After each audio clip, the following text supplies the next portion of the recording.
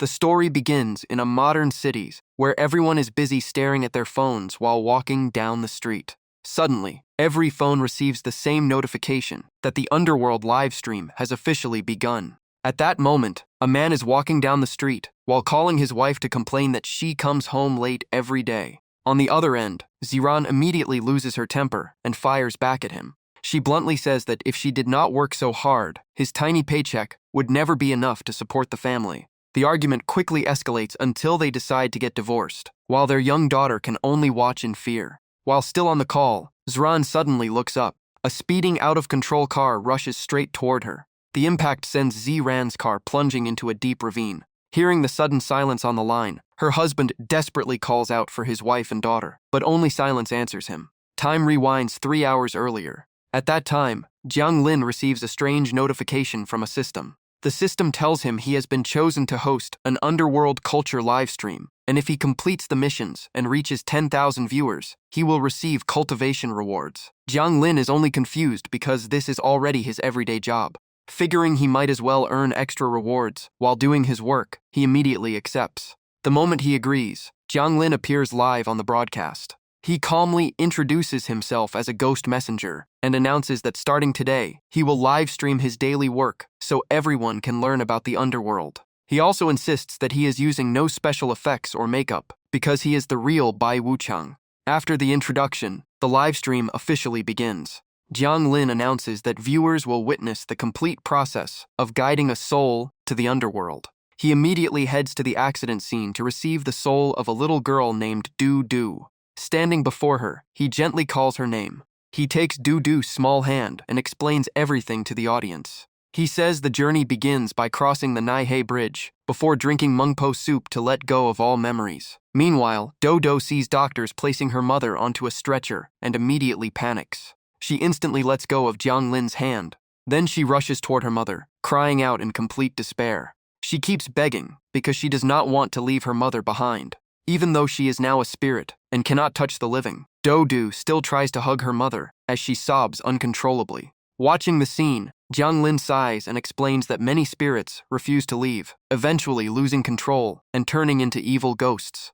Dao refuses to let go of her mother and keeps crying hysterically. Seeing this, Jiang Lin takes out the mourning staff and throws it toward her. It is a spiritual artifact that restores a soul's sanity and is highly effective at stopping ghostification. Dudu's eyes immediately lock onto the staff. Her chaotic emotions quickly begin to settle. She stops struggling and gradually becomes calm and obedient.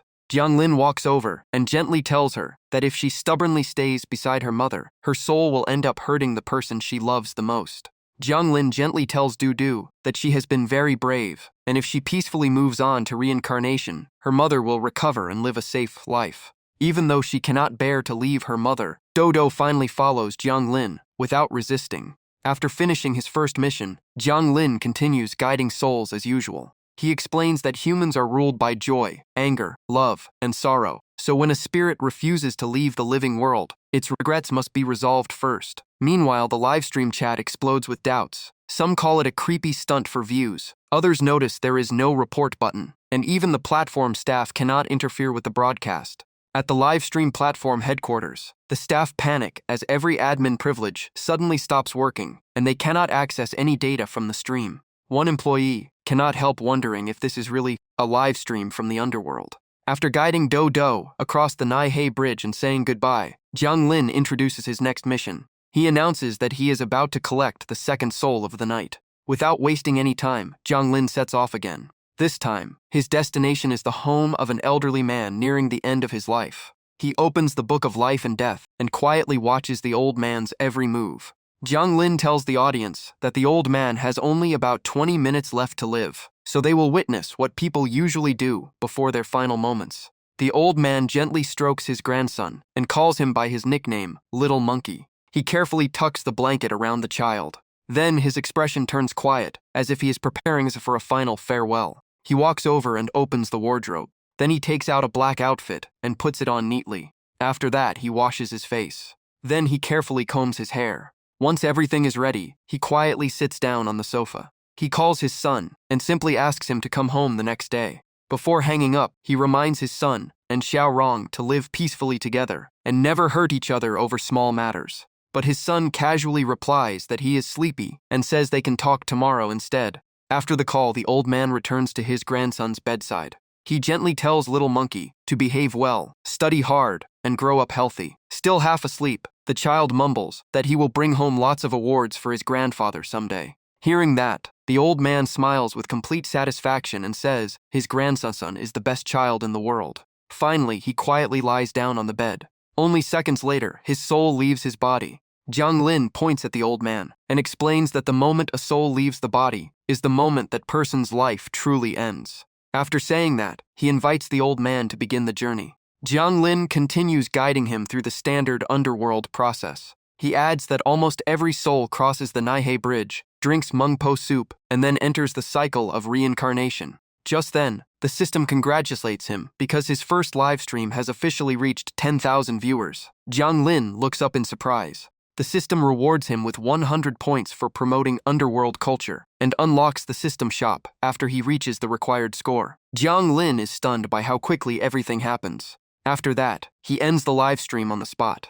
The moment the stream disappears, the internet erupts. Some claim it was only a staged performance for views, while others confirm that the real car accident actually happened. After the driver is arrested, many viewers begin believing the mysterious streamer is truly Bai Wu Chang. Soon afterward, the police question Zi Ran's husband and the old man's family, but both insist they have never met the mysterious streamer. The platform quickly issues a public apology. Meanwhile, the technical team still cannot trace the livestream source. No recording can be saved, and even the police fail to recover any data from the mysterious broadcast. A female employee reports the entire incident to her superiors and receives orders to keep monitoring the Underworld livestream to see what happens next. At the same time, in the city's central hospital, Zi Ran's husband quietly remains by her bedside, waiting for her to wake up. While waiting at the hospital, he scrolls through the news on his phone and notices a story that has gone viral. The article tells of someone who recovered lost property documents after receiving guidance from their grandmother through a mysterious spiritual master. The moment he reads that, his expression changes because everything sounds impossible. Just then, 2 police officers arrive and explain that the man from the livestream was seen at the crash scene, where he appeared to guide Dudu's soul away. They also confirm that the elderly man from the second stream has just passed away peacefully at home. Hearing this, the husband is horrified and begins wondering if the livestream really came from the underworld. At the same time, Ziran finally wakes up from her coma, though she still looks extremely weak. The moment she opens her eyes, her husband excitedly calls her name. As soon as she regains consciousness, Ziran bursts into tears and says she has found a way to see Dudu again. Then she quickly grabs her phone. Without hesitation, she opens Jiang Lin's livestream. Inside the broadcast, the elderly man repeatedly thanks Jiang Lin for helping him visit his grandson in a dream, while Jiang Lin calmly replies that it was simply part of his duty. After sending the old man on his way, Jiang Lin immediately receives a flood of system notifications. The livestream has passed 100,000 likes, earning him 500 points. His dream visitation mission rewards another 300 points, and the stream's revenue is now available for withdrawal. After reviewing the notifications, Jiang Lin quietly thinks it over. Last time he only earned 100 points, but this time he gained 300. It seems the rewards are tied to the stream's popularity and influence. With that in mind, he opens the system shop.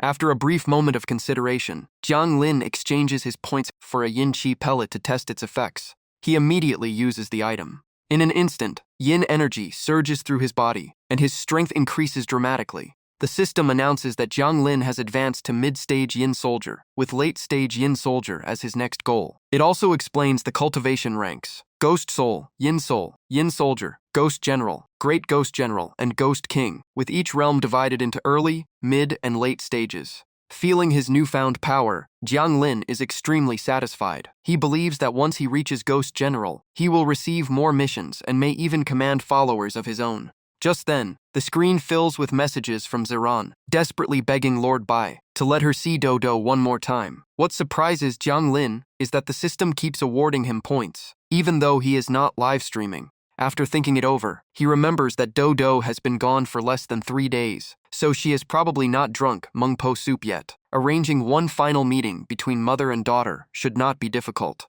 Having made up his mind, Jiang Lin immediately starts another live stream for everyone to watch. He privately tells Ziran to prepare Joss paper during the first 7 days and burn it from the outskirts all the way to her front door. Reading the message, Ziran cries as she repeatedly nods, promising to follow every instruction while endlessly thanking Lord Bai. Her husband immediately snatches away the phone, insisting she has become too superstitious. He tells her that if they want to pray for their daughter, visiting a temple is enough, and there is no reason to trust an online livestream. But Ziran quickly takes back her phone and firmly tells him not to interfere. Right after that, she begins preparing everything exactly as Jiang Lin instructed. On the 7th night, after Du Du's death, the police secretly surround the accident site. Every unit reports that their positions are ready and that they will immediately detain anyone suspicious. Nearby, reporters and media crews are also waiting. One asks Da Dong if he has spotted anything yet, but he is still adjusting his camera and insists that tonight he will finally discover the mysterious person's identity. While everyone waits, a police officer eats instant noodles as he reads the heated online comments. Some complain that it is almost midnight and the live stream still has not started, while others joke that everyone should wait until the 7th night before making any conclusions. Suddenly, Da Dong notices a figure appearing on his camera. He urgently calls everyone over, saying the mysterious person has finally arrived, although the face is still impossible to see clearly. At that very moment, everyone cries out together, because Du has really appeared. Thinking they are joking, Da Dong turns around to ask, but the person beside him immediately points at a phone screen and tells him to look. On the live stream, Do is now clearly visible. She hugs her teddy bear tightly and looks around in confusion, having no idea what is happening. Standing beside Do is Jiang Lin in his true identity as Bai Wuchang, with both of them floating within a layer of mist. The two reporters are stunned by the sight. They quickly fall to their knees in respect, while Jiang Lin calmly replies that he is only passing by. At that moment, the Underworld livestream goes live again. Du happily looks at Jiang Lin, and he gently tells her to go see her family. With Jiang Lin's permission, Du immediately flies toward her parents. Watching the livestream, her father desperately calls out her name. Jiang Lin gives a light wave of his hand. 2 sparks of spiritual light fly straight into the couple's eyes. In the blink of an eye, they can finally see Du's soul. She rushes into her mother's arms, and both parents tearfully call her name. Her mother hugs Do tightly and breaks down in tears, thanking Bai Wuchang for keeping his promise and letting them meet one last time. Her father cannot hold back his tears either, as he embraces them both. Her mother sobs and apologizes for failing to protect her daughter. Although Do is crying too, she smiles, gently wipes away her mother's tears, and tells her everything is okay now. She excitedly tells her mother about all the amazing things she has seen in the underworld. The family sits together, talking and smiling, until half an hour passes before they realize it. Only then does Jiang Lin remind them that their time is up. Her mother still wants to keep Du by her side, but he explains that any delay will affect her reincarnation. Hearing that, her mother quickly shakes her head and asks if Do can be reborn as her daughter again, or if there is anything she can do to help. Jiang Lin simply replies, "Accumulate more merit." After saying that, he takes Du's hand and leads her away. The couple kneels as they watch them leave, repeatedly bowing in gratitude and promising to remember his advice. On the way to the Naihei Bridge, Jiang Lin suddenly senses someone nearby with extraordinary merit. He quietly realizes the live stream has already made a huge impact. Meanwhile, the man is still reporting over the radio that no suspicious individuals have been found.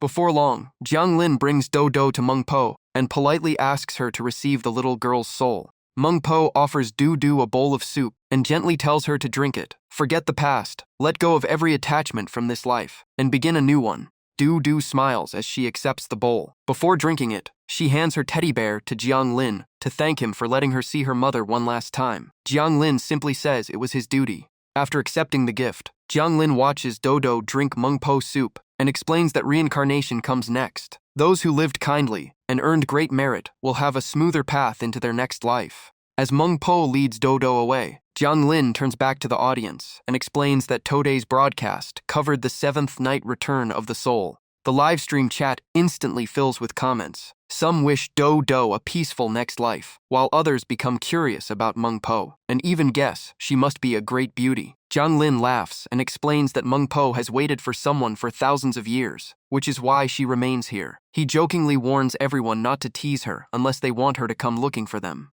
After saying that, Jiang Lin snaps his fingers. In the next instant, he appears above the ghost market and announces that he will give everyone a tour. As they walk, Jiang Lin introduces all kinds of goods sold throughout the market, each one meant for the daily lives of spirits in the underworld. After walking for a while, he unexpectedly runs into He Wuchang, Xie Bian, and happily recognizes his old friend. Jiang Lin walks over to greet him warmly. Xie Bian smiles in return, and the two quickly catch up after not seeing each other for a long time. Suddenly, a creepy voice laughs and says, "Living souls are my favorite." Hearing that, Jiang Lin immediately turns toward the sound. At the same moment, the soul of a beautiful young woman runs forward in panic, as if something is chasing her. Right behind her is a hideous demon covered in countless eyes, reaching out with its razor-sharp claws. Just before the demon can attack, Bai Wuchang and He Wuchang appear at the same time, each grabbing one of its arms. The two ghost messengers stand protectively in front of the young woman, leaving the demon frozen in fear. Feeling the overwhelming aura of the two Wuchang, it dares not resist and immediately turns to flee. Jiang Lin takes out a mask and gives it to the young woman, explaining that it can temporarily hide the aura of a living soul. He also warns her never to enter the underworld on her own if her soul leaves her body again, because many evil demons here love hunting and devouring living souls. The young woman, Lin Ruoyi, the heiress of the Lin Corporation, accepts the mask with a confused expression. She asks in surprise how Jiang Lin knows who she is. In response, he calmly introduces himself as Bai Wuchang.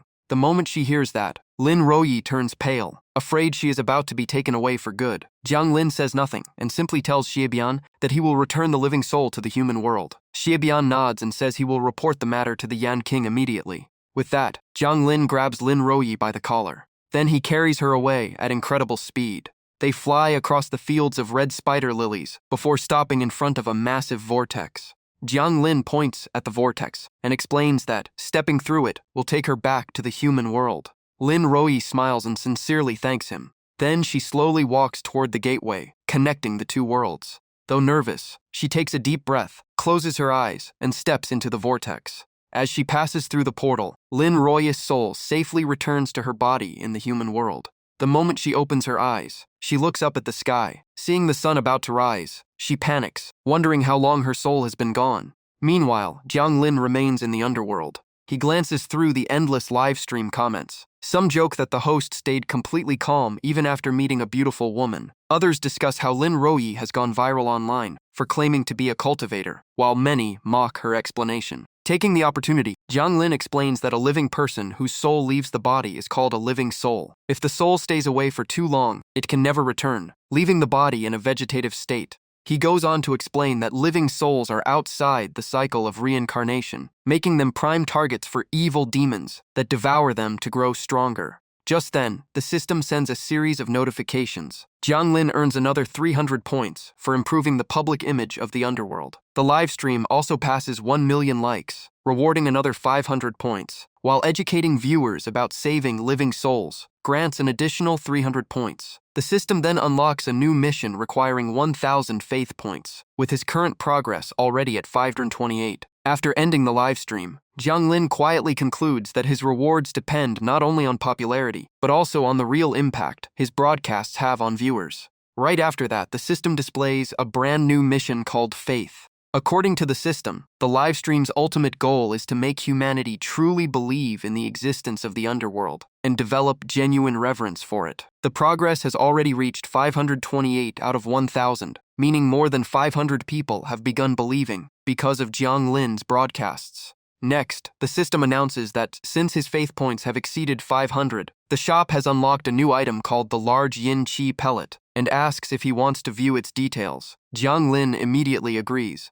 Inside the shop, the Large Yin Qi Pellet costs 500 points each. It has the same effect as the smaller version, but its yin energy is far purer and denser, allowing much faster cultivation. Without hesitation, Jiang Lin buys 5 of them, leaving himself with only 400 points. As soon as he receives the items, he immediately consumes one. Pure yin energy instantly floods his body, far stronger than before. Jiang Lin sits down and begins absorbing every bit of the energy. His cultivation rises one breakthrough after another, as the system announces his advancement to late-stage Yin Soldier, then Peak Yin Soldier, and finally early-stage Ghost General. 3 hours later, Jiang Lin has completely absorbed the yin energy. The moment he opens his eyes, the system informs him that his current cultivation now qualifies him for high-level missions, including a missing person request issued by Meng Po with an exceptionally generous reward. The mission details appear before him. Jiang Lin studies them carefully and realizes it is Meng Po's request. Now that he has reached early-stage Ghost General and can command 10 lesser ghosts, he decides it is finally time to visit the Underworld Mission Center. Before long, Jiang Lin arrives at the entrance to the Underworld Mission Center, where rows of ghost messengers stand guard with strict discipline. Wearing his familiar white robe and the tall hat bearing the words "Fortune" at first sight, Jiang Lin holds a guidebook for ghost messengers. It congratulates him on reaching early-stage Ghost General and officially qualifying for missions at the centers. Besides earning cultivation rewards through daily work, he can now also post missions whenever he encounters enemies too powerful or situations beyond his ability to handle.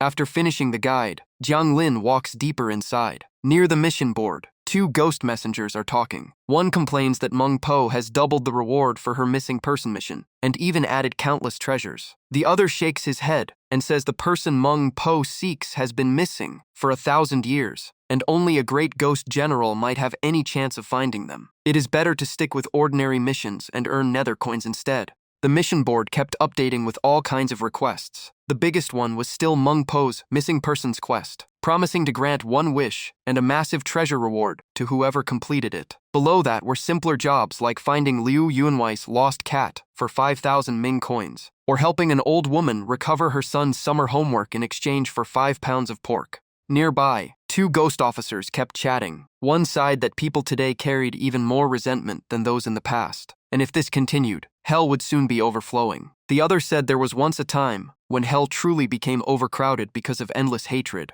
until a supreme immortal sacrificed himself to cleanse those grudges and restore order. Jiang Lin quietly studied the mission board and thought it over. Since the system confirmed he qualified for Meng Po's quest, there was no harm in trying. He immediately accepted the missing person mission. The system warned that the quest was extremely difficult and suggested taking an easier job first to learn the center's workflow and avoid mistakes. Following the advice, Jiang Lin refreshed the mission list to look for a better starter quest. A few seconds later, a new mission appeared. According to the Book of Life and Death, he needed to escort a lingering spirit named Fang Lailei, who still refused to leave the mortal world. The reward was 30,000 Ming coins. Jiang Lin laughed because this was basically his specialty. He accepted the mission without hesitation. The system quickly completed the registration and marked the destination as GM Fashion Design Company. The scene shifted to the headquarters of GM Fashion Design Company. Inside the office, a young woman in a red shirt sat at her desk. After hours of overtime, she stretched with a tired sigh, relieved that she had finally finished her design. Her name was Xiao Liu, and she worked for the company. Just then, the phone on her desk lit up. A notification announced that the daily Underworld healing live stream she followed had just gone live. Xiao Liu picked up her phone and was surprised to see the stream had started much earlier than usual. On the live stream, Jiang Lin, disguised as Bai Wuchang, announced that he was there to collect a lingering soul and needed to investigate first before escorting it away. The chat exploded with excitement. Some guessed he had come to pick up someone at a company, while even an account claiming to be the police appeared to question whether the live stream was real. After taking a closer look at the live stream, Xiao Lu instantly realized it was her own workplace and was completely stunned. At that moment, a coworker announced that Chairman Kai was about to inspect every department and reminded everyone to get ready. The live stream then showed Chairman Kai walking beside a long-haired woman in a red dress. Xiao Lu first assumed she was an assistant or a relative, but the more she looked, the stranger it felt because she had never seen this woman before. Chairman Kai entered the office and sat down to review some documents. His secretary brought in tea and reminded him that he would inspect every department in an hour. He simply nodded and continued working, completely unaware that the woman in red was silently standing right behind him. A short while later, Chairman Kai pushed himself up and prepared to leave. The moment he moved, the woman in the red dress floated up and wrapped one arm around his neck. Although he saw nothing, he suddenly felt his shoulders become unbearably heavy and assumed he had simply been exhausted lately. At the same time, the company's lights suddenly began flickering non-stop, creating an eerie atmosphere. Seeing this, Secretary Zhang asked to call maintenance because Chairman Kai still had an important meeting. Meanwhile, the ghost in the red dress continued floating behind him, with a twisted face and razor-sharp claws that looked absolutely terrifying. After that, Chairman Kai and Secretary Zhang continued their inspection of the departments. Xiao Lu, meanwhile, stayed glued to the live stream, sweating more with every passing second. Just as her nerves reached the limit, Secretary Zhang suddenly placed a hand on her shoulder, making her jump and scream in panic. Secretary Zhang looked confused and asked what Xiao Lu was doing. He reminded her that Chairman Kai was almost there, and said he had called her several times without getting any response. Xiao Lu quickly looked up and forced a smile. She explained that she had just finished her design and was watching horror content, so she got startled. Before she could finish speaking, her eyes suddenly locked onto something ahead, and she froze in complete shock. She saw the woman in the red dress hanging right behind Chairman Kai. Her messy hair, vicious eyes, and rows of sharp teeth terrified Xiao Lu so much that she let out a piercing scream. After seeing the horrifying ghost with her own eyes, Xiao Lu cried out that there was a ghost. Her face turned deathly pale, her whole body trembled, and cold sweat poured down without stopping. Unable to handle the shock, Xiao Lu fainted on the spot and collapsed into Secretary Zhang's arms. Behind her, Jiang Lin silently watched everything while Secretary Zhang frantically called her name. Chairman Kai looked confused and joked that he could not be that scary. Secretary Zhang quickly covered for the situation, saying the chairman was simply too imposing and Xiao Liu was a fresh graduate who lacked experience. None of them realized the woman in the red dress was still clinging to the chairman's head. Chairman Tsai left first. Secretary Zhang asked a female coworker to stay with Xiao Lu and let her go home once she woke up. The coworker immediately agreed. By the time work ended, it was already completely dark outside. After regaining consciousness, Xiao Lu returned to her apartment, but the fear still lingered on her face. Everything that happened at the company kept replaying in her mind. As she inserted her key into the lock, she had no idea a man was silently watching her every move from behind. A strange feeling made Xiao Lu turn around. The instant she spotted the figure behind her, she froze. The man rushed forward and pressed a cloth over her mouth. It happened so fast that Xiao Liu had no chance to fight back before he completely overpowered her. During the struggle, her phone slipped from her hand and shattered on the ground. When Xiao Liu woke up, she found herself inside a dark, sealed room. Her hands and feet were tightly bound, and a cloth stuffed in her mouth left her able to make only muffled cries for help. She slowly opened her eyes, but only weak whimpers escaped her lips. The first thing Xiao Lu saw was Chairman Kai calmly wiping down a long knife. Behind him, lying on the bed, was the terrifying woman in the red dress she had seen at the company. Xiao Lu could hardly believe what she was seeing. She stared at Chairman Kai in horror, wondering if the man before her was really the chairman she knew. Chairman Kai gently pulled a blanket over the woman in red before calmly asking if Xiao Liu was finally awake. Xiao Lu looked around the room, making muffled sounds as she desperately tried to figure out where she had been taken. She then noticed 3 other girls locked inside iron cages. 2 lay motionless with no sign of life, while the one in the middle sat there crying uncontrollably. Xiao Lu instantly realized she was not the only victim. Chairman Kai slowly walked toward her, making Xiao Lu struggle in sheer terror. He bent down and removed the cloth from her mouth, while Xiao Lu kept trembling, terrified of what would happen next. Chairman Kai stared straight at her and coldly asked what she had seen that day. He smiled, but his voice was filled with menace as he asked whether she still wanted to live. Above his head, the woman in the red dress floated with a twisted smile, as if she were about to strike. Seeing the ghost again right before her eyes, Xiao Lu burst into tears. Chairman Kai kept demanding answers while the woman in red glared at Xiao Liu, clearly warning her not to reveal the truth. Cold sweat covered Xiao Liu's face as she struggled with the impossible choice. If she told the truth, would she survive? Losing all patience, Chairman Kai grabbed her hair and yanked it hard, screaming for her to confess. The pain forced Xiao Lu to cry out. He then slammed her head against the floor and continued demanding an answer. Xiao Lu clenched her teeth as tears streamed down from the pain. Finally, he pulled her head back up and shouted one last time. Her face was covered in bruises as she sobbed and admitted that she had seen a beautiful woman with a mole beneath her eye attached to Chairman Kai. The moment Xiao Lu finished speaking, Chairman Kai violently shoved her away, sending her crashing to the floor with a painful scream. He spun around in panic, waving at the empty air and shouting for her to stop following him, claiming she would die all over again if she refused to leave. In his panic, Chairman Kai grabbed the knife beside him. He charged toward the woman in the red dress on the bed, and stabbed at her, threatening to kill her again if she ever appeared before him. The knife slammed down right in front of the woman's face, but her eyes remained wide open with endless hatred. At that moment, Jiang Lin quietly appeared behind Chairman Kai and silently followed him out. Back in his room, Tai Jing threw himself onto the bed, cursed through gritted teeth, and declared that he had already hired a sorcerer to make sure the woman would never be reincarnated. Everyone watching the live stream was furious. At exactly 1:50 a.m., a team quietly surrounded Tai Xing's villa under the cover of darkness. Through the radio, one member reported that the target was asleep and the villa's entire surveillance system had been disabled. Captain Zhou confirmed that the live stream was still running before giving the next order.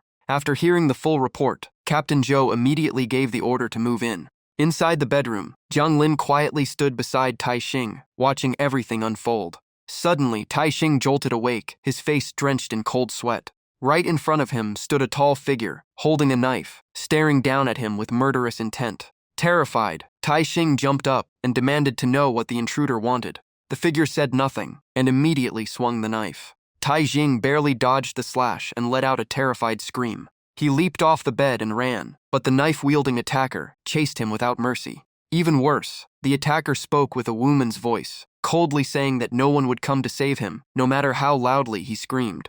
The familiar voice made Tai Xing freeze in place. In the next instant, his arm was sliced off, and the unbearable pain made him scream non-stop. Clutching the bloody stump, Tai Xing realized the person before him was Fang Lele. Her face twisted into a horrifying expression as she smiled coldly, confirmed his guess, and raised the knife for the final blow. With nowhere left to run, Tai Xing could only beg her to spare him. But in the next moment, he suddenly woke up in bed again, his face deathly pale as he continued screaming in panic. After a few seconds, he realized it had only been another nightmare and let out a shaky sigh of relief. Even so, Tai Xing immediately climbed out of bed and headed for the bedroom door. Still exhausted and half asleep, he opened the door, intending to tell everyone to stand down. Instead, he was met with a horrifying sight. Every one of his subordinates was floating in midair, with twisted, eerie smiles. They all called out to him in unison, saying they had been waiting for him for a long time. The terrifying scene made Tai Xing tremble as he backed away, screaming at them not to come any closer.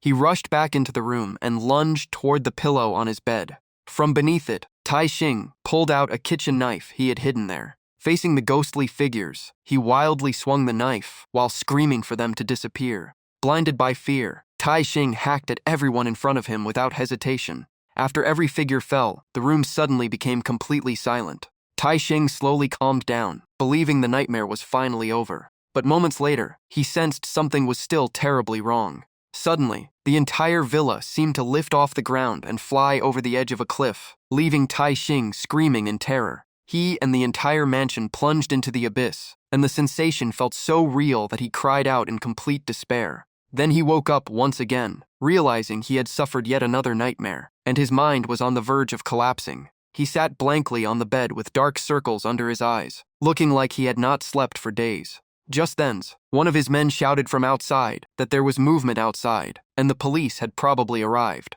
Hearing that, Tai Xing slowly reached under his pillow and grabbed the kitchen knife again. Holding the knife, he silently walked toward the door with a disturbingly vacant expression. The moment he opened it, Tai Xing completely lost his mind and charged at his own men, slashing wildly while screaming for Fang Lele to come out so he could chop her to pieces. His subordinates were completely horrified and could only cry out, calling him boss. No matter how they tried to explain, Tai Xing kept attacking, shouting that monks from Jinshan Temple would arrive tomorrow to destroy Fang Lele forever so she could never be reincarnated. His men desperately screamed that they were not Fang Lele. Tai Xing completely snapped, roaring Fang Lele's name over and over, demanding that she show herself, because he could not endure it any longer. Above them, Jiang Lin and Fang Lele silently watched everything. Jiang Lin reminded her that her soul was still incomplete, so she could not kill him directly. Fang Lele replied that trapping him in endless nightmares was already enough. Jiang Lin continued to persuade her, warning that killing him herself would burden her with terrible karma and make reincarnation nearly impossible. Fang Lele tightened her grip on the knife and firmly declared that as long as the beast received the punishment he deserved, she was willing to pay any price. At that moment, Jiang Lin mentioned the mother, who was still waiting day and night for her daughter to return, leaving Fang Lele speechless. At the mention of her mother, Fang Leila's hand began to tremble as she struggled with her emotions. At the same time, the police stormed into the villa, throwing Tai Xing into total panic. The officers immediately aimed their weapons at him and ordered him to stand still. Moments later, handcuffs were locked tightly around Tai Xing's wrists. He was completely subdued, his face pale as cold sweat poured down. The police then cut away every chain and began rescuing the girls who had been imprisoned. A policewoman helped Xiao Liu safely outside, while Jiang Lin and Fang Lei silently watched from a distance with tears in their eyes. As everything finally came to an end, Fang Lei broke down in tears and painfully asked why everyone had not come sooner. The livestream chat was flooded with messages of comfort and support. Jiang Lin gently placed a hand on Fang Leila's shoulder and softly told her it was time to leave. But she was not ready yet and asked Jiang Lin to give her a little more time. Her final wish was to see her mother one last time. Jiang Lin quietly agreed. The scene quickly shifted to a dimly lit apartment complex in the middle of the night. Jiang Lin brought Fang Lei back to her home.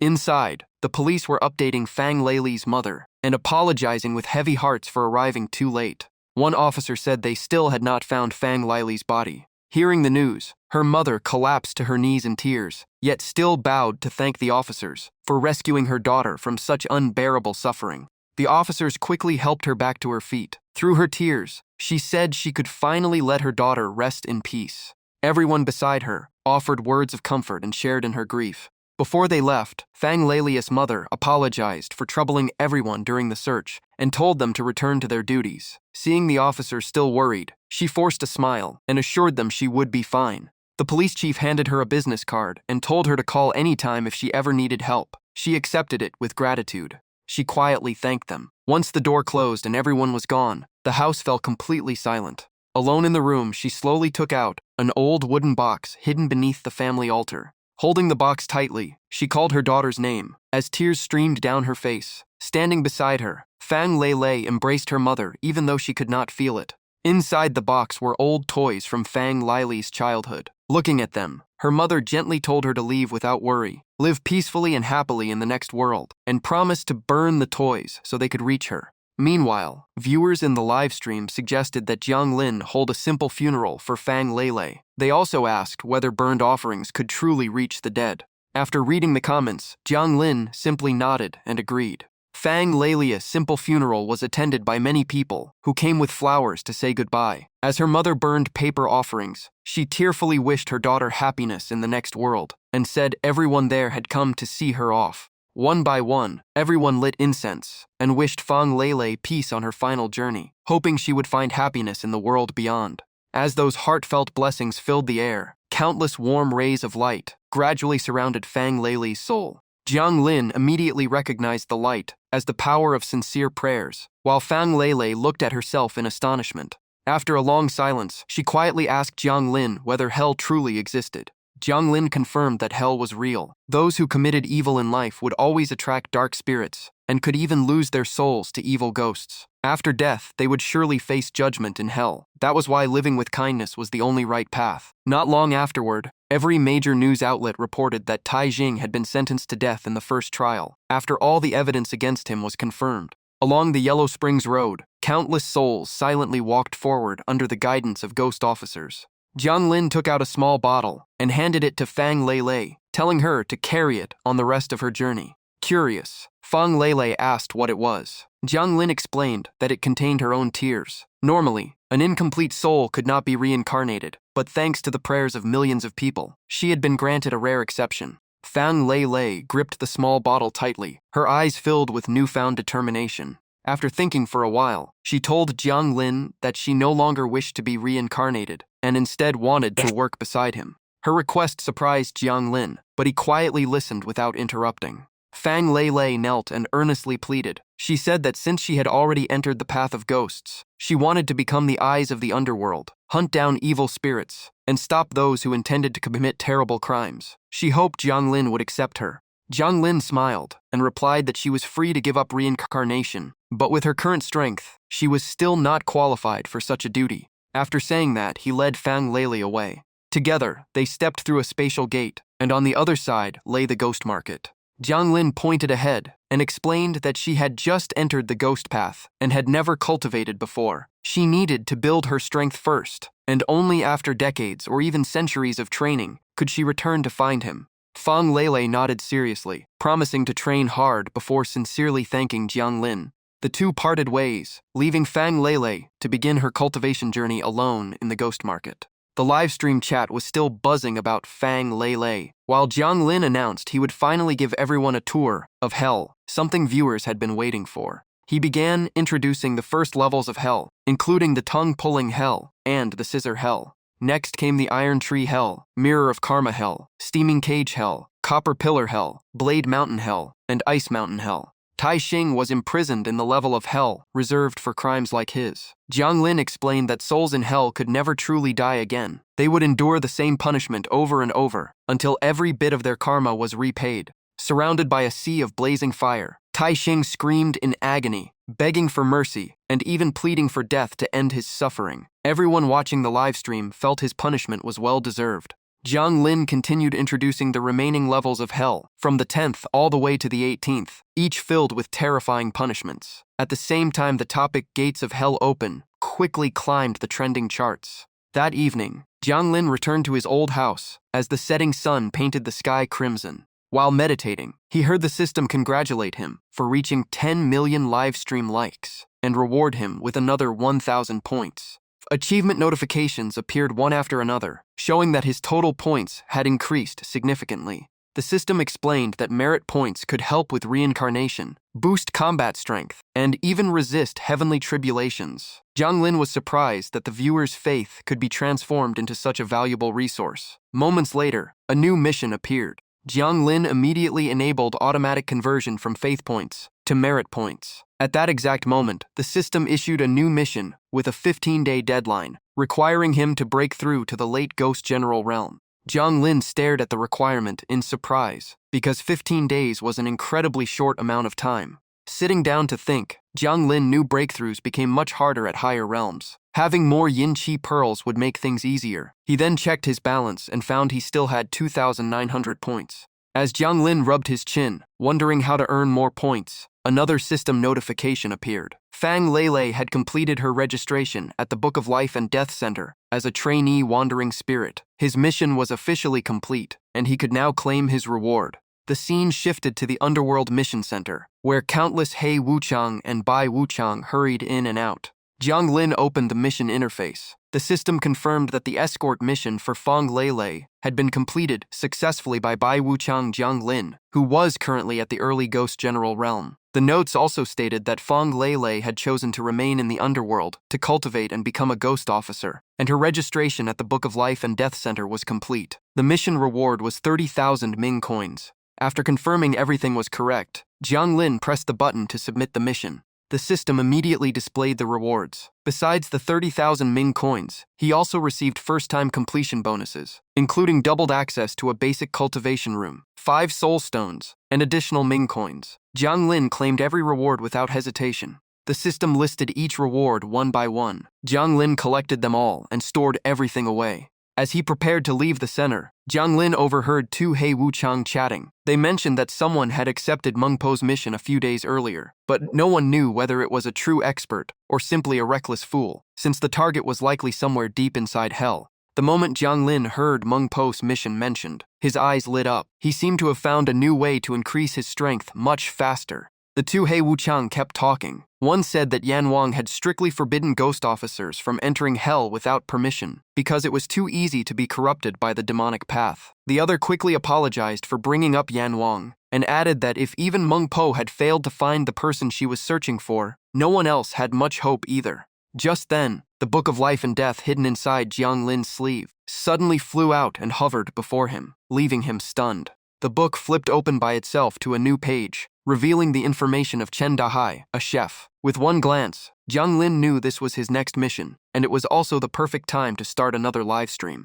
As two He Wuchang walked past, they suddenly turned to look at Jiang Lin. They were shocked by the overwhelming amount of merit surrounding him, and even believed his future would far surpass theirs. One of them said the last time he had seen so much merit was on a great ghost general who served beside the judge, making them suspect Jiang Lin was no ordinary figure. The scene shifted to Chenji restaurant after closing hours. Outside, an elderly man with silver hair patiently waited by the entrance. He looked at the locked door in confusion, muttering that the restaurant had almost never closed before. Not long after, his granddaughter hurried over and suggested eating somewhere else before coming back another day. She also wondered why he insisted on dining only at this place. The old man immediately refused. Today was his birthday, and he wanted nothing but his favorite dish from Chenji. To him, nowhere else could match the taste he remembered. If she did not want to wait, she could go home first. After waiting for a long time with no one opening the door, he knocked and told his granddaughter that even if the owner was absent, his son would usually come by. If the restaurant had closed, there should have been a notice, but there was nothing posted, so they were probably just opening late.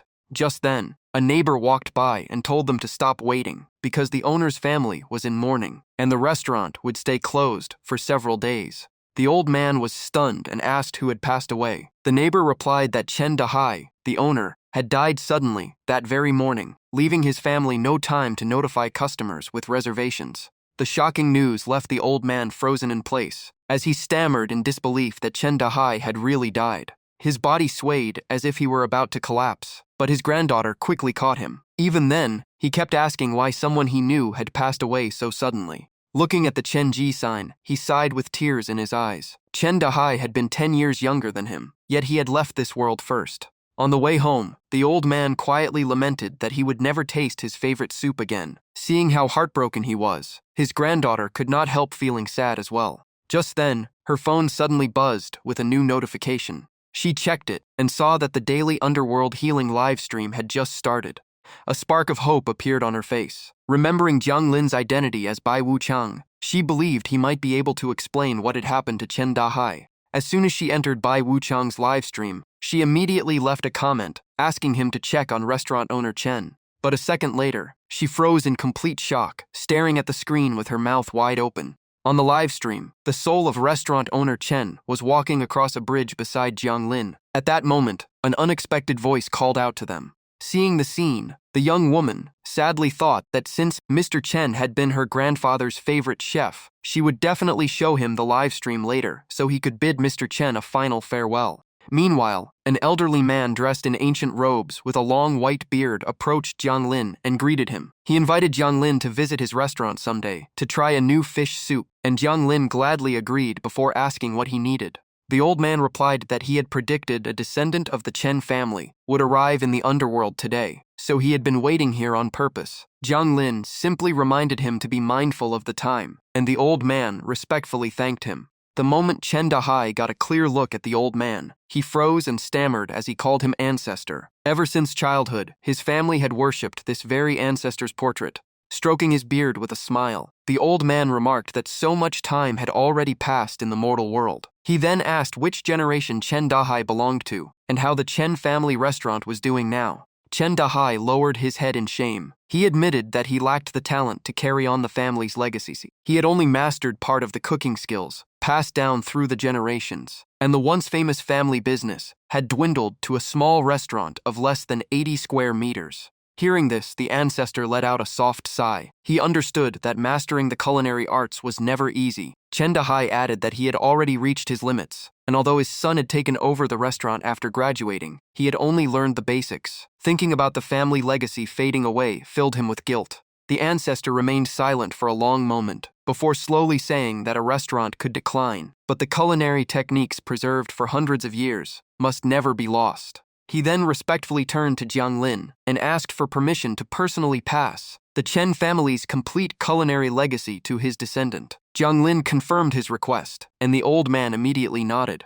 Jiang Lin thought it over for a moment. In his view, a heritage preserved for centuries should not disappear simply because there was no worthy successor. After careful consideration, Jiang Lin agreed to help fulfill the old man's final wish. The Chen ancestor respectfully thanked Jiang Lin. The livestream audience was thrilled to learn that a legendary master chef would personally pass down his skills. Many viewers even discussed how wonderful it would be if other traditional crafts like woodworking, embroidery, or performing arts could preserve their heritage in the same way. At that moment, his granddaughter rushed over and told her grandpa there was finally news about the soup he had been waiting for. The old man turned around, thinking she was teasing him again, and simply shook his head. She was so excited she could barely speak. urging him to watch the live stream, because both Chen Sanwei and Chen Dahai were about to pass down their memories and cooking skills through a dream. She handed him her phone and explained that this was the same streamer who exposed the Tai Hong case, so everything happening now was completely trustworthy.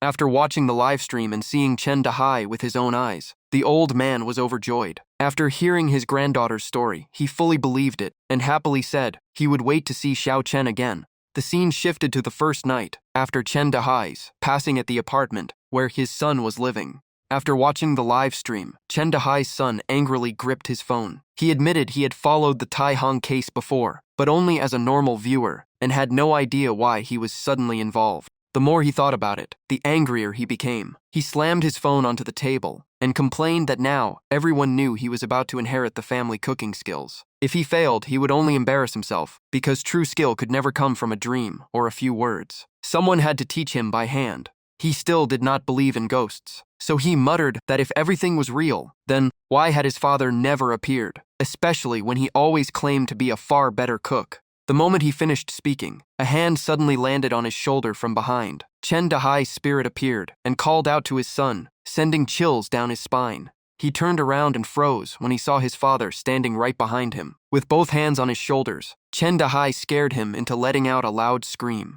He collapsed onto the bed, drenched in sweat, and stammered as he asked if his father had really returned to pass down the family craft like everyone online claimed. Chen Dahai calmly replied that his skills were still lacking, and he should learn from the family ancestor to preserve the Chen family soup. Even after hearing it from his own father, he was still half convinced. He told his father not to worry and promised to take care of the restaurant and his mother. At the same time, he wondered how the family ancestor, who had died long ago, had still not been reincarnated. Right then, someone knocked on the door, and a voice introduced himself as Chen Sanwei, asking for permission to come in. The young man was instantly stunned by what he had just heard. He sat frozen on the edge of the bed, trembling as he muttered that it was the middle of the night. Yet ghosts kept showing up at his home. He also wondered who Chen Sanwei was. Even Chen Dahai turned to look at the door. A few seconds later, the name suddenly clicked, leaving him shocked all over again. Pointing at the door, he excitedly asked his father if Chen Sanwei was not the very man he always talked about, the founder of the Chen family restaurant and the ancestor of their bloodline. Chen Dahai simply nodded.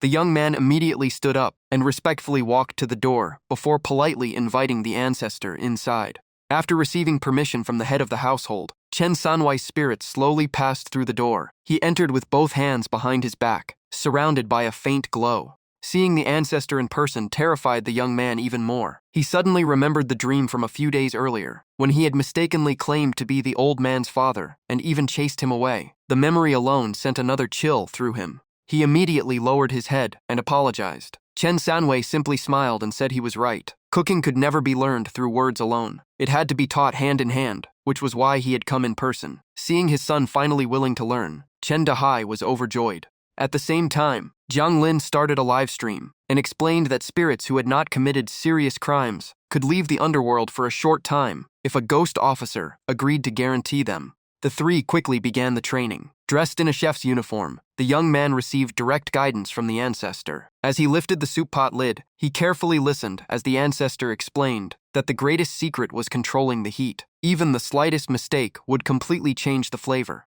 The next morning, the master and apprentice went to a farm to choose ducks as the main ingredient. Under the ancestor's guidance, he carefully inspected every duck because only ducks raised for at least 1 year could be used for the Chen family soup.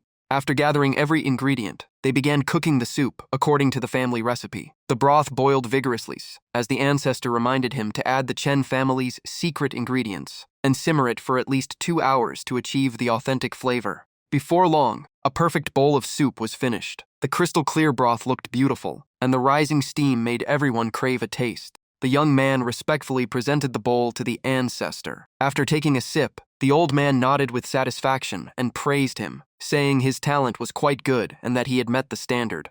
After receiving praise from the family's ancestor himself, young Master Chen beamed with joy. He quickly thanked him, and the old man stroked his white beard with a smile before giving him a new challenge. Reopen the restaurant and let the customers decide if the Chen family soup still deserved its legendary reputation. Hearing that, the young man hesitated and admitted that he still had not fully mastered the craft. His answer instantly made the ancestor's expression turn serious. The moment he saw the old man frown, he realized he had spoken poorly and quickly changed his mind, promising to reopen the restaurant the very next day. And so, Chenji Restaurant officially reopened. Crowds flooded in, with a long line stretching outside. Thanks to Bai Wuchang's influence and the owner's improving skills, the restaurant quickly became a famous destination. The young man's mother hurried from table to table serving customers while cheerfully calling out, "Table 8, your soup is here." Inside the kitchen, young Master Chen was still nervous, but he handled every step of the signature soup with extreme care.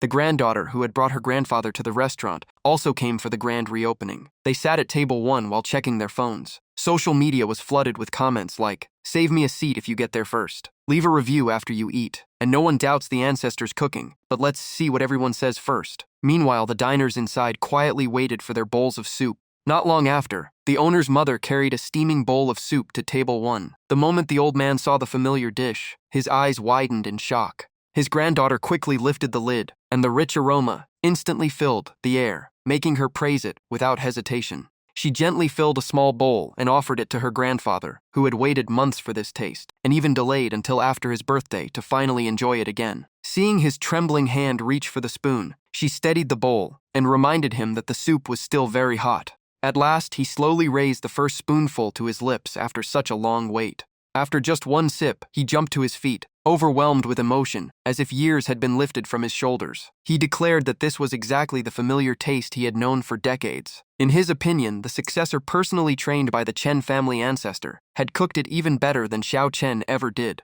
The entire restaurant instantly burst into excitement. Some customers urged the servers to hurry, others ordered extra bowls. Some complained that the purchase limit was too low, while others booked a visit for the next day. The stream of customers kept pouring into the Chen family restaurant. Back in the kitchen, the young chef was drenched in sweat, yet he never stopped serving soup. Looking at the packed restaurant, he quietly thought that he had finally passed the test. Watching his descendant devote himself to every bowl, the ancestor felt deeply satisfied. Smiling warmly, he said the young man had done an excellent job and that the Chen family soup tradition now officially belonged to him. Hearing those words, the young man stood frozen. Joy spread across his face. Gripping the soup ladle tightly, he looked at the ancestor with unwavering determination and vowed never to disappoint him. The Chen family ancestor smiled kindly. Moments later, his spirit began to glow with a pure light before slowly fading into the air. Online trending searches were soon filled with topics like Chenji duck soup, a lost inheritance, revived after 5,000 years. Do you know what your ancestors were famous for? And the Ancestor Forum is now making it easier to contact your ancestors. Late that night, silence covered a residential complex as the moon quietly shone overhead and the clock neared midnight.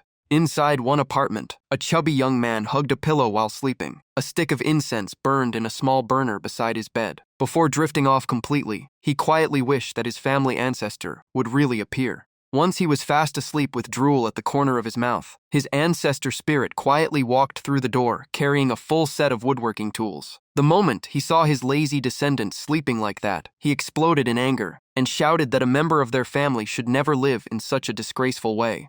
The thunderous yell echoed through the night, startling the chubby young man awake. As he rubbed his eyes, he grumbled about whoever was making so much noise instead of letting people sleep. Hearing that only made the ancestor angrier, and he yelled that this useless descendant had actually managed to anger his ancestors back to life and still had the nerve to sleep peacefully. Only then did the young man fully wake up. He shot upright, drenched in sweat. Staring at the spirit before him, his eyes widened in disbelief. He had actually summoned his ancestor, but the old man looked absolutely furious. Without another word, the ancestor grabbed his descendant by the ear and yanked hard, making him cry out in pain. While scolding him, the old man barked that he had better start learning the family craft right away, or he would end up starving to death, and then how would he ever face his ancestors in the afterlife? After the lecture was over, the grandfather and grandson seriously began their training. The ancestor demonstrated every step by hand, while his descendant carefully watched and copied every single detail. Time flew by, and his very first masterpiece was finally complete. Looking at the beautifully crafted work, he happily picked up his phone, feeling that he was no longer a useless shut-in.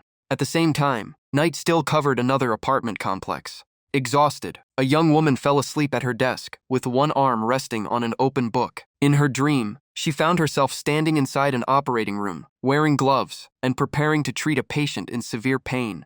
Just as she picked up the scalpel to begin the operation, a voice suddenly stopped her and asked why she was about to cut open the patient's abdomen so casually. A spirit dressed in ancient clothing walked over. After looking at her, he guessed that someone her age had probably only memorized medicinal herbs. When she asked his name, he calmly introduced himself as Song Yan. The moment she heard that name, she pulled off her mask and excitedly greeted her family ancestor. Seeing her reaction, he was surprised and wondered how his descendant had recognized him. Pointing at the patient, the ancestor warned that her approach could easily cost someone their life. If her father saw this, he would definitely give her a harsh beating, but since they had met, he decided to teach her a few things. Smiling, she explained that she was using Western medicine. It not only saved patients, but had also cured many diseases that had been impossible to treat in ancient times. Hearing that, Song Yan stroked his beard in surprise and asked for examples. She immediately mentioned smallpox and tuberculosis to demonstrate how far modern medicines had advanced. The ancestor was so shocked that he could barely speak. Seeing his disbelief, she invited him to take a closer look at the equipment around the room. She introduced each modern medical device, one by one. When he pointed at one machine, she explained that it was an anesthesia machine, which kept patients unconscious while monitoring their breathing, heart rate, and blood pressure throughout the surgery.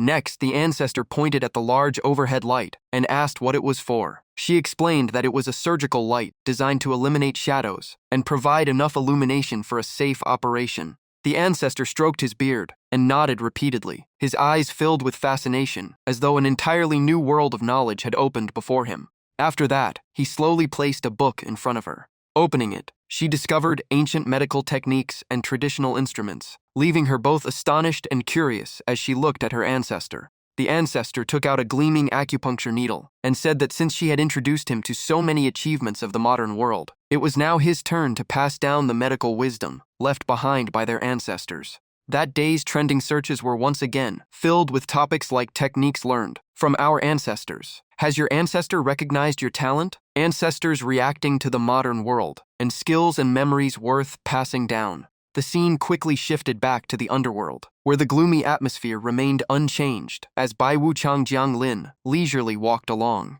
Just then, the system announced that his daily 2-hour livestream mission had been completed and rewarded him with 200 points.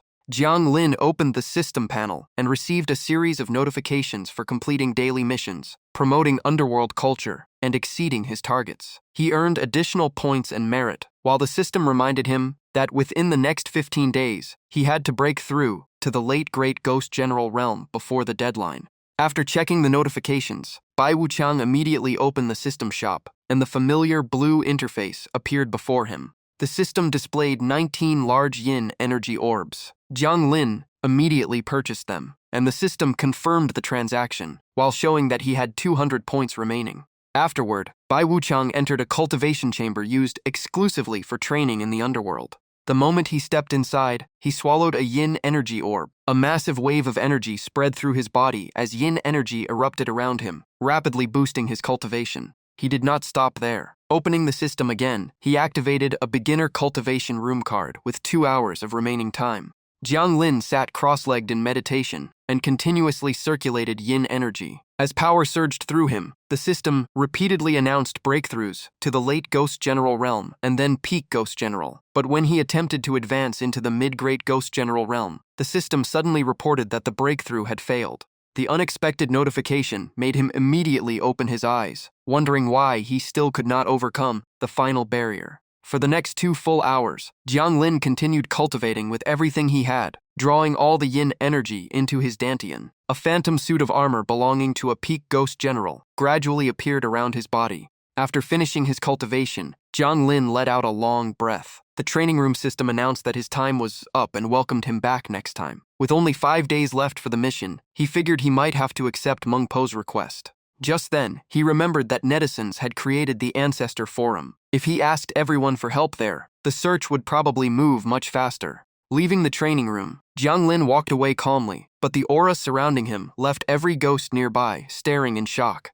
The ghosts immediately began whispering among themselves, wondering who this powerful figure was. Some guessed that a beginner training room was no longer useful for him, while others marveled that they had never seen anyone with so many merit points. Jiang Lin quickly logged into the Ancestor Forum and immediately spotted a featured post titled, Missing Person Mission issued by Mung Po. The post was soon updated with a portrait of the missing man and detailed information. His name was Chi Hesheng from Huang Kingdom. He enlisted in the army at 19 and disappeared without a trace. Before his death, he carried an unsent letter promising that if he died in battle, they would meet again at Nihei Bridge. The post also offered an extremely generous reward for anyone who could find him. The comment section exploded. Some users were excited about meeting Mung Po in person, while others wondered if the reward could extend their lifespan. Some accepted the mission for the prize money, and even skilled hackers joined in, but many believed that if Mung Po herself had searched for thousands of years without success, then this case could not be simple.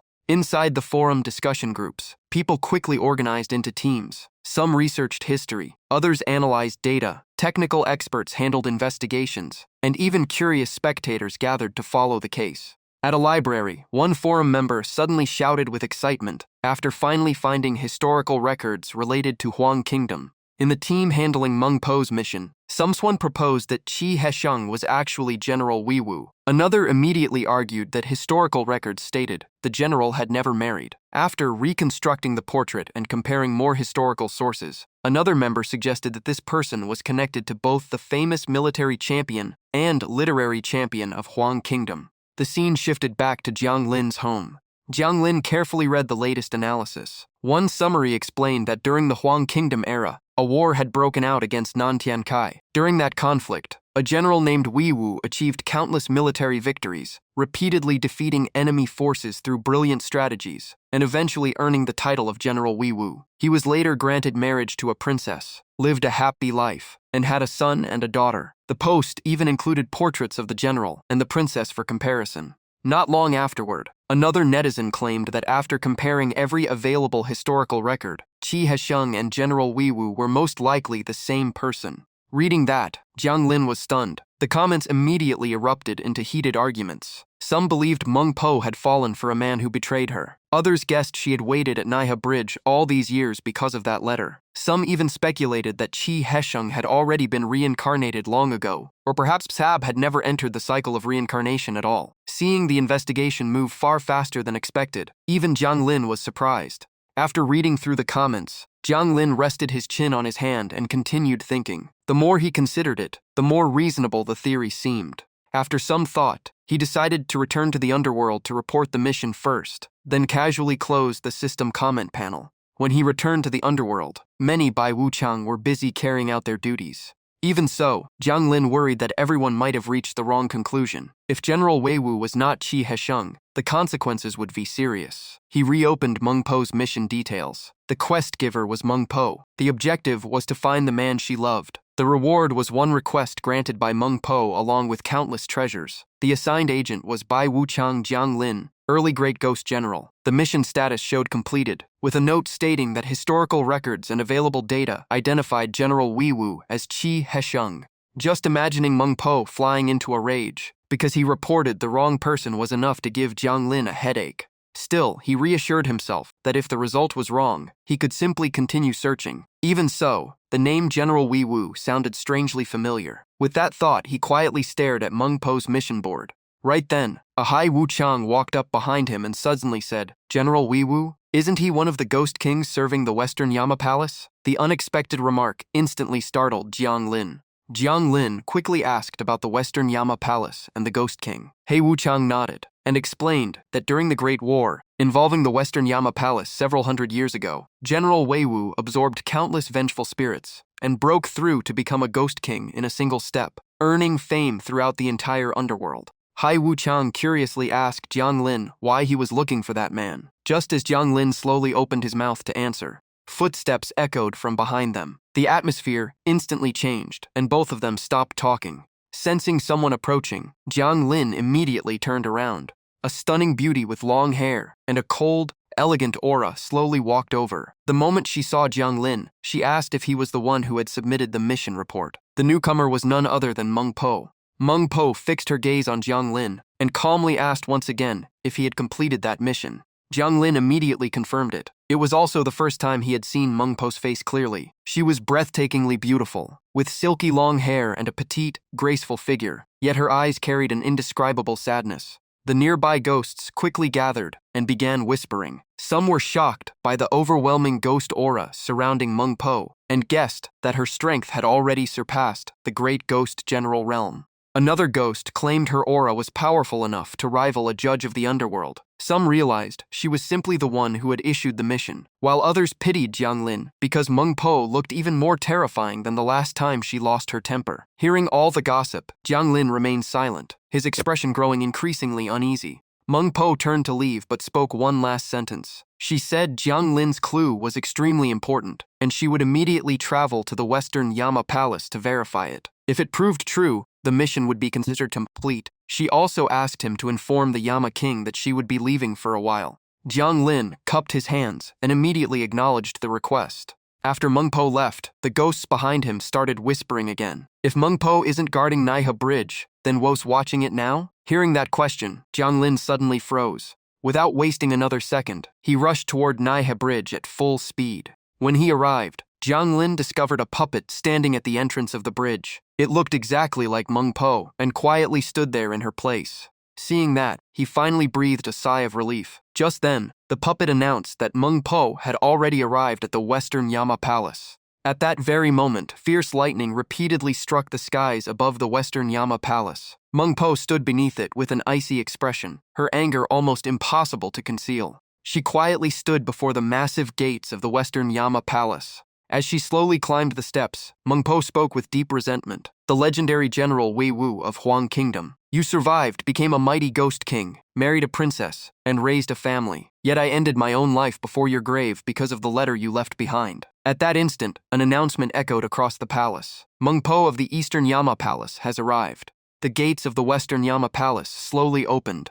Meng Po's face remained as cold as ice. Through gritted teeth, she called out Qi Hesheng's name and declared that if his soul still existed, then today he would pay the price. The moment she stepped inside, Meng Po attacked without hesitation. A single strike sent the gate guards flying. Some were hurled into the air, coughing up blood before they could even react. Every casual wave of her hand brought down more ghost soldiers. Some were critically injured, while others could only collapse helplessly onto the ground. Against such overwhelming power, no one could stop her advance. Before long, she stood outside General Wei Wu's residence. Inside, silk curtains swayed gently in the breeze as the silhouettes of graceful dancers moved behind them. Seated at the center of the grand hall, beneath a massive plaque bearing the character Wu, sat Qi Hesheng. A crimson ghost mask completely covered his face. His tall, imposing figure radiated authority, while beautiful attendants poured him wine and served him attentively. Just then, a badly injured ghost rushed into the hall in panic, reporting that a woman outside demanded to see the general. Seeing the servant in such a flustered state, one of the women beside Qi Hesheng immediately scolded him for interrupting while the general was occupied. The ghost hurriedly replied that the visitor was a woman whose strength was at least above the great ghost general realm. After hearing that, Qi Hesheng simply laughed with interest, intrigued that such a powerful beauty had appeared. The woman beside him immediately clung to his arm, acting spoiled and reluctant to let him go. But Qi Hesheng casually pushed her aside. Moments later, he left the grand hall to meet the mysterious visitor. Before long, he stepped outside the residence. Facing Meng Po, Qi Hesheng folded his arms and smiled. He casually asked where such a beautiful woman had come from and what business she had with him. Meng Po simply stared at him without saying a word. He took a few more steps forward and jokingly asked if she had come to offer herself to him, even reaching out to caress her. Meng Po immediately brushed his hand away and calmly replied that everyone claimed General Wei Wu was unmatched in appearance, yet he always hid behind a mask. She wanted to see his true face with her own eyes. Instead of getting angry, Qi Hesheng became even bolder. He wrapped an arm around Meng Po's waist and laughed, saying that if she was interested in him, they might as well continue the conversation inside his residence. Meng Po coldly replied that if he refused to remove his mask, then she would do it herself. Rather than being offended, Qi Hesheng simply laughed, thinking the woman before him was fascinating. But at that very moment, Meng Po suddenly reached for his mask and called out in a cold voice, "Qi Hesheng." Meng Po moved so fast that only an afterimage remained. In an instant, she ripped the ghost mask from Qi Hesheng's face before he could even react. His true face was finally revealed. He was an exceptionally handsome man, with a distinctive mole above one eyebrow. However, a long scar ruined the other half of his face. Grinding his teeth, Qi Hesheng stared at her in shock. unable to understand what was happening. Snapping back to his senses, he immediately snatched the mask from Meng Po's hand. He hurriedly put it back on and explained that he had suffered a facial injury years ago and did not want to frighten beautiful women. But Meng Po simply repeated his name once more in an icy voice, Qi Heisheng. Hearing her call his real name, he froze in surprise and asked how she knew it. The corner of Meng Po's lips slowly curled upward, but her smile was chilling. She calmly replied, "Yes, how do I know your name?" The next moment, Meng Po threw back her head and laughed through her pain. Choking with emotion, she said she had waited for him for 1,000 years and searched for him for another 1,000. He was the one who promised they would meet again at Nai Bridge. Yet he went on to enjoy a glorious life, married a princess, raised children, and lived in luxury, while she spent all those years waiting for the promise he had made. Hearing her words, Qi Hesheng was completely bewildered and insisted that he had no idea what she was talking about. At the same time, Meng Po's fury erupted into towering purple flames that engulfed her body, with countless sparks spreading around her and creating an overwhelming pressure. A sharp sword appeared in Meng Po's hand. Purple flames instantly wrapped around the blade, making its killing intent even more terrifying. She coldly declared that if he could not remember, then he could explain everything to the king of the underworld himself. The moment she finished speaking, Meng Po charged forward at astonishing speed, leaving Qi Hesheng frozen in place. Terrified, Qi Hesheng immediately shouted for his ghost soldiers and ghost generals to protect him, while desperately wondering when he had ever offended this seemingly insane woman. At his command, more than a dozen ghost soldiers and ghost generals quickly appeared to defend their master. Every one of them drew a weapon and formed a battle formation, ready to fight. Looking at the subordinates before her, Meng Po merely frowned and said coldly that with strength like theirs, coming here was nothing more than throwing away their lives. She immediately swung her sword in a wide arc. A wave of purple sword energy swept across the battlefield, instantly leaving every ghost that charged her severely wounded. Watching his followers fall one after another, Qi Hesheng was so horrified that he could not speak. The remaining ghost soldiers also lost their nerve, their fear written all over their faces. Seeing his troops hesitate, one large ghost shouted that if they would not even risk their lives to protect General Wei Wu, then there was no point in living. He ordered everyone to charge immediately. His roar restored a bit of their courage, and the ghosts rushed toward Meng Po together. Meng Po answered with another decisive sword slash, coldly saying that loyalty was admirable, but when given to the wrong person, it led only to death. As wave after wave of ghost soldiers fell with ease, Qi Hesheng completely panicked and quietly turned around to flee. But nothing escaped Meng Po's notice. She immediately called out, "Trying to run?" The instant those words left her mouth, she leaped into the air and shot toward him at incredible speed. Meng Po unleashed a devastating kick straight into Qi Hesheng's face, sending him crashing to the ground and leaving him completely unable to fight back. Lying on the ground, Qi Hesheng still could not understand why she was determined to kill him, and loudly demanded an explanation. Meng Po gave no answer. She simply raised her sword high, ready to end his life. Just as the blade was about to fall, a majestic voice ordered her to stop. At the same time, a beam of light slammed directly into her sword. The tremendous force blasted Meng Po backward. Blood spilled from the corner of her mouth, and she had to plant her sword into the ground, just to remain standing. Even though she was injured, Meng Po's eyes still burned with fury, showing no intention of giving up. The newcomer was an elderly man with silver hair, whose overwhelming presence crushed the surroundings. He coldly stepped forward and shouted that someone from the Eastern Palace actually dared to cause trouble in the Western Palace. The ghosts immediately cried out in shock as they recognized him as the Western Yama King, an Emperor Ghost Realm powerhouse. The Western Yama King continued his interrogation, demanding to know whether the Eastern Palace intended to start another war between the two sides. Even Meng Po had to kneel and pay her respects when facing the King of Hell. Right then, another voice suddenly echoed from behind. The Eastern King of Hell quickly appeared. She looked like a petite young girl, frowned in annoyance, and mocked the old man for always sticking his nose into other people's business. On Jiang Lin's side, the livestream chat instantly exploded. Some claimed the lowly was theirs, others praised how adorable she was, and some even wanted to gift her armor, leaving Jiang Lin choking on his food from all the wild comments. Jiang Lin could only smile awkwardly and tell the audience that the girl they were talking about was the Eastern King of Hell.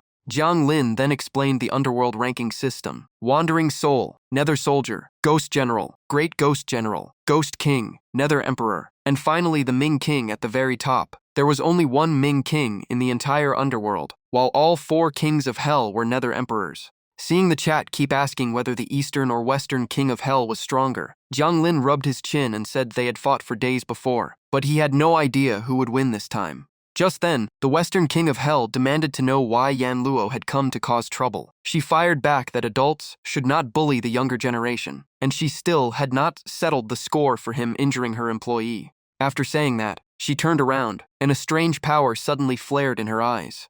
The energy shot forward and shattered the nearby man's mask in an instant. Caught completely off guard, he spat out a mouthful of blood and was blasted straight into the wall. Seeing this, the Western King of Hell furiously pointed at Yan Luo. She calmly replied that this was only fair payback, and whoever attacked first had to accept retaliation. The Western King of Hell immediately warned that she was about to start a war. Yan Luo did not back down and flatly declared that if he wanted to fight, then fight. She was not afraid.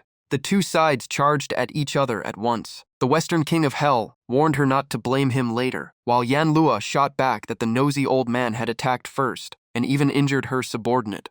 Elsewhere, Qi Hesheng looked at Meng Po in confusion and asked if they had known each other back in the human world. As far as he could remember, he had never met such a beautiful woman. Hearing that, Meng Po only laughed, but her smile was filled with bitterness. Tears of blood streamed from her eyes as she choked out that she had married him at 15, devoted herself to the household, and served his family without a single complaint. She continued that her best years had been buried in that life, yet now he claimed they had never known each other. Only then did Qi Hesheng stare in shock and ask if she was Xiao Qing. He frowned and said that 100 years in the human world was far too short, so why was she still holding on to it even now? His mind was in turmoil as he recalled saving the princess, becoming her prince consort, and sending Xiao Qing a letter that was actually meant to let the princess deal with her. Yet on the surface, he still urged her to let it go, saying a human life was like drifting smoke, and holding on to hatred for 1,000 years only tortured herself. Meng Po answered with nothing but a mocking smile.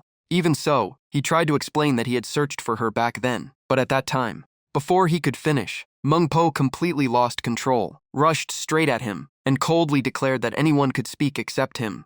In a single instant, her sharp hand pierced straight through Qi Hesheng's chest. Before his horrified eyes, Meng Po ripped his heart right out of his body. Her glowing red eyes stared silently at the blue heart resting in her palm. Watching Qi Hesheng collapse onto the ground, Meng Po coldly said that after hundreds of years as a ghost, he was still just as foolish, with both his heart and mind unchanged. She then declared that she would not let him die so easily. Instead, he would burn in the fires of hell forever, suffering a fate worse than death until he completely disappeared.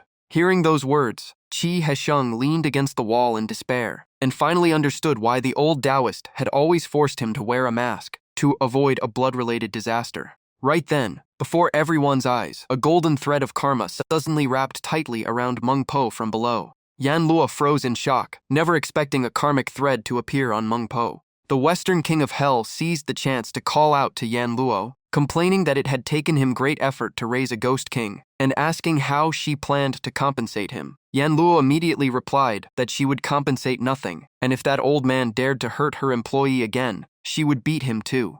After saying that, Yan Luo immediately chased after Meng Po, ignoring the calls behind her. The Western King of Hell refused to give up and shouted for her to come back since their fight was not over yet. At the same time, Jiang Lin's house fell completely silent. He stood there with his arms crossed, quietly staring ahead. In front of him was a massive pile of gold bars, their golden glow lighting up the entire room. Not long after, Meng Po knocked on the door and walked inside. She sincerely thanked Jiang Lin for helping fulfill her lifelong wish, then asked if there was anything besides treasure that he wanted. Jiang Lin asked if she was serious, and Meng Po assured him she meant every word.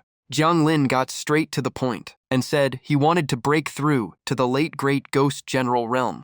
Meng Po asked if that was truly his only wish, and Jiang Lin firmly nodded. Hearing that, Meng Po immediately transferred her ghost energy into Jiang Lin, saying she would help him achieve his goal. He was stunned because ghost energy was the very source of a ghost's life, but Meng Po simply told him to focus on receiving it. After absorbing the ghost energy for a while, the system repeatedly announced that Jiang Lin had broken through to the late Great Ghost General Realm, and then reached the peak Great Ghost General Realm. At the same time, the mission was marked complete, and he received another 5,000 points. Only then did Meng Po withdraw her ghost energy, and Jiang Lin slowly opened his eyes. She smiled and said she had accidentally pushed him all the way to the peak Great Ghost General realm, then asked if it caused any problems. Jiang Lin happily replied that everything was perfectly fine, making Meng Po smile in relief. She then took out a bag and handed it to him as a final gift of thanks. Meng Po quickly left. Watching her walk away, Jiang Lin realized it was the first time he had ever seen her smile so freely. Maybe she had always been someone who loved to smile when she was alive. After she disappeared from sight, Jiang Lin finally opened the gift bag. Just then, a voice suddenly sounded beside his ear, praising the reward as incredibly generous. Jiang Lin looked up in surprise and saw Yan Luo hanging upside down above him. He immediately bowed respectfully. Yan Luo landed on the ground and explained that Meng Po's lifelong fortune had been divided into two halves. One half was handed over to her, while the other half was Jiang Lin's reward. Hearing that, Jiang Lin asked in surprise if Meng Po was planning to leave the underworld. Yan Luo crossed her arms and confirmed it. Meng Po believed she had caused too much trouble and was no longer fit to keep her position, so she dumped all the work onto Yan Luo instead. Yan Luo complained that she knew Meng Po was only using this chance to leave, and although she had long told her to stop dwelling on that unfaithful man, Meng Po never listened. Jiang Lin worriedly asked where Meng Po would go, and Yan Luo simply replied that she had chosen reincarnation. As she said that, Yan Luo smiled confidently and declared that no matter what, she would personally drag Meng Po off to be reincarnated. Jiang Lin could only laugh awkwardly as he imagined Meng Po being escorted to reincarnation by the King of Hell. Yan Luo, however, believed that the man no longer had anything to do with Meng Po, and if she refused to move on, would she really cling to that hatred for another 1,000 years? Not wanting to dwell on the topic any longer, Jiang Lin asked why Yan Luo had come to see him today. Yan Luo stepped closer and said she had heard he fulfilled Meng Po's wish. What she wanted to know most was how he had managed to pull it off. The unexpected question caught Jiang Lin off guard. He instinctively took a few steps back and hesitated, unsure how to answer. After think for a moment, he explained that he had once seen General Wu's portrait, then later happened to find the portrait Meng Po was using to search for someone. Since the reward looked tempting, he decided to try his luck. Hearing the explanation, Yan Luo nodded, seemingly convinced, and remarked that it turned out to be that simple. Right after that, she tilted her head and asked Jiang Lin if he wanted a promotion. In her view, he had already reached the Great Ghost General realm, possessed remarkable merit, had served the underworld for many years, and was fully capable of handling missions on his own, making him more than qualified. Jiang Lin immediately agreed. The higher the position, the more merit points he could earn, which meant more cultivation resources. He quickly asked what position he would be promoted to. After thinking for a moment, Yan Luo suddenly suggested that he take over Meng Po's vacant post. The moment he heard that, Jiang Lin's expression changed. Just imagining himself spending every day brewing Meng Po soup instead of doing his current job was enough to make his future look hopeless. Seeing his reaction, Yan Luo burst into laughter and reassured him that she was only joking. She would never actually give him Meng Po's position. Patting Jiang Lin on the shoulder, she explained that not everyone could take Meng Po's role. The job had always belonged to women, and it was naturally better suited for female ghosts. Yan Luo added that Meng Po soup was served to souls preparing for reincarnation. Since they were at their weakest, the patience and gentle touch of female ghosts made them the best caretakers. She then took out a command token and said it was finally time to officially promote Jiang Lin, since his record more than qualified him.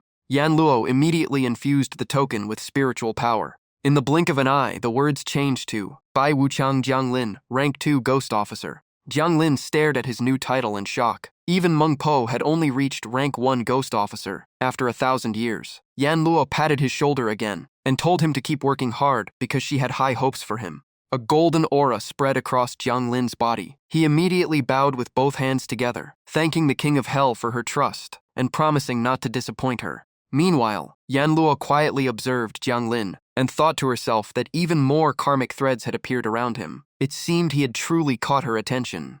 Jiang Lin checked his wealth and thought this success was thanks to the viewers from the live stream. At the same time, he wondered what other underworld items could actually be used by the living. Just then, the system chimed and asked if he wanted to start a live stream.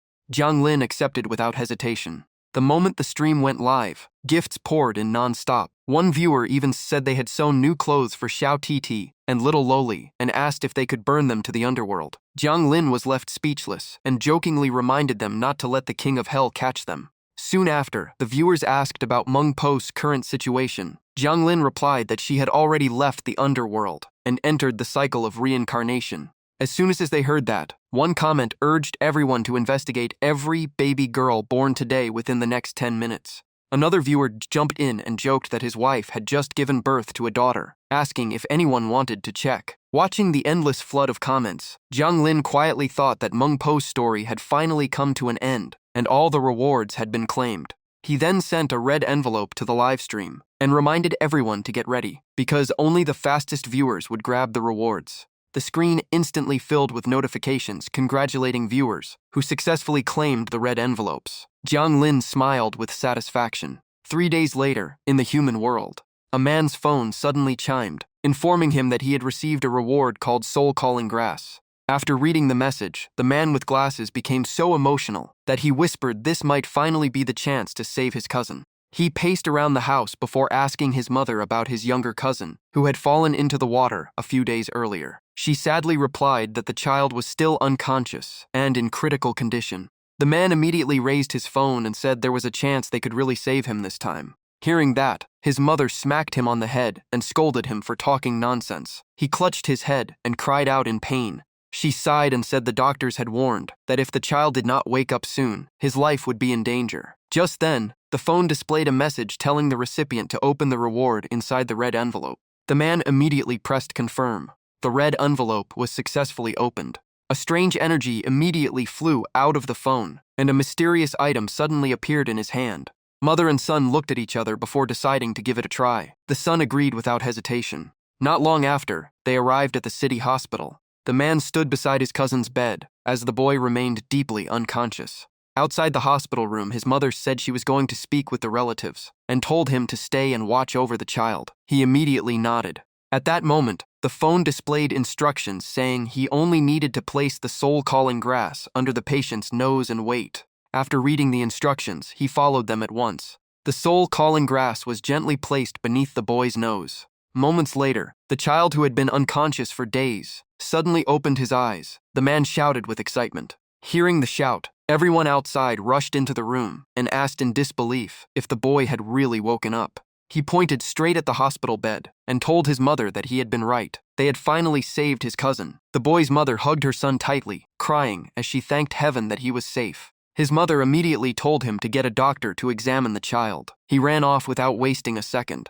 Meanwhile, back at Jiang Lin's house, a viewer thanked Jiang Lin in the live stream, saying he had saved her younger brother's life. She added that the doctors expected him to leave the hospital after a few more days of observation, and even her aunt had decided to follow Jiang Lin's channel. More viewers began sharing their own stories. One said that after returning from a business trip the previous night, he accidentally boarded a ghost paper vehicle with a ghost following behind him. Luckily, he escaped by giving it the ghost money he had received from the live stream. Another said the fox keychain he won looked beautiful, but after carrying it for just 1 day, more than half of it mysteriously burned away without ever touching fire. A third viewer confirmed experiencing something similar, called the live stream unbelievable, declared Jiang Lin his idol, and asked what the ghost energy he had won could actually do. Jiang Lin skimmed through the comments. One viewer even asked for the address so they could rush over and help keep everyone safe. Smiling slightly, Jiang Lin opened the system interface. He entered his inventory and chose to use the enhancement card. A white-tipped staff instantly appeared in his hand. The system explained that it could strengthen mental clarity, assist in guiding souls, and greatly boost both attack and defense. Those attributes would continue growing as its level increased. Holding his new weapon, Jiang Lin looked extremely pleased. He smiled and said it was time to pick up an elderly man waiting at the hospital. At the city hospital, one patient room echoed with the cries of a grieving family. Tearful voices kept calling out for their father, as everyone wept in sorrow. They repeatedly called the old man's name, unable to accept his sudden passing. Someone even told little Nan Nan to say goodbye to his grandfather one last time. Nan Nan innocently turned to his father and asked if they would still have a home now that Grandpa had died. Hearing that, the youngest daughter immediately became furious and accused her second brother of already plotting to take their father's house. The second brother quickly denied it, saying she was overthinking things and that family should not talk about fighting over inheritance. The eldest brother also stepped in to calm everyone down. But the eldest brother's wife interrupted, complaining that their father had always favored the younger sister and secretly gave her extra money while their own family struggled for years. The second brother fired back in anger, arguing that he had cared for their father the most over the past 2 years, so receiving a little money was only fair. The sister-in-law grew even angrier, insisting that her family had also cared for him faithfully and could not understand why only the second brother benefited. As everyone argued over the inheritance, the old man's soul stood beside them in fury, cursing that he was not even completely dead yet, and his children were already dividing his property. Sadly, no one could hear him because he had become a ghost. At that moment, Jiang Lin appeared behind him and asked if he wanted to return one last time to settle everything himself. The old man looked shocked and asked how that was possible. Jiang Lin pointed at the body on the hospital bed and said he would send his soul back, while also testing the strength of a great ghost general. The old man immediately agreed and gratefully thanked Bai Wuchang in advance, saying that as long as he could teach his unfilial children a lesson, he would have no regrets afterward. Jiang Lin immediately cast his technique and returned the old man's soul to his body. Moments later, the old man opened his eyes, leaving the entire family stunned as they rushed over, repeatedly calling for Dad and Grandpa. The moment he sat up, he roared and demanded to know what his children had been doing, right in front of him. The eldest son nervously explained that they had only been talking and meant nothing by it. The old man flew into a rage, scolding them for still calling it a joke before ordering everyone to kneel immediately. No one dared disobey, and all 4 children obediently dropped to their knees. The old man sat upright on the hospital bed while his children kept their heads lowered, too afraid to look at him. After slapping each of them to vent his anger, he finally announced his decision. He declared that after his death, 90% of his wealth would be donated to charity. The remaining 10% would be left entirely to Nan Nan and the younger grandchildren, to be used only after they reached adulthood. No one else would be allowed to touch it. The second son immediately protested, arguing that they were his real children, so why should the money go to others? His sister also objected, saying the amount was worth tens of millions, and their father had completely lost his mind. The old man angrily pointed at his children and said the money donated to charity was meant to help people, not outsiders. The portion left for the grandchildren was also untouchable. As for children who only cared about his fortune, he wanted nothing to do with them. Finally, the old man revealed that all of his final wishes had been recorded and sent to lawyer Chen to be carried out exactly as written in his will. The grandchildren's inheritance would be protected until they reached adulthood. He then gently patted Nan Nan's head and told the children to study hard. Nan Nan obediently promised to do his best and wished for Grandpa to recover and leave the hospital soon. Hearing his grandchildren make those promises, the old man finally felt completely at peace. He slowly lay back and closed his eyes as his soul quietly left his body. The moment his soul separated, he immediately bowed to Jiang Lin and repeatedly thanked Bai Wuchang. Holding his white staff, Jiang Lin calmly said it was time to head to the Underworld. After escorting the old man to Naihei Bridge, Jiang Lin received his next mission. A teleportation vortex instantly appeared behind him. Before long, Jiang Lin's Underworld livestream went live once again. This time, Jiang Lin watched from a distance as a young couple argued on a bridge. The viewers quickly recognized the location. Some guessed the bridge was about to collapse. Others thought there was only traffic or construction, and one viewer even recognized the girl as an old classmate and joked about whether they should call an ambulance or the police first. An official police account soon appeared in the chat, assuring everyone that they were already monitoring the situation. On the bridge, the girl angrily demanded to know why her boyfriend kept ignoring everything she said. The young man hurriedly replied that he had been listening and thought she was asking about the yellow dress she wanted to buy. She became even angrier and explained that she had been talking about her grandfather's birthday and asking what kind of cake they should choose. Disappointed, she said he had never truly cared about her or their futures together before turning around to leave. The young man immediately chased after her, confused about how a birthday cake had anything to do with their future. He said they could simply pick one together. Tears streamed down the girl's face. She said the problem was never the cake, but his attitude toward the most important person in her family, which made her question whether he had ever seriously thought about their future together. Just then, her phone suddenly vibrated. She looked at the phone while continuing to walk and told her boyfriend to stop following her. opening a message from an unknown number. She read a warning telling them to make up immediately and never continue walking forward because they were about to face danger. The sender also urged them to say everything they still wanted to say and added that if they did not believe it, they could enter the Underworld livestream where both of them were already on screen. The girl immediately opened Jiang Lin's livestream.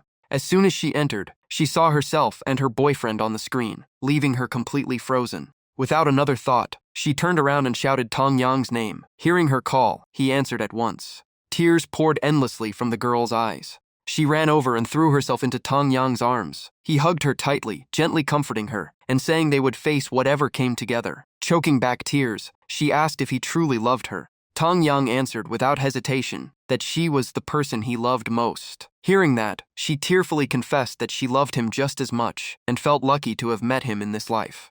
Tong Yang held her even tighter and kept apologizing for being distracted earlier. He admitted that he had liked her ever since their freshman year of college. But the girl only cried and said what frightened her most was that they had appeared in Bai Wuchang's live stream, which probably meant they were about to die. Hearing that, Tong Yang also panicked and said there was no way he could die before marrying her. Watching from behind, Jiang Lin quietly sighed and wondered if this was the same kind of love that had made Meng Po cling to her hatred for 1,000 years. Human love really was incredibly complicated.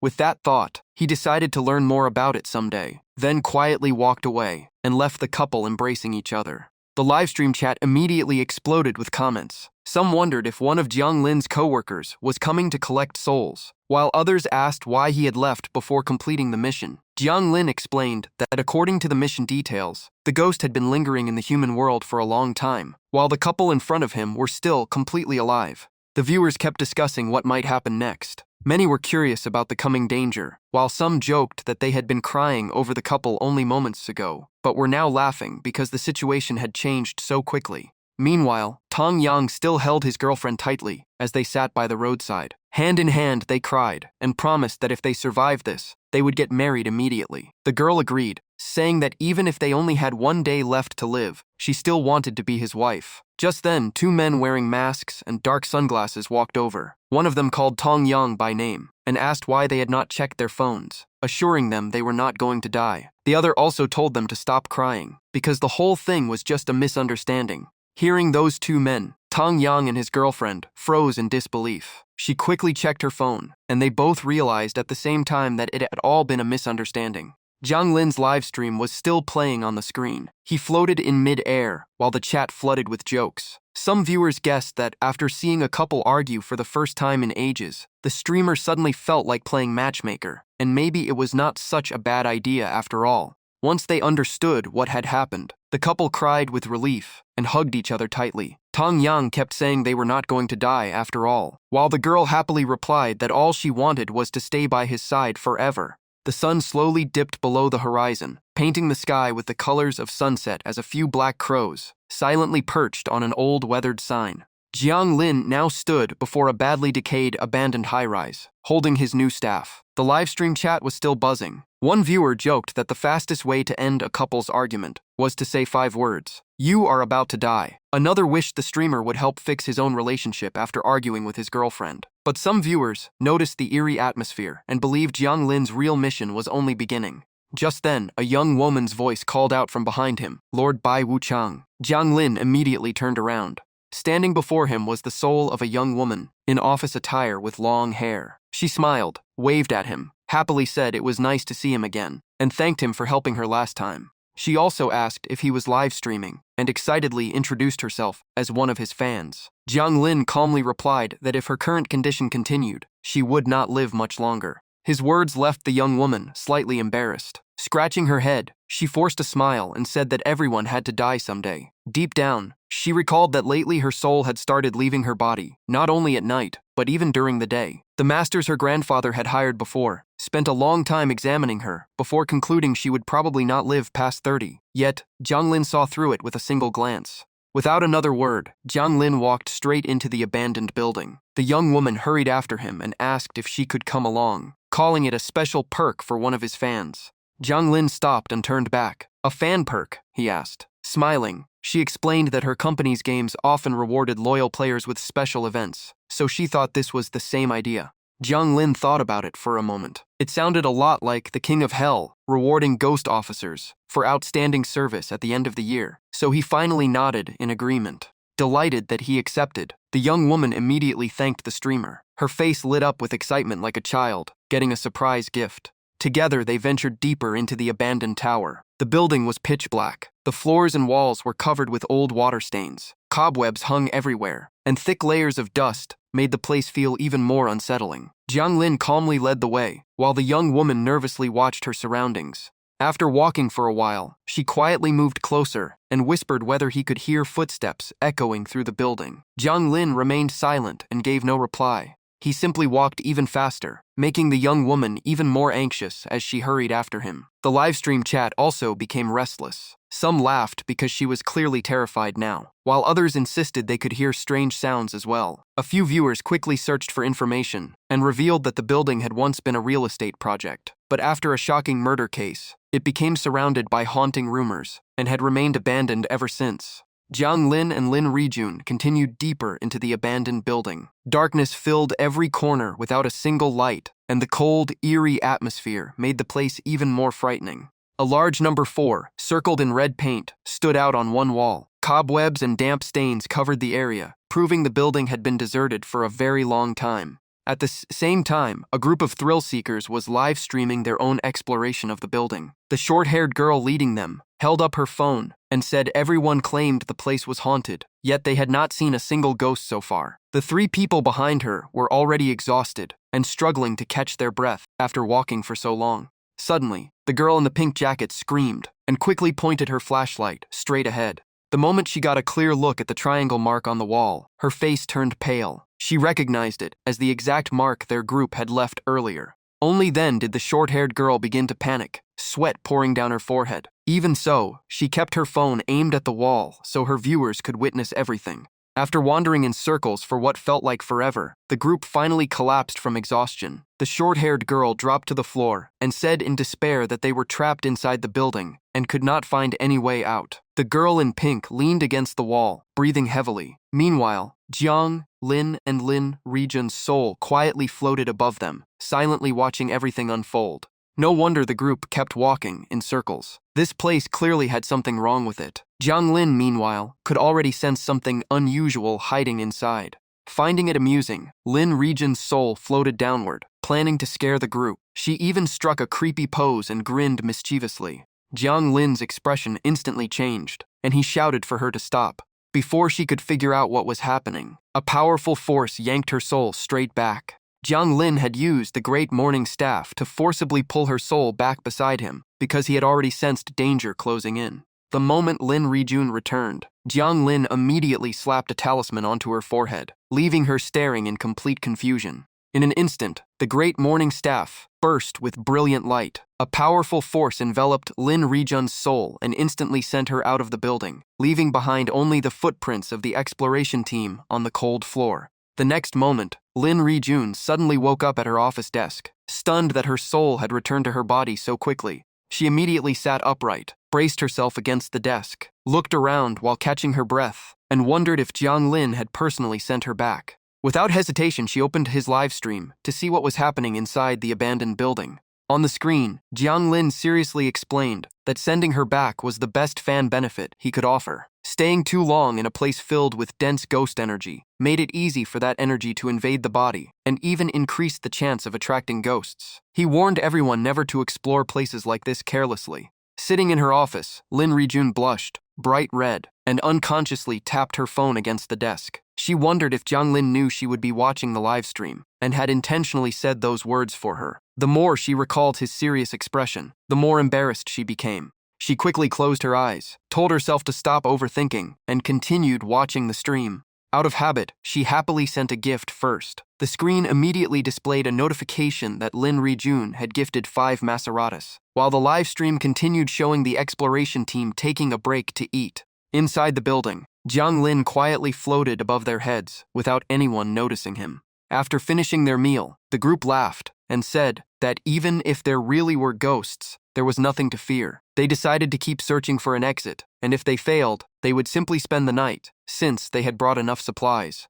What they did not realize was that ghost energy had already filled the area around them. Only Jiang Lin, as Bai Wuchang, could see the streams of ghost energy drifting everywhere. He tightened his grip on the Great Morning Staff and stayed on guard. As he observed, Jiang Lin explained that when ghosts occupied an area, they often created ghost walls or maze-like illusions to frighten intruders so they would never return. However, those tricks were completely useless against ghost officers. As he continued up to the 6th floor, where the ghost energy had become much denser, Jiang Lin said that once you could see wandering spirits, it meant the real target was not far away. He then swiftly made his way to the 9th floor. After only a few steps, Jiang Lin suddenly stopped. He could clearly sense that what he was searching for was very close, and he turned with a determined look in his eyes. Just as he moved forward again, a black cat suddenly lunged straight at him. Jiang Lin reacted in time and dodged the ambush. Its razor-sharp claws slashed across the floor, leaving several long gouges behind.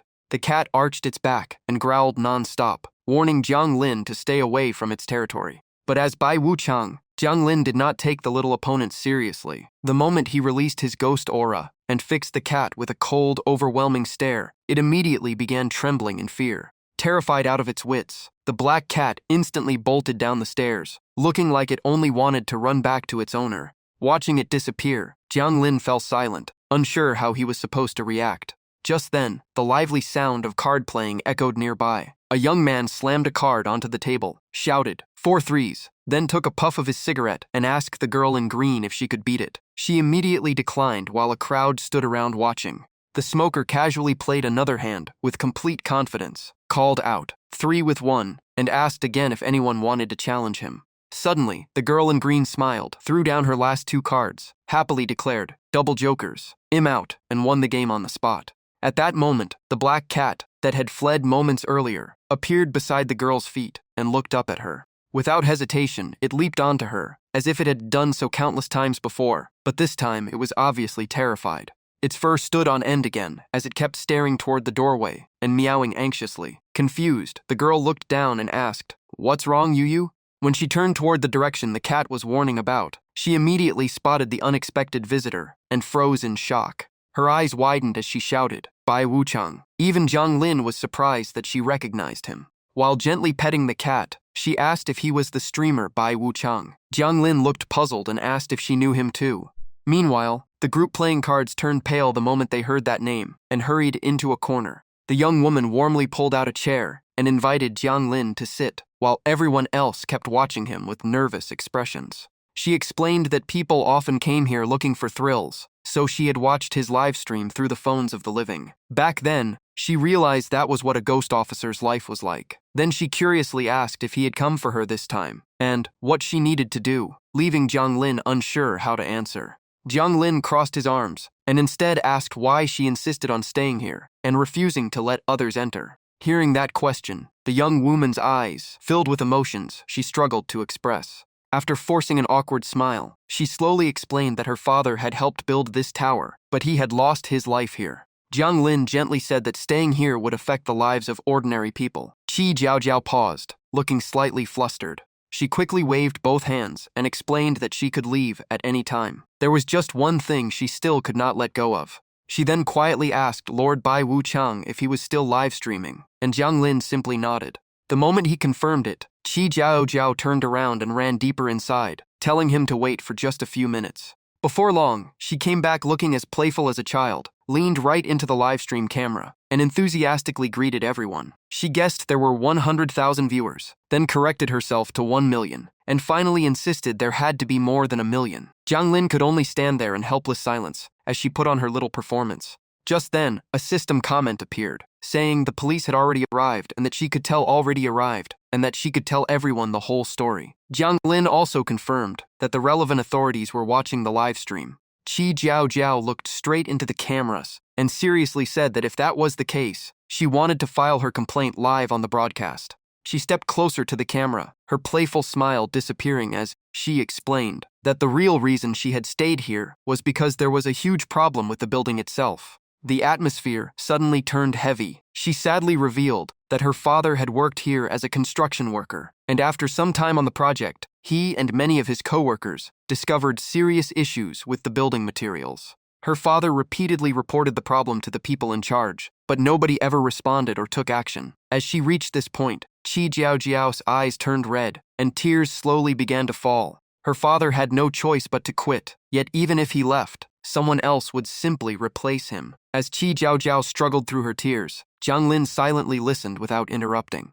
She continued by saying that, after transferring to another construction site, her father died in an accident. Later, while trying to claim compensation, she accidentally fell into a river and also lost her life. At first, she still wanted to recover the compensation money, but then she realized that even if she got it, she could never use it anymore. Remembering how her father had remained deeply worried about this building, until his final moments, she chose to stay behind, hoping she could still make a difference. More than anything, she wanted the authorities to fully investigate the project's developer so that no more innocent people would lose their lives. The live stream instantly exploded with comments. Some viewers mourned how tragic her family's fate had been, while others suspected the deaths were far from accidental and believed someone had silenced them. Another viewer said they had already contacted the authorities, and an official police account confirmed the case had been reported to higher levels. Jiang Lin and Qi Jiaojiao quietly watched the endless stream of comments. At that moment, an account named Lin Ruoyi also left a message saying she would continue following the investigation.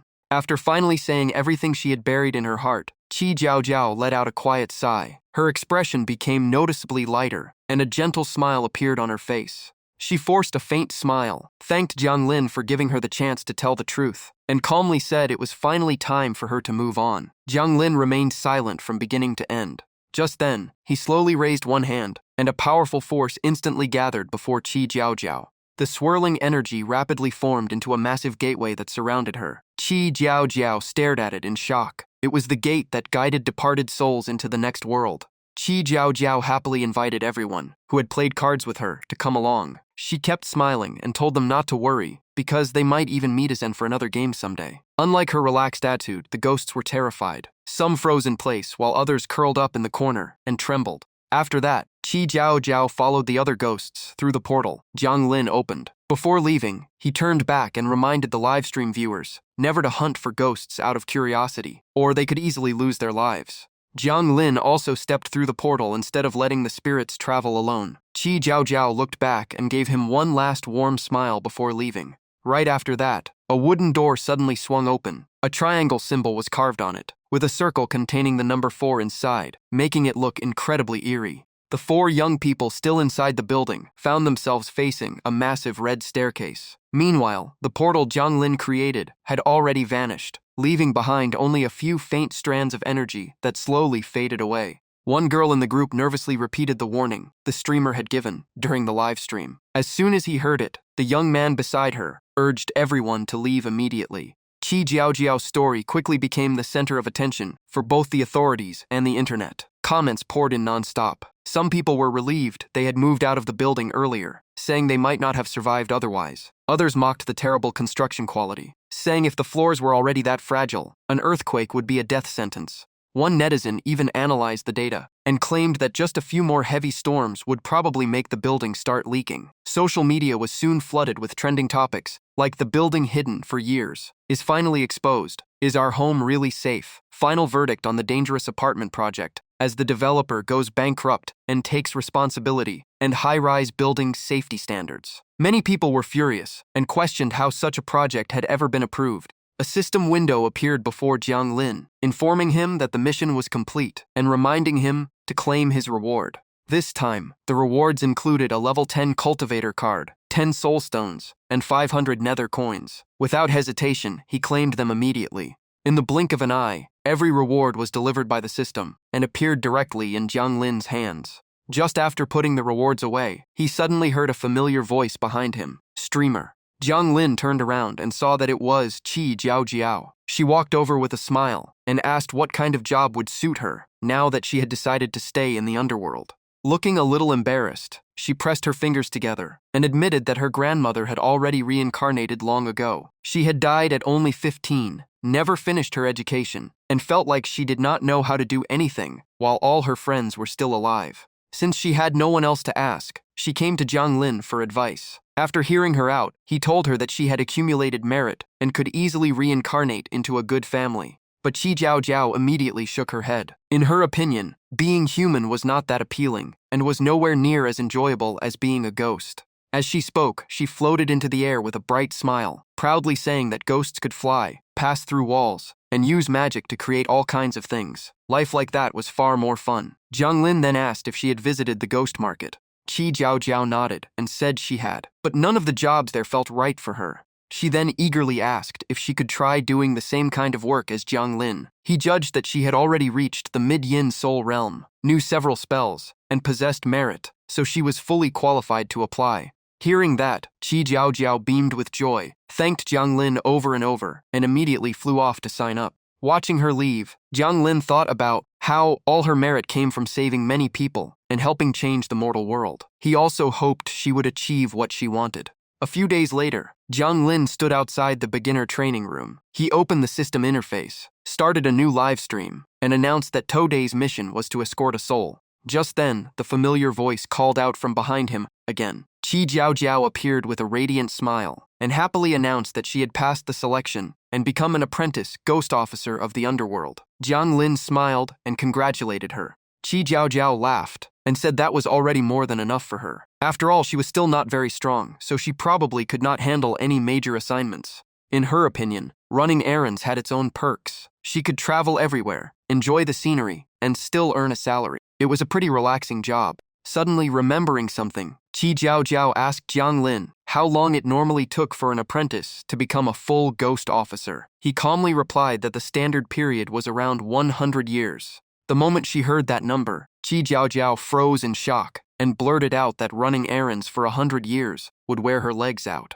Jiang Lin explained that outstanding performance could shorten the training period, while average results could extend it even longer. Qi Jiao could only sigh and worry. He added that the apprenticeship was mainly for new ghost officers to build their strength, improve their skills, and pass evaluations to avoid mistakes when escorting souls. That was why 100 years of training was the normal rule in the Underworld.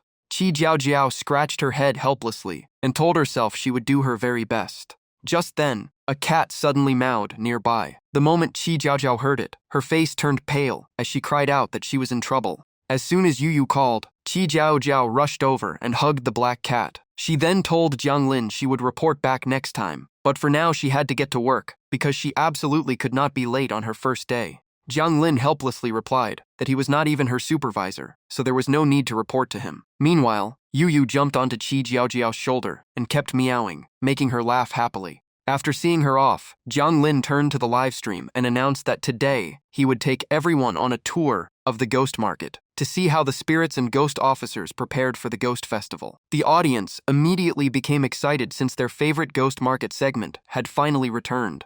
The scene quickly shifted to the ghost market. Jiang Lin was already standing at the entrance. A huge sign welcomed everyone to shop before the ghost festival. Leaning on his staff, he explained that yin energy grew stronger as the festival approached, making ghosts and spirits more active while ghost officers entered their busiest season. He also reminded the viewers that it was best to avoid going out at night during this period, or they might accidentally encounter something they should not. The entire ghost market was filled with festival preparations. Lanterns lined every street, fireworks lit up the sky, and both sides of the road were packed with food and clothing stalls. Countless ghost officers and spirits were busy shopping for the ghost festival. One unusual meat stall even had a pig standing there, loudly advertising fresh meat for customers to enjoy on the way. At a nearby makeup stall, a vendor enthusiastically called over a young woman and proudly claimed he had learned beauty techniques from stylists in the mortal world. He pulled out an enormous eyeball and introduced it as the newest eye implant, guaranteeing that anyone who wore it would become the most eye-catching ghost in the neighborhood. The girl nearly screamed the moment she saw it. Terrified, she instantly flew into the air while crying and shouting. The vendor could only sigh and remind her that she was a ghost too. At the clothing stall, a little ghost showed customers a shirt soaked in blood and advertised it as a longtime bestseller. He claimed that anyone wearing it could be recognized by its signature scent from hundreds of meters away. Another stall displayed all kinds of horrifying human heads. The shop owner picked one up and warmly invited a headless ghost officer to give it a try. The ghost officer immediately attached the new head to his neck. Unfortunately, the result looked so ridiculous that everyone nearby burst into laughter. While the Underworld busily prepared for the festival, the mortal world was also getting ready for the ghost festival offerings. a middle-aged woman was out buying supplies to take home. In another family, a mother handed a Kongming lantern to her son and gently explained that releasing it during the festival was a tradition meant to guide their ancestors back to the mortal world before leading them safely home again. The boy obediently nodded in understanding. Many families also prepared elaborate meals. Two middle-aged men cooked together while chatting. One asked whether the braised pork hock he made had been his father's favorite dish, so he could enjoy it when he returned. The other tasted it and smiled, saying he was sure their father would love it. The scene returned to Jiang Lin. Jiang Lin calmly sipped his tea while reading the endless stream of comments on the system. Viewers wondered whether every ghost returned to the mortal world during the Ghost Festival. Some eagerly brought up the night parade of 100 ghosts. Others asked if their grandmother could come back and what they should prepare. Many also wanted to know whether ghost officers could visit the mortal world, whether little Loli would appear, and some even shared restaurant recommendations or planned to take time off just to watch Jiang Lin's special live stream.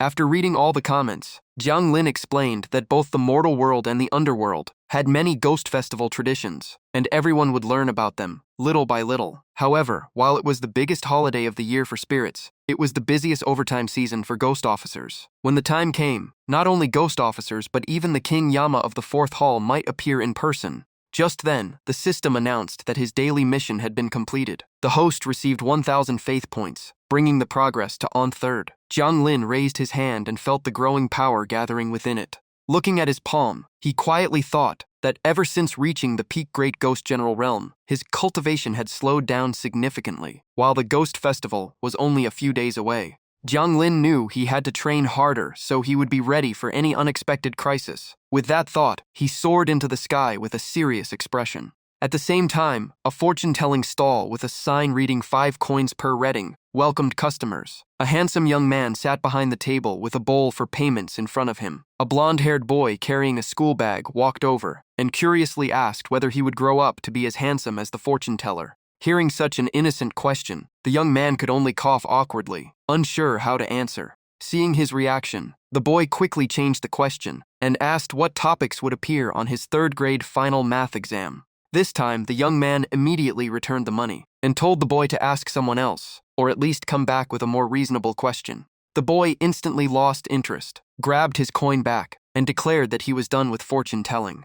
As he walked away, he muttered that his mother had been right because fortune-telling was just a scam. The young man could only sigh, disappointed that he had not had a single decent customer all day. Resting his chin in his hand, he thought that the Ghost Festival was almost here, so his ancestor was probably very busy. As the successor of his master's lineage, he should prepare some offerings as well. Just then, a woman's voice suddenly called out, saying she had finally found Master Jiang.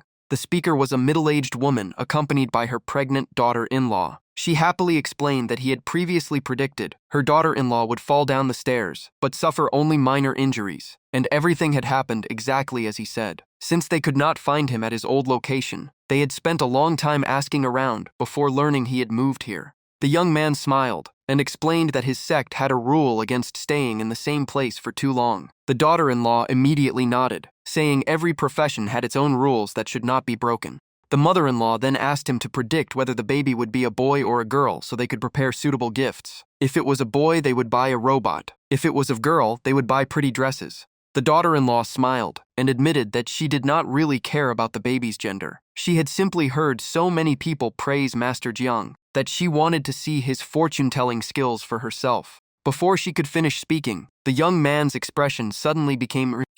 He raised his hand to stop her and warned that she absolutely must not go outside for the time being. Both women were stunned. When the young woman asked why, he solemnly told her to stay home and focus on her pregnancy, because if she kept going out during this period, both she and the baby could be in grave danger. Hearing those words, the young woman was completely shocked. Her mother-in-law quickly supported her and comforted her, telling her not to get too emotional for the baby's sake. She then asked whether staying home would be enough. The young man replied that if she absolutely had to go outside, she must never go alone. The mother-in-law immediately handed him a 100 bill to thank him for the warning. Before they left, he reminded them once more that on the Ghost Festival itself, they should keep their doors tightly closed and avoid going outside as much as possible to stay out of trouble. The two women thanked him repeatedly before leaving, and he smiled as he saw them off. After the customers disappeared from sight, the young man picked up the bowl in front of him and thought it was time to prepare some offerings for his ancestor. A few vegetarian cakes sounded like a good choice.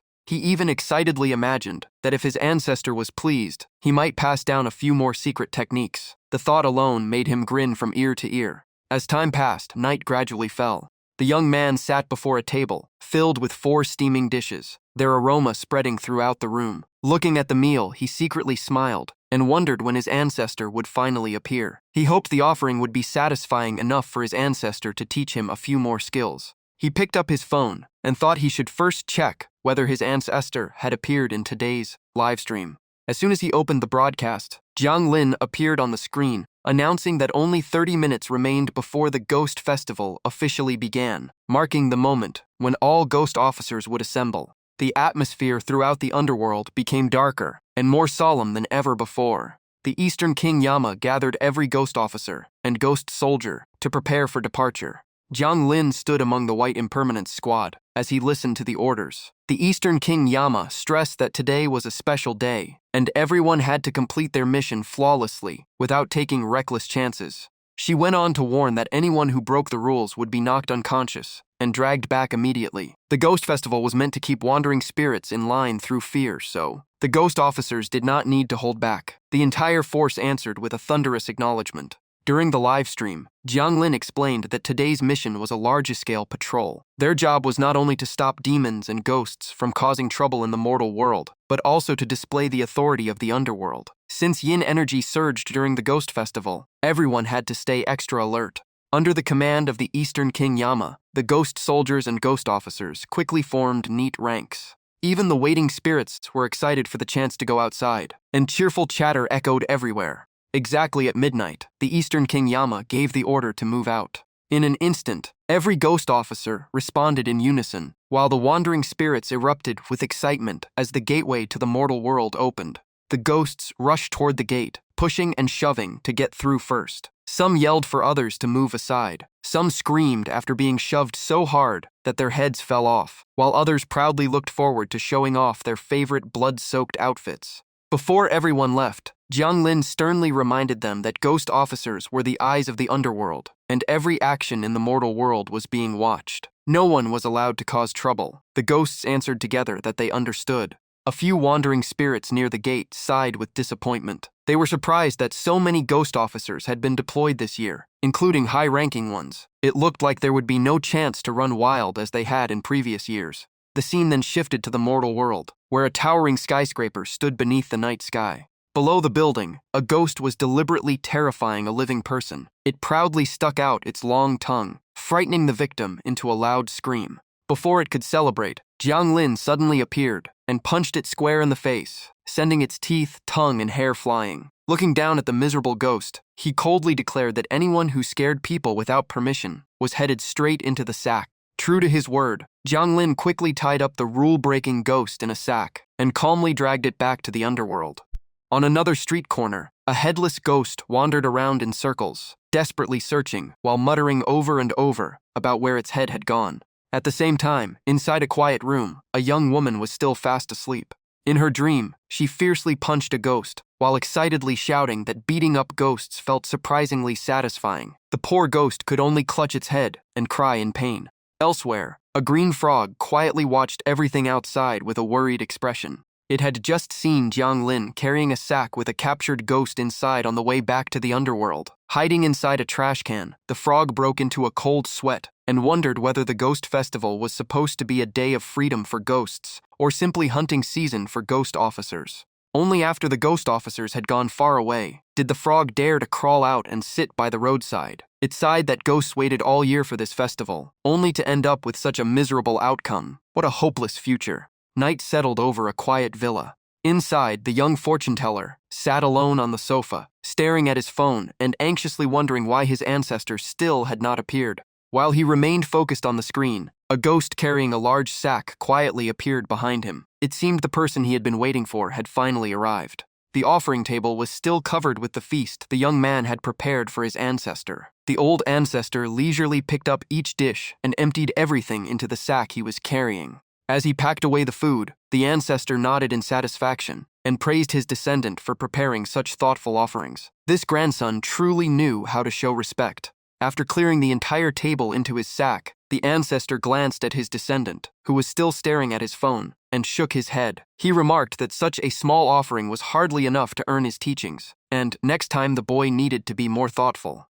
With that, the ancestor quietly left. Xiao Chen never realized he had already come and gone. He simply put down his phone and muttered that the food was probably cold by now, so he might as well taste it first, and hoped his ancestor was not spending too much time wandering outside. Just as he picked up a piece of chicken, Xiao Chen noticed a line of writing beneath the plate. It read, "The food was delicious, but if you want to learn my skills, you need to be smarter next time." After reading it, Xiao Chen could only stare in disbelief, never expecting his ancestor to enjoy playing tricks like this. At another handicraft shop, a little boy was carefully sculpting a statue of a young woman late at night as an offering for his ancestor. Standing beside him, the ancestor spirit looked at it and bluntly complained that it was impossible to eat something like that. So how was it supposed to be an offering?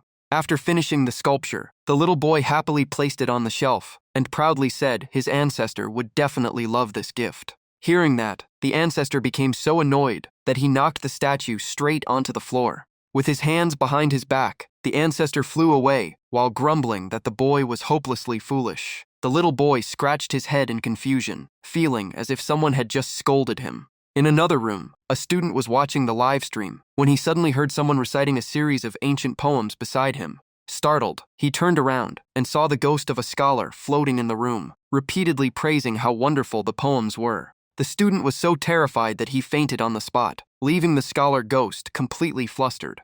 The ghost hurried over, tried to revive him, and anxiously called for him to wake up. After a while, the boy slowly opened his eyes. As soon as he came to, he curled up in the corner and tremblingly asked why the ghost was there and whether he was about to die. The scholar quickly explained that he could only visit the mortal world because it was the ghost festival. While passing by, he noticed a book filled with beautiful poems and could not resist stopping to read them. Since he had accidentally frightened the boy, he apologized and took his leave. The scholar vanished from the room, leaving the boy trembling with fear. He immediately jumped onto his bed, pulled the blanket over himself, and curled into a tight ball. At the same time, in a classroom, a teacher stood before the blackboard with a blank expression, rolled back eyes, and foam at the corner of his mouth after being overwhelmed by endless questions. One student wanted to know whether anyone could meet Qin Shi Huang and borrow the terracotta army. Another wondered if fortune tellers could truly see heavenly secrets. Someone else asked whether burning paper offerings for Xiang Yu would let them watch the original Farewell My Concubine, while another even asked what it felt like to touch a ghost. The poor teacher stood there speechless, while the class excitedly discussed that ghosts had once been human, so surely the teacher would know all the answers. Some students even worried that with the ghost festival being so chaotic, their teacher might not survive the day. Realizing something was seriously wrong, 3 students quickly supported the teacher and rushed him straight to the hospital. Late that night, another young man lay in bed watching the Underworld live stream. Moonlight streamed through the window, casting a faint glow across his face. Even as he shifted positions, his eyes never left the phone screen. Just then, a strange sound came from the window. He immediately turned his head and froze at what he saw. A dark handprint slowly appeared on the outside of the glass. He jumped upright in panic, staring at the growing handprints on the window. A ghost then pressed both hands against the glass. Its long hair covered its face as it quietly muttered about how cold it was. Suddenly, it lifted its head, revealing blood-red eyes and a terrifying grin before staring directly at him and asking if they could stay together. The young man screamed in horror. Cold sweat poured down his body as he clutched his phone like his last lifeline. He desperately cried out for Jiang Lin and white impermanence, shouting that a ghost from the underworld had come all the way to his house. Outside the window, the ghost kept trying to lure him outside. It secretly mocked him, thinking the terrified fool was babbling nonsense, as if calling white impermanence's name could really make him appear. But only a few seconds later, Jiang Lin's voice sounded from behind it. "How about playing with me instead?" Thinking it was just another unlucky victim, the ghost happily agreed. The moment it turned around, it found itself face to face with white impermanence, Jiang Lin. Its face instantly turned pale as it screamed in disbelief. Before it could escape, a squad of black and white impermanence officers rushed in with ropes and sacks, quickly subduing the ghost. In the blink of an eye, the ghost was stuffed into a sack and captured. The ghost officers immediately escorted the prisoner back to the underworld, while the rescued young man could only stare at Jiang Lin with overwhelming gratitude. Jiang Lin merely glanced at him before continuing his patrol. As the young man watched him disappear, the bedroom door suddenly opened. It turned out his mother had heard the noise and come upstairs to check. Seeing her son standing there like a statue, she looked at him for a moment before casually asking, "You're already grown up, and you still wet your pants?" Only then did he look down and realize that his pants had somehow become soaked. His mother folded her arms and did not even bother listening to his explanation. She simply told him to change his clothes and bring the blankets so she could wash them. He frantically insisted that he had really just encountered a ghost and that it was not what she thought. Meanwhile, Jiang Lin continued flying across the night sky, carrying on with his patrol of the mortal world. The live stream was flooded with comments. Viewers kept praising Jiang Lin for arriving just in time to save the victim. Some even joked that he must have a built-in GPS because he showed up the moment someone called for help. Many were also amazed to watch him capture the ghost live on stream. Jiang Lin explained that during the Ghost Festival, ghost officers were assigned to patrol all over the mortal world. There was no special tracking system. He had simply happened to pass by that area. Even if he had not shown up, another ghost officer would have handled it. He then asked everyone if they wanted to keep watching the Ghost Festival patrol. The comments instantly filled with people saying yes. So Jiang Lin continued his patrol, since there were still many places left to inspect. After traveling for a while, he suddenly sensed that something was wrong. Not far away, a ghost was secretly climbing through a window to break into a house. It quietly opened the window and entered a room where a woman was fast asleep. The ghost walked to her bedside and softly called her name, Xin Xiaorong, Xin Xiaorong. Holding the woman's hand, it gently said, Rong, it's time to wake up. Still half asleep, she instinctively replied, honey. The moment she answered, the ghost immediately pulled her soul out of her body and gently said it was time to pick up their child because school was about to end. If the child did not see both parents, the child would cry. Her soul quietly responded. The woman's soul slowly opened her eyes. As soon as she saw who was standing before her, her eyes widened in terror, making even the ghost freeze. Xiaorong immediately let out a terrified scream. At that very moment, Jiang Lin appeared and swung his staff. His strike instantly sent the woman's soul back into her body. The ghost of her husband stood there completely stunned. Jiang Lin immediately restrained him. He stuffed the ghost into a sack and threw it straight into the underworld detention space. As he left, Jiang Lin explained to the viewers that this was the phenomenon commonly known as a ghost calling away a soul. If a soul remained separated from its body for too long, the living person would become a vegetable, while the soul itself would gradually weaken into a low-level wandering spirit. The patrol soon brought him to another location, where a little boy was hiding inside a wardrobe. Jiang Lin opened the wardrobe door and calmly asked whether the one hiding inside wanted to come out voluntarily or be dragged out. The frightened ghost immediately curled up and obediently replied that it would come out on its own. After dealing with the situation, Jiang Lin continued his patrol. While walking down the street, he suddenly overheard two female ghosts talking. One excitedly invited the other to try a new snack, while her friend shook her head and said she really could not eat anymore. The orange-haired ghost enthusiastically promoted it, saying it was a ghost festival specialty made especially for ghosts, and that everyone who tried it loved it. Tempted by the sales pitch, the other ghost leaned in suspiciously and asked if it was really that good. She immediately received a confident yes.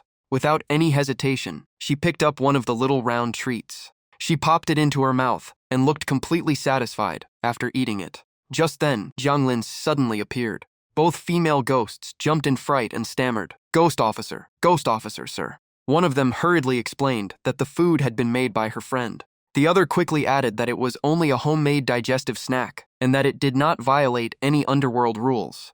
Jiang Lin walked over and casually picked one up to examine it. He studied it carefully for a moment. Then he placed it back into the girl's hand and calmly reminded her that this festival only came once a year, so she should treasure it. She repeatedly bowed and kept thanking Lord Bai. After saying that, Jiang Lin turned and left, while the two females' ghosts remained kneeling respectfully until he disappeared. The system then explained that most wandering spirits survived on offerings from their descendants. However, as time passed, many spirits were gradually forgotten, and the offerings became fewer and fewer, leaving many ghosts hungry. Although the ghost market sold food, not every ghost could afford it. Jiang Lin added that the snack they had just seen was simply ghost-made food and did not break any rules. Ghosts who worked for the underworld earned money and could freely buy and sell things just like humans. The system still sounded doubtful before laughing. At first, it had thought they were eating something bizarre, but it turned out ghosts even had digestive snacks. The livestream comments also became lively. Some viewers said they would burn extra paper money, paper houses, and paper servants for their ancestors, while others joked that their police team had almost been called out.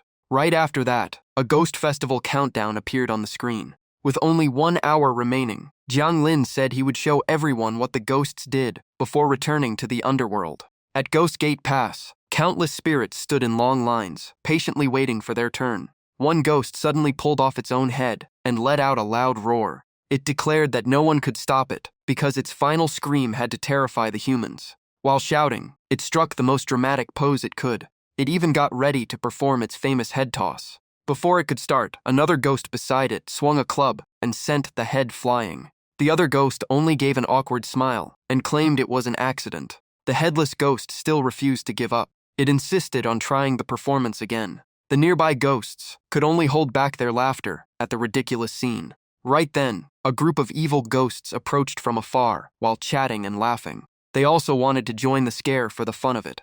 But a gigantic Llama King suddenly appeared. In an instant, everything was under control as he shouted at them. The evil ghosts immediately shrank back and dared not cause any more trouble. Jiang Lin watched the entire scene from a distance. The livestream chat kept scrolling. Some said it looked like the apocalypse. Others admitted they were scared enough to almost wet themselves. Some even joked they had gone through countless pairs of pants since following the channel. After reading the comments, Jiang Lin flew onward and explained that the Black Impermanence from earlier was a high-ranking ghost officer and the captain of the ghost officers. He then said he would show everyone the final moments before souls said goodbye to the living world. Jiang Lin flew to the home of a mother, holding her son's memorial portrait while crying uncontrollably. Through her tears, she asked if her son would come home on Ghost Festival Day. The son's spirit immediately hugged his mother and gently promised to return again next year. At another cemetery, a father sat quietly in front of his son's grave. He leaned against the tombstone with tears in his eyes and softly promised to visit again next year. The scene then shifted back once more. The focus returned to Jiang Lin. He waved goodbye to the audience, announced that the Ghost Festival livestream had ended, and promised to see everyone in the next broadcast.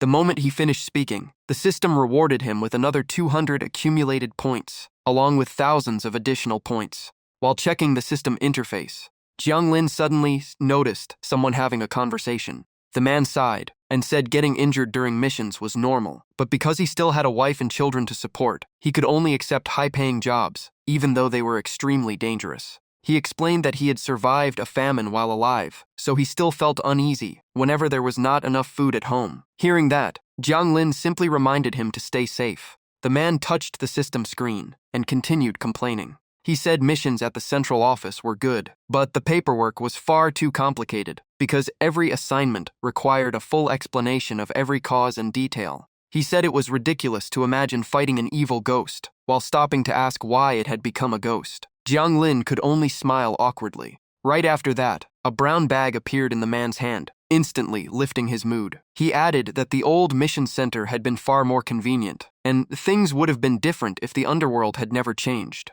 He carefully looked around to make sure no one was nearby, before leaning closer to whisper to Jiang Lin. He revealed that the Llama King was preparing to eliminate both the spreading resentment and the true cause behind the mutated ghosts. He added that anyone who studied the history of the underworld would uncover many fascinating secrets. After saying that, Shu Zi hurried away to complete his assigned mission. Jiang Lin reminded him to stay safe since he already had a family. Just then, a notebook suddenly floated in front of Jiang Lin. The notebook opened by itself and displayed all the information about the soul he needed to escort. After reading it, Jiang Lin closed the notebook and continued his usual duty of guiding the soul back to the underworld.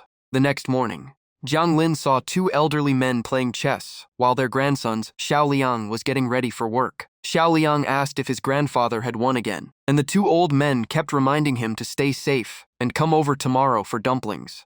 Xiao Liang smiled, nodded, and headed off. On the way to work, he was in a relaxed and cheerful mood. Suddenly, the radio at his side started beeping non-stop.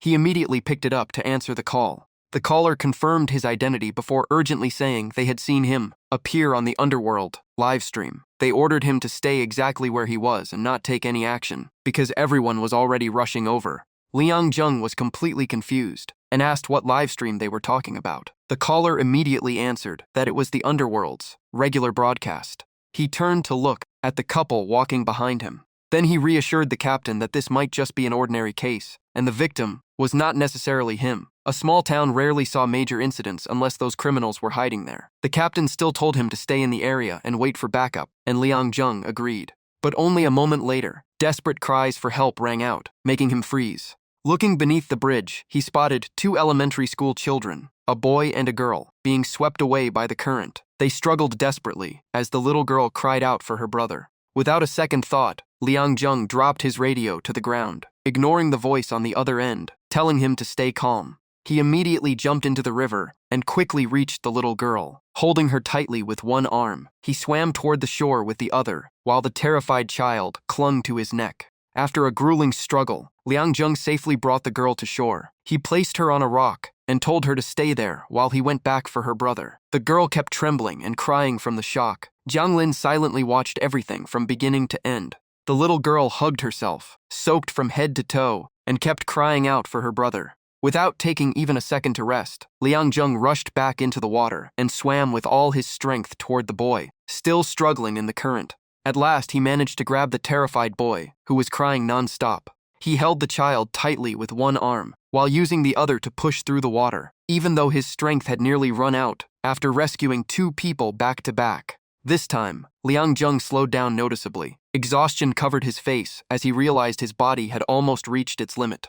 The boy also began losing strength. His body went limp and started sinking beneath the water. Seeing this, Liang Zheng shouted for him to keep fighting. He kept encouraging the boy not to give up while using every last bit of strength to hold him above the water, even as his own energy was completely drained. Just then, someone called out. Liang Zheng turned and saw 4 male teammates and 1 female colleague had arrived. Relief washed over him, but his face had already turned pale from exhaustion. The moment they arrived, 3 of them immediately dove into the river and swam toward Liang Zheng with all their strength. One teammate quickly took the sobbing boy from his arms, and Liang Zheng finally relaxed the arm he had been straining the entire time. The instant he let go of the child, all of his remaining strength vanished, and he slowly sank beneath the water. Fortunately, one teammate grabbed his hand just in time. Working together, they brought both Liang Zheng and the boy safely to shore, then immediately began emergency treatment beside the river. The teammate performing CPR kept pressing on the boy's chest, and before long, the child coughed up water and began to recover.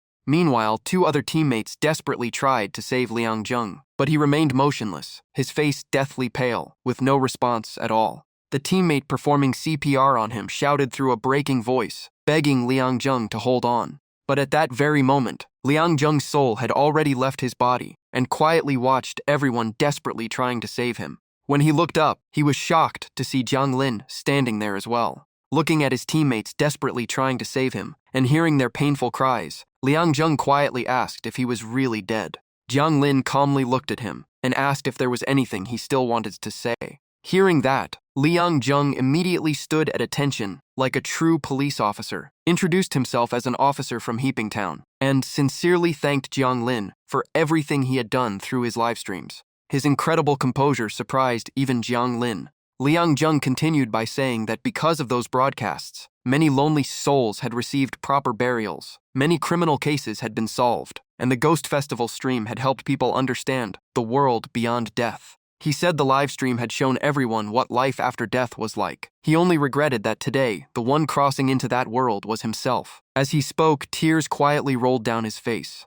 Jiang Lin replied that he was simply doing his job. Liang Zheng smiled, wiped away his tears, and answered that he had only fulfilled his duty as a police officer. The livestream chat overflowed with emotion. Some said both Jiang Lin and Liang Zheng protected the world in their own ways. Others promised to live more responsibly. Many viewers hoped Liang Zheng would leave a final message, and Jiang Lin asked if there was anything else he wanted to say. Liang Zheng immediately stood straight and seriously reminded all parents that the holiday had arrived, urging them to always watch their children and never let them go alone near rivers, lakes, or other dangerous waters. He also advised that if children were going swimming, Parents should choose safe locations with proper rescue services and clean water, because a single careless moment could lead to a tragic price. After saying that, he scratched his head with an embarrassed smile and apologized for slipping back into his professional habits. Jiang Lin simply looked at him in silence. After Liang Zheng left with Jiang Lin, his body remained by the riverside while his teammates stood at attention and gave one final salute to honor their fallen comrade. The two children he had rescued also stood straight and faced Liang Zheng in a belated gesture of gratitude. Tears streamed down their young faces as they looked at the man who had given his life to save theirs. Just then, Liang Zheng's wife and their only son rushed to the scene. The moment she saw her husband lying motionless, she cried out his name. She threw herself onto Liang Zheng's body and sobbed uncontrollably. Through her tears, she blamed him for promising to always stay by her side, only to leave her and their son behind. Their son refused to accept the truth. Crying, he ran away while insisting that the man lying there could not be his father because his dad had promised to come home early today. The heartbreaking scene moved everyone watching. Liang Zheng's soul reached toward his son and tried to run after him for one last hug, but Jiang Lin stopped him and reminded him that if he wanted to keep seeing his family, he could not stray more than 10 meters from his body. One teammate immediately ran after the boy, gently calling for him to come back. Liang Zheng could only stand there with helplessness filling his eyes. Jiang Lin pointed toward the livestream camera and said that his family could still see him through the broadcast. Hearing that, Liang Zheng silently looked toward the camera. One teammate opened the live stream on his phone and indeed saw Jiang Lin standing beside Liang Zheng's soul. He instantly understood everything. Without hesitation, he handed the phone to Liang Zheng's wife and told her to look at the screen. She gasped before bursting into tears as she saw her husband once again. She held the phone tightly with both hands, afraid that even the slightest movement would make his image disappear. Her slender hands trembled non-stop as they touched the screen, showing the face of the man she loved. At last, she broke down completely, crying while calling Liang Zheng's name in grief. She collapsed to the ground, clutching the phone to her chest. Seeing his wife in such pain, Liang Zheng choked back tears as he embraced her in vain. Even knowing she could not feel him, he still wanted to stay beside them a little longer. Still holding his wife, Liang Zheng quietly apologized because he could no longer stay with her and their son.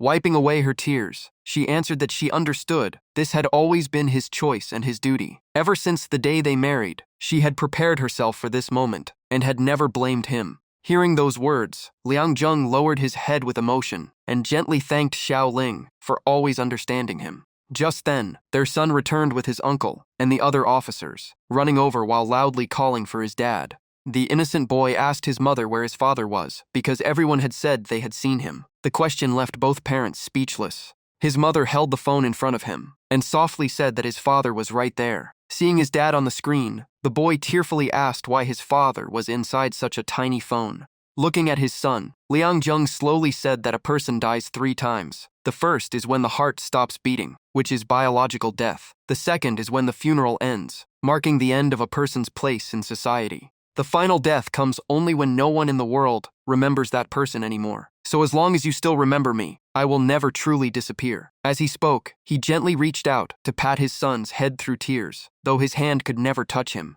Hearing that, the boy could no longer hold back his emotions. Hugging the phone tightly, he cried and shouted that he would always remember his father and never let him be forgotten. Liang Zheng smiled and nodded, before gently asking his son to take care of his mother in his place. The boy hugged his mother tightly and firmly declared that he was a man now and would protect her. Seeing how much his son had matured through this tragedy, Liang Zheng finally found peace. He smiled and gently reached out to pat his son's head one last time. After that, he turned to Jiang Lin and sincerely thanked him for giving him the chance to see his family again. He also said that if he could ever help in the future, he would gladly do so. Jiang Lin calmly replied that if he truly wanted to thank him, then he should cherish life and always keep a clear conscience. As soon as he finished speaking, a small pouch appeared in Jiang Lin's hand, with streams of swirling green mist flowing out from inside. Liang Zheng's soul slowly transformed into a blue light and gently floated into the pouch. Jiang Lin closed the pouch and explained that it was a soul pouch, used to temporarily store souls before continuing on to escort the next one. At the same moment, he appeared in a luxury apartment complex. Inside one apartment, 3 forgotten takeout boxes sat on the table. The food had turned moldy, and flies buzzed everywhere.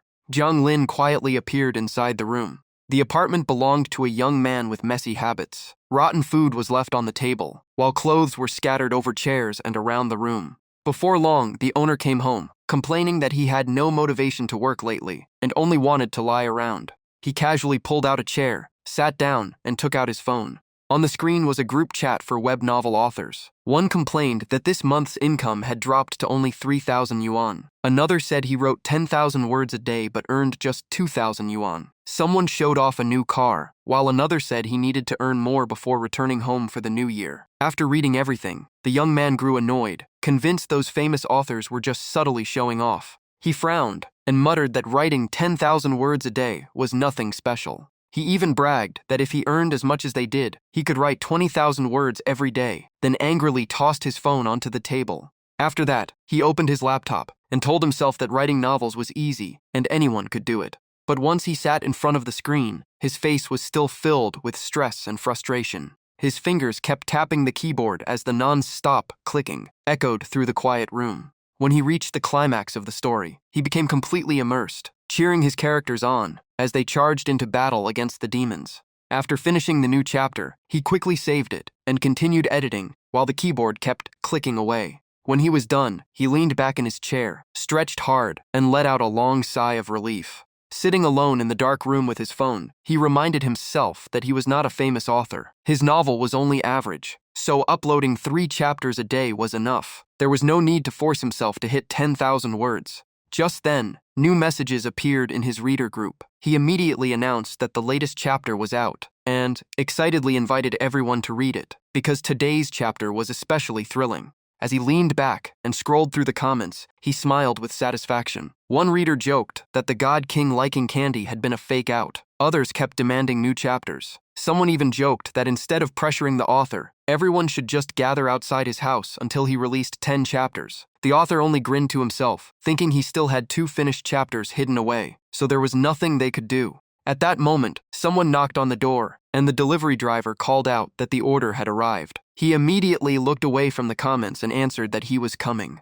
After opening the door and taking the food, he scratched his head in surprise and asked why the delivery had been so fast today. Holding the takeout bag, his eyes returned to his phone as he laughed at how entertaining that blogger really was. But his good mood did not last long. His body suddenly felt strange. Darkness closed in around him, and a wave of unbearable pain made him feel as though his soul was about to leave his body. His hands gradually lost all strength. Both his phone and the takeout bag slipped from his grasp, and his body collapsed helplessly onto the floor. He lay motionless on the ground as food scattered everywhere. His face went blank, and he could not even make the slightest movement. His face turned ghostly pale, his muscles stiffened, and his eyes widened in agony. He desperately grabbed at his collar and gasped for air, but it felt as though nothing could reach his lungs. His breathing nearly stopped completely. Only saliva and sweat continued dripping onto the floor as despair consumed him. At last he lay curled up with his mouth wide open. His breathing faded away, and his life came to an end.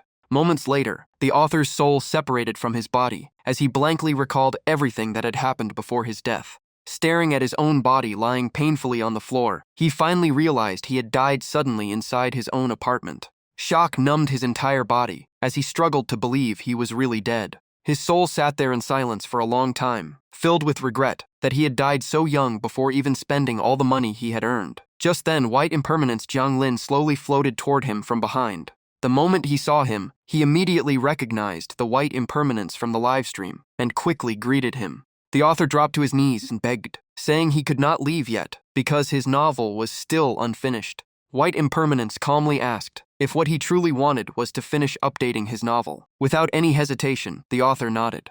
Jiang Lin told him he had only 7 days left. Hearing that, the soul repeatedly bowed in gratitude to White Impermanence. Wiping away his tears, he jumped to his feet and clenched his fists with determination. Even 7 days were enough to accomplish many things, especially since he already knew what to do after watching the live streams for so long.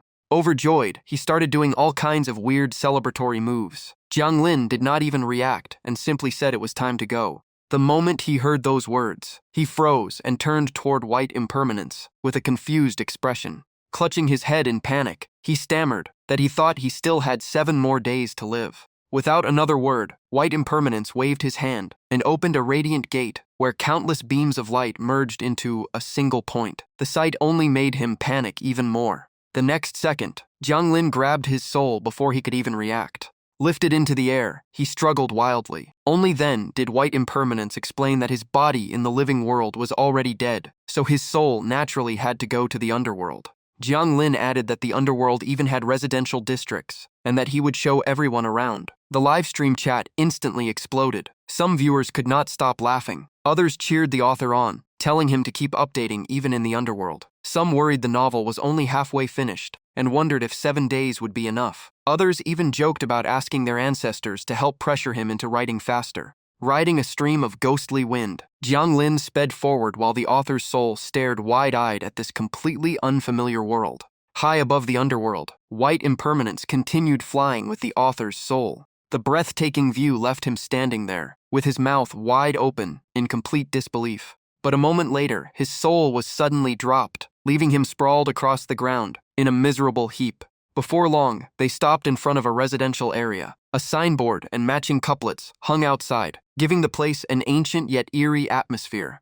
Jiang Lin calmly announced that they had arrived. Meanwhile, the author's soul was still so dizzy from the trip that he felt like he was about to fall apart. White Impermanence explained that this was a residential district behind the ghost market. The houses here were ordinary homes without dense yin energy or the protective barriers used by ghost officers. Fighting through his dizziness, he nervously asked White Impermanence where they really were. As he walked inside, Jiang Lin briefly replied that this would be the place where he finished writing his novel. The old wooden door slowly creaked open. Leading the way inside, White Impermanence introduced the place as the Underworld's professional update enforcement team. Hearing that, the author's soul cautiously looked around.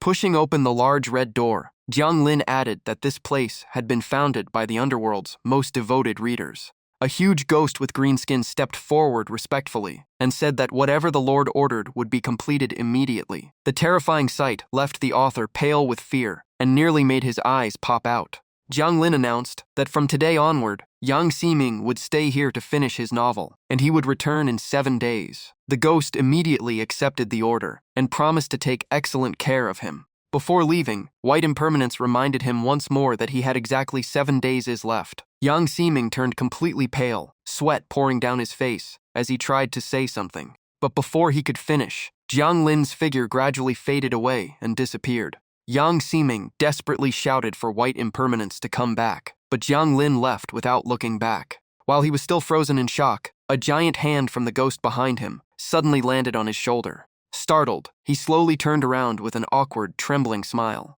The ghost pointed to a desk that had already been prepared and enthusiastically introduced it as his new writing station.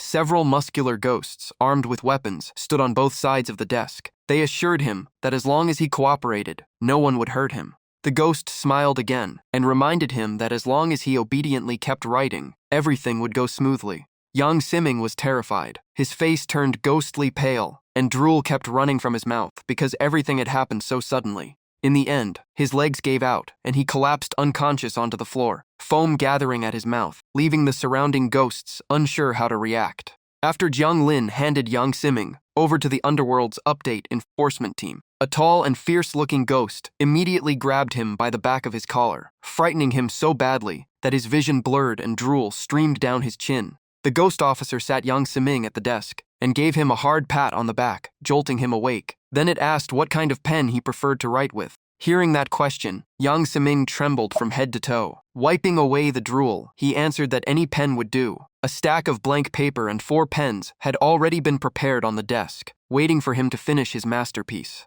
As Yang Ximing picked up a pen to begin writing, the ghost beside him even encouraged him, saying that if he ran out of paper or ink, he only had to ask because they would provide everything he needed. That if he ever felt hungry or cold, he should just speak up because everyone here was a friend. Those friendly words only made Yang Ximing break out in a cold sweat from the pressure. He forced a smile and timidly asked if he could rest for a while before getting started. Before he could finish, the ghost grabbed his shoulder and turned serious, saying ghosts did not need rest. Yang Ximing nodded frantically and promised to start writing right away. He buried his head in the manuscript and wrote without daring to stop. The ghost stood beside him with folded arms, smiling in satisfaction, saying friends should work together, and that it's also wanted to read the story. Yang Ximing poured all his focus into every page. His pen flew so fast it was almost impossible to follow, as he wrote about Xiao Tianjing launching a surprise attack from behind the demon army, catching them off guard before unleashing a powerful move that blasted the surrounding demons aside and charged straight toward the divine maiden. After finishing the final lines, Yang Siming put down his pen and let out a long sigh, finally feeling a little relieved. He quickly handed the manuscript to the ghost beside him and said with trembling hands that all 3 chapters were finished. The ghost took the manuscript, flipped through a few pages, and praised him in surprise. It never expected him to write so quickly. Carrying the manuscript away, it turned back and said there would be extra chicken drumsticks next time, and if he had free time, he could walk around and relax. After that, the ghost brought the manuscript to the others so they could read it together. Laughter echoed non-stop as they enjoyed Yang Siming's story. Seeing that scene, he could only walk outside helplessly, thinking that if he stayed trapped here much longer, he might never leave before finishing the novel. After thinking it over, he realized there was only one option left. He had to find a chance to escape. But the moment he turned around, he bumped into a young man with heavy dark circles under his eyes and a completely exhausted face. Seeing the stranger holding a stick, Yang Siming backed away in fear and shouted, asking who he was. The young man quickly waved his hands and gently asked if he was hurt. As he helped Yang Siming back to his feet, the man introduced himself as Shu A3. Yang Siming gave his own name and asked how long he had been here. Shu A3 sighed and said it had probably been several decades already. If nothing changed, they would both still be here hundreds of years from now. Yang Siming was stunned and about to ask more when Shu A3 saw right through him and directly asked if he was planning to run away. Caught immediately, Yang Siming could only smile awkwardly. Shu A3 said he had tried escaping countless times after arriving, but the ghosts and readers always dragged him back, so he advised Yang Siming not to waste the effort and spare himself the suffering. Shu A3 explained that in the underworld, writing stories could earn income, food, items, or spirit money. Everyone resisted at first, but after living here long enough and gaining a steady income, they gradually accepted it. While listening, Yang Siming pulled over a chair and invited him to sit. He curiously asked why every writer here looked so depressed. Shu A3 sat down, sighed, and replied that after writing for so many years, their ideas were nearly exhausted, while readers had long grown tired of the old plots. Then he looked at Yang Siming and said his story still felt fresh, so maybe he should consider staying here for good. Yang Siming's eyes widened in disbelief. He could not believe someone was actually telling him to stay. He immediately waved both hands and firmly refused.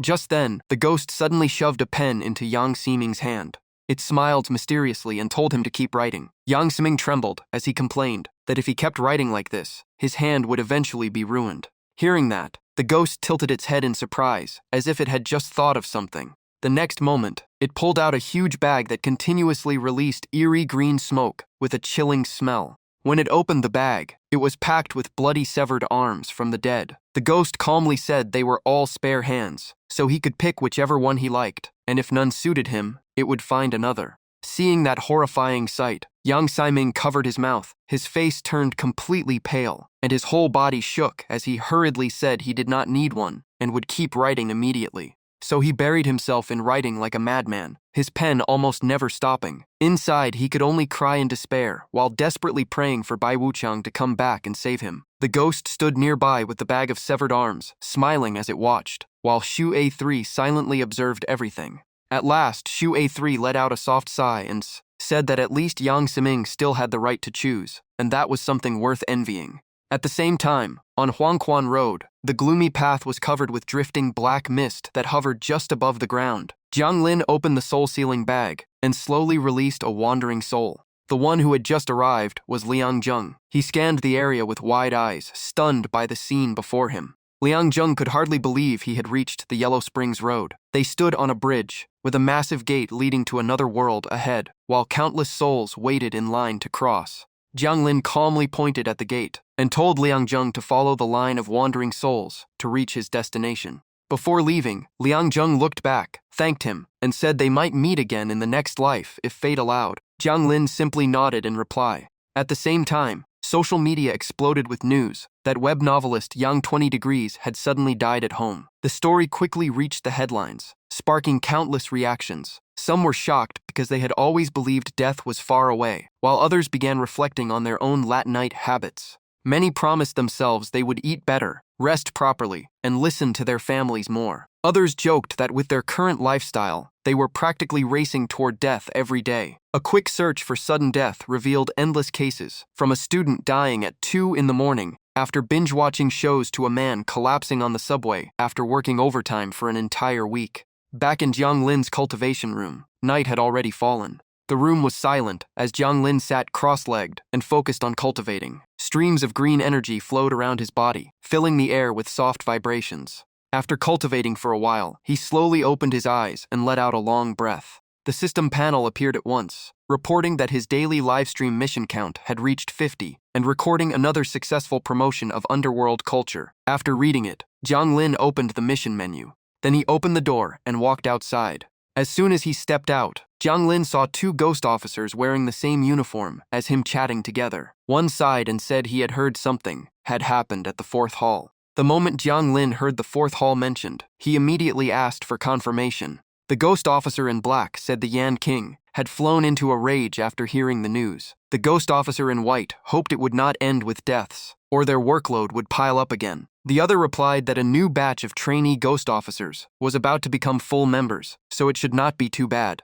Even so, the other shook his head, saying new graduates always brought endless trouble. Forgetting to escort a soul was minor. The worst was when a soul encountered trouble after being tainted by mortal aura. Hearing their conversation, Jiang Lin quietly walked away, relieved that nothing major had happened, and decided to visit the mission center for work. Before long, he arrived at the Underworld mission center. The place was just as lively. One ghost officer swore he would rather vanish into smoke than mentor another trainee. His companion immediately agreed, saying his last apprentice had not only lost the soul they were supposed to escort, but had disappeared as well. The other could only complain that being a mentor was truly exhausting. Meanwhile, Jiang Lin quietly studied the system panel before him. As he thought about the mission board, Jiang Lin suddenly remembered his master and softly called out twice, "Master." Memories from the past resurfaced. Back then, his master had said Jiang Lin had truly adapted to being a ghost officer. He was no longer reckless or arrogant because of his newfound power, and was now capable of completing every mission on his own.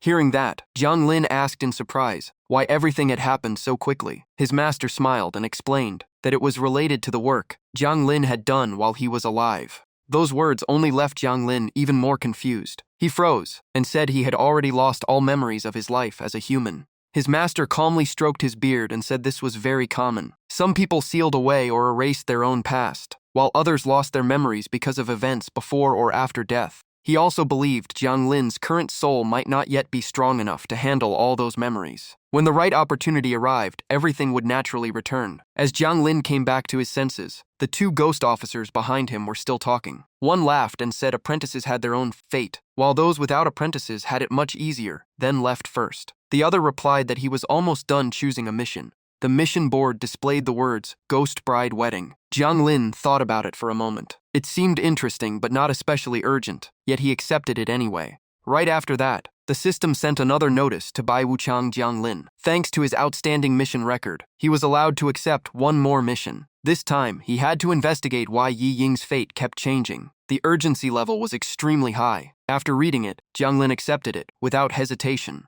He told himself the soul escort mission was finished, and it was time for the next assignment. With that, Jiang Lin started his livestream. Night had already fallen over City A. At the fire station garage, sirens echoed non-stop through the darkness. Inside a break room, a young woman slept soundly, snoring softly as she reached for the heating pad beside her. She placed the heating pad on her stomach and drifted back to sleep, her stomach pain still lingering. As she rolled over, a photo beside her pillow came into view. It showed her standing shoulder to shoulder with a handsome young man, making it obvious they were more than just friends. Suddenly, sweat poured from her body, and her face turned unusually pale. Even so, her mind remained trapped inside the dream. Without warning, a massive explosion shattered the silence, throwing everything into chaos. Thick smoke filled the air. She coughed violently while trying to see what was happening. Yi Ying braced herself against a wall, struggled to her feet, and slowly moved forward. Her breathing became faster with every step.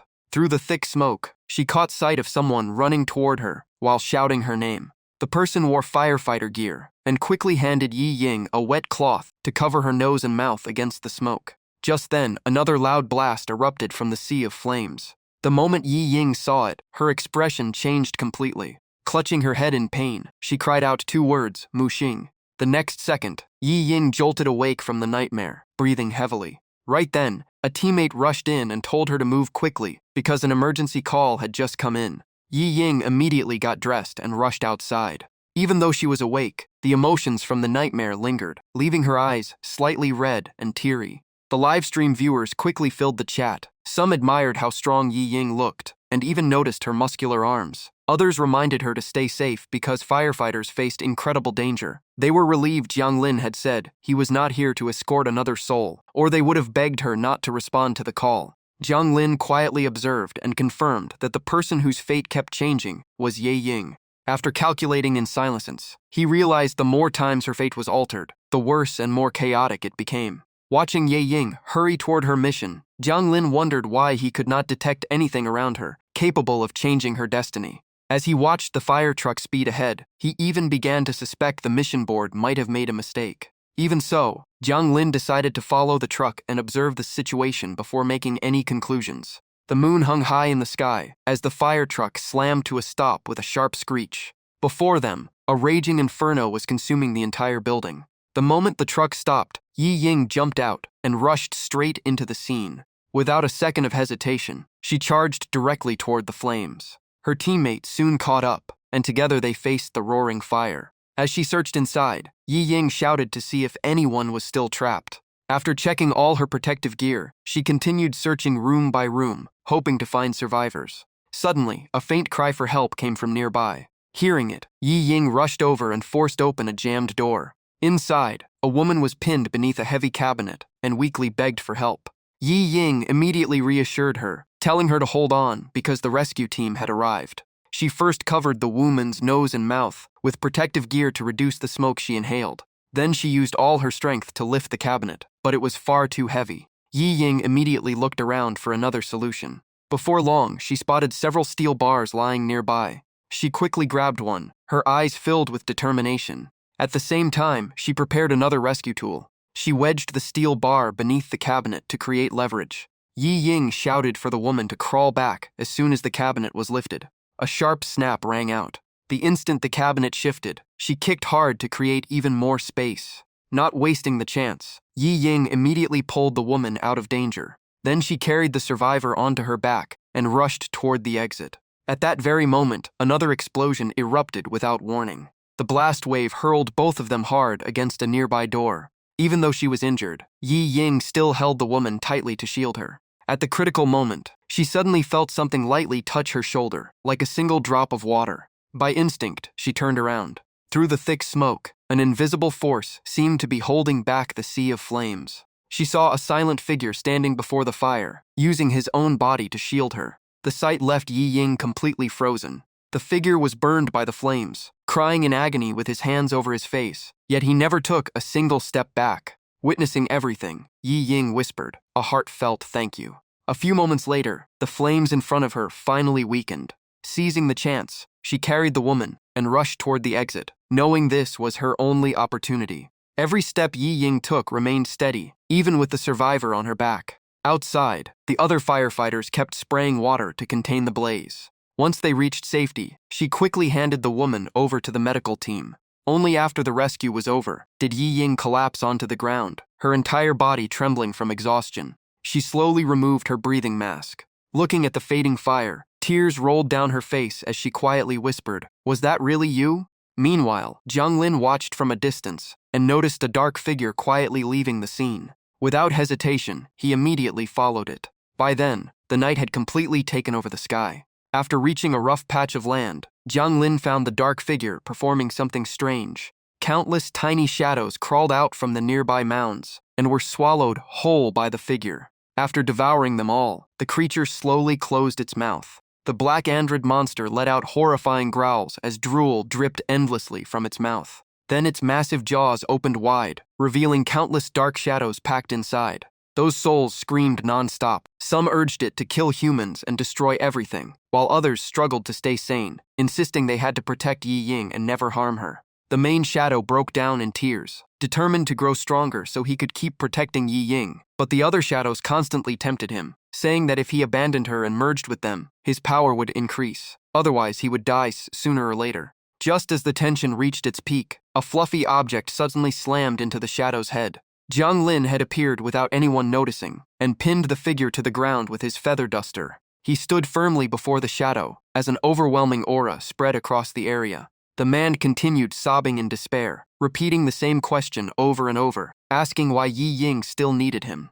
Jiang Lin calmly replied that if this continued, once he completely lost control, the first person he would attack would be Yi Ying herself. As Jiang Lin raised his hand, he explained that every time the man forcibly changed Yi Ying's fate, he suffered a massive backlash. Even if no one destroyed him, he would not survive much longer. A sphere of energy formed in Jiang Lin's palm and gradually enveloped all the chaotic shadows. Hearing that, the man sadly asked what would happen to Yi Ying from now on. As Bai Wuchang, Jiang Lin quietly escorted Mu Xing's soul toward the gateway leading to the Yellow Springs Road. Because he had burned to death, his soul was completely charred black. Along the way, Jiang Lin asked whether Mu Xing had ever considered the consequences of changing Yi Ying's fate. Mu Xing could only weep in silence, unable to answer. They passed through the floating blue gateway and arrived at the Yellow Springs Road. Jiang Lin explained that ghosts were variables by nature. Once they forcibly interfered with a living person's fate, the future became impossible to predict. That person might live a long life or meet a horrific end. As Bai Wuchang, he only managed wandering souls. The fate of the living still belonged to the mortal world. Hearing this, Mu Xing lowered his head and cried without stopping. After a long silence, Mu Xing finally choked out an apology. After escorting Mu Xing to the reception point, Jiang Lin handed him over to another ghost officer to finish the process. The officer nodded and accepted. The system displayed a notification that today's livestream had been completed, rewarding Jiang Lin with 600 points. The investigation into the ghosts' interference with a human fate was also marked complete, and Jiang Lin submitted the mission. After everything was finished, he stood quietly for a moment before deciding to return to his cultivation room. Meanwhile, back in City A of the mortal world, Yi Ying knocked on the captain's office door and asked if he wanted to see her. Inside, the captain was already holding a photograph. He turned around and handed it to her. The photo had captured the most dangerous moment of the rescue, when Yi Ying was saving the victim. Most shocking of all, it clearly showed the dark figure standing between her and the flames, giving her enough time to escape.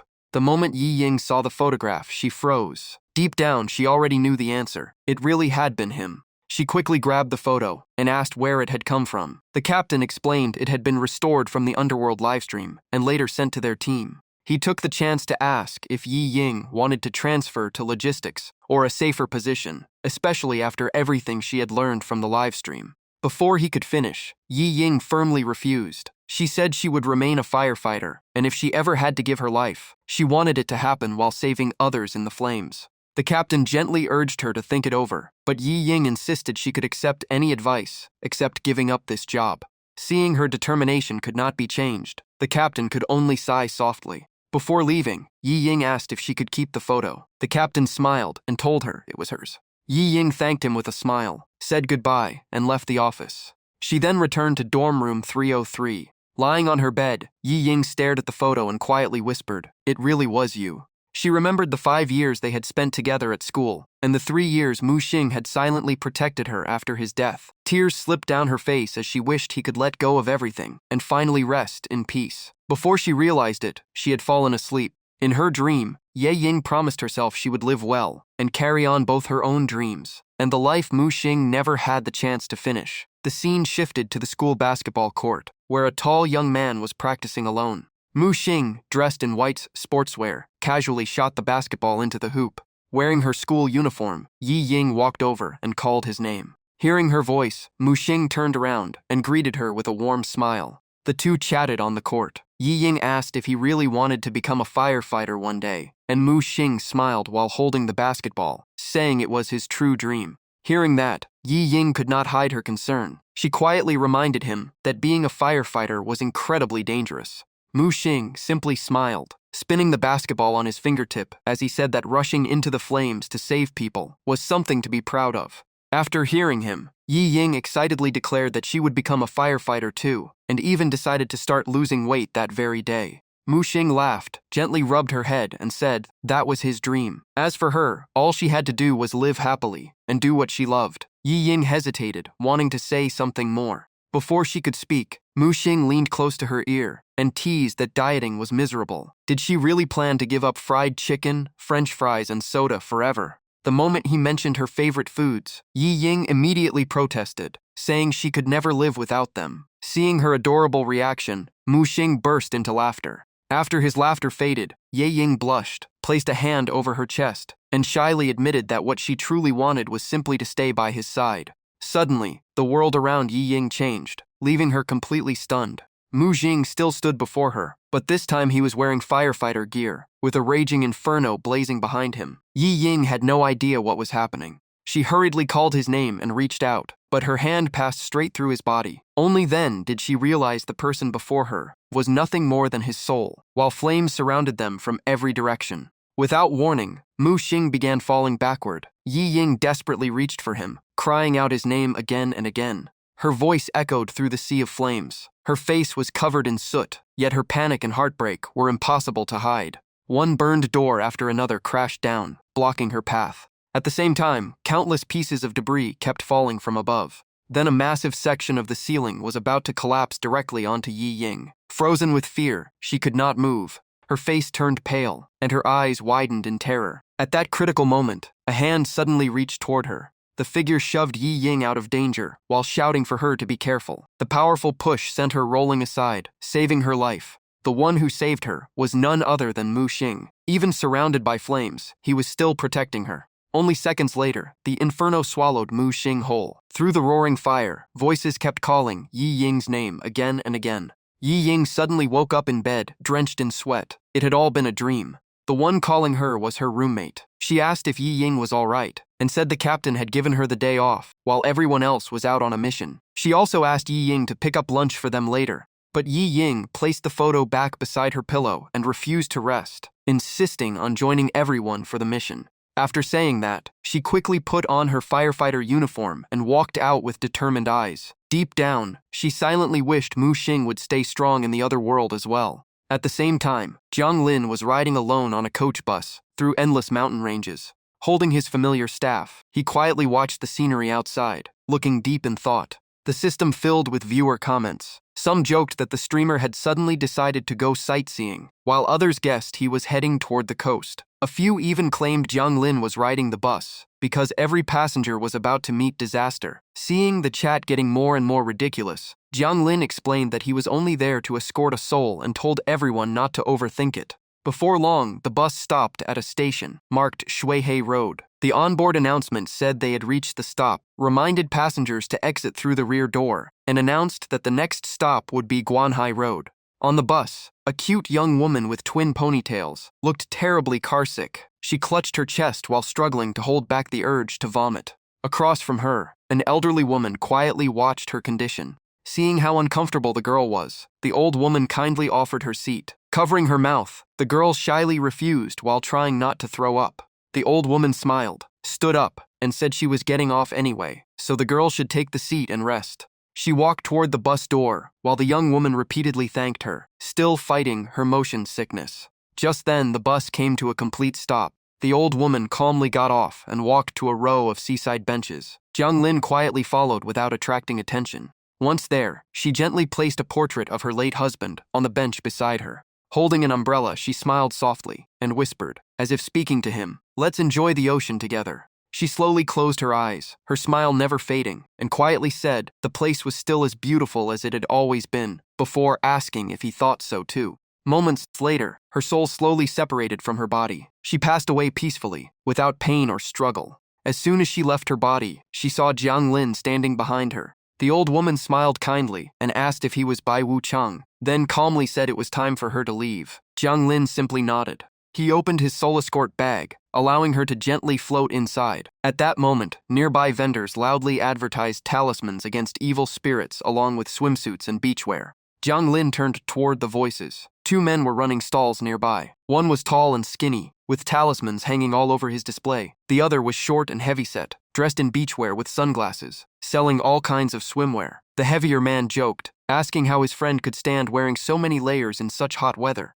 The tall man wiped away his sweat and admitted it was scorching, but said a talisman seller had to look the part. The heavier man laughed and questioned whether anyone still believed those talismans actually worked. The tall man leaned closer and proudly claimed he possessed heavenly eyes. He said he had personally seen countless demons and ghosts, so his talismans were definitely effective. Hearing that, the heavier man brought up the famous Underworld healing stream. Folding his arms proudly, the tall man said he knew all about it and even claimed his talismans were modeled after those used by the mysterious streamer, making them extremely powerful. The heavier man immediately opened Jiang Lin's livestream on his phone and asked how anyone could contact the mysterious host. Before he finished speaking, his face suddenly changed. He stared at the screen in horror as all the color drained from his face. Sweat poured down as he hurriedly removed his sunglasses. In the next instant, he threw his phone to the ground and ran away screaming. The tall man stood there in complete confusion, unable to understand what had happened. He even shouted after his friend, telling him not to panic because he had protective talismans. In the end, only the phone remained on the ground while the tall man stared at it. Curious, he walked over and picked it up, muttering that he could not understand what had frightened his friend so badly. When he looked at the screen, he discovered the Underworld healing stream was showing his own stall, complete with the rows of talismans hanging behind him. The familiar sight left him speechless as he wondered how such a coincidence was possible. The phone screen now clearly displayed the Taoist, holding the phone himself. He absent-mindedly rubbed his chin, still failing to realize it was his own image, while mumbling that the person on the screen looked strangely familiar. The livestream chat immediately exploded. Some viewers guessed he was the talisman seller, while others laughed at how clueless he was for joining Jiang Lin's livestream without realizing he was looking at himself. A moment later, Jiang Lin appeared on the livestream screen. The Taoist jumped in fright the instant he saw Jiang Lin. He screamed and threw his phone away. Just then, one of the talismans on his stall suddenly floated into the air. The talisman hovered right in front of him, turning his face pale and making his legs tremble. From the livestream, Jiang Lin calmly asked if his talismans really worked. Sweat poured down the Taoist's face as he stammered, unable to finish a single sentence. Overcome with fear, he dropped to his knees, repeatedly kowtowed, and begged Bai Wuchang to spare his life. Jiang Lin reminded him that protecting oneself was a good thing, but fake talismans like those should never be bought. As soon as he finished speaking, Jiang Lin casually cast a spell that set the entire talisman display on fire, warning the man never to use his name to sell fake goods again. Terrified, the Taoist nodded frantically and promised he would never do it again. Seeing that the man had admitted his mistake, Jiang Lin said nothing else and turned to leave. Back in the Underworld, Jiang Lin chatted with the viewers as he walked. He said he had just escorted an elderly woman and would now take everyone on a tour of the ghost market. The ghost market was unusually quiet today. Jiang Lin explained that the ghost festival had just ended, so most ghosts were resting, making the place much calmer than usual. Passing a female ghost's stall, Jiang Lin looked over the items and thought they would make great gifts for his viewers while also helping them avoid scams. Seeing a customer, the ghost warmly asked what he wanted to buy. Jiang Lin folded his arms and calmly replied that he would take everything on the stall. After finishing the purchase, he brought everything back to his residence. A 10-minute countdown appeared on the livestream. Jiang Lin announced that he was about to give away gifts again, just like last time, and told everyone to get ready. The chat instantly became lively. Some viewers rushed to switch to new phones. Others celebrated that another giveaway had finally arrived, and a few even called their friends to join and grab the lucky envelopes. Jiang Lin waved his hand, and countless lucky envelopes instantly appeared before him. The countdown continued, dropping from 10 minutes to 5, then to just over 1 minute. When the timer reached 0, every lucky envelope appeared on the screen, under Jiang Lin's control, and the viewers immediately rushed to claim them. The livestream erupted with excitement. Those who won proudly showed off their prizes, while everyone else could only sigh in disappointment. One viewer received a rabbit hairpin that kept ghosts away. Another got a horse-shaped charm that prevented ghosts from following them and blocked yin energy. Someone even received a marble that could be used to attack ghosts. Just as Jiang Lin was reading the comments, a desperate cry suddenly called out Bai Wuchang by name, making him immediately turn around. Recognizing the familiar voice, Jiang Lin frowned slightly and called out, Yang Ximing. He then took out a record book to check. Flipping to Yang Ximing's page, Jiang Lin saw that he still had 6 days of life remaining. He immediately concluded that today was not the time to escort his soul, so it was not his responsibility. slipping the book back into his robe. Jiang Lin decided to return to his cultivation room. With that thought, he left at once. Meanwhile, at the Haishi University dormitory, joyful laughter echoed through the night. A male student was thrilled because he had finally won a lucky envelope after failing so many times. His shout caught everyone's attention, and his roommates immediately turned toward him in surprise. Hugging his prize, the young man proudly declared that if everyone called him Dad, he would let them see what he had won. One roommate immediately grabbed his hand, as if he had met the god of luck, begging for blessings to win the lottery and pass his thesis defense. Another roommate curiously asked what he had received from the live stream, while the student in the green tank top impatiently urged him to open it so they could share the good luck. The young man held up his phone and prepared to open the lucky envelope, while his two roommates stood beside him in suspense. He quickly waved them back, saying they were too close and might steal his luck. With that, he tapped the button to open the lucky envelope.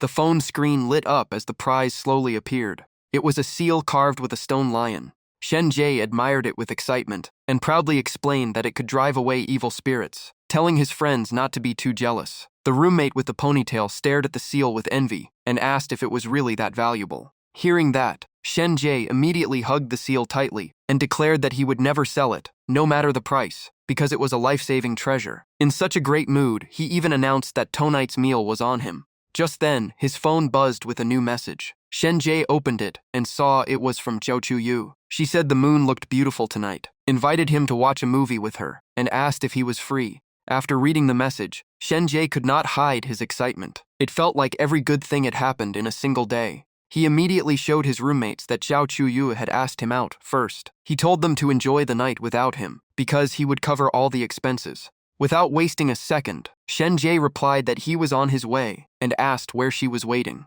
After sending the text, he rushed out the door, waved goodbye, reminded them to call the others from the study room, and said he had to leave before Zhou Chuyu waited too long. After the door closed, the roommate with a ponytail asked who Zhou Chuyu was. The other guessed she was the management department beauty, Zhou Chuyu. The ponytailed guy immediately argued because he had heard she already had a boyfriend. The other then wondered if Shen Jie was just the backup option. The ponytailed roommate did not think much about it. While making a call, he said they could ask Shen Jie when he came back tonight. The other roommate nodded in agreement. Their meeting place was Dengfei Shopping Mall. Shen Jie quickly arrived at the place where Zhou Chuyu was waiting. The moment he saw a familiar figure, he smiled and called out Zhou Chuyu's name. Hearing someone call her, the girl stayed where she was and slowly revealed a strange smile. Shen Jie walked over and asked if she had been waiting long. Zhou Chuyu smiled, said not at all, and invited him to go inside. He asked what movie she wanted to watch, and Zhou Chuyu immediately let him choose.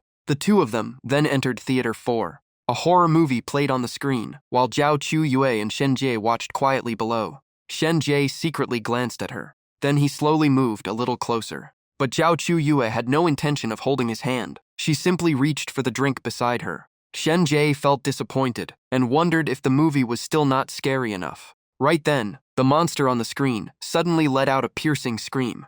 The scream startled Shen Jie so badly he almost jumped out of his seat. Seeing his reaction, Zhou Chuyu asked if he was all right. She said it was only a movie, and they could leave early if he was scared. Shen Jie quickly calmed down and awkwardly claimed he was just thinking about something else, not scared at all. Zhou Chuyu did not care and simply told him to keep watching. He could only nod. Turning back to the screen, Shen Jie sighed to himself. Watching a horror movie with a girl, while being more frightened than she was, felt incredibly embarrassing. After the movie, he suggested going to the arcade next door, but Zhou Chuyu suddenly panicked after checking her phone because the dorm was about to close. Seeing how worried she looked, Shen Jie immediately asked what had happened. Zhou Chuyu said she would miss the dorm curfew if she did not leave now. Shen Jie still missed the hint and simply urged her to hurry back. Zhou Chuyu glanced at him and quietly said it was probably already too late.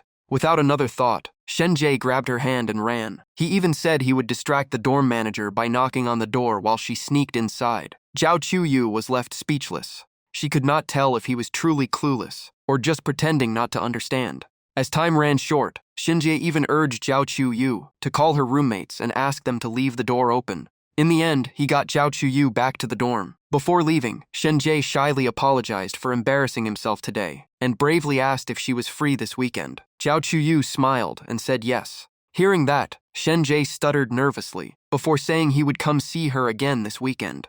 Zhao Chuyu simply smiled and agreed. After hearing her accept, Shen Jie ran off in excitement, shouting with joy the whole way. But just then, his phone suddenly vibrated. He checked it and found a message from an unknown number. It contained only one sentence: "I will always be watching you, my love." The strange message sent a chill down Shen Jie's spine. He quickly looked behind him to see if anyone was following him. But the street behind him was completely empty. He let out a quiet sigh of relief and told himself it was probably just someone's prank. He would not fall for something like that. At that moment, the spirit beast charm he was carrying suddenly began to glow. Shen Jie picked it up and reassured himself that the item from the live stream could not be fake. He kept scanning his surroundings as unease filled his heart. Had a ghost really set its sights on him? With that thought, he decided to get back to the dorm as fast as possible. Shen Jie sprinted all the way and finally made it safely back to the men's dormitory. His two roommates were shocked when they saw him burst into the room, breathing heavily. The moment he stepped inside, Shen Jie blurted out that he had finally made it back. Seeing how unusual he looked, his roommates immediately asked what had happened. One of them jokingly asked if a ghost had chased him. Shen Jie silently held up the item in his hand with a serious expression. The moment they saw it, both roommates became tense. After exchanging glances, they decided it was time to tell Shen Jie something. They said Zhao Chuyu had officially announced her relationship with her childhood sweetheart yesterday. Shen Jie froze and could not believe what he had heard. One roommate handed him a phone with the post as proof. After reading it, Shen Jie felt like he had been struck by lightning. He kept muttering that he did not believe it while staring at the item in his hand. Even so, Shen Jie still went on a second date with Zhao Chuyu that weekend. They walked around, ate together, and enjoyed themselves as if nothing had happened. That night, while scrolling through the news in bed, Shen Jie started wondering again if Zhao Chuyu was really a ghost. While browsing, he came across a viral article about a rich young man who danced in a cemetery at midnight and came back completely unharmed. Shen Jie immediately sat upright. He admired the man's courage, maybe someone bold enough to survive, that had experience dealing with ghosts, and could help him solve Zhao Chuyu's mystery. Without hesitation, he searched for the exact location of the cemetery mentioned in the article. The next morning, the story shifted to a luxurious villa. Tang Tianzhe got out of bed after spending the night with his girlfriend. He casually walked forward. As he passed a mirror, he suddenly caught a dark shadow moving behind him. A chill ran down his spine, and he immediately stopped to look around carefully. He muttered that something had definitely appeared just now. Just then, Ye Yushi told him to touch the wooden statue in his pocket. Tang Tianzhe looked confused and asked what statue. Reaching into his pocket, he really did find a small wooden statue. Tang Tianzhe immediately guessed they had brought a ghost home last night. Ye Yushi calmly replied that he had finally figured it out. Yushi smiled faintly and removed his glasses. In the next second, his eyes changed from black to glowing red. Tang Tianzhe cursed in shock, thinking his friend had suddenly mutated. Yushi explained that this was an ability from the live stream called the Third Eye. It could see ghosts, intimidate them, and prevent evil spirits from attaching themselves. Tang Tianzhe quickly asked what he could see right now. As they walked, Ye Yushi said no ghost from the underworld could escape his sight. By staring directly at a ghost, he could also restrain it for a few seconds and stop it from attacking. However, the ability only worked on ghosts and was useless against humans. Tang Tianzhe praised the ability non-stop. Yushi calmly replied that Tang Tianzhe's talent for attracting ghosts was just as impressive. Tang Tianzhe looked completely confused, so Yushi told him there were about 10 ghosts inside the house right now. At that moment, one ghost suddenly rushed in to attack. Yushi casually destroyed it in an instant and said that without the livestream item, Tang Tianzhe would have been devoured by these ghosts long ago. Tang Tianzhe could only stand there in shock because he could not see anything. He shrank back in fear and asked if they were really there. Yushi calmly replied that Tang Tianzhe had more ghosts following him than anyone else. 2 of them were even staring at him with drool hanging from their mouths. Hearing that, Tang Tianzhe became even more terrified and insisted he had never robbed graves or offended any ghosts. Yushi rubbed his chin with a knowing smile and teased that the ghosts probably liked a guy who dared to dance in a cemetery, so they all decided to follow him. Tang Tianzhe immediately protested because he had no interest in being loved by ghosts. Yushi laughed and asked what if it were a beautiful female ghost. Tang Tianzhe still refused, and Yushi casually asked if he would ever dance in a cemetery again. Tang Tianxi shook his head over and over, saying he would never go near that place again because it was far too terrifying. Tang Tianjie quickly asked Ye Yushi if there was any way to make the ghosts stop following him. Yushi laughed and said there was. He just needed to take them out for one more party. Hearing that, Tang Tianjie instantly looked up with an anxious expression. Ye Yushi explained that the ghosts only followed him because they thought he was fun. They just needed to lead them back to the cemetery and send them home, preferably tonight. As soon as night fell, Tang Tianjie packed up the speakers and sound system before heading out. He and Ye Yushi got into the car with a massive speaker loaded in the back. Once they settled in, Ye Yushi quietly looked around before giving Tang Tianjie a meaningful glance. Tang Tianjie awkwardly asked if they had all arrived yet. In reality, the car was already packed with ghosts. They cheered, danced, and celebrated excitedly. Some were thrilled to go out again. Some noticed it was a different car, and others got excited after spotting the giant speaker. A few even poked their heads through the roof or crawled up from beneath the car, creating a terrifying scene. Only Ye Yushi could see everything, so he silently watched it all. After looking around, he smiled at Tang Tianjie and said they could leave. The car pulled onto the road. Tang Tianjie took a deep breath, said they were off, and drove into the night. But the ghosts were far too energetic. They kept making noise and distracted Tang Tianjie. He angrily asked what they were doing, while Ye Yushi calmly told him to focus on driving and keep his eyes on the road.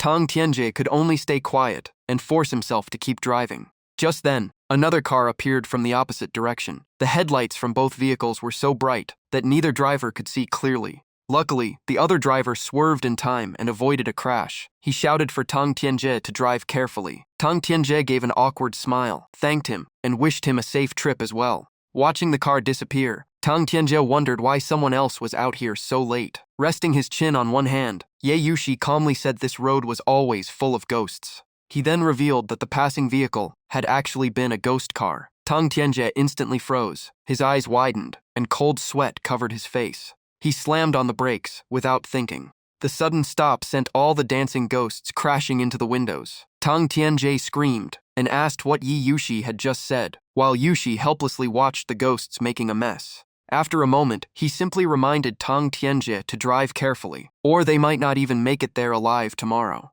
Tang Tianjie trembled all over. With a pale face, he gripped the steering wheel tightly and forced himself to keep driving. Before long, they arrived at the cemetery. Thick trees surrounded the area, and the entire place felt cold, dark, and eerie. Tang Tianjie unloaded the speaker and switched it on. He turned to Ye Yushi and asked if the ghosts had started joining in. Yushi handed him a large bottle of beer and said the ghosts wanted him to join them. Tang Tianjie stared in disbelief and asked if he really had to dance with the ghosts. Ye Yushi shoved the beer into his hand and smiled. If he refused, the ghosts would just keep following him home. Tang Tianjie was completely speechless. He stood there, gritting his teeth for a long moment. Finally, Tang Tianjie tilted his head back and chugged the entire bottle in one go. The alcohol quickly hit him, turning his face bright red as he became tipsy. After finishing the beer, Tang Tianjie smashed the bottle onto the ground. He ripped off his jacket, spun around laughing, and slurred that dancing with ghosts was no big deal because he was joining the party.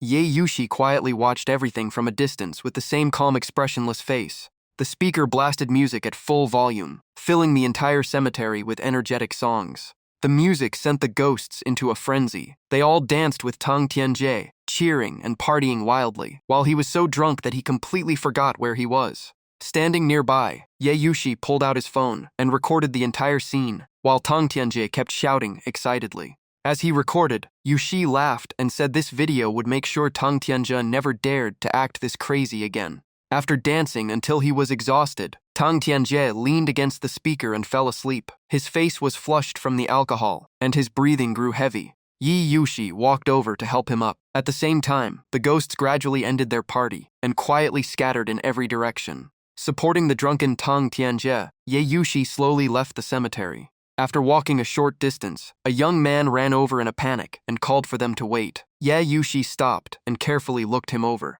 The young man was drenched in sweat. He rested his hands on his knees to catch his breath before asking if the man being supported was Tang Tianjie. Ye Yushi nodded and asked why he was looking for Tang Tianjie. The young man scratched his head awkwardly and said he had seen them dancing in the cemetery without getting hurt, so he wanted to ask for some advice. But it looked like Tang Tianjie had already fallen asleep. Right behind him stood a long-haired female ghost in a dress with a terrifying face. He had no idea she was there. Only Ye Yushi could see her. Yushi calmly asked if he was being followed by a female ghost. The young man turned pale in shock. Even the ghost behind him looked equally stunned and covered her mouth in disbelief after realizing she had been spotted. Ye Yushi explained that he had won an item from the livestream that allowed him to see ghosts under certain conditions. He even described the ghost's pink dress and daisy hairpin. The young man immediately confirmed every detail was correct.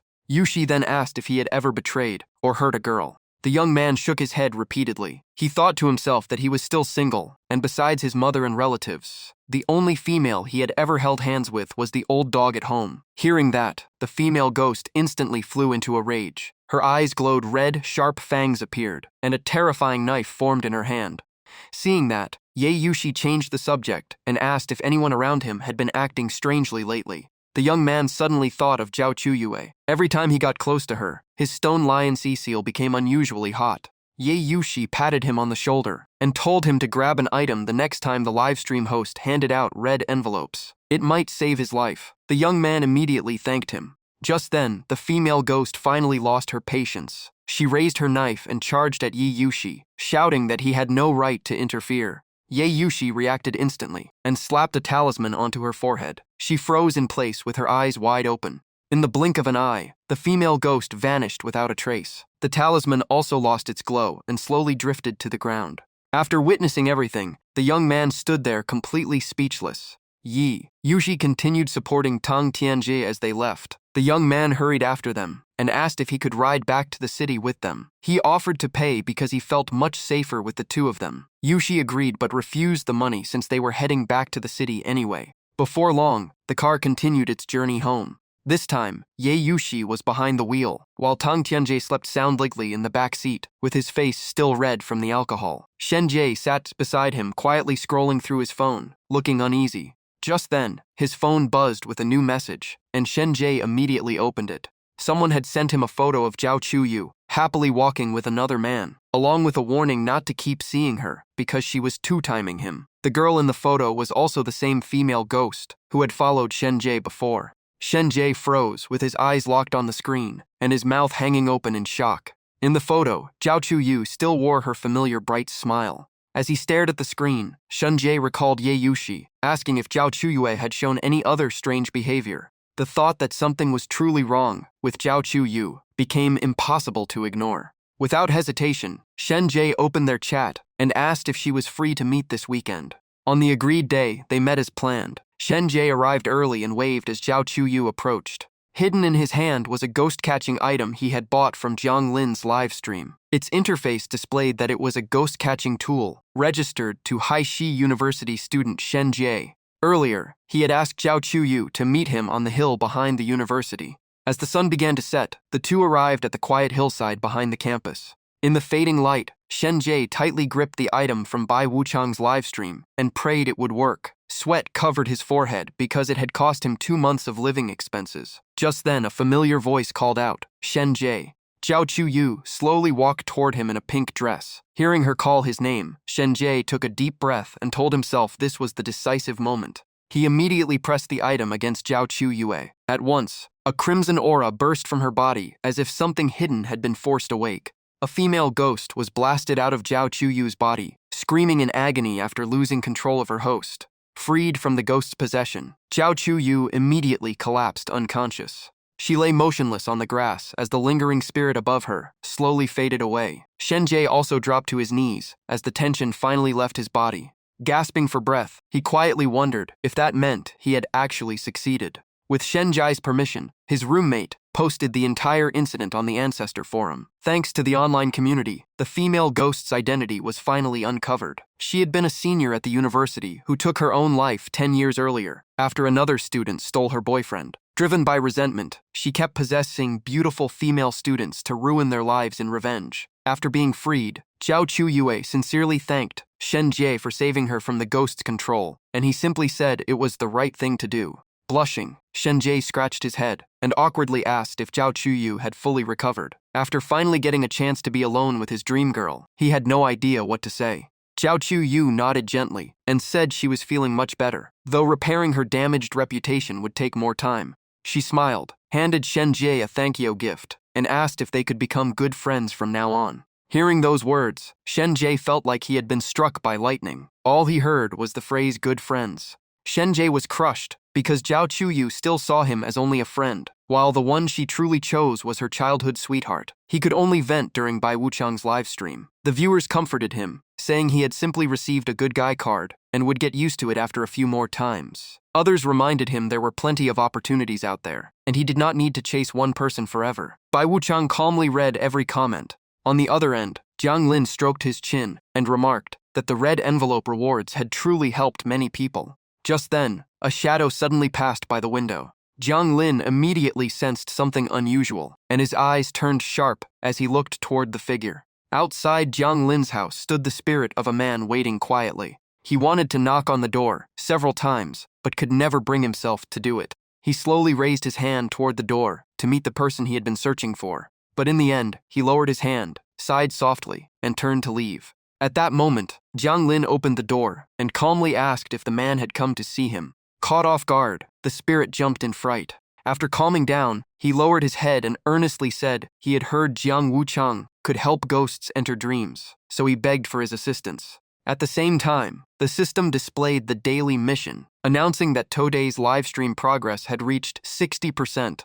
Jiang Lin folded his hands behind his back and asked what the man's wish was. The spirit hesitated for a long time before speaking. Choking back his emotions, he finally said his only wish was for his son to keep living. The story quickly shifted to a residential complex filled with towering apartment buildings. Inside one apartment, a young man with bloodshot eyes, a pale face, and bleeding cuts across his wrists had clearly just attempted to take his own life. He simply lay on the bed, quietly waiting for death. Outside the room, his mother's gentle voice called for him to come eat dinner. At that moment, Jiang Lin appeared floating above the young man's body. He held the great mulberry staff, while the livestream cameras continued recording everything. Jiang Lin activated a spell on the staff, causing waves of energy to radiate from it. Pointing the staff at the young man, he slowly guided its power into the boy's body. The young man's consciousness gradually returned, and his eyes slowly opened. Before long, he drifted back to sleep. Jiang Lin explained to the viewers that infusing only a small amount of yin energy allowed ghosts to enter dreams without harming the living. As soon as he finished speaking, he summoned a tiny wisp of yin energy into his palm. Then he quickly sent it into the young man's body. In his dream, the young man found himself standing in a vast empty space and looked around in confusion. He wondered where this place was. Just then, a familiar voice called out, "Shen Shen, what are you doing, kid?" He immediately turned around. The moment he saw the person behind him, tears poured down his face as he choked out, "Dad."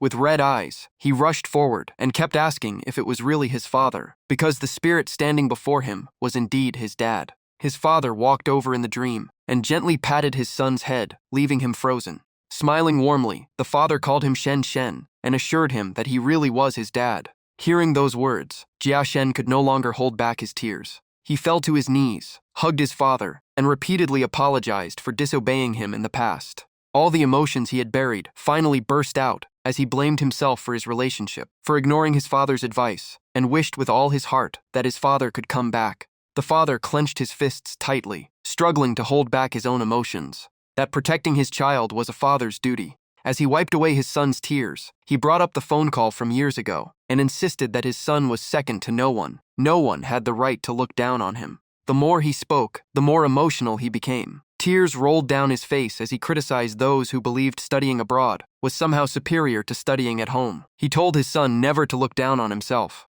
Jia Shen was too overwhelmed to speak. Only then did he realize he had always been his father's greatest pride. His father gently punched him on the chest and told him to live well because the sons of the Fang family would never become cowards. Even with tears still flowing, Jia Shen wiped them away and nodded with all his strength. His father patted him on the back and told him not to let his mother cry at the cemetery every day anymore, or he would come back and spank him. Jia Shen obediently agreed. Seeing his son smile again, the father smiled with satisfaction and said that was the son he knew. Father and son embraced tightly for one last time, neither wanting to let go. Before saying goodbye, the father entrusted his wife to his son's care. The dream world began to fall apart as the father smiled, waved goodbye, and told his son it was time to return. The next moment, Jia Shen suddenly opened his eyes in the real world. He woke up in his own familiar bed. Jia Shen sat there in a daze, unsure whether everything had been a dream or reality. Then, he wiped away his tears and silently promised his father that he would live a good life. After making that promise, he slowly sat up. Cracking open his bedroom door, Jia Shen saw the meal his mother had quietly prepared and left outside for him. He rushed out so quickly that one of his slippers was left behind. Throwing the door open, he found his mother quietly cleaning the house. His shout of "Mom" froze her in place as she could hardly believe her ears. Jia Shen hurried into the kitchen, and the moment she saw him, she cried out, "Shen Shen!" Tears instantly streamed down her face, and Jia Shen choked out a trembling, "Mom." With trembling hands, she asked if she was dreaming while wiping away her tears. Jia Shen quickly stepped forward to support her. The first thing she worried about was still her son. She asked if he was hungry, and immediately moved to reheat the food. Jia Shen gently held his mother's thin hands and sincerely apologized from the bottom of his heart. Holding his mother tightly, he burst into tears and promised that from now on he would support the family and never disappoint her again. Hearing those words, she could no longer hold back her own tears. Jia Shen gently wiped away his mother's tears and told her there was no need to reheat the food because he would serve himself. She smiled with pure happiness and asked if they could eat together. Jia Shen obediently nodded. Mother and son sat together over a warm meal. While eating, Jia Shen suddenly asked why he had been given that name, leaving his mother surprised. He explained that he wanted to know what his father had hoped for when choosing it. His mother smiled and said she did not know every detail. She only knew that his father had spent an entire month flipping through a dictionary to find the perfect name. She recalled the day Jia Shen was born. His father held the baby in his arms and happily said his son should be like the morning dawn, bringing the start of a brand new day. That was why he named him Jia Shen. As he joked with the baby, the little boy laughed non-stop. Back in the present, Jia Shen quietly whispered that he was the beginning of all good things. Only then did he understand that he had always been his parents' greatest hope and brightest dream. A smile filled with happy tears spread across his face. Just then, a gentle hand rested on Jia Shen's head. It was his father's spirit. Smiling proudly, he softly stroked his son's hair, while Jia Shen silently vowed never to let him down. After that, the father's spirit stepped through a glowing portal and returned to Jiang Lin. Meeting Jiang Lin again, he bowed deeply to thank him for helping fulfill his final wish. Jiang Lin reminded him that becoming a ghost meant he could not immediately reincarnate. The father simply smiled and said that every gain came with a price. He had already decided to find work at the ghost market to continue existing. He added that he was still strong enough to do any job. Jiang Lin told him that Chen Sanwei Ghost Market had a shop looking for workers and suggested he give it a try. Hearing that, the man's face lit up. He repeatedly thanked Jiang Lin before happily setting off, while Jiang Lin simply smiled. The father's spirit quickly flew away and disappeared into the sky, carrying a peaceful smile now that he no longer had to worry about his wife and son. Jiang Lin continued explaining that ghosts who wished to reincarnate had to accumulate a great amount of wish power or merit. It could take decades at the fastest, or even thousands of years. The livestream chat exploded with questions. Viewers asked if the underworld was really that short on ghost officials, whether it was as crowded as the human world, if ghosts had household registrations, and whether becoming a ghost official meant an easy life forever. After reading the comments, Jiang Lin explained that the underworld had countless jobs, from construction and security to patrol duty. Many ghosts worked for years to earn enough merit for reincarnation, while others chose to stay because they still had unfinished business. Jiang Lin added that once a ghost voluntarily gave up the chance to reincarnate, earning it back became much harder. The chat immediately became even livelier. Some viewers were surprised that the underworld had so many rules. Others joked they would rather stay ghosts than wait 1,000 years to reincarnate. Some even laughed about opening a shop in the ghost market to earn both a living and merit, while others said they should start burning plenty of paper money to prepare for the future. Just then, the system appeared before Jiang Lin and announced that he had completed the daily mission of teaching underworld culture and reincarnation rules, earning 200 points. His 2-hour livestream mission was also complete, giving him another 200 points and bringing his overall progress to 2/3. After reading the notification, Jiang Lin immediately opened the points menu. The moment he touched it, the interface burst into light. It then transformed into a book filled with blank pages. Streams of energy swirled above it before gathering into strange glowing rings. The rare sight caught even Jiang Lin by surprise. Holding the glowing blue book, he carefully read the newly revealed information before quietly remarking that something was very unusual. Realizing something had happened in the human world, Jiang Lin immediately opened a massive portal and stepped through it.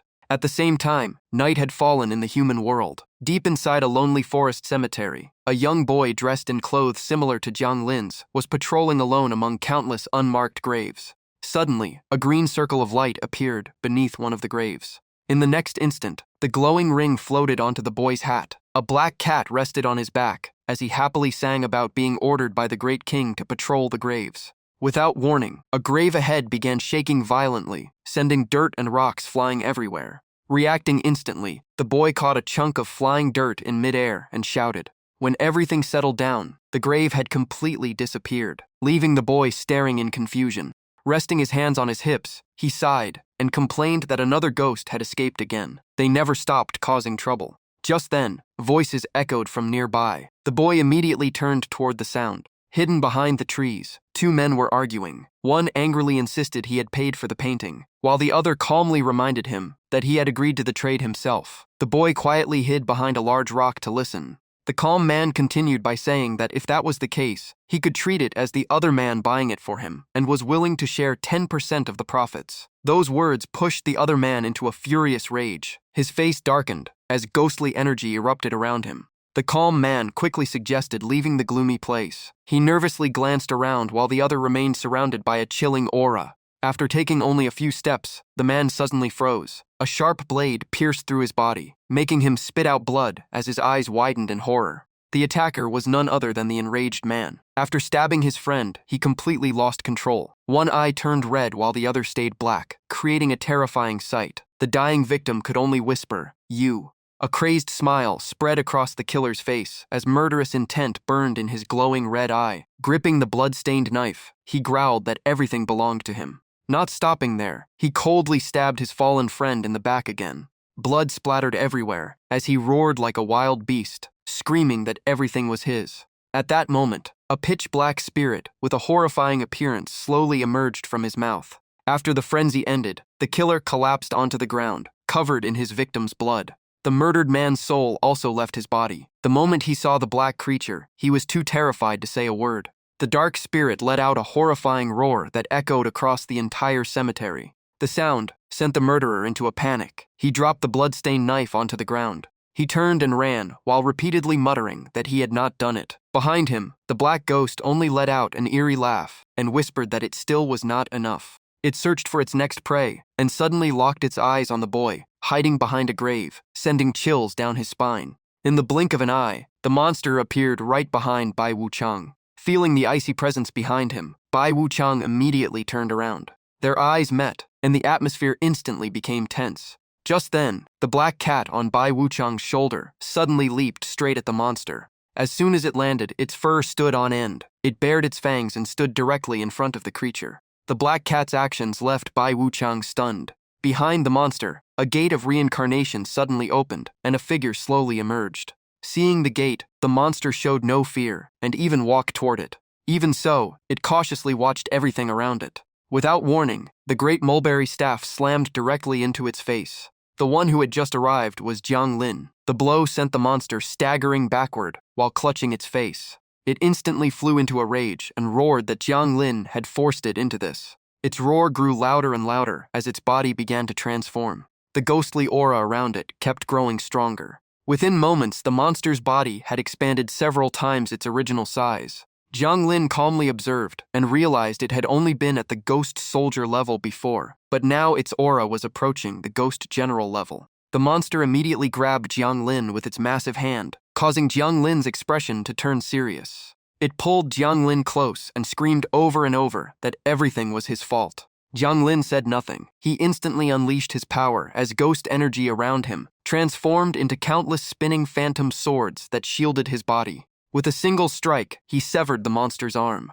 The wound made the monster scream in agony. Taking advantage of the opening, Jiang Lin calmly escaped from its grasp. The monster stared at him with wide eyes, shocked and furious as it kept shouting that it was impossible. It looked at Jiang Lin with growing fear, unable to understand how a ghost official could be this powerful when it had already boosted itself close to the ghost general level. Fear quickly replaced its madness. Realizing it had no chance of winning, it could think of only one thing. It turned around and fled without hesitation. Jiang Lin calmly watched it run before raising the great mulberry staff. He poured his strength into the staff, his eyes turning icy as he unleashed another attack. The great mulberry staff came crashing down from above with overwhelming force. The blow struck the monster squarely on the head, making it howl in pain. After the hit, its enormous body began shrinking. Before long, it had become even smaller than Jiang Lin. Jiang Lin stepped forward and placed a hand on its shoulder. He noticed its ghost energy was rapidly fading, and its strength had fallen back near the ghost soldier level. He immediately suspected a backlash. The system then revealed that the Underworld possessed forbidden medicines capable of forcibly boosting strength for a short time. However, their side effects were extremely severe, ranging from permanent damage to one's foundation to life-threatening harm and lasting injury to the soul. Jiang Lin immediately restrained the monster by gripping one arm while grabbing one of its legs with his other hand. In the next instant, he lifted its entire body into the air. The monster coughed violently before suddenly spitting out a strange blue android pearl. Jiang Lin quickly picked up the unusual pearl. After examining it carefully, he realized he had never seen anything like it before. It was likely an entirely new type of pill. After thinking it over, Jiang Lin decided to bring both the monster and the pearl back to his captain for investigation. At that moment, the system congratulated him on completing another daily mission and rewarded him with additional points. The livestream chat immediately exploded. Some viewers guessed the pearl was part of a much larger conspiracy. Others believed the sudden power boost either hid a major secret or simply came from forbidden medicine. Many also praised the ghost officials for being strong enough to protect the human world. Suddenly, the black cat let out a soft meow. Hearing the sound, Jiang Lin turned and saw Bai Wuchang sitting beside the victim's body while holding the black cat. Seeing Jiang Lin looking his way, Bai Wuchang immediately greeted him respectfully. Jiang Lin asked if he was responsible for patrolling this area. Bai Wuchang nodded and said he was almost finished with his assignment. Jiang Lin seriously reminded him never to let his guard down during patrols, because even the smallest mistake could lead to terrible consequences. After speaking, Jiang Lin carefully surveyed the crime scene. His gaze stopped on the victim's body, and he was almost certain the monster he had just captured was the real killer. Before leaving, Jiang Lin warned Bai Wuchang that things had become very unstable lately, so he must call for help immediately if he encountered any danger. Hugging the black cat tightly, Bai Wuchang quickly nodded in agreement. After that, Jiang Lin escorted the demon back to the Underworld, while Bai Wuchang stood behind and waved goodbye. Not long after, they both returned to the Underworld.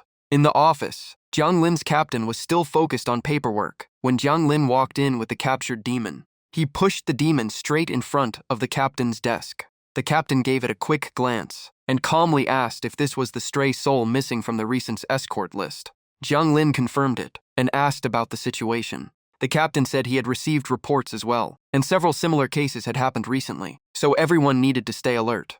Jiang Lin immediately acknowledged the order. The captain kept writing and told him to return to his duties. Jiang Lin quickly left the office. As he walked, he restarted his livestream. After skimming the comments, he decided not to reveal what had just happened, since the investigation was still ongoing. Instead, Jiang Lin smiled and announced he would take everyone to watch a performance in the Underworld. This time, they headed to the lively ghost market, where countless singing and dancing shows were taking place. The performers quickly got into position. As the count began, the entire group started performing together. The ghost ladies, wearing eerie makeup, chanted in perfect rhythm. But right in the middle of the dance, one performer's head suddenly fell off, creating a bizarre yet hilarious scene that left everyone laughing. The comments exploded again. Some said life in the Underworld was just as lively as the human world, while others joked this dance would soon become the next short video trend. Just then, waves of chaotic yin energy suddenly appeared around Jiang Lin. He instantly became alert and prepared to deal with the situation. Realizing something was wrong, Jiang Lin announced that Today's stream would end here. After saying goodbye to the viewers, he ended the live stream. Jiang Lin then returned to the beginner cultivation room. He looked exhausted after a busy day. As soon as he arrived, he spent 10,000 points to exchange for 20 yin energy pills. Once everything was ready, he swallowed every pill and immediately sat down to cultivate. The system quickly announced that the host had reached the peak of the Great Ghost Realm, and the breakthrough to the Ghost King realm had officially begun. Yin energy surged wildly around Jiang Lin as his aura kept growing stronger. But at the critical moment, the system announced that the breakthrough had failed and encouraged the host to keep building strength before trying again. Jiang Lin could not hide his disappointment. He felt he was only one step away from the Ghost King realm, but his current yin energy was still not enough to cross the final barrier. Just then, the mission book in Jiang Lin's hand suddenly floated into the air. It flipped to Today's assignment, which clearly stated the mission to escort Yang Siming to reincarnation. Looking at the words, he sighed softly, surprised that 7 days had passed so quickly. Not long after, Jiang Lin slowly headed to where Yang Siming was staying. His destination was Jai Mo, the place responsible for managing the souls assigned to copy books. As soon as Jiang Lin appeared, a servant respectfully greeted him, Lord Jiang. Jiang Lin walked inside and asked the guard how much Yang Siming had written. The guard raised 3 fingers and replied that Yang Siming had completed around 200,000 words over the past 7 days. Hearing his name, Yang Siming looked up with a pale face and heavy dark circles under his eyes. When he recognized Jiang Lin, he immediately called out, Lord Wuchang. His exhaustion vanished for a moment as Yang Siming excitedly jumped to his feet when Jiang Lin approached. Just then, loud voices echoed from afar. 2 guards were escorting another soul, while joking that their specialty was pushing people to work, and anyone who wanted to escape could wait until the next life. The sight scared Yang Siming so much that he hurriedly lowered his head and continued writing. Jiang Lin told him he had come to escort him to reincarnation. Hearing that, Yang Siming burst into tears, dropped to his knees before Jiang Lin, and choked out that the day had finally come, because he truly did not want to stay here any longer. He hugged Jiang Lin's leg tightly while crying, saying he had finally accepted that a soul like him should obediently move on to reincarnation. Jiang Lin helplessly pulled him to his feet, while Yang Siming wiped away his tears, overjoyed that he could finally leave this place. On the way, Jiang Lin suddenly stopped in front of a guard. The guard politely asked what he needed, and Jiang Lin said he wanted all of Yang Siming's handwritten manuscripts. Hearing that, Yang Siming's face instantly changed in shock. The guard quickly brought over every manuscript Yang Siming had written during this time and handed the entire stack to Jiang Lin. Jiang Lin took the manuscripts and thanked the guard, who humbly replied that it was simply his duty. Carrying the stack of papers, Jiang Lin continued leading Yang Siming away. Before long, they arrived at Naihe Bridge. Along the way, Yang Siming nervously asked if he really did not have to keep writing or revising anymore. Jiang Lin simply smiled and told him it was all over and he could leave in peace. Yang Siming still could not believe it, so he asked again, and Jiang Lin confirmed it once more. Hearing those words, Yang Siming burst into tears again, but this time they were tears of joy. He immediately ran off like a bird finally released from its cage. He ran so fast that he even lost a shoe, yet he never looked back, cheering because he was finally free. Jiang Lin watched his figure disappear with a satisfied smile before turning away. After that, he found an open area nearby. Jiang Lin placed Yang Siming's manuscripts in front of him. Then, during his live stream, he announced that these were the long-awaited new chapters of the novel everyone had been waiting for. The news instantly spread across the internet. Trending topics appeared everywhere with headlines like, New chapters, from a deceased author, the Underworld's professional manuscript chasing team, and if you hate writing, the Underworld will train you. Readers quickly compiled the new chapters and shared links so everyone could read them. Back at Zai Mo, a guard looked through the manuscript and sighed that if Yang Siming had stayed, they could have enjoyed many more great stories. The guard beside him could only sigh as well, saying, no one dared keep someone personally escorted by Lord Wuchang. Just then, another novelist walked over and asked if he could read Yang Siming's manuscript. The guard immediately handed him the stack, and the novelist politely thanked him. As soon as he got the manuscript, he sat down and began reading it aloud with great excitement. The more he read, the more he was drawn into the world of the Three Realms War, the Heavenly Maiden's sacrifice, and the protagonist's journey across countless worlds, while searching for the Heavenly Maiden and overcoming one thrilling event after another. Time quietly passed as the novelist kept turning page after page. To him, the story was not only filled with epic battles and passionate moments, but also packed with hilarious ideas, like using magic to repair roads, farm, cook, and even magical phones and giant beasts. When he finally closed the manuscript, he could not hide his admiration, saying it had been a long time since he had read such an entertaining story. Seeing him reading for so long, the guard walked over, patted his shoulder, and reminded him it was time to continue uploading his own novel. The novelist replied that he wanted to read a little longer, because he would not be staying here much longer. The guard asked what would happen to his own novel, and the novelist sighed, saying he would finish the final chapter within the next 2 days.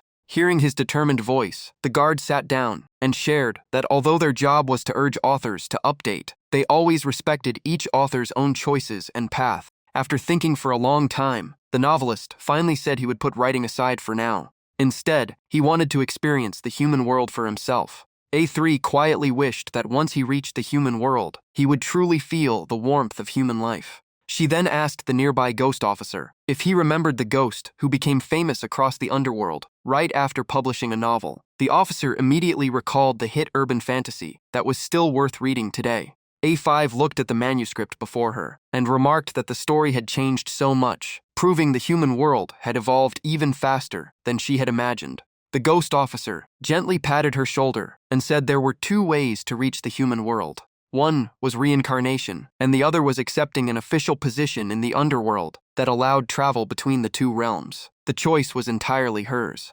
Watching him leave, she smiled and thanked him, while the ghost officer simply replied that there was no need for thanks. Before leaving completely, the ghost officer looked back and hoped she would return with many fascinating stories next time. Not long after, A3 arrived with her luggage in front of a grand mansion. After observing it for a while, she quietly confirmed she had found the right place. With that thought, she reached out and knocked on the door. Moments later, a servant came out and politely invited her inside. She silently followed behind the servant. When they reached a room, a voice from inside told her to come in.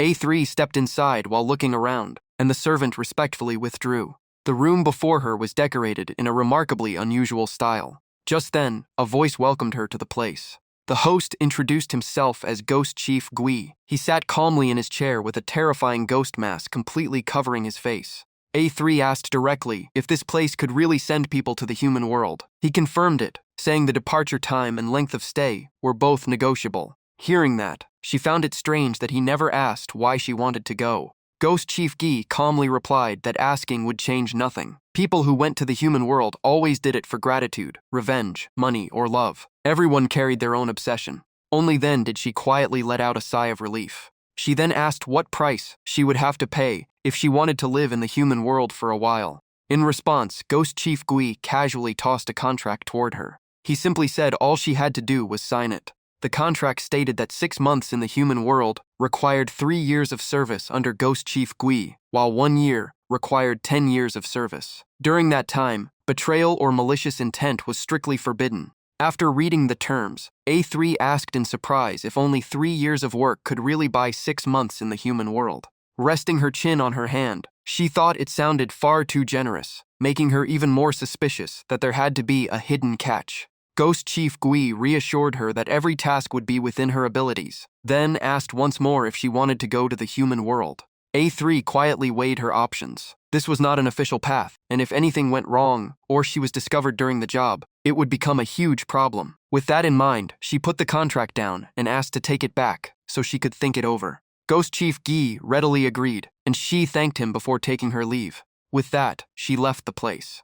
But the moment she reached the door, a sudden strike from behind slammed into her. A3 instantly lost consciousness, and the one who attacked her was Ghost Chief Gui himself. In her final moment of awareness, she heard him coldly tell his subordinates that this was not a place where people could come and go as they pleased, and ordered them to take her away. As her consciousness faded, A3 could only bitterly think that even the King of Hell had resorted to forced deals like this. After that, she fell completely unconscious. The room became utterly silent. The comments about preparing school supplies, homework, or asking the streamer to capture a teacher's soul were only live stream chat and are omitted. Jiang Lin quietly told the viewers that it was time to pick up the next soul. Before him appeared the scene of an old man chatting with a young woman. She wanted to give him some money to keep for his own expenses, hoping he could live a little more comfortably, while insisting that she herself was doing fine. The old man smiled and refused, saying the money should go to children who needed help more, while he was already old and did not have much time left.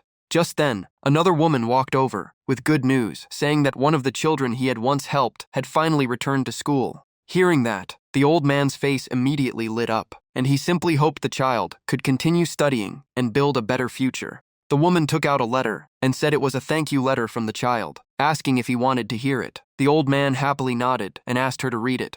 She gently unfolded the letter. In the letter, the child wrote that the family lived high in the mountains, where traveling was difficult and farmland was scarce, making life extremely hard.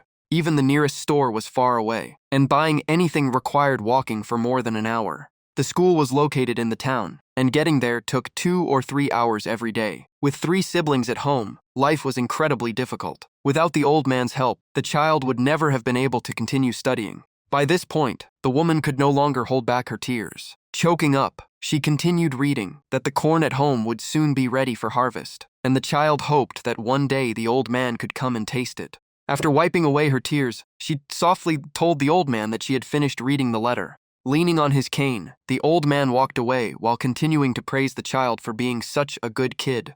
A young woman standing nearby, curiously, asked why he kept donating money despite living in such hardship. The other woman replied that he had been doing this for many years. She explained that long ago, his son's entire family had died in a car accident, and even his pregnant daughter-in-law had not survived. Since then, he had been left completely alone, so perhaps helping others was his way of pouring out the love he still carried. Watching the lonely old man's back as he walked away, she sighed and said the only thing they could do was not let his kindness go to waste. After leaving, the old man picked up his sack and continued collecting recyclables. The streets remained crowded, with people coming and going. Near a trash can, a little boy laughed as he tossed a plastic bottle inside. Only after the boy walked away did the old man step over. He picked up the bottle and placed it into his recycling sack. While searching for more recyclables, he heard someone call out to him. A little girl brought over a stack of old papers and told him to sell them because her family no longer needed them. By the time he turned around, the little girl had already run off, leaving only the stack of papers waiting for him. As he picked them up, he noticed a workbook mixed in underneath. He picked up the workbook and guessed that some student had accidentally dropped it. Thinking the child would be worried about losing homework, he immediately took the workbook to the police station for safekeeping. A young officer thought he had come to collect recyclables and handed him a plastic bottle. The old man explained that he was not collecting here and only wanted to leave the workbook in case its owner came back looking for it. The officer was a little surprised but gladly agreed. The old man thanked him and continued on his way. After that, he quietly went back to collecting recyclables as usual. After walking for a while, he had to stop and rub his aching back. Suddenly, shouts of "Catch the thief" echoed from the distance. At that very moment, the fleeing robber charged straight toward him. The robber was so focused on escaping that he slammed into the old man with tremendous force. The impact knocked the old man hard onto the pavement. His sack burst open, scattering everything he had collected throughout the day. The old man lost consciousness on the spot, while the police officers continued chasing the robber. The cries of "Catch the thief" continued to echo down the street. In his unconscious state, he seemed to see his son and the grandchild he had never met reaching out their hands toward him. But in reality, the people around him only whispered cold remarks. Some warned others not to get involved, fearing they might be accused of causing trouble even if they tried to help. Fortunately, a kind-hearted man immediately called an ambulance, clearly reporting the location and the old man's condition. Nearby, another elderly man watched anxiously, hoping he would survive. A young man wanted to rush over and help, but first asked his friend to record a video as evidence. His friend quickly stopped him, afraid that helping might somehow lead to false accusations. Just then, a little boy walked over to the old man, knelt beside him, repeatedly asked if he was all right, and innocently offered to help him up. The boy's mother quickly pulled him back and scolded him, saying this was something for adults to handle. The boy looked up and innocently asked if everyone had not been taught, since childhood, to help others and respect the elderly. Hearing those words from her own son, the mother froze. She immediately took out her phone to call an ambulance, gently telling her son that she would call for help first. The little boy happily nodded. He ran back to check on the old man. Just then, the old man slowly opened his eyes and weakly spoke a few words, while the mother kept updating the emergency operator with their exact location and urged them to arrive quickly. The old man pushed himself up and said he was only a little tired and just needed to rest for a while. Seeing him awake, the little boy finally breathed a sigh of relief. The boy still asked again to make sure. The old man nodded, even though sweat covered his forehead, and said he would be fine after a little more rest. The mother stepped forward to help him stand, and gently asked if he needed any assistance. The old man politely declined, saying that at his age, he understood his own body better than anyone else. Leaning on both his cane and his arm, he struggled to stand. He even forced a smile to reassure everyone that he was all right and told them to get back to their own business. Gasping for breath, he joked that if he were 20 years younger, he could outrun the wind, then urged everyone not to waste their time because of him. Even then, he still wanted to keep smiling until the very end. The mother picked up his sack and returned it to him. He accepted it with sincere gratitude. After that, he quietly walked away with the support of his cane. When he returned to his old house, he opened the door and went inside. The moment he set down his sack, he collapsed onto the table and closed his eyes. Not long afterward, a police officer named Ching Zi arrived while talking on the phone, reminding his colleague to bring some meat, vegetables, and daily necessities later. After hanging up, he noticed something strange because the front door was still open. Calling out to the old man, he hurried inside. Ching Zi set down the groceries he had bought and cheerfully said that he had also brought rice and cooking oil. Just then, his colleague's voice came through the phone, informing him that the old man had passed away. Ching Zi froze in shock as he turned toward the old man, too overwhelmed to speak. His trembling fingers reached out to check for a pulse and breathing. When the truth became undeniable, Ching Zi burst into tears. Holding the old man's body tightly, he sobbed that he had bought so many of his favorite foods, but he had not lived long enough to enjoy them. From a distance, Jiang Lin silently watched everything unfold. The old man's soul had already left his body and stood quietly beside it, gazing at Ching Zi with eyes full of attachment.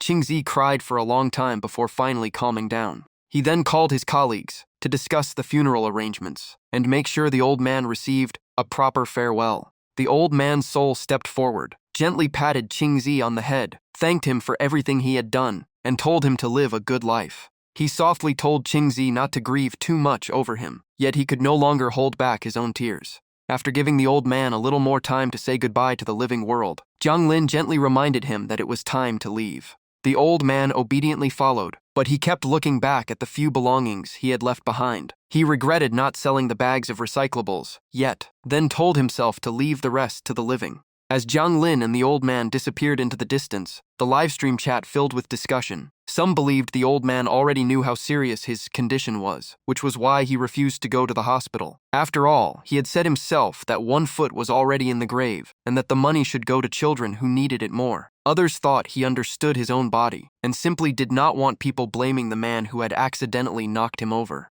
Just as everyone was discussing the incident, an account named Shen Yuan's suddenly posted a series of shocking comments. He admitted to robbery, murder, and helping many criminals commit evil, then openly challenged everyone to come arrest him. He also warned that anyone who still had a chance to turn back should not push themselves into hell. The entire livestream erupted. Some believed he was genuinely confessing, while others thought he was only seeking attention. The police quickly responded, saying they would still give him a chance if he truly wanted to surrender, and promised they would find him. In a quiet alley, only a few people occasionally walked past. Shen Yuan sat there alone in silence. A phone with its screen still glowing rested in his hand. Messages wishing the old man to rest in peace continued to scroll across the screen, hoping he would no longer suffer after crossing the Yellow Springs. After a long hesitation, Shen Yuan made a dangerous decision and sent his current location to the police emergency hotline. After sending it, he quietly put out the cigarette in his hand. Then he turned around and walked away. After going a short distance, he left his phone in front of a closed convenience store. He figured the police would trace the phone signal and come to that location. Looking up at the wide sky, tears streamed down his face. The old man's words kept echoing in his mind, because everyone wished they could live as a good person. But in his eyes, once someone had sunk too deeply into a world filled with evil, no one would ever offer them another chance. Walking alone in loneliness, he admitted he was too weak to fight the darkness and could only sink deeper into the abyss. He wondered if his life would have been different had he met the old man as a child, then questioned whether the police or hell would find him first. Meanwhile, at a young woman's home, she was relaxing on the sofa with a face mask on while scrolling through the news. When she read about the murderer confessing, she jolted upright and her face mask fell onto the floor. She immediately texted her assistant, ordering that Shen Yuan be brought to justice within 3 days.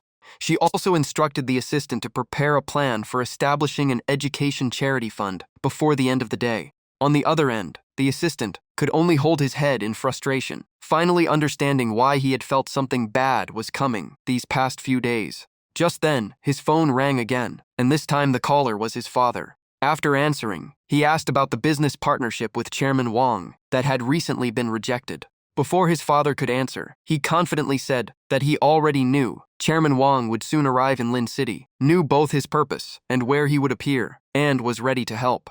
In return, his request was simple. He asked his father to have the secretary prepare books, clothes, and daily necessities to donate to children in remote areas. His father immediately agreed, and the two quickly reached another deal as they had many times before. Elsewhere, Ye Yushi was quietly reading a book. Suddenly, his phone rang. The caller was Tang Tianze. The moment the call connected, Tang Tianze excitedly talked about the criminal who confessed during the live stream. While driving, he admitted that after watching the stream, he realized he had become too indifferent to society, then asked Ye Yushi if they should do charity work together.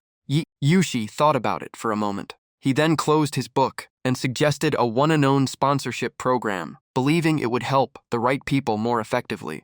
Tang Tianze immediately agreed and invited Yi Yushi to join him the next day to inspect the charity project while also helping search for Shenyuan. Yi Yushi accepted. Before long, every major news outlet and media platform reported the story. The biggest headline announced that Shenyuan had been arrested after confessing during the live stream. Alongside it were countless reports about business leaders joining charity efforts and community-made videos inspired by the Underworld live stream. The comments under the video about the old man were filled with grief. Some said they were relieved it had not turned into the kind of scam they had feared. Others shared that in an age where trust had become so fragile, the old man was exactly the kind of elder they deeply respected. Many viewers reflected that when people make mistakes, they usually face two paths: keep falling deeper, or choose to change and move forward. Which path they take often depends on the people they meet along the way. The video ended with a simple wish that everyone would one day meet someone as warm-hearted as the old man. At the same time, in Yangjiao Town,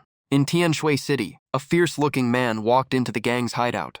The moment the door opened, every tattooed thug greeted the boss in unison. One of them laughed and said some idiot had confessed to being a criminal during a live stream. Another mocked the guy, saying he must have thought real life was a movie because he basically turned himself in. The boss' face changed instantly, and he demanded to know what happened. His men quickly assured him it had nothing to do with them, since the man had already been arrested. But the boss still asked where the news came from. The thug said everyone was talking about it. Yet the boss still warned them to stay alert and never let their guard down. One man got up and said he would check if the roast chicken was ready because he was starving, then added that they had always been careful. The purple-haired guy followed behind and asked him to wait, and the other agreed. But the instant the door opened, police guns were pointed straight at their heads, leaving both of them frozen in shock. Within minutes, the entire gang was captured and loaded into police vehicles, without a single escape.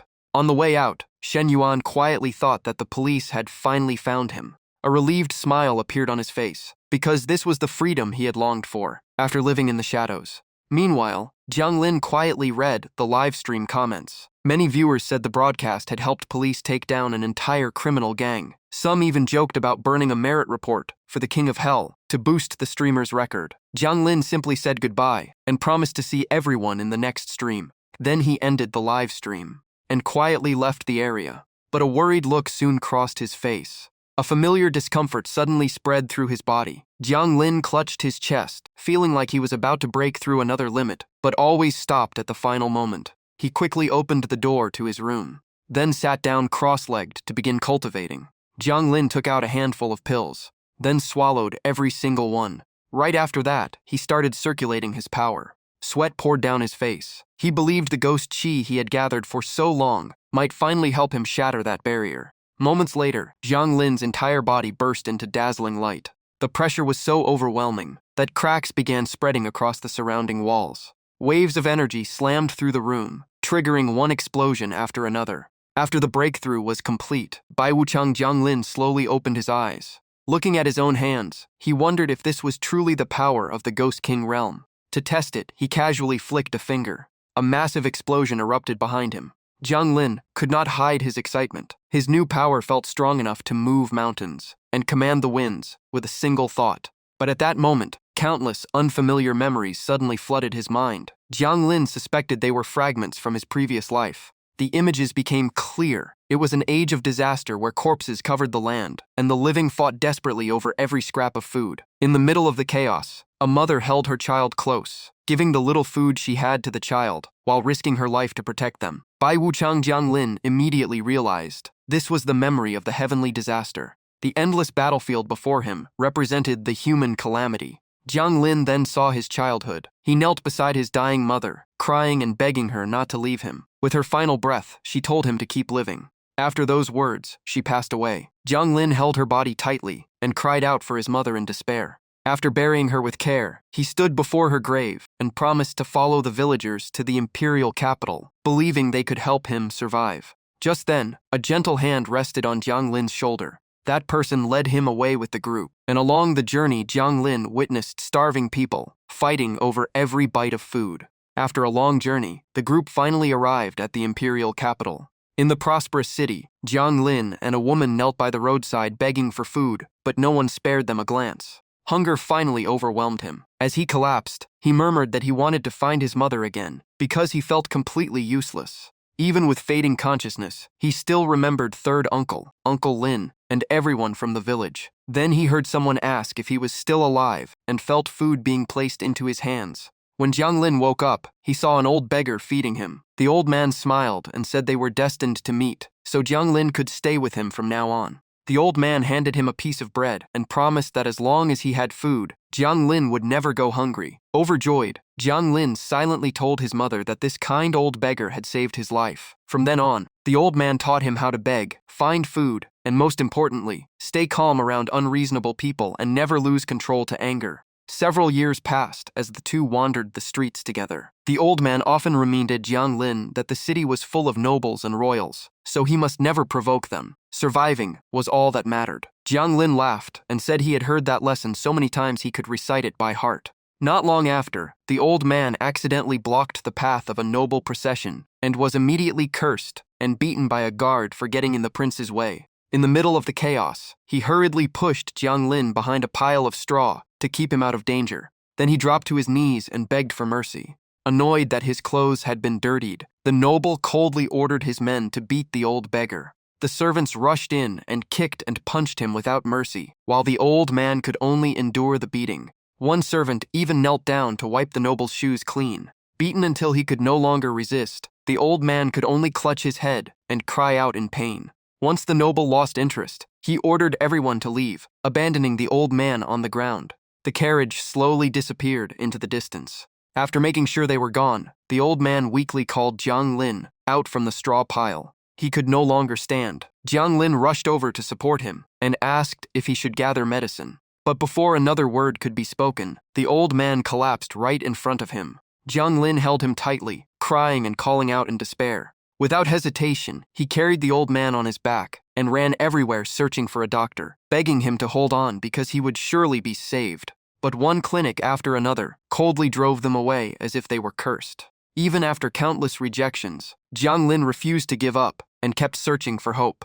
Then he knocked on the door of yet another clinic. This time, fortune finally smiled on them as a kind doctor agreed to give them a dose of medicine. The act of kindness moved Jiang Lin to tears. The two returned to a ruined temple to rest. There, Jiang Lin quickly brewed the medicine and carefully fed it to the old man one sip at a time. But the medicine flowed right back out. The old man no longer had the strength to swallow. Jiang Lin cried and begged him to drink because he had struggled so hard to obtain that medicine. Sadly, the old man's life had already reached its end, and he quietly passed away. Jiang Lin broke down in grief, begging the old man not to leave him alone once again. In the end, he buried the old man himself, carved his name onto a wooden grave marker, and lit incense as a final farewell. Kneeling before the grave, Jiang Lin choked back tears and said this was the second time he had buried someone he loved. He remembered asking why the old man had taken him in during such chaotic times and taught him so much. Tears streamed down his face as Jiang Lin asked if the old man had truly been seeking redemption, and now that it was over, he had left as well. Alone once again, Jiang Lin began to hate this cruel world. Everyone told him to keep living, but he no longer knew what living even meant.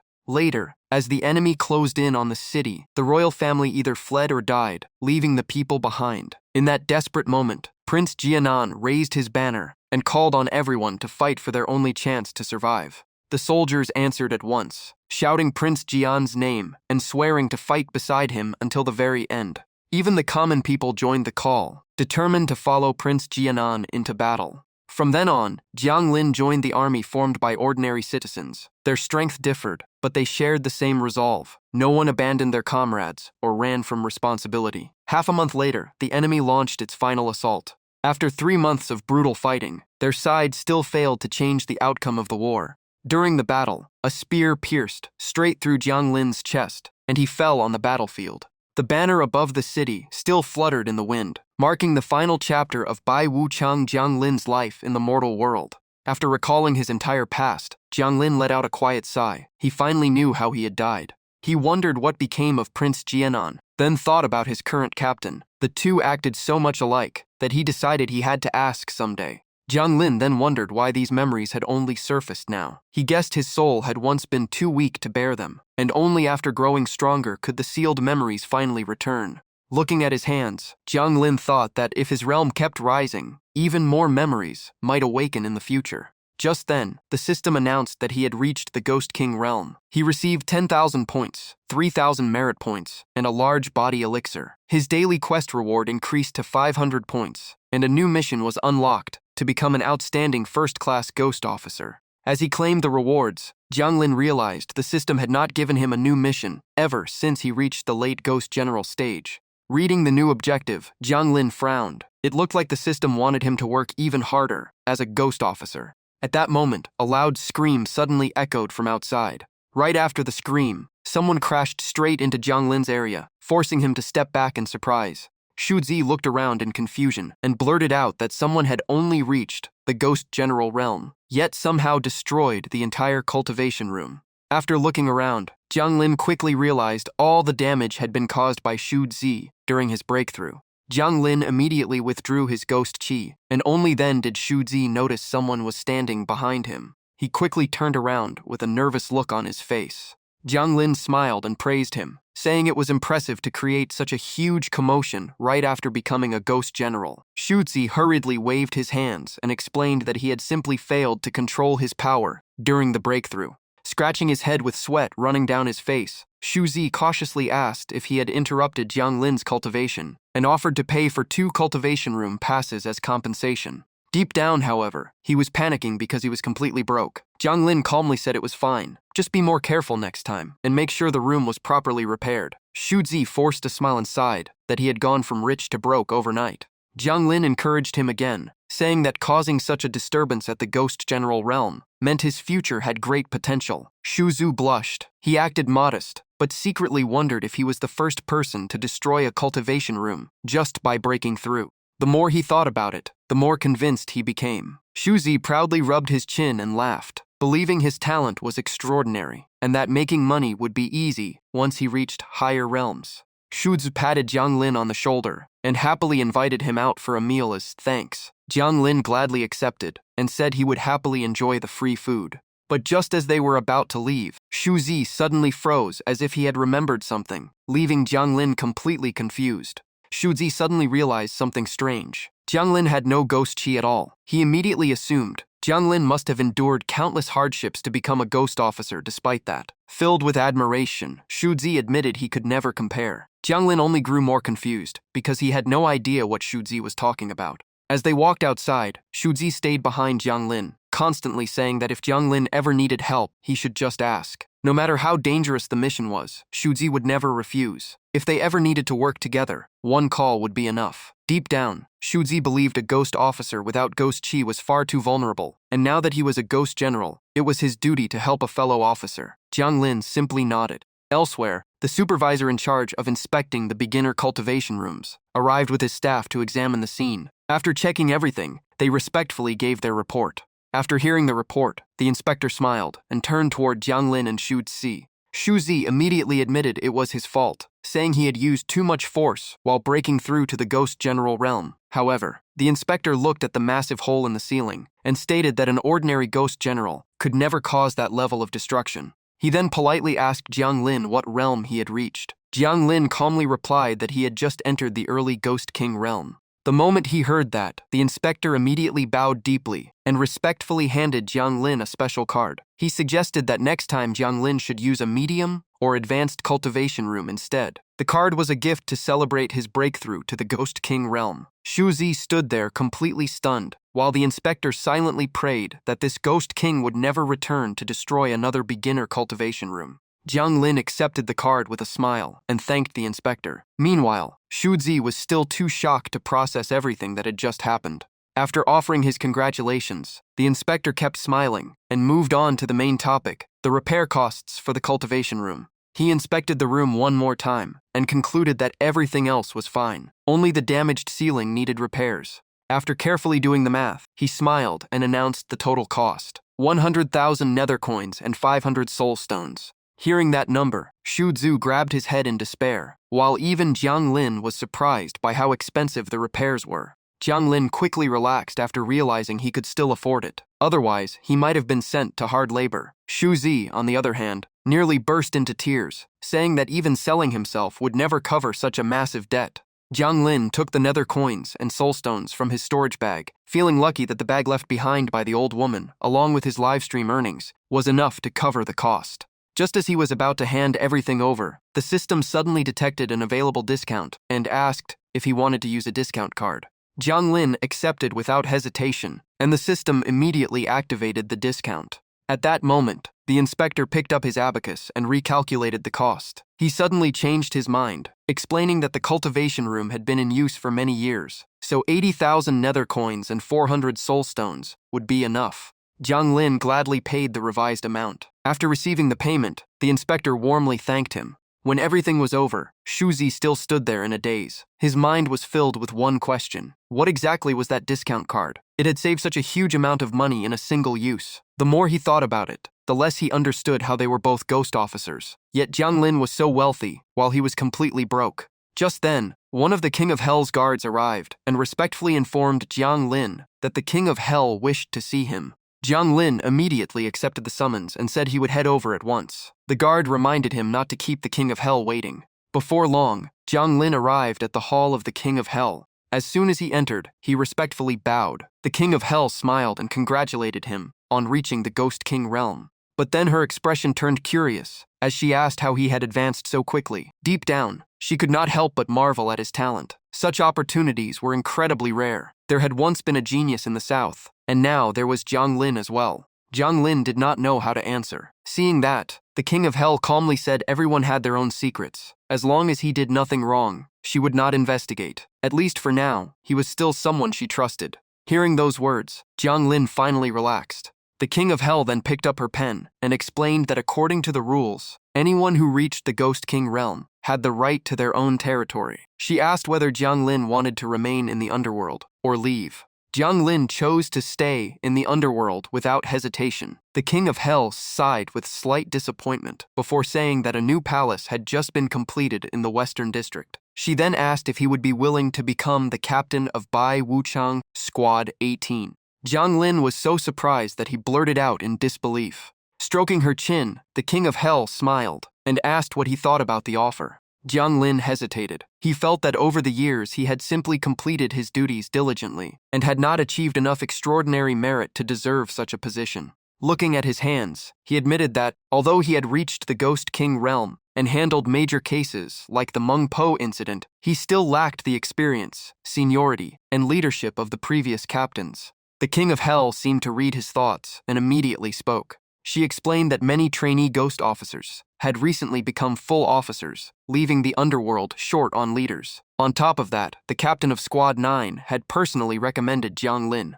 Jiang Lin pointed at himself in surprise, unable to believe he was the one being recommended. The King of Hell nodded with satisfaction and said she had reviewed all of his service records. Over the years, nearly every soul Jiang Lin had guided successfully entered reincarnation. His performance had been outstanding, and management experience could always be gained over time. She then decided to place 20 ghost officers under Jiang Lin's command for now, so he could gradually learn the responsibilities of leadership. Jiang Lin immediately cupped his fists in gratitude. He understood this was the perfect chance to develop his leadership skills and gain valuable experience, while the King of Hell appeared completely satisfied with her decision.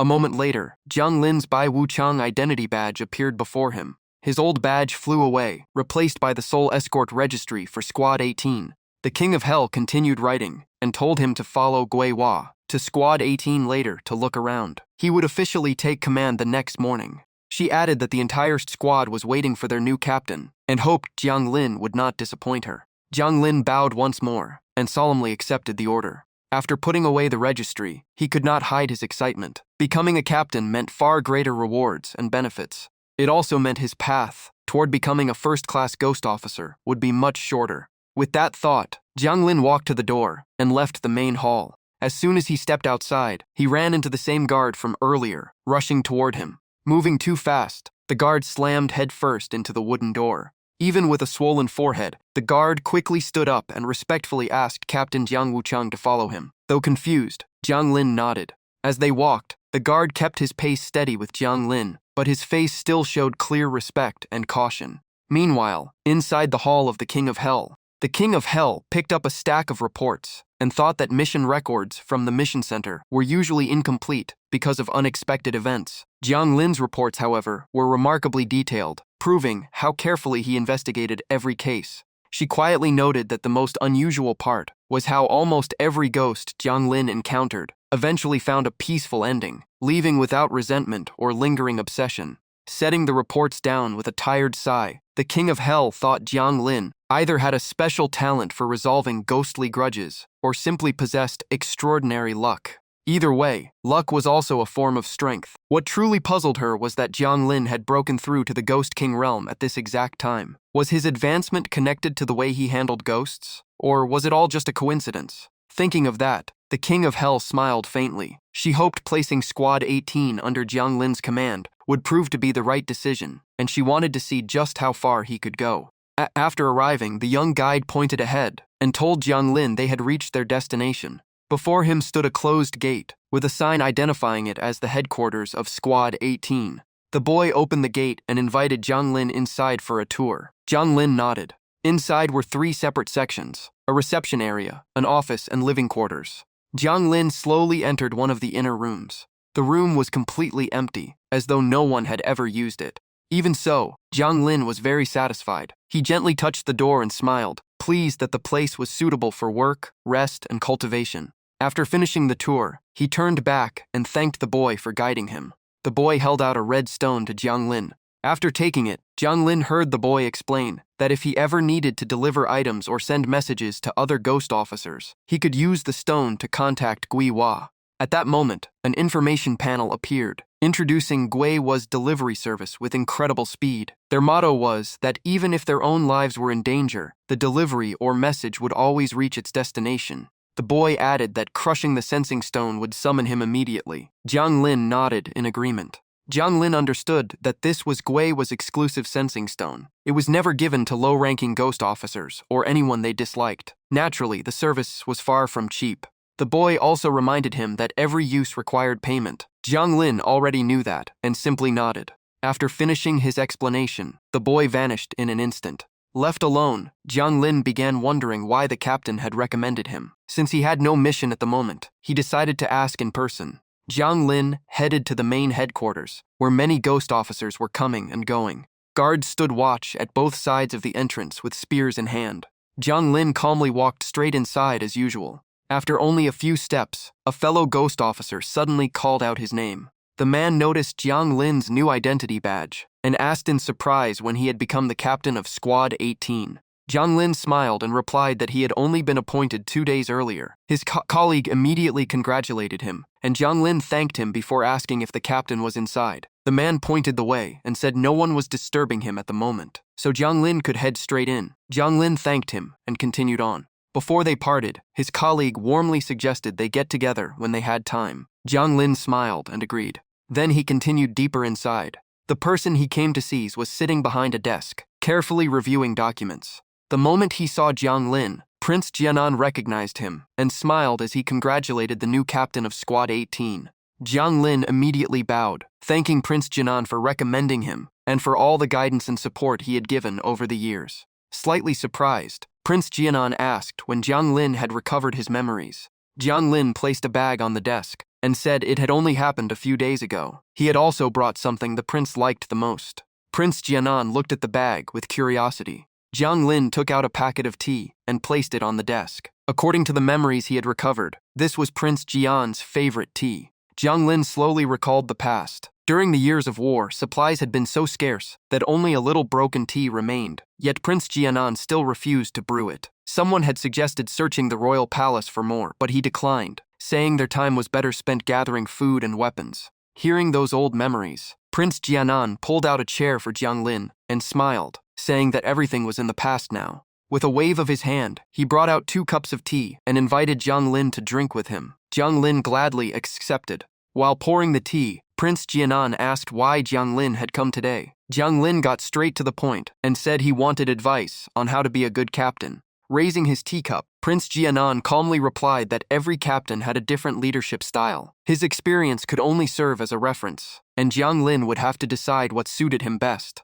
Taking a sip of tea, Prince Jianan explained that captains generally fell into 2 types. One preferred leading from the front and personally handling every mission. The other stayed behind the scenes, focusing on coordination and overall management. Standing up from his chair, Prince Jianan walked around the room and said he belonged to the second type. He did not strictly control his squad, but instead spent most of his time analyzing situations and handling reports. According to him, the first step was observing every squad member, evaluating both their strength and how they responded under pressure. Holding a file in his hand, Prince Jianan continued that he also kept records on every city, tracking ghost-related incidents to estimate the danger level of each location. Jiang Lin carefully flipped through the documents as he listened. Prince Jianan added that whenever the Seoul Escort Registry received a new case, he investigated the cause of death and the location before assigning the most suitable officers based on the danger level. After hearing everything,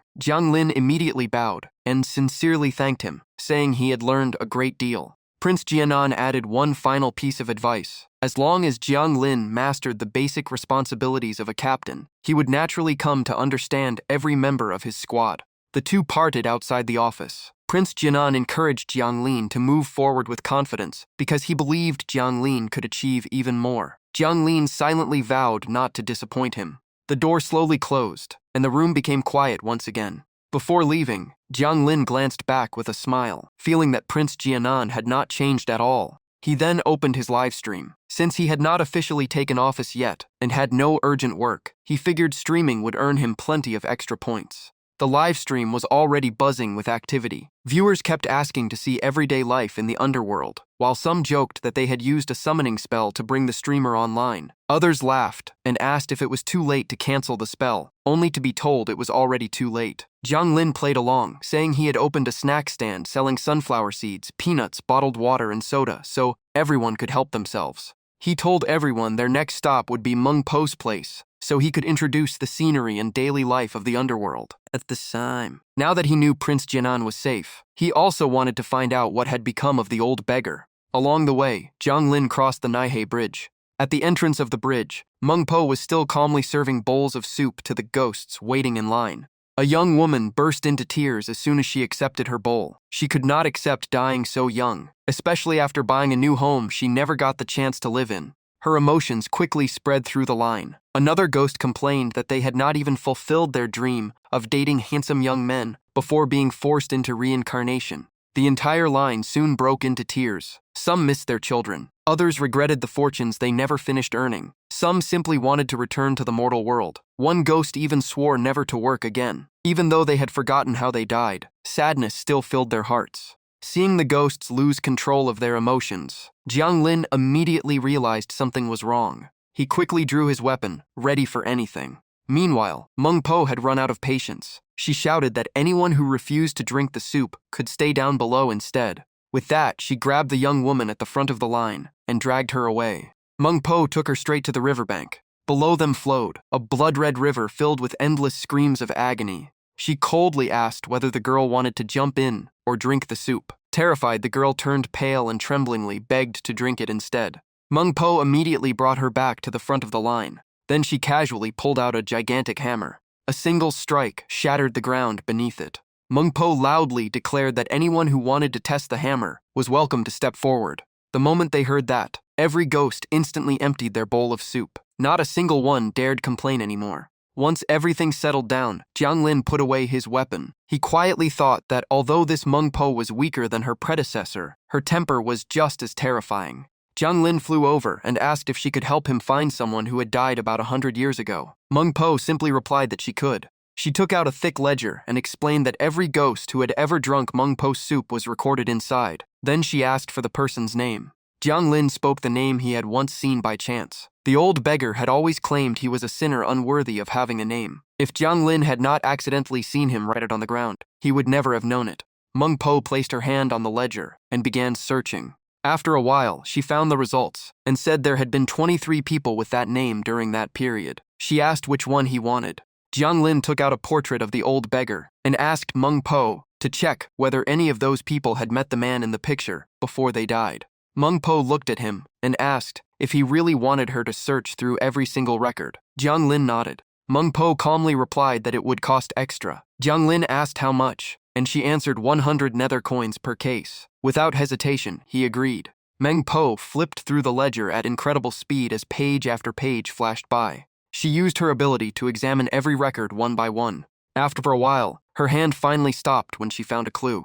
The first record belonged to a woman named Zhang En. She married at 15 and gave birth to a son at 17. She spoiled him so much that he grew addicted to gambling and women. Whenever her husband tried to discipline him, she always stopped him. At 34, her son committed robbery for gambling money and accidentally killed someone, yet she still covered for him. When her husband learned the truth, he decided to turn their son over to the authorities. But after being stopped by his wife, he smashed his head against a wall and took his own life. Because she had blindly spoiled her son all her life, she found no peace even after death. Jiang Lin reached out, intending to examine the record more closely, but Meng Po immediately smacked his hand away. She calmly said that if he wanted to hear more, he had to pay another fee, 100 more nether coins, and she would read the entire file aloud. Jiang Lin was slightly surprised, but agreed right away. Meng Po turned to the next record. This one belonged to Qin Yan. He had been an honest man who respected his parents and married Zhang En. Because his wife spoiled their son without regard for right or wrong, tragedy followed. After their son committed murder, Qin Yan decided to hand him over to the authorities. But after the disaster that destroyed his family and claimed both his wife and son, he realized all their mistakes. He gave away everything he owned to compensate the victim's family, then spent the rest of his life wandering as an old beggar. Years later, he took in a young beggar boy, and when he died, that very child buried him.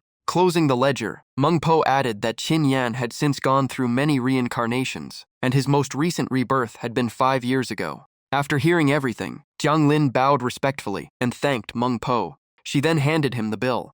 At that moment, the system notified him that he could use a discount card. Jiang Lin activated it immediately. Meng Po recalculated the total and lowered the price. He only had to pay 1,920 nether coins. She even told him that if he ever needed another large search like this, he was welcome to come back. Jiang Lin politely thanked them. Thanks to the discount card, he saved nearly 500 Ming coins. After paying, he turned around and left. On the way, Jiang Lin checked the discount card details. The system explained it could cut service fees by 20% every time, just like a membership card in the human world. He then arrived at the reincarnation zone of the human realm and quietly looked below. Mirror-like screens kept showing scenes from countless reincarnations. Seeing the old man's new life, Jiang Lin smiled with satisfaction. This time, he finally had a happy family and the life he truly deserved. The live stream chat exploded with questions. Everyone wanted to know if the streamer had secretly found someone, while others complained they never got a clear look at Jiang Lin, and Meng Po was simply terrifying.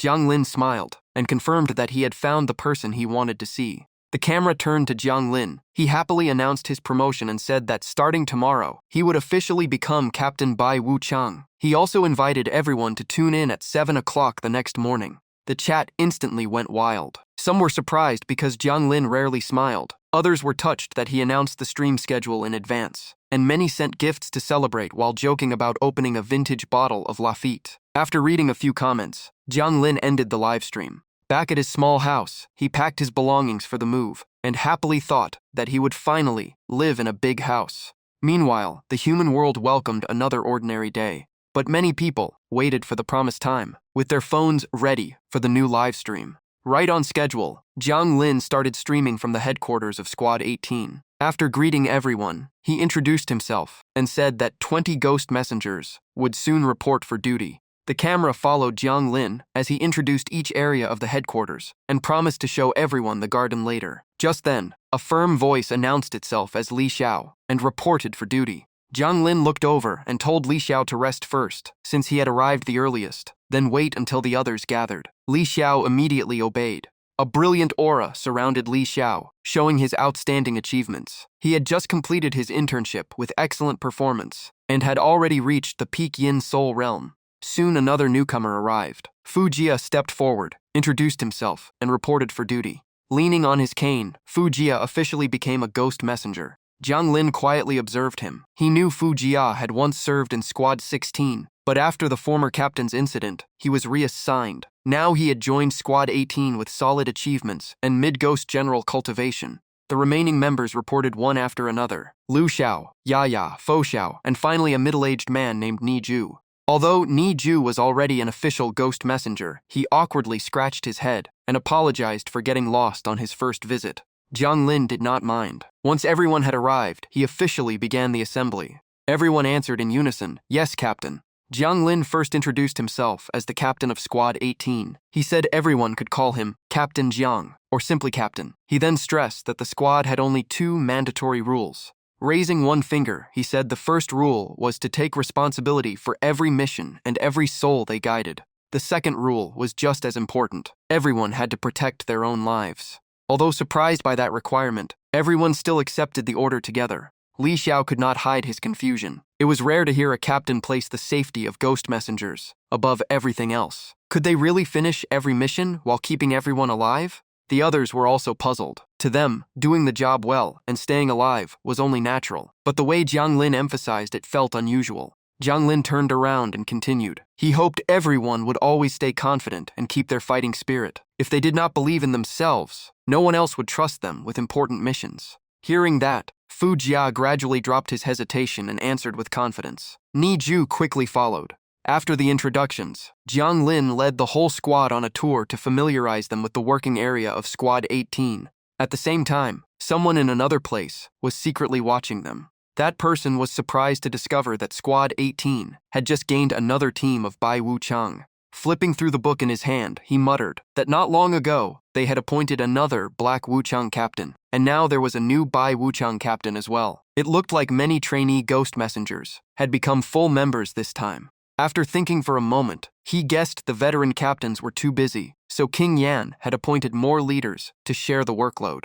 Just then, glowing spheres kept flying out of spatial rifts. As he collected them, he complained that too many people had been dying lately. He wished his department would also receive more ghost messengers to help assign missions to the captains. While working, his finger accidentally touched a red sphere. It instantly revealed a pack of bloodthirsty wolves inside a pitch-black world. He frowned in annoyance. Another abnormal demon had appeared while his workload was already overwhelming. He quickly processed the sphere. The red sphere merged into the book, and a notice immediately appeared. The mission involving an abnormal demon had been sent to the Underworld Mission Center and was now waiting for a ghost messenger to accept it. Back at the 18th hall, Jiang Lin was still focused on handling paperwork. Suddenly, one of the books made a sound and flipped open to a new page by itself. The moment Jiang Lin saw the mission notice, he immediately called Fu Jia and Ni Ju over, reminding them that only 5 of the 20 ghost messengers had just become full members. He walked up to them and handed over 4 yellow envelopes.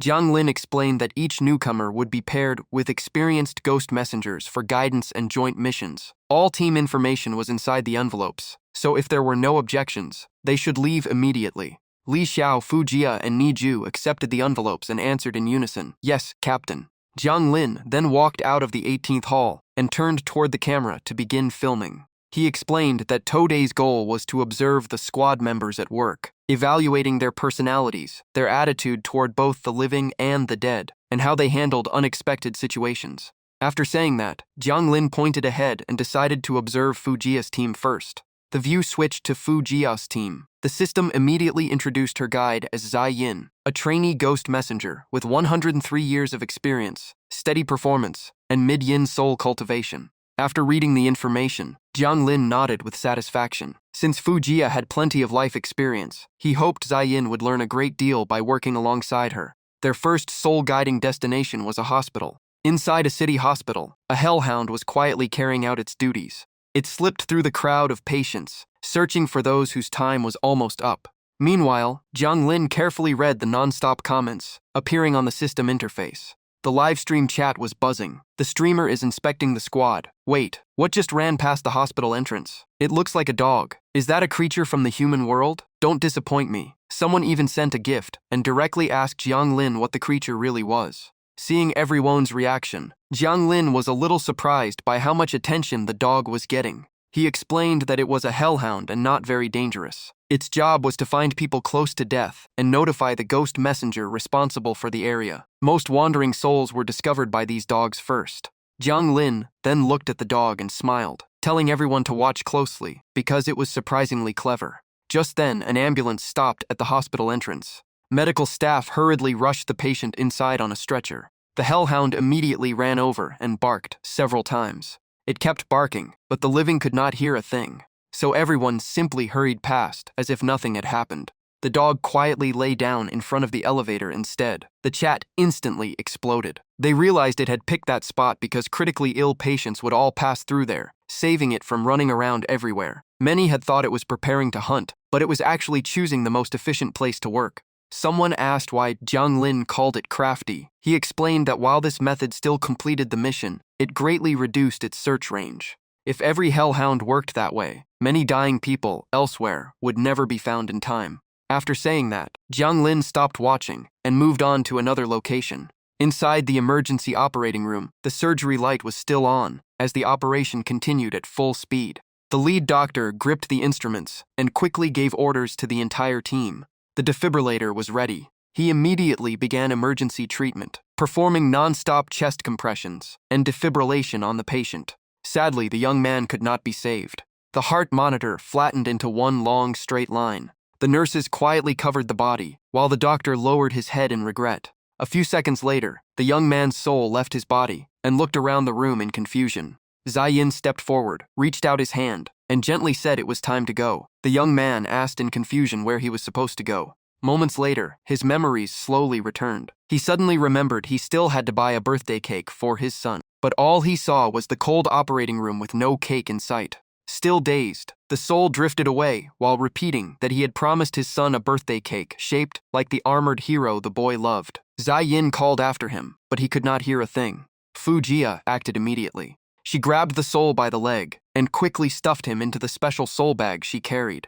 After tying the bag shut, she turned and sternly scolded Zai Yin. She reminded him that if a soul wandered too far from its body, it could easily be corrupted by evil energy, causing trouble for both the ghost messenger and the soul. Zai Yin lowered his head and admitted he had been distracted. He sincerely apologized and confessed that memories from his past life had shaken him. Fujia warned that Zai Yin still viewed both the human world and wandering souls too naively, making him too vulnerable to the emotions of the dead. She said he would understand one day, but for now they had to keep moving, because more souls were still waiting to be guided. Zai Yin sighed softly, saying that a human life was simply too short. Hearing that, Fujia slowly turned to look at him. Her stern gaze made Zai Yin instinctively flinch. He quickly lowered his head, while Fujia simply smiled and replied that human life really was not very long. But when you looked back on everything you had lived through, with all its joys and hardships, what truly mattered was not how long life lasted, but how fully it was lived, because everyone entered this world alone and left it alone. Zai Yin curiously asked what she meant by the depth of a life. Fujia only glanced at him and told him to think about it later, because they needed to hurry before missing the next soul. After hearing her advice, Zai Yin quickly regained his spirit, happily following behind Fujia and saying he still had much to learn from such an experienced senior. Fujia simply sighed, feeling that the younger generation was too sensitive. In her view, more real-world experience would naturally help them mature. Seeing the pair work well together, Jiang Lin turned to the camera and said the assignment seemed like a perfect match before switching to observe another team. As dusk began to fall, Jiang Lin watched Hong Ya carry out her next mission. She was preparing to guide a soul inside an apartment. Jiang Lin raised 2 fingers, instantly hiding every trace of ghost qi around himself. He then quietly floated behind Hong Ya. Inside the apartment, a pink-haired girl sat on the sofa, completely absorbed in the movie playing on the television. The system briefly introduced Hong Ya, an official ghost messenger with average performance and mid-yin soldier cultivation. Seeing the girl so focused on the movie, Hong Ya became curious and looked at the screen as well. In the end, she simply sat down beside the girl and watched the movie together. Jiang Lin also entered the apartment. On the screen, the male and female leads embraced each other and gazed into each other's eyes. They slowly leaned closer. Just as they were about to kiss, the young man's mother suddenly walked in, happily calling him to see the gift she had just bought. Watching the scene, Jiang Lin looked completely puzzled. The livestream chat instantly exploded. Some begged them not to cut the scene. Others joked about demanding refunds, while many started discussing the movie and its romantic moments, filling the chat with excitement. Jiang Lin sighed helplessly and asked why everyone was so interested in that scene. After reading the comments more carefully, he finally realized he had misunderstood. So this was what people called love. Just then, Jiang Lin turned toward the sofa. The pink-haired girl had just finished eating when she suddenly collapsed and died on the spot. Her soul immediately left her body and stared at Hong Ya in surprise, asking when she had entered the apartment. The girl then looked at her own hands in confusion, wondering if she had somehow evolved into a Grim Reaper or some kind of superhero. Hong Ya remained expressionless and calmly explained that she was dead and now existed only as a wandering soul, so she needed to come along. Hearing that, the girl's eyes filled with tears. She clasped her hands together and begged Hong Ya to stay and finish the movie with her. Deep down, she figured this Bai Wuchang must have been watching beside her for quite a while, so they probably shared the same taste. The movie could wait. Right now, getting her on the road came first. But the girl refused to give up. She said she would never get to see how the story ended, and she could not let go of the main cast, or even the side characters. Since Hong Ya loved the show too, she had to understand. After a brief silence, Hong Ya nodded and admitted she had a point. Overjoyed, the girl rushed over and hugged Hong Ya without warning. Hong Ya froze in surprise, her face even turning slightly red. Helpless, she finally said that if it meant so much, she would just spoil the ending. The girl froze on the spot. Wiping away her tears, she asked how Hong Ya could possibly know the ending when the series had not even finished airing, and the original novel was still ongoing. Hong Ya explained that she had once stood beside the author and had already seen the script. The final broadcast might change a little, but the ending would stay mostly the same. The girl immediately asked about another series. Hong Ya calmly replied that she had also been present during filming, so she knew plenty of behind-the-scenes details. Still not satisfied, the girl asked about the ongoing novel Kiss of X. Hong Ya rested her chin on her hand before saying she did not know the ending because the author had not finished writing it yet, but she had seen the outline. The girl then switched to asking about Immortal King's Cultivation X. This time, Hong Ya could only sigh helplessly. Before the conversation dragged on any longer, Hong Ya quickly stuffed the girl's soul into the special soul bag and calmly said she could probably finish watching everything after reincarnating in her next life. Left with no choice, the girl obediently followed her away. The livestream chat exploded again. Some viewers adored how gentle Hong Ya was with the girl, and even joked that if she preferred guiding women, they would gladly volunteer. Others laughed that a cold Bai Wuchang paired with movie-loving girls was the perfect combination. Meanwhile, at the home of a novelist, the author suddenly felt a chill run down her spine. She nervously looked around and quietly prayed that Bai Wuchang would not come for her, because she had been writing diligently and living a healthy life. At the same time, an actress in a makeup room also read the discussion. She panicked, wondering if a Wuchang had really been standing beside the film crew the whole time. Did that mean they had even watched everyone change costumes? Elsewhere, Niju walked with his mission book in hand, scratching his head because he had followed the address exactly, but still could not find the destination. He looked around in confusion, wondering if he had taken the wrong road. Just then, Jiang Lin had already appeared behind him, quietly watching with a faint smile. Niju noticed nothing. He turned around to change direction and casually tucked the mission book inside his robe. The moment he looked up, he found Jiang Lin standing right in front of him. He nearly jumped out of his skin and stammered, "Captain." Jiang Lin simply answered and asked what he was doing there and whether he had run into trouble during the mission. Niju forced an awkward smile and said it really was a strange coincidence. Waving his hand as he walked, Niju explained that nothing was wrong. He was just on his way to pick up the next soul, then awkwardly told the captain to continue with his own work. Deep down, however, he worried that Jiang Lin had mistaken him for slacking off. The more he thought about it, the more nervous he became. Sweat covered his forehead. It was only his first day in Squad 18, and he desperately hoped the captain would not get the wrong impression. Just then, Jiang Lin called him back and asked whether he planned to head to the soul's location now or later. Niju awkwardly replied that he was leaving immediately, but all he could think about was how the captain must believe he had been avoiding work. Jiang Lin simply pointed ahead, signaling him to go that way. In his panic, Niju barely heard a word Jiang Lin said. He was too busy thinking about how to repair his image. He even considered giving the captain a gift, before remembering he owned nothing valuable. He could already imagine Jiang Lin kicking him out in anger. Seeing him standing there in a daze, Jiang Lin had no choice but to call his name loudly.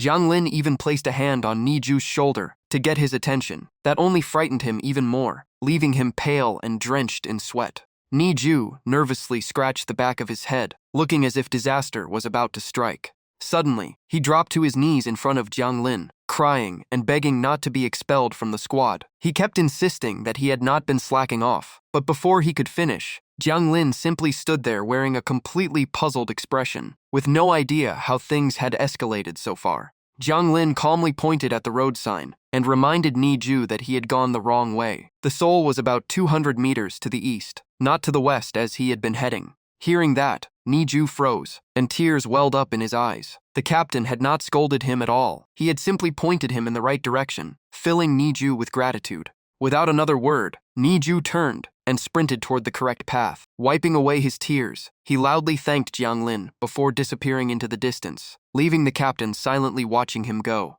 Looking at his back, Jiang Lin finally understood why Niju's performance had never been outstanding. Without the roads connected to the underworld, he might even get himself lost. Rubbing his forehead, Jiang Lin decided that future assignments for Niju should always involve places with obvious landmarks. Lost in thought, he accidentally bumped into a female by Wu Chang. Jiang Lin was startled, while she simply looked at him without saying a word. He immediately apologized and told her to continue her mission without worrying about him, since he was only passing by. After saying that, Jiang Lin turned and left. Once he was out of sight, the female Bai Wuchang finally let out a sigh of relief, thinking that working with a superior standing nearby was far too stressful. Jiang Lin continued walking alone through the empty street, quietly letting out a soft sigh. Suddenly, he spotted one of his subordinates, escorting a ghost that was trembling with fear. Seeing the scene, Jiang Lin remarked that the ghost messenger handled the job quite efficiently. After that, he returned to Squad 18.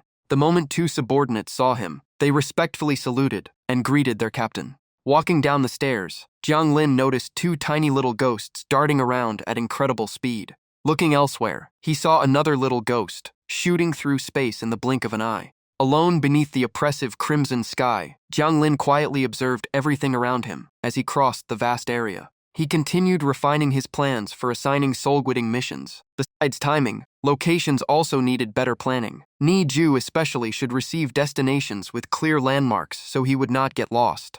As for Hong Ya, although she loved things from the human world, she always stayed beside every soul during missions to prevent accidents. In the future, she could be assigned cases involving movies or similar interests. After organizing his thoughts, Jiang Lin sat down at his desk. As he wrote notes, he reminded himself that one day of observation was nowhere near enough to understand every squad member. He would need to keep watching them over time. Just then, faint rustling sounds came from beneath the floor. Something was secretly moving under his feet, but Jiang Lin had not noticed yet. Several mischievous little ghosts kept running around his desk, while Jiang Lin remained focused on writing, without paying them any attention. They grew bolder and soon started hopping right onto the desktop. The moment Jiang Lin looked up, all three little ghosts froze in place, squeaking nervously with frightened expressions. Jiang Lin did not get angry. He calmly reached out and caught one of them. Seeing their companion captured, another little ghost instantly turned and fled in panic. He gently placed the little ghost on a bookshelf and told it to clean the area. It immediately jumped from his palm and hurried to work. Jiang Lin turned to the camera and explained that this was a cleaning ghost, a tiny ghost that lived inside houses. It fed on dust and scraps of trash. It had no complex intelligence and acted mostly on instinct, but it could understand a few simple commands. As long as a place contained yin qi and dust, they could survive there. Many ghosts in the underworld even kept them as pets. Hearing that, the cleaning ghost brightened up and looked much less nervous. Just then, the system displayed a notification. Congratulations. The host has completed the daily mission, promoting underworld culture, cleaning ghost, and received 500 reward points. The livestream chat instantly became lively. Some viewers said the cleaning ghost was adorable, while others wanted one because it cleaned the house without needing much care. Some even compared it to their own pets and concluded the cleaning ghost worked much harder. After reading all those comments, Jiang Lin quietly folded his arms and thought that humans might actually be lazier than ghosts. He switched the camera angle and told everyone to keep watching the cleaning ghost at work. The little ghost happily got back to cleaning. Jiang Lin then opened the system shop, selected Yin Qi pills, and used his discount coupon. The interface immediately changed from gold to purple. The system confirmed the discount was active. The price dropped from 500 points to 400 points per pill, and a purple Yin Qi pill appeared on the screen. Without hesitation, Jiang Lin bought 25 pills at once, a satisfied smile spreading across his face. A moment later, every Yin Qi pill appeared in his palm. He raised them and examined each one carefully. Then, he looked up at the ceiling and wondered if this new room could handle what was coming. After a brief thought, he decided to test it and pulled out the yellow bag. Next, he stretched one hand forward. A surge of blue ghost energy erupted at once, wrapping around Jiang Lin like a raging tide. The immense power shot straight toward the ceiling. Jiang Lin watched every change without blinking. In the blink of an eye, the entire ceiling became spotless and gleaming. Seeing everything still intact, he sighed in relief and figured the room was built pretty well. Jiang Lin sat down and began cultivating. He carefully restrained his power for now and planned to move to a high-level training room after breaking through, so he would not destroy the 18 halls and leave everyone cleaning up rubble. Jiang Lin slowly closed his eyes and entered deep meditation as streams of blue ghost energy quietly spread around him. A few days later, at the hospital inpatient reception area, while walking, Jiang Lin told the viewers that, as requested, he would first check on Fu Jia and Ziyin today. He raised his hand and focused on sensing the surrounding aura. Then he slowly walked into the hospital room. Inside, a mother gently stroked her daughter lying on the bed as tears streamed down her face. Through sobs, she told her daughter to sleep peacefully because the pain would finally be gone. The mother broke down, crying. At that moment, a small voice softly called out, "Mom." The little girl's soul had left her body. Smiling gently, she told her mother she was no longer in pain and could not understand why she was still crying. She quickly reached out, hoping to touch her mother, and softly called to her again. But the moment she noticed her transparent hands, she froze. Seeing her body still lying motionless on the bed, the girl realized she had died and feared she would never see her mother again. Just then, Fu Jia and Ziyin appeared behind her. She turned and asked if they had come to take her away. Fu Jia and Ziyin simply smiled at her. They gently confirmed that they had. The girl held her mother's hand one last time and softly asked her to live well. She also repeated her mother's own words about always looking toward the brighter future. Before leaving, she gently kissed the back of her mother's hand and sincerely thanked her for all the love and care through the years. The girl quietly followed Fu Jia and Ziyin away, leaving her mother holding her daughter's cold hand as silent tears continued to fall. After walking for a while, the girl suddenly stopped and stared at Ziyin as if she wanted to say something. Noticing her reaction, Ziyin smiled and asked what was on her mind. Blushing, she quickly looked away and shook her head, though she secretly thought his cat ears looked so soft that she wanted to touch them. Reading her thoughts, Ziyin smiled and asked if she really liked cat ears. Embarrassed, the girl kept denying it and explained that her mother had taught her never to touch other people's things without permission. Hearing that, Ziyin snapped his fingers as an idea came to him. Smiling, he told the girl to try touching the top of her own head. She obediently did as he said. The moment she touched her head, she discovered a pair of cat ears had appeared there and happily cheered with excitement. Even so, she hesitantly asked if they were his cat ears. Ziyin gently patted her head and explained they were only made from ghost energy, a small gift for their first meeting. Before parting, he wished her a healthy and peaceful next life. The girl smiled brightly and thanked him with joy. Ziyin smiled back. Watching from a distance, Fu Jia quietly realized that in just a few days, Ziyin had already learned how to comfort wandering souls with small acts of kindness. In her view, as long as the rules were not broken, guiding souls could always be handled with some flexibility. Then Fu Jia, Ziyin, and the little girl rose into the sky to guide her toward reincarnation. Jiang Lin watched with a gentle smile from afar. Meanwhile, the chat exploded with emotion. Some viewers thought the cat ears were an incredibly heartwarming gift. Others praised how adorable Ziyin was. Many said the greatest comfort was knowing that after death, ghost envoys would always be waiting at the end of the road to guide every soul into a new cycle of reincarnation. Though each envoy had a different personality, they all made that final journey feel less lonely. On the other side of the screen, a young woman wiped away her tears and said that Jiang Lin's live streams were truly heartwarming. Another young man lay in bed with a satisfied smile, grateful for his life. Nearby, an elderly woman gently rocked in her chair, gazed out the window, and quietly told herself she would no longer fear death so much. Seeing everyone's emotions, Jiang Lin reassured them that death and reincarnation were not as frightening as people imagined. Life is short, so live the way you truly want. He then moved on to another location, planning to check on the rest of his team's work. This time, Jiang Lin appeared behind Hong Ya and the newcomer beside her. The wandering soul excitedly talked about how fascinating the human world was. Hong Ya simply smiled and replied, that was why there were so many great movies to watch. The young woman nodded in agreement, while Hong Ya quietly felt happy that she would finally have someone to chat with about movies during future soul escort missions. Hong Ya went on to explain that the Underworld also had plenty of interesting places, though food and drinks were a little expensive. The girl nodded repeatedly. Hong Ya then asked if she had ever visited the ghost market, and promised to take her there someday, because it was full of entertaining attractions. However, Hong Ya warned her to be careful, because the ghost market could get pretty chaotic. Recently, a ghost doctor had been tricking other ghosts into becoming surgery patients. The girl turned pale with fear. Watching from nearby, Jiang Lin smiled quietly before disappearing once again. Not long afterward, Jiang Lin appeared behind Chu Wang. The system introduced Chu Wang as an official ghost envoy, with mid-ghost general cultivation, currently holding the best performance record in Team 18. Meanwhile, somewhere else, Da Feng was walking down the street when he suddenly shivered as an icy chill ran down his spine, as if someone were standing behind him. Even under the blazing sun, sweat kept pouring down his forehead. Da Feng turned to his friend and asked if he felt cold too. His friend looked at the scorching weather and replied in confusion that it was over 30 degrees, so how could it possibly be cold? Da Feng hugged his arms tightly as the freezing sensation crawled up his back, leaving him covered in goosebumps.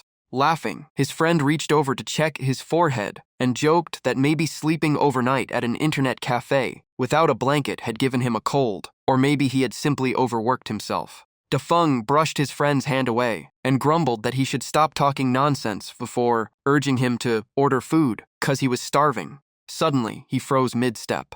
He instantly spun around, his eyes wide with unease, as though he had sensed something wrong. Chu Wang and Li Xiao, who were standing nearby, were startled when his gaze swept past them. A few seconds later, Da Feng turned away again and scratched his head in confusion, as if nothing had happened. The two ghost envoys quietly let out a sigh of relief, thinking for a moment that he might possess some special kind of vision. Da Feng remained deeply unsettled, as the strange chill refused to leave, making him wonder if something was wrong with his body. A sudden cold breeze swept past, causing him to let out a loud sneeze. Right then, he clearly felt a hand resting on his shoulder, and his entire body stiffened in terror. Da Feng spun around at lightning speed and shouted in panic, "Who is it?" But standing there was only his friend. It turned out he had scared himself for nothing. Da Feng immediately sighed in relief, threw an arm around his friend with an awkward laugh, and complained that he had nearly been scared to death in broad daylight. His friend stared at him in confusion, thinking he was talking nonsense. At the restaurant, a server brought over a steaming hot pot and announced that their yin-yang hot pot was ready, adding that they could order more dishes anytime. While his two friends looked through the menu, Da Feng kept scanning the room, searching for anyone who might be watching him. What he did not know was that Jiang Lin and Chu Wang's team were standing right behind him in complete concealment, making his growing sense of unease even stronger. Viewers watching the scene flooded the chat with uneasy comments. The atmosphere became strangely tense, and many felt as though something hidden was lurking inside the restaurant. Some even feared a major incident was about to happen. At that moment, Jiang Lin suddenly stopped, as if he had caught a strange disturbance in the air. He immediately realized traces of something inhuman were nearby. Before Jiang Lin could give an order, Li Xiao stepped forward and asked for permission to handle the situation first. Jiang Lin nodded with quiet approval at his sharp instincts. Without hesitation, Jiang Lin rushed outside to investigate the source of the disturbance. Standing nearby, Chu Wang stared blankly and wondered when the captain had even arrived. Jiang Lin gave no reply. He simply passed by and quickly followed behind Li Xiao. Li Xiao accelerated and charged straight toward the area where the abnormal presence had been detected.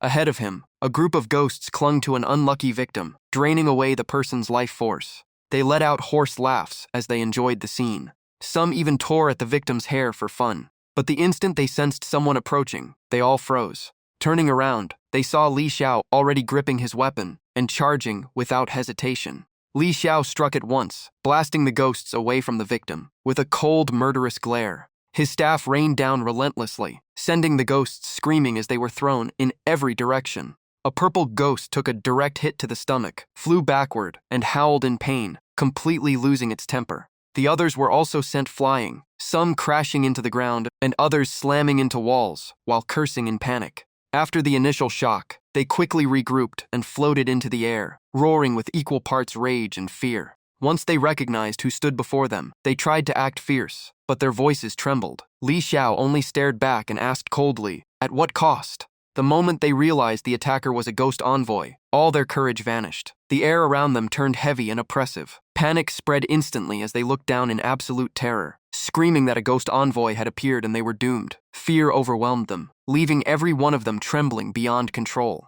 One ghost immediately shouted for everyone to retreat. Without another thought, the entire group turned and fled into the sky. Before they could escape, a freezing aura swept in from behind. One ghost suddenly stiffened as it sensed overwhelming killing intent at the back of its neck. Cold sweat poured down as it turned around, only to find the man already right behind it, moving far too fast to react. An arm pierced straight through its body, like it had torn through the air itself. Sharp claws sank deep into the ghost's form, making it scream in agony. Without stopping, he crushed its insides. Bones shattered as black blood exploded everywhere, staining his hand crimson with a foul metallic stench. At the same time, his other hand swung without slowing down. It slammed another ghost straight into a wall, with such force that the creature was pinned in place, able to do nothing but scream in despair. The remaining two ghosts panicked and split up, desperately trying to vanish into the sky. Even so, they could clearly feel something relentlessly chasing behind them. Meanwhile, another figure watched from below with a cold smile, observing everything with interest, as though it had all gone according to plan. Elsewhere, one of the escaping ghosts rushed into Sun Tower Restaurant, desperately searching for a place to hide. It quickly scanned the room and locked onto a young man with weak yang energy sitting with his friends, choosing him as its next target. But just as it was about to strike, a cold voice sounded beside it. The ghost froze, as fear spread across its face and sweat streamed down. When it turned around, it was horrified to discover the speaker was one of Jiang Lin's subordinates. The crushing pressure made it tremble, while the ghost envoy only smiled as if looking at trapped prey. Faced with that overwhelming presence, the ghost nearly collapsed and stammered that it did not want to fight. Before it could react again, a heavy blow from a staff crashed down, and its agonized scream echoed through the room. After the finishing strike, the ghost's body slowly dissolved into pale green mist before disappearing completely. The attacker merely gave the result a cold glance. Once everything settled down, the red-haired young man with weak yang energy suddenly felt a chill run down his spine. A series of heavy footsteps echoed through the room, filling the entire area with unease. A stranger entered, dressed from head to toe, in covered clothing with a cap and face mask, hiding nearly all of his features. The restaurant staff casually welcomed him into Sun Tower Restaurant. He carried a tightly wrapped object in one hand, and each step produced a strange clinking sound as he walked straight toward a table in the middle of the busy restaurant. When he got close, he unwrapped the object and revealed a gleaming knife. Without hesitation, he gripped the blade tightly and aimed it directly at a customer who was eating, clearly intending to attack on the spot. The knife shot forward in an instant, leaving the victim frozen with fear. At that exact moment, the young man with weak yang energy lunged forward, yanked the customer out of the attack's path, and shouted a warning. The blade sliced through the air like lightning. Feng Yangli blocked it just in time, but the knife pierced straight through his hand. The harsh sound of steel cutting flesh rang out, followed by his cry of pain. Chaos erupted instantly. Customers fled in panic as cries for help filled the restaurant. The young man in blue clutched his injured hand and screamed for help. People shouted that there was a killer, while a woman quickly called the police, reporting an emergency at 238 Huanghe Road. The murderer yanked the knife from the victim's hand and scanned the restaurant for another target. his eyes locked onto a terrified child running nearby, the knife still gripped tightly as killing intent filled his gaze. The child ran blindly in panic, desperately trying to escape. The killer caught up, raised the knife, and shouted for the child to stop. But the child kept running in sheer terror. Just as the blade was about to fall, Feng Yongli rushed in, pulled the child out of its path, and shouted a warning. Although he saved the child in time, the blade still grazed the child's cheek, leaving a small cut that began to bleed. Holding the frightened child tightly, Feng Yongli calmly assured them they were safe now. The killer did not stop. He immediately turned his attack toward Feng Yongli, aiming the blade straight at his throat, while the child continued sobbing in his arms. The fatal strike landed. Feng Yongli collapsed as blood poured from the wound, and his life ended on the spot. Witnessing everything, the child cried even harder, desperately, calling for their mother. The killer was about to attack again when a loud shout came from behind, making him stop and turn around. A large group rushed in at once, quickly tackling him to the ground and completely restraining him. Feng Yongli's soul stood behind them, quietly watching as he let out a relieved sigh, seeing order restored. He instinctively rubbed the wound on his neck while keeping his eyes on the scene. Just then, Chu Wang and Li Xiao appeared before him, leaving him startled as he asked who they were. Without wasting a second, Li Xiao opened the soul-guiding bag and drew Feng Yongli's soul inside. He immediately tied the bag shut, completing the soul escort. The two white impermanence envoys left the hot pot restaurant. As they reached the entrance, Chu Wang called out to Li Xiao, causing him to stop and turn around. Chu Wang sternly reminded him that during a soul escort mission, every possible threat around the soul must be eliminated, no matter how small the risk seemed. He continued by questioning Li Xiao's decision to leave his assigned position and abandon his duty of protecting the soul. Chu Wang stressed that if a soul appeared while its escort was absent, the consequences could become impossible to control. He then patted Li Xiao on the shoulder and reminded him that a white impermanence envoy's highest priority was always the soul's safety. Li Xiao respectfully replied that he understood. After giving a few final instructions, Chu Wang left, reminding him to finish the rest of Today's duties. Li Xiao acknowledged the order. Elsewhere, Jiang Lin was monitoring everything through the system while standing beside another person. The young man nearby rubbed his neck, feeling as though an invisible pressure had suddenly disappeared. Jiang Lin noticed the coin pendant hanging from the young man's neck and realized it was attracting ghosts. He immediately reached out toward the target, preparing to intervene. Then he clenched his fist, affecting the pendant from a distance. The talisman around the young man's neck instantly cracked with a sharp snap. The young man wiped away his sweat and looked up at the sky in discomfort as an unusual heat spread through him, while the pendant emitted a faint glow. Moments later, the talisman shattered completely and fell to the ground in pieces. He stared at the broken fragments, his face filled with regret and helplessness. Panic overwhelmed him as he shouted that it was gone, repeating the words over and over while clutching his chest in a desperate attempt to stay composed.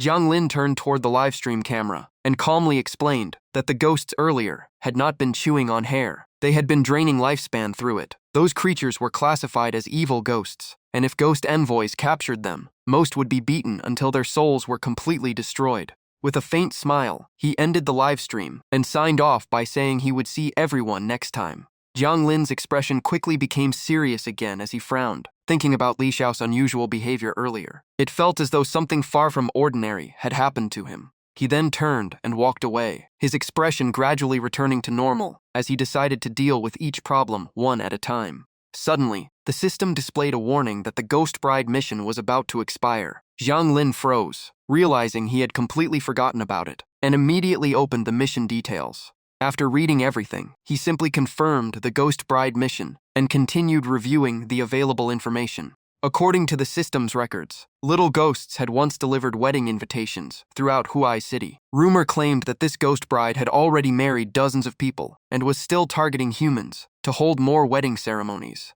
After reading everything, Jiang Lin was reminded of a princess-like figure he had encountered before, surrounded by countless men, competing for her favor in a bizarre and twisted scene. He quickly shook off the thought and pushed those images out of his mind. At the same time, he opened a spatial portal and guessed that these ghost wedding invitations were somehow tied to human desire. Once the portal stabilized, he stepped inside, thinking that ghost rituals were never something to take lightly, so he might as well investigate personally. Meanwhile, it was late at night in the human world, inside a quiet apartment. The young man whose talisman had shattered was fast asleep, still clutching a notice, claiming he had won 30 million. In his dream, he found himself at an extravagant wedding decorated in brilliant red, resembling a grand ancient ceremony. Holding a young woman's hand, he joked about whose family name their future child would take. She simply smiled with happiness. He thought to himself that his luck had been unbelievable lately. He had won the lottery, received a marriage proposal, paid no bride price, and even been offered a house. It all felt suspicious, yet everything seemed too perfect to refuse. The young woman smiled and confirmed that they were now husband and wife, before inviting him to see their bridal chamber and estate. He happily agreed. Hand in hand, they stepped into another space. A voice announced that the bride had arrived, while the surroundings overflowed with crimson decorations and joyful celebrations.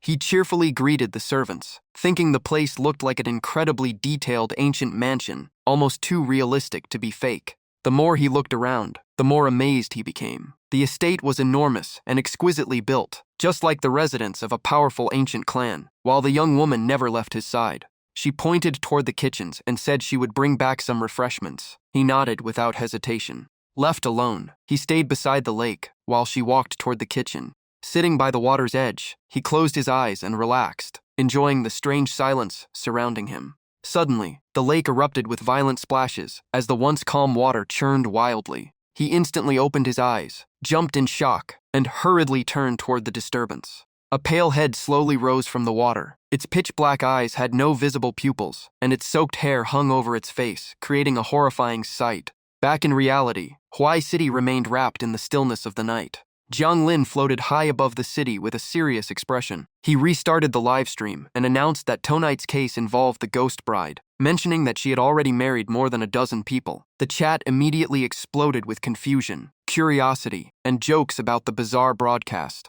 After glancing through the comments, he continued, flying over the city while observing everything below. Looking down from above, Jiang Lin judged that the ghost bride had likely reached the ghost general realm and might even possess her own ghost domain. He continued analyzing the situation, mentioning the possibility of an even higher realm as swirling energy gathered in his hand. Blue power burst forth as he raised his hand and launched it straight into the sky, wondering where his opponent was hiding. The massive stream of energy shot across the heavens like a spear piercing space itself, stretching beyond the horizon, while Jiang Lin calmly watched from below. Back inside the young man's dream, a terrified scream echoed through the small house in the dim world. His face turned deathly pale as sweat poured down. Trembling, he stammered and asked what the thing in front of him was. A cold voice answered his question, making him even more terrified as he struggled to keep his eyes open. A ghostly pale hand suddenly gripped the stone bank from beneath the lake. Long black nails scraped across the ground as eerie water sounds echoed through the air.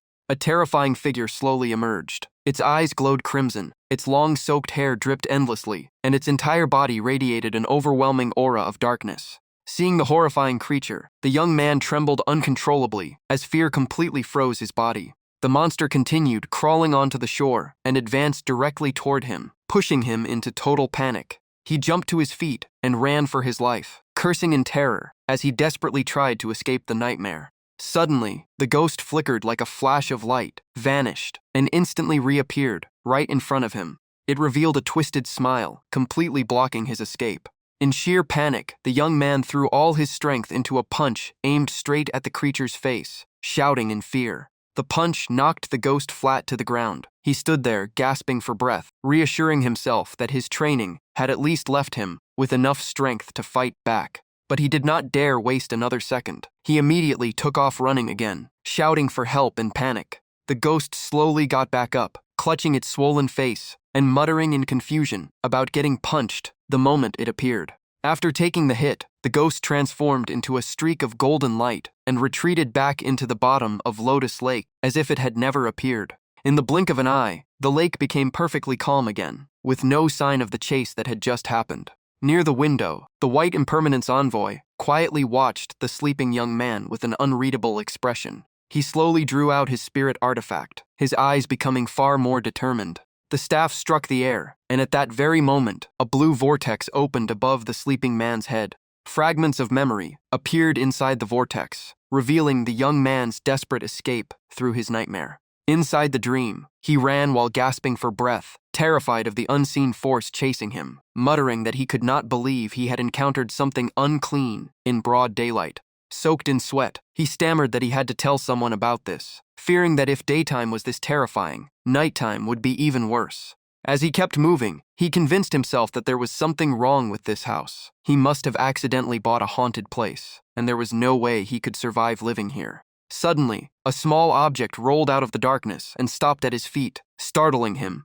Looking closer, he realized it was only a white ball, yet it still filled him with overwhelming fear. Curious, he picked it up and wondered who it belonged to. A child's voice immediately answered him. A little girl appeared on the rooftop. Her face looked innocent, but blood streamed from her eyes, and her icy smile instantly twisted the atmosphere, leaving the young man frozen with fear. The little girl gently jumped down to the ground, while the young man no longer had the courage to run. He curled up and covered his head in despair, repeatedly asking what she wanted and why she kept following him. In a cold voice, the little girl answered that she wanted her eyes back. He nervously asked if giving them back would make her leave him alone, and she pointed at the object in his hand. Looking down, he saw that the white ball had turned into a human eyeball. Horrified, he threw it to the ground and stumbled backward in panic. The little girl immediately demanded to know why he had thrown away her eye, leaving him stammering in fear. At that moment, he suddenly realized the way she addressed him sounded strange and asked what she meant by it.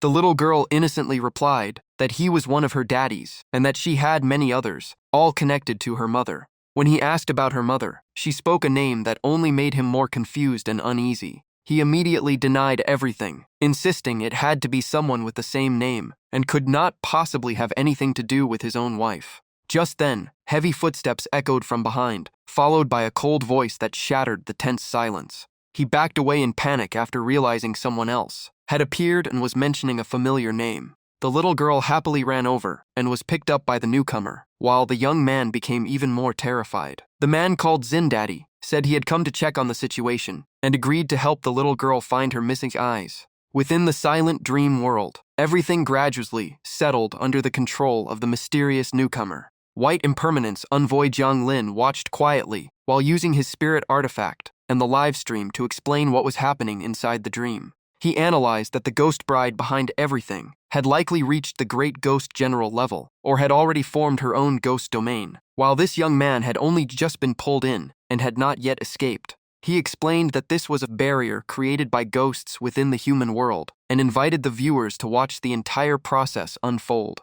Jiang Lin officially led everyone into the dreamscape of Huai City, where the barrier enveloped the entire incident. He appeared right in the middle of the conversation, as Zindaddy warned the young man that he still had not realized he was no longer completely human. The young man broke into a cold sweat, unable to understand what was happening. Zindaddy continued, saying that he still retained a human form for now, but it would not last much longer. He also revealed that he had once tried to escape this place but had failed. Su Cheng angrily demanded to know why he was saying such things, while the man in blue calmly turned around and explained that a tiny intruder had entered, so he had come to make sure Xiao Xiao was safe. Before leaving, the man coldly warned him that the ghost bride was extremely dangerous and that he must never leave this place carelessly. After hearing those words, Su Cheng fell into deep panic, thinking that his body was not completely dead yet and that he still had a few days left to change his fate. He reassured himself that he would definitely make it back because he was still human. Then he returned to where he had been staying inside the barrier. Footsteps echoed through the hallway, and the two servants immediately bowed to Su Cheng. He walked straight into the room without a word, making the servants realize something was wrong. After he shut the door, one servant quickly reported that Su Cheng was acting strangely, and they had to inform the young lady, while the other agreed at once. The dining table was already filled with steaming hot dishes. But the moment Su Cheng saw the food, he felt sick after remembering he had been eating meals prepared by ghosts for days. A girl in a red dress walked over, held his hand, and gently asked if his stomach hurt. He instantly shook her hand away, jumped to his feet, and shouted at her not to touch him. The girl looked surprised and asked why he was acting like that. He coldly told her to stop calling him husband and made it clear he wanted nothing to do with the woman claiming to be his wife. He sighed that he had been trapped there for 2 days and wanted to go back for his belongings, blaming himself for leaving, without even bringing his phone to call for help. The girl named Nuo Xiao stepped closer and softly asked what he needed, saying she could send someone to get it. Then she suddenly sat right on his lap. She whispered that she never wanted to be apart from her husband. Su Cheng finally exploded, jumped up, and shouted that he wanted to leave this place and refused to live in such a twisted world. The girl's expression instantly turned cold as she mocked him for knowing so much yet still being foolish, reminding him that outside he was just a poor nobody, while here he had everything. He froze and asked about the money, trying to remember what he had accepted from her. He immediately remembered the winning lottery ticket, and she admitted she had arranged everything, including the beautiful rich woman's proposal. Su Cheng collapsed as he realized the entire life was nothing but an illusion created by the ghost woman. The ghost woman slowly walked toward him. She gently lifted his chin and seductively said everything could become real if he chose to stay. Nuo Fu Xiao changed her expression and forced him to stay, insisting everything he had experienced could become reality. Su Cheng shoved her away with all his strength and screamed at her not to touch him. He angrily declared that he wanted to live as a normal human and refused to be controlled by ghosts. Nuo Fu Xiao paused and asked what he meant by ghosts. She instantly rushed at him, sending Su Cheng into complete panic. One hard slap sent him flying onto the floor, leaving his cheek burning bright red. She stepped on him and pinned him to the ground. He endured the pain, while she coldly claimed she was giving him a chance to live, and that there were no ghosts at all. She mocked him again, saying he was nothing but a poor man outside, while here he had a house, money, and a wife waiting for him. She insisted he would never become anything outside, and only here could he have everything he had ever wanted. Su Cheng looked up and admitted those were the things he had always dreamed of, but he still wanted to live as a real human. He roared in defiance, declaring that his life was his own and no one else could choose for him. He struggled back to his feet and declared that not even his own life could be taken away by anyone or any ghost. The man slowly stood up and faced her directly as a hesitant voice escaped Fu Nuo like a heavy confirmation. Before she could finish speaking, she grabbed Su Cheng by the collar, her face twisting into something monstrous as darkness consumed it, warning that this was not a place where anyone could come and go as they pleased. Just as the tension reached its peak, a brilliant burst of golden light exploded from above, shaking the entire area as Fu Nuo had to shield her eyes from the blinding flash. A few moments later, Jiang Lin appeared. He broke through the space above, as if tearing open reality itself, then calmly walked down without the slightest panic. Jiang Lin walked straight to Su Cheng, stuffed a piece of candy into his mouth, coldly ordered him to swallow it, and Su Cheng obeyed without hesitation. Then Jiang Lin pushed Su Cheng into a glowing blue portal, urging him to leave immediately. Though confused, Su Cheng gritted his teeth and followed the order. Only then did Fu Nuo finally recover from the shock. She opened her eyes in panic and cried out that her man had disappeared. She turned to Jiang Lin and urgently demanded to know where he had taken Su Cheng.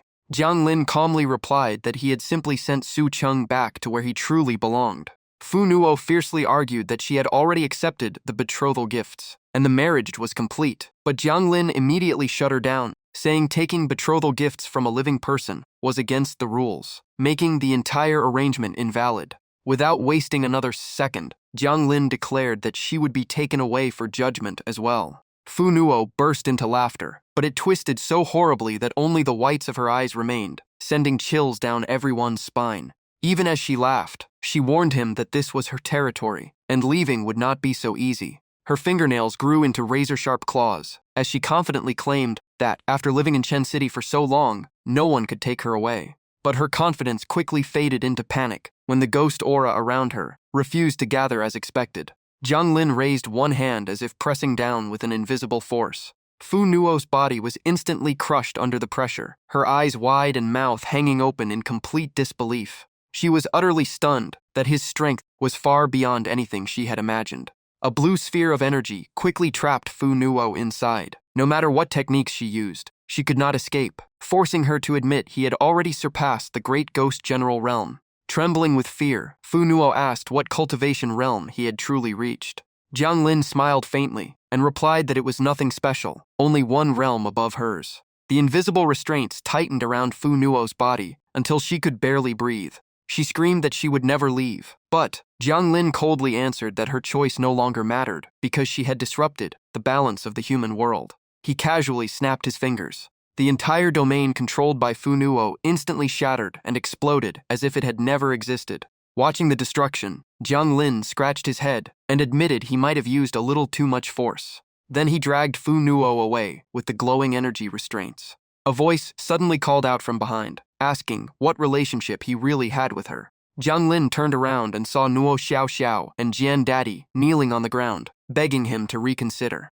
Holding back tears, Nuo Xiao Xiao admitted everything happened because she wanted a father and begged him not to blame her mother. A brief reply immediately rejected that assumption. She then softened her tone and denied willingly entering the marriage. Jiang Lin acknowledged both explanations before turning away to gather his thoughts. Every servant in Fu Nuo's mansion fell to their knees and begged for mercy, terrified that if their mistress was punished, they would not survive either.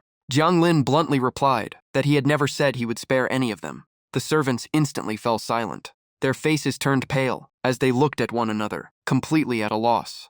Jiang Lin then flew toward another location. It was the place where Fu Nuo had been waiting outside the front gate. Looking at her, he said everything was under control for now, and that he would end the live stream soon. He also noted that the marriage and everything related to it could be exploited to disrupt public order, so the final handling would require careful consideration. Jiang Lin paused as if weighing something he had yet to say. After a moment, he suggested that ghost-related items could be handed over to the police, since the righteous energy there was strong enough to suppress supernatural entities to some extent. As soon as he finished speaking, Jiang Lin shut off the live stream with a single tap, cleanly ending the entire broadcast. With his other hand, he opened a gently spinning blue portal in midair. Without hesitation, he stepped inside and instantly vanished as the portal transported him to his destination. At the new location, he met his disciple, Li Xiao. The moment Li Xiao saw Jiang Lin appear, he froze briefly before quickly greeting his captain. Jiang Lin got straight to the point, asking why Li Xiao had come to see him, then told him they could talk inside. Li Xiao shook his head and said he still had other matters to handle, but Jiang Lin simply told him to say it here. Looking nervous and covered in sweat, Li Xiao finally gathered the courage to ask why he had been assigned as Bai Wuchang instead of He Wuchang.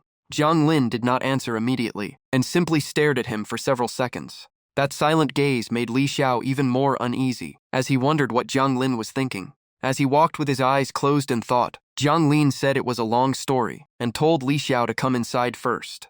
After sitting down in a private room, Li Xiao seriously offered several theories of his own, wondering if it was because he was too hot-headed or too ruthless in battle. Jiang Lin let out a slow breath and explained that even among the He Wuchang, there were many who acted far more ruthlessly. Looking directly at Li Xiao, Jiang Lin said what truly mattered was not strength or fighting style, but whether someone could keep their true self when facing the abyss. Li Xiao was stunned, unable to believe what he had just heard. Jiang Lin smiled, opened his hand, and a streak of red energy shot straight toward Li Xiao. The instant it touched him, Li Xiao became violently agitated, as intense emotions burst out, and his expression turned unusually fierce. A few moments later, his eyes widened as if something deep inside him was being forced out or sealed away. But the strange state vanished just as quickly, and his body returned to normal while Jiang Lin silently observed everything. Li Xiao nervously called out to his captain in confusion. Resting his chin on one hand, Jiang Lin concluded that the assignment was based on Li Xiao's mental state, and placing him among the He Wuchang now would create a dangerous risk. Li Xiao called out again, still waiting for an answer. Jiang Lin leaned forward and explained that Li Xiao was still young and needed time to adapt. If he met the requirements later, his position could be adjusted.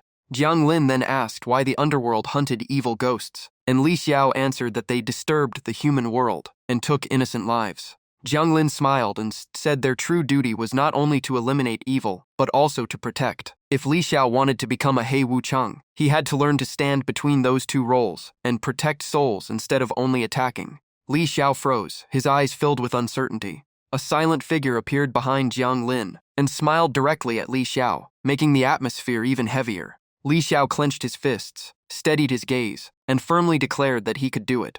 Jiang Lin told him to focus on doing his current job well first, and they could discuss everything else later. Li Xiao immediately bowed and accepted the order. Watching Li Xiao walk away, Jiang Lin smiled faintly, as if everything had gone exactly as planned. He took out a notebook and began reviewing all the information inside. As he added several new notes, he thought about Li Xiao's future. Someone would need to supervise him while training his ability to protect instead of simply attack. If everything went well, he would soon qualify as a He Wuchang. Looking at the notebook, Jiang Lin realized his work was not just assigning missions but also shaping the mindset and growth of everyone under his command. He reached into his sleeve and took out several small items. The tiny objects floated around him as if guided by an invisible force, and he studied them for a long time. Jiang Lin then stood up and left with the items in hand, including one called Xiao Nua Qian. As Jiang Lin stepped into another realm, Su Cheng also arrived at a completely different location far away. Su Cheng stood silently outside the police headquarters, staring at the building as if wondering whether he had come to the wrong place. His body trembled uncontrollably as he tried to reassure himself that this place was filled with powerful yang energy and should be safe. While he was still hesitating, a security guard walked out of the building and looked at him suspiciously. The guard stopped and directly asked what incident he wanted to report. To the guard's surprise, Su Cheng blurted out that he wanted to go to jail and even asked how much one night would cost, leaving the guard completely speechless. Realizing what he had said, Su Cheng frantically waved his hands and explained that he never meant it like that. He quickly pulled out his phone and, while trembling, explained how a ghost woman had chosen him as her husband before he stumbled across a live stream that directed him to a place with strong yang energy. After showing the live stream to the guard, Su Cheng explained that he had simply followed the instructions to come there. The guard understood the situation and casually remarked that Su Cheng did not seem like a bad guy.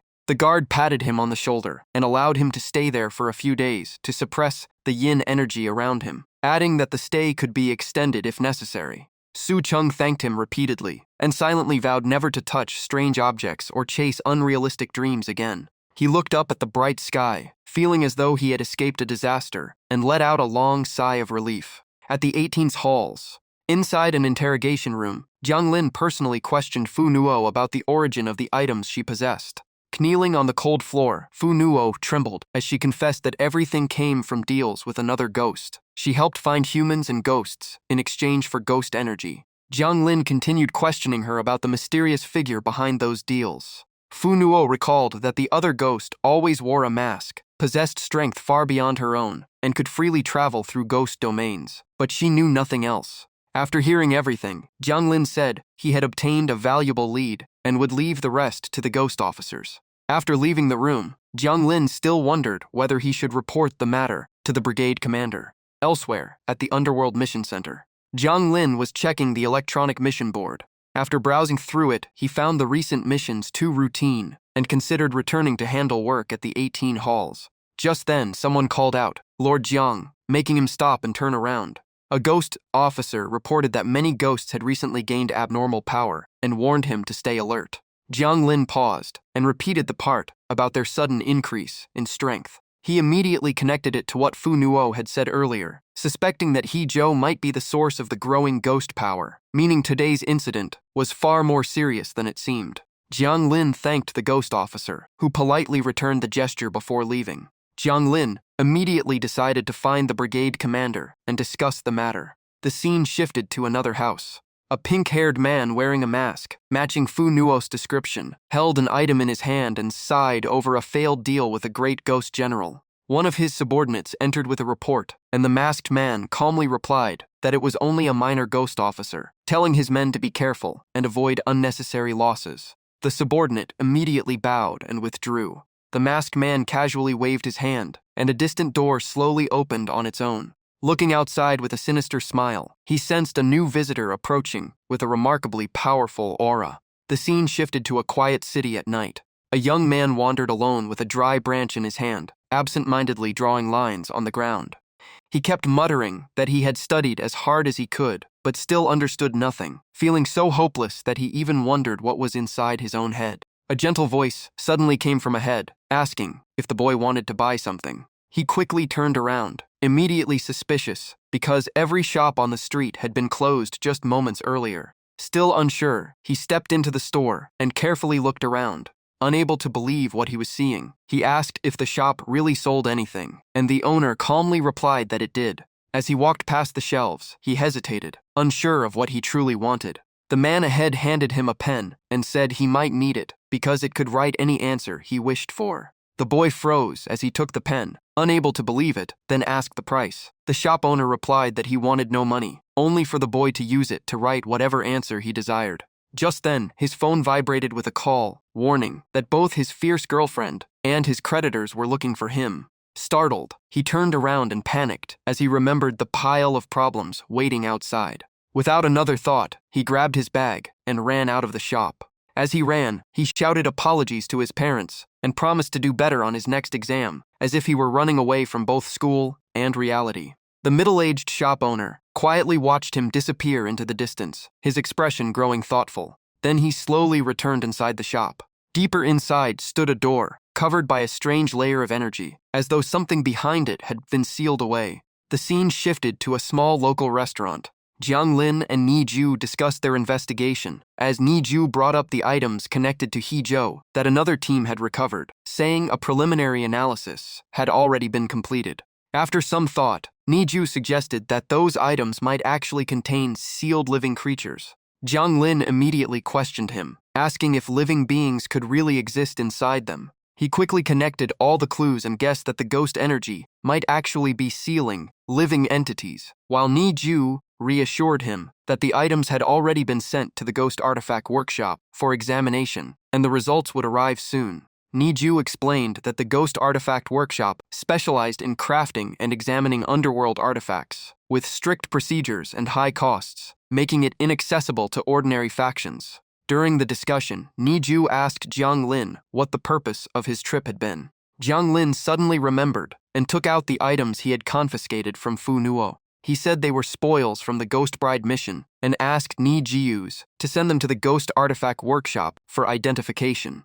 Di Ju accepted them and promised to monitor the inspection, reporting back immediately if anything unusual appeared. Their discussion gradually came to an end.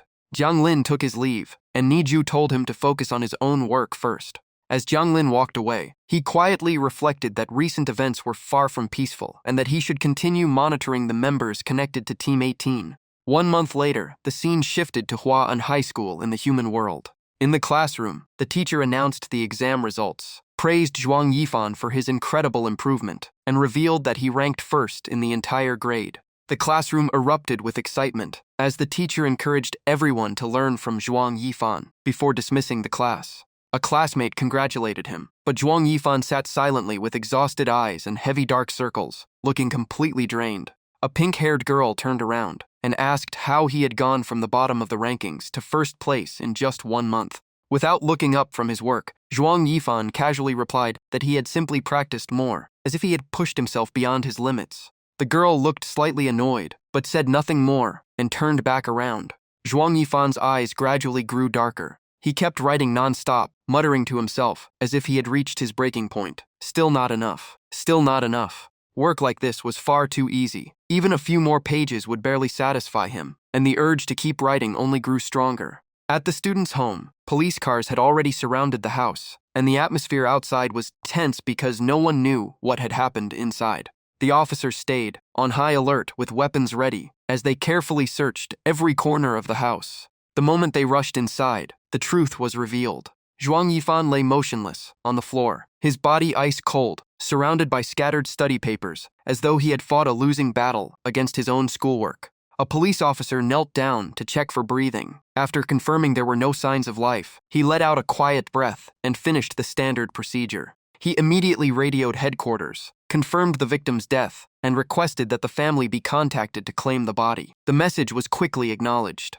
Just then, a strange series of steady tapping sounds echoed from behind the officers. In the corner of the room, a middle-aged man sat calmly on the study desk with a mysterious smile on his face. He gently tapped a golden pen over and over, while mumbling meaningless words, as though savoring something strangely delightful. Without another word, the man turned around and walked away as if he had never been there. When Zhuang Yifan's mother arrived, the sight before her left her frozen as she cried out his name. She tightly embraced her son's body, shaking him while sobbing, desperately trying to hold on to the last trace of warmth. Her grief erupted into desperate screams as she questioned heaven itself, unable to understand why such tragedy had fallen upon her already suffering family. Meanwhile, the mysterious man had long since left, and strangely, no one around seemed to have noticed his existence. His expression remained cold and emotionless. He calmly returned to his shop, as though he had simply finished another ordinary task. Soon afterward, a servant slowly emerged from the shadows.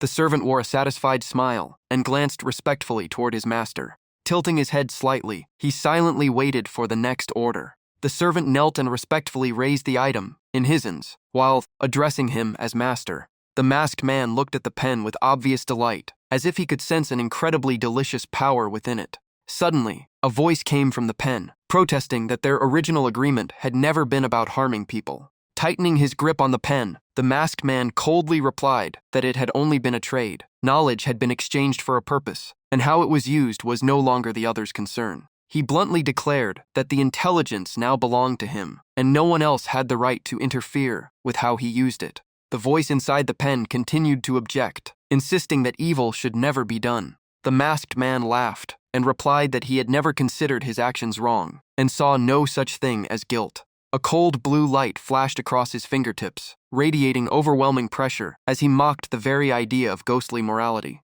He lightly touched the pen, completely suppressing the will inside it. Then he casually placed it on a shelf beside countless other items, murmuring that it was truly a valuable prize. The pen answered only with silent submission. The servant appeared again and reported that another new customer had arrived. The masked man immediately turned and stepped into a blue spatial vortex behind him. Before leaving, he instructed the servant to keep the shop running as usual, and the servant bowed in acknowledgement. A few seconds later, the masked man's appearance gradually returned to normal, his expression as calm as if nothing had ever happened. The scene suddenly shifted. From the mysterious shop, the story moved to an entirely different place, the Eastern Yama Hall. At that moment, King Yama sat high upon his throne, his expression growing grim as he spoke about the increasing number of mysterious forces infiltrating his territory. He raised his hand and summoned the recovered items, laying them out before him as he inspected the spoils. Every one of them was a ghost artifact sealed with living creatures, capable of greatly boosting a ghost's power for a short time, if used correctly.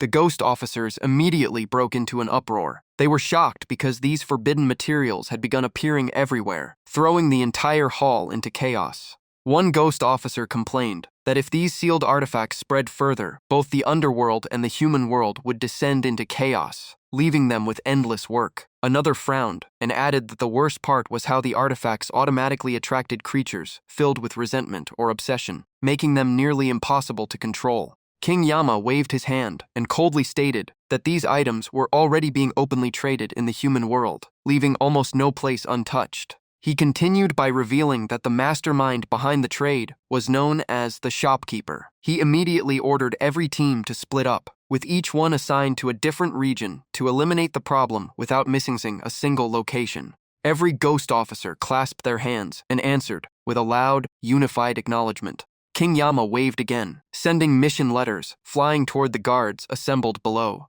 He ordered everyone to depart immediately. Jiang Lin briefly paused when he received Team 18's assignment, but quickly regained his composure. He and his teammates respectfully accepted the order and prepared to leave. Just as Jiang Lin turned to depart, a hand suddenly rested on his shoulder from behind. He flinched in surprise. Turning around, he realized it was Niju, his captain. Niju gestured for him to stop by the office and pick up a few trainee ghost officers, warning that the mission would be much safer with their support. Jiang Lin smiled in thanks and quickly considered the situation, deciding that trainee ghost officers would be sufficient for routine patrols. Niju reminded him to stay careful during the mission, and Jiang Lin nodded in agreement. He then left immediately to begin the operation. At Team 18 sector, Jiang Lin held up a temporary command token and explained that it could be used to report directly to him during emergencies. He also reminded everyone to prioritize their safety during patrols and never act recklessly or show off.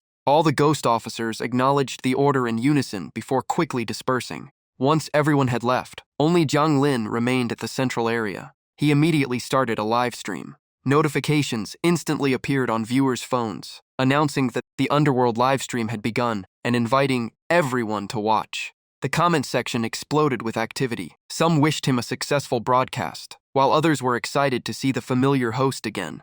Jiang Lin warned viewers that if they came across strange objects, such as a pen that guaranteed perfect exam scores, they should remain cautious and hand them over to the proper authorities. He also announced that Today's stream would follow his joint operation with the patrol team. He prepared his notebook, pen, and all the necessary tools. Then he wrote a message to Niju, informing him that the shopkeeper had appeared and urging everyone to stay on high alert. Any new clues were to be reported immediately. Niju quickly replied, confirming that he understood the situation and signed the response. Looking into the camera, Jiang Lin announced that the next part of the live stream would cover Team 18's patrol zone and the missions assigned there. He headed to the Underworld Mission Center to gather more detailed information. Jiang Lin approached the map station where a ghost officer was on duty. The ghost officer immediately stood up, greeted him respectfully, and asked how he could help. Jiang Lin pointed to a specific location on the map and requested all missions connected to that area, and the ghost officer immediately carried out the order. The officer quickly activated his ability and searched through the mission archives. Before long, the complete mission list for Team 18's assigned region was retrieved and handed to Jiang Lin. Jiang Lin took the documents and carefully reviewed every detail. He thanked the officer respectfully, and the officer returned the courtesy while reminding him to stay safe. Jiang Lin nodded in return before leaving the area. He walked to a teleportation portal and placed his hand on its surface. The portal opened into a swirling vortex. Jiang Lin stepped through and informed the viewers that the next livestream would begin in the Nan Province scenic area, where signs of ghost-related activity had recently appeared. The Nan scenic area was known as the Holy Land of Confessions. Legend claimed that couples who bowed together before the goddess stone statue would stay together for life. Another legend said the statue could release mysterious sparks, making the place both sacred and one of the hottest romantic destinations on the internet. Jiang Lin walked calmly through the sky. His gaze drifted over the landscape below, taking in the entire scenery at a glance. He casually thought the place was beautiful. Flowers bloomed all year round, making it perfect for confessions and dates. After that, he lost interest and saw no reason to keep looking. Suddenly, a pitch-black crack ripped open through space. A strange rope shot out of the darkness, wrapped around Jiang Lin's leg, and violently dragged him downward. Caught off guard, Jiang Lin immediately looked down at the rope, tightening around him. Within moments, his entire body was bound so tightly that he could no longer move. His body was completely immobilized on a chair. A delighted laugh echoed through the air. Ha ha ha, what a rare guest. Someone has finally entered my domain. Welcome, ghost officer. Around him, blindfolded captives desperately screamed for help. Save me. Let me go. Their cries were met only by a mocking voice. Begging is useless. A shadow slowly approached Jiang Lin, radiating a sinister aura. It laughed and declared that since a ghost officer had arrived, everyone would have to join the game as long as they cooperated. Then it proudly snapped its fingers, as though everything was unfolding exactly as planned. A frightened man and woman were immediately brought before Jiang Lin. The shadow eagerly announced that it would explain the rules to the honored ghost officer, while the terrified couple looked ready to faint. Circling Jiang Lin, it declared this was a game of honest confessions. After several rounds, the true nature of every relationship would be revealed. Jiang Lin remained expressionless before finally agreeing to play. He calmly asked one question in return. So what are you betting? The ghost grinned slyly as it floated around him, and replied that the game had only just begun, and a little suspense made everything more entertaining. It deliberately taunted him, clearly waiting to see what Jiang Lin could do. Then it walked toward the bound couple and explained that they had been together for 3 years and were planning to marry. However, the man had approached the woman only to steal company secrets. The atmosphere instantly turned heavy. The woman's face went pale as tears filled her eyes. What? Without giving anyone time to react, the ghost snapped its fingers again and moved on to the next couple. Another terrified pair was dragged forward. Before Jiang Lin stood one bound couple after another in the freezing darkness. The ghost leaned close to the man with a sinister grin and revealed that he had manipulated the woman's feelings and spent 4 years just to win her over. It then turned to the blonde woman and exposed that she had wanted to break up for a long time. After saying that, it burst into delighted laughter, treating the whole scene like an entertaining drama. Jiang Lin frowned slightly. This was not the true body of the ghost domain's master, yet he could not sense its real origin. It was almost as if the entire ghost domain itself was the master's body. He quickly analyzed the situation. Ghosts like this were usually born from unique abilities or sinister energy, and some even became the ghost domain itself. Meanwhile, the ghost continued introducing a third couple who had fallen in love online, followed by a fourth pair who had been childhood friends for 2 years, talking non-stop all the while. It moved closer and proudly claimed that these couples had no hidden stains left to expose. Jiang Lin silently concluded that every ghost domain had a true owner, and once the domain collapsed, this creature would disappear as well. He remained perfectly calm, and even wondered whether this game was actually testing human love. Perhaps it might even lead him to the legendary Mung Po, connected to matters of love. Just then, a desperate cry for mercy echoed through the domain. A young woman looked up through her tears and explained that the man beside her was completely innocent. They had only come with the same group, and she alone had secretly loved him. The ghost immediately covered her mouth, laughed coldly, and claimed it already knew the truth, hinting that their relationship was far more complicated than she admitted. It burst into laughter and concluded that this had been nothing more than a one-sided love lasting 3 years. Then it mocked her again, saying that loving someone who never loved you back was always painful, and reality was even crueler, because offering your whole heart still could not guarantee even a little attention in return. Jiang Lin suddenly interrupted the chaos. "Are you talking about me?" The ghost froze for a moment, almost questioning itself. "Me?" Then it burst into loud laughter, as though it had remembered the funniest joke imaginable. It told the story of someone willing to tear out their own heart only to be abandoned, ridiculing that kind of love as nothing more than a pathetic joke. The ghost raised a finger and sneered. "If you don't believe me, ghost officer, then see it with your own eyes." The moment it finished speaking, the entire space twisted, and everyone vanished from the sky. When everything settled, they found themselves neatly arranged across a completely unfamiliar open field. The ghost floated beside Jiang Lin and grinned. Now the real fun begins. The men and women were separated onto opposite sides, while the ghost pointed at Jiang Lin and declared that he would judge the outcome of this deadly game. It opened its hand as thick black energy gathered in its palm. The sinister aura spread across the ground, wrapping tightly around everyone below and sending them into panic. In an instant, the earth split apart as though torn in half by an invisible force. The captives were left hanging over the void, while raging waters below swarmed with vicious fish waiting to tear them apart. The women screamed in terror, unable to understand how a confession trip had turned into a nightmare. Standing above them, the ghost laughed coldly and pointed downward. "Look, the person you love is right there, and above their heads is a boulder that drops once every 10 minutes. It spun through the air with excitement and announced that anyone who rescued their partner before the rock fell would win. The game officially begins. Anyone who wants to save them can jump." One man stumbled backward in fear, insisting it was obviously a death trap. The ghost only smirked and replied that he would never know unless he tried. Maybe it was perfectly safe. The man kept shaking his head, too terrified to move.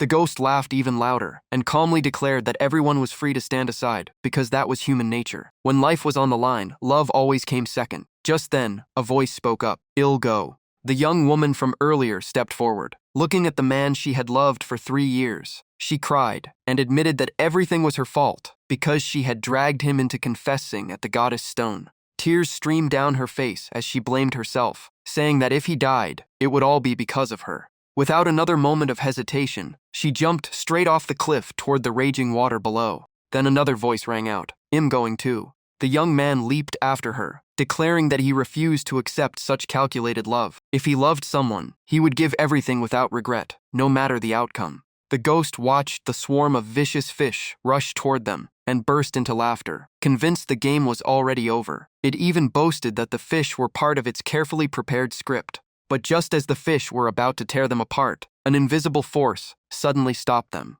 Every vicious fish was instantly crushed where it was. The ghost froze and stared at the scene below before growling, "How is this possible?" Looking up, it saw Jiang Lin floating calmly in the air, completely free of his restraints. Jiang Lin simply replied that he had taken the opportunity to tie the ghost up instead. Without realizing it, the ghost had already been bound by chains, since its existence was completely tied to the ghost domain. Destroying it meant bringing down the entire domain. Countless chains immediately spread across the land, sealing the entire ghost domain.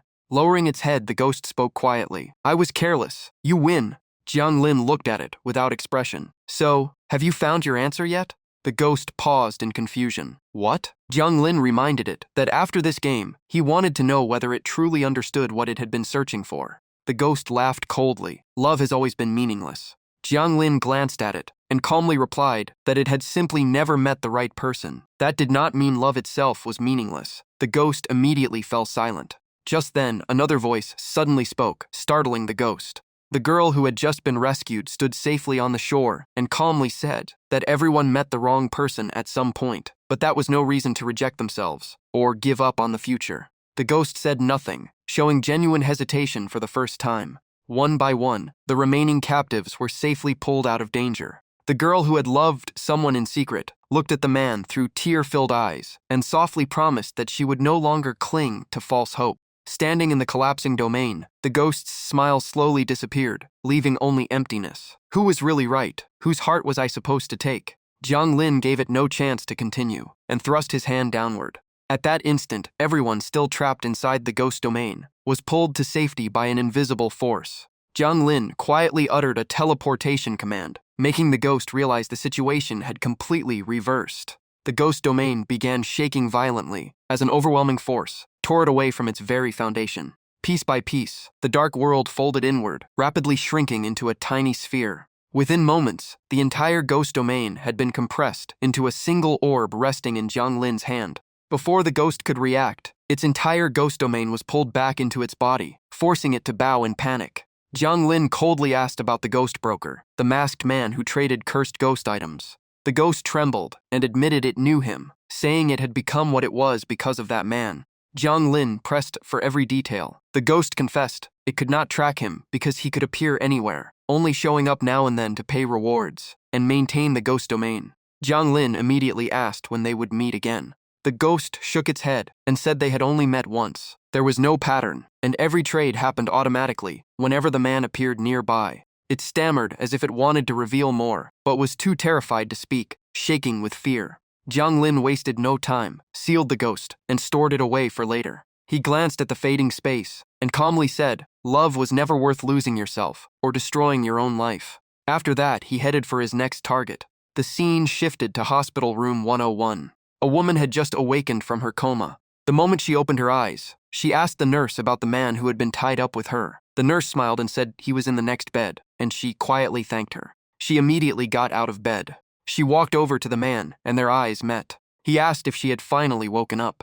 Instead of answering, she slapped him across the face. The man froze, then angrily demanded to know what was wrong with her. She loudly accused him of using company business as an excuse to get close to her and start dating her. She firmly broke up with him and warned that she would hand all the evidence to her superiors and let the court investigate him. She turned and walked away, leaving the furious man watching his nearly successful plan fall apart. Outside the hospital, another couple faced each other in silence. The man admitted love should never be forced to the point of life and death, then suggested they break up. Even so, they unexpectedly hugged, wished each other happiness, and walked away. Somewhere else, another couple stepped outside together. They held hands and smiled with relief, now that everything was finally safe. The blonde man promised he would never leave her, and she believed him because they had known each other for over 20 years. Then they started talking about getting something to eat. The moment they mentioned a viral hot pot restaurant, they excitedly ran off together.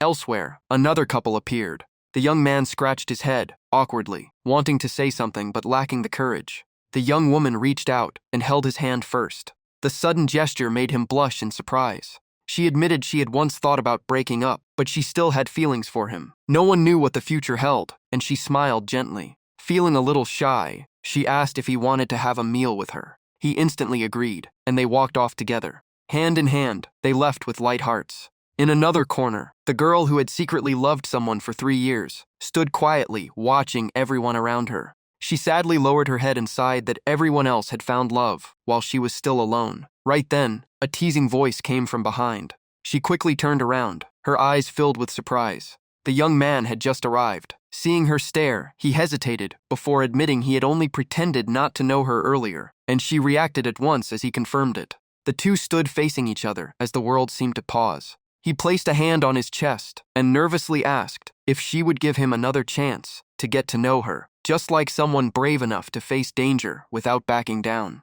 He added that he had heard every word she said inside the ghost domain. He stepped closer, making her blush, then directly asked if he still had a chance. She laughed through her tears and threw her arms around him, saying the answer was yes, without any doubt. They embraced with relief, and he softly greeted his girlfriend as the start of a brand new chapter. The scene shifted to a wooden cabin deep inside a quiet forest. A bald man sat in front of a computer, focused on his work. Just then, 2 other people entered the cabin. He turned around and immediately asked for an update on the outside situation. A young woman reported that the Goddess Stone area had suffered an incident during a healing livestream, but fortunately no one was hurt. The man beside her confirmed every young visitor had escaped safely, though the incident had damaged the tourist site's reputation. The bald man let out a relieved sigh, feeling like a heavy burden had finally been lifted. He assigned their next task, telling them to use the incident as a chance to promote the scenic area, and they both agreed immediately.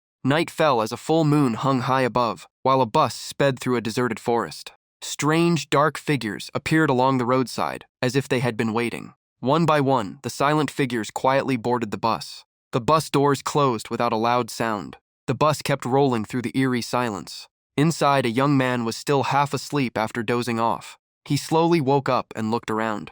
He glanced out the window and immediately noticed something was wrong. Panicking, he thought he had overslept and missed the evening roll call at Tiananmen University. He quickly checked his phone. It was only 6 in the evening, which calmed him for a moment, but the uneasiness remained. After thinking it over, he realized it made no sense for the sky to be this dark at 6 o'clock. He turned to the driver and asked where the bus was, worried they had already passed Tiananmen University. But when he looked up, he found every other passenger staring at him with empty eyes. The driver calmly replied that the next stop was Luanyue Station, and they had not arrived yet, leaving him relieved yet confused. He quietly wondered what Luanyue even was. A disturbing thought crossed his mind that he might have boarded the wrong bus. Trying to stay calm, he reached for his phone to call his supervisor for help. The phone only produced endless beeps and refused to connect.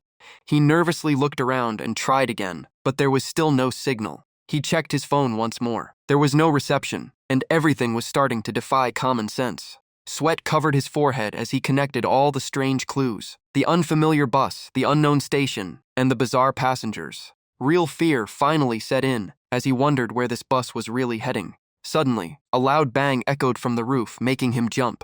He grabbed the window tightly and instinctively looked up. Something flashed past his face so fast that he could not react. He swallowed hard as his throat went dry. Gathering his courage, he slowly turned around. His blood ran cold when he saw what looked like a sheet of human skin hanging in the air, gently swaying as if watching him. He screamed in panic and threw his backpack at the thing to defend himself. At once, every passenger changed as their bodies turned completely black. They all stood up and slowly advanced in absolute silence.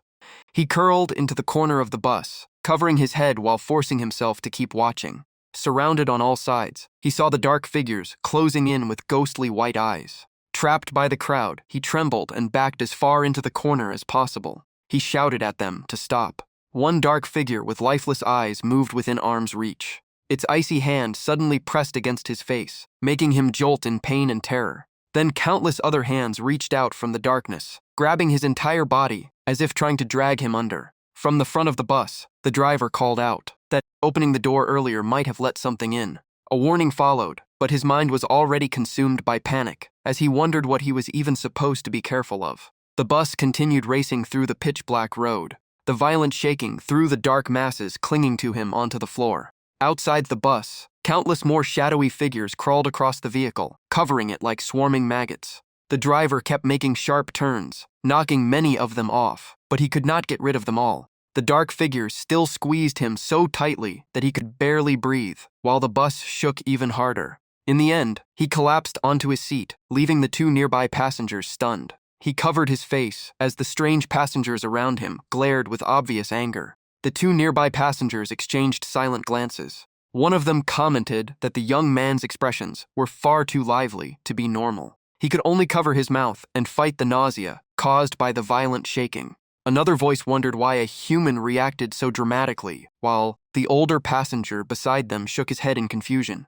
Someone suggested giving him a bag, and the older man immediately picked one up from the seat. Before the young man could react, the other passenger had already walked over. Just as he threw up, the bag arrived in time to catch everything and prevent a mess inside the bus. The people around him let out a sigh of relief, while the cold moon still hung high in the sky. The bus continued through the endless night. From another layer, Jiang Lin watched and realized this looked like the ghost bus listed in Region 18's mission records. He concluded that if it kept running, it would become a serious threat to the living world. Without hesitation, he unleashed his power to suppress the bus. The surrounding shadows were swept away layer by layer as his radiant force spread. The entities clinging to the bus panicked, let go at once, and fell away as if reality itself had rejected them. Jiang Lin frowned, wondering why so much evil had gathered here. His power burst forth like arrows of light, piercing through the darkness and erasing it in moments. He judged that these evil spirits were driven only by hunting instincts, so there was no need to send them to the underworld, since they would flee from stronger forces anyway. Bai Wuchang appeared beside the bus in an instant. The tires screeched as the bus was forced to a stop. Jiang Lin silently inspected the entire bus. The driver trembled as he addressed Lord Ghost Messenger. Bai Wuchang firmly ordered him to continue taking the passengers to their destination. The bus started moving again, as if nothing had happened. Inside, every passenger remained perfectly still, in complete silence. The young man slowly opened his eyes, looking as though he had just awakened from a long nightmare. The passengers turned toward him together, and coldly said they had reached his stop and told him to get off. Then he heard voices calling his name, Chen Sen, Chen Sen. He suddenly woke up and realized his friends were shaking him awake after he had passed out. His eyes widened in shock. He sat up gasping for air, as if he had barely escaped something horrifying. Still panicking, he asked everyone if they were humans or ghosts. One friend immediately yelled at him, thinking he was talking nonsense after a bad dream. Chen Sen held his aching head, unable to tell whether everything had been real or just a nightmare. He finally calmed down, burst into tears of relief, hugged his friends, and kept muttering that he had finally made it back. The friend being hugged froze, completely confused by what was happening. Chen Sen even raised his hand to celebrate making it back safely, leaving the group relieved but puzzled by his unbelievable story. Still suspicious, Chen Sen asked if he had really been asleep in the dorm the whole time, while his friends wanted to know what he had experienced. They began describing everything they had seen during the live stream, insisting it had all been real, which only made Chen Sen even more confused. One of them explained that Chang Feng had called and told them to meet their roommate at the school gate. When they arrived, they found Chen Sen lying unconscious on the sidewalk. One friend suddenly realized something felt strange. The entire group agreed they had all seen a green bus drive past. Chen Sen stared at his friend in disbelief, but the friend sighed and said it was true, warning him to check carefully before boarding any bus next time. His friend added that if he ever encountered that kind of bus again, he might not be lucky enough to escape, and he could even run into the same horrors from the live stream. In the end, the group gathered together and hugged, grateful that no one had been hurt. Beneath the cold crescent moon, the green bus stood parked beside a deserted road with its dim lights still glowing. The trembling driver told Jiang Lin that he had been driving for 10 years without ever harming anyone. He explained that he sometimes even gave lost people or wandering souls free rides and had helped hide the living man's aura earlier. The driver continued explaining that they existed both as drivers and as caretakers for these unusual passengers. Jiang Lin looked toward the back seats and realized these passengers were neither ordinary living people nor wandering spirits. They were deeply bound to the bus itself. More importantly, they seemed trapped and unable to leave the vehicle. The driver admitted he did not know their true origin. He only remembered losing all his memories after an accident long ago. He vaguely recalled falling into the water before losing consciousness. When he woke up, everyone was already on this bus, unable to leave, as though imprisoned with it.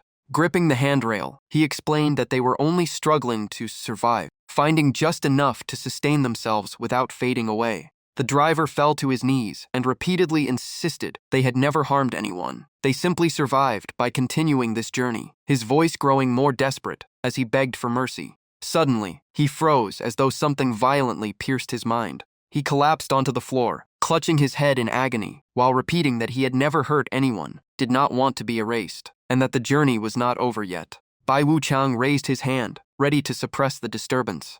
A wave of icy spiritual power descended, covering the entire bus with overwhelming pressure. Seeing the driver's condition deteriorate, Jiang Lin stepped in and adjusted the force to stabilize him. The pain instantly disappeared, and the driver's body relaxed as if he had been set free. He let out a heavy breath, feeling as though an enormous burden had finally been lifted. The driver stood up and repeatedly thanked Jiang Lin, trembling as he addressed him as Lord Ghost Messenger. Then he suddenly dropped to his knees again. He begged to remain in the human world, his voice filled with despair. The other passengers knelt one after another, crying as they admitted they had no clear memories, could not leave the bus, and only wished to keep existing no matter what they had to do. Jiang Lin calmly replied that both the human world and the underworld required official permits, and without one, any ghost messenger had the right to take action. He explained that not only this bus, but every ghost roaming the human world needed an identity and official approval, or they would be taken into custody. The passengers panicked, terrified they would be erased from existence forever. Their voices fell silent as Jiang Lin spoke again, and their fear gradually turned into respect. Without another word, he used his spiritual power to create a contract. The contract quickly enveloped every passenger, making them part of the force under his command. He asked if they wished to serve under him and continue existing in the human world. The driver and every passenger agreed without hesitation. Staying alive was all they wanted. Jiang Lin formed a hand seal and completed the ritual. The contract merged into each of their bodies. The passengers slowly opened their eyes as a unique mark appeared on their foreheads. That mark established their new status within the system Jiang Lin had created. This mark would become their official identification. Other ghost messengers would immediately recognize whose side they belonged to and avoid conflict, while hostile ghosts would think twice after seeing the seal. After hearing that, the driver bowed in gratitude before leaving to continue carrying out his duties with his spiritual power. Only then did everyone on the bus finally breathe a sigh of relief. The massive gate ahead opened, and both the bus and Jiang Lin drove straight inside. As they crossed the gate, the underworld came into view. The surrounding spirits immediately noticed the unusual bus and watched it with curious eyes. Nearby stood a large gathering area. Two spirits were drinking and chatting when they spotted the strange bus. They excitedly joked that they wished they could bring their own vehicles down here too. A group of female spirits nearby joined the discussion. One complained about missing her phone to play games, while another said a phone alone would be enough to enjoy the entire world. One girl laughed and teased that even if they brought a car down, what would power it? Ghost energy? The pink-haired girl giggled and replied that the underworld normally did not allow living objects like that. Suddenly, the pink-haired girl signaled everyone to come closer, as if she had a secret to share. Lowering her voice, she mentioned that the underworld had recently been buzzing about a new type of living ghost artifact, which had kept the ghost messengers extremely busy. Another spirit immediately warned her to watch her mouth, but the pink-haired girl insisted. The news had already spread everywhere, and even mentioned a novelist everyone was talking about. Someone added that a writer had supposedly vanished after publishing a story and was rumored to belong to the A3 group. While they were absorbed in the gossip, none of them noticed a squad dressed in black approaching. One of the girls suddenly felt a chill run down her spine and slowly turned around. At that very moment, an icy gaze locked onto her, freezing the atmosphere. The female spirits panicked, quickly covered their mouths, and nervously addressed him as Lord. He simply remarked that the underworld had been far from peaceful lately. Before leaving, he reminded them to stay alert and not let their guard down. The pink-haired girl cautiously acknowledged his warning, while the others stood frozen in fear, silently realizing they had nearly brought trouble upon themselves. They all vowed to be more careful with their words next time. Just as the Lord turned to leave, someone called out from behind. A timid young woman stepped forward and said that one of her friends had been missing for a long time, hoping he could help investigate. Hearing that, he reached inside his robe and took out a tool. He calmly confirmed the situation, asking whether the person had truly disappeared or had simply gone somewhere else. The young woman firmly stated that her friend was definitely missing. He immediately asked for every detail, including the name, appearance, address, and any related clues, carefully recording everything.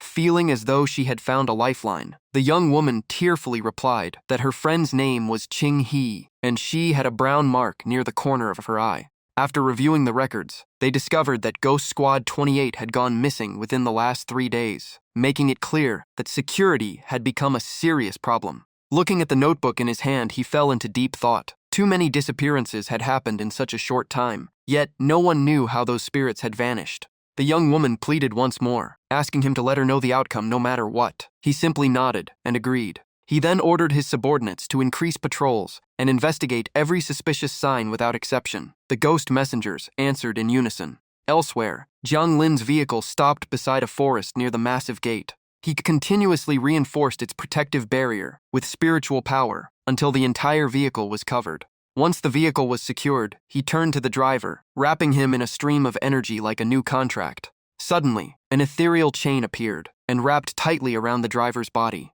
Instead of feeling pain, the driver felt incredibly light, and an overwhelming sense of relief washed over him. A moment later, the chain shattered into countless pieces. The driver looked at Jiang Lin in confusion, and Jiang Lin calmly explained that he was no longer bound to the bus and could now travel wherever he wished. Remembering his strange reaction just now, the driver blushed in embarrassment. Even so, he bowed repeatedly and thanked Lord Ghost Messenger over and over. Jiang Lin turned to leave, reminding everyone that another ghost messenger would arrive soon to register their information, and all they had to do was cooperate.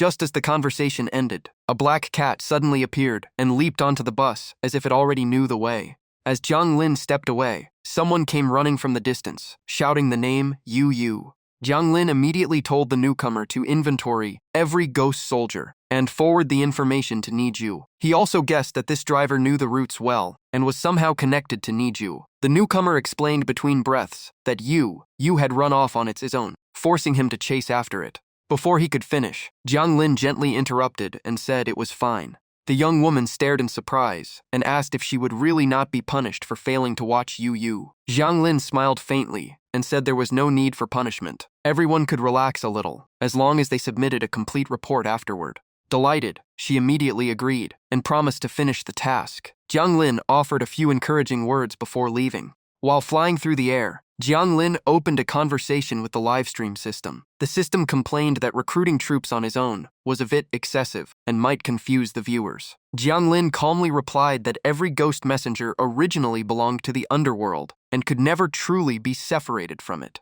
He added that any ghost soldiers bound to him by contract naturally fell under his command. The system immediately congratulated him, saying he finally had his own force for future live streams. Jiang Lin landed on the ground. He smiled and announced that Today's live stream was over before ending the broadcast. Just as he was about to leave, someone called out from behind. A muscular man stepped forward and addressed him as captain. After hesitating for a moment, he asked if he could refuse this assignment.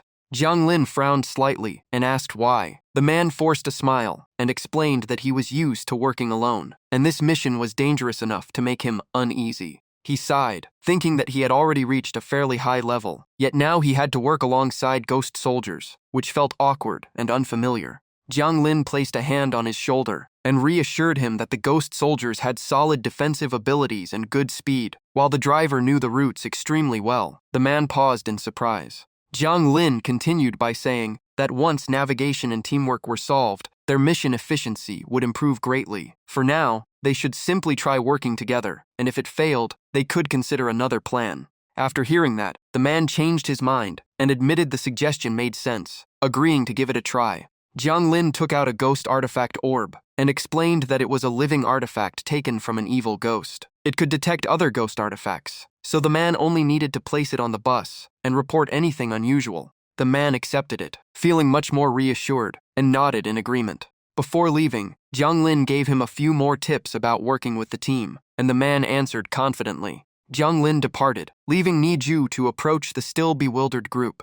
Niju placed the ghost artifact orb onto the bus, where it slowly merged into the structure of the eerie vehicle. He then explained that during missions, they only needed to guide and support the team. If danger appeared, they should prioritize their own safety instead of risking their lives. Everyone immediately nodded, even joking that they were experts at running away, so surviving danger would not be a problem. Niju smiled to himself, thinking they were surprisingly straightforward, which made things much easier. When Niju returned to the Ghost Messenger headquarters, everyone congratulated him on gaining new teammates, and the atmosphere was lively and welcoming. Elsewhere, Jiang Lin was reading documents in his study when someone requested a far more difficult assignment with a determined expression. Jiang Lin did not answer right away. Instead, he evaluated the man's strength and concluded he was still only at the mid-ghost general level. The man then asked to command more members from Squad 16, believing he could handle difficult missions just like Niju. Jiang Lin said he would consider it later, but for now, he could not assign such dangerous missions. He also reflected on recent events involving the Ghost Bus and Niji's team, deciding the current deployment needed adjustment. The man insisted on bringing his teammates, so he would feel more confident in action. Jiang Lin finally agreed, told him the request would be recorded, and returned to work. Watching the old man leave, Jiang Lin quietly reflected. Although the man seemed satisfied with the arrangement, Jiang Lin knew this group could not be divided any further for now. With a casual wave of spiritual power, Jiang Lin pulled a book from across the room and placed it in front of himself to continue reading. Back in the human world, inside a high-rise apartment building, a young woman stood motionless outside her apartment, looking completely drained of life. She muttered to herself, obsessing over how to write the perfect script. Just then, her phone suddenly rang. She glanced at the screen with obvious annoyance, grumbling that someone was pushing her again. The messages were from Hai Tong, who kept demanding her manuscript, warning that the deadline was almost up and the consequences would be severe if she failed to deliver. The messages even accused her of reading them while deliberately refusing to reply. She jumped in shock and dropped her phone. The phone hit the floor with a loud crash. At that exact moment, the door in front of her slowly opened. She froze as she looked inside, wondering if she had somehow crossed into another world. The space beyond looked nothing like the modern hallway. It resembled an ancient world completely detached from reality.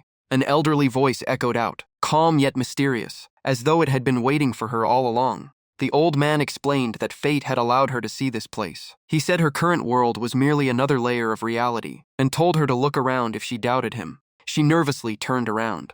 The hallway behind her was completely empty, with no trace of another person, as though everyone had been erased. Slowly accepting the impossible scene before her, she asked what this otherworldly shop sold. At the same time, an idea flashed through her mind, as if she had finally found the perfect inspiration for her next work. The old man simply replied that her inspiration had already begun. She stared at him in confusion, unable to understand what he meant. The old man took out a drawing board and a pen, saying that as long as she created with them, inspiration would never run dry. She was still skeptical, yet the strange atmosphere drew her closer. The old man calmly said she needed nothing else besides those two items before handing them directly to her. She immediately hugged them tightly, afraid they might be taken away, feeling as though she had just seized the opportunity of a lifetime. When she asked about the price, the old man only smiled mysteriously without giving an answer. At that moment, her eyes became unfocused, as though she had fallen into a strange trance.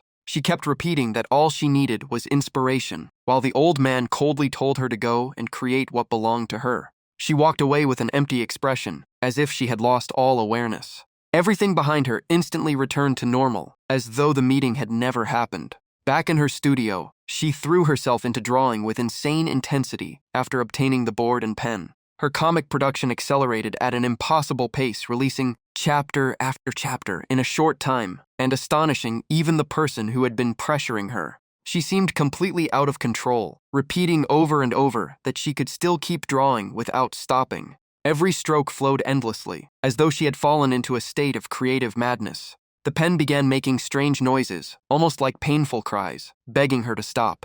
In truth, a trapped soul was sealed inside that pen. She suddenly snapped out of it, staring around in confusion, as she realized something was terribly wrong with herself. Fragments of her memories slowly returned, filling her with fear and confusion, until she began questioning who she was and why she was here. Just then, a surge of ghost energy rushed into her body, making her tremble violently. She froze in place, and her screams suddenly stopped. The energy kept pouring in, bringing both pleasure and excitement, while fueling an overwhelming craving for power that slowly twisted her mind. But she suddenly snapped awake and struggled against the temptation, as another voice insisted this was the only way to become stronger. The voice belonged to a member of the A3 organization, floating in midair, urging her to obey the ghost broker if she wanted greater power. She immediately shouted in protest, declaring that this was wrong and completely unacceptable. The man only sneered, saying that in the world of ghosts, harming people was nothing unusual.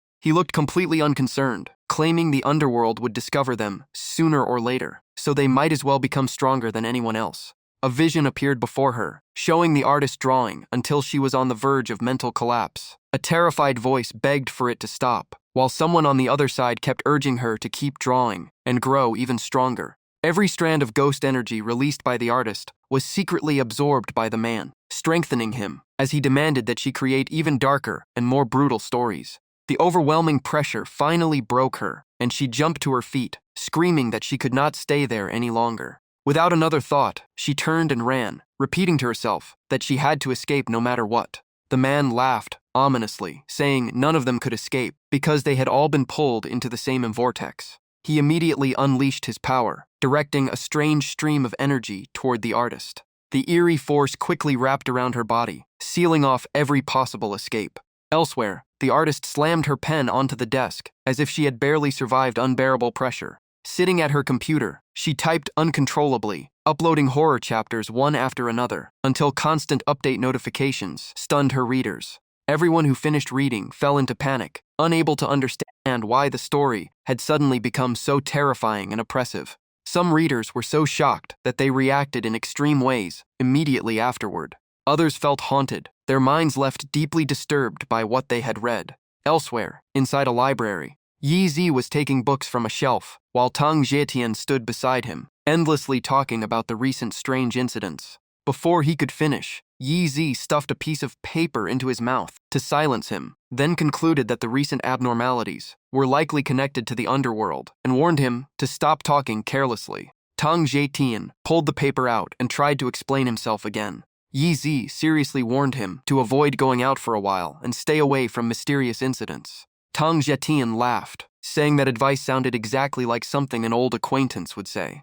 At that moment, a tiny ghost clung to his body and repeatedly called him Dad, making the atmosphere even stranger. Watching the scene, Yi Zi recalled all the previous ghost incidents surrounding Tang Jietian and wondered if they somehow all traced back to Jiang Lin. Tang Jietian began recounting every bizarre experience he had ever had, from ghost encounters to completely unexplained events, making the story even more confusing. After listening, Yi Zi calmly concluded that the safest choice was to follow Jiang Lin's advice and avoid suspicious connections. When Tang Jietian asked why, Yi Zi explained that one wrong step in matters like these could lead to disastrous consequences beyond anyone's control. The two continued arguing while Tang Jietian followed behind, insisting that every time he had encountered ghosts, someone had always helped him, making the conversation even messier. Yi Zi casually suggested that if things continued like this, they might need a special team to handle supernatural incidents, but immediately admitted he was not capable of leading such an organization. Tang Jietian looked annoyed that nobody was taking his ideas seriously. Yi Zi immediately changed the subject and said they should deal with the ghost child attached to Tang Jietian first. Tang Jietian stared blankly, completely confused about where a ghost son had come from. The moment Yi Zi explained that the tiny creature clinging to him was the little ghost, calling him its father, Tang Jietian panicked and hurriedly looked down to check. Yi Zi simply smiled in silence and adjusted his glasses as if he was already used to scenes like this. Outside, another tiny ghost wandered through the crowded street. It spotted a wallet on a bench and quietly planned to take advantage of the situation. Just then, a passerby noticed the wallet. The person picked it up, but instead of keeping it, they walked straight into the police station, across the street, and turned it in. As the person walked away, the little ghost stared in complete confusion, unable to understand what had just happened.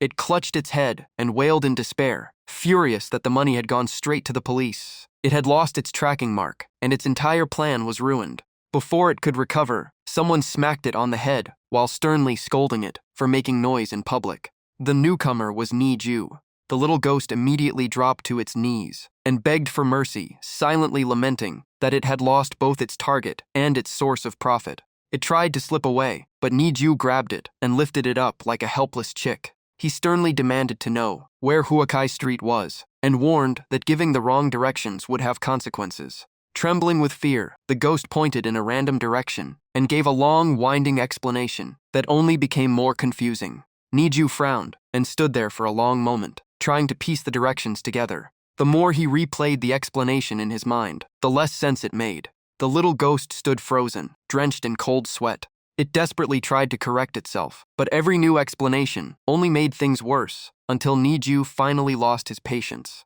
Hugging its head, the ghost begged for forgiveness and claimed it had remembered incorrectly. Ni Ju coldly warned that this was its last chance. Shaking uncontrollably, it pointed somewhere else and mentioned another friend, near the fountain, but it was cut off before finishing. Ni Ju immediately used his power to lift the ghost into the air without giving it time to react. Moments later, the friend hiding near the fountain was dragged out as well, and both little ghosts turned completely pale. Ni Ju held them firmly, his icy gaze showing no intention of showing mercy. He forced them to give accurate directions and warned that another lie would be punished on the spot. The two ghosts pointed left and right in complete panic, leading everyone into total confusion. Watching from behind, Jiang Lin could only sigh helplessly. The three people traveling with Niju argued over the map, with one insisting on west, another swearing it was east, and the third admitting they had already gotten lost too many times that day. Jiang Lin rubbed his forehead with a sigh, realizing he had seriously underestimated Nijia's terrible sense of direction, which somehow seemed to affect everyone around him. Suddenly, one member of the group shouted that the correct direction might actually be east. He immediately volunteered to scout ahead, told the others not to follow Nijia's directions, and quickly drove off in a nearby vehicle. The eerie bus started up and headed out first to lead the way. Sitting in the back, Jiang Lin quietly considered how to improve the team's coordination, knowing the mission would fail if things continued like this. Suddenly, a pinkish-red gem appeared before him, emitting strange waves as if pointing toward a special connection with the ghost broker. Without hesitation, Jiang Lin flew in the direction indicated by the gem. Near a residential apartment complex, the dim moonlight cast an unusually cold glow across the ground. Hong Ya appeared. She held a staff in her hand while carefully scanning her surroundings. She immediately broke through the barrier and entered the house by force. The moment her power spread across the building, the surrounding space shook violently. A blinding flash erupted. Hong Ya successfully entered the home of a human living in the mortal world. As she looked around, she heard a young woman in the distance, repeatedly muttering that she could still draw. The woman had nearly lost control, continuing to create in a frenzied state, even though she could barely see what was in front of her. Hong Ya immediately warned that the ghost energy was about to erupt. She stepped forward. Then she rushed in and snatched the pen from the woman's hand, throwing her into panic. The instant she touched it, Hong Ya sensed a sinister presence inside the pen and confirmed it was no ordinary object. She prepared to strike it with her weapon, but suddenly hesitated when an unsettling feeling spread through the room. The pen suddenly twisted and cried out, begging to go home. Another cold voice answered that there was no way back anymore, and returning would only mean death. Hong Ya stood to the side and listened as every faction argued in chaos. Each tried to dodge the blame. The thing hiding inside the pen denied everything and mocked them back, saying no ghost envoy would believe it was living inside someone else's body. The girl's condition had already slipped beyond control. Her mind was on the verge of breaking. The moment Hong Ya placed a hand on her shoulder, she jolted in terror as if touched by something deeply sinister.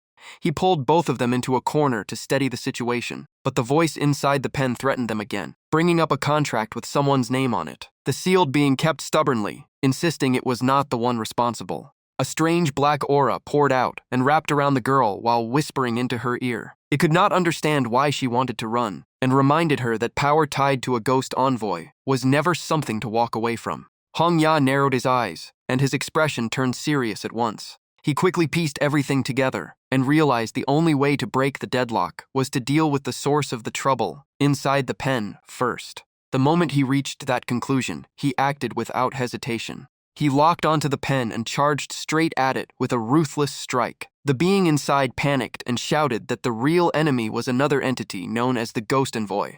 Hong Ya paused for a split second, staring with suspicion as he wondered what that warning truly meant. Right then, a strange flash of light appeared behind him, and the entire atmosphere shifted. Acting on instinct, Hong Ya spun around and blocked the incoming strike with his staff before it could hit. After the clash, he quickly stepped back several paces and shifted into a defensive stance to keep a safe distance. A giant goblin slowly emerged from the empty space, ahead with a vicious grin. It declared that the picture was finally complete, and there was no escape left for its prey. As Hong Ya moved, he suddenly felt an invisible force pinning his feet to the floor. The goblin walked closer with a mocking smile, treating him like prey, no stronger than a mid-stage woobing, and not worth worrying about. The crushing pressure forced Hong Ya to grit his teeth as tension spread through every part of his body. Even so, he forced himself to stand firm and face the monster without taking another step back. He launched a lightning-fast attack, but the monster reacted with veteran skill, dodged with ease, then drew a cold blade and prepared to strike back instantly.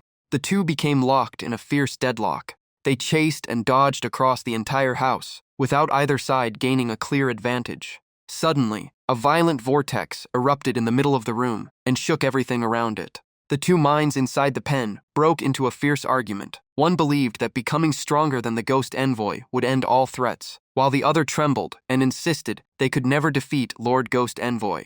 The figure in front turned around with a cruel look and dropped a cryptic remark, as if preparing another surprise. The instant those words fell, another twisted creature tore through space and entered the room. The monster floated in the air and openly declared that it had been created by that very person. More creatures rushed toward the terrified girl, clutching her head. Hong Ya shouted and immediately cut off their path. The goblins changed direction and flew past with complete contempt, as though the entire fight was just a game. The girl remained curled up where she was, her face completely drained of color and frozen by fear. Without warning, one goblin was pierced through the air. Blood burst out before it crashed to the ground. The attack came from none other than Hong Ya's trusted staff, ending the target in a single strike. But behind him, the goblin he had been fighting quietly closed in, with its blade raised high for a killing blow. Caught completely off guard, Hong Ya was struck from behind. Blood burst out as his body lurched forward and he collapsed. His blood splashed across the girl's face, leaving her frozen with wide eyes in total disbelief. Through her eyes, Hong Ya now looked weak and almost completely exhausted. He struggled to crawl toward her, wrapping one arm around her while using the other to brace himself against the wall. Trembling in panic, she cried out his name.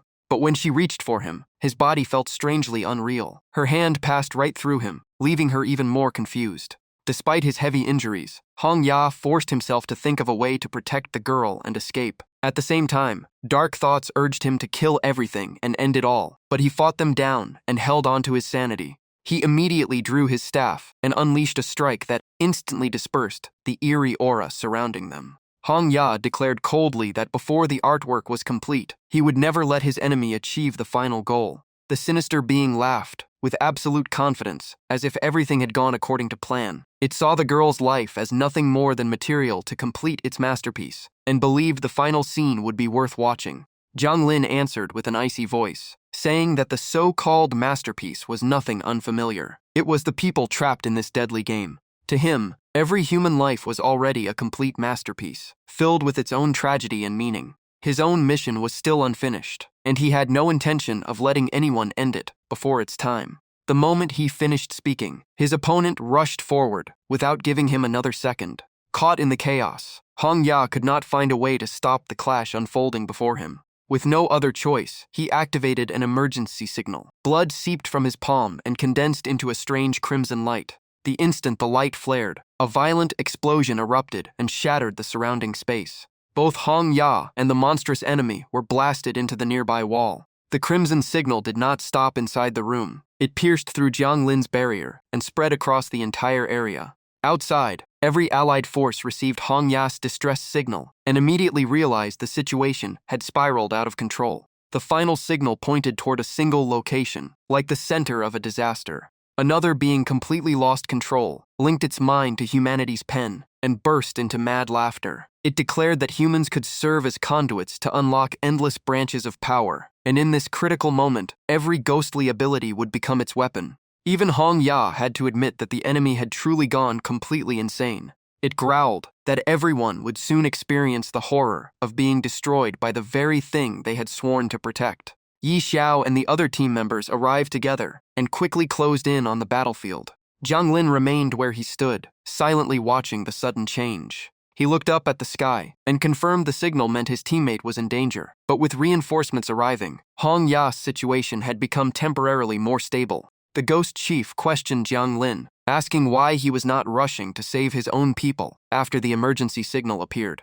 Jiang Lin did not avoid the question. Instead, he demanded to know how many Ghost Chiefs they had in total and what their true objective was. The enemy remained arrogant, claiming they could never be wiped out completely, because once Wu Wang returned, they would all revive and overturn everything. It laughed wildly, but before the laughter could continue, a sudden change swept through its body, and unbearable pain exploded across its face. A heartbeat later, its body exploded without warning and collapsed into chaos. A thunderous blast erased every trace it had left behind. The aftermath left a massive crater in the middle of the battlefield. From the wreckage, a crimson jewel appeared once again. It seemed to guide Jiang Lin toward another destination. He realized he should have destroyed that shop from the very beginning, instead of only dealing with the Ghost Chief and the old man in gray robes. Without wasting another moment, Jiang Lin raced across the rooftops and sped through the city skyline. Looking over the entire city, he concluded that the object had to be stopped before it reached the central district. or the consequences would become impossible to control.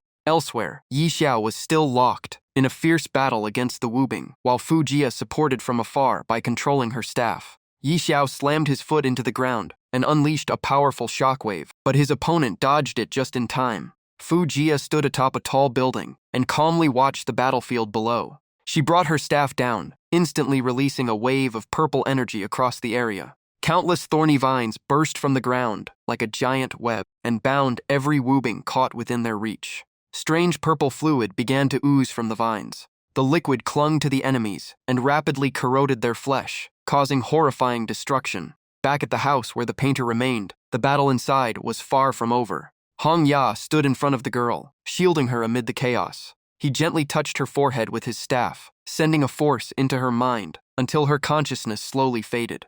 Hong Ya caught her as she slipped into unconsciousness and reassured her in a calm voice that he meant no harm and only wanted her to rest. He then carried the girl away from the ruined apartment building and leaped safely outside. As they landed, a bus was already waiting nearby and pulled up to them. Someone inside called out, confirmed the identity of Lord Ghost Envoy, and waved them aboard. Hong Ya laid the girl across the back seat and asked them to take good care of her. The passenger casually replied that it would not be a problem. Before leaving, Hong Ya warned that a direct assault would only put them at a disadvantage. Too many wandering spirits were still unchecked, so they needed to withdraw first. The driver nodded in agreement. The others quickly concealed the aura of the unconscious girl.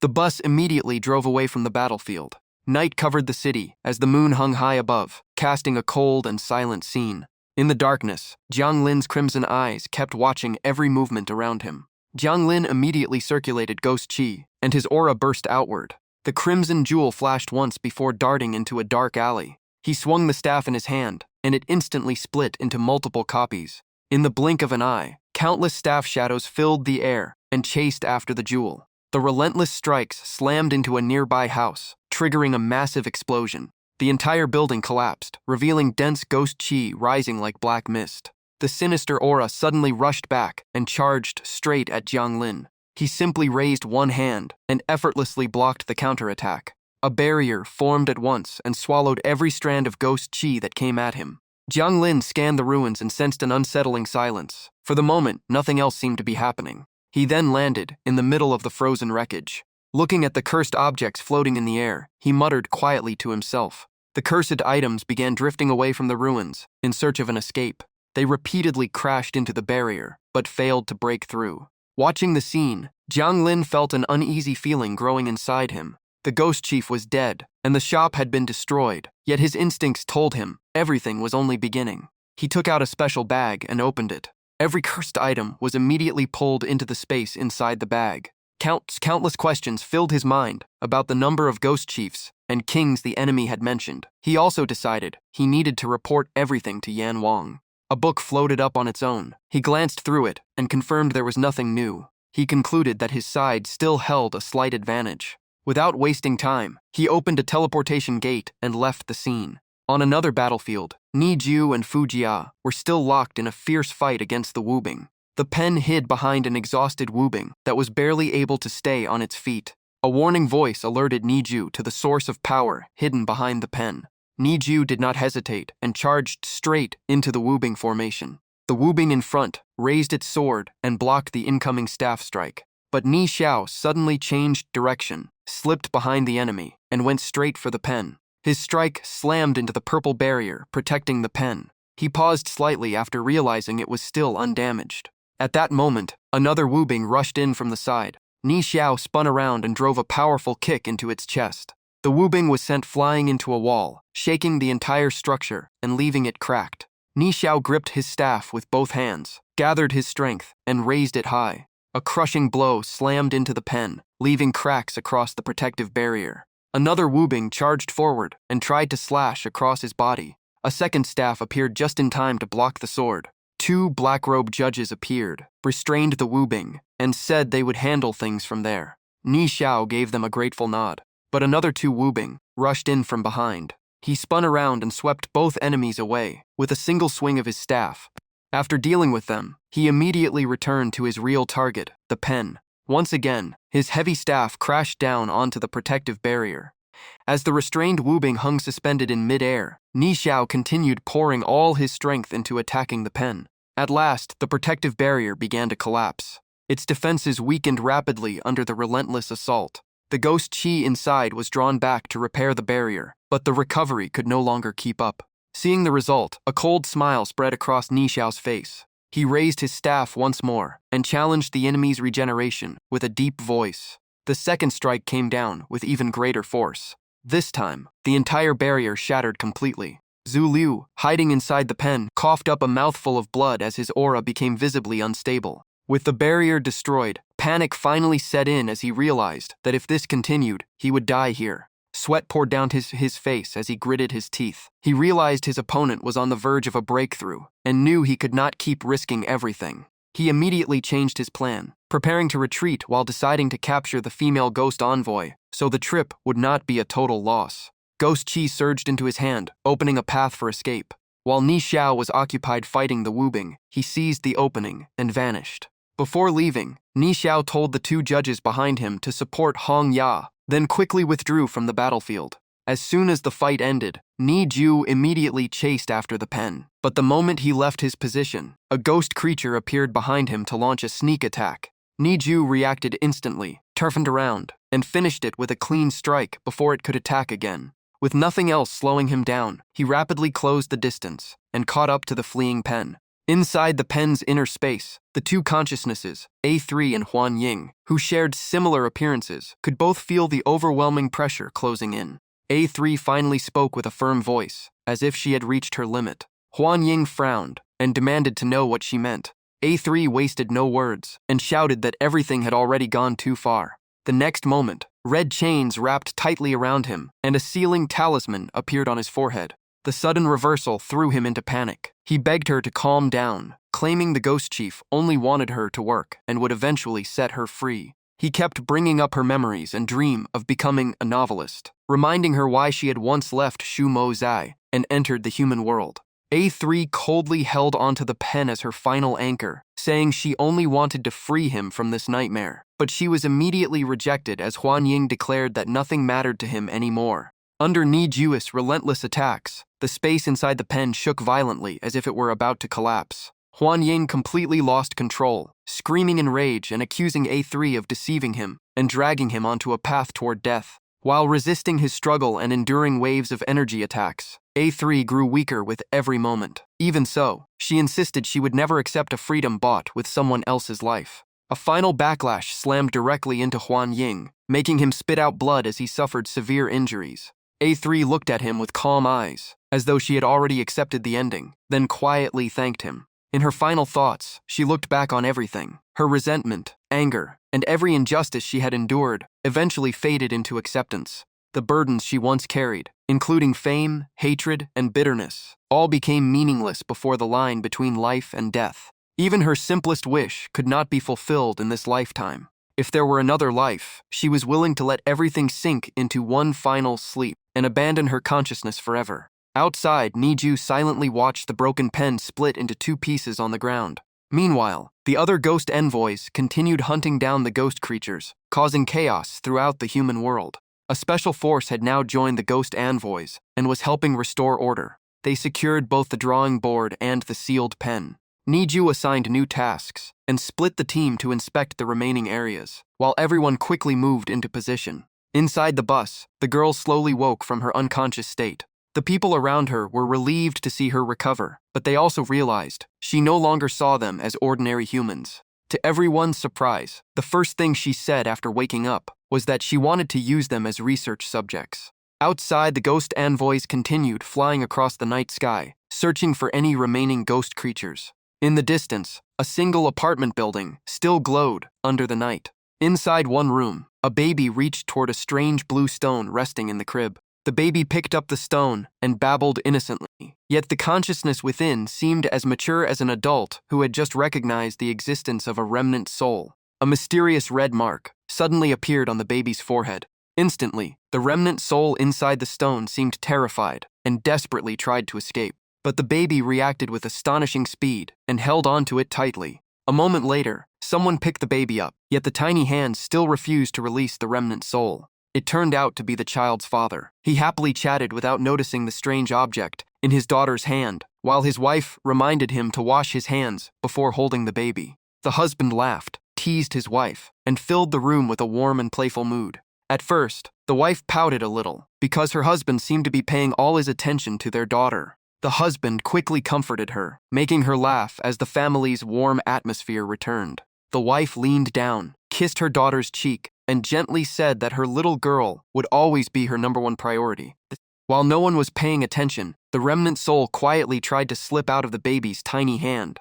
The baby watched it, and instinctively thought about taking the remnant soul to Mung Po. But the moment that thought appeared, she froze. She suddenly realized she was not Mung Po. She was Xia Jingjing's reincarnation, and the remnant soul would eventually be handled by the ghost envoys. With that settled, the baby ignored the remnant soul and happily enjoyed the warmth and protection of her family. The remnant soul rushed toward the door in an attempt to escape, only to find its path completely blocked. It stood there in confusion, unable to understand why the exit had vanished. Then a voice from behind called everyone to watch cartoons, making it instinctively turn around. Seeing the family of 3 laughing together, the remnant soul suddenly stopped. It quietly hopped onto the sofa and no longer seemed eager to run away. From there, it silently watched Xia Jingjing and her parents spending time together. Suddenly, the remnant soul's face turned slightly red, as if stirred by an unfamiliar emotion. Elsewhere, beneath the bright moon, a man dressed in black floated high in the sky, his cold eyes overlooking the human world.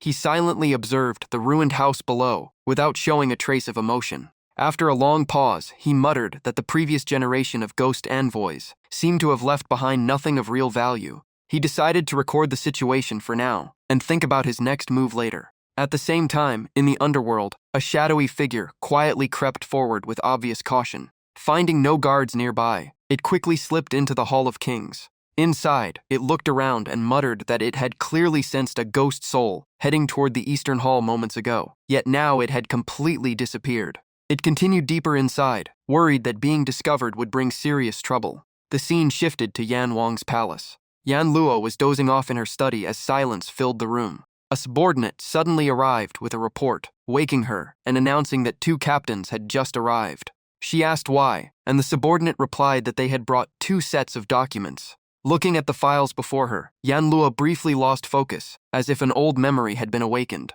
She quickly regained her composure and began reading through the reports. As she turned each page, she muttered in dissatisfaction that the title Wu Wang sounded far too casual and disrespectful. In her mind, only one special existence truly deserved the title of king. As she continued reading, she analyzed the possibility of an ancient force returning, and her expression gradually became much more serious. She loudly called for one of her subordinates. A little ghost immediately appeared, accepted the order, and left at once. It sped away like the wind, without wasting a single second. Yan Luo remained deep in thought as she stared at the report in her hand. Elsewhere, inside the 10th hall, Jiang Lin sat wearily in his study, his aura still far from fully stable. Holding the report, he considered scattered traces of ghost qi that carried scents like the sea and volcanic ash, but he still could not connect them into a complete picture. For now, all he could do was keep investigating and wait for news from Yan Wang. He placed the document on the desk, his expression turning thoughtful. A live stream interface suddenly appeared before him, and he immediately activated it. The screen displayed a warning that ghost creatures had appeared in the northern region. Jiang Lin quickly replied that every region had its own ghost envoys, and crossing territorial boundaries without permission was not allowed. He explained that he belonged to the Eastern Hall, so entering another region would cause major problems. Still, this time he could use the opportunity to observe the situation as a special assignment. The comment section exploded with excitement, as many viewers treated it like a rare chance to earn special rewards. Jiang Lin carefully read the flood of comments scrolling across the screen. He paused slightly when he noticed people mentioning the welfare gift boxes. He selected the reward option on the interface and opened the gift box. Right after that, he picked up the floating recording device in front of him. He opened the system's inventory menu.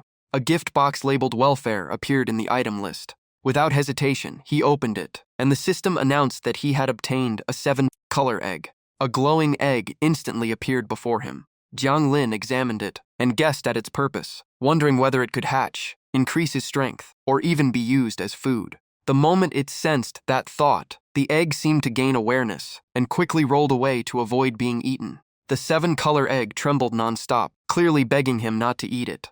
Jiang Lin chuckled softly, sounding completely unconcerned. He told it to take care of itself, and the egg visibly relaxed in relief. Jiang Lin ignored it after that, and returned his attention to the document in his hand. Elsewhere, inside a vast and silent palace, Wu Wang stood in silence, gazing straight ahead as though waiting for something to arrive. Behind him, a figure slowly approached. The newcomer introduced himself as Yan Wang and reported that every preparation had been completed. After hearing the report, Wu Wang turned around and coldly declared that the banquet could finally begin. He raised one hand and condensed 3 spheres of dark energy.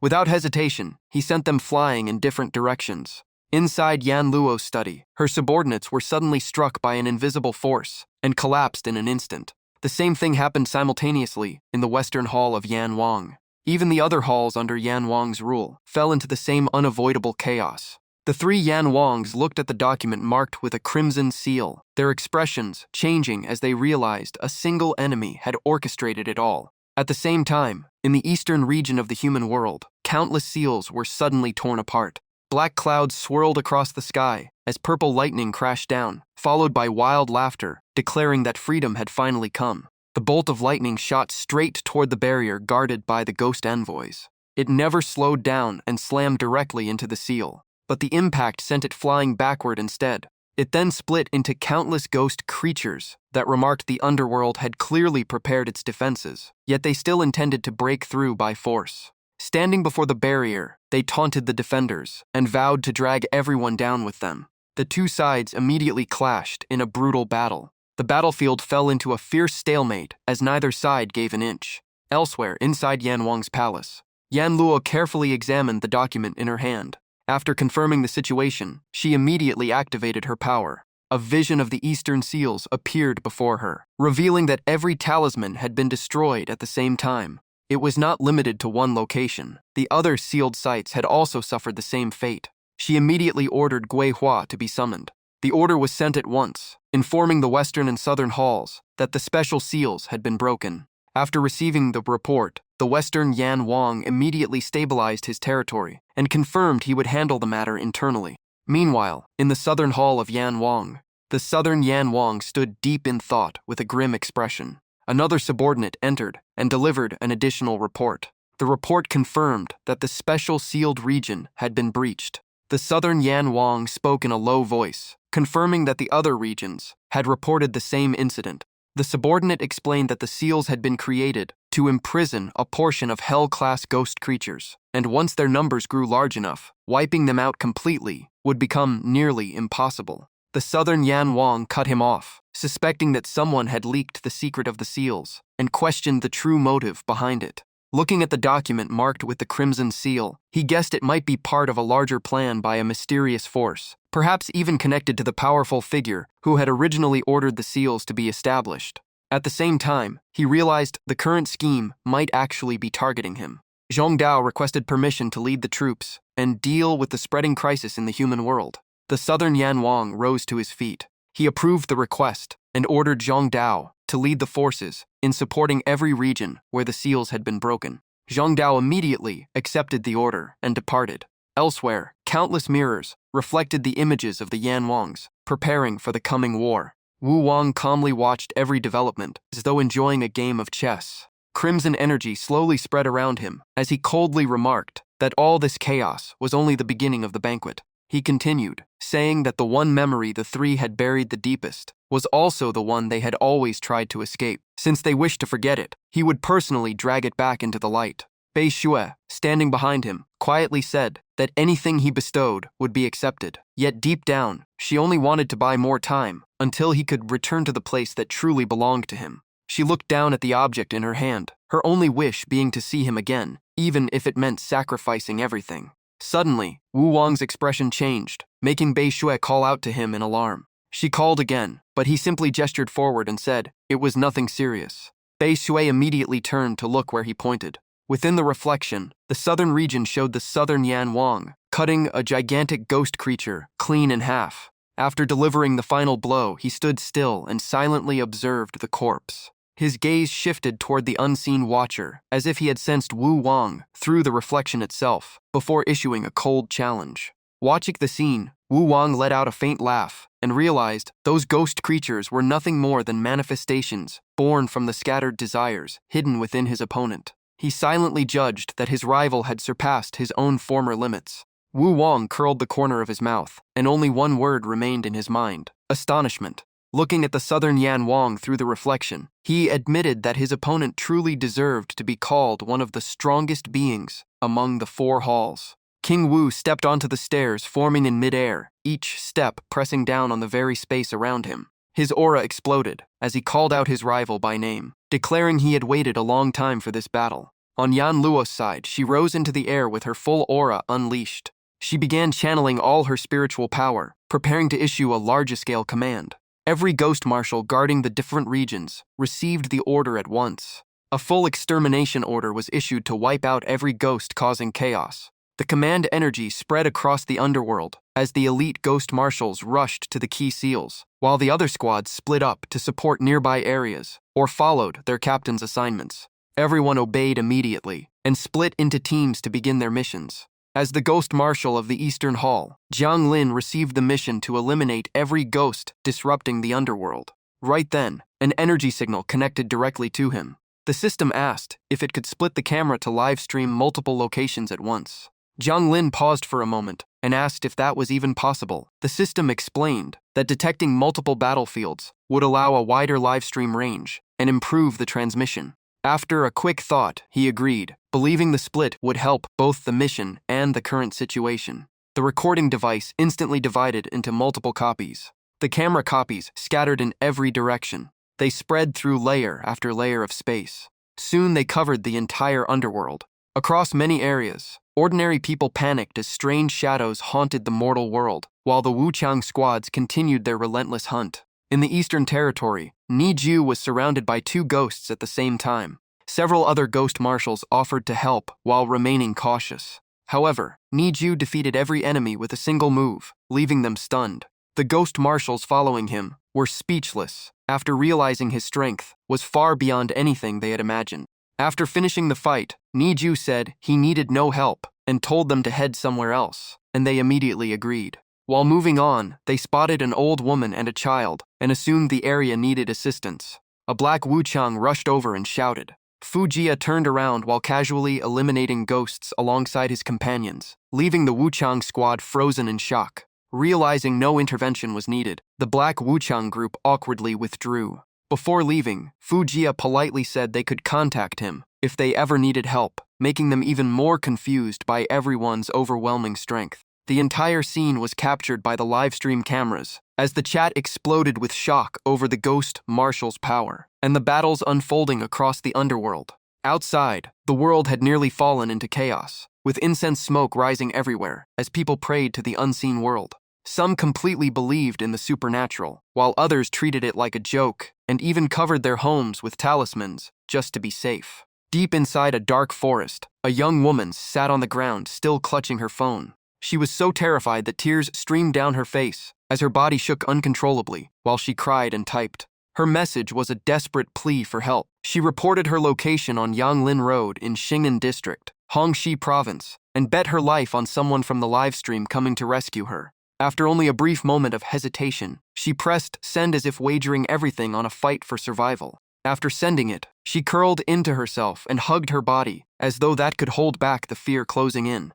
Just then, a strange flying vehicle appeared in the sky, and a voice called down for her to get in quickly, because the area was extremely dangerous. The vehicle descended lower as the young woman cautiously stood up and slowly walked toward it. The closer she got, the wider her eyes became, because what she saw was beyond anything she had imagined. Inside the cabin were not ordinary people, but gloomy, shadowy figures staring at her, making the air turn ice cold. For a brief moment, the driver's face looked strangely familiar. It felt like she had seen him somewhere before, but the memory had not fully returned. Then it suddenly clicked as she remembered the vehicle from a previous live stream and immediately cried out in recognition. Without another second of hesitation, she jumped aboard, thinking that any delay might have cost her the only path to survival, and that live stream wish had actually worked. As soon as she got in, She muttered that with luck like this, she should probably buy a lottery ticket, leaving the driver briefly speechless. She grabbed the driver's hand and repeatedly thanked him, while he simply replied that it was not necessary. After that, she was guided to a seat inside the cabin and gradually settled into place. The driver was still stunned. The armored vehicle was packed with spirits, yet the young woman stayed unbelievably calm and even reassured everyone else. Sitting behind the wheel, he wondered if people no longer feared ghosts anymore. The vehicle kept racing through the increasingly dark night. Suddenly, a terrifying female ghost slammed against the window, startling the driver. She then lifted the entire vehicle into the air with brute force. The whole cabin shook violently, as if it were about to tear apart. One of the girls inside finally screamed in panic. Someone immediately covered her mouth, warning that any more noise would attract even worse monsters, while another passenger showed Jiang Lin's livestream to calm everyone down. After watching Jiang Lin's livestream, everyone gradually regained their composure. Outside, the female ghost continued attacking the vehicle without stopping. Suddenly, a devastating kick came flying in from the side. The blow knocked the ghost's arm completely off the vehicle. The vehicle crashed back onto the ground, with a thunderous impact. The one who stepped in was Black Wuchang. He asked if everyone was all right, and the driver replied that they were fine despite some damage, while warning the Lord to be careful. Before leaving, Black Wuchang simply ordered them to get out immediately, because the area was no longer safe. The female ghost was quickly eliminated soon after. With the danger cleared, the vehicle continued toward safety. As darkness deepened, it drove farther into the gloomy forest. At the end of the road stood an ancient house worn down by countless years. A stern-looking man stood guard outside the entrance. The vehicle stopped, and the driver urged everyone to get out quickly, warning them to stay inside the courtyard until sunrise and never wander off. The 3 ordinary survivors climbed out, thanked the driver, and tried to stay calm. One young woman sighed with relief, saying they had finally met a good person. She asked the guard if they could stay the night, and he allowed them inside. The guard then led the 3 deeper into the courtyard. Elsewhere in District 18, the man Jiang Lin had captured earlier burst into laughter, saying everything was already too late. As soon as he finished speaking, he jumped into the nearby lake as if beginning a ritual. Strange markings immediately appeared across the water, and Jiang Lin quietly remarked that he understood what it really was. An ancient bowl with intricate patterns slowly emerged from the seal, radiating a unique aura. Jiang Lin sensed someone behind him and quickly turned around. It was the former captain and his 2 subordinates. Jiang Lin guessed that the ancient bowl was the former captain's ghost artifact. The former captain simply said the rest was up to Jiang Lin, leaving him slightly caught off guard. Jiang Lin immediately began using his power. He thrust his horsetail whisk straight into the eerie bowl. Energy flowed from his hand as he began controlling and stabilizing it. In an instant, the horsetail whisk split into countless strands. Every strand shot into the lake like a massive sealing technique. An urgent warning suddenly came from the shore, telling everyone to be careful. The surface of the lake split open as countless grotesque creatures burst out together. Before they could even attack, heavy weapons from the opposing side rained down on them. Some were pierced by tridents the moment they surfaced, without any chance to react. The battle moved so quickly that the enemy never had time to recover. Horseface charged in with twin swords, cutting through the ghosts with practiced precision. He casually declared that they could leave the rest to him. Right then, a giant spoon-like object suddenly appeared in the sky. It scooped up ghost corpses, one after another, as if cleaning the battlefield. Every corpse was dumped into the giant bowl, where spiritual water swallowed them completely and left them unable to resist. Watching the scene, Jiang Lin asked the former captain if they had reached the cooking stage already. The former captain calmly replied that they could braise or steam them however they liked, making the conversation strangely absurd. One teammate chimed in while hauling corpses, saying he personally preferred braising. Jiang Lin fell into deep thought, wondering whether everything had been sealed or was already over, until the former captain burst into laughter and admitted they were only joking. Sensing the awkward silence, the former captain called Jiang Lin back to focus on the mission. At that moment, a brilliant light erupted from the lake as an ancient seal appeared. The space trembled, and strange echoes spread everywhere as something rose from below. Jiang Lin immediately recognized the arrival of the judge. He watched more carefully through the scene before him. A man appeared and immediately shouted. Golden light spread across the area like a massive barrier, while the lake churned violently. The monsters beneath the surface screamed in agony as the golden light suppressed them. Deep golden runes appeared across the seal, locking down the entire area. From afar, Jiang Lin saw streams of black energy being forced out of the seal as if torn from their hosts. The golden light grew even stronger and completely erased the black energy. By the time the moon stood high, the lake was calm as if nothing had happened. On Black Wuchang's side, he retrieved an object and stored it inside the bowl. He reminded everyone to inspect the seals in the other areas because the situation was still unstable and warned them to stay alert. Jiang Lin nodded, watched them leave, and thought everything was chaotic, but still following the proper order before deciding to inspect the rest of District 18. He immediately flew into the sky and left the scene. Elsewhere, a young woman climbed a hillside. She stopped and carefully scanned her surroundings. A man's voice suddenly came from the nearby bushes, calling her daughter, as if he had been waiting for her. The young woman coldly replied that she had not come for a reunion, but to kill him one more time. She looked down with icy eyes, realizing the broken seal was connected to this incident, and vowed to deal with whoever was behind it. Killing intent filled her eyes, without the slightest hesitation. She immediately unleashed a spell toward the ground below. Purple flames exploded outward and engulfed the entire area like a sea of fire. Her body, transformed as part of her power, took the form of wing-like streams of purple energy. Miserable screams rose from below, along with curses claiming that killing one's father would bring heavenly punishment. She looked down coldly and mocked the idea, asking if a real father would sacrifice his own child in a ritual. Yan Lua sneered, rejected every excuse, and declared that the other party was never his child, so there was no point talking about heaven or justice. Weak pleas for mercy continued from below, but Yan Lua had already lost all patience. He raised his hand, summoned a sealing rune, and declared that everything would end here. The rune expanded across the sky and covered the entire area like a supreme decree. Yan Lua shouted and activated the seal once again with all his power. A tremendous force crushed everything below. The desperate screams continued, but there was no escape.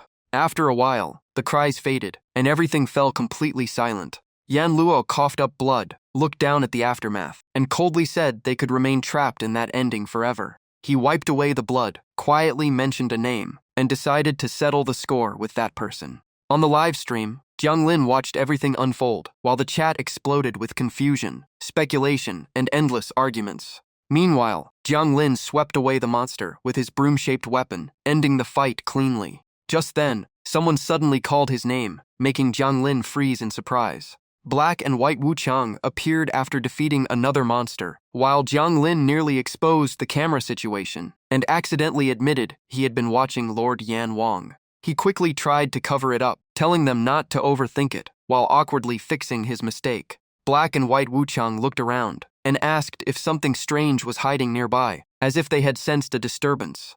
Jiang Lin was startled and wondered whether they truly had not seen what he had just witnessed. He asked again, and Black and White Wuchang replied that they had noticed nothing unusual. Hearing that, Jiang Lin quietly relaxed and guessed that neither the captain nor Lord Yan Wang could see the live stream, or perhaps some hidden mechanism was blocking the information. He quickly regained his composure, said he had simply been distracted by random thoughts, shifted his focus back to clearing District 18, and secretly felt relieved that the live stream remained unseen. After that, the group charged back into battle against the remaining monsters. Hovering in the sky, Jiang Lin wondered whether Yan Wang's appearance meant he had finally discovered clues about the former captain. Meanwhile, the system kept announcing completed daily missions and underworld objectives, making Jiang Lin wonder if the livestream could keep going. In the end, he decided to deal with the current crisis first and worry about everything else later, then casually took down another nearby monster.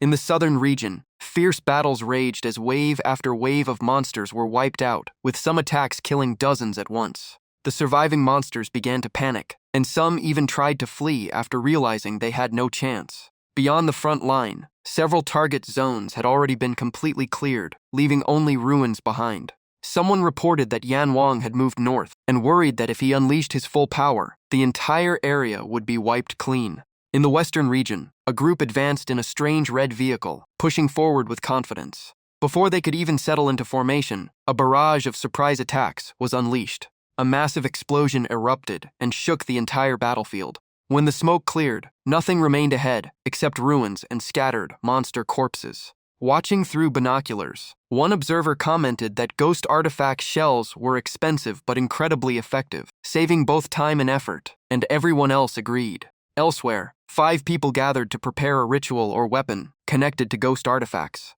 A deep rumble echoed through the air as long-range weapons, unlike anything that should exist in the underworld, gradually formed in their hands. Energy gathered inside the devices and condensed into strange symbols, activating what looked like an offensive sealing technique. One of them remarked that it was only a temporary sealing combination. It worked well enough for testing, but real efficiency would require the Ghost Marshal's support. After reaching an agreement, they moved on to the next location to continue the plan.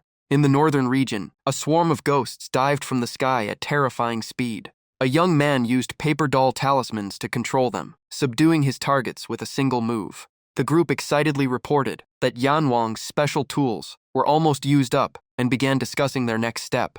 Another person asked if they could finally leave the area because they had spent far too long locked away in research. Yan Wang coldly asked why, wanting a clear explanation. His subordinates admitted they had spent too much time researching ghost artifacts and ghost hunting tools without ever leaving, and the pressure was getting to them, leaving Yan Wang at a loss for words. Another voice warned that if they kept going, the entire northern region could be dragged into disaster. Just then, 3 figures stepped out from a pitch-black spatial rift.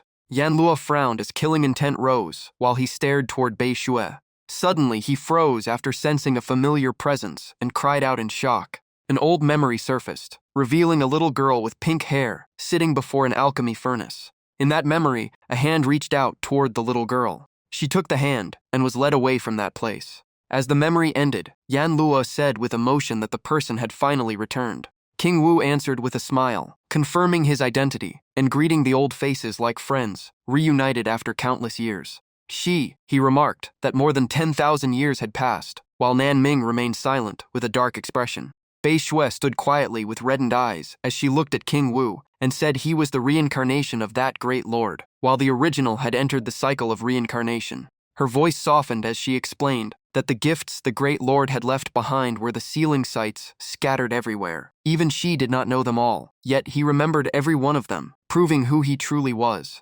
He and Nan Ming were stunned. Yan Luo's thoughts became a tangled mess as he wondered whether, if this really was the Great Lord, every disturbance involving the seals and even the Ghost Commander could have originated from him, making the promise from long ago seem contradictory. Yan Luo continued analyzing the situation. If this was not the original person, then who else could possibly borrow that identity and appearance? Or had reincarnation completely changed his personality? Unable to find an answer, Yan Luo directly asked King Wu for the truth. King Wu calmly replied that he had passed through countless reincarnations, so everything had changed. King Wu smiled and added that he had only returned to restore the balance between yin and yang, and if they could not accept it, he would not force them. He was stunned, while Yan Luo strongly objected. He argued that if this truly was the Great Lord's reincarnation, they could no longer stand together because the original promise had been broken. In complete contrast, Bei Xue showed absolute loyalty and declared that she would obey only his orders no matter what. Nan Ming took a different stance. His aura erupted as he gathered his strength and declared he wanted a real fight to verify the truth after so many years without a worthy opponent. He drew his sword and prepared to fight on the spot. Tightening his grip, Nan Ming declared that only by defeating him could King Wu prove his identity. Bei Xue quickly stepped in to stop him, reminding him that King Wu had only just returned through reincarnation and had not fully recovered his strength. But Nan Ming refused to back down. He charged forward, declaring that this battle would settle everything. Bei Xue watched in panic but was too late to stop him. Nan Ming swung his sword down with unwavering determination. King Wu remained calm, raised one hand to block the strike, and assured Bei Xue there was nothing to worry about. With just one hand, he completely stopped the sword's full power. Nan Ming poured all his strength into the clash, creating a fierce stalemate. But only moments later, he was blasted backward. Refusing to admit defeat, Nan Ming laughed, his eyes full of challenge, and immediately changed his attack. He rushed in again with an even fiercer assault. King Wu observed carefully and quietly noted that Nan Ming had reached an extremely advanced late-stage realm. Nan Ming's sword energy transformed from a single slash into countless blades raining down from every direction. King Wu casually waved his hand and scattered every sword strike without effort. He then reassessed the situation, realizing he had underestimated the strength of the four Yan Wang factions. Nan Ming lowered his sword with a smug and provocative smile, continuing to test him with his words. King Wu said nothing and launched a counterattack. The two officially entered an all-out battle. The fight remained evenly matched, with neither side gaining a clear advantage. King Wu unleashed a powerful palm strike, and Nan Ming immediately blocked it with his sword. Their collision sent massive shockwaves through the area, shaking the surrounding space as nearby rooftops and structures cracked apart. Shi He and Yan Luo watched from the side, while Bei Xue was visibly worried about King Wu. Suddenly, Nan Ming drove his sword into King Wu's chest, turning the battle around. He coldly declared that he stood at the peak of his realm, and without certain limitations, he would have broken into an even higher level long ago. He pulled the sword back, and Bei Xue cried out in alarm. Shi He and Yan Luo held her back, while Nan Ming coldly declared that the man before them was not the true Great Lord. Yan Luo and Shi He were stunned by the claim, while Bei Xue immediately demanded proof, insisting that both his aura and memories matched the Great Lord perfectly. Nan Ming replied that no complicated proof was needed. One battle was enough. If he could not even defeat Nan Ming, then he had no right to claim that identity. Bei Xue exploded in anger, arguing that the Great Lord had only just returned and was still weak, so judging him by a single battle was completely unfair. Yan Luo began to waver and admitted that Bei Xue's reasoning made sense, while Shi He also reminded Nan Ming that he had reached his conclusion too quickly. Nan Ming fell silent for a moment, wondering if he had truly misjudged the situation, yet his instincts still warned him that something was not right. A heavy silence settled over the group as they exchanged tense, cautious glances.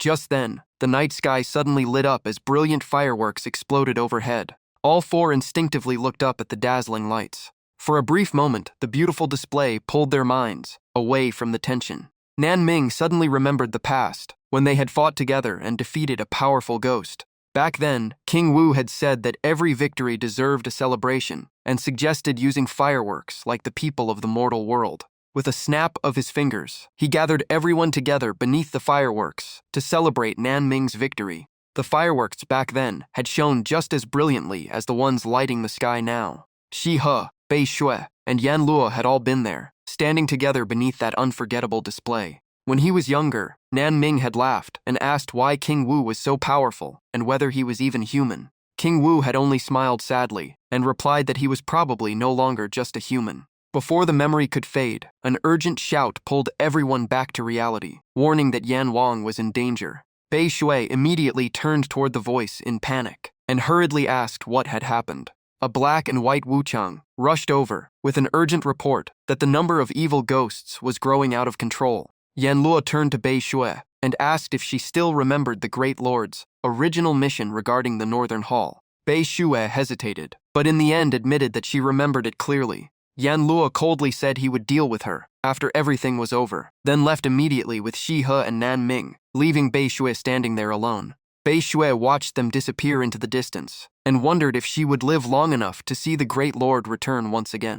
Elsewhere, a white dog grumbled that the one created this time was far too weak and that it had probably underestimated Nan Ming. While it was muttering to itself, a white-haired man wearing a mask suddenly appeared behind it. The dog instantly became alert and turned around in shock. Before it could react, the man grabbed it by the neck and lifted it into the air. He warned the dog to stop causing trouble and remained completely calm despite its struggle. He made it clear that he might ignore matters in the underworld, but if they affected the mortal world, he would step in. If the chaos continued and innocent lives were harmed, or even the northern Yanwang became involved, it would be difficult to explain everything when the Great Lord returned. The dog still argued that those lives had only been returned to their original state temporarily and were not truly destroyed. The masked man calmly replied that it should return with him and wait for the Great Lord before offering any explanation. The dog stubbornly protested, saying the man had abandoned this land for far too long, allowing everything to fall into chaos without ever coming back. The man only smiled faintly, said the time was almost here, and carried the dog away. Elsewhere, the four Yanwang continued giving everything they had to eliminate the remaining ghosts. The battle lasted until every trace of chaos in the underworld was finally suppressed. At last, everything returned to its proper order. The mortal world gradually welcomed a peaceful morning as people began a new day. Normal life returned to the streets, and a sense of relief spread everywhere. One funny yet tense scene unfolded as a young boy was forced by his mother to sit at his desk and study. He desperately wanted to escape, but one icy glare from his mother left him too scared to argue. Back in the underworld, inside the 18th hall, Jiang Lin was about to enter when a voice suddenly stopped him from behind. The captain turned around and found Yi Ju standing there with two ghost marshals. Jiang Lin quietly noted that Yi Ju had unexpectedly reached the great ghost general rank. Jiang Lin smiled as he checked on his teammates. Hong Ya had reached the peak stage, and Li Xiao had advanced to the early stage. The recent ghost crisis had clearly become a huge opportunity for all of them. Jiang Lin stepped forward and reported on the reconstruction of the Northern Hall and the personnel changes, including temporarily removing 3 members of Team 18 so they could recover. Everyone agreed without objection. After the 3 left, Jiang Lin remained deep in thought. He figured the others were improving as well, and perhaps it was time to reorganize the teams. A few days later, in the mortal world, a young man lived in a small apartment with the spirit of a mysterious old man. While playing with a few coins, the young man asked whether all the ghosts from the previous disaster had been dealt with by the ghost marshals. The old man immediately asked what he was really trying to get at. The young man quickly changed the subject and begged to learn a few self-defense techniques, saying there was no point mastering fortune-telling if he could not protect himself. The old man saw through his little scheme at once and scolded him for trying to guard himself against his own teacher. Folding his arms, the old man ordered him to review every lesson 10 more times. His request backfired instantly, and the young man could only complain with a helpless expression. As if that were not enough, the old man also ordered him to review everything 1 more time. The young man turned pale, silently lamenting that his intentions had been completely misunderstood. Feeling wronged and on the verge of tears, he secretly decided he should find Yi Zi later and ask for help. Back in the underworld, Jiang Lin sat in his office, reading through one record after another. While he was focused, a voice called from outside, "Captain." A ghost marshal entered and reported that despite thorough patrols, some ghosts were still slipping into the mortal world. Hearing that, Jiang Lin recalled wondering why he had never been able to directly teach others how to handle such situations, and the question still lingered in his mind. Qi Yin spoke up, wondering whether he had simply been too strict or whether his teaching methods were flawed. Jiang Lin quietly began to reconsider the situation. It was entirely possible, but then turned the question around. What if humans gained that power and used it against the underworld instead? The risky idea left everyone silent. Before anyone could argue back, Jiang Lin cut in and challenged the overly simple assumptions behind their reasoning. Qi Yin looked confused and hesitantly asked what was wrong with his thinking. Jiang Lin stressed that every decision had to consider the full situation instead of focusing on a single positive outcome. He also suggested that Qi Yin study the underworld archives to broaden his understanding. Hearing that, Qi Yin was completely convinced. He quickly thanked Jiang Lin and admitted he had not thought things through. Jiang Lin simply let it pass. He told Qi Yin to get back to work, then quietly watched him leave. In his mind, Jiang Lin judged that Qi Yin was still inexperienced and needed much more training. Matters involving saving lives and defending against ghosts would probably only receive a complete judgment once they reached Yan Wang. After that, Jiang Lin returned to handling official work and writing memorial reports. Elsewhere in the underworld, the city glowed with an eerie brilliance while the live stream chat overflowed with comments. Some viewers felt nostalgic, some recalled old stories, and others discussed past events, making the stream feel unusually lively. Jiang Lin turned toward the camera and calmly announced that he was going to reserve a table with friends because underworld restaurants also required reservations, just like those in the human world. As soon as he finished speaking, the chat exploded again. Some viewers wondered if it was a special holiday because the atmosphere felt different. Jiang Lin replied that the Lunar New Year was approaching, and the chat became even more excited to learn that the underworld celebrated it too. Jiang Lin explained that with ghosts living almost forever, the Lunar New Year no longer carried the same importance. Even so, many ghosts kept the tradition from their human days. It ranked just below the Ghost Festival and still symbolized reunion and the start of a new cycle. Before he could continue, an elderly man suddenly shouted from behind, calling for Lord Jiang Wuchang and asking if he had a moment. The old man ran over while gasping for breath, sweat covering his forehead. He hurriedly explained that because of Kui Treasurer's incident, he had stopped watching Chen Jiaming cook. When he returned after dealing with everything, he found something had gone terribly wrong. He began recalling what happened inside the dream. At first, everything followed the normal course without any strange signs. but once the dishes were finished and served, they transformed into bizarre shapes that looked nothing like ordinary ingredients. The sight was incredibly unsettling. From that point on, Chen Jiaming started acting abnormally. By the second dish, he was openly using ghosts as cooking ingredients. The old man remembered Chen Jiaming smiling strangely while holding a ghost and saying that such a fatty ingredient would be perfect for braising. Remembering Chen Jiming's strength, the old man said he had to split apart into pieces to escape. Yet Chen Jiming's twisted smile looked as if something that fed on ghosts had possessed him. Inside the dream, Chen Jiaming remained completely calm. He talked about cooking according to his ancestors' methods, wondered what ghosts tasted like, and casually tossed one straight into the stew pot. After finishing the story, the old man clutched his head with a pale face. He wondered if he had been too strict, or had accidentally twisted Chen Jiaming's way of thinking. He also questioned whether teaching him while disguised as a ghost had affected his mind. Jiang Lin interrupted and directly asked whether Chen Jiaming had really used a huge pot to stew a ghost. The old man quickly confirmed it, but emphasized that the real issue was not the cooking itself. Chen Jiaming had seriously discussed what ghosts might taste like. Looking straight at Jiang Lin, he asked whether the problem lay with Chen Jiaming's mind or his circumstances. He even blamed himself, worrying that he had ruined Chen Jiaming's entire inheritance. Jiang Lin thought for a moment before suggesting that maybe Chen Jiaming was simply too idle and started causing trouble out of boredom. The old man froze and let out a bewildered gasp. He stroked his beard and thought it over. Then he remembered seeing something similar before, but never paying attention to it. He began to suspect that he had worried far too much. Lord Jiang Wuchang, have any of the other old masters ever encountered something like this? The old man asked. Jiang Lin briefly replied that similar cases had happened before. Hearing that, the old man's tense expression immediately relaxed. He let out several long sighs of relief and even planned to give Chen Jiaming more training in the future. Jiang Lin simply answered with a quiet nod of agreement. A live stream-style interface appeared before Jiang Lin, filled with non-stop viewer comments. Some joked about getting dragged home by their parents, while others complained about not having enough homework. The chaotic chat felt like a lively forum and left everyone laughing. He then ended the stream, saying that was all for today and promising to see everyone next time. The scene shifted to the quiet Chenji restaurant.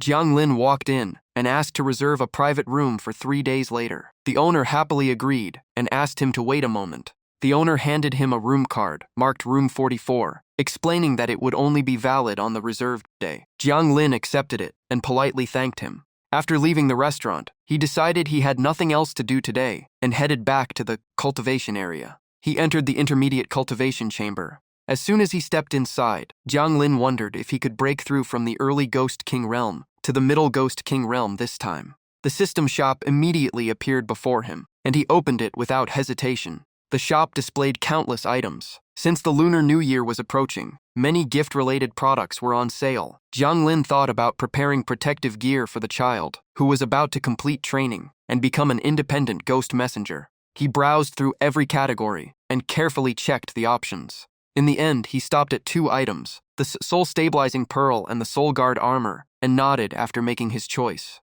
The item details appeared. The soul guard armor cost 2,000 points and could block attacks with ghost energy, even stopping a fatal strike from a ghost general while reflecting a small amount of force, though it required time to recharge. The soul-stabilizing pearl cost 3,000 points, stabilized damaged souls, worked only below the Great Ghost General realm, and could only be used once. As soon as the purchase was complete, the system confirmed that the discount had been applied. The total price dropped from 5,000 points to 4,000 points, and both the Soul Guard armor and Soul Stabilizing Pearl were added to his inventory. After finishing the purchase, Jiang Lin sat down on the cultivation cushion and prepared to begin cultivating. He summoned several spirit pills into his hand, without the slightest hesitation. The moment he swallowed them, the cultivation timer appeared and began counting down from 1 hour, 59 minutes, and 59 seconds. The spiritual energy inside his body was quickly activated as streams of power spread through every part of him. Jiang Lin crossed his legs and quietly cultivated, allowing the spiritual energy to circulate on its own. Not long afterward, he suddenly opened his eyes as the system congratulated him on breaking through from the early Ghost King realm to the middle Ghost King realm. His breathing grew heavy for a moment before slowly returning to normal, and he lifted his gaze as he regained his composure. He let out a long breath, thinking that choosing the intermediate cultivation room had definitely been the right decision, since everything had gone smoothly. Just as he settled down, a sudden headache struck, making him freeze as if something were pressing directly against his consciousness. A muffled groan escaped his lips before his body lost control and collapsed. His consciousness slowly drifted away, and the world around him blurred as though he were sinking into deep water. A massive ancient tree suddenly appeared before him, its towering trunk reaching into the clouds like the edge of forgotten memories. Sunlight filtered through the thick leaves, scattering patches of light across the ground. Birds chirped high above, while colorful flowers bloomed all around the peaceful landscape. When Jiang Lin regained consciousness, he was shocked to discover that he was no longer human, but had become a tiny bird in a strange world. Acting on instinct, he spread his young wings and tried to adjust to his new body. Moments later, the little bird flew into the sky and looked over the land below. After circling once, he landed on a nearby branch to steady himself. Looking down from above, he spotted a farmhouse resting peacefully in the countryside. A little girl ran into the yard carrying grain and happily called into the house. Her mother reminded her not to feed the chickens too much, creating a warm and ordinary family scene. The little girl sang while scattering grain across the yard, cheerfully calling the chickens to eat. The flock of chickens immediately rushed over and fought noisily for the food. Seeing that, the little girl stomped her feet and shooed the chickens away, trying to save some grain for the nearby birds. She then scattered the grain elsewhere and happily called the birds over, her innocent voice echoing across the yard. Time quietly passed, and Jiang Lin, still living as a tiny bird, drifted through one season after another, trapped in the endless cycle of life. During summer, he searched for food beneath the scorching sun. When autumn arrived, he migrated to escape the spreading cold. In winter, he could only curl up inside his nest and endure the freezing days. Meanwhile, the little girl's family continued their ordinary life, occasionally going out to hunt rabbits. The rabbits they caught were sold at the market to cover the family's daily expenses. Whenever they earned a good price, they bought delicious food for the little girl. In the blink of an eye, 2 years passed. The little girl had grown into a young maiden, but she still scattered grain for the birds every day. Seeing that the little bird had never changed, she sighed and wondered why it still had not found a mate after all this time. She even innocently guessed that it had absorbed too much human aura, so no other birds wanted to get close. Hearing that, Jiang Lin simply turned his head away in silence, not knowing how to respond. Her father walked over, patted her head, and calmly explained that perhaps the birds simply did not share the same instincts as the others. The girl immediately asked why that would be. Her father explained that every species had its own territory and its own standards for choosing a mate, so no one could force it. He recalled seeing a pair of birds long ago. After one died, the other stayed beside it until it collapsed and died as well. After telling the story, he said he buried them together and realized that even animals had their own unique forms of devotion. The girl looked thoughtfully at the little bird and began wondering what kind of mate it would actually choose. She stood there quietly, staring at the branch where the bird rested. After hearing everything, Jiang Lin could only feel helpless. Just then, another bird flew toward him. Without hesitation, Jiang Lin spread his wings and knocked the newcomer flying away. The girl stared in shock, never expecting the tiny bird to be so strong. She quickly concluded that it was simply too powerful, so every other bird that came close ended up getting chased away. With that thought, she turned around and stopped worrying about it. Time continued to pass. By the 3rd year, Jiang Lin was still trapped inside the body of the little bird, while the girl had grown used to chasing away other birds with a broom to protect its territory. She sat with her chin resting on her hands, watching the chickens run around while quietly murmuring, as if waiting for something familiar to return this spring. Just then, a familiar chirping echoed from the distance. Chu Shi immediately jumped to her feet and ran toward the sound as though she had been waiting for it all along. By the 4th year, Chu Shi had grown much taller. While adjusting her daughter's clothes, her mother mentioned that the little bird had returned a few days ago and asked whether it had finally found a mate this year. She then gently shifted the topic and asked if Chu Shi herself had someone she liked. Chu Shi immediately hugged her mother's arm and acted spoiled, insisting she was still too young. Her mother simply reminded her that she was already 12 years old and would soon be old enough to marry. By the 6th year, Chu Shi quietly listened outside the door as several matchmakers enthusiastically introduced wealthy young masters to her father. He politely brushed them off and said he would let his daughter decide for herself. After walking away, the matchmakers began whispering about strange events in the nearby mountains, mentioning bandits before commenting on how fortunate the Chu family was. Chu Shi listened quietly without interrupting. Just as her father turned back toward the house, he caught Chu Shi hiding behind the gate. She could only stick out her tongue awkwardly and pretend to be innocent. Her father lightly tapped her on the head and reminded her not to eavesdrop on adults, but Chu Shi argued that no one would know otherwise. She then pointed at the swallow that appeared so often and asked why it always followed her father whenever he left home, almost as if it were greeting him. She added that for the past several days, wherever her father went, the swallow immediately followed, never missing a single time. Her father looked up at the swallow with a puzzled expression. After hearing that no other birds had been seen recently, he began to suspect something was wrong. Startled, he asked again, unable to believe that every other bird had disappeared from the area. Chu Shi looked a little nervous, but confirmed that she really had not seen any other birds for days. Her father immediately told her to stay inside the house, grabbed his bow, and headed into the mountains to investigate. Jiang Lin, still in the form of a swallow, silently followed behind. He quickly prepared his weapons, his expression turning serious. As he made his way into the mountains, the swallow quietly stayed close behind as always. It made no sound and simply watched his every move. By then, darkness had begun to spread across the mountains and forests. Inside the house, Chu Shi's mother was sewing clothes when she suddenly heard a strange noise outside and looked up with caution. Her father returned in a hurry and immediately bolted the door. He said he had searched everywhere, but could not find a single bird, leaving his wife worried that the bandits might somehow be involved. This was nothing like a normal migration. It was far too early in the season, yet every bird had vanished. His wife guessed that the bandits near Chow family village might have frightened the birds away, and the mood inside the house grew heavy. He said he would investigate again tomorrow, and told his wife and daughter to avoid going outside for now. The family put out the lights and went to bed, but the silence was filled with unease.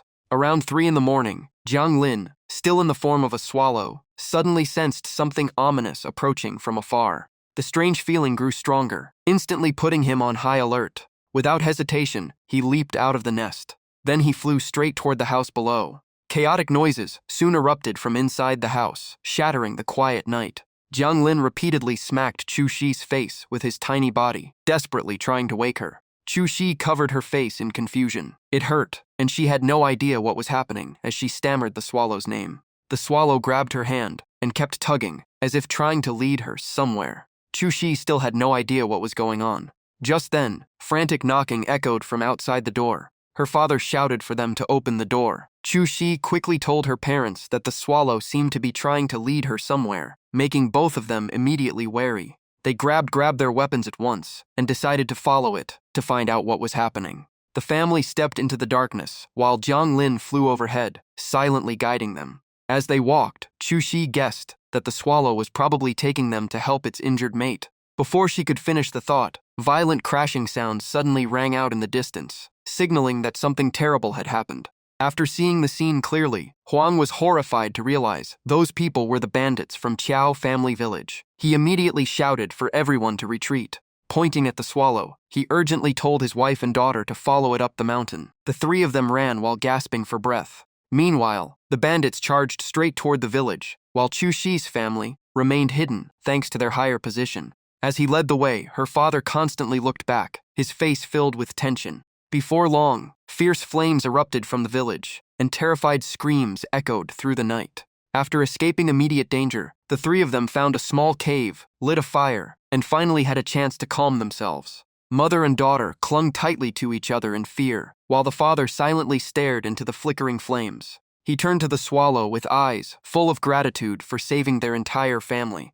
The mother took out the remaining dried rations and shared them, explaining that she had packed them in advance, just in case. While eating, Chu Shi quietly asked where they would go next. Her father fell silent for a moment, his eyes fixed on the piece of dried food in his hand. He finally explained that they were near the border, between 2 nations, close to the neighboring kingdom, where border troops usually offered protection. He added that the bandits had been driven back by that kingdom before, so heading there would likely be much safer. Mother and daughter immediately agreed, trusting his decision without objection. Jiang Lin quietly watched the 3 of them huddled together by the fire, the peaceful scene weighed down by sadness. As dawn broke, they finally arrived at U City after their long and difficult journey. At that moment, Jiang Lin suddenly grabbed Chu Shi's hand, as if he wanted to tell her something before leaving. Chu Shi asked whether the city was too dangerous for the swallow to enter, but it only answered with a few familiar chirps before soaring into the sky.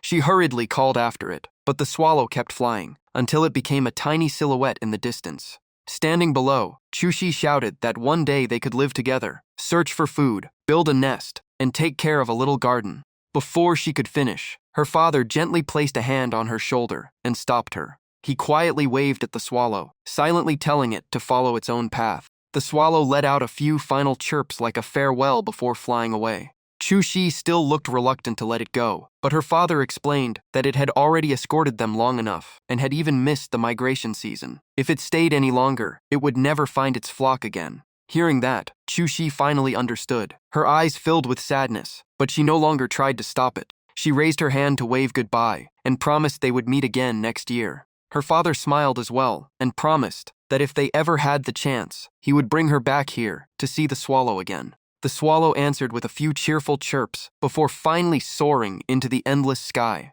Later, it found a mate, built a nest together, and slowly started a new family. When that life finally came to an end, Jiang Lin's consciousness was pulled back to reality, cold sweat covering his forehead. A strange aura still lingered around his body. He forced all of his power back inside, suppressing the lingering energy. His body was completely drained. Staggering, he leaned against a rock wall to steady himself before slowly walking away. But at that very moment, he completely lost control. He fell into a chaotic void, as though something had swallowed him whole. When he opened his eyes again, Jiang Lin jolted awake. He found himself lying in the middle of a frozen white wasteland. In his hazy state, he vaguely heard voices asking whether the young lady wanted to save the survivor. Jiang Lin struggled to open his eyes, but his body felt impossibly heavy. Two maids holding umbrellas stood before him. One checked his condition and exclaimed that he was still breathing. From inside a sedan chair, the young lady asked whether he could be saved. One maid examined him and replied that without the divine physician He Lao, his chances of survival were slim. Hearing that, the young lady ordered them to leave an umbrella beside him, so no one would accidentally step on him. They placed a red umbrella beside his body and prepared to leave. The group slowly disappeared into the falling snow. Just then, a powerful gust of wind lifted the curtain of the sedan chair. The young lady's face was revealed. She looked exactly like Chu Shi from his memories as a swallow, except her expression was cold and distant, as if carrying karma from another lifetime. Jiang Lin suddenly opened his eyes and fully regained consciousness. He sat up and clutched his head. His mind was in chaos, with only blurry memories of the red umbrella and that unfamiliar face remaining. He tried to piece the memories together, but they only became more fragmented. He could remember nothing beyond the sedan chair and that strange sense of familiarity. Jiang Lin began to suspect that the woman inside the sedan chair was Chu Shi, and if that was true, then their meetings had continued through countless reincarnations. But if everything in this world was connected to his own reincarnated identities, then what he had just experienced was far more than a single lifetime of memories. The thought made him stop in his tracks, as though something far deeper was beginning to reveal itself behind all those past lives. If this matter spread, the underworld would inevitably be drawn into it. He could not ignore it and had to uncover the truth. The scene shifted to the misty Naihei Bridge. Beside the bridge, Mengpo calmly ladled bowl after bowl of soup, sending each soul toward reincarnation. Standing behind her, Jiang Lin hesitated, as if wanting to ask something. Mengpo glanced over and bluntly asked, "Captain Jiang, do you need something?" Jiang Lin fell into deep thought. Asking without evidence could easily cause misunderstandings and create even more trouble. He briefly wondered whether anyone had ever broken through to the Ghost King realm and recovered memories before, though he had never heard of such a case. In the end, he chose not to mention it. He simply said he was passing by. The underworld was enormous, so not knowing everything was perfectly normal. It was better to investigate first. Mengpo frowned and said with obvious annoyance, "You people have way too much free time lately." Jiang Lin quickly replied that after the Ghost Treasurer incident, every Yanwang palace was under repair, so work had become much lighter, giving everyone extra time to cultivate. His answer only made her expression grow even colder. Mengpo stared directly at him and said, "You never come to see me for no reason. I hate beating around the bush. Say what you came to say, or leave." Jiang Lin forced an awkward smile and replied, "Can't I just come for a walk?" The moment he finished speaking, Mengpo looked irritated and even lifted her massive hammer. Jiang Lin quickly told her to calm down. Unable to hide it any longer, Jiang Lin finally asked, "Has anyone ever been immune to your soup?" Meng Po immediately named her price, 1,000 yuan. "That's the Yanwang discount." Jiang Lin nodded without hesitation. Deep down, he worried that if this mystery remained unsolved, it could cause serious problems later. She then created an illusion that showed Yan Lua casually drinking the soup as if it were plain water. Meng Po calmly said, "Even Yan Wang isn't affected by it, but I've never seen a soul completely immune to my soup. The world is vast, so maybe such a special constitution exists. If you want answers, ask somewhere else." After answering, Jiang Lin paid the fee. The system displayed a discounted payment of only 800 yuan. Meng Po accepted the money and casually added, "Come back and chat whenever you're free." Not long after Jiang Lin left, Meng Po dragged out a ghost that tried to cut the line and shouted, "Were you trying to skip the queue?" She raised her hammer again and asked, "Were you waiting for your family to arrive?" The ghost trembled and answered in fear. Then a young woman called out from the distance, "Husband, is that you?" The male ghost lit up with joy and kept saying she had finally found him. Meng Po tidied his ragged clothes with her magic, sent him back into line, and warned that another offense would send him to the very end. The couple embraced and promised to stay together in their next life. Meng Po only sighed because she had seen scenes like this every single day. Jiang Lin continued walking through the underworld. Suddenly, a strange rustling sound came from behind him. When he turned around, he spotted the rainbow luck orb secretly following him again. It immediately hid its aura and turned invisible, thinking Jiang Lin would never notice. Jiang Lin said nothing and quietly watched. His mind was full of questions when someone suddenly called out, "My lord, are you looking for something? Do you need any help?"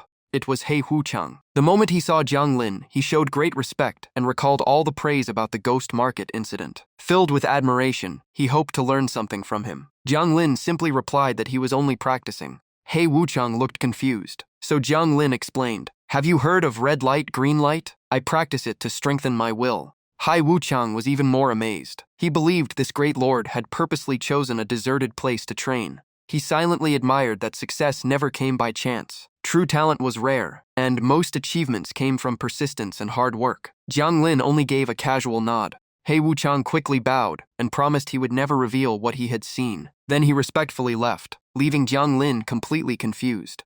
Jiang Lin watched He Wuchang disappear, still unable to figure out what had just happened. At that moment, the rainbow egg quietly tried to escape again. Jiang Lin immediately shouted, "Stop!" Even with the egg trapped inside a barrier, Jiang Lin vaguely felt that ever since recovering his past life memories, he had developed a strange hunger as if something had awakened his instincts. He walked closer and wondered, "It is so lively. Could it be trying to make the meat inside taste better?" Then he thought it might be easier to just eat it. Just as he reached out, the eggshell suddenly changed color. It shifted from rainbow colors to bright red. Jiang Lin curiously asked, "Can you turn blue?" The egg seemed to understand him and instantly turned blue. It let out a relieved sigh, as if a huge pressure had finally disappeared. Jiang Lin sat down and gently touched the surface of the egg. With just a light touch, the shell became noticeably soft. Jiang Lin smiled, as if he had discovered an interesting new toy. He picked up the egg and muttered, "Back to the 18th hall." The moment it heard those words, the egg panicked and shook violently in his hand, imagining harsh training ahead. The more it thought about it, the harder it trembled. At the archive pavilion, Jiang Lin walked inside. Before he could look around, someone called from behind, "Captain, are you here to read?" It was Shi Yin. Jiang Lin turned and replied that he still had not found what he was looking for. Shi Yin said he had been visiting often lately, but there were simply too many books. Jiang Lin told him to name the book, and he would try to help. Jiang Lin lightly tapped a bookshelf and said, "I want books about the history of the underworld." A ghost mask immediately appeared in midair. Shi Yin was so startled that he dropped his stack of books. The mask spoke in a deep voice and explained that countless people had searched for underworld history throughout the ages. It then asked if they truly wanted to read everything. Shi Yin secretly panicked because he did not want the captain to find out he rarely studied, but he stayed silent. The mask gave a signal, and every bookshelf related to underworld history slid over with loud rustling sounds. Within moments, towering bookshelves surrounded the two of them. The mask announced that every relevant book had been gathered, and they were free to read. Shi Yin was both shocked and deeply grateful. Jiang Lin pointed at one shelf and told Shi Yin to start there if he wanted to study the inheritance of ancient spells. Shi Yin immediately thanked him and headed toward the bookshelf. The mask turned to Jiang Lin and asked what he was looking for. He replied that he had a pet egg and needed books about it. The mask immediately recommended 2 books.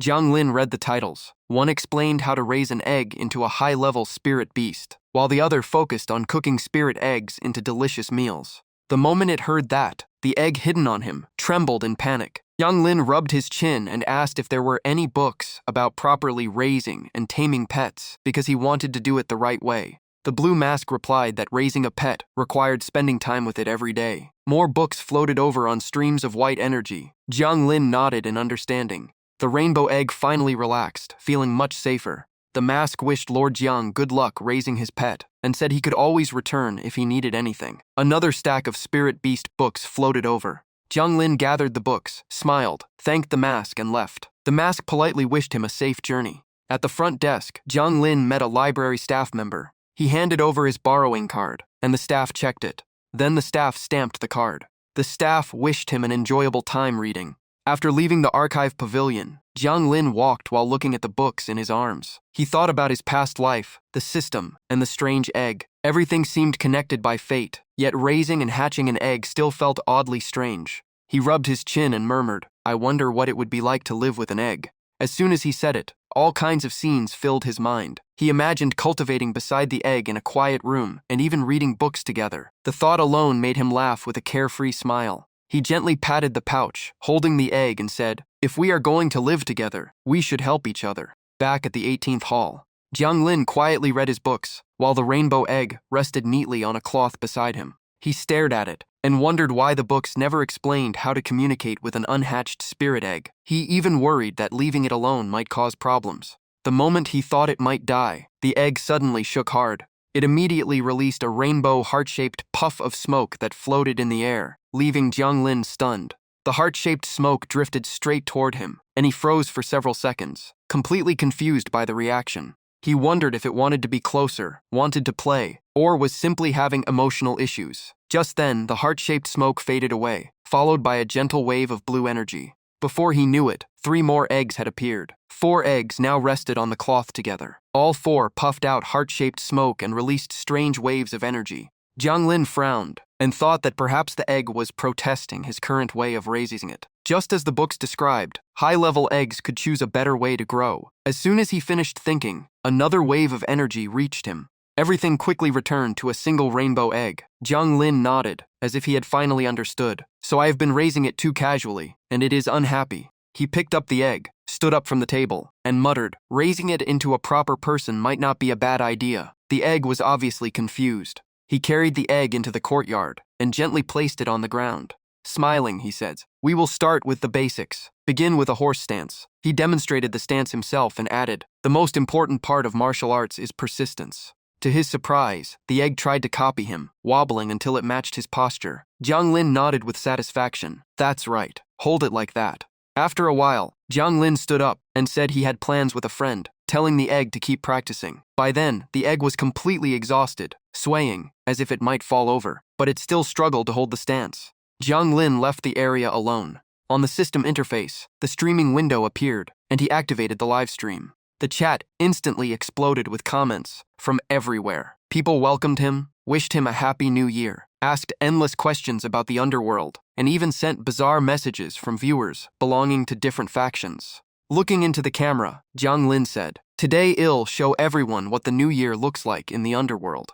Just then, while he was still floating in the air, someone suddenly called out from behind, making him quickly turn around. A young man walked up behind Jiang Lin. Strangely, his outfit looked almost identical to Jiang Lin's. Smiling brightly, he said, "Captain, this is the first year since Team 18 was founded. How about we decorate the place for the holiday?" Jiang Lin paused and asked, "What do you mean?" Jiang Lin looked down at the area below the building. The normally quiet underworld suddenly felt even more solemn. He looked up and nodded. "All right, you can handle it yourselves. I'll sit this one out." The young man happily agreed, called him captain one more time, and hurried off. Jiang Lin continued walking as a thought slowly formed. He had always preferred peace and solitude, but a little liveliness once in a while might not be so bad. Just then, the rainbow egg suddenly flew into him, making him turn around in surprise. It panted non-stop and released another puff of rainbow heart-shaped smoke, as if trying to tell him something. Jiang Lin immediately understood and asked, "You want to come too?" He reminded it to keep practicing. As soon as he finished speaking, the egg shot toward the ground below the building. It puffed out 3 sparkling heart-shaped clouds in a row, clearly overflowing with excitement, then turned back to look at him for confirmation. Meanwhile, one of the underworld streets was already decorated with bright lanterns, creating a lively holiday atmosphere. The streets were packed with crowds, and vendors shouted non-stop about New Year discounts, bio-negitone-free deals, new clothes, accessories, and cosmetics. The bustling market felt no different from the living world. 2 men walked side by side, laughing as they talked about going home for the new year and making plans to drink together when they had time. It was an ordinary and familiar scene, even in the underworld. Jiang Lin remained floating in the air with the livestream camera still beside him. He explained that every year-end, Ghost City was decorated with colorful lights and filled with festive activities. He added that the ghost officers also held a year-end banquet, but only those invited by the Yan King could attend. The livestream chat immediately exploded, with jokes about ghosts working regular jobs just like everyone else. Jiang Lin wrapped up the stream. "I'm going to meet some friends now. I'll show you more of the underworld after the new year." Then he ended the broadcast. He landed on the ground and walked at a relaxed pace. After a while, he stopped in front of a large building. A man stepped out and greeted him politely. Jiang Lin walked inside and greeted them. "Zisheng zuzu xiao gu zi." Inside were 2 men and 1 woman. The moment they saw him, they warmly greeted him as Uncle Jiang and happily said it had been a long time. Zisheng walked over with a smile and said this was the biggest restaurant in Ghost City, so today's meal would definitely cost a fortune. Jiang Lin smiled and replied that sharing a meal with friends was worth it. A server politely invited everyone to their table. The server gestured respectfully. "This way, please." The 4 of them sat around a round table. Xiao Guzi eagerly reached for the menu, and Jiang Lin let him order first. Xiong laughed and agreed that Xiao Guzi should decide. Zhu said the New Year preparations were almost finished, and that Xiao Guzi would deliver everything in 2 days. Jiang Lin nodded and said that was fine, as long as they informed the ghost guards at the gate. Jiang Lin then asked Xiao Guzi about his future, especially since he would soon become an official ghost officer, and whether he had decided on his path. Xiao Guzi scratched his head with a shy smile and said he had already passed his internship evaluation. The official assignment would come next year. He was deciding between the sealing team and the logistics team, although he was not sure he would be selected.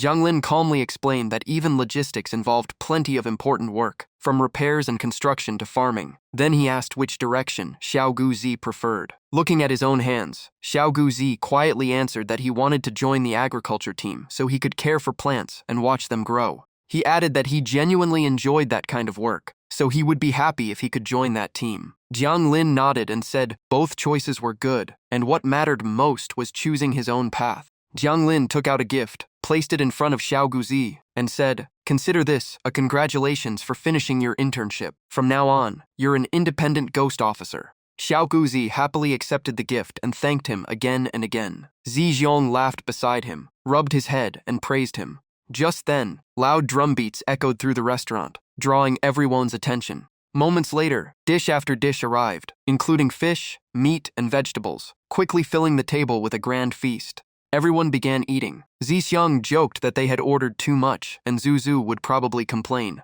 Jiang Lin simply smiled and said he would order less next time. Xiao Guzi quietly looked inside the gift bag and was surprised to find that it contained something far more valuable than an ordinary present. He looked up at Jiang Lin, unsure of what to say, and simply hugged the gift bag. Jiang Lin only smiled without offering any explanation. The meal ended quickly. Jiang Lin stood up to leave. Everyone walked him to the door, and Zhu reminded him to come back for the New Year gifts if he had time. Jiang Lin nodded, said goodbye, and flew into the sky. Xiao Guzi waved and called out, "Goodbye, Uncle Jiang."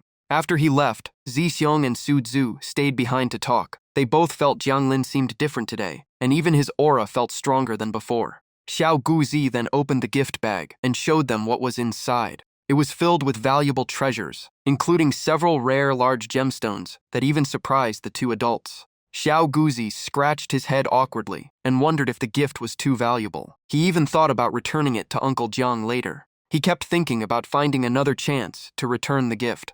Zixiang and Su Tzu exchanged a glance. Neither of them spoke right away. Zixiang gently patted Xiao Guzi on the head to reassure him. He said that since Uncle Jiang had given it to him, he should simply accept it. Xiao Guzi still wondered how a low-ranking ghost officer could afford such an expensive gift. Zixiang asked, "Did you ever feel any bad intentions from Uncle Jiang? Do you think he would ever hurt you?" Xiao Guzi immediately shook his head. No, Uncle Jiang would never hurt me. Ziyong nodded and explained that the value of a gift was less important than the intention behind it. Jiang Lin probably wanted to encourage Xiao Guzi to become an official ghost officer, so he should use it as motivation. Xiao Guzi nodded with determination, feeling far more motivated than before. The three continued chatting. Zutsu suggested preparing a proper return gift someday, but Zixiang said there was no need to be so formal because of the close relationship between their families. In the end, Zutsu decided to prepare some home-made food and pastries instead. The atmosphere gradually settled down. The crimson sky of the underworld remained unchanged, yet everything felt more peaceful.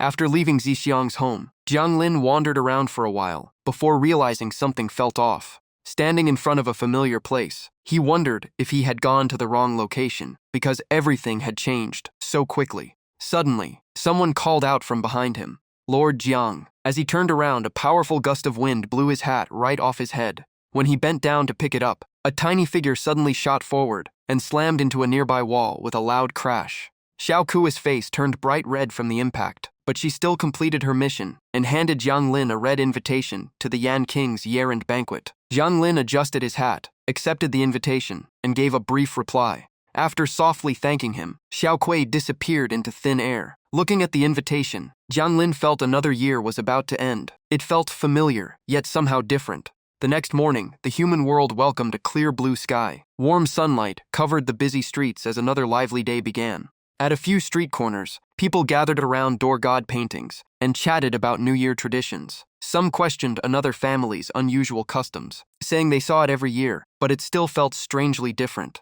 Elsewhere in the city, inside a high-rise apartment building, a man carefully wrote calligraphy on a red banner with great excitement, while his wife and child stood nearby watching. The words on the banner were filled with wishes for wealth and success. They sounded bold and a little over the top. His wife frowned the moment she read them, as the festive mood spread throughout the home.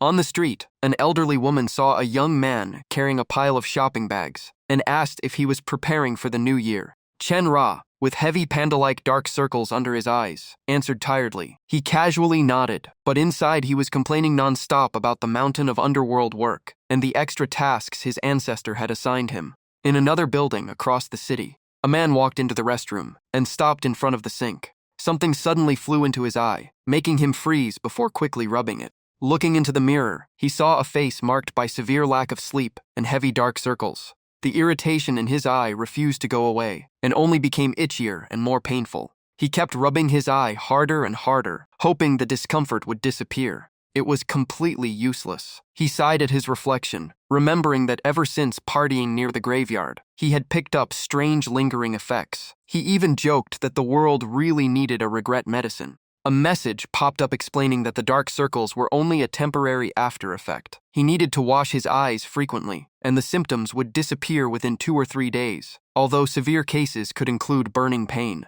After reading it, he could only sigh, knowing he still had several more days to endure. Just then, someone walked in, glanced at him, immediately recognized him, and greeted him like an old acquaintance from Tang Tianze's past. The newcomer was an office worker with an unfriendly attitude. He mocked Tang Tianze from the moment he saw him and hinted that his current status did not suit him. He kept sneering, making fun of Tang Tianze's sunglasses and looking down on him with open contempt. Tang Tianze fired back with a sharp remark, but forced himself to stay calm. He still had an important task today and did not want to ruin it. He followed up with a few more cutting comments that left the other man speechless, while acting as if an unpleasant smell was bothering him, making the tension even worse. The man refused to stop. He brought up Tang Tianze's past and mocked the fact that he had been removed from the list of heirs, trying to break his confidence. Tang Tianze suddenly cut him off and shut down the endless rant. The other man froze, completely caught off guard by the firm response. Tang Tianze took off his sunglasses, revealing terrifying dark circles beneath his eyes. He warned that he was not someone to provoke, and even hinted that he could deal with ghosts. His eyes slowly changed, turning an unnatural shade of red that filled the room with heavy pressure. Pointing at his eyes, he said he was no match for a ghost officer, but he could still summon ghosts. Then he challenged the man to guess why his eyes had become like this. Those few words were enough to terrify the man, who immediately ran away. Standing by the restroom door, Tang Tianze coldly called after him, "Don't forget to wash your hands. I hate filthy smells." He added another half-joking warning, saying that if the man ever wanted to pick a fight again, he should train properly first, or risk losing even his inheritance. The restroom door shut with a click. Tang Tianze stared into the mirror, still annoyed by the burning itch in his eyes, silently cursing the hypocrite from earlier. At that moment, another voice spoke from behind, sounding as if it had recently discovered something about him. The newcomer immediately proposed working together, saying their meeting must be fate. Tang Tianze raised a hand and signaled him to wait a moment. He composed himself and put his sunglasses back on, hiding his true emotions. The two exchanged a formal handshake. The newcomer introduced himself as Jiang Xian, a fortune teller. Tang Tianze politely introduced himself as well. Both smiled on the surface, but each had hidden plans. One wanted to recruit the other, while the other had already been targeting him, and was even considering opening an office here under Yi Zis' name. Everything was going exactly as Tang Tianze had hoped. He could barely hide his excitement as his cheeks flushed slightly. With both his ancestors' support and another layer of protection, his future looked even brighter. The two left the restroom to continue talking. Only then did the man who had been hiding inside cautiously peek out and notice Jiang Xian. He watched them leave with growing frustration. Somehow Tang Tianze had connected with someone as influential as Jiang Xian and seemed to have entered a powerful circle. Thinking about losing his inheritance only made him angrier. He gripped the restroom door so tightly that it looked as if he wanted to crush it. Jealousy and suspicion filled his mind, making him feel like he was the only one left in the dark. But he quickly pulled himself together and reminded himself that he was still the rightful heir of the Tang family. Clinging to that belief, he swore to prove his position no matter what. The scene shifted to the underworld, where Jiang Lin had already arrived at the year-end banquet. The rainbow egg suddenly poked its way out of his pocket, forcing Jiang Lin to quickly stuff it back inside. Even then, the egg refused to stay still and kept squirming. Jiang Lin raised a hand for silence and reminded it that it had promised to behave and not cause trouble today. Just then, someone walked over and asked, "Captain Jiang, you're here for the year-end banquet too?" It was Captain Tojo, leading a dog and a fox by his side. Jiang Lin smiled and greeted him. After exchanging greetings, Tojo noticed something unusual in Jiang Lin's gaze and asked what was wrong. He even checked himself for anything unusual, while Jiang Lin calmly brushed it off, saying he was only wondering whether Tojo would attend the banquet. Jiang Lin recalled his first impression of Tojo. He had seemed like a rigid and serious person back then, but now he somehow felt different. Tojo touched his horn and explained that the Underworld's year-end banquet was much more relaxed than people imagined. It was mainly a gathering to celebrate together, and he invited Jiang Lin to join them. As they walked, Jiang Lin curiously asked how work reports were handled during the holiday season. There was nothing complicated. They only needed to submit their reports to the guard beside the Yan King. He recalled how they used to report one by one, a process that lasted an entire day and exhausted everyone. One former captain had even brought a mountain of documents, dragging the report session on day and night. The memory still haunted Tojo. The Yan King had nearly run away from the endless detailed reports, and the ghost officers had stood there until their legs went numb. That was why the rules were later changed. Now they only had to hand in the documents, leaving everyone free to enjoy the year-end banquet. Jiang Lin laughed and joked that he should thank that former captain someday. As they talked, they reached the entrance. Tojo reminded him not to mention the old story in front of others, because it would embarrass the former captain. Jiang Lin nodded in understanding.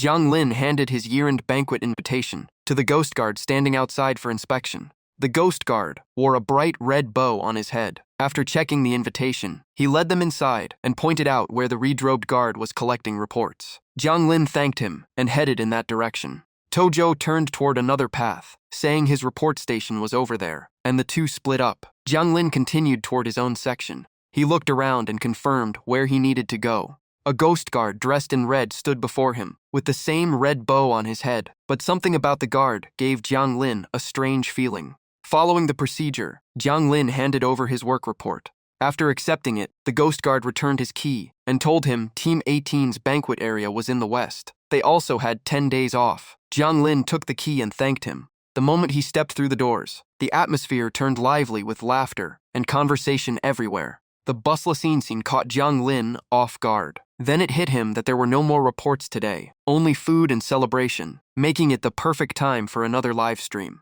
Without hesitation, he opened the live stream system. The stream immediately went live. A familiar notification sounded, and brilliant fireworks lit up the sky as if welcoming the broadcast.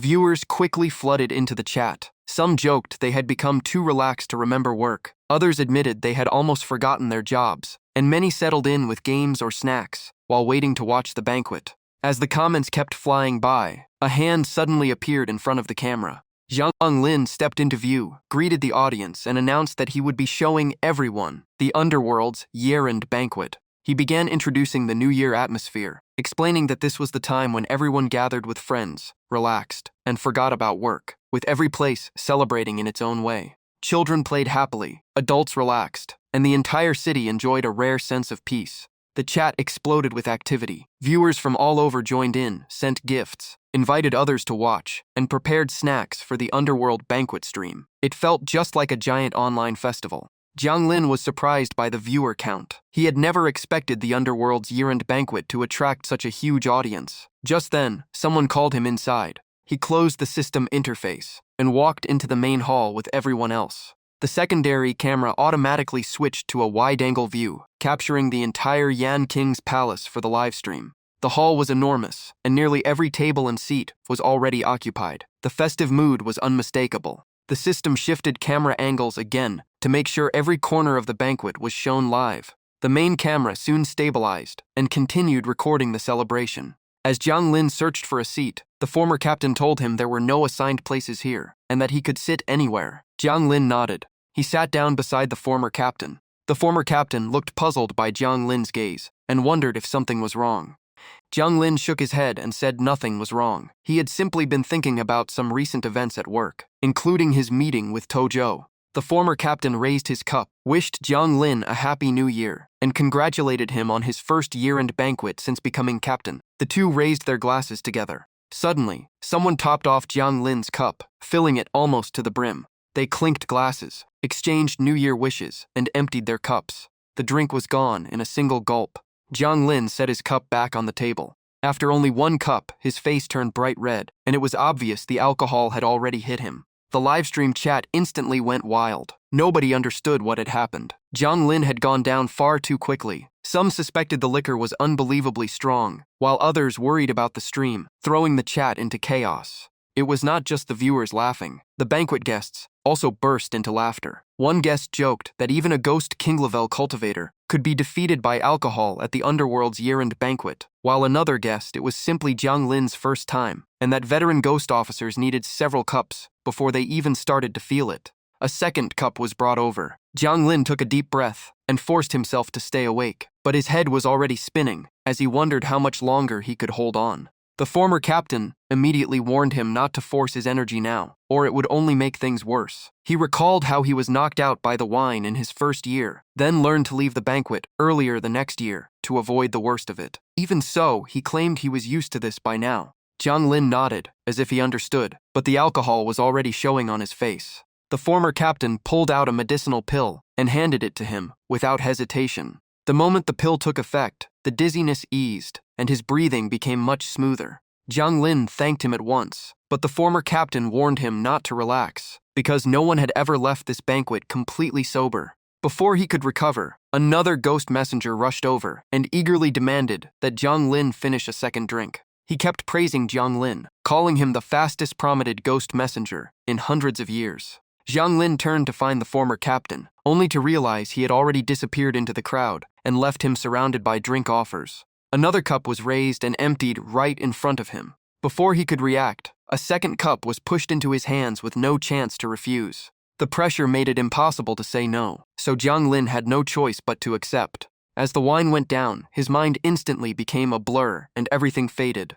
A moment later, he collapsed onto the table and completely lost consciousness. The livestream chat instantly exploded. Some viewers were furious, others were confused. Some joked they would fight whoever forced him to drink. Others wondered what a drunk ghost messenger looked like, and many laughed that this was a once-in-a-lifetime scene. The ghost messengers looked at Jiang Lin, lying on the table, and shook their heads, saying his alcohol tolerance was terrible. They quickly lost interest and moved on to find someone else to drink with. The ghost messengers who came with him chatted among themselves, saying the younger generation was weaker than before because they used to last several rounds. Then they split up to find new targets. Suddenly, a deafening slam split the banquet table in half, freezing everyone nearby. It was Meng Po. Slightly drunk, she smashed the table and shouted for someone to clean it up. A few passing ghost messengers laughed at her, but the killing intent that followed wiped the smiles off their faces. The two ghost messengers looked at each other and immediately started planning their escape because they knew staying was a bad idea.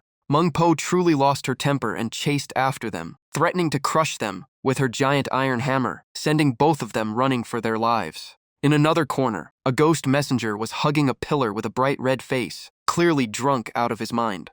Another group became even stranger.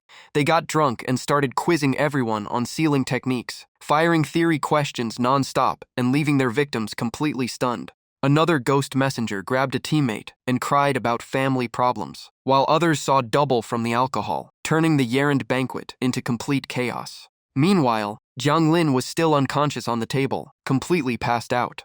At that moment, the rainbow egg inside his robe started moving and crawled out on its own. Sensing something nearby, Jiang Lin instinctively reached out and grabbed it. His face, flushed from the alcohol, leaned close to the egg as if he were staring at a delicious meal. In his drunken state, he mistook it for a boiled egg and tapped it against the table, as if trying to crack the shell. Then he picked it up and turned it around as though checking whether it was fully cooked. Somehow, he grabbed a bowl and slammed it down, ready to smash the egg open. But the rainbow egg quickly dodged aside. Jiang Lin grew annoyed, muttering that it was a demon egg that could run away, while the terrified egg kept trembling and dodging.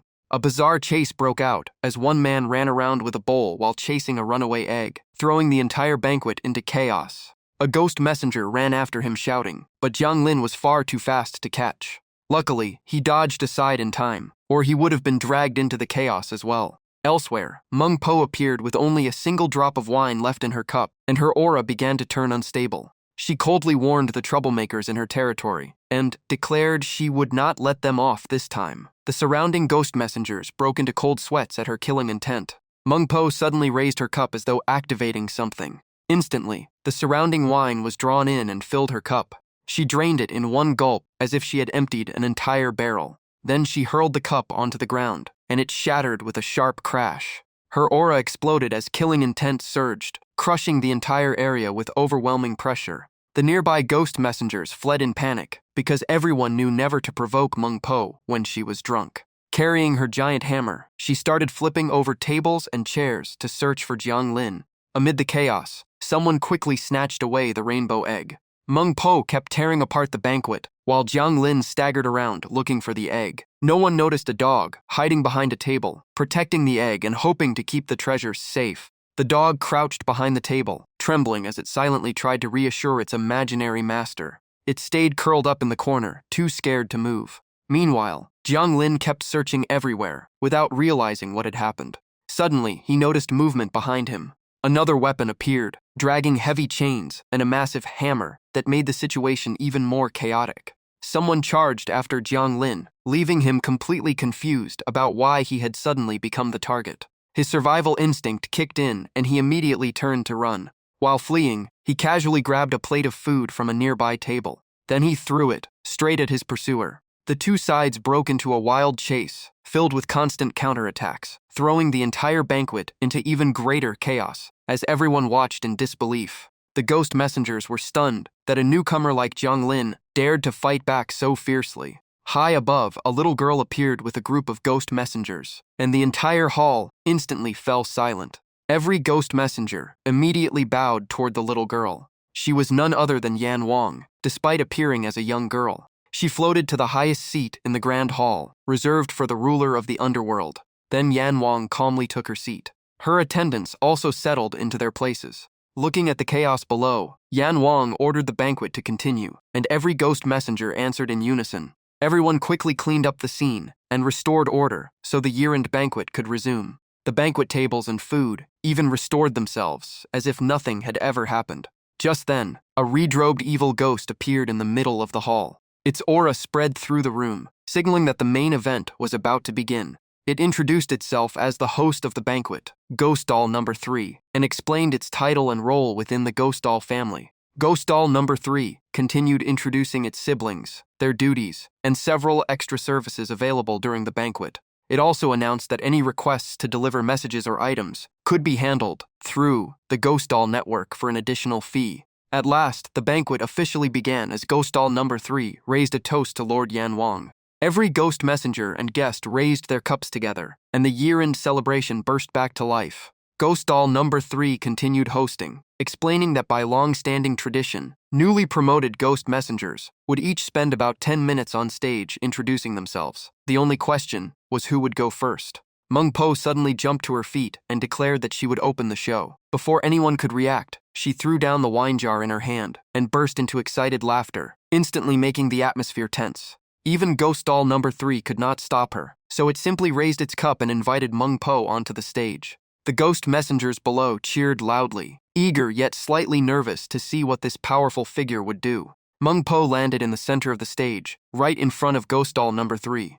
She immediately summoned her signature giant soup cauldron. The cauldron radiated a strange aura, and Meng Po stood beside it with a drunken, unreadable expression that made everyone uneasy. She stirred the soup non-stop as dense yin energy spread outward, making the surroundings darker and darker. Some ghost messengers could not tell whether she was performing or actually cooking. Ghost Doll number 3 tried to stop her, but was completely overwhelmed by her presence, so it could only remind her that she might have misunderstood the event. Ghost Doll number 3 cautiously stepped closer, keeping a safe distance because the danger was obvious. Meng Po ignored it completely and kept going, even saying that if no one dealt with it, she would handle everything herself. Inside the cauldron, the beings trapped within began panicking under the terrifying pressure of the yin energy. The soup cauldron became more horrifying by the second, as thick yin energy filled the air, crushing and erasing many of the things trapped inside. After a while, the cauldron began boiling violently, releasing deep rumbling sounds. When it was finally ready, Meng Po turned to Ghost Doll and asked why no one had started burning or handling it yet, leaving the host frozen in place. Some ghost messengers sensed traces of spiritual energy inside and became even more terrified, with no one daring to touch the cauldron. Ghost Doll number 3 nervously asked what ingredients she had added while trying to stay calm, despite the strange aura. Meng Po casually replied that they were all ordinary ingredients, but together they produced a special effect, and she said it was almost finished.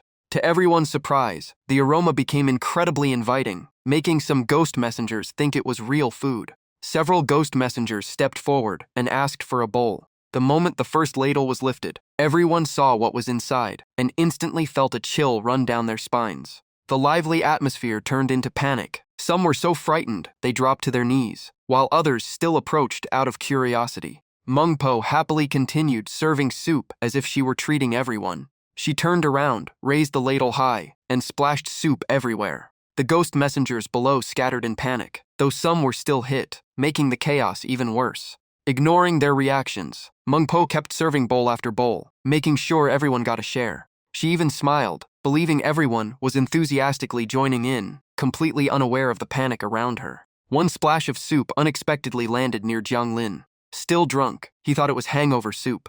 Without the slightest hesitation, he drank the whole bowl in one gulp and let out a loud burp. Yan Wang immediately ordered the ghost soldiers to deal with the situation, and the atmosphere became incredibly tense. Several ghost soldiers suddenly emerged from the ground and grabbed Jiang Lin. They flipped him upside down in an instant, making everyone think he had just swallowed a deadly poison. The entire hall was on edge. Jiang Lin finally started coming to, and sensed that something was wrong. He reached toward the bowl that everyone was holding away from him. A nearby dog also stared at the bowl with wary eyes. After struggling for a while, Jiang Lin finally vomited up what he had just swallowed and tried to break free. Looking into the bowl again, he discovered a red egg at the bottom.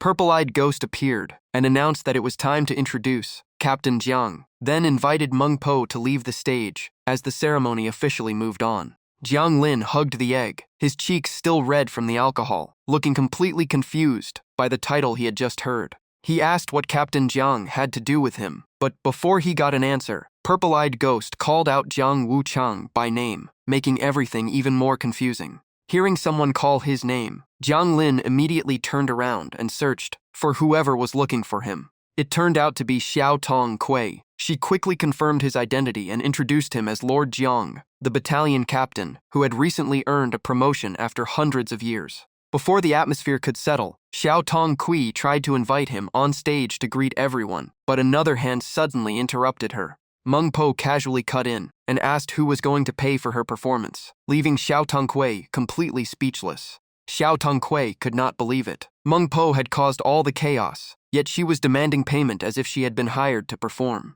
Seeing no one offering money, Meng Po let out a cold laugh that instantly made everyone uncomfortable, and Xiao Tongquei realized something was very wrong. Meng Po even pretended to tear up, but every word was about not being paid, and her mood shifted so fast that no one could predict her. The fake weakness vanished in an instant. Meng Po drew her weapon, and the sudden surge of pressure even forced Black and White Wuchang to step back. She swung her iron staff fiercely and roared so loudly that Xiao Tongquei and Black and White Wuchang fled in panic to seek help from Yan Wang. Just as everything reached its breaking point, someone finally agreed to pay, and Meng Po's attitude changed instantly as her killing intent disappeared without a trace. Yan Wang arrived, looked at the mess, and could only sigh while cautiously calming everyone down, treating it as an unusually troublesome performance. Yan Wang helplessly realized that reasoning with Meng Po was pointless, while Bai Wuchang could only complain that dealing with her never ended well. In the end, everyone obediently paid up, turning the entire scene into pure comedy.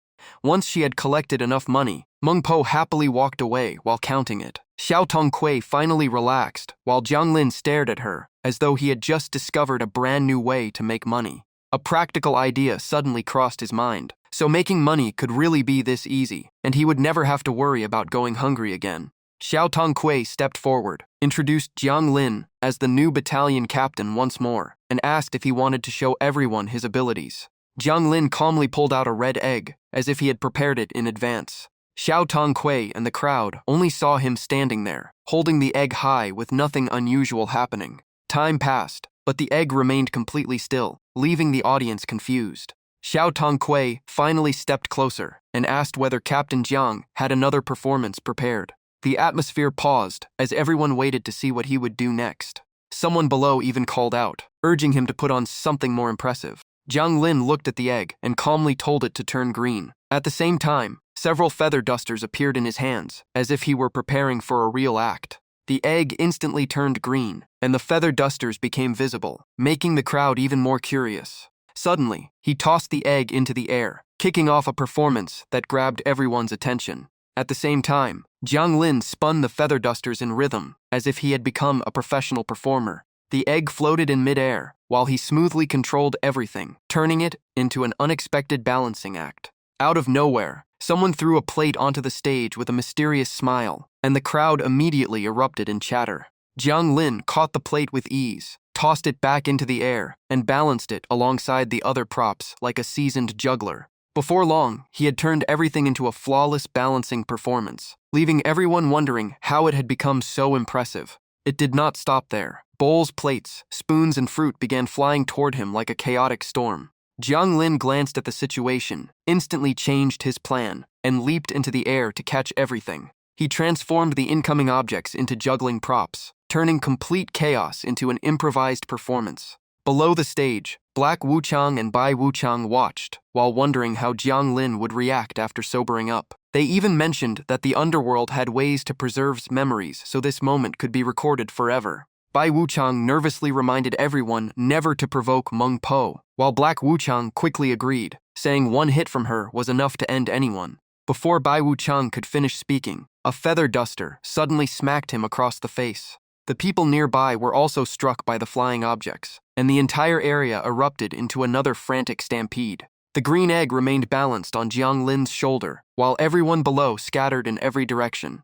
Jiang Lin spun until he became dizzy, and in the middle of the chaos, the egg suddenly smacked him right in the face. Someone who had just gotten back on his feet looked at the scattered food and fell into a strange hallucination, reacting with both panic and excitement, as if everything were flying. Others also slipped into bizarre hallucinations, screaming and laughing wildly while believing the food was flying and that they could fly with it. The two who had just experienced the hallucinations suddenly slumped over, their spirits crushed as they called themselves hopelessly pathetic. At that moment, Jiang Lin slowly opened his eyes as if waking from a chaotic dream. The green mist surrounding the area gradually faded, revealing reality once again. Those who had believed they were flying suddenly crashed to the ground, some flat on their backs, while others rolled around in pain.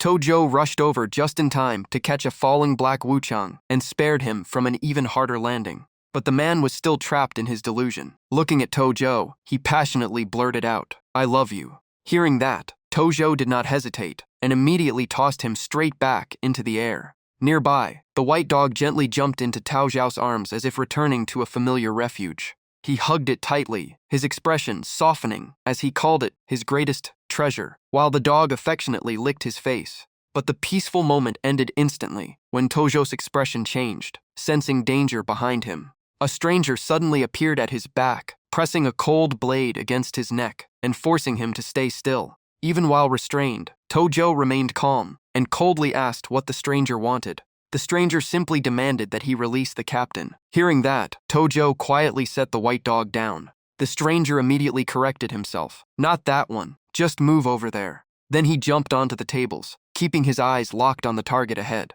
A red communication stone appeared in Tojo's hands as he quietly prepared another move. Without hesitation, he crushed the stone and activated its signal. In the distance, a figure with a chilling aura began approaching, its eyes gleaming with danger. A young boy appeared with a professional attitude, offering his paid services and asking what the client needed. Tojo calmly replied, "Just turn around and you'll understand." The boy followed the instruction and looked behind him. Another figure instantly came into view. It was a red-faced old man with an intimidating aura, making even the boy's expression change. The old man was carrying an entire table while sprinting like the wind at an unbelievable speed. Tojo quickly asked if the boy could catch him because the situation was urgent. The boy scratched his head and admitted that speed was far beyond his ability. Hearing that, Tojo handed him a sheet of paper like a contract. The boy immediately gave an OK sign and promised to show up anytime he was called in the future. After that, he returned to Jiang Lin, who was still staggering around and had not fully sobered up. Jiang Lin kept mumbling about performance fees, leaving the boy speechless, while everyone else calmly continued eating and drinking as if nothing had happened.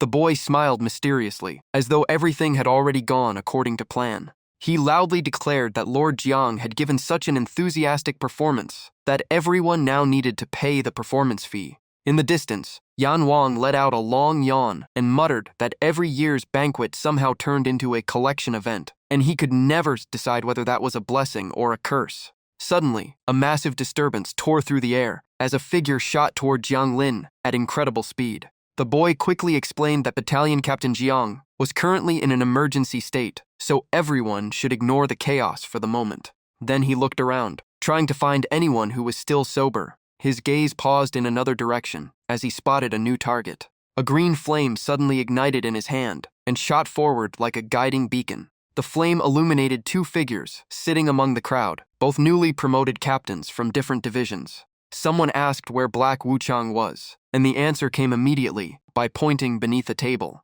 Everyone looked down together, and their eyes met in an awkward moment. Black Wuchang was so drunk that he had completely lost his bearings, hugging an entire table while charging outside like a madman. One of the newly promoted captains reacted at once, his face turning serious as he realized the situation was getting out of control. He immediately unleashed a talisman and chased after the fleeing target. Explosions erupted one after another as flames and shockwaves spread across the battlefield, throwing everything into chaos. During the fight, the opponent muttered that it looked like even the most basic sealing technique would be necessary now. Another figure rushed in, grabbed a teammate, and charged straight into the battle without hesitation. Holding the opponent tightly, the newcomer proudly announced that the target had been captured and declared himself the one who had turned the tide. Meanwhile, in another corner, the main character sat quietly apart from the chaos, holding an item and watching everything as though none of it concerned him.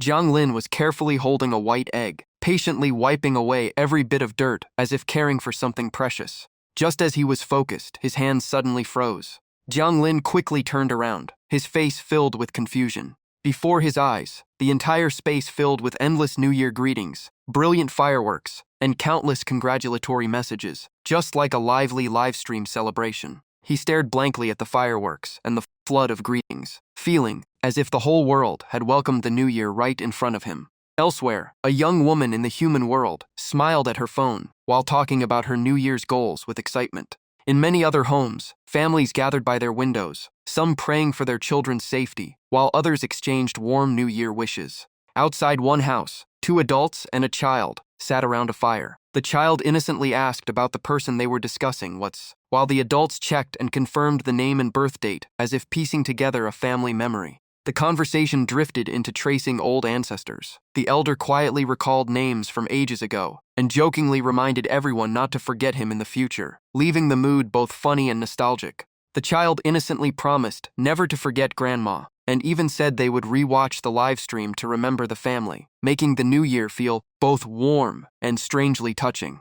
Elsewhere, an old man gently patted a small animal while trying to convince it to guide the way, but the little creature complained that it was too tired to get dragged into unexpected work. The old man only smiled, picked it up, and continued the journey, while the poor creature kept grumbling in defeat. In another place, a divine official quietly sat beneath the moon with a cup of wine, softly offering a New Year blessing. Another divine official visited an elderly woman in the underworld. They chatted together and welcomed the new year beneath distant fireworks. The old woman smiled and praised the younger generation for learning so quickly as they shared the festive atmosphere. The two stood outside watching the fireworks and exchanged simple but heartfelt New Year wishes, creating a rare peaceful moment in the underworld. In Ghost City, two young people argued over an old debt. One demanded payment, while the other promised to settle it next year instead. Their conversation turned into playful sarcasm as one insisted on avoiding reincarnation because the human world sounded even harsher than the underworld.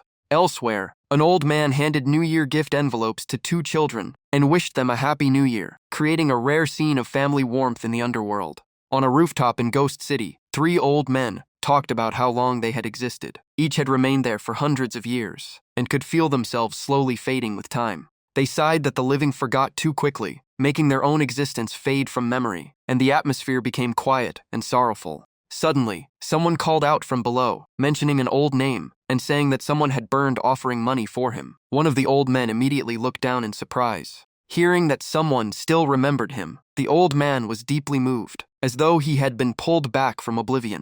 The other two elders were equally surprised, realizing that human memories were not as fleeting as they had believed. Meanwhile, Jiang Lin watched all the emotions and New Year wishes spreading across countless places, and a faint smile appeared on his face. He quietly wished everyone a happy New Year before finally relaxing. Then Jiang Lin slumped onto the table and drifted into rest amid the strange blend of reality and mystery. Elsewhere, Yan Luo was quietly holding a cup of wine when a young man carrying a massive hammer stepped forward and challenged him. The atmosphere instantly became tense as everyone silently waited for the response. Yan Luo calmly stood up with a relaxed smile, as though he had expected this moment. The next instant, Yan Luo charged forward at incredible speed, ending the brief exchange with decisive action. The judge had barely rushed in before Yan Luo's heavy kick slammed into him like a giant hammer, catching him completely off guard. A deep explosion echoed as the judge was blasted away like a sack of sand.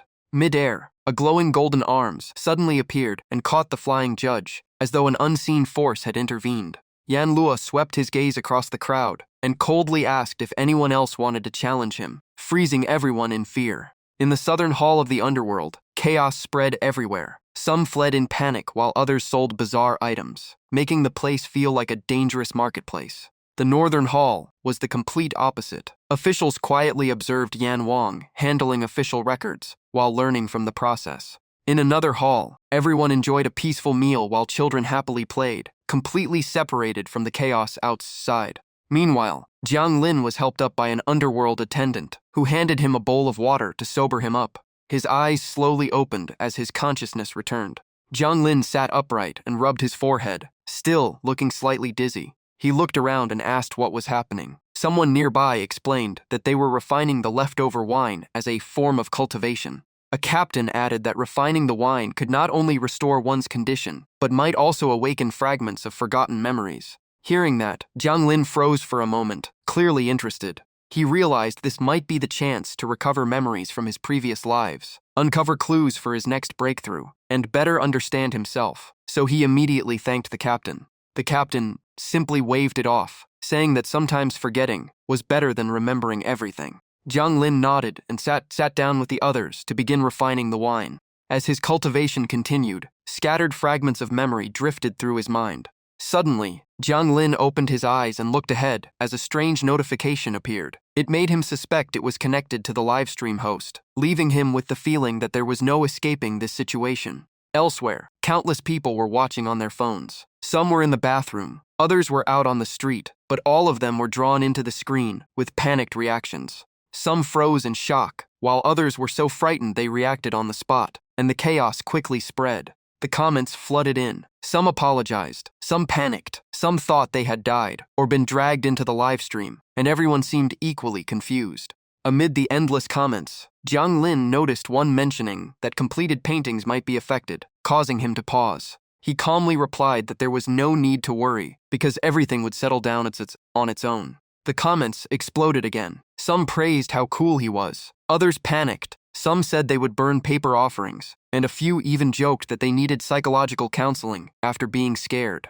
Watching the endless stream of reactions, Jiang Lin realized the Underworld's year-end banquet was far more chaotic than he had imagined, and if word spread, it could cause serious trouble. A burst of sobbing echoed from the distance, drawing his attention. Someone with a bruised face stared into a mirror while complaining about his ruined reputation and fragments of memories from a previous life. Another black wuchang packed up his belongings, while muttering that he would probably be banned from next year's banquet, making the atmosphere even stranger. In another corner, a young woman stared at the pile of money before her, wondering how much she had collected and whether she should stop or keep going. After a while, the drunken crowd gradually dispersed, and the atmosphere finally began to calm down. A rainbow-colored egg jumped into Jiang Lin's hand, as if reminding him it was time to wrap things up. He silently thought it was fortunate he had kept some reason while drunk, or the consequences would have been far worse. At the 18th hall, Jiang Lin stood at the entrance and noticed that the couplets had been replaced, making the place seem much safer from troublemakers.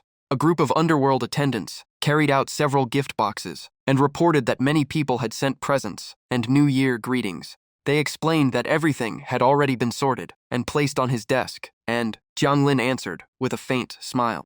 Little by little, everything returned to normal as the chaos had finally been resolved. Jiang Lin smiled, handed the items back to the two attendants, and thanked them for guarding the 18th hall over the past few days. He told them they could finally go home and celebrate the new year. The two were overjoyed, repeatedly thanking him and wishing him continued success and smooth promotion. The two attendants then hung red lanterns on both sides of the grand hall, filling the place with the spirit of the new year. Looking at the scene, Jiang Lin suddenly realized he no longer felt like the lonely man who once lived by himself. He turned around and walked into the hall. He quickly picked up the stack of documents on his desk and began reviewing them. Jiang Lin took up his brush and started recording and processing each task one by one. At that moment, the small egg floated beside him and brought over another book. The floating book suddenly slipped as if it were about to fall. Jiang Lin reached out to catch it and chuckled at the egg's unusual way of helping. Holding the book, he returned to his desk and sat down. Then he carefully flipped through its pages.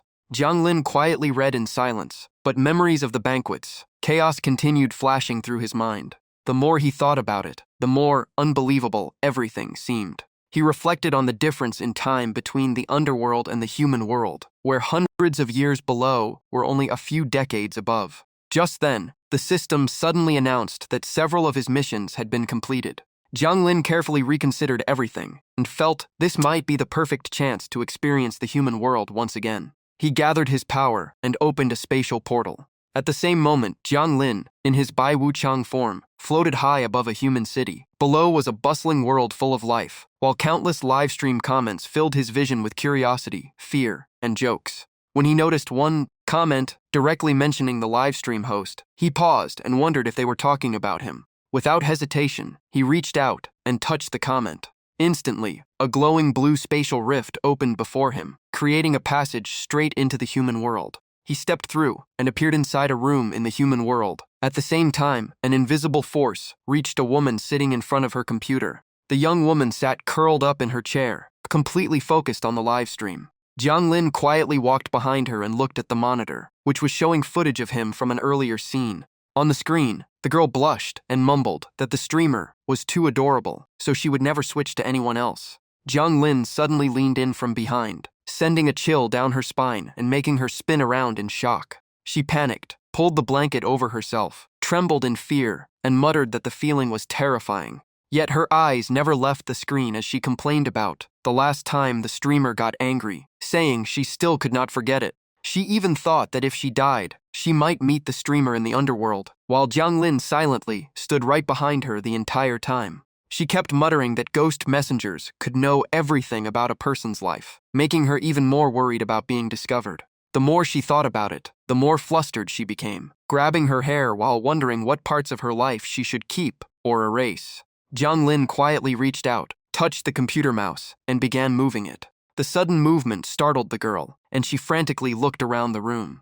She quickly grabbed her phone and started typing nonstop, trembling with fear. In a panic, she tried to send a message asking for help, but halfway through typing, she suddenly froze and looked behind her. There was nothing there. The space behind her was completely empty. Jiang Lin was still standing in the same place, quietly staring at the computer screen. The frightened girl toppled backward in her chair, groaning in pain and muttering that she was still alive, while Jiang Lin grew increasingly speechless at her reactions. She suddenly jumped to her feet, clutching her phone, and convincing herself something terrible had really happened. Maybe she could ask the streamer for help. Jiang Lin simply stared at her in complete confusion. Without hesitating, she typed another message. "Streamer, please save me. It's New Year, and I just saw a ghost." Before she could send it, a beam of light suddenly dropped onto her position so quickly that she could not react. It was Jiang Lin. The green light in his hand slowly faded as he coldly said, "If you're my fan, then go to sleep." The moment he finished speaking, she instantly fell into a deep sleep.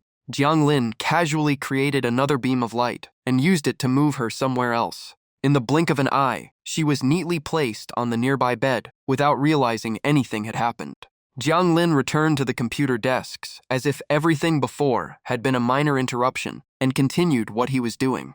Looking at the screen, he noticed the words, "Haha, the streamer," left on the page the girl had been viewing, causing him to pause. He slowly moved the cursor toward one of the options on the screen. As soon as he clicked, his expression changed. His face turned slightly red, and he froze for several seconds at what appeared. Jiang Lin remained seated, staring intently at the monitor, as he tried to understand what he was seeing. The screen showed a character that looked exactly like him changing clothes, complete with previous and next page buttons below, making the situation incredibly awkward. He clicked to the next page anyway, determined to see the rest. The moment the page loaded, he froze with wide eyes, because the image completely exceeded his expectations. On the screen was an intimate scene between a version of himself and another man, creating an unbelievable mix of romance and embarrassment. The girl on the bed suddenly woke up, shyly crying, "No, streamer!" Jiang Lin immediately snapped back, "So you've already seen all of it." He tapped her on the head, with the weapon in his hand, knocking her back to sleep, then coldly told her to stay asleep. She fell into another deep sleep, drooling without realizing it. Feeling both annoyed and helpless, Jiang Lin tore open space itself and left the room. He returned to his home in the underworld and immediately shut the door behind him. Then he controlled a floating sheet of paper and stuck it onto the front door. The notice clearly read, "Closed for secluded cultivation, no visitors." Back in the underworld, the New Year celebration had ended. Everyone began taking down the red lanterns while chatting about returning to their normal work routine. At a roadside diner, two men drank together and talked about how many underworld captains had gone into seclusion after the year-end banquet. One of them took a sip of liquors and said everyone got completely drunk that night and caused chaos in the main hall, so now they were too embarrassed to show their faces. Elsewhere, two young women chatted while walking about how King Yama seemed to be improving the benefits for underworld officers, and they even heard a newly promoted captain had already asked for better perks. They guessed the pay was probably not good enough, so King Yama decided to review the entire policy. At the same time, back in the human world after the New Year holiday, an office was filled with cheerful New Year greetings as everyone returned to work. Inside the office, people chatted while working about the Underworld livestream, and one even said they had burned paper money so their ancestors could spend it all year. In another corner, two female employees talked about leaving early during the holiday to visit their families. One wanted to bring her parents to the city, while a man beside them suddenly stopped mid-sentence during a phone call. While everyone was still chatting, the man finally gathered his courage and confessed that he liked the girl. He said the choice to date was entirely hers. As soon as he finished, his face turned bright red and sweat poured down from the tension. The two women nearby sipped their drinks while watching every second of the confession. Outside, the traffic light had just turned green, but in the next instant, the signal changed again in a strange way. From a blurry perspective, something like a lost consciousness slowly returned, as a pair of eyes seemed to open after a long void. It was actually the soul of a man who had just left his body. He clutched his head in pain and cried out in panic. As he turned around, he froze after seeing his own body lying motionless in a pool of blood. A crowd had gathered around the scene, along with the car that caused the accident and its pale-faced driver. The trembling driver frantically called the police and an ambulance, his voice shaking with fear, while the victim's soul stood there in stunned silence. More and more people gathered around. One person knelt beside the victim and desperately tried to wake him, while another hurriedly called emergency services to report the accident at the intersection. The man's soul stared at his own body and bitterly muttered that he thought his old illness had flared up again, never expecting things to end like this. Just then, Jiang Lin appeared behind the soul and coldly said it was time to leave. The soul jumped in shock and stammered at the sight of Jiang Lin, while Jiang Lin calmly explained that his job was to escort him onward. The man immediately misunderstood and assumed Jiang Lin was Bai Wuchang, so he stood perfectly still without daring to move. Jiang Lin had no idea how to react to the misunderstanding. For some unknown reason, the soul suddenly bent down and took off one of his shoes. The next second, he hurled the shoe straight at Jiang Lin in a strange act of defiance. The throw looked fierce, but Jiang Lin casually stepped aside and dodged it. The soul kept charging with punches and kicks, while shouting that he would defeat the Underworld officer, but Jiang Lin simply stood there and watched. After several missed attacks, the man started gasping for breath, and it was obvious he had no strength left. A bitter thought crossed his mind that he could not land a single hit. Then he suddenly faked an attack, turned around, and ran for his life. He sprinted forward with everything he had left, trying to escape. But to Jiang Lin, that speed looked no different from slow motion, making every movement easy to follow. In a single instant, Jiang Lin reached out, grabbed the man's collar, and stopped him in his tracks. The soul turned pale, while Jiang Lin simply repeated that it was time to move on. Suddenly, the man dropped to his knees and clung to Jiang Lin's leg, begging for mercy. He pleaded non-stop as a heavy purple aura of obsession slowly gathered around him. Jiang Lin immediately noticed the danger. If that obsession erupted, it could turn into a dangerous ghost aura, so he asked what unfinished business was keeping him here. The soul hurriedly explained that he wanted to wait until the police finished handling the scene and his body before leaving. He even mumbled about ordinary things, like his salary and his family.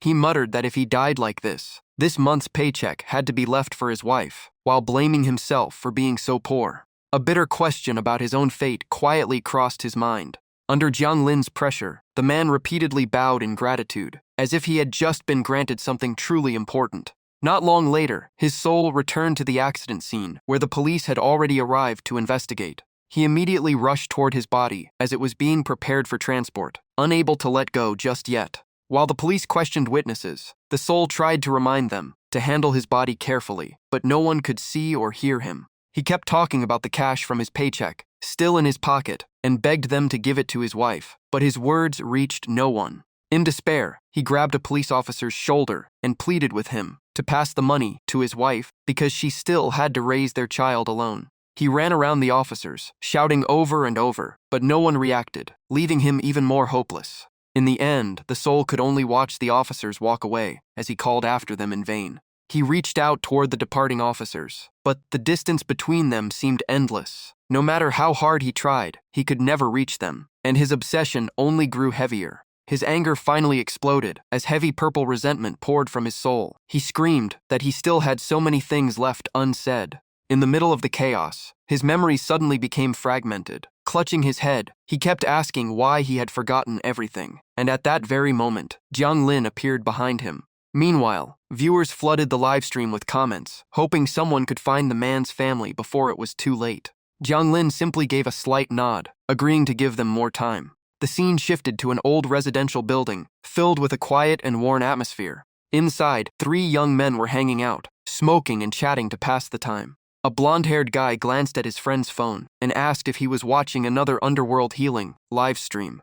The guy with glasses asked why anyone would be addicted to something so strange, while the red-haired guy said it showed a different side of the world. Suddenly, the guy with glasses noticed something on the screen that caught everyone's attention. He blurted out in shock after recognizing the man in the live stream as Zhou Wei's father. They quickly discussed where the family lived and figured out that the man's wife was near the market across the street. Realizing there was no time to waste, the three immediately rushed off to find the victim's family. One of them reached the family's house first and knocked on the door non-stop while calling for anyone inside. The other two searched the nearby market and finally found the mother they were looking for. As soon as Mrs. Joe appeared, she immediately asked if her son had gotten into trouble. The red-haired young man quickly handed her the phone and urged her to watch because there was not much time left. Still confused, she scolded them for saying such strange things at a time like this. But the moment she looked at the screen, she froze after recognizing her husband's face in the live stream. Trembling, she confirmed it was her husband, and the three young men asked if she wanted to send him one final message. Silence filled the air for several long seconds as no one knew what to say. Online, viewers continued posting comments while following every moment of the live stream. Even many older viewers began paying close attention to the story. The wife's message appeared on the live stream, telling her husband that when they met again, she would cook his favorite braised pork for him. At the scene, Bai Wuchang comforted the husband's soul, saying his wife had sent him a message and wanted him to leave in peace. He repeated her words, telling the man that she would wait for him someday and cook his favorite meal again. The husband's soul suddenly froze before smiling as his family memories came rushing back, and he said he finally remembered everything. Standing nearby, Jiang Lin quietly let out a sigh after seeing the man's obsession begin to fade. The soul turned and asked the police, one last time, to give the money in his pocket to his wife. After hearing about it from those nearby, the police confirmed there was money in the victim's pocket and promised it would be returned to his family. They vowed to fulfill the deceased man's final wish. Jiang Lin and the soul silently watched as the body was taken away and the heavy atmosphere lingered. Bai Wuchang placed a hand on the soul's shoulder and gently reminded him that it was time to leave. The soul clasped his hands in gratitude, thanking them again and again while still talking about his wife's braised pork as the memory he treasured most. The livestream chat exploded with emotion. Some viewers cried, some joked to lighten the mood, while others silently kept watching. Overwhelmed with grief, the wife broke down in tears and hugged her phone tightly, as if she could still hold on to her husband's presence. The grief overwhelmed her. She cried even harder, unable to hold back her tears. In the end, she collapsed to her knees, clutching her phone as if it were the last connection to her late husband. The two young men beside her called out in panic, while another hurried over and knocked on the apartment door. A voice answered from inside, and the victim's mother came out and opened the door. She stayed outside instead of coming in, saying she had only come to thank them for giving her the chance to see her son one last time. After speaking, she offered them a gift, but the young man politely refused, saying it was simply the right thing to do. She gently insisted, explaining that she still had to return to work and could not stay long. In the end, the young man accepted the gift, and she quietly left. Before she left, the group told her to contact them if she ever needed help, and she simply nodded before walking away. She slowly walked toward the elevator with the gift still in her arms, while the young man watched until she disappeared. In that moment, it felt as though a long-hidden veil inside him had finally shattered, revealing a completely new feeling. What appeared in his mind was a scene unlike anything he had ever experienced before. After returning home, he closed the door, but his thoughts would not settle. He could not describe the feeling, only that it made his heart race and filled him with the urge to do something meaningful. Every time he remembered being acknowledged like that, excitement welled up inside him. He looked at the crossed-out plan on his desk, where goals like studying hard, helping others, seeing the world, and earning money had once been written. That feeling made him feel alive again, as if a voice deep inside was urging him to live that kind of life. The scene shifted to the Underworld, at the 18th hall. Jiang Lin was chatting with viewers during his live stream and reminded everyone that throwing things at Bai Wuchang was the wrong thing to do and should never be copied. Even he found it strange that a small joke had somehow turned into a popular trend. The broadcast ended, and he closed the live stream. Just then, a special letter from the Underworld floated toward him. Recognizing the signal, Jiang Lin immediately bowed respectfully to King Yama. The letter revealed that after investigating the incident involving the ghost captain, the Northern Hall was found to bear primary responsibility. As a result, the King Yama of the Northern Hall was removed from office and sent to the Black Abyss. Temporary authority would be handed to the 4 great judges of the Northern Hall, while the remaining halls would jointly choose a replacement. Jiang Lin was surprised after reading it. He never expected a King Yama to be removed so directly, proving just how serious the incident had become. He also decided he should learn more from the captains to avoid being caught off guard later. one question still lingered in his mind. What exactly was the Black Abyss? He quietly wondered about the mysterious place once again. When Jiang Lin asked about the Black Abyss, the captain calmly replied that there was no need to know yet, and the answer would come when the time was right. He then changed the subject to the other halls, sending Underworld officers to the Northern Hall for exchanges. Holding a cup of tea, Jiang Lin replied that it sounded like a great chance to learn from different generations. As he spoke, he suddenly realized this was more than a simple exchange. It felt like a massive gathering involving all 4 halls. He added that everyone selected would surely be among the best, making this gathering a rare opportunity to observe and learn. The captain quietly set down his teacup without confirming or denying Jiang Lin's thoughts. He added that in the past, the 4 regions of the underworld had freely interacted and even held grand gatherings between the halls. Those events were once major festivals of the underworld, lasting several days, with every expense covered by the underworld to encourage cooperation and goodwill. Hearing that, Jiang Lin was slightly surprised, feeling that the current system had become much more restricted than it used to be. The captain reminded him that work would only become busier after the new year and told him to ask for help whenever he needed it. Jiang Lin simply replied that he understood. After that, he stood up and asked for permission to leave. The captain nodded in farewell. Jiang Lin turned and walked away, still sensing the captain's thoughtful gaze following him from behind. Outside, the underworld officers respectfully greeted him as soon as they saw him. Looking up at the sky, Jiang Lin saw groups of Bai Wuchang riding cranes across the heavens, creating a scene that felt both strange and familiar. Below, the ghosts whispered among themselves, wondering who those white-robed figures were and why so many had appeared, with some even suspecting they were a special type of ghost entity. They continued discussing the group's unusual clothing and the news that the King Yama of the Northern Hall had stepped down, leaving the entire underworld uneasy. Hearing those conversations, Jiang Lin frowned, feeling that a major upheaval was drawing near. Elsewhere in the underworld, the 4 King Yamas gathered at the Black Abyss. Nanming, Yan Luo, and Shihei stood in the back, silently watching. Bei Sue stood at the edge, surrounded by an icy aura. She calmly declared that she had made a grave mistake in the Ghost Captain incident, so she accepted full responsibility by entering the Black Abyss and was no longer worthy of her position. The other King Yimas tried to persuade her, saying there were still other ways to make amends instead of choosing that path. But Bei Sue remained firm, saying her actions had already disqualified her from keeping the title. She said she had carefully thought through her decision. Before she could finish, Yan Luo interrupted, promising that no matter what happened, someone would always remember her and come looking for her. Bei Sue smiled as a faint glow spread behind her, marking the end of a decision she had already made. Yan Luo could not bear to watch and quietly turned away, offering only a final farewell. The next moment, Bei Sue leaped into the Black Abyss without hesitation. As she reached the edge, she paused for a brief moment and closed her eyes. In her final moment above the abyss, she loudly declared her name, admitting her guilt and willingly accepting punishment in the Black Abyss. Tears fell as her voice echoed, carrying every ounce of her buried emotions. She finished her oath, accepted the path she had chosen, and let herself fall into the endless abyss. In the blink of an eye, Bei Shu vanished completely, as if she had never been there. After she disappeared, the 3 remaining King Yamas unleashed their power, sending a massive wave of energy across the surrounding space. Nan Ming said in a solemn voice that the Black Abyss was a path with no return. Yan Luo repeated the same truth, saying that once someone entered, there was no way back. Shihei spoke next in a heavy voice, confirming the cold reality. The 3 of them spoke together, reinforcing the final declaration. In the end, they treated it as their farewell to the one who had crossed that final boundary. The Black Abyss slowly sealed itself once more, and the 3 King Yamas quietly departed, leaving only silence behind.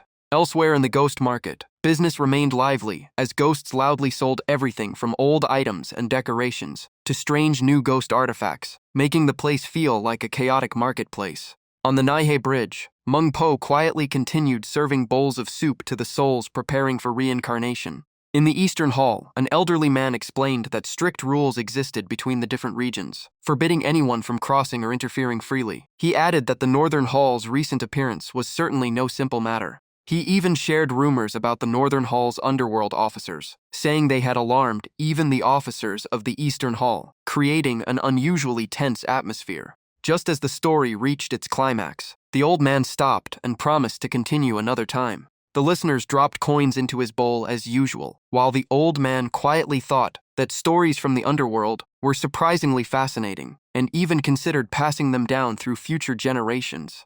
Elsewhere, someone encouraged Jiang Lin to visit the Northern Hall to broaden his horizons, while assuring him that the Eastern Hall still had enough people to provide support. Jiang Lin smiled and thanked him with quiet humility. The man handed Jiang Lin a travel bag that had already been prepared, and Jiang Lin accepted it with gratitude. He then turned around and began making his final preparations before setting off. Before leaving, Jiang Lin waved goodbye, making the others quietly remark that he had become much more responsible than before. Jiang Lin stood alone on the road, ready to begin his journey. He opened the system interface and activated his live stream. As soon as the broadcast began, he announced that he was heading to the Northern Hall to learn and help reinforce the seal. A system notification immediately appeared, showing that the progress toward becoming an elite Underworld officer had advanced. The system then updated a series of new side missions involving the cultural exchange between the halls, skill upgrades, and special mission objectives. Jiang Lin was slightly surprised that the system could adjust its missions according to real events. The system further explained that missions would continue changing with developments in both the underworld and the human world, instead of remaining fixed. Viewers quickly filled the livestream with congratulations and suggested that Jiang Lin explore even more regions along the way. Jiang Lin concluded that this journey would be both an adventure and a valuable chance to gather information for future missions. Not long afterward, he arrived at the meeting point, where someone was already waiting. The man confirmed Jiang Lin's identity and introduced himself as the guide in charge of this sealing mission. Jiang Lin respectfully bowed and thanked him for the assistance. After that, he was invited aboard the boat as they prepared to depart. The moment Jiang Lin stepped onto the boat, the system announced another new mission. A side quest called Maintain Your Original Heart was activated as soon as the journey began.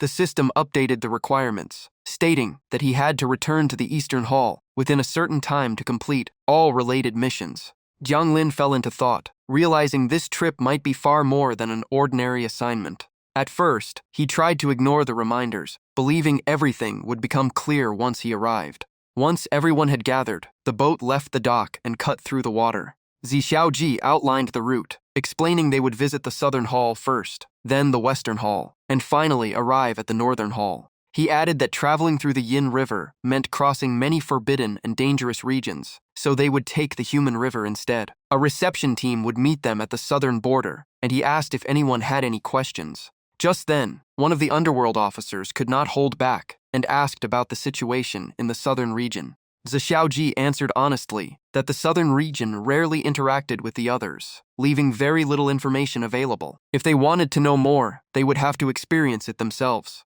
The officer immediately lit up with excitement, repeatedly thanking him while secretly hoping to meet the legendary King Yama of the Southern Hall. At the same time, he worried about accidentally breaking one of the region's taboos. The crowd quickly grew noisy until Xiaoji raised his voice to restore order. As soon as he finished speaking, people began introducing themselves and getting to know those they had never met before. Two underworld officers suddenly recognized each other. They stared awkwardly as memories rushed back of one of them doing a handstand at the year-end party, while bragging that he could even eat upside down. The more they remembered, the more embarrassed they became, and both silently wished they could forget it ever happened. Jiang Lin glanced over and noticed one group walking away with annoyed expressions, while another person sat alone in a corner as if quietly observing everything. A strange but delicious aroma drifting from the dining table behind him caught his attention. At that table, Xiaoji stood beside the woman in charge and asked what special dishes had been prepared this time. While serving food, she smiled and said nothing fancy had been planned. The goal was simply to eat together and enjoy the lively atmosphere. Xiaozi asked if he could join them, and she happily agreed, saying the more people, the better. Others nearby soon gathered around as well. She used her spiritual power to create a full set of chopsticks for everyone and told them to help themselves, because there was plenty of food. Jiang Lin joined in too, placing the bag of food he had brought onto the table, while thinking that gatherings like this were actually quite enjoyable. The table quickly expanded with magic, becoming large enough for everyone to sit together. Seeing everyone getting along so well, Xiaoji smiled with obvious relief. The officer who had asked questions earlier accidentally ate something unusual. He frowned after the first bite, then noticed someone sitting alone and quietly reading without joining the meal. Curious, he asked why the man was not eating with everyone else. Without looking up from his book, the man calmly replied that he was not hungry and told them to enjoy themselves. Several people immediately teased him, saying he should loosen up because things would only get busier once they reached the southern hall. The officer suddenly snatched away the book, pulled the man out of his corner, and insisted that he join everyone. The others laughed and joined the teasing, saying there was no point acting distant since they were all from the eastern hall. The embarrassed man's face instantly turned bright red. Before he could protest, they dragged him straight to the table. He snapped back angrily, but was still forced to sit down with the group. After the lively feast, the boat finally approached the southern region. The atmosphere gradually turned serious as the hazy border came into view. Everyone gathered on the deck, while Zi Xiaoji stepped to the bow. He channeled his power and fired a stream of immortal energy straight into the thick fog ahead. He then drew the energy back, as if probing whatever was hidden inside the mist. That brief exchange made Zhu Xiaoji pause, and his expression immediately became more cautious. He suddenly shouted for everyone to scatter and take cover. From high above, something resembling a gigantic egg suddenly fell from the sky. The moment it hit the ground, it shattered, revealing a winged creature slowly emerging. The being looked humanoid, but a pair of bizarre wings spread from its back, radiating an unfamiliar aura. Everyone aboard the boat fell completely silent, their eyes fixed on the mysterious creature. One fearless underworld officer even reached out to touch its wings, wondering if it was some mutated ghost born after death, since it showed no clear signs of being a normal living creature. The others soon gathered around to take a closer look. The creature clearly got annoyed after being touched over and over. It shouted for everyone to stop, but the ghost officers kept discussing its wings, saying they did not look real, yet reacted like living flesh. More and more people reached out to touch the wings, making it even angrier, as it demanded they stop immediately. Right in the middle of the chaos, Zi Xiaoji suddenly appeared behind it with an icy voice. Without another word, he struck the base of the creature's wings. In an instant, the wings trembled and vanished as if they had never existed. The moment his weak spot was exposed, the evil ghost turned pale and panicked, stammering as he asked what Zi Xiaoji was doing. He thought no one knew the secret of his wings and had planned to escape later. But now everything was exposed, leaving him with nowhere to run as he silently regretted coming here. Trembling all over, he slowly backed away in obvious panic. He curled into himself and begged everyone not to come closer. His voice shook with fear, and a little more pressure would have completely broken him. He suddenly shouted that he was only a ghost officer from the South Hall, and that everything was a misunderstanding. Before he could finish, Zi Xiaoji crushed him with spiritual power, forcing him to the ground covered in injuries. As Zi Xiaoji dragged him away, he explained that the wings were likely tied to a cultivation method. The details were still unclear, but he had seen similar records in the Underworld archives and could suppress it for now. He also reminded everyone to investigate further once they reached the South Hall. Hearing that, everyone nodded together and remembered his advice as an important lead for the South Hall. While being dragged away, the evil ghost suddenly seemed to remember something important. He snapped his head up and screamed that they must not take him back to the South Hall. He completely lost control, yelling that he would never return there, no matter what. He practically begged for mercy, promising lifelong gratitude if they spared him, because he absolutely refused to go back. Seeing him scream nonstop, Zi Xiaoji immediately sealed his mouth with a talisman. With his throat blocked, he could only make muffled, helpless sounds. Jiang Lin watched everything and began to suspect that the South Hall was hiding something extremely important. Before he could sort out his thoughts, a loud shout echoed from the distance, announcing that the East Hall group had finally arrived at the South Hall. Once the boat settled, the situation became much clearer. Two figures descended onto the deck from the sky. One introduced himself as Meng Shen, a South Hall ghost officer sent to greet them. The other was Fu Yue. Zi Xiaoji presented the mission document and explained that they had come to assist with a sealing mission in the South Hall. Meng Shen inspected the document with his spiritual power. After confirming everything was in order, he withdrew his power. He returned the document and welcomed the East Hall group. He explained that he had planned to meet them earlier, but had to hunt down an escaped evil ghost first. Zi Xiaozi immediately asked if the fugitive was the winged evil ghost, catching Meng Shen by surprise. After learning they had already encountered the target, Meng Shen turned to confirm it himself. Meng Shen thanked them for their cooperation and said they could contact him if they needed any help before leading everyone toward the South Hall. He ordered Fu Yu to guide the group. The captured evil ghost screamed wildly in protest, struggled nonstop, and even begged to be released. He kept crying for help, saying he would rather stay tied up here than return to that place. Meng Shen turned back to reassure the East Hall group, explaining that the prisoner was simply an escaped inmate being returned for punishment. He continued leading everyone into the South Hall region of the Underworld. The group traveled deeper into the territory of the South Hall. The East Hall members were amazed by the scenery and could not help comparing it with their own region. Meng Shen commented that the East Hall could open flexible passages through the Underworld, while the South Hall had to use fixed locations. He added that if time allowed, he would teach everyone how the system worked and show them around. Zi Xiaoji replied that after the Underworld restricted contact between the halls, each region had developed in its own way, and the South Hall had changed a lot.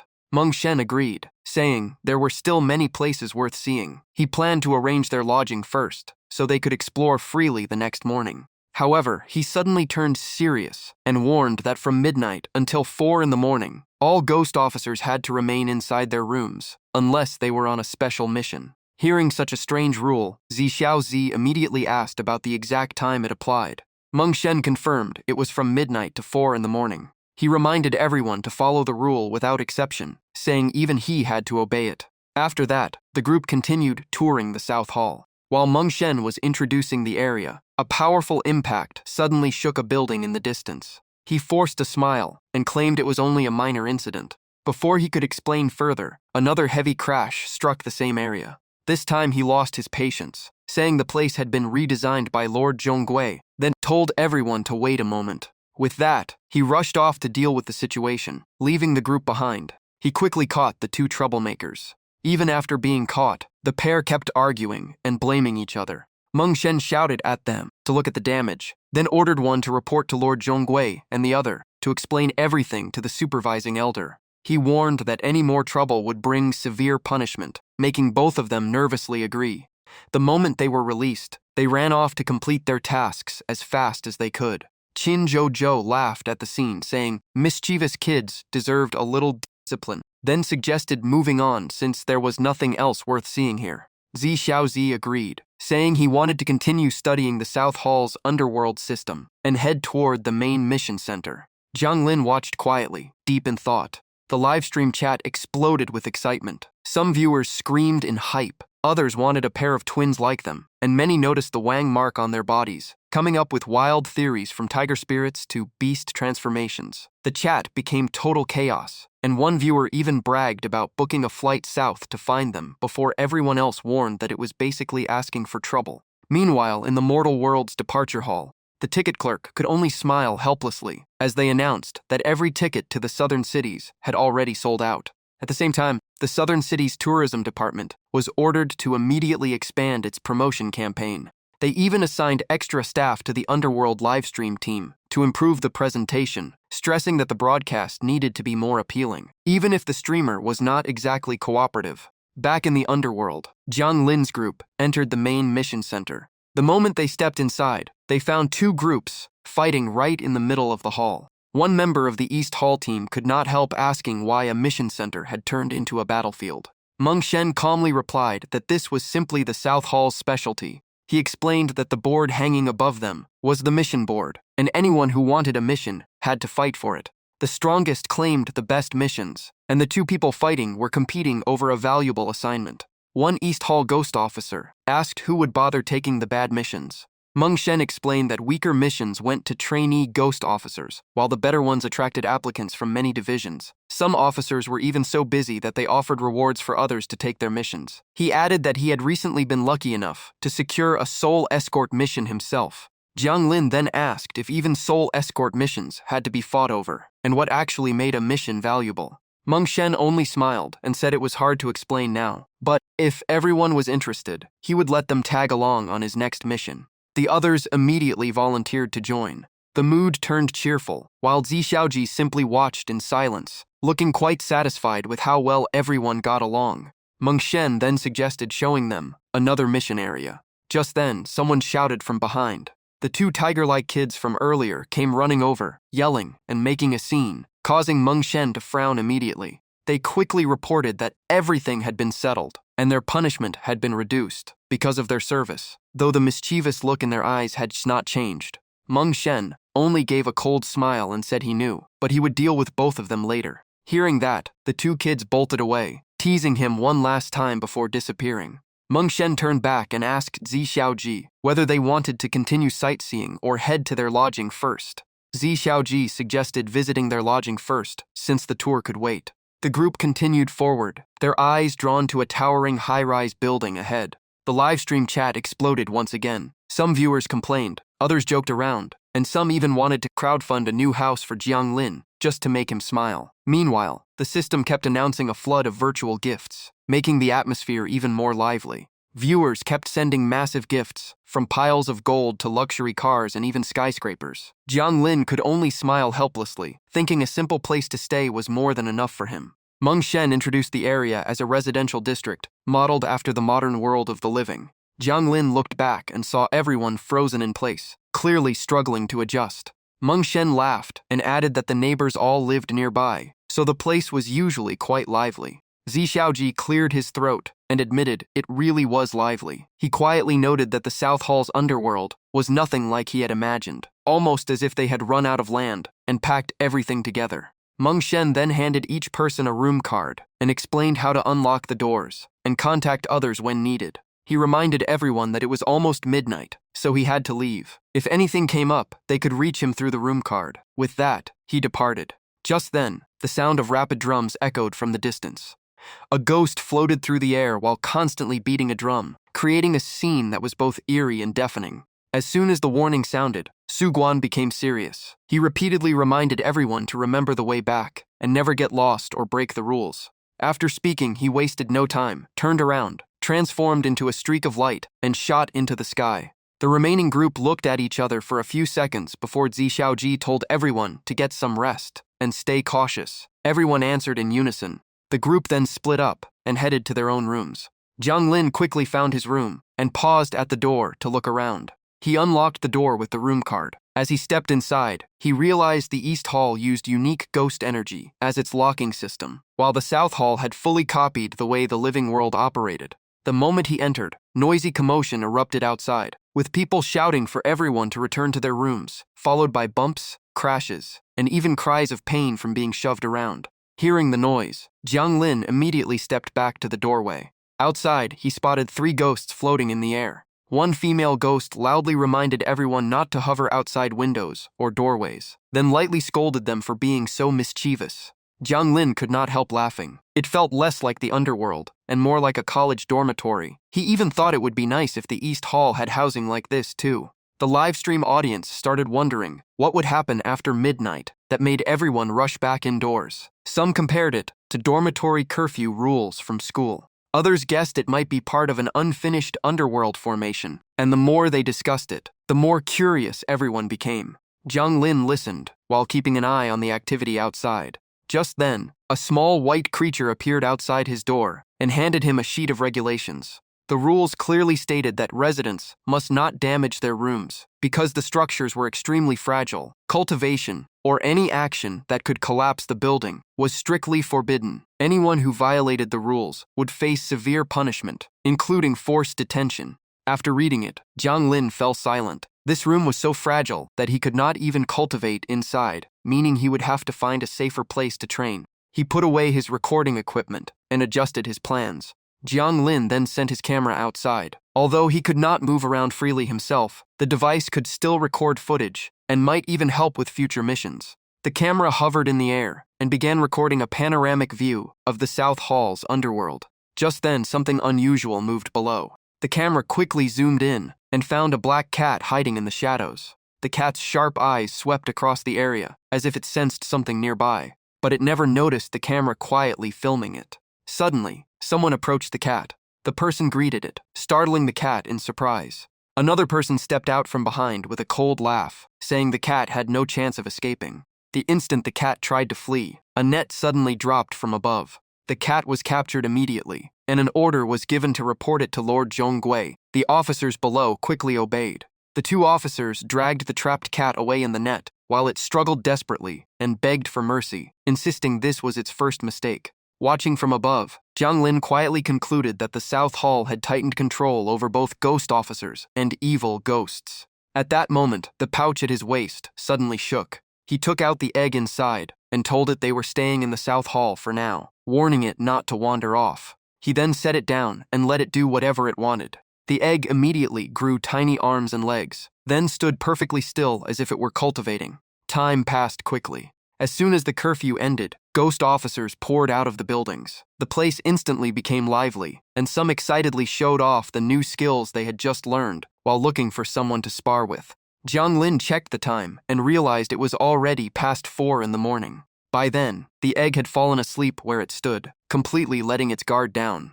Jiang Lin poked it lightly and said Today's training would continue. Until it was over, the egg was not allowed to leave the designated area. He then opened the door and stepped outside to continue the day's activities. The egg immediately woke up and rolled after him on instinct. But Jiang Lin did not hesitate. He shut the door at once and said he would come back to check on it tonight. The egg got caught by the closing door, then drooped sadly with its head hanging low. A short while later, everyone gathered according to the plan. Meng Wuchang began the roll call and called Jiang Lin's name first. Jiang Lin immediately responded with a respectful salute. Meng Wuchang then called Yu Beixing. Just then, a voice came from behind, saying there was no need to wait any longer. Meng Wuchang turned around and saw Meng Guichai approaching. He smiled as soon as he arrived and greeted Lord Zi. He introduced the two people behind him as ghost officers from the South Hall's Sealings Division, Chu Yu and Fang Yue. Both greeted everyone and explained that their mission was to work with the East Hall team on the sealing operation. Lord Zi then introduced the East Hall members, including team leaders Yu Beixing and Lu Nian, expressing hope that both sides would cooperate and exchange experience throughout the mission. After that, he let everyone get acquainted. The two team leaders greeted each other professionally, showing mutual respect and a willingness to work together. Meng Suguan opened a spatial gateway and announced that it was time to depart for the first sealing site. The entire group entered one after another. When the gateway fully opened, a vast open plain appeared before them. Silence filled the area, with only towering cliffs standing in the darkness. There, Lord Zi reached out and touched something resembling a hell-warning creature that was stationed near the area. Jiang Lin observed the surroundings while recording everything in his notebook. Two members from the South Hall team confirmed the sealing location and requested that the operation begin immediately. The 4 leaders from both teams formed hand seals together as spiritual power gathered at their fingertips. A golden formation slowly appeared across the distant cliff and gradually expanded. 2 powerful beams of light shot down from the formation into the sealing site below, linking the flow of energy together. Lords commented that although the seal looked complete on the surface, it still had unstable flaws because it had been set up in a hurry. Another member agreed, saying they needed to pay special attention to the critical weak points that could be exploited. Someone else added that evil ghosts would definitely target those weaknesses to break the seal, so their goal was to minimize every possible risk. Lord Zi turned to the 2 team leaders and asked about the reasoning behind the original sealing design. The team leader explained that the design had been left behind by the previous generation and was based entirely on the conditions at that time. The live stream audience quickly started discussing it, with some comparing the situation to their own jobs, where everyone faced different responsibilities and pressures. Jiang Lin calmly continued taking notes, realizing that this sealing structure had existed for a very long time. Several people watching began to look uneasy as the discussion became more complicated than expected. Jiang Lin kept listening as the conversation shifted into deeper technical details, making it clear that perfecting the seal could not be done overnight. Everyone stood nearby, observing the formation and the flow of energy through it. Meng Suguan announced that the sealing site was now under the team leader's supervision. Everyone else was free to explore, return to the South Hall, or even accompany him on a sole escort mission. Zhu raised a hand and asked to split from the group so she could act on her own. Jiang Lin chose to follow Lord Meng and observe the soul escort process to better understand how the South Hall operated. The others agreed to meet again at the dormitory that evening. They had 3 days to carry out activities in the mortal world. Elsewhere, a man sat quietly in a wheelchair, deep in thought on an empty road. At that moment, Jiang Lin and another person approached from behind. The scene remained silent except for the wind rustling through the trees. The blanket covering the man's legs was blown aside by the wind, revealing that he had lost the use of them. He hurried to pull the blanket back into place, but in the process, a coin accidentally slipped onto the ground. A small hand quickly picked it up. The old man froze when he heard someone call out. A purple-haired little girl stood before him, smiling as she held up the coin and asked if it was his. She said it looked very important, returned it to him, and received his heartfelt thanks. As she handed it back, she gently reminded him to keep important things safe, because they were hard to recover once lost. The old man smiled warmly and thanked her again, and the little girl happily ran off. She waved goodbye as she ran away. The old man quietly waved back, but the peaceful moment did not last, as he suddenly broke into a violent cough. When he lowered his hand, it was covered in blood that dripped onto the coin and stained it crimson. Sitting in his wheelchair, the old man slowly closed his eyes, as if accepting everything, and his final breath slipped away in unexpected peace, while blood still lingered at the corner of his mouth. Black and white Wuchang appeared to guide his soul, instantly recognizing him as a seasoned Special Forces commander who had survived countless life-or-death missions, despite his young age, and now his soul had fully left his body. The ghost officers continued recalling his past, especially the mission. At age 27, when he suffered severe injuries that changed his life forever, the soldier who had lost both legs now stood between life and death, and the moment he saw 3 ghost officers approach, he guessed Wuchang had personally come to guide him. One of the Wuchang narrowed his eyes, releasing an intimidating aura. Without another word, he took a fighting stance, and the atmosphere instantly turned tense. He suggested a sparring match, leaving the other ghost officers speechless as he stared at the soldier and asked if he had truly been Special Forces because he wanted to test his skills. The moment he finished speaking, Black Wuchang charged forward with a devastating punch. Another ghost officer immediately stepped in to block the attack as if eagerly accepting the challenge. The clash unfolded at incredible speed. The soldier's soul reacted with perfect agility, while Wuchang kept his unreadable smile until the soldier suddenly sensed his body changing. A moment later, he froze as he realized both of his legs had returned, completely restored as they were before the accident, and the missing feeling vanished at once. Filled with confidence, he respectfully apologized to Wuchang for his earlier offense, and the other side simply smiled in acceptance. The soldier's soul shot into the air and unleashed a full-powered strike at his opponent. But the ghost officer reacted instantly, easily dodged the attack, and even used a movement technique that made the blow miss completely. Even though every attack was countered, he refused to give up and quickly searched for another opening. He accelerated like an arrow, fighting with the familiar style that had once carried him across countless battlefields. After about half an hour of fighting, his soul was clearly exhausted and breathing heavily, while his opponent remained completely unharmed. Though gasping for breath, his eyes shone with gratitude because the battle made him feel alive again, and Wuchang admitted he possessed noteworthy strength. He then turned to Jiang Lin and another ghost officer to ask about the Southern Hall's mission evaluation standards, leaving both of them slightly embarrassed because they did not know the details. Black Wuchang began explaining that once combat reached a certain level, a person's instincts and hidden potential would naturally awaken. According to him, battles in the Southern Hall were not just missions, but opportunities to discover one's true self. So, the toughest assignments were always fiercely contested. He then looked at the soldier's soul and explained that guiding spirits while fighting them was how ghost officers trained themselves and measured a mission's true value. Hearing that, Jiang Lin curiously asked whether the Eastern Hall could accept Southern Hall missions, but was told there had never been such a case and only higher authorities could decide.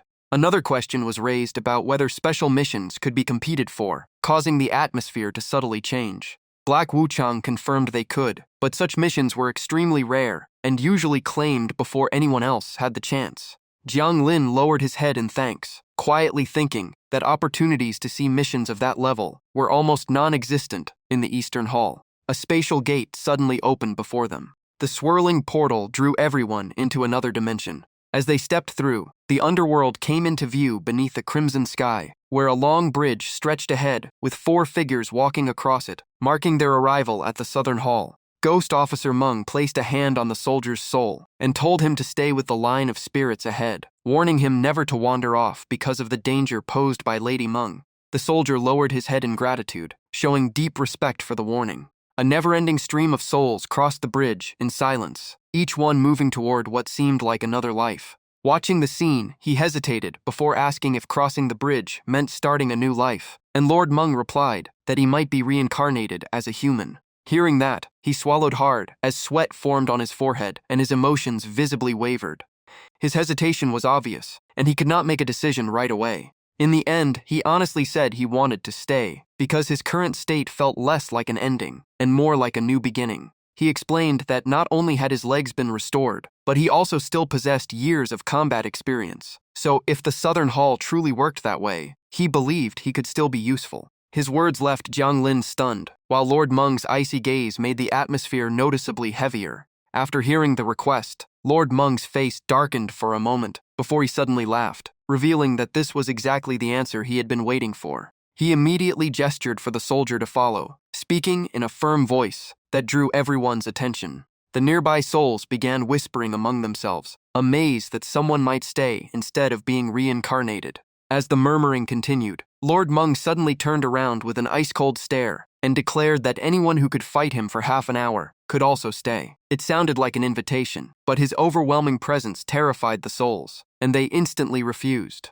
The souls immediately fled down the Yellow Springs Bridge, without daring to look back even once, leaving Lord Meng completely confused about why his invitation had scared everyone away. Lord Meng Wuchang then took out several items and told Jiang Lin and Captain Liu that he had other matters to handle, so they were free to explore while he was away. They immediately agreed and received command tokens that allowed them to communicate and use ghost energy to open the map whenever they needed help. Soon after, Lord Meng and the soldier disappeared into the space around the Yellow Springs Bridge, leaving only Jiang Lin and Captain Liu to discuss whether they should head to the mission center or continue exploring. Captain Liu decided to visit the mission center for new opportunities, while Jiang Lin chose to stay and observe, especially to see how the Southern Hall's Lady Meng differed from the one in the Eastern Hall. They said goodbye and headed in separate directions, reminding each other to stay safe. Standing on the bridge, Jiang Lin fell into deep thought as anticipation slowly grew inside him. At the same time, the protagonist's smile gradually appeared, hinting that a major turning point was about to begin. He walked alone toward the 5th level of the Yellow Springs Road, where dense fog covered everything, and the gloomy atmosphere felt overwhelming, while live-stream viewers flooded the chat with excited comments about choosing to stay in the underworld, even joking about studying, learning skills, and using them after death. Elsewhere, a young woman remained focused on her computer, never taking her eyes off the screen. In another place, a young boy suddenly asked his mother to enroll him in an English class, leaving her completely shocked by the sudden change. At the library, even the security guard was surprised to see far more readers than usual and had no idea what was happening. The live stream comments kept pouring in, discussing how knowledge and skills might be carried into the afterlife, with increasingly bizarre theories about the underworld and education filling the chat. Back at the Yellow Springs, Jiang Lin floated in the air as he looked down at the endless line of souls, waiting to drink Lady Meng's soup. The Lady Meng here had a bizarre appearance, using multiple arms to ladle soup while stirring a massive boiling cauldron at the same time, creating a chaotic and eerie scene. Someone nearby explained that anyone with enough ability could take the position of Lady Meng, making Jiang Lin observe the place even more carefully. Just then, a young boy appeared behind him and introduced himself as the guide sent by Uncle Meng. The boy flew ahead, staying about 2 meters in front, while signaling Jiang Lin to follow him. Jiang Lin nodded and followed him toward Lady Meng's area. Along the way, the boy explained that this position was fiercely contested, and if gender restrictions did not exist, even Uncle Meng would probably want to compete for it. Hearing that, Jiang Lin curiously asked why. The boy explained that the Southern Hall valued strength above all else, so Lady Meng's position belonged to the strongest, and, whenever a special soul appeared, they fought to decide who would keep the role. Right then, the system announced that the host had completed the daily mission and unlocked the Underworld Mission Center's trial mode. The protagonist immediately recalled the soul-guiding mission he had completed in the Eastern Hall and wondered if he could repeat the same type of mission in the Southern Hall. He reasoned that each region of the Underworld probably operated differently, so identical missions might still count separately, and the Western and Northern Halls were likely the same. That led him to believe this was a system that allowed repeated mission farming across different regions. While Jiang Lin was still thinking, the boy beside him suddenly asked if he was the one spreading knowledge about the underworld. The unexpected question caught Jiang Lin off guard, and he instantly became wary, thinking his identity might have been exposed. He calmly asked why the boy thought that while searching for a believable explanation to hide the truth. The boy explained that the Southern Hall periodically needed someone to spread faith in the underworld, and whenever humans gradually forgot its existence, this mechanisms would activate automatically. He went on to say that he only knew a few figures like Lord Zhonggui, Lord Shi Bian, and Lord Fan Wuju. Lord Zhonggui was always busy, while Lord Shi and the others had recently left for the Northern Hall. When Jiang Lin asked how the message was spread, the boy explained that the method changed with the development of human society to match each era. After hearing that, Jiang Lin realized he might actually be filling the role the system had hinted at, becoming part of the process of spreading knowledge about the underworld. He continued thinking that this was probably no coincidence, but a plan that had been arranged long ago, even if it had started as an experiment. As he thought, his gaze unconsciously shifted toward the boy walking beside him. The boy asked where they should go next, and Jiang Lin decided to follow Lord Meng's instructions. The boy immediately agreed, took Jiang Lin's hand, and emphasized that some information was only known by ghost officers who had completed missions. Jiang Lin then asked about the rule that forbade going outside between midnight and 4 in the morning. The boy explained that those hours were reserved for cultivation, a rule established by Lord Zhonggui to help ghost officers grow stronger. He added that training together allowed everyone to improve faster while maintaining better discipline. Jiang Lin agreed with the explanation, but the boy suddenly burst into tears after remembering the debt from renting a room, and his mood instantly sank. Chatting as they walked, the two finally arrived at the Southern Hall's ghost market. The streets of the underworld were just as lively as the mortal world, with countless stalls selling ghost artifacts, cultivation resources, and transformation items at tempting prices. Jiang Lin looked around as merchants constantly promoted new ghost artifact wings, cultivation techniques, and training equipment, creating a chaotic yet lively atmosphere. Elsewhere, one persistent vendor kept approaching group after group to advertise his goods, but almost everyone turned him down. The moment Jiang Lin entered the ghost market, a salesman stopped him and launched into an endless pitch about cultivation, leveling up, gaining power, and taking a safer path than other ghost officers. The man quickly urged Jiang Lin to visit his stall, making him curious enough to ask what was so special about it. The salesman immediately displayed all kinds of secret manuals, claiming they could guarantee a successful career as a ghost officer, and even recommended several premium editions that were supposedly unbeatable deals. He then sweetened the offer, insisting that everything could be his for only 998 and that his growth speed would become unmatched after studying them. Sensing a scam, the boy beside Jiang Lin quickly tugged on his sleeve, signaling him not to buy anything. Understanding the hint, Jiang Lin politely declined and said he would think about it later, leaving the salesman slightly disappointed.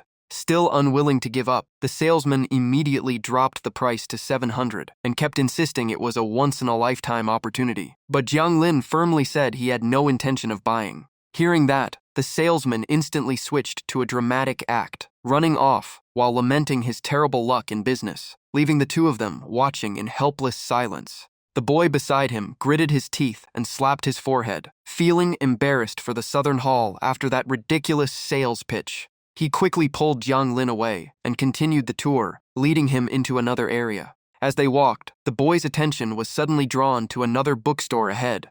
Jiang Lin picked up a book to take a look, but before the vendor could speak, the boy signaled him to stay quiet and avoid attracting attention. The boy then led him into a quiet alley and explained that the ghost market had different price levels. Shops were the most expensive, street stalls were cheaper, and the alleys offered the lowest prices. Looking around, they found every kind of business, including martial halls, weapon stores, and secret manual shops, creating a bustling trading district. The boy added that alley goods were cheap and sometimes included rare treasures, but most were unreliable, so buyers had to rely on luck. Hearing that, Jiang Lin realized this area was risky and not easy to trust. He then asked whether Eastern Hall ghost officers could exchange for secret manuals at the mission center, and the boy confirmed they could, as long as they had enough contribution points. The boy explained that contribution points were mainly earned by completing missions at the mission center. He then asked whether they wanted to keep exploring or head to the mission center, and Jiang Lin chose to continue touring the ghost market for a while longer. The boy excitedly announced the start of Phase 2 of the tour, while Jiang Lin quietly followed behind. The two entered the center of the ghost market, where an arena match was underway, as loud cheers echoed from every direction. The crowd packed tightly around the arena, shouting non-stop and creating the atmosphere of a real fighting stadium. Jiang Lin asked what this place was, and the boy explained that it was an arena where ghost officers freely sparred with each other. He added that ghost energy was restricted here, so battles were decided mainly by skill, technique, and combat experience. After hearing the explanation, Jiang Lin nodded in understanding and finally grasped how the arena worked. They looked toward the stage just as a ghost officer was blasted into the air. Xiao Hu explained that ghosts came here during their free time to create, refine, and test new techniques, leading to countless unique fighting styles. Xiao Hu grabbed Jiang Lin's arm and said that many ghost officers fought here regularly, so they needed to move closer to the arena for a better view. Jiang Lin agreed. Xiao Hu led the way, while pushing through the crowd, repeatedly asking people to make room so they could reach the front. Every arena displayed the same simple rule: do not kill. Just as one match ended, someone below shouted that he wanted to be the next challenger. A ghost immediately leaped onto the arena, without waiting for anyone else. The moment he landed, he unleashed a powerful strike, while shouting the name of his technique. The red-haired ghost who had just won casually knocked his previous opponent off the stage before turning to face the new challenger. He instantly raised a wall of ice, blocking the incoming attack. The audience erupted with excitement as spectators cheered and marveled at the endless stream of creative techniques. Seeing rules like this for the first time, Jiang Lin asked if there really was only one rule, and Xiao Hu confirmed that was correct. Xiao Hu explained that anyone could challenge the person on the arena, and even multiple challengers could attack together. Only official one-on-one matches had stricter limits. After hearing that, Jiang Lin could only stare at the arena in amazement. On the stage, a group of ghosts attacked the red-haired ghost at once, but he blocked every assault and sent them flying back. He even kicked several more opponents away, making the battle even more chaotic. While under pressure, another ghost suddenly transformed, extending a sharp blade directly from his body. The red-haired ghost was distracted by the constant attacks, coming from every direction. A brief opening appeared as he focused on defending, giving his opponent the perfect chance to close in. An icy slash immediately struck him in the back, making him roar in pain. The sight stunned both Jiang Lin and the watching ghosts, and the atmosphere became tense in an instant. When the battle ended, both fighters cupped their fists in respect, acknowledged each other's strength, and agreed to fight again another day. After that, one match after another continued across the arenas without pause. Some were chaotic team battles, while others pitted defensive ghosts against offensive specialists. There were even duels between veteran ghosts, where years of experience and refined techniques were on full display. The electrifying atmosphere kept livestream viewers flooding the chat with amazed and excited reactions to the endless variety of creative fighting styles. At the same time, people in many different places were watching the matches through their screens. In one room, a man sat at his computer watching Jiang Lin's livestream, which was titled Around the Underworld. As he watched, he commented that the stream was incredibly engaging. It felt unrealistic, but the combat techniques and storytelling were surprisingly well done. Watching the ghost officers train on screen, he unconsciously copied their movements and even matched their breathing as if he were part of the fight.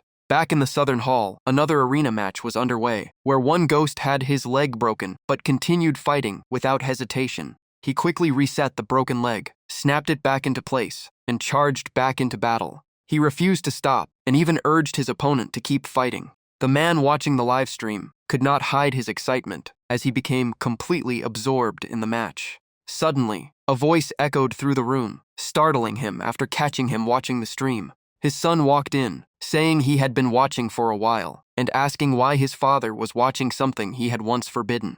The father awkwardly stood up to explain, but his son simply pointed out that the fight was too exciting to hide anymore. The son held up his phone, showing the protagonist's Underworld healing livestream, and laughed as he told his father to stop pretending. He joked that only a 3-year-old would believe stories like this, and no adult would actually fall for them. Throwing an arm around his father's shoulder, he added that the livestream even had official media verification and was not some random fake. The father froze and looked at him suspiciously, while the son told him to just check the phone himself. The moment the father looked at the screen, his expression changed completely as shock filled his face. He blurted out that he never expected what he was seeing to be real, and his son confirmed that he had been following the channel for a long time, and that it had even helped many people. The son emphasized once again that he had been following the channel since its early days. Just then, the father spotted someone on the live stream and was struck with overwhelming shock, calling out the name of an old acquaintance, as if he had witnessed the impossible. The shock sent him collapsing into his chair, leaving his son rushing over in panic. His son frantically prepared to call an ambulance, repeatedly shouting for his father. But before the call could be made, the father suddenly woke up as if nothing had happened, and calmly asked why his son was there. Before anyone could relax, he fainted again, making the situation even more chaotic. Seeing this, the son hurried over and tried to wake him. A hard pinch made the father jump up in pain. He immediately scolded his son for being so rough, while the son insisted this was not a dream and tried to reassure him that everything in the live stream was real. The son continued explaining, telling his father to stay calm, while holding up the phone to prove the live stream was still running. After collecting himself, the father said that if that was the case, they should watch it together and find out the truth. The son immediately pulled over a chair, sat beside him, and prepared to explain everything in more detail. The father slowly admitted that he had been shocked because he recognized an old acquaintance on the screen, and if it was truly real, he wanted to know whether he could say goodbye. As he spoke, he could no longer hold back his emotions, and tears began to fall over the words he had never had the chance to say. The son handed him a tissue and gently comforted him, saying that if fate allowed it, they might still meet again. He then pointed at the computer screen and explained that it was showing the ghost market of the Southern Hall, and that the man his father had seen could really be that old acquaintance. Hearing that, the father became even more emotional as tears streamed down his face, while confirming it truly was him. Choking back tears, he quietly said goodbye as if finally completing something left unfinished for years. His heart was filled with regrets over everything left undone and unsaid, and now all he could do was watch through the screen. Back in the Southern Hall, Jiang Lin was still holding the boy's hand as they prepared to leave the ghost market. He said he wanted to head to the mission center, leaving the boy puzzled about why he wanted to leave so soon. Just then, Jiang Lin's eyes stopped on something happening in another part of the arena.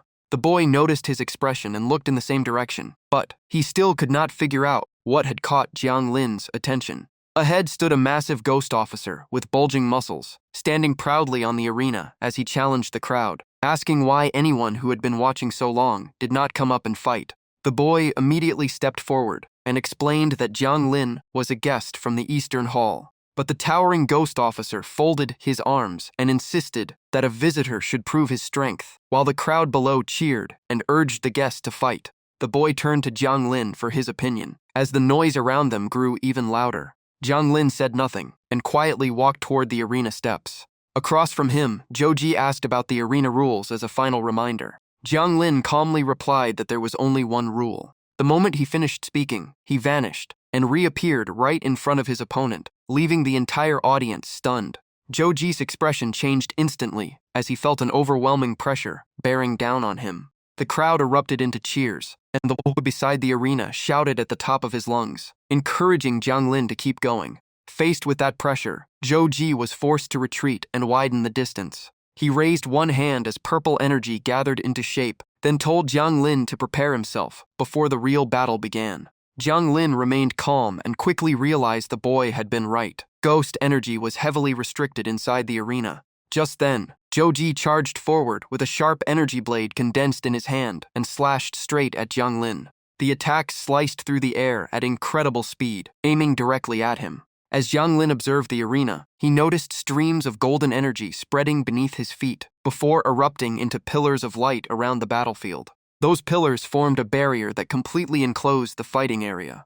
Jiang Lin frowned in surprise, unsure what kind of arena mechanism this was, while Joji's face turned pale after sensing something unusual. Stammering in panic, Joji asked about Jiang Lin's cultivation level, and Jiang Lin calmly replied that he was at the mid-stage Ghost King realm. Hearing that, Joji froze where he stood as the color drained from his face. He quickly raised a finger and complained that this arena only allowed fighters below the Ghost King realm. He never expected to face someone above the limit, leaving him with no chance at all. Joji slumped to the ground, lamenting that his reputation had been ruined, while Jiang Lin simply looked at him, ended the match, and left with the boy. As they walked away, Jiang Lin asked why no one had mentioned the cultivation limit beforehand, and the boy admitted that nobody expected a ghost officer captain to have reached such a level. The boy suddenly became excited, asking to learn from Jiang Lin and even hoping to become his disciple. Jiang Lin gave no reply, instead wondering whether he should report this to Lord Shu, while the boy kept calling out to him without getting an answer. They continued walking until they stopped in front of a narrow alley. Jiang Lin stopped so suddenly that the boy nearly bumped into him and let out a startled cry. Jiang Lin turned around and asked if the mission center was still the next destination, and the boy immediately confirmed it. The two then continued forward in silence. Before long, the Underworld mission center came into view. A massive glass building stood before them, with a clock above the entrance showing 11:55, giving the feeling that a new mission cycle was about to begin. The boy was surprised that Jiang Lin easily passed the inspection and accepted a mission, saying it would not be long before he qualified to exchange for secret manuals. While they were talking, another boy who looked exactly like Jiang Lin's guide suddenly appeared and greeted them loudly. The newcomer immediately started fighting with the boy standing beside Jiang Lin, creating a chaotic scene. Jiang Lin simply smiled before taking out a stack of money. He said he wanted to take missions the next day and needed guides to help him become familiar with the underworld passages. The moment they saw the money, both boys' eyes lit up as they eagerly asked if it was for them. Jiang Lin nodded, split the money evenly between them, and both boys immediately agreed to the job. He told them to meet at the agreed location at 4 o'clock sharp the next day, and they quickly finalized the plan. Back in the underworld, Jiang Lin unlocked a door with a key, preparing for the next step. The system immediately announced that he had completed the daily mission and awarded additional points for promoting underworld culture in the ghost market. The moment he entered the room, the seven-colored egg recognized Jiang Lin and happily circled around him like a child greeting an old friend.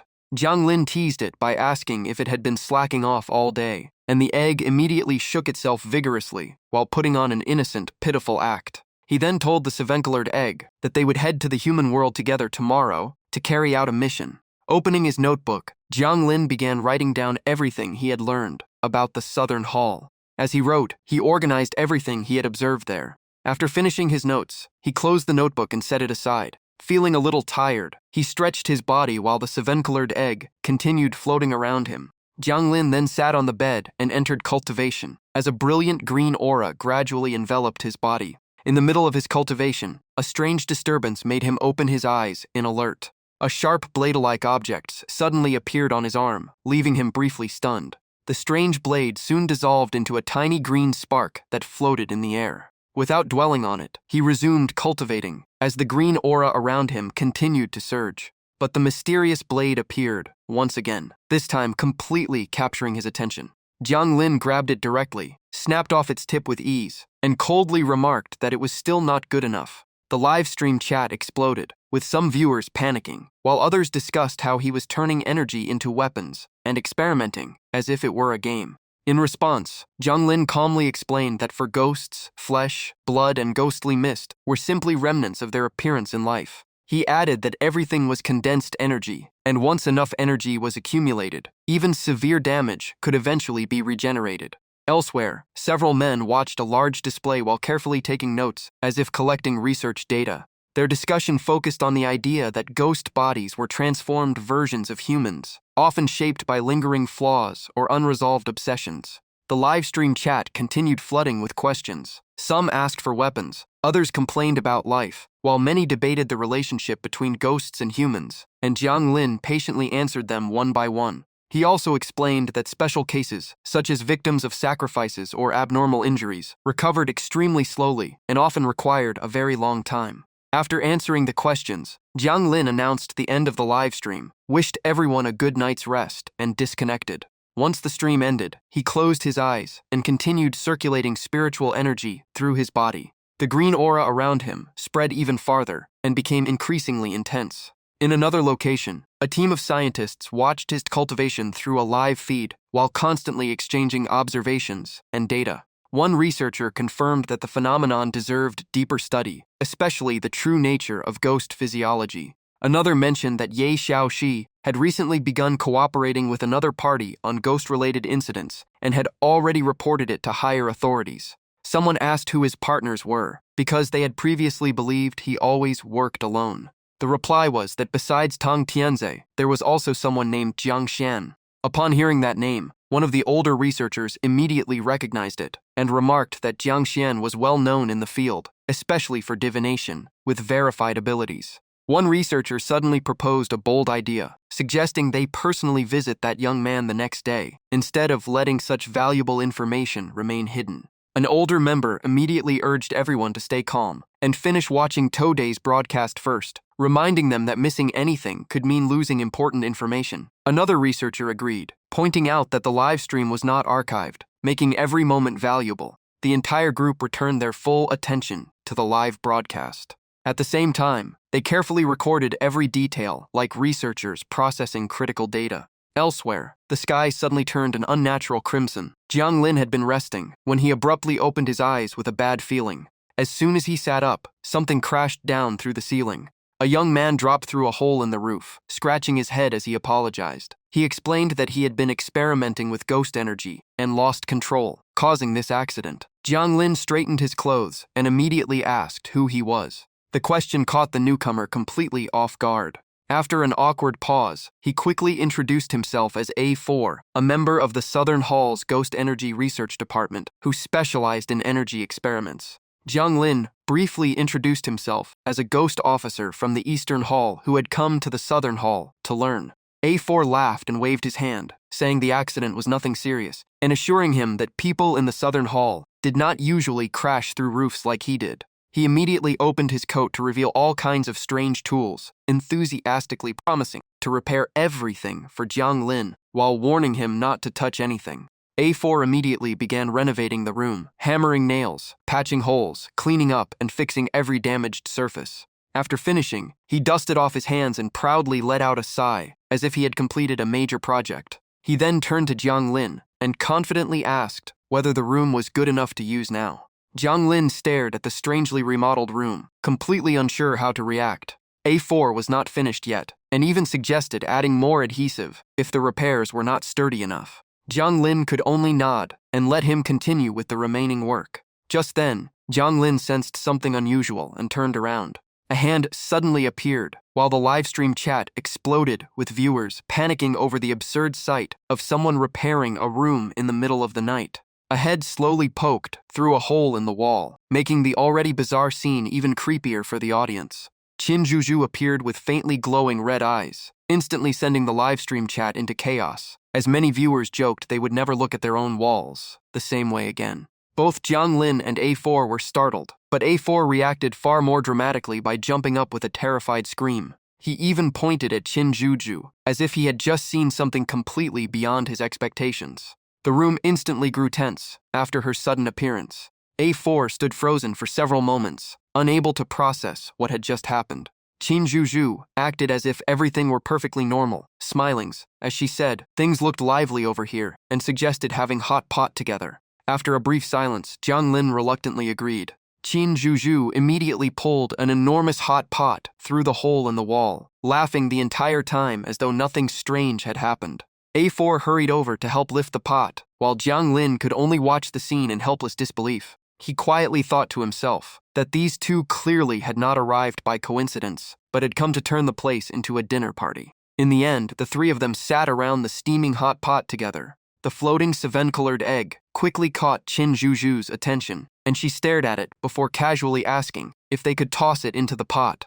Jiang Lin immediately stopped her and firmly refused, leaving Qin Zhuzhu pouting in disappointment. Sitting between them, A4 remained silent, clearly sensing the awkward atmosphere and becoming even more uncomfortable. To break the silence, he took the initiative to ask what everyone had been doing lately, while complaining that ghost energy research in the Southern Hall was not taken seriously. Qin Zhuzhu said she had been busy traveling everywhere for the intelligence division, while Jiang Lin explained that he had mostly stayed in the Southern Hall and recently joined an arena with ghost energy restrictions that he found quite interesting. Jiang Lin then changed the subject and directly asked about special missions. A4 shook his head while eating, saying he knew nothing, but Qin Zhuzhu seemed to know a little. She began explaining that she had looked into the subject before, and that the concept was not very different among the various halls. Before she could finish, Jiang Lin suddenly interrupted her. He quietly snapped his fingers, instantly cutting off the conversation. A green barriers suddenly enveloped all three of them. Jiang Lin immediately reminded them to pay attention to the forest's edge, while A4 could only stare in amazement. Qin Zhuzhu remained completely calm, casually eating as she remarked that both humans and other races were actually much stronger than most people imagined. A4 silently listened beside her. After taking another bite, she continued by saying that, even if she did not mention it, the King of Hell would eventually assign them missions like this anyway. In the middle of speaking, her expression suddenly turned serious as she shifted the discussion to special missions. At the center of those missions was something connected to the gods. Hearing that, Jiang Lin immediately asked what came next. Qin Zhuzhu simply picked up more food and replied that the rest was better experienced firsthand because it was not appropriate to reveal everything in advance. After saying that, she calmly ate another bite with a satisfied smile, while the other two exchanged thoughtful glances. Jiang Lin softly snapped his fingers again, and the entire area seemed to sharpen as everything around them became clearer and more vivid. The protective barrier had barely formed before the smell of the food drifted outside, drawing nearby ghost officers to peek over in curiosity. Soon the entire building echoed with complaints from people who had been peacefully sleeping, only to be tortured by the smell of hot pot, and some even swore they would visit the ghost market the next day to satisfy their cravings. Online, the livestream chat descended into chaos. Some viewers complained that the aroma sounded irresistible, others said their diets were ruined, and a few even ordered food on the spot. Inside the barrier, the three enjoyed their meal in comfort, while viewers outside filled the chat with hungry comments and endless discussion about the late-night feast. Throughout the underworld, complaints echoed non-stop as everyone grumbled about being hungry in the middle of the night, with some even suspecting the group inside was deliberately tempting everyone else. The two sides were locked in a fierce argument, and the tension was so high, it looked like a real fight could break out at any second. Right then, a figure appeared and coldly shouted for everyone to shut up and settle it somewhere else. A woman with overwhelming spiritual power stepped forward, her icy gaze warning everyone not to cause trouble. She did not stop there and instantly scattered the entire crowd with one decisive strike, sending them flying. Meanwhile, Jiang Lin was ready to leave the building. He calmly signaled it was time to move, and the other two simply smiled and followed. By 7 the next morning, an old vehicle was still rolling through the outskirts of the human world. A cargo truck entered the deserted area and slowly came to a stop in the open field. The driver suddenly turned onto another route, as if he already knew the way. The truck then drove straight onto a narrow road, leading deep into the remote area. An impatient voice came from inside the truck, complaining about waiting for too long. At a nearby clearing, another vehicle was already parked, with 2 people waiting beside it. The truck driver got out with a cigarette in hand and casually reported that the cargo was inside. He pointed at the cargo compartment, confirmed everything was there, and walked away. The 2 waiting people immediately stepped forward and opened the truck to inspect it. A strong woman climbed inside and carefully checked every item. After finishing the inspection, she confirmed everything was fine and urged everyone to leave before they lost time. The man with her stood off to the side, calmly smoking as if nothing bothered him. But he had no idea someone was watching everything from behind the bushes. 2 figures emerged from the trees, and they were Jiang Lin and the young boy. Even after the truck drove away, the 2 remained hidden and quietly observed. They then headed deeper into the area toward a greenhouse hidden inside. The boy checked the paper in his hand and confirmed this was the entrance to the Underworld passage in the southern Mu province. The target location was clearly marked on the map, but many suspicious points remained, so they had to search one by one. Jiang Lin glanced around with a faint smile while the boy studied the area and realized it had once been a protected forest zone. Before he could finish speaking, the boy suddenly rushed forward, making Jiang Lin call out and ask what was wrong. The boy crouched down and found fresh tire tracks on the ground. After a closer look, he concluded the place had been abandoned for years, so the fresh tracks meant people still came here, possibly forest rangers. Just then the sound of an engine echoed from the distance and grew louder. A red truck appeared, and the driver clearly did not look friendly. Inside the cargo compartment, a child trembled in panic in the darkness. The child desperately banged on the window for help, but a hand instantly covered the child's mouth and dragged the child back, making the panic even worse. The curtain inside the truck was quickly pulled shut, hiding everything from view. The truck continued on its way, and when someone inside asked what had happened, they were casually reassured, and the matter was dropped. Jiang Lin watched, without changing his expression, while the boy coldly remarked that humans always seemed eager to throw themselves into danger. As if thinking of something, the boy revealed a mysterious smile. The boy pointed ahead and said that route would pass Songhua Road in a nearby province, and Underworld Passage Number 2 was not far from there, so the two kept moving. Jiang Lin glanced at the livestream screen behind him, where the chat exploded after seeing the truck compartment. Everyone suspected it was a human trafficking case. Some demanded an immediate report, while police officers watching the stream repeatedly urged everyone to stay calm and avoid exposing the operation. Without wasting another second, the pair followed the fresh tracks left by the convoy. Elsewhere, a young man carrying a weapon slowly stepped outside, looking ready to join the action. At the same time, a young woman carrying a camera rushed out the door and loudly declared she would expose the traffickers. Moments later, the parking garage echoed with mechanical locks releasing as two vehicles emerged and sped out. In that brief moment, the two teammates exchanged a glance. One mounted a motorcycle while the other got into a car, moving in perfect coordination. Without another command, both vehicles launched from the starting point together. The engines roared as the two vehicles tore through the road without slowing down. The driver of the car looked into the rear-view mirror, and his face changed when he saw the motorcycle staying right on his tail. His mind was racing. He could not understand why such an aggressive biker had suddenly appeared, and he even wondered if he had crossed the wrong person. Before long, both vehicles entered the Songhua Road area. At the intersection, they had to slow down and stop at the light, making the tension even heavier. The man in the car cautiously asked if the biker was also heading toward Songhua Road. The biker, casually sucking on a lollipop, gave a quick yes and asked a few questions back, making the driver suspect they might be on the same side.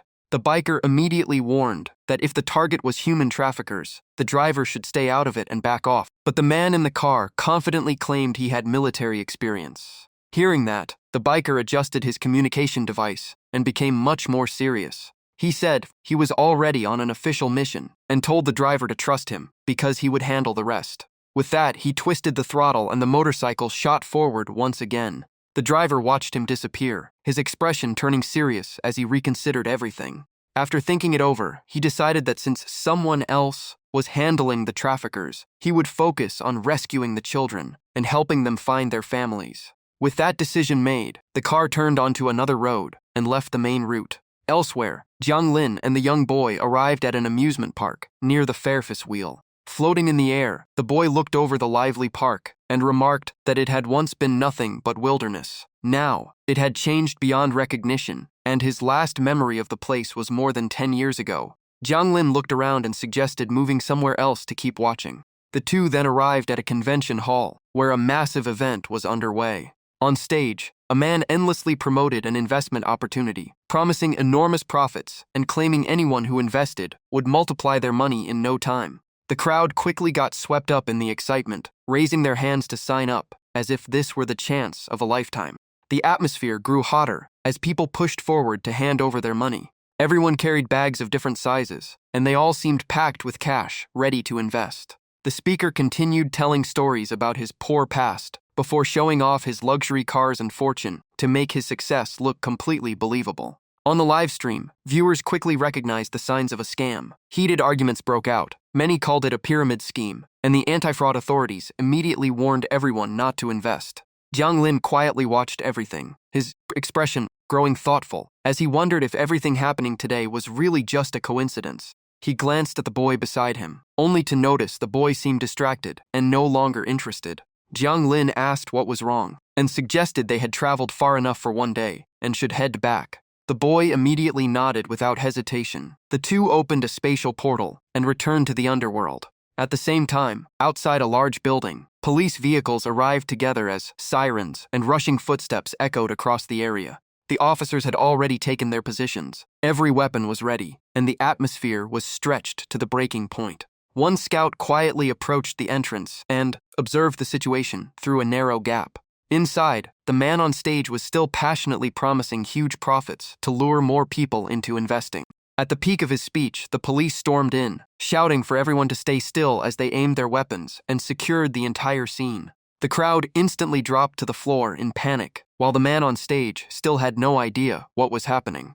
In the blink of an eye, he was handcuffed and dragged off the stage in complete shock. An officer coldly announced that a fraud complaint involving a pyramid scheme had been filed and ordered him to cooperate with the investigation immediately. At the same time, on Songhua Road, a gang of thugs surrounded a young man and brutally beat him in the middle of the street as his desperate cries echoed around them. Not far away, another group blocked a vehicle and surrounded several children, leaving them crying in terror just as the police arrived and announced they were responding to a human trafficking case. The gang showed no fear. Instead, they shoved a badly beaten victim toward the officers, making them freeze. The victim's face was almost beyond recognition, and his entire body was covered in blood. Blood poured from his mouth without stopping, making the scene even more horrifying. The police officer stood frozen for several seconds, unable to react. Then, the gang leader grabbed the victim and casually threw him toward the officers, as if he were nothing more than a piece of trash.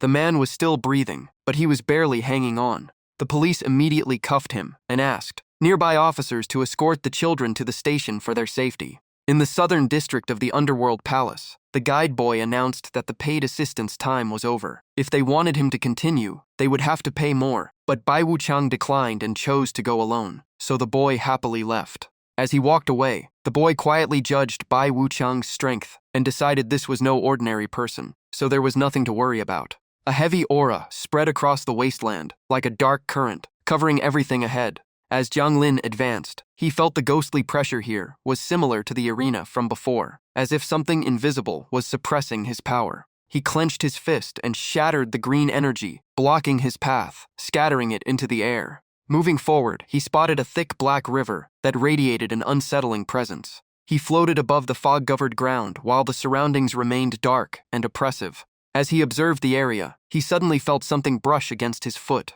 The next moment, a red-eyed rat burst out from behind him at incredible speed. Jiang Lin reacted instantly, locking onto the target with a single glance. A burst of force exploded outward, sending the rat flying in an instant. It let out a piercing screech, but continued struggling wildly as the energy tightened around its body. The pressure kept increasing until it was completely restrained, with no chance of escape. Jiang Lin stepped closer to inspect the creature that had attacked him. Without the slightest fear, he continued forward, determined to uncover the origin of these creatures. He recognized them as underworld rats, eerie creatures that survived in areas filled with ghostly energy. Just then, a series of noises echoed through the area, and Bai Wuchang also noticed the disturbance. It was not just one rat. A massive swarm of red-eyed underworld rats had appeared, making the area far more dangerous. The ghost officer was briefly surprised, but the creatures were quickly blasted away by waves of ghost power. Sharp streams of energy tore through the air, slicing apart every crazed rat that charged in. Jiang Lin floated in mid-air as the corpses of underworld rats scattered below, and the survivors finally hesitated. The remaining rats gathered together, releasing dark purple demonic energy as they prepared to counterattack. The ghost officer watched and remarked that this matched the mission records. They only attacked when they sensed weakness, but they immediately retreated from powerful ghost officers. Even so, he felt something was wrong, as though a hidden force was lurking behind everything. While he was still thinking, a headless monster suddenly appeared behind him, unleashing an overwhelming killing intent. Its decayed hands reached straight for Bai Wuchang's neck, aiming for a fatal strike. Sensing the danger, Jiang Lin spun around and narrowly avoided the massive hands lunging toward him. He raised both hands and caught the ghost's corrupted arms head-on. In the blink of an eye, the monster burst into blazing flames before exploding like a crimson firework. The remaining fragments dissolved into thin wisps of energy, without leaving a trace. Jiang Lin spoke in a calm voice. "So you still refuse to show yourself." He immediately activated a stream of green spiritual power. The force slammed into the ground, causing massive chunks of earth to rise. Jiang Lin stood atop the floating platform, as a dense layer of gray demonic energy was revealed beneath the soil. The underworld rats appeared again. Some clung to the floating platform, while the weaker ones fell to the ground and shrieked. The fallen rats opened their razor-sharp jaws in agony, as the crushing pressure became unbearable. After a quick scan, Jiang Lin immediately spotted the largest rat in the swarm. It was clearly the leader, still baring its fangs, without showing the slightest fear of Bai Wuchang. Jiang Lin answered by unleashing his invisible hand technique. The target was instantly locked in place. The giant rat desperately tried to escape, but it was far too slow for Bai Wuchang. the invisible hand instantly closed around its neck. With a slight squeeze, the rat's body was crushed, blood splattered everywhere, and the swarm leader died on the spot.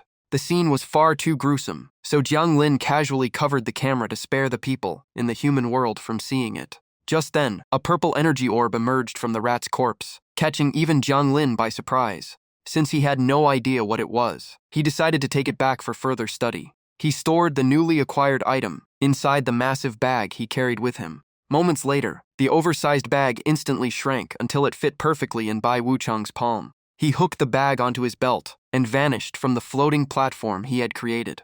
A second later, Jiang Lin appeared at the bottom of the pit to inspect the area more closely. The massive pit was filled with the corpses of underworld rats. Countless white skeletons were scattered across the brown earth among them. Using his spiritual senses to examine the lingering aura, he guessed these abnormalities might be linked to a special zone or the strange mist. It was also possible the creatures had simply been tainted by a monster's aura. But his current mission was only to eliminate ghost creatures. As for the truth behind it all, only the Southern Palace probably knew. With that thought, he made his move. An overwhelming force pressed the ground back into place, as though it had never been disturbed.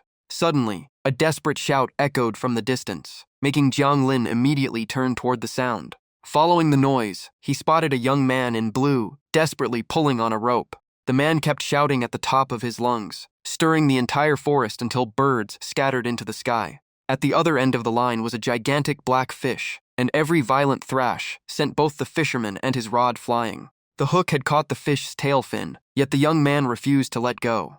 The fish was so powerful that it repeatedly hurled him into the air, but he never stopped yelling. When the fish finally crashed onto the ground, the young man noticed Jiang Lin and awkwardly greeted him.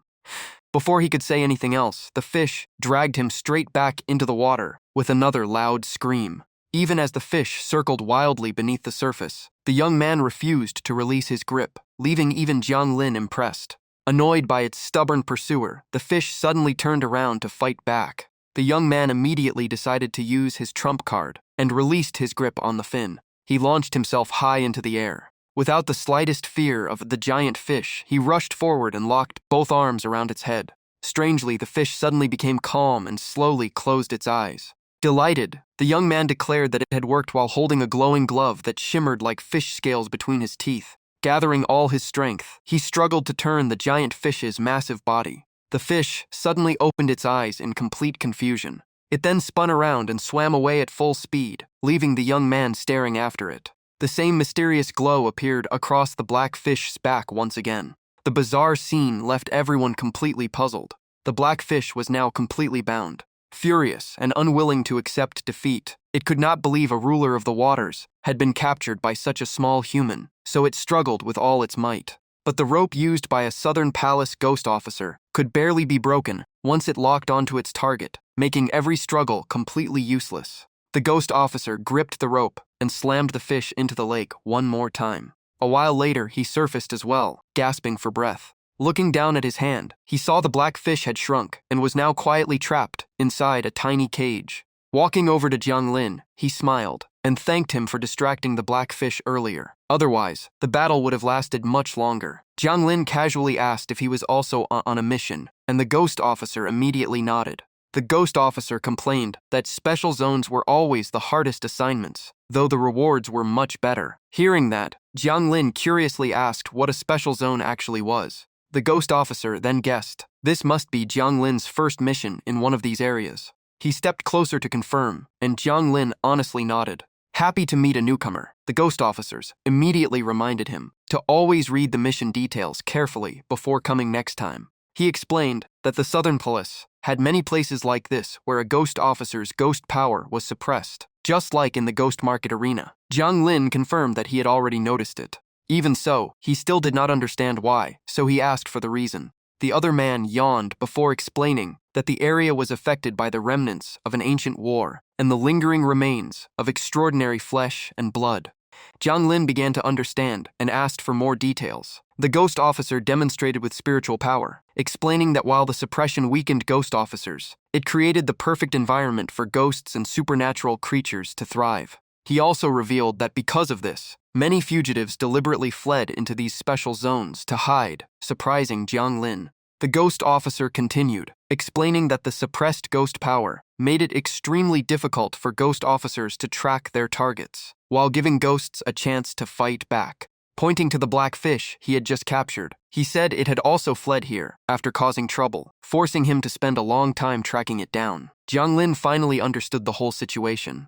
After finishing the explanation, the ghost officer asked if Jiang Lin needed any help, but Jiang Lin politely declined, saying he could handle the rest himself. Goodbye, headed off to turn in his mission, and reminded Jiang Lin to stay careful. Jiang Lin smiled and thanked him. After walking for a while, the ghost officer suddenly stopped, feeling like he had forgotten something. A few seconds later, he slapped his forehead, after remembering he had never warned Jiang Lin about the ghost creatures that had recently started hunting ghost officers. Worried Jiang Lin might be in danger, he immediately turned back to warn him. But when he returned, Jiang Lin was already gone. The ghost officer anxiously searched the area. He carefully checked behind every tree, trying to find Jiang Lin's trail. He even used an invisibility technique to avoid being noticed inside the special zone. Just then, he sensed something strange behind him. Turning around, his face went pale as he saw an entire swamp lifted into the air. His only thought was that another abnormal event had happened. After a brief hesitation, he decided to report it to the mission center immediately.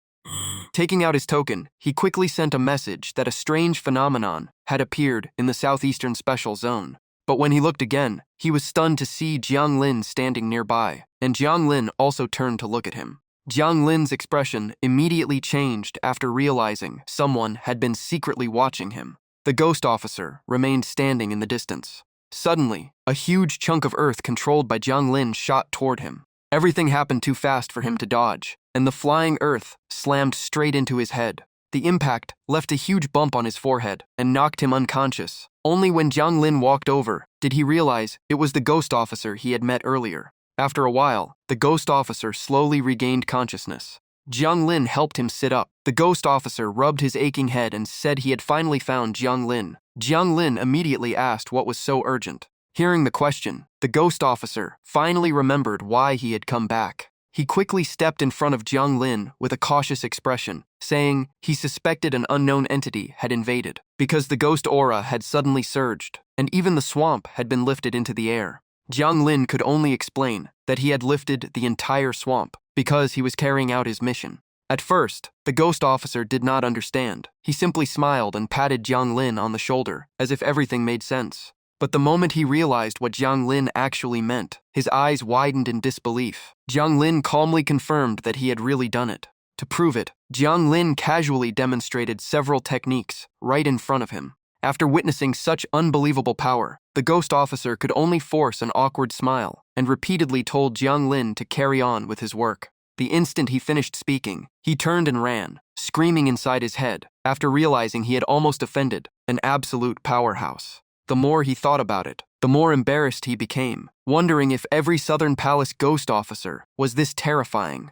Meanwhile, Jiang Lin quietly continued finishing the remaining work in the swamp.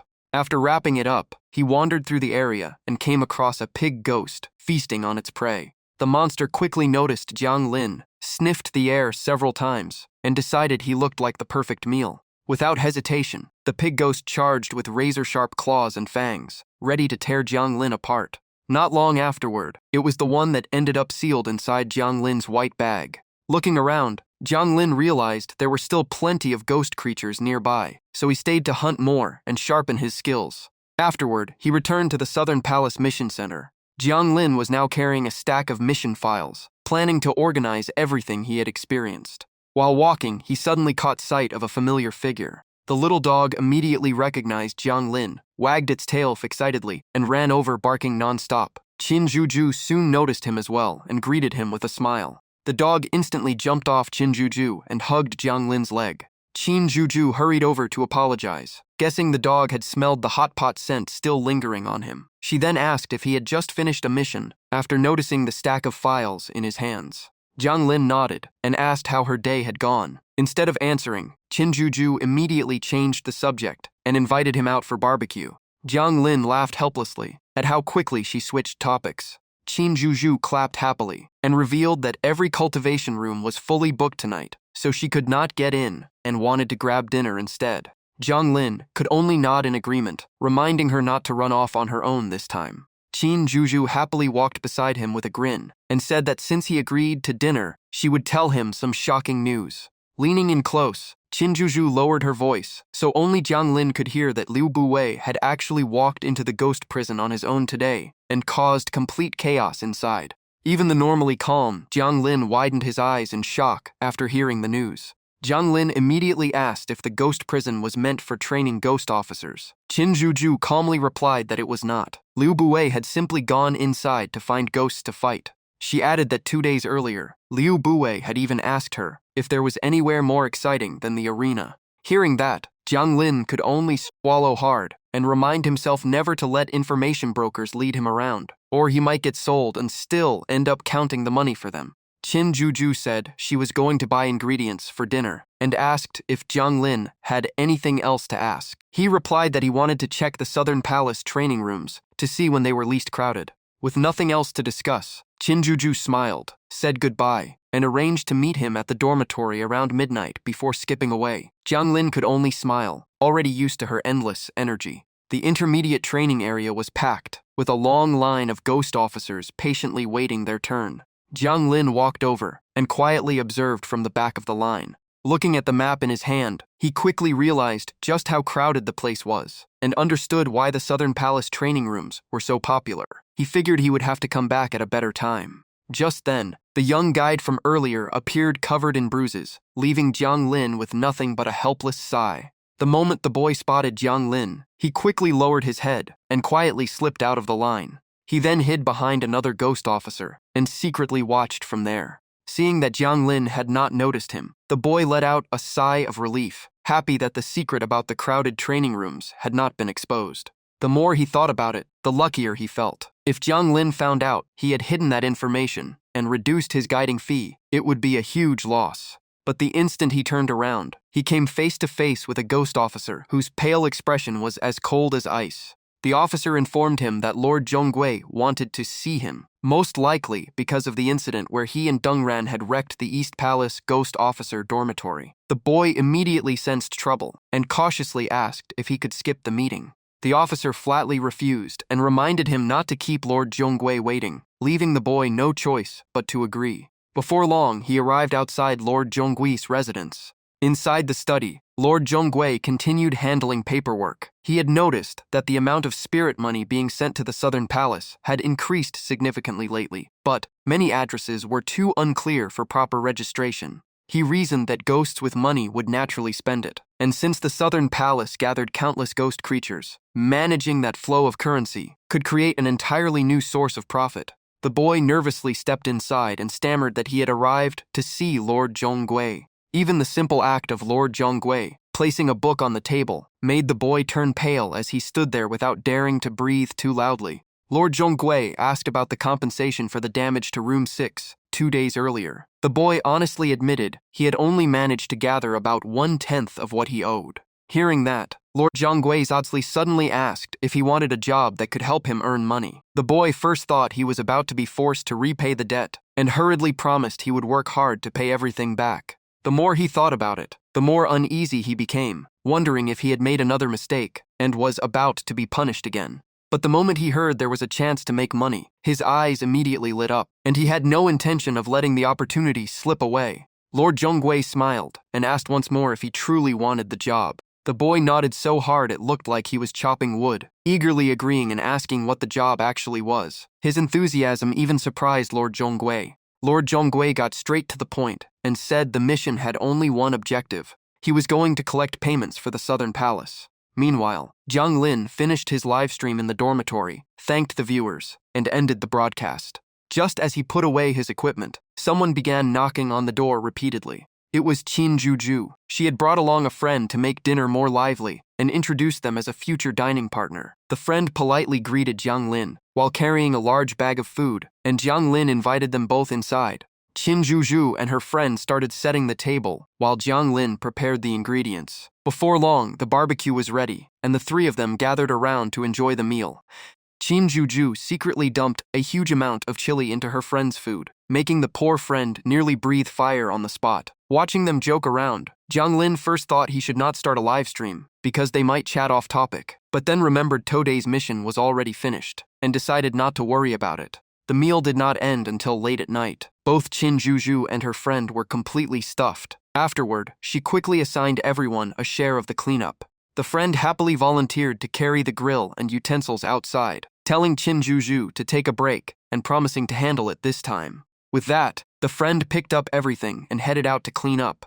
Jiang Lin casually locked the dorm room door behind them. As soon as he turned around, he heard Qin Juju calling his name. She smiled, patted him on the shoulder, and said the news he had been waiting for had finally arrived. According to her, the mission center would announce special class missions in about 5 days. If he was interested, he should be sure to sign up. Hearing that, Jiang Lin could not hide his anticipation. The opportunity had finally arrived. He thanked Qin Juju, and she simply smiled, said it was no big deal, and left. Jiang Lin then returned to his dorm room. Sitting cross-legged on his bed, he continued studying the Southern Palace Basic Cultivation Manual, Volume 1.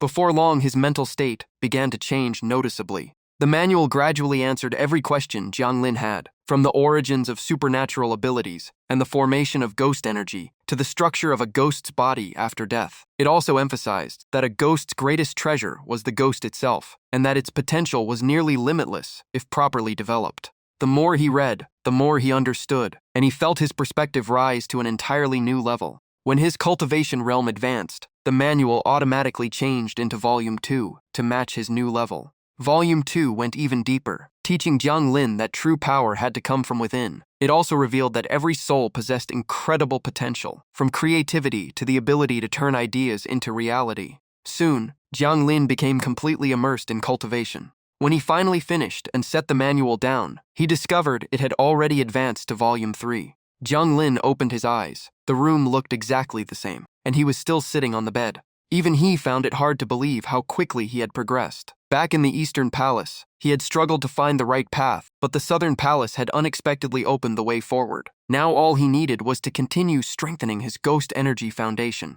Since the Ghost Market Arena did not allow Ghost King level participants, Jiang Lin realized he would need to find a higher level arena. The Underworld still held countless places he had never visited, so he planned to combine future missions with exploration to gain more experience.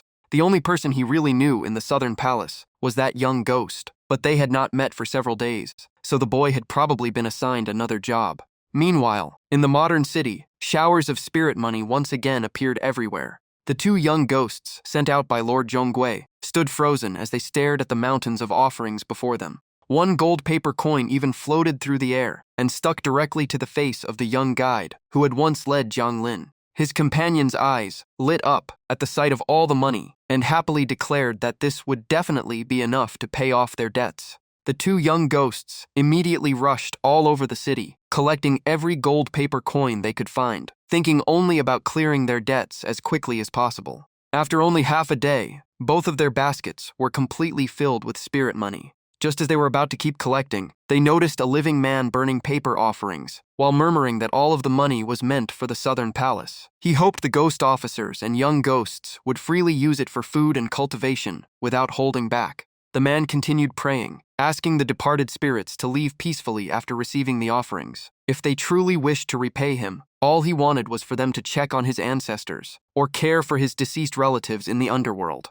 The moment he finished speaking, the spirit money immediately appeared in the hands of the two young ghosts. They stared at each other in confusion, wondering if the man had somehow been able to see them. At that moment, a gust of wind scattered the paper money through the air. The man hurriedly searched around, but found nothing. Even so, he panicked, because he thought he had just seen a shadow flash past. He frightened himself into believing a ghost had appeared, because he had forgotten someone the last time he burned offerings. The purple-haired young ghost quietly picked up the scattered paper money and continued working. Suddenly, remembering something, he turned to his older companion and pointed out that the offerings were addressed to the Southern Palace, but the sender had written the destination completely wrong. The younger ghost immediately came up with an idea and suggested simply giving everyone the correct address, so future offerings would arrive properly, leaving them with nothing to do but count money. His older companion immediately smacked him on the head and firmly rejected the idea. He explained that the true address of the underworld could never be revealed because it would bring disaster to the living. The younger ghost rubbed his head and muttered that he had only been joking.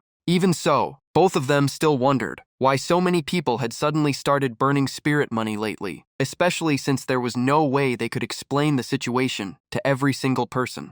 The older brother quickly told his younger brother to keep picking up the money, because chances like this were incredibly rare. The story shifted back to the Southern Hall Mission Center. Jiang Lin kept studying the manual. By now, he realized ghost energy could do more than forge weapons or ghost items. It could also fuse with external objects to strengthen the user. Every object had its own unique traits. If used wisely, those traits could become your own power. It seemed Volume 3 not only reviewed earlier knowledge, but also expanded into using external objects. But Jiang Lin came up with another question. What exactly counted as an external object? Right then, a feather drifted down from above, and he casually caught it.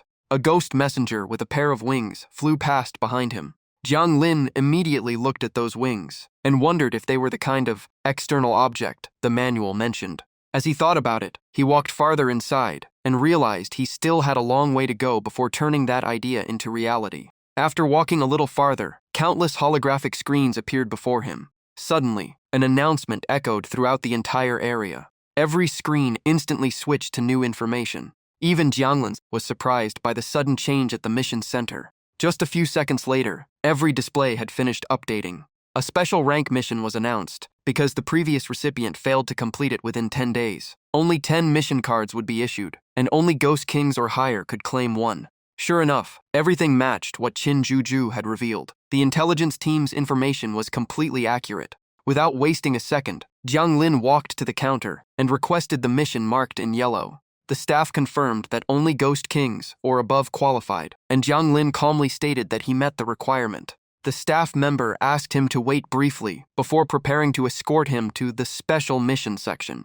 After that, Jiang Lin followed the staff member inside. Along the way, the staff member explained that every special mission involved gods, so the requirements were extremely strict. These were Underworld regulations, so only ghost messengers at the Ghost King realm, or above, could access the mission details. Upon arriving, the staff member placed a hand on the testing orb. Jiang Lin immediately sensed the aura of a mid-stage Ghost King coming from the device. After the test was complete, the staff member confirmed that Jiang Lin had passed the qualification check. He was then told he would first hear the full mission briefing. Only if he still accepted, after understanding every danger, would the mission card be handed over. Jiang Lin agreed without hesitation. The staff member explained that a god's body contained unimaginable power. If a divine body or divine soul collapsed, the consequences would be catastrophic, including the birth of a heart demon. In addition, many gods used reincarnation to be reborn and preserve their life force. The chosen reincarnation would carry a dormant fragment of divinity within their body.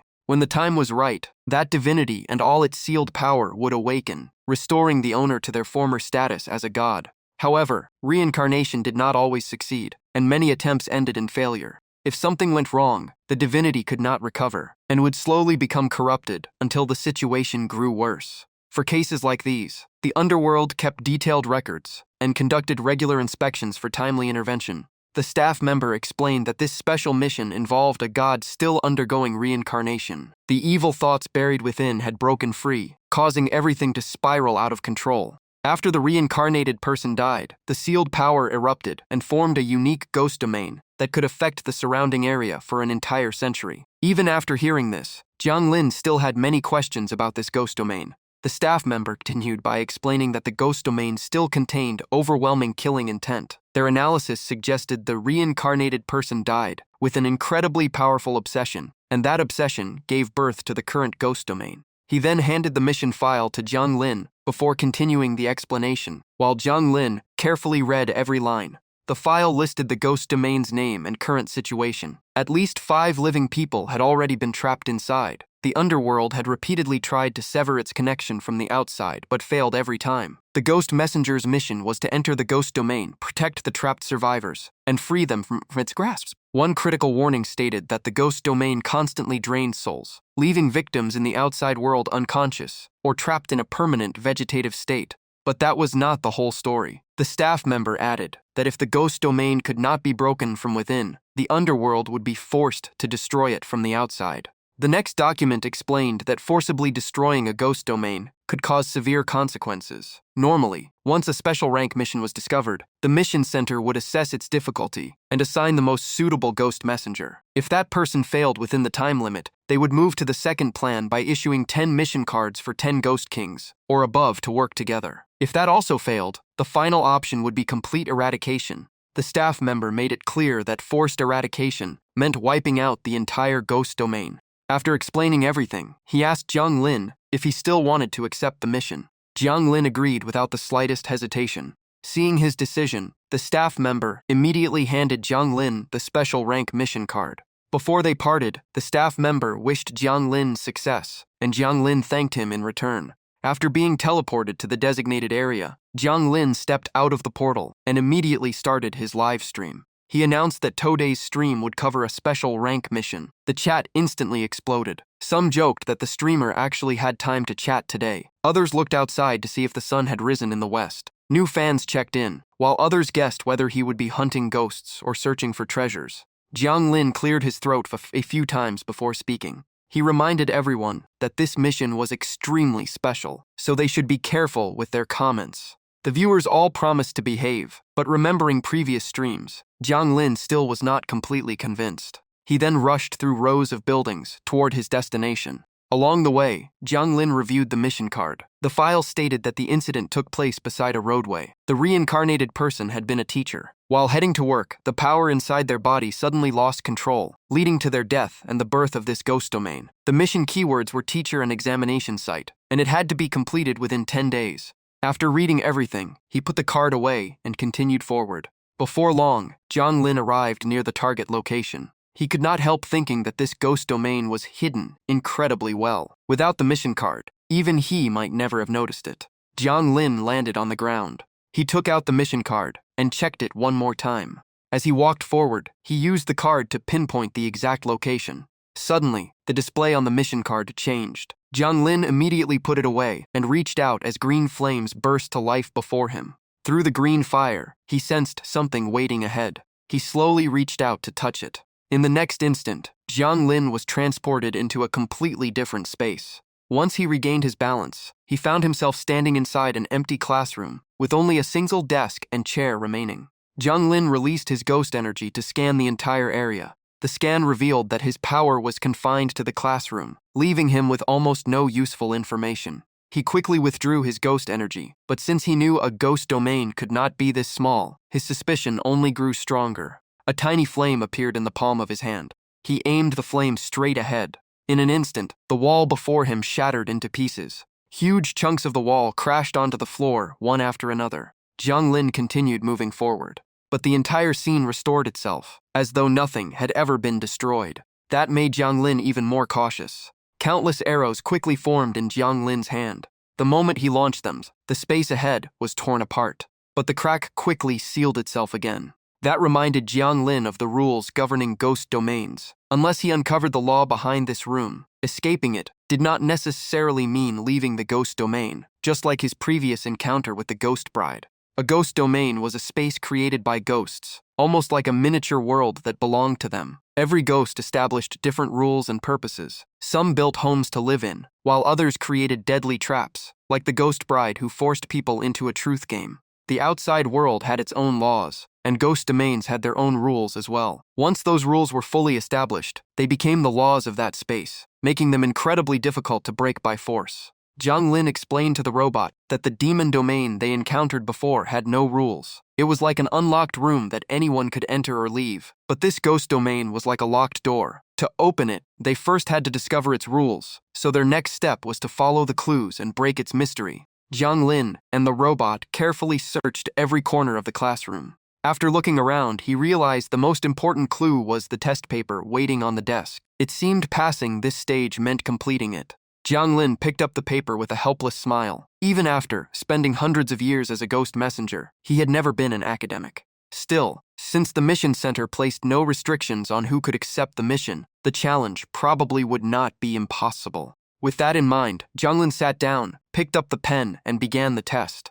A countdown timer immediately appeared with 1 hour and 30 minutes remaining. The moment the viewers saw the exam, the livestream chat exploded. Everyone was shocked that a ghost messenger had to solve human math problems, filled with functions, parabolas, and geometry. Many joked that even death could not save them from math. Students watching the stream were stunned that even ghost messengers had to take exams like they did. It was not just students. Viewers everywhere were amazed. Some teachers even joked about whether this year's exam had leaked, and if they should prepare a new version. One mother watching the stream even called her daughter over, thinking teachers were discussing exam questions. But her daughter immediately recognized it as the live stream of a dead streamer. The comments instantly turned into an answer sheet. Some viewers posted solutions for every question, while others reminded everyone to be careful because Jiang Lin had already warned them about what they said, urging the entire chat to stay calm. Seeing so many viewers eagerly helping, Jiang Lin focused on their answers. He copied down the solutions. Since the mission only required the proper cultivation realm and never banned outside help, he figured accepting assistance should be fine.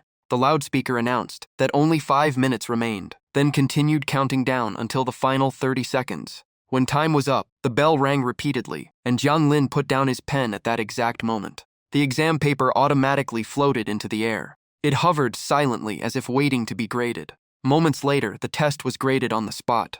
The grading finished, but the result immediately put Jiang Lin on edge. No ghost appeared at all, proving everything was controlled entirely by the ghost domain's own rules. The exam floated back to him. The page was covered with red X marks, and a giant score of 16 stood out in the center. The loudspeaker played an eerie voice mixed with familiar sayings like "study hard and improve every day," and "human nature is originally good." It then recited a strange string of numbers: 9981, 6742, 79, and 63. Jiang Lin immediately stood up. In the blink of an eye, the classroom transformed into a construction site.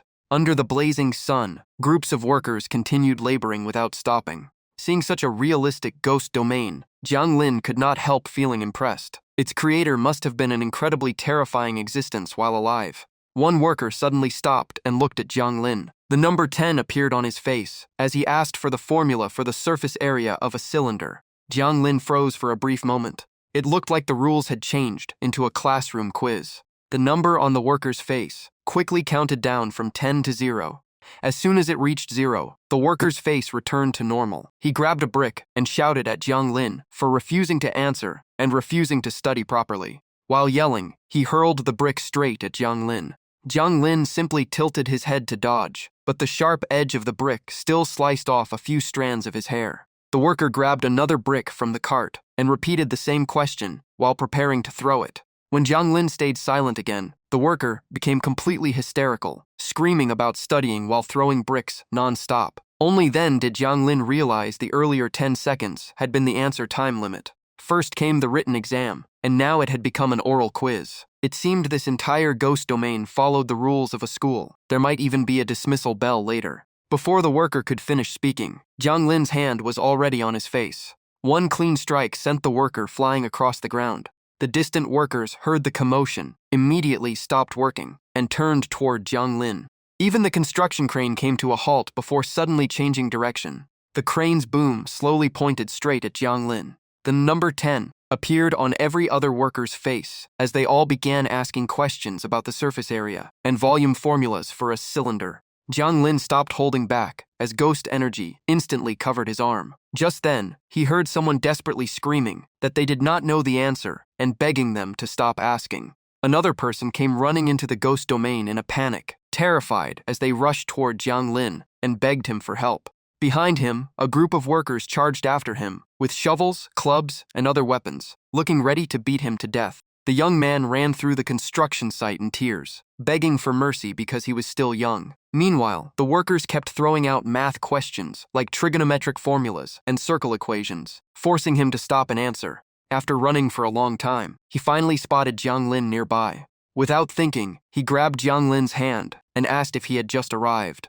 Then he dragged Jiang Lin away, urging him to stop standing there, because anyone who got caught would be beaten to death. Jiang Lin guessed this man was another victim, brought into the ghost domain through the mission center. Right then, another worker appeared behind Jiang Lin with a huge shovel over his shoulder, shouting for them to stop running. Jiang Lin immediately gathered his power and gave the worker no chance to touch him. With a single counterattack, he blasted the entire group of workers away. While the young man kept running for his life, Jiang Lin had already wiped out every pursuer behind them. The young man pulled Jiang Lin into a nearby room. The moment they entered, he slammed the door shut and locked it. Outside, the workers pounded on the door like mad, yelling for them to come out and answer the questions, while swinging clubs and shovels wildly. Only then did the young man finally breathe a sigh of relief. After calming down, he asked if Jiang Lin had just arrived today. Looking at Jiang Lin's outfit, he even assumed he was cosplaying black and white impermanence. Instead of answering, Jiang Lin asked what was sitting on top of the young man's head. The young man proudly said it was Iron Man, and asked if it looked cool. Jiang Lin then wondered why it had appeared there. The young man shrugged and said he had always wanted to become Iron Man, so somehow it turned out like this. Since he was trapped inside the ghost domain anyway, he had stopped caring. Hearing that, Jiang Lin immediately realized this ghost domain could turn imagination into reality. That was why the young man assumed Jiang Lin wanted to become black and white impermanence. The young man introduced himself as Fu Yi and asked for Jiang Lin's name. After hearing it, he curiously asked which school subject Jiang Lin was best at. Jiang Lin replied that fighting was his strongest skill. Fu Yi laughed and said that at least physical strength and running away could still be useful. Fu Yi explained that whenever they encountered a question they could not answer, the only choice was to run. Jiang Lin asked what happened if they failed to escape. Fu Yi calmly answered, "Then you die." Jiang Lin continued thinking, did this place really leave only two choices, answer the questions or run? But earlier, he had beaten the workers away without triggering any unusual reaction. Then he realized every worker had turned to look at him at the same time. Hearing that, Fu Yi gave a bitter smile and warned him not to think about fighting back, because their enemies were ghosts, not humans. Even if one ghost was destroyed, countless more would appear. According to Fu Yi, this place was an endless nightmare that no one could ever wake up from. That only made Jiang Lin more curious about how this ghost domain truly worked.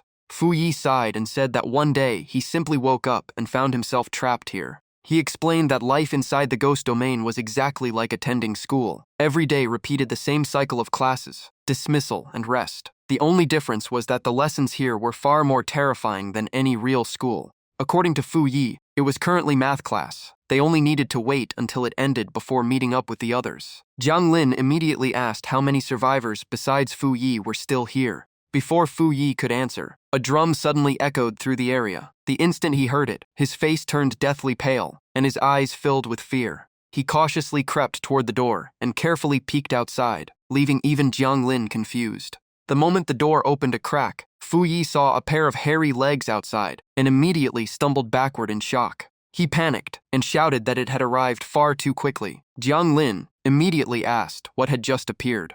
Before Fu Yi could answer, his legs gave out and he collapsed onto the floor. Leaning against the wall, he muttered in despair that today's math problems were far too difficult. If only the top student, Han Sisi, were here. Meanwhile, Jiang Lin walked over to inspect the situation himself. The moment Jiang Lin saw what was outside, even his expression changed. Jiang Lin quietly closed the door and guessed this was another new trial. Fu Yi had obviously experienced it before, which explained his overwhelming fear. At this point, Fu Yi was nearly broken, with drool even running from his mouth. Jiang Lin was about to ask another question when Fu Yi suddenly came to his senses. Crying, he said there was no way the two of them could solve this one. Without the answers, they could not escape anyway, so they might as well lie down and leave everything to fate. Jiang Lin could only remain silent. Fu Yi sighed that everyone wanted to crush those evil ghosts with knowledge, but not knowing the answer meant not knowing it. There was no way to fake it. Just then, the bell rang again, mixed with strange creaking noises. Fu Yi quickly pulled Jiang Lin down beside him and whispered for him to close his eyes. Maybe it would hurt less that way. Jiang Lin decided to play along for now. Countless cracks suddenly spread across the ceiling. A gigantic hand then reached down from above. The owner of that hand was a towering giant. In a deep voice, he read out a math problem. Given the function fx2x², find the equation of the tangent line with a slope of 2. He then defined the area of the triangle formed by the tangent line and the coordinate axes as s. Finally, he demanded that everyone find the minimum value of s. After hearing the question, Fu Yi fell silent for a moment, before stammering that he would try to calculate it. The giant coldly repeated the function again, as if pressuring them to answer faster. Suddenly, Fu Yi jumped to his feet and grabbed Jiang Lin's wrist. In a low voice, he asked if Jiang Lin was ready. Jiang Lin had no idea what was happening and looked at him in confusion. Without another word, Fu Yi dragged Jiang Lin into a sprint, while shouting that of course they had to run.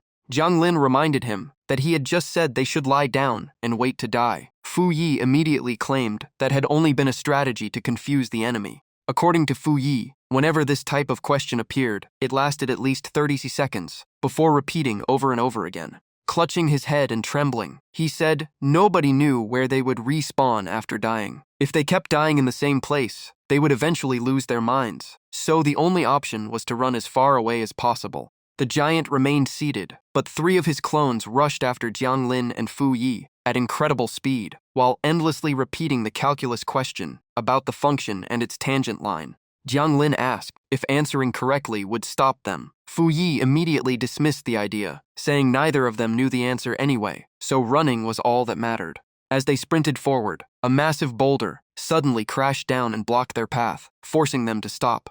Fu Yi nervously looked at Jiang Lin and muttered that this might really be the end. He even hoped that if he respawned, it would at least be during PE class. Then he remembered this place probably did not even have PE, leaving him even more hopeless. Meanwhile, Jiang Lin's eyes turned cold as blue flames slowly ignited in his hand.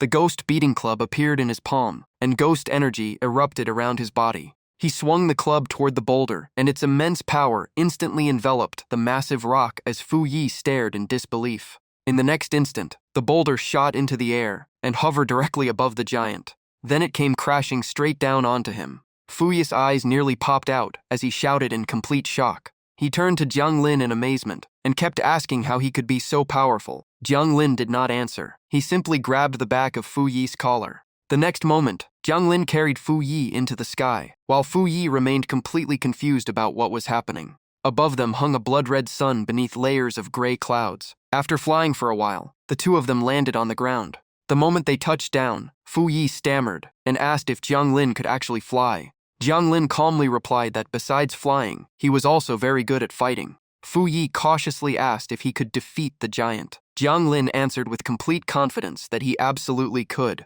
Wiping away his sweat, Fu Yi forced out a smile, so there had never been any need to run. All of Jiang Lin's earlier questions had simply been to understand the ghost domain's rules. Jiang Lin nodded, saying he still had not fully figured out how this ghost domain worked. Just then, a gigantic vortex appeared in the sky, filled with countless flashes of lightning that immediately caught Jiang Lin's attention. Looking up, Jiang Lin remarked that it seemed the other ghost messengers had entered the ghost domain as well. At the same time, in another part of the ghost domain, a ghost messenger slammed the 2020 national math exam onto the ground and cursed loudly. The chubby ghost messenger shouted in frustration that even after dying, he still had to take exams.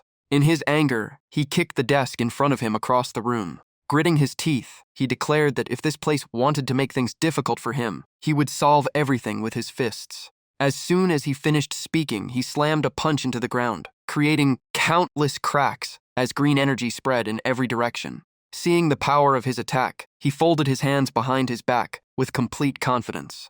But only moments later, every crack repaired itself, as if nothing had happened, leaving him completely stunned. He wanted to see whether the ghost domain healed faster or his fists hit harder. As soon as he finished speaking, he raised his leg and prepared to attack again. His body shot into the air as both fists erupted with overwhelming power. Even so, every trace of destruction vanished almost instantly, as if nothing had happened. He let out a sigh and muttered that as long as he found the right opportunity, his fists were still more reliable than any pen. Just then, verses from the Disciples' Rules echoed through the area. Hearing them, the chubby ghost messenger could only clutch his head in frustration. The strange recitation continued to echo throughout the entire space. There was no sign that the voice would ever stop. The longer he listened, the more irritated and unstable he became, his whole body trembling with anger. Finally unable to take it anymore, he shouted for the voice to disappear. He tightly covered both ears, looking desperate to block out every word of the endless chant. Sweat poured down his body, and only after a long while did he slowly open his eyes again. The space around him was still completely empty, without another soul in sight.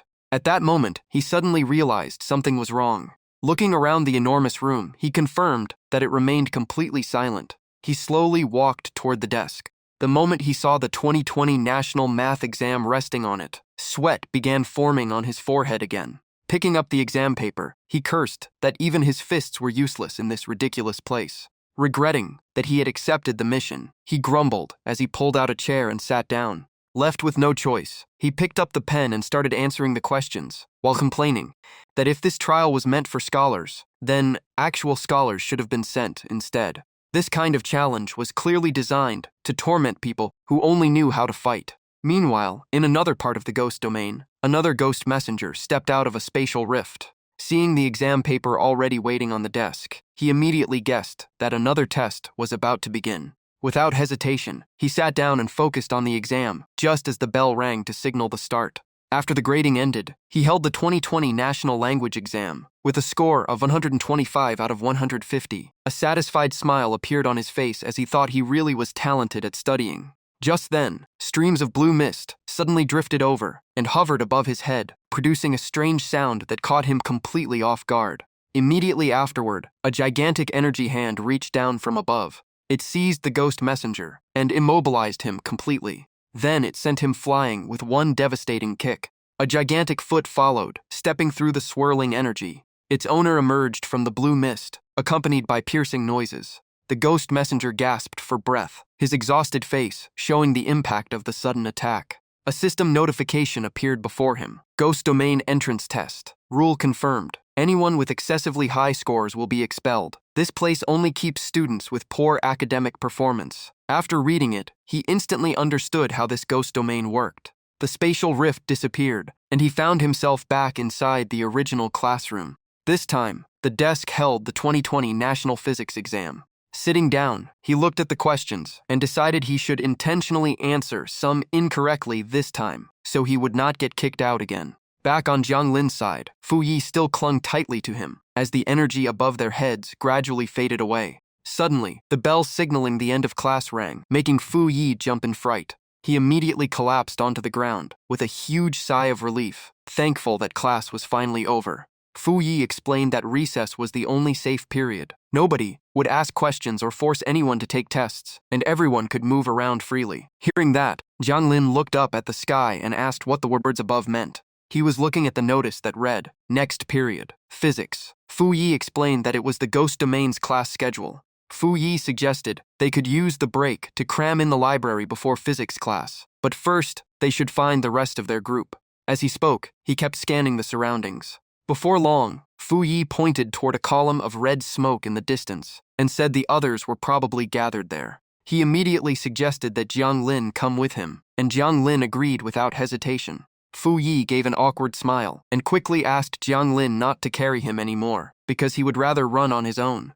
Jiang Lin asked if he was sure. Fu Yi immediately nodded and said PE had always been his best subject. His mind might be slow, but he could still memorize a few formulas. He casually recited a formula involving speed and acceleration. The moment Jiang Lin heard it, he noticed something unusual. A mysterious stream of energy suddenly flew over and began circling around Fu Yi's body. Strange rays of light kept glowing from his body. In a flash, Fu Yi burst forward like the wind. Even so, Jiang Lin easily kept up and realized this was likely knowledge turning into power. Fu Yi smiled helplessly and explained that was exactly how it worked. Memorize and recite enough knowledge, and the matching ability would activate. But every ability had a limit. For example, the acceleration formula could only boost speed to a certain point. Sadly, these powers only worked during exams. If they also worked during classroom questioning, those workers would never have chased me like that. Hearing this, Jiang Lin gestured for him to keep talking. After a while, Jiang Lin asked if they had discovered anything else.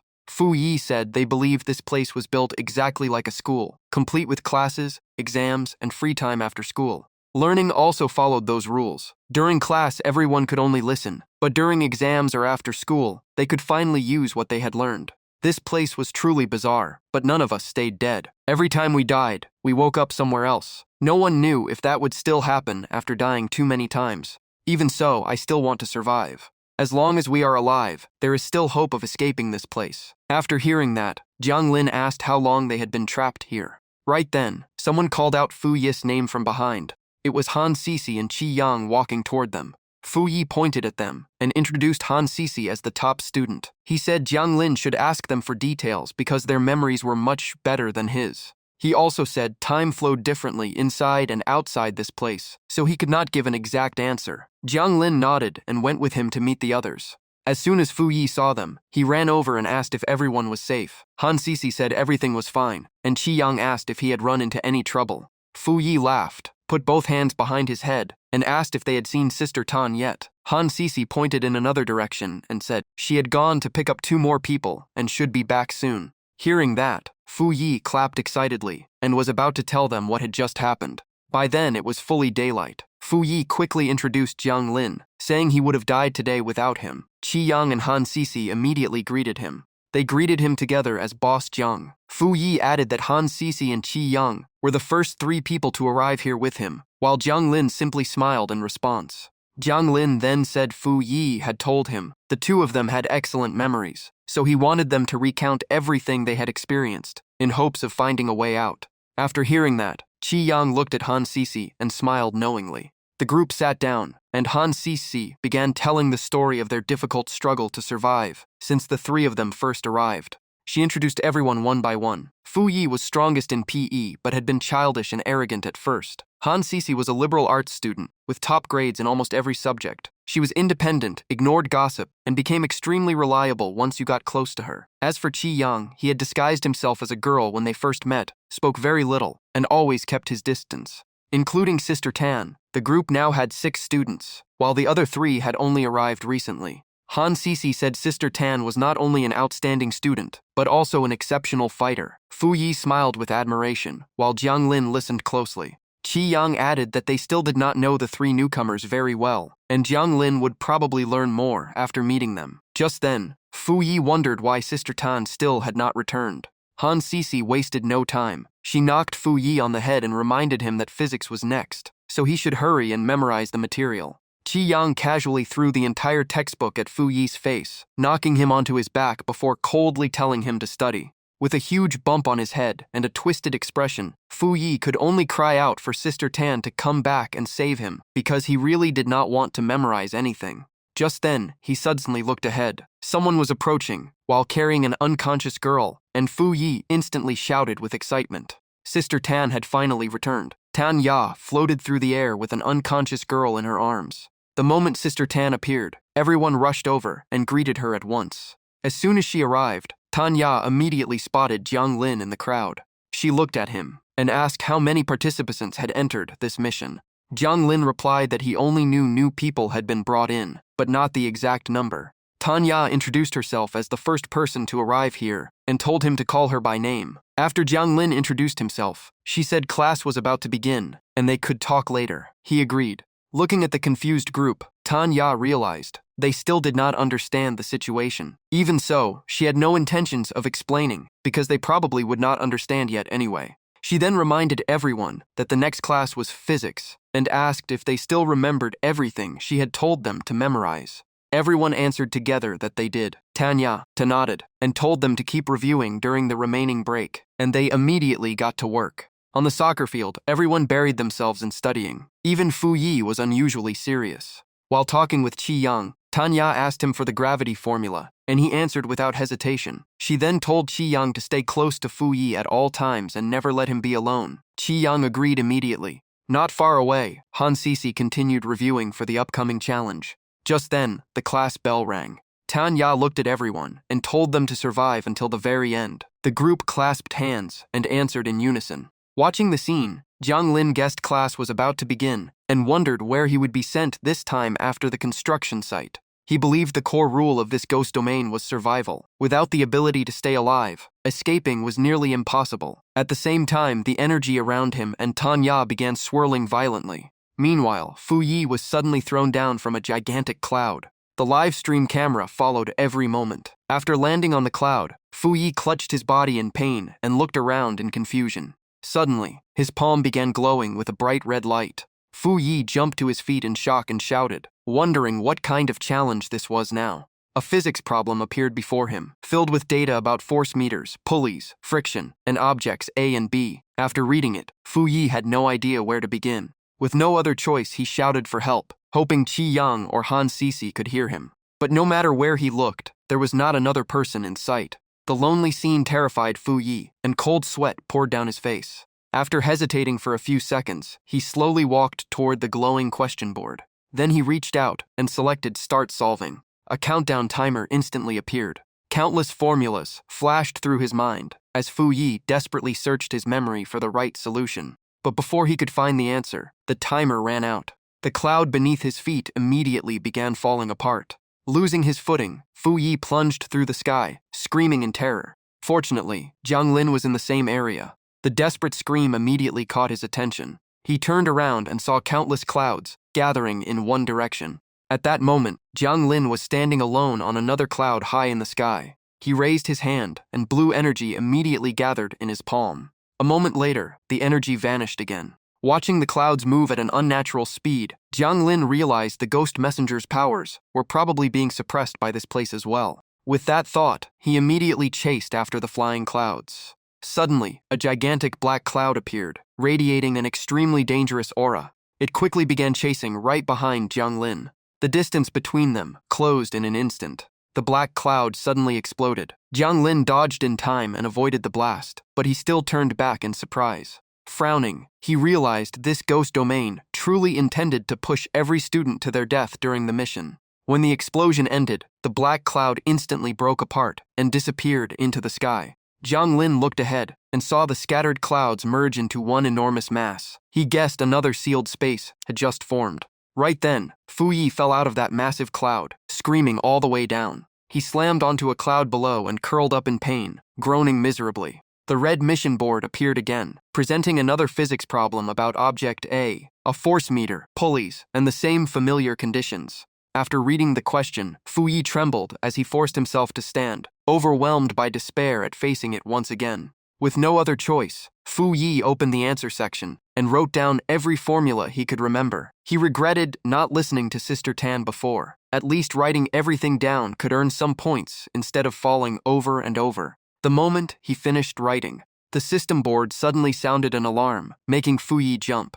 A deadly black cloud appeared at once. The sight of it turned Fu Yi pale. The cloud charged at incredible speed while letting out eerie laughter. Fu Yi ran for his life, screaming, "Am I getting struck by lightning again? What did I ever do? Somebody save me." The black cloud stayed right on his tail. Fu Yi cried as he shouted that he had already written everything he knew, and whatever was missing was because he truly did not know the answer. Before long, the exam officially came to an end.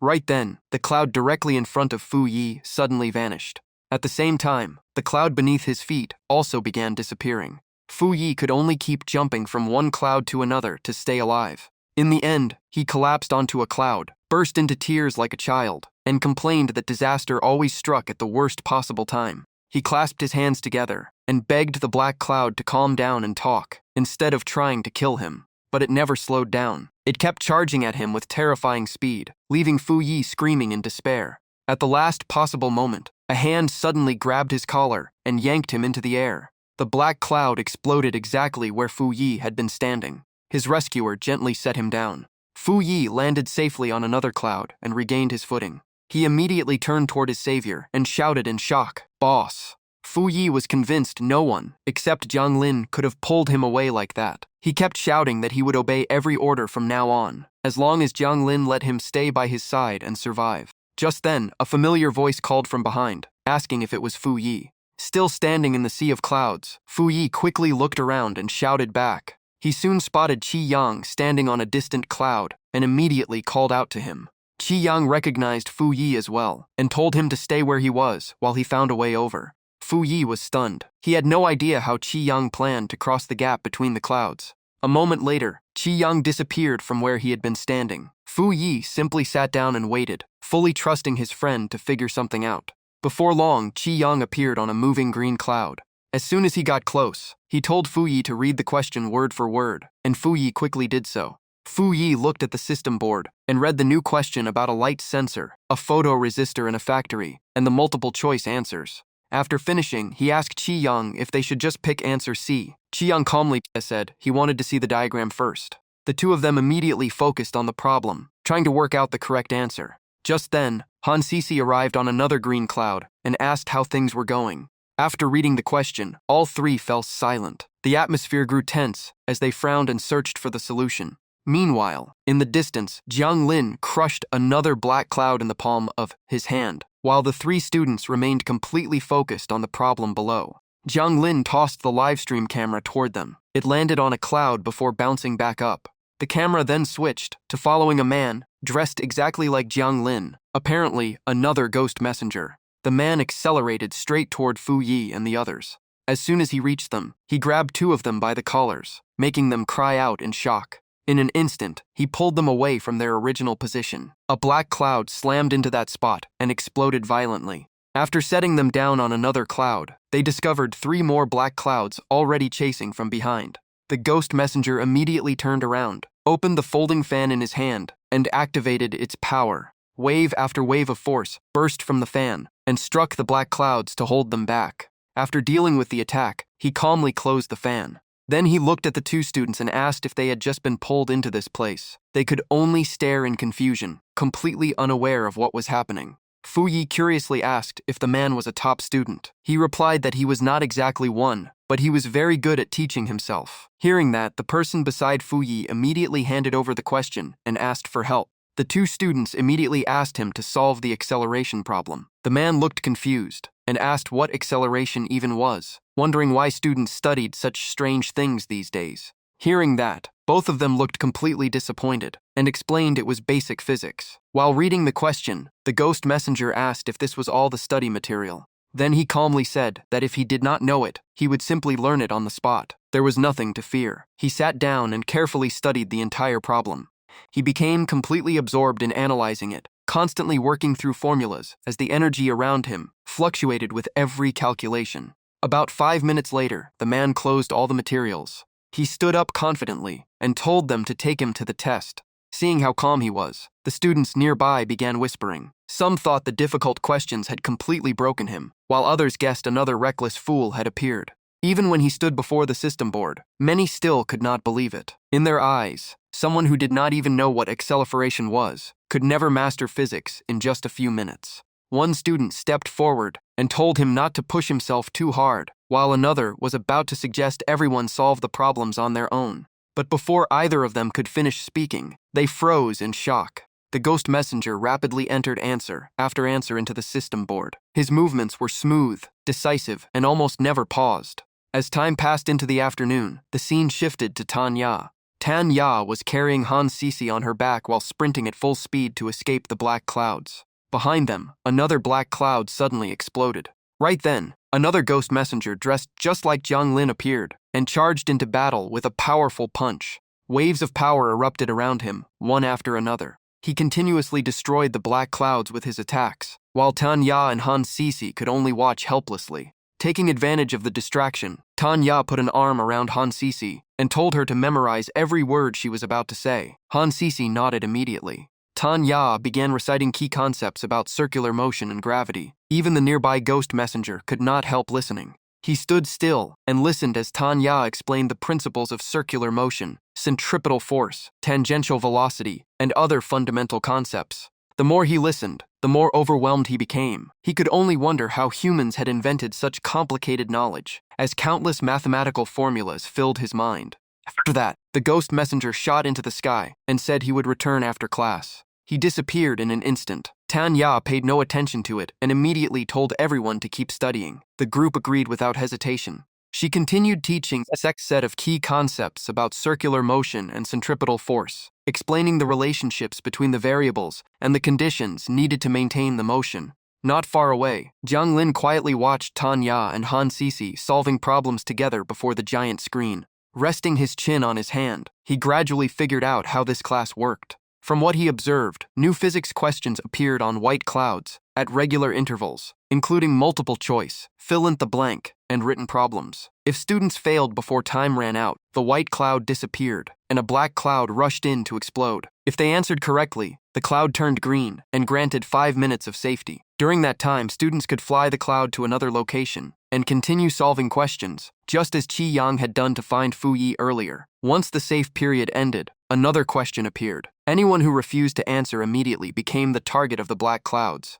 Jiang Lin continued analyzing the situation. The master of this ghost domain had inherited the power of a god and possessed terrifying strength. Yet so far, the only thing this person had done was force the students to study and take exams. There were only 2 ways to destroy this ghost domain. One was to find and destroy its core, The other was to fulfill the conditions set by the ghost domain. Every ghost domain had its own rules. Some required killing someone, while others forced everyone into a deadly game. Discovering the true purpose of a ghost domain and breaking its rules was one of the main duties of every ghost messenger. Just then, someone shouted for him to be careful, but Jiang Lin remained lost in thought, wondering what the master of this place truly wanted.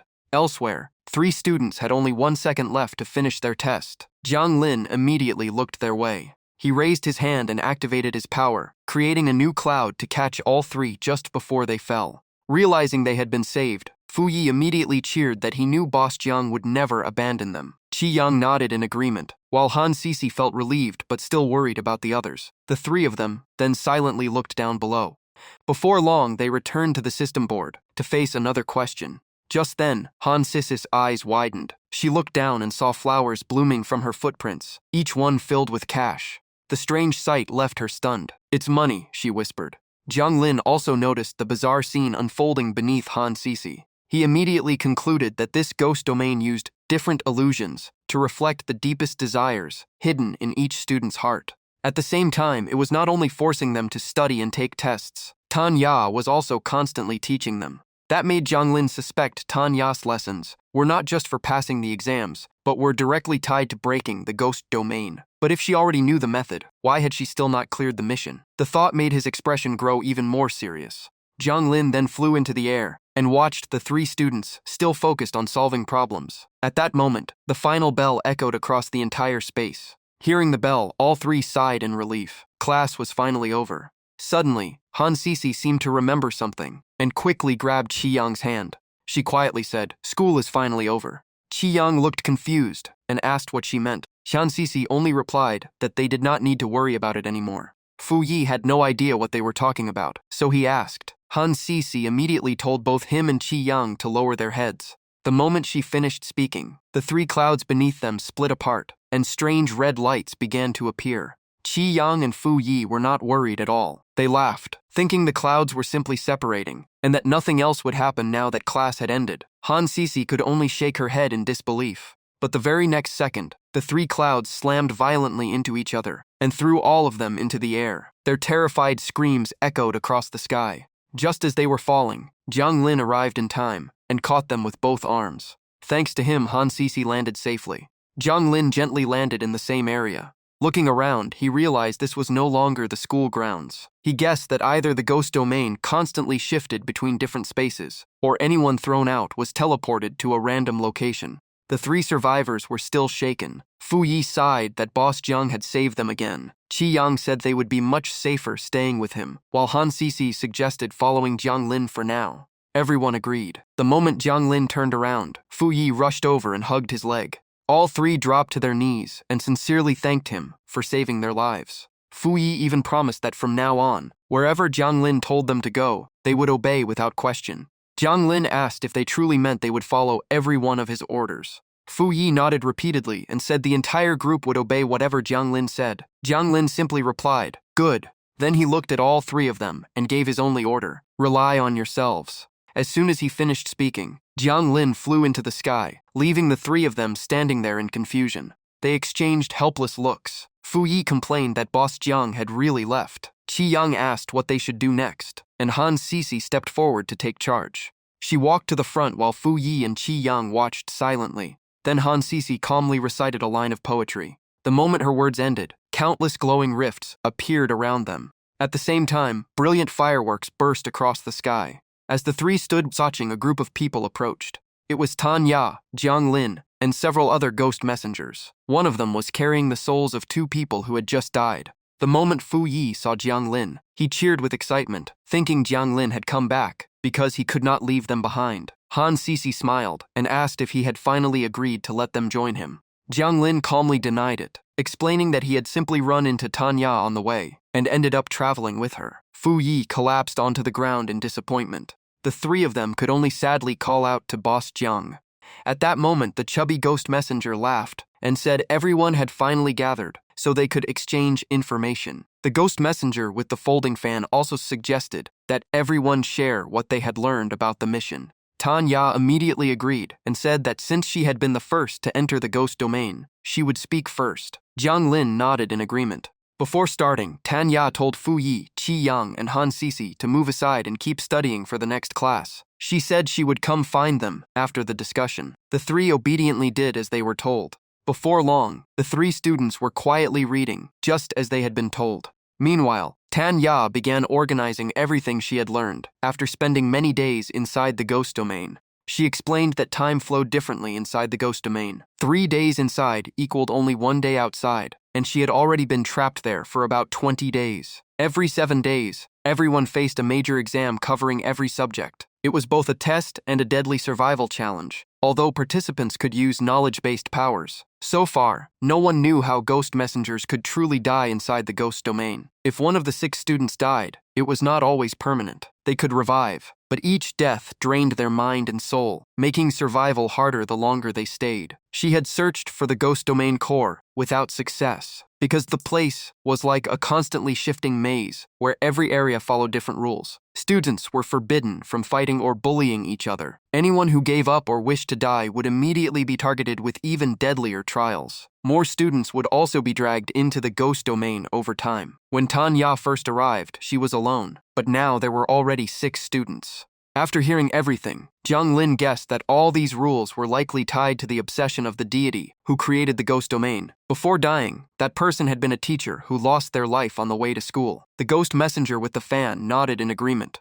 Everyone believed the students brought into the ghost domain were those who had failed classes, just like students' teachers tried their hardest to help but could never save. Jiang Lin quietly nodded as well. Tanya added that after surviving many exams, she had gained plenty of experience. In her opinion, the only way to escape was to score full marks in every subject. The chubby ghost messenger instantly jumped up and complained that getting perfect scores was basically a death sentence. Jiang Lin asked if she was certain. Tanya replied that this was the only promising path they had found so far. Jiang Lin agreed it was worth trying. The ghost messenger with the fan also agreed because studying was his specialty. The chubby ghost messenger kept sighing and hoped another way existed. He pulled a miserable face and grumbled that a mission this hard should have gone to top students, instead of people like them who were terrible at studying. Tanya suggested that anyone struggling with exams should stay close to a high-achieving student to ease the pressure. The man with the fan pointed out that even top students might not get perfect scores in every subject. Jiang Lin added that anyone confident enough could skip solving questions and focus on protecting the students instead. The moment he heard fighting was enough, the chubby ghost messenger lit up. He cracked his wrists, laughed, and declared that fighting was his true specialty. Tanya looked up at the sky and reminded everyone that, by the ghost domain's time, only 1 day remained before the next exam. So the most important thing now was to learn as much as possible and memorize every bit of knowledge they could. As she finished speaking, she pulled out a huge stack of books. The chubby ghost messenger's eyes nearly popped out.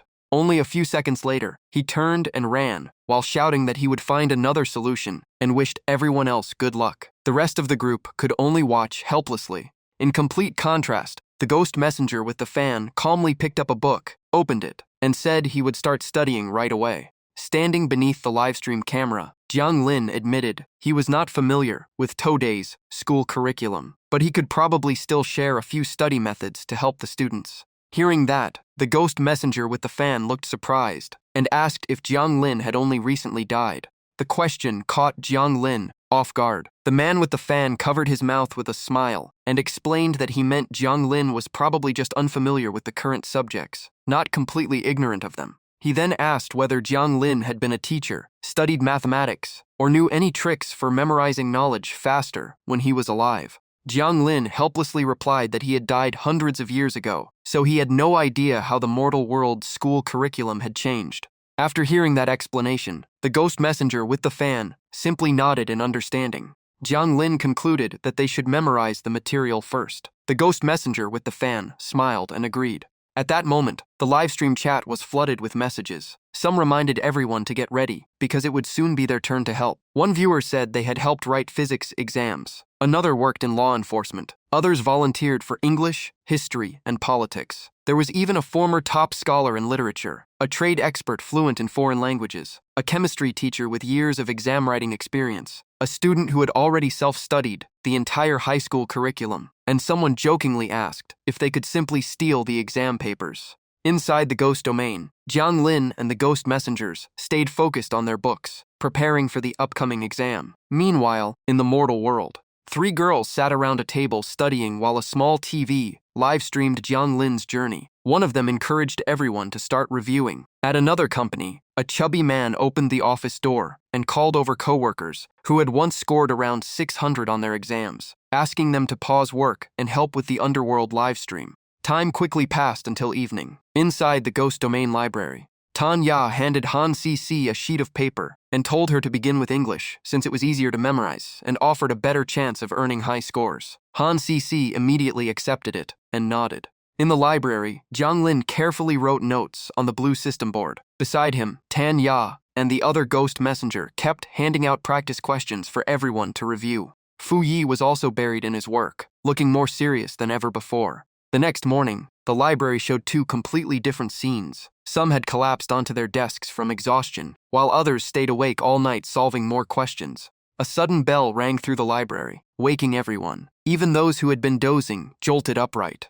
Tan Ya and Jiang Lin walked in together. She immediately reminded everyone that this exam was based on real-life scenarios, so they had to observe and listen carefully after entering. If the questions did not appear right away, they had to search for them first, then regroup and share whatever information they found. Jiang Lin and the other ghost messenger answered together and reminded everyone to be extremely careful. The sky outside remained bright. At the English exam site, Tan Ya appeared alone in the middle of a vast golden rice field. She quietly watched 2 farmers harvesting rice in the distance. Just then, someone called out that lunch had arrived, followed by a little girl's cheerful voice, asking her father to come eat. Tan Ya looked over and saw a small family approaching. The father smiled while harvesting and asked what his daughter had brought today. The little girl answered happily, and another man told him to take a short break. Even though he was soaked in sweat, the farmer smiled and said he only had a little work left before joining them. Tan Ya slowly walked toward the group.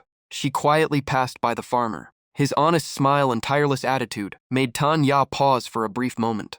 At that instant, the exam question appeared on the back of the farmer's shirt. The question asked her to analyze the role of the dialogue within its context and explain the emotions behind the scene of a wife bringing lunch to her husband in the fields, revealing the message the author wanted to convey. After reading it, Tan Ya quietly sighed in relief because she had crammed extra knowledge the night before. She even wondered how the original author would react to this kind of analysis. She then began answering the first question by applying descriptive techniques and contextual analysis. At the same time, Jiang Lin was sent to the literature exam area. Looking around, he remarked that everything had been recreated with incredible realism. He gently pushed open the door and stepped into the house ahead. Inside, an elderly man with white hair sat at a table, carefully writing line after line. Seeing Jiang Lin arrive, the old man looked up and calmly asked if he had finally come. Jiang Lin respectfully cupped his hands and asked for guidance. The old man simply waved him closer. Jiang Lin slowly approached the table. On the paper before the old man were the opening lines of the poem, "Song of My Thatched Roof, Ruined by the Autumn Wind." The old man continued reciting the following verses. Jiang Lin froze the moment he heard them. He looked down at the page as the remaining lines gradually appeared before his eyes. Jiang Lin scanned the entire room, searching for more clues. Just then, the livestream chat exploded with comments. Someone instantly recognized the poem, "Song of My Thatched Roof, Ruined by the Autumn Wind," and said it had taken them 2 full days to memorize it in school. Many viewers explained its meaning, saying Du Fu used his own suffering to portray the hardships of the poor and expose the harsh reality of society at that time. After reading those explanations, Jiang Lin suddenly understood. He picked up the brush on the table and gently dipped it into the inkstone. Then he began writing his answer on another sheet of paper. Meanwhile, in the chubby ghost messenger's literature exam, he found himself standing before a vast sea filled with countless warships. The question asked him to write 2 lines of poetry about a naval battle. After reading it, he hesitated and asked if he could just jump into the battle instead of writing poetry. He even offered to help one side win or simply wipe out both armies. The system immediately rejected his request. Hearing that, the chubby ghost messenger could only clutch his head and cry in despair. A sharp sound sliced through the air. Han Cece froze as sweat poured down her forehead. Her history exam dropped her into the middle of a brutal battlefield. Watching soldiers charge forward without fear, she gasped, "Is this a real battlefield? Brothers, charge!" At that moment, a shell flew in and exploded violently right ahead. The blast went off right beside her, making Han Cece jump as she screamed in terror. Cries of battle echoed everywhere as warriors rushed forward with swords in hand. Amid the chaos, the system asked, "What battle is this? Who was the commander?" Hearing the question, Han Sisi paused, looked toward the city gate, and suddenly remembered the answer, Yu Qian. She immediately recited Yu Qian's name and achievements, describing the famous Ming statesman and general who defended the capital after the Tumu crisis, then prayed for General Yu to grant her the power to defend. As soon as she finished, a towering general in golden armor appeared beside her and said in a deep voice that he had arrived. The general's body immediately shone with brilliant light. The light transformed into a suit of armor that covered Han Sisi, wrapping her entire body in a golden glow. Right then, another shell came flying toward her from behind at incredible speed. Han Sisi instantly turned to face the threat. Fortunately, before the shell could hit, a massive shield appeared and protected her completely. The general declared firmly, "As long as I stand here, I will abandon no one and surrender not a single inch of land." He then asked, through voice transmission, whether she was injured, leaving Han Sisi staring in shock. Before her lay a battlefield in ruins, filled with smoke and fire from countless explosions, while soldiers fought on to defend their homeland. Seeing everything with her own eyes, Han Sisi gradually calmed down, and her gaze filled with determination. She believed the answer to the exam lay within this battle, then rushed straight toward the front lines. In the biology exam, Qi Yang had turned into a bee and tried communicating with the others. Hearing their buzzing, he remembered that bees shared information through special dances. But the other bee simply flew away, leaving Qi Yang standing there in confusion, wondering if he still was not trying hard enough. With no other choice, he decided to search for clues himself, slowly flying across a field of colorful flowers. Qi Yang floated alone through the blooming garden. Suddenly, a red system mission appeared on a tree. Help the flowers complete pollination and fruit formation, then record the entire process. After reading it, Qi Yang turned pale. Looking across the enormous garden, cold sweat ran down his face as he wondered if he really had to pollinate every single flower and whether he would survive. Just then, another bee flew over, giving Qi Yang a spark of hope as he thought he had finally found a teammate to help collect nectar. He could only complain that this felt more like a fitness test than a biology exam, and that Fu Ye should have been the one taking it. Meanwhile, the bee beside him calmly kept gathering nectar, as if nothing was happening. Elsewhere, countless terrifying zombies appeared. Some had no heads, while others had bulging red eyes, making the scene even more horrifying.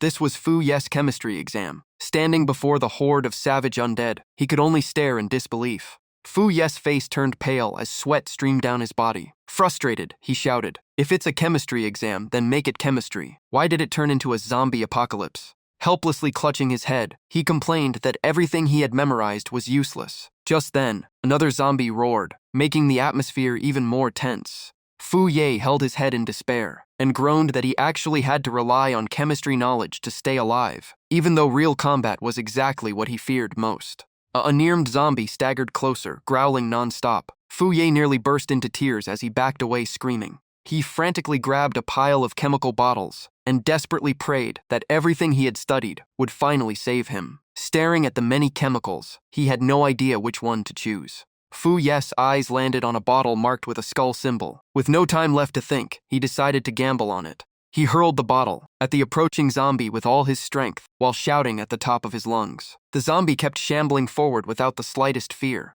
The chemical splashed directly onto the zombie's head. In the next instant, its head exploded violently. Fu Ye stood there in shock, unable to believe he had actually found such an effective solution. Before he could celebrate, another massive horde of zombies came rushing toward him. Their endless roars echoed everywhere, forcing him to face a brand new nightmare alone. Surrounded by a massive horde of twisted monsters, Fu Ye was nearly hopeless. All he could do was scream for help as more zombies kept pouring in. Looking down at the zombie he had just killed, he realized the chemical had explosive properties. But the real problem was that he could not remember what reaction had created the explosion. Panic overwhelmed him, and tears streamed down his face. Just then, another zombie slowly shuffled toward him. One became many as the horde closed in from every side. Knowing escape was almost impossible, Fu Ye cried while clutching the chemicals, desperately trying to remember which mixture would trigger an explosion. Meanwhile, Jiang Lin was still taking his exam. Just as he marked answer D, something unexpected happened.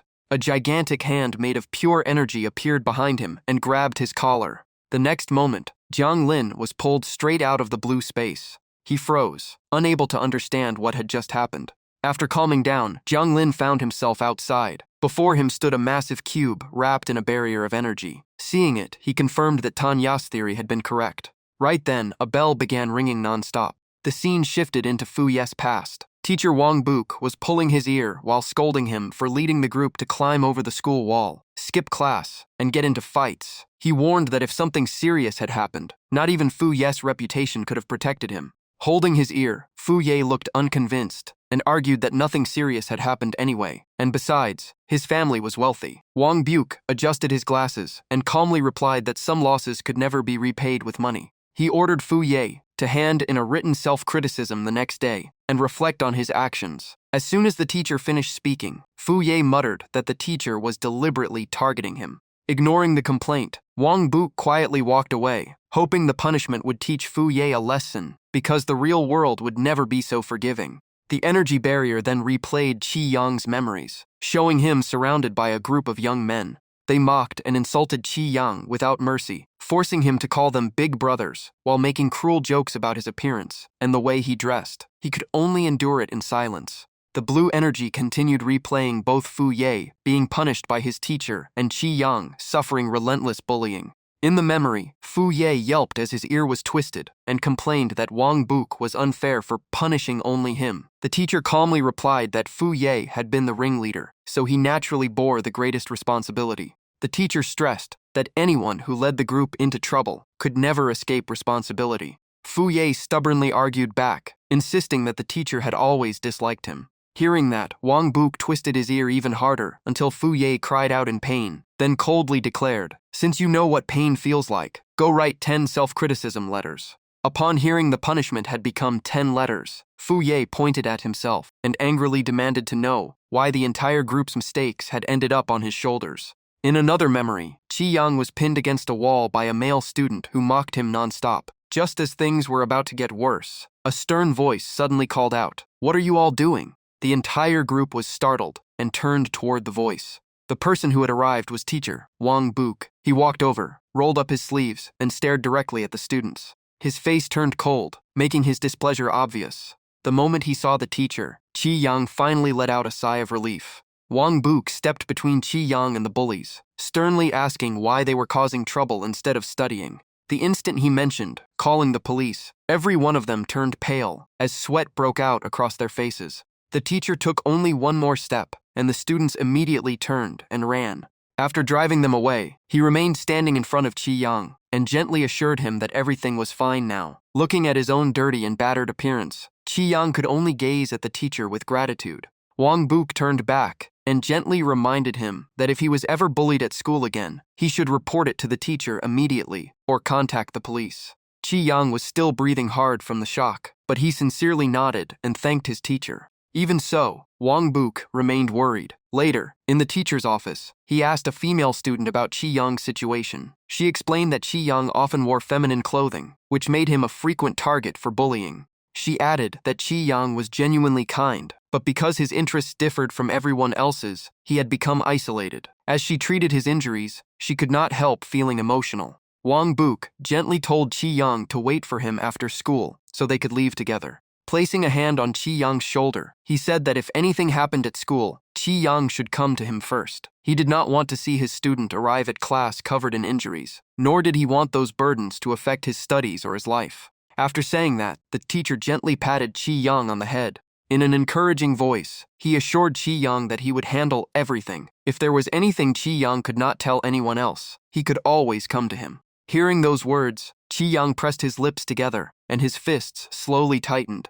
He bowed deeply to express his gratitude. As he lowered his head, tears streamed down his face, finally releasing all the pain he had kept bottled up for so long. Seeing his student finally open up, Wang Buk smiled. He hoped that once his students grew older and formed their own convictions, they would no longer be controlled by cruel words. Everyone had the right to live as their true selves as long as they did nothing wrong. Even if he could not protect them forever, he still wanted to shield them until they finished their exams. The memories ended. Jiang Lin met Wang Buk and asked if his health had been troubling him lately. The teacher simply smiled and said he was fine, and he was not lying. After saying goodbye to Jiang Lin, Wang Buk turned and walked away, while Jiang Lin remained lost in thought.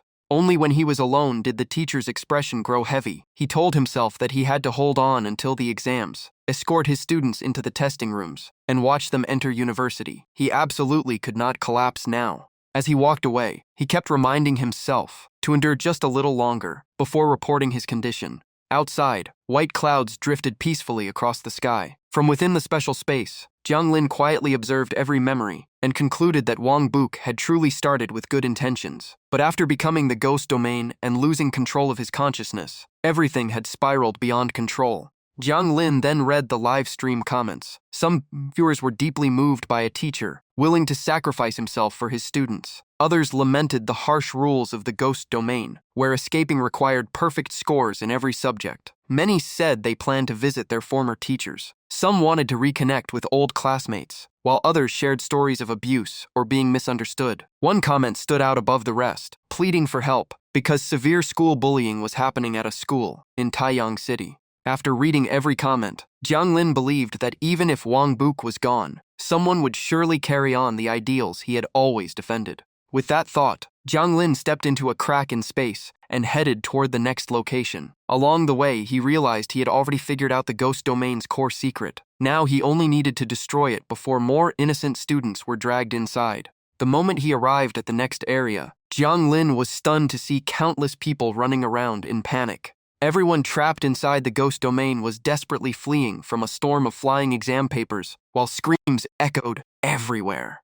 Fu Ye was running and yelling at the top of his lungs. He looked so terrified that even Jiang Lin had no idea what had happened. Suddenly, something flew straight into Fu Ye's head, knocking him into a crouch in pain. The culprit was a workbook titled 5 Years of Exams, 3 Years of Practice. The book landed right in front of him and automatically opened, forcing the fleeing Fu Ye to stop in his tracks. Clutching his head in despair, Fu Ye cried that he had no idea why there were suddenly so many exam questions. Meanwhile, everyone else kept scrambling for a way to escape. Jiang Lin turned to Tanya and asked about the rules here. She explained that this was simply extra homework given by the ghost domain to anyone who had failed the exam. It was extremely annoying, but not life-threatening. Tanya looked at Jiang Lin and asked whether he had really escaped after coming from the other side, or had simply been teleported elsewhere. Jiang Lin replied that he had escaped first and then returned. The three of them walked toward the students together. Along the way, Jiang Lin confirmed that Tanya's theory had been correct. Anyone who earned perfect scores could leave the ghost domain.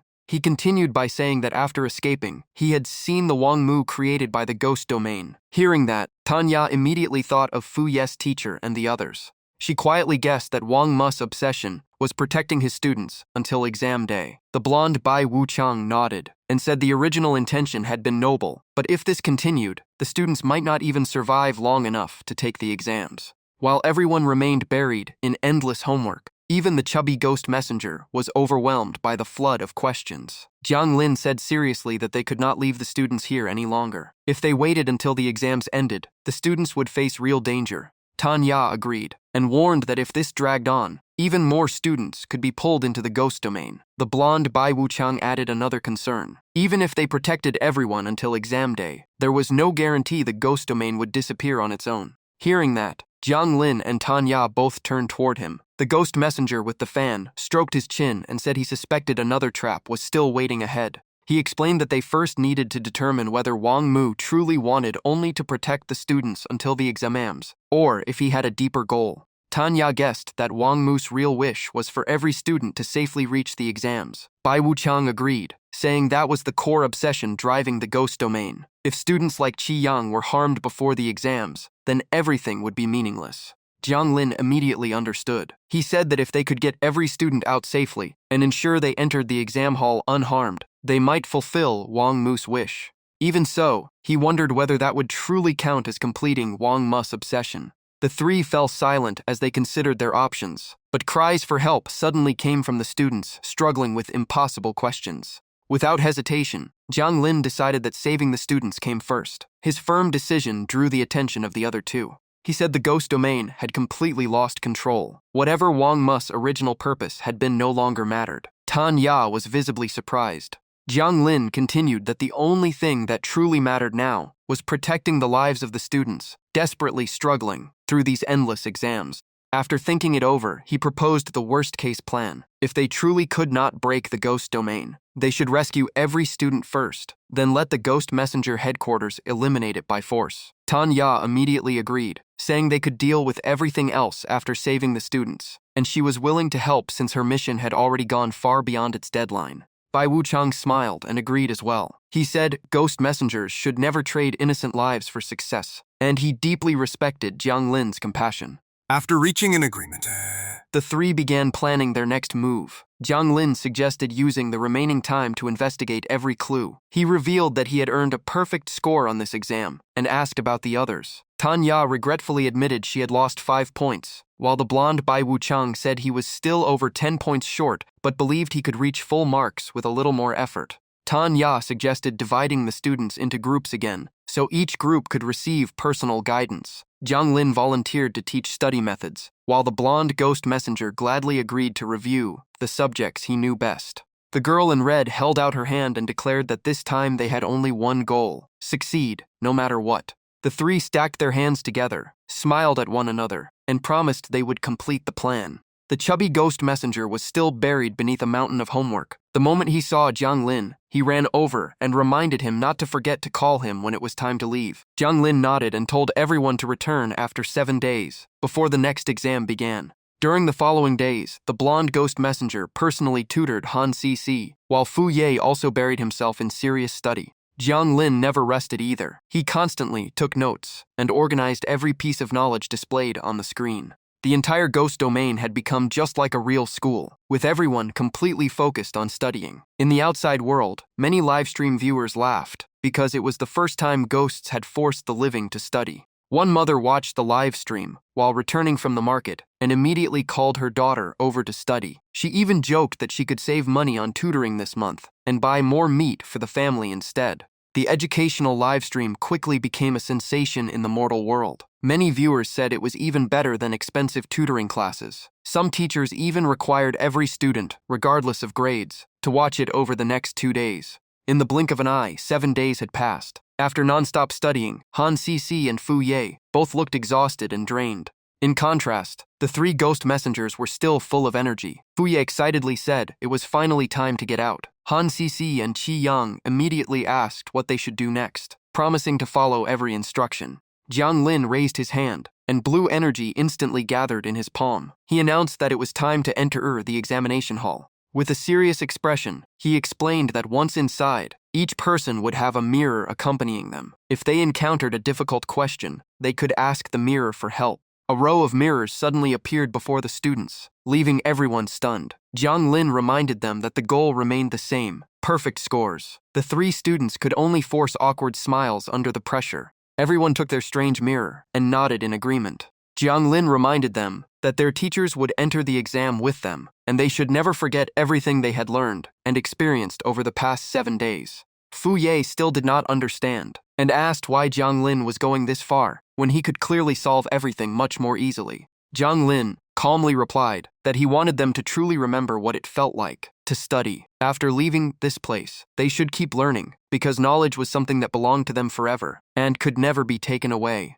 Tanya smiled and said that studying hard would open countless opportunities in the future, and was also the best way to repay the teacher who had always protected them. The blonde ghost messenger joked that if they stayed lazy, they might be labeled poor students and dragged back into the ghost domain. The chubby ghost messenger laughed and told everyone to never return here again and to study hard instead. Hearing those sincere words, Han Cc, Fu Ye, and Qi Yang were deeply moved. The three smiled, answered together, and prepared to enter the most important exam of their lives. Before the exam began, they shouted together, "Study hard, improve every day, and never become weak students."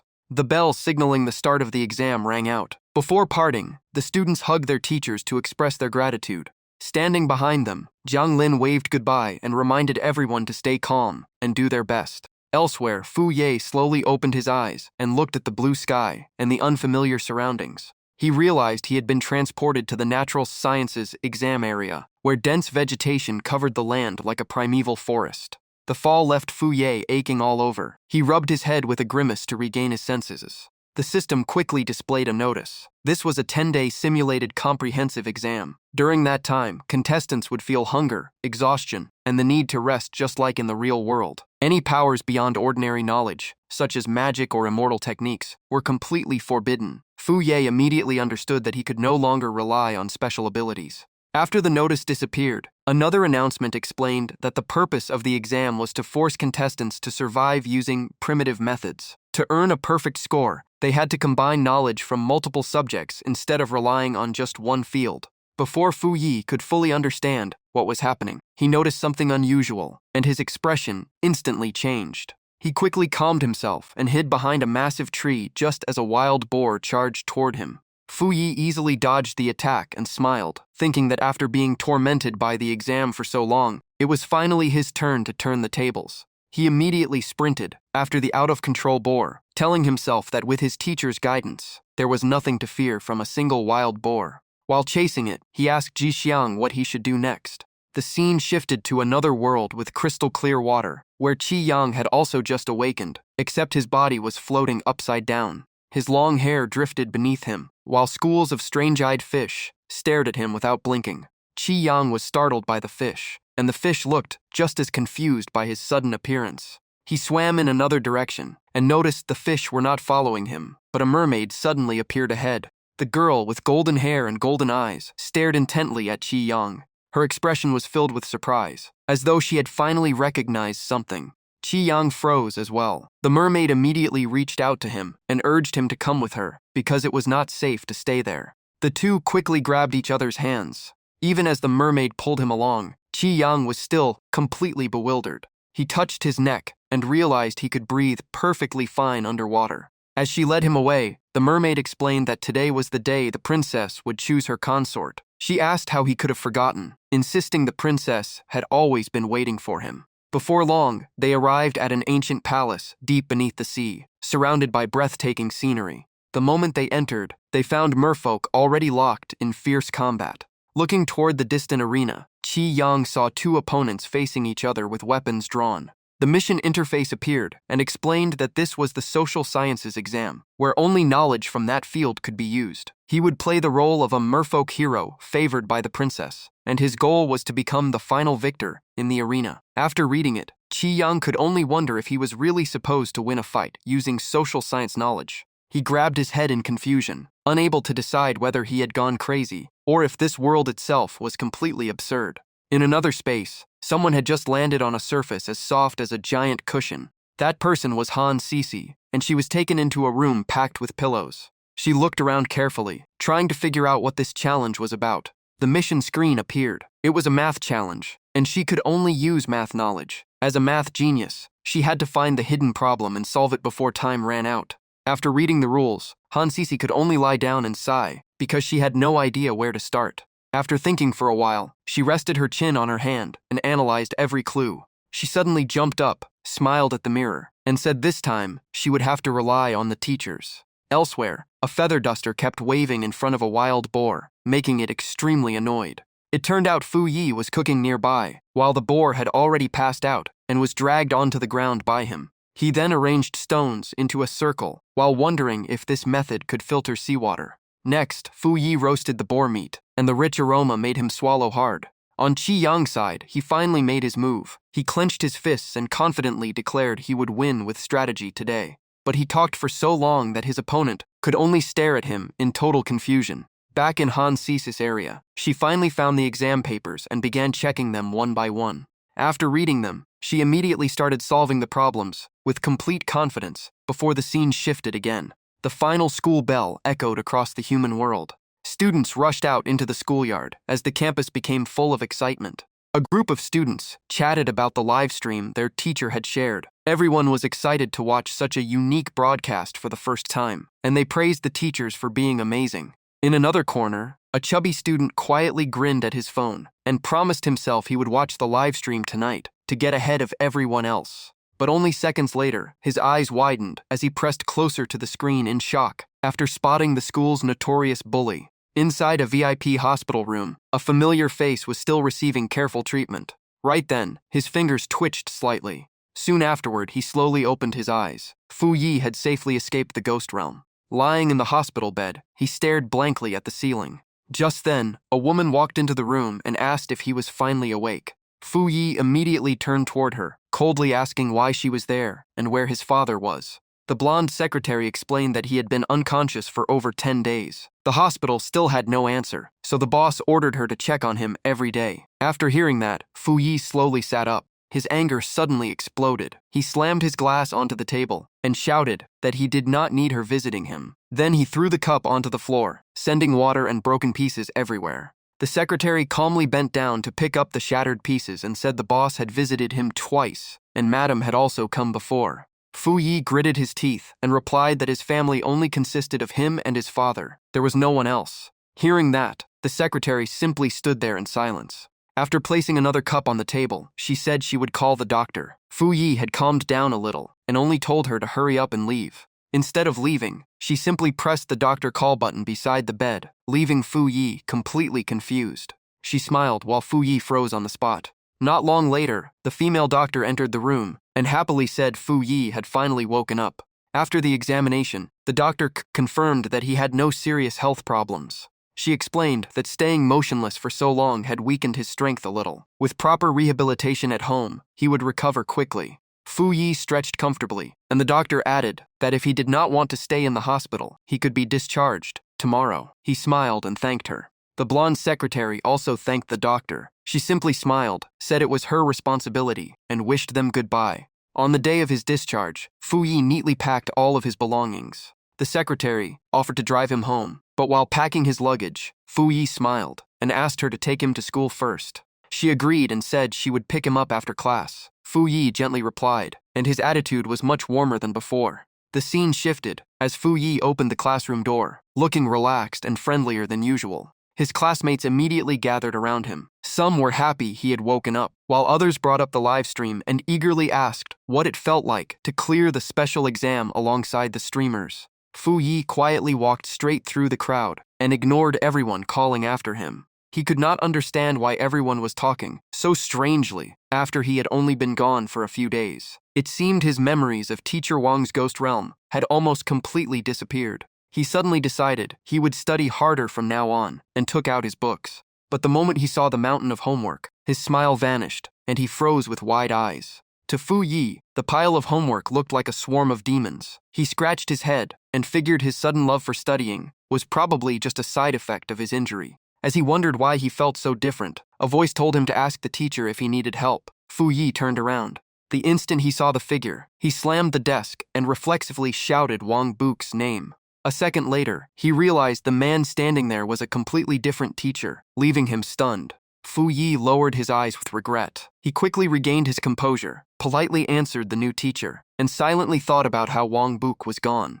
Sitting in front of his textbook, his thoughts stayed with his former teacher. He regretted that if he had enough money back then, maybe Wang Buk would still be alive. Fu Yi's first class after returning officially began, and the teacher asked everyone to open their books to page 35. During class, Fu Yi kept glancing out the window, clearly unable to stop thinking about his devoted teacher. As he watched the scenery outside, he wondered how everyone else was doing. The school bell rang, ending the first class of the day. On the way out, the new teacher reminded him to study hard and come ask for help if he had any questions. Fu Yi quietly walked away, muttering that it was strange he had actually sat through an entire class. He considered pretending to be sick, but changed his mind since Wang Buk was no longer here. In the end, skipping school by climbing the wall felt much more familiar. Fu Yi walked along the school wall, rolled up his sleeves, and got ready to climb over it like always. But halfway there, a group of students caught his attention. They mocked someone for dressing like a girl and joked that he must have been staring at them for a different reason.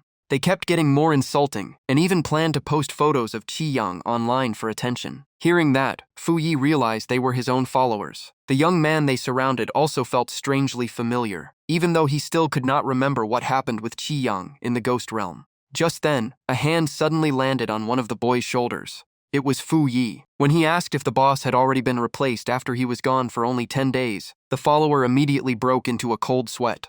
The other three instantly changed their attitude and happily welcomed Fu Yi back. They praised how awesome he was during the livestream and insisted no one could replace him as the school's top boss because only he deserved that title. Fu Yi ignored the flattery and simply asked who they were surrounding. One of them pointed at Qi Yang and laughed, saying they discovered this after watching the live stream, then claimed Qi Yang liked wearing women's clothes. Qi Yang looked up at Fu Yi in confusion, as if his memories had not returned either. Fu Yi also stared back, unable to explain why the other man felt so familiar. They stood face to face, both thinking the same thing. It felt like they had met somewhere before. Seeing Fu Yi's strange reaction, one follower cautiously asked if he knew this pervert who liked wearing women's clothes. The moment he heard that, Fu Yi smacked the boy on the head and shouted that what someone chose to wear was none of his business. The boy could only hold his head in confusion. Fu Yi then threw an arm around Qi Yang's shoulders and loudly declared that from today on, Qi Yang was his brother. Anyone who wanted to touch him would have to deal with Fu Yi first. Even Qi Yang was baffled by the announcement. The three followers immediately stood at attention and bowed together, greeting Qi Yang as their second boss. Fu Yi waved them away, saying he wanted to talk privately with his new brother, so they hurried off. Qi Yang calmly removed Fu Yi's arm from his shoulder and simply thanked him. Fu Yi awkwardly replied that it was nothing, but his mind was a mess. He could not understand why he came to school today, or why he had suddenly taken in a new brother. After hesitating for a while, Fu Yi told Qi Yang to head back first. If they stayed together any longer, people might misunderstand their relationship and ruin his reputation. Qi Yang simply replied that it was time to return to class. Fu Yi replied in annoyance that they could go back if they wanted, but he was definitely not going.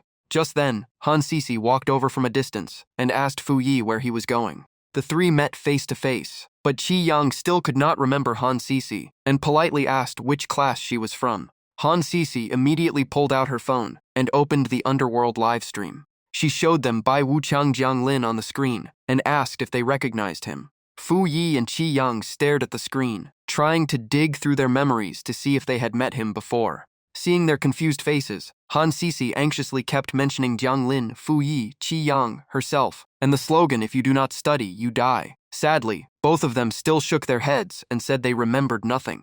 Han Sisi angrily stuffed a workbook into their hands and told them to hurry back and solve the problems. If they still could not remember, she would end their friendship. The two boys looked at each other in confusion, while Han Sisi stormed back to her classroom. Fu Yi held up the book and muttered that this girl was really strange for suddenly saying they were no longer friends. He looked at the book and casually tried to throw it away, but an invisible force seemed to stop him, leaving the book firmly in his hand. Fu Yi gritted his teeth in frustration and muttered that he never thought there would be a day when he could not bear to throw away homework. He opened the book to see what Han Sisi was up to. The moment he turned the first page, countless math formulas flooded his mind. At the same time, familiar voices echoed in his ears, bringing back the moment the three of them were dragged into the Ghost Realm survival test. Looking at the familiar workbook, Fu Yi was shocked as the memory of the words "fail to get a perfect score" and "you die" returned. He clutched his aching head as more memories poured back, from shouting about loving to study, to promising himself he would work hard after escaping, so he would never be dragged back into the Ghost Realm. Then he immediately denied it, insisting he never wanted to become a bookworm again. Fu Yi cried out in pain as memories kept returning, including their promise to become brothers, reminding each other to study, and encouraging Han Sisi to make the most of her strength in social studies. Holding his head in shock, he finally understood why he had been acting so strangely since waking up. It all started with Jiang Lin's livestream. At that moment, Qi Yang also recovered his memories. The two looked at each other with excitement and confirmed they both remembered everything. Unable to hold back their emotions, they hugged each other and promised to study hard together so they would never become poor students again. Qi Yang immediately agreed. The two hurried after Han Sisi, calling out her name as they ran. Hearing them, Han Sisi turned around. Fu Yi beamed and waved excitedly, telling her he remembered everything. Qi Yang happily said his memories had returned as well. Han Sisi froze for a moment before a bright smile slowly spread across her face. The scene shifted to the principal's office. The principal looked at the three of them and said he knew they had remembered everything. Teacher Wang had devoted himself to them while he was alive, so he would carry on everything Teacher Wang had left unfinished. He had also arranged extra tutoring and told them they could come to him anytime they needed help, just as they once went to Teacher Wang. The three of them politely answered together that they understood. The principal reminded them to stay united, help each other study, and overcome the final exam together. They seriously promised they would not let Teacher Wang down this time before asking permission to return to class. After that, the three left the principal's office, one by one. Left alone, the principal quietly thought that he would fulfill Wang Moo's unfinished wishes, so his old friend could finally rest in peace. The scene shifted back to the ghost realm, where all the ghost officers involved in this mission still watching the situation, while Jiang Lin used a detection technique. Xin Ya asked about the results. After ending the spell, Jiang Lin said everyone had awakened without any problems, but he stated that their previous assumption had been wrong. Hearing that, all the ghost officers fell silent. Xin Ya wondered if helping the struggling students escape the ghost realm and pass the exam was still not enough to satisfy the ghost realm's conditions. Jiang Lin believed that was very likely. A blonde ghost officer suggested investigating the mission center, but Jiang Lin told everyone to wait because the ghost realm had stopped pulling in new people. He explained that they still could not conclude the ghost realm had completely become inactive. It might simply be dormant because every student had achieved a perfect score. The most important task now was to uncover the real cause. The students were all safe now, so it was time to leave. Since he had not contributed much to this mission, he did not need a share of the reward if they succeeded later. Right after that, the chubby ghost officer also excused himself, saying that mountain of books was simply too terrifying. Before leaving, the chubby ghost officer laughed and handed Jiang Lin a command token, telling him to visit the South Hall if he ever needed help. Jiang Lin accepted it with a nod. It was a special pass that only king-rank ghost officers could grant to members of other halls. The two flew away while waving goodbye, and Jiang Lin smiled as he waved back. Xin Ya also prepared to leave. She said she wanted to visit those children and hoped to work with Jiang Lin again someday. He waved farewell as well. Then Jiang Lin and Xin Ya turned around and walked in opposite directions. Jiang Lin alone returned to the ghost realm to keep watch, in case something unexpected happened. Night fell as moonlight covered the area. The ghost realm still remained, but there were no signs of any unusual activity. Looking through the barrier surrounding the ghost realm, Jiang Lin felt uneasy. Everything had stayed quiet for so long that maybe the ghost realm truly would not change again, leaving the rest to the human world. After leaving the ghost realm, Jiang Lin thought to himself that the livestream had attracted many viewers, so the human world would likely handle the ghost realm properly. Suddenly, someone called his name from behind. Jiang Lin stopped and turned around. A pink-haired black Wuchang was sitting beside a bubbling hot pot. The moment she saw him, she enthusiastically waved him over. Jiang Lin landed beside the truck and asked if she had also accepted the special mission. Instead of answering, she excitedly bragged about how delicious the spicy hot pot was. Jiang Lin looked at her and asked directly if Qin Jojo had come here to see Xin Ya. She nearly choked on her food before laughing in surprise and asking how he figured it out. Jiang Lin calmly explained that before the mission center announced the special mission, Xin Ya had been the first ghost officer to know about it. Besides, the two of them shared quite a few similarities. Qin Jojo simply gave him a thumbs up and invited him to sit down, saying it would be easier to talk over a meal. Jiang Lin brushed off his robe and sat beside her. Picking up his chopsticks, he asked her to continue. As she ate, Qin Jojo explained that she and Xin Ya had once been like sisters when they were alive. Too many things happened afterward, and they gradually lost touch. She took this chance to visit an old friend. Jiang Lin nodded, feeling that was a good thing. Qin Jojo went on to say that ghost officers knew far more secrets than ordinary people, so they also had to know when to stop digging. The stronger they became, the more they witnessed. Even though she had been dead for a long time, and no longer missed the human world much, there were still people she wanted to visit once in a while. Jiang Lin asked if she had come because of Xin Ya. She nodded, then asked whether his mission had gone smoothly. Jiang Lin replied that everything had gone fairly well, putting her at ease. In the quiet atmosphere, they continued chatting for a while. After finishing the meal, Qin Jojo began cleaning up. As she packed everything away, she reminded Jiang Lin that the time limit for his sealing mission was almost over. If there was anything else he wanted to do, he should do it soon. Jiang Lin stood up and said he understood. Just as he was about to leave, Qin Jojo suddenly remembered something and called him back. She said this ghost realm might still hold another opportunity waiting for him. Jiang Lin's eyes widened in surprise. He quickly understood what she meant and guessed that something inside the ghost realm had yet to be discovered. With that thought, Jiang Lin immediately returned to the edge of the ghost realm. Ripples suddenly spread across the barrier like waves on water. Watching the phenomenon, Jiang Lin quietly muttered the name Ghost Qi Fortress Barrier. A massive surge of ghost qi instantly spread across the entire ghost realm. Jiang Lin sat cross-legged in front of the barrier and continued observing it. He took out the lesson plan he had obtained from the South Hall. Since his sealing mission was almost over and there was not enough time to accept another one, he decided to study the lesson plan while keeping watch over the ghost realm. The scene shifted to a high school in the city. Even late at night, many classrooms were still brightly lit. Some students were studying hard, while others had fallen asleep at their desks. Quite a few students were still struggling with difficult math problems. Just then, a wandering spirit quietly appeared inside a classroom. It grinned wickedly and happily said that students' negative emotions were the most delicious feast. Just as it was about to absorb those negative emotions, a massive wave of ghost chi suddenly blasted into the classroom and blew the door wide open. The impact hurled the wandering spirit backward, making it scream in pain. The moment it sensed that terrifying ghost chi, it panicked and realized something huge was about to happen. Not daring to stay another second, it rushed through the wall to save its own life. The scene shifted to the ancient town beside the ghost realm. In the quiet night, a young couple walked side by side. The woman gently invited the man somewhere else, and he happily agreed. She led him all the way to the edge of a lake. There she hugged him and turned him so his back faced the water. She softly asked if he could wait any longer, and he immediately answered that he could not. At that moment, her true form slowly emerged. She pressed close behind him with a sinister smile and said she would grant his wish right away. But just as she was about to strike, a loud noise suddenly echoed, making her spin around in shock. An overwhelming wave of ghost chi crashed down and engulfed her. The female ghost screamed in terror, while the man stood there clueless, asking what had just happened.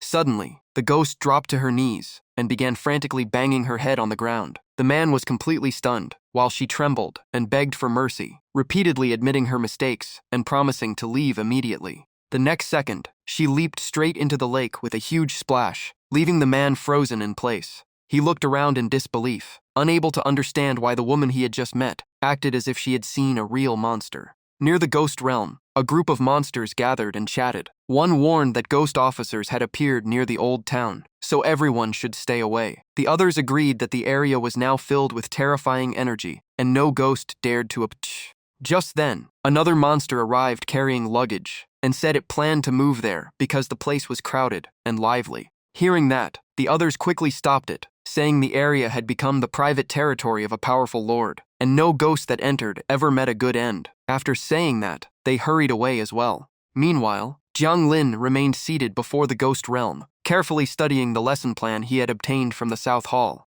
As he read, a strange voice suddenly spoke behind him, thanking him, and saying its journey had ended here. Sensing something unusual, Jiang Lin immediately turned toward the source of the voice.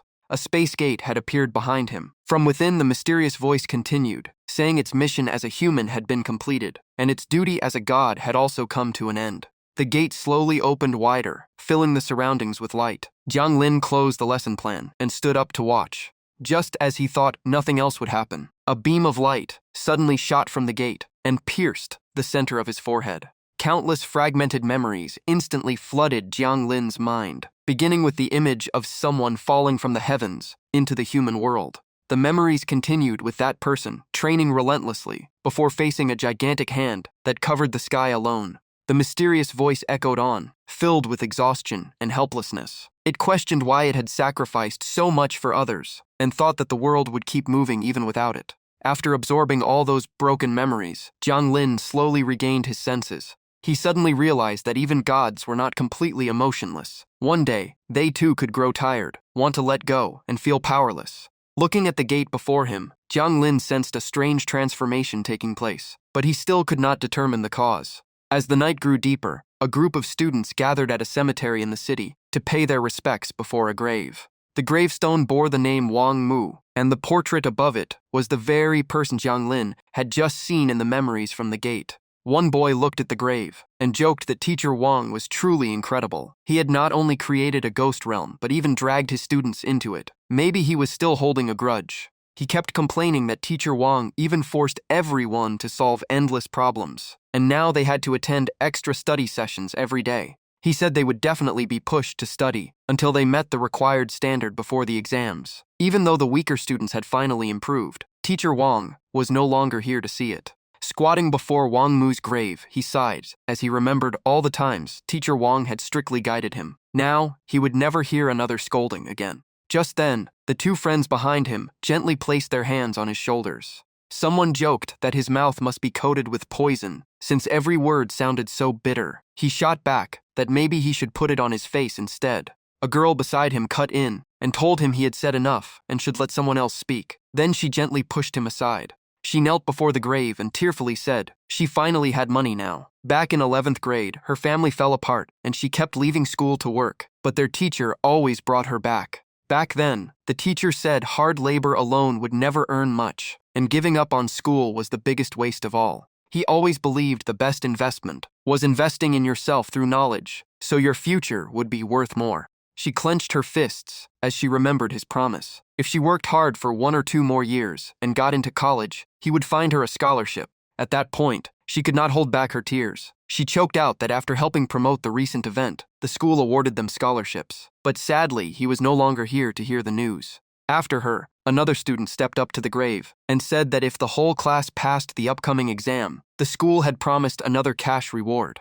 A male student stepped forward and said through tears that he was finally trying to live true to himself. If anyone bullied him again, he would fight back and never let cruel words lead him down the wrong path. In the end, all 3 students bowed deeply together. Dongqing softly said, "Please rest in peace, teacher." Just then, a green light appeared on the tombstone. It looked exactly like the light Jiang Lin had once seen from the spatial gate before slowly fading into the sky. Watching the light disappear, Jiang Lin knew the final regret had finally been resolved, and the ghost domain vanished with it. He reached into his robe and took out a small empty bottle. Then Jiang Lin quietly removed the cap. Every trace of remaining ghost chi was instantly pulled into the bottle. The process continued until not a single wisp of ghost chi remained.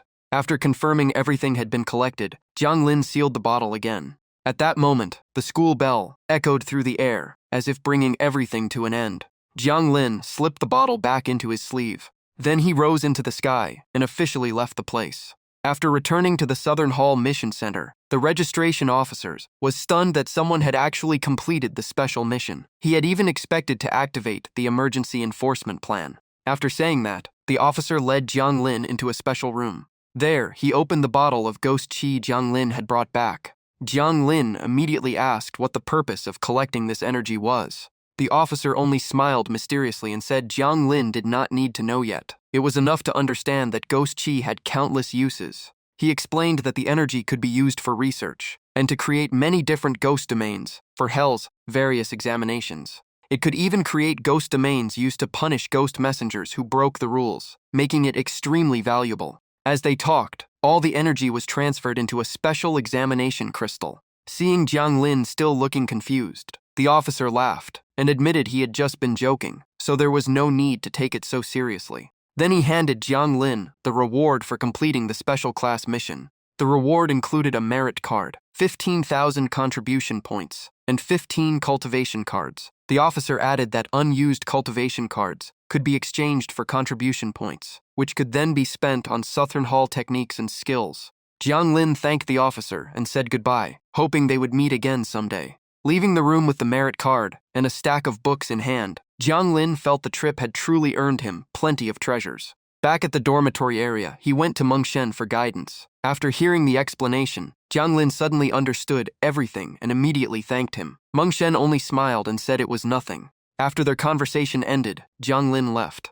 Right after that, someone reached out and stopped Meng Shen. It was a squad captain. He asked if the ghost messenger from the Eastern Hall was about to return, since Jiang Lin had been busy the whole time. Meng Shen replied that everyone sent out by the Eastern Hall represented its reputation, and this time Jiang Lin also carried the Hall King's expectations and personal orders. The captain then asked how the Eastern Hall ghost messengers compared with those from the Southern Hall. Meng Shen stayed silent for a moment before answering. After being urged to respond, he finally said Jiang Lin possessed tremendous potential. Before long, he would not only expand on his current abilities, but might even create his own cultivation methods and ultimate techniques. According to Meng Shen, although the 4 regions rarely interacted, every one of them was growing stronger. He then asked about the other side, saying he had heard they had recently been constantly challenged by an Eastern Hall ghost messenger. The man laughed helplessly and said the Eastern Hall Black Impermanence came to fight every single day. He was incredibly strong and recovered at an unbelievable speed. One day he could barely stand, and the next he was running around like nothing had happened. They wanted him gone, but they also knew they would miss him once he left. Meanwhile, Inside a high-level training room, Jiang Lin studied while practicing. The book explained that anyone who wanted to strengthen themselves with external objects first had to understand their nature, purpose, and how they functioned. Following the method in the book, he gathered ghost chi behind his back and began forming the external construct. In an instant, a pair of jet-black wings slowly took shape behind him. The final step was learning to control them with precision. Looking at the result, Jiang Lin could not hide his surprise. He had actually created an external construct from ghost chi. He immediately stood up and tested his newly formed wings. As he flew around the room, Jiang Lin experienced a completely new and incredible sensation. Just then, a single feather suddenly fell from the wings. Jiang Lin picked it up for a closer look. Since the wings were made of ghost chi, he guessed the feather also contained power. Besides helping him fly, it might even become a weapon. The moment the idea crossed his mind, he put it to the test. The once-soft feathers instantly transformed into countless sharp spikes and rained downward. The moment they struck the ground, they exploded with impressive destructive force. Jiang Lin nodded in satisfaction. The power was excellent, but to use it effectively, he would have to master the timing, force, and speed of every feather. Filled with confidence, Jiang Lin raised his voice. At the Eastern Hall dock, Xu Xiaoji and the ghost messengers bowed to Meng Shen before departing. They thanked him for all his help, and Meng Shen wished them a safe journey and hoped to see them again. Before long, the ship left the dock and headed toward the Western Hall to begin its next journey. On board, Jiang Lin found a quiet corner, opened the system interface, and selected the mission menu. The mission list quickly appeared. The Southern Hall Underworld Culture mission was complete, while the Western Hall and Northern Hall missions were still unfinished. Completing at least one special mission and learning a new skill were also finished. Only the mission to maintain his true self remained incomplete. That immediately caught Jiang Lin's attention. Resting his chin on one hand, he wondered what the system really meant by maintaining his true self. Just then, someone shouted, "Lord Jiang." He turned around in surprise and saw the two little tiger cubs had boarded the ship as well. Jiang Lin asked if they were heading to the Western Hall too. The two cubs quickly nodded. They had been assigned a new mission in the Western Hall. The trip was long, but the reward was generous, and the assignment came directly from Lord Meng. Jiang Lin curiously asked if the two of them were traveling alone. The cubs immediately showed their travel permits. They said no one should underestimate them because of their size. They were stronger than they looked, and had even been issued long-range, flying ghost chi equipment, so all the paperwork was already complete. Seeing that, Jiang Lin simply reminded them to stay safe. The two cubs obediently sat down and happily thanked him. As soon as they finished speaking, both cubs started yawning. They had gotten up too early and asked if they could take a short nap. Jiang Lin smiled and agreed. Before long, the two tiger cubs were fast asleep, while Jiang Lin quietly sat beside them, reading his book. At the same time, the Western Hall ghost market became lively as news spread that the Eastern Hall group was on its way. Everyone was talking about Jiang Impermanence's arrival, along with rumors of a new platform where ghost messengers could go online and live stream events from the underworld for the living to watch. The Western Hall residents immediately started chatting. One woman said Jiang Impermanence was already famous in the human world, and she even wanted to tell the story of how her husband had promised they would live and die together, yet she was the only one who died first. Another person wanted to share how his wife had been scammed out of her money, but worried the story was too ordinary. Someone immediately disagreed, saying every story had an audience, and advised him to research trending topics before going live. While everyone was still talking, a cheerful laugh rang out. A mysterious little girl asked if they wanted to know why Jiang Impermanence was coming to the Western Hall, and exactly when he would arrive. She continued promoting her latest information, claiming she knew Jiang Impermanence's personality, hobbies, and even how he would appear on live streams. Everything was recorded inside the newest limited edition memory stone. Everyone was stunned. No one expected such a useful item to exist. In the blink of an eye, the crowd rushed over to buy the memory stones, all shouting that they wanted one. The scene instantly turned chaotic as everyone fought to get to the front, convinced they had arrived first. Arguments broke out everywhere, while the girl selling the memory stones quietly slipped away unnoticed. She smiled to herself after making a tidy profit, leaving everyone else to keep fighting behind her. Taking advantage of the chaos, she sprinted away and disappeared, leaving the noisy quarrel behind. She then returned to a house on the outskirts. The moment she walked in, she happily called out that she was home. But the next second, she froze in place. A loud explosion erupted, and smoke instantly filled the entire house. As the smoke cleared, the little girl was covered in soot and coughing non-stop. While waving the smoke away, she curiously asked what her master was experimenting with this time. The man inside looked no better, his face blackened by the blast. Seeing A-er return, he asked why she was home so early. A-er walked in and said Jiang Impermanence would soon arrive at the Western Hall, so she came back after selling the memory stones. She had made quite a bit of money today. She reminded him to clean up properly whenever he researched Ghost Chi, and to always activate his defensive Ghost Chi. Otherwise, the constant explosions would bankrupt them with repair costs, especially since his Ghost Chi inventions barely sold. The man held his head and complained that no one appreciated his inventions. A-er immediately fired back, saying no one would buy Ghost Chi equipment that healed the enemy after attacking them. He should make something actually useful instead. Suddenly, he paused and asked who A-er had just said was coming to the Western Hall. She sighed and repeated that it was Jiang Impermanence, the famous ghost messenger who brought the underworld onto the internet. The moment he heard that name, his eyes lit up. He excitedly shouted that he had finally gotten the chance to research the project he had been dreaming about. A-er happily asked if he was serious, and her master repeatedly assured her that he absolutely was. She gave him a firm pat on the shoulder and reminded him that if he truly wanted to meet Jiang Impermanence, he had better work hard. According to A-er, countless ghosts would want to get close to Jiang Impermanence. Without an impressive achievement, no one would even notice him. After saying that, she reached into her pocket and pulled something out. It was the money she had earned from selling the memory stones. After handing it over, A-er said she was heading back to the underworld to gather more information, and reminded him not to blow up the entire house. After giving a casual reply, A-er jumped straight out the window and left, while her master buried himself in his research once again. At the same time, in the Western Hall underworld, a ghost messenger entered the study and respectfully greeted the Yama King. Yama King Shi, he calmly told his subordinate to give the report.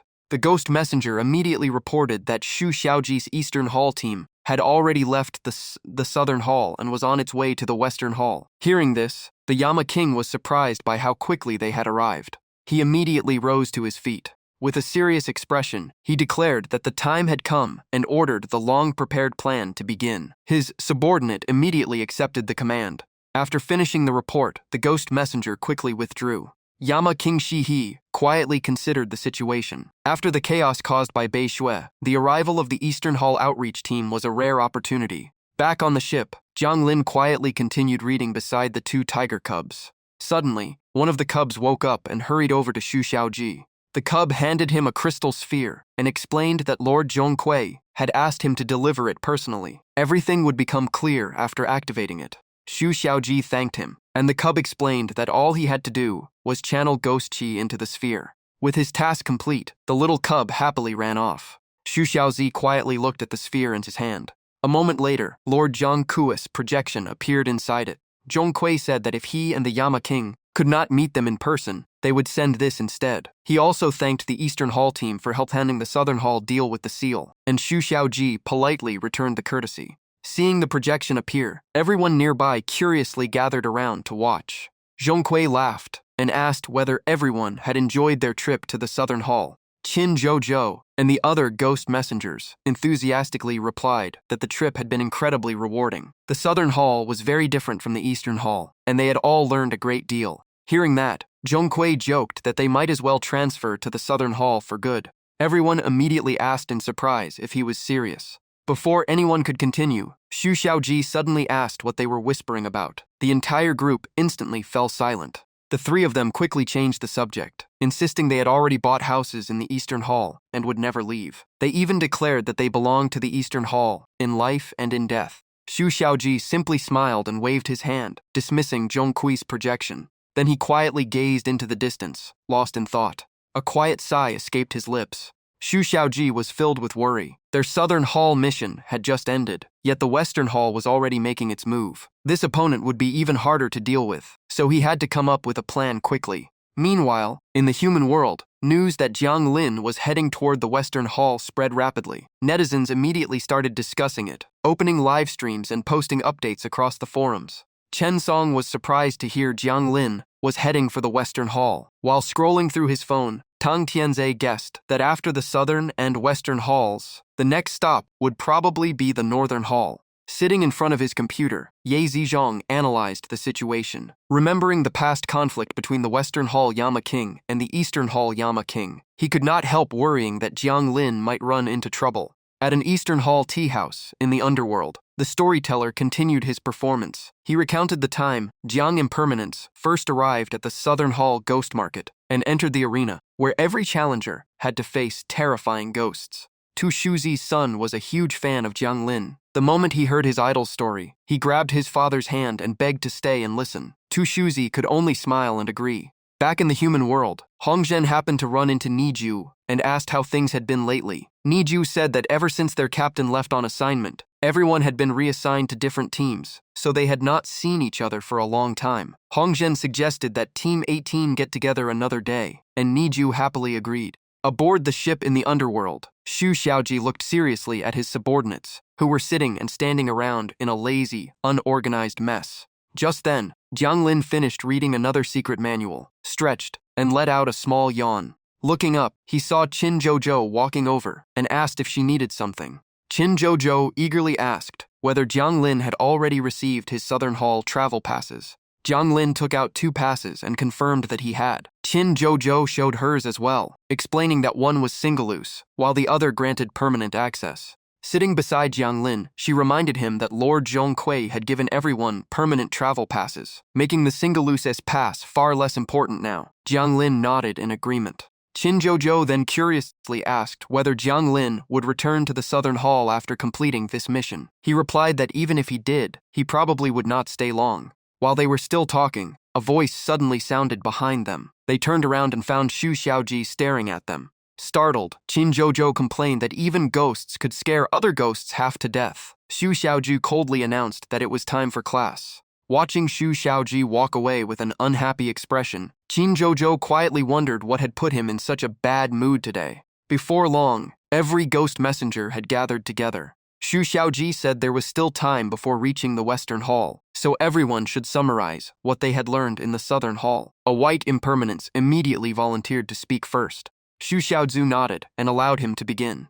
The white impermanence stood up and explained that, during his time in the Southern Hall, he had investigated the 10 Great Seals with senior ghost messengers, helped repair 5 or 6 mid-level seals, and even attended the sealing team's exchange meeting. 5 minutes later, he was still enthusiastically describing everything he had experienced, from making new ghost messenger friends to learning all kinds of valuable skills. Xu Xiaoji listened with satisfaction and nodded in approval. Next, Xu Xiaoji called on Liu Buwei. He calmly replied that he had fought several battles in the Southern Hall and then spent a few days locked in jail. Everyone immediately asked for more details. Liu Buwei casually said that afterward he simply boarded the ship with everyone else. He felt the trip had been worthwhile and even suggested they all have another sparring match. Xu Xiaoju could only rub his forehead helplessly before calling on Qin Zhou. When it was her turn, Qin Zhou happily stood up and pulled out a huge pile of local specialties. She smiled awkwardly and admitted that besides sightseeing in the Southern Hall, she had enjoyed plenty of delicious food and collected lots of ingredients. The more she talked, the hungrier she became, and she even asked if they could eat during the meeting.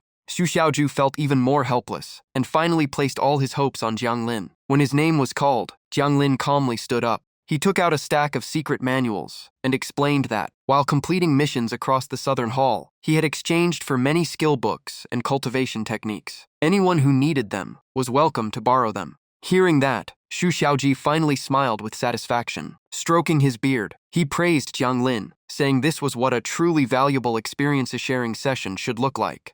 After Jiang Lin brought out the secret manuals, the group quickly split into 2. One side eagerly studied cultivation techniques, while the other gathered around a hot pot to enjoy Southern Hall specialties. Once everyone had nearly finished exchanging ideas, Xu Xiaoji finally spoke. He reminded them that this journey would bring countless new experiences, along with both opportunities and temptations. His expression turned serious. No matter where they traveled now or in the future, he hoped they would always remember that the Eastern Hall was their home and would forever be their strongest support. His words lifted everyone's spirits, and every ghost messenger answered in unison that they understood. Even the white impermanence, who was still eating hot pot with Jiang Lin, nodded in agreement. Liu Buwei raised his chopsticks and said there was truly no place better than home.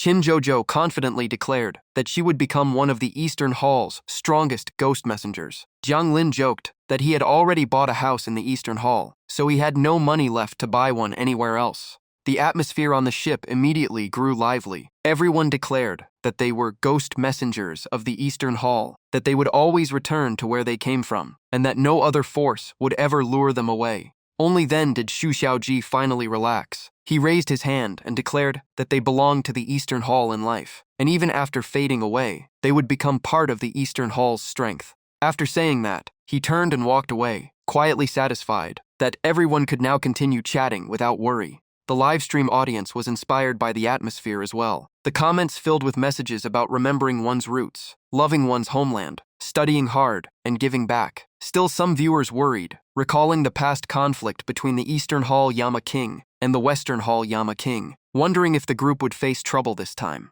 Reading those comments, Jiang Lin almost burst out laughing. Seeing that he had not started eating, Qin Jojo served him a bowl of soup and enthusiastically urged him to try it because it was delicious. Jiang Lin smiled, thanked her, and accepted it. The two tiger cubs stood nearby, watching the joyful gathering of the Eastern Hall team. Their excitement was contagious. One cub quietly asked his brother whether people in the human world could see them on the live stream. The other eagerly guessed that if they stayed closer to Lord Jiang, they might appear on camera. The two immediately moved closer to Jiang Lin. The older cub reminded his younger brother to stay by Lord Jiang's side, because Lord Zhongkui had assigned them the mission of earning even more money than last time. If they succeeded, they would receive a generous reward upon returning. The younger cub quickly nodded. Watching the scene, Xu Xiaoji stroked his beard and thought that the Eastern Hall ghost messengers really were full of charm. Perhaps Jiang Lin should lead the team more often in the future. Just then, the system suddenly announced that Jiang Lin had successfully completed the mission to promote the Southern Hall's unique culture. He had introduced its skills, cultivation techniques, mission center, ghost market arena, special human world zones, local customs, and the rule against going outside after midnight. The rewards included 10,000 system points, 1,000 faith points, doubled for outstanding completion, plus an additional Southern Hall specialty.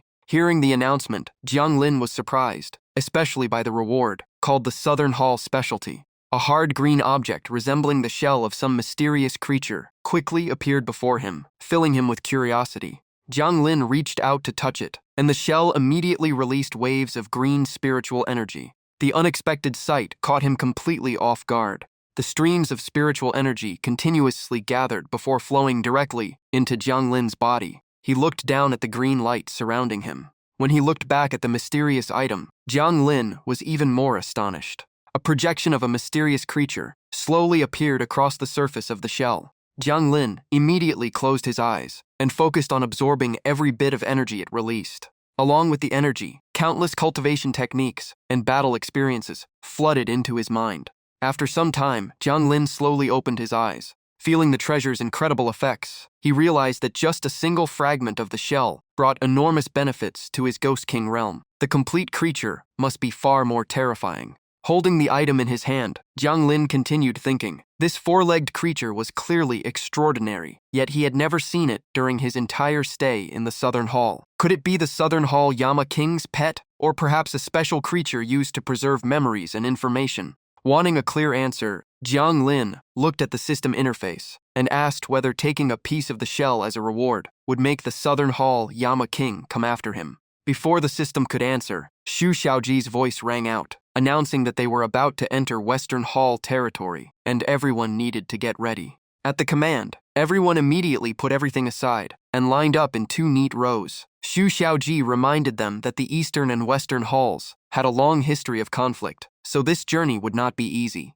He stressed that their safety came first. If anything unexpected happened, they should avoid conflict whenever possible, because reinforcements from the Eastern Hall would never arrive in time. The entire team acknowledged the order. As for Jiang Lin, he could only silently hope the Southern Hall Yama King would not choose this exact moment to come asking for that missing shell. Before long, the Eastern Hall ship officially reached the border of the Western Hall. Xu Xiaoji immediately ordered every ghost messenger onto the deck to prepare for disembarking, and everyone responded at once. The ship continued forward, a little farther. Just then, a voice echoed from ahead, announcing that they had entered Western Hall jurisdiction. The speaker warned that if ghost messengers from another region had entered by mistake, they were to stop immediately for an identity inspection. A white mist gathered in the air, revealing a Western Hall ghost messenger. He coldly declared that anyone refusing to cooperate would bear the consequences. Xu Xiaoji calmly took out the travel documents and looked toward the ghost messenger. He then signaled the white impermanence behind him to be ready. The Western Hall ghost messenger requested their travel authorization and every related document for inspection.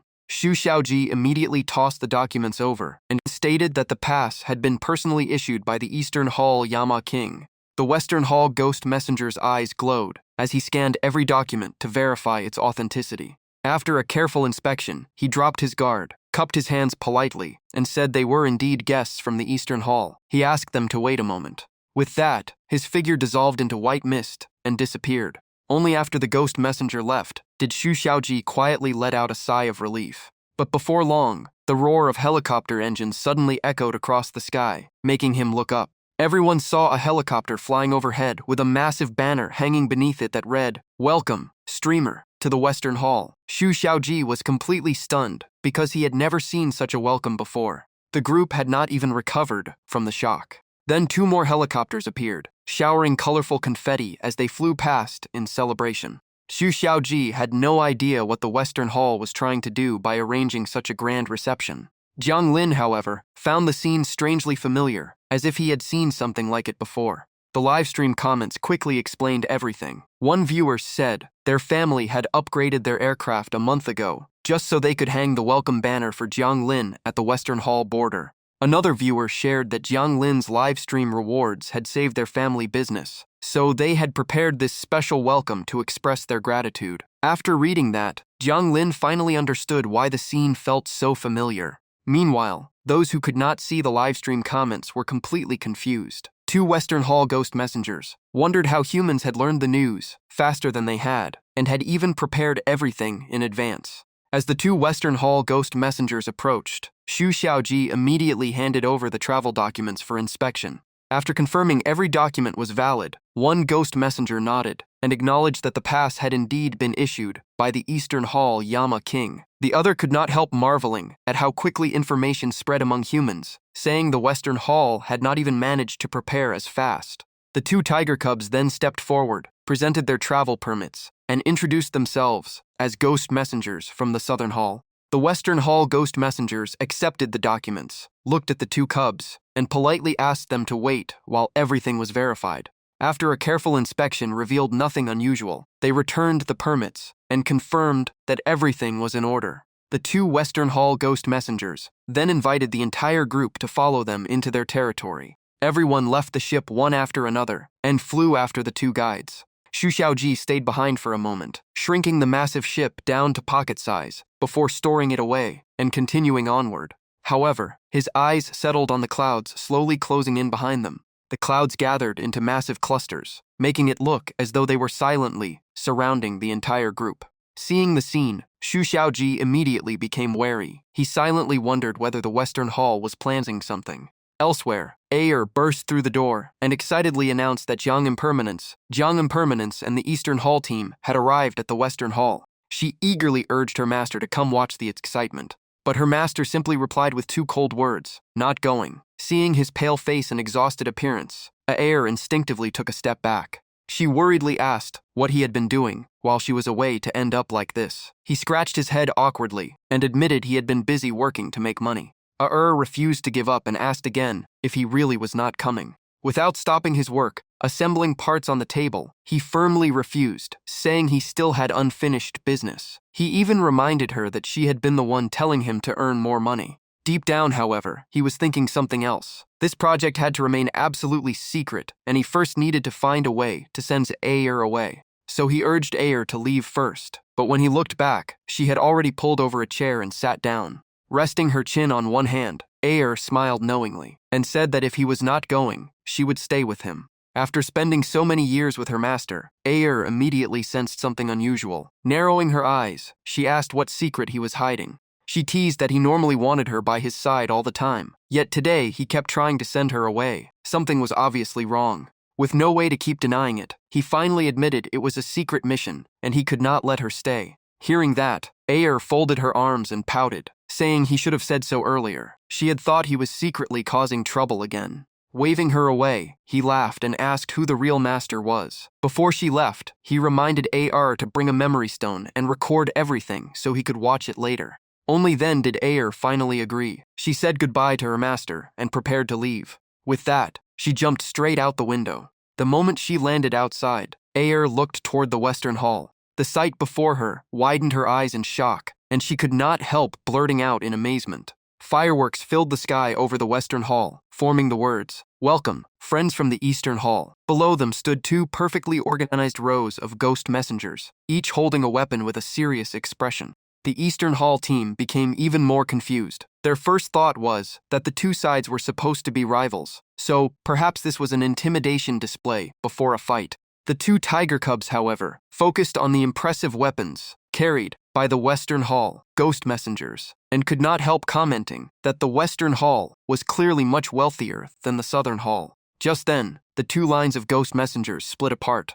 A performance troupe stepped into the center. Some beat drums while others danced in a rather unusual welcome ceremony. Seeing this, the Eastern Hall team gradually realized the atmosphere was not tense at all. After the ceremony, a Western Hall representative stepped forward and introduced himself as Tai Chin. He politely greeted the Eastern Hall ghost messengers and welcomed them as honored guests. Tai Chin explained that this reception had been specially prepared for their visit and hoped everyone enjoyed it. Xu Xiaoji politely thanked him for the warm hospitality. Tai Chin then invited the entire group to follow him to a place prepared for them to freshen up. Xu Xiaoji quietly turned and nodded toward Jiang Lin. He then politely responded to Tai Chin and asked him to continue leading the way. Tai Chin guided the Eastern Hall delegation deeper into the Western Hall. As they walked, Jiang Lin curiously observed everything around him. The livestream chat exploded. Some viewers were relieved that no conflict had broken out. Others admired the Western Hall's weapons and equipment, while many were fascinated by the ghost messengers, beast folk, and the modern atmosphere. Some even thought they spotted mobile phones, leading others to joke that the Western Hall was as advanced as the human world. A few reminded everyone that the Underworld was still the Underworld, but many half-jokingly admitted that a place with technology, games, beautiful women, handsome men who could fly, and long lifespans sounded incredibly tempting. In the end, the chat returned to cheering for Jiang Lin and the Eastern Hall.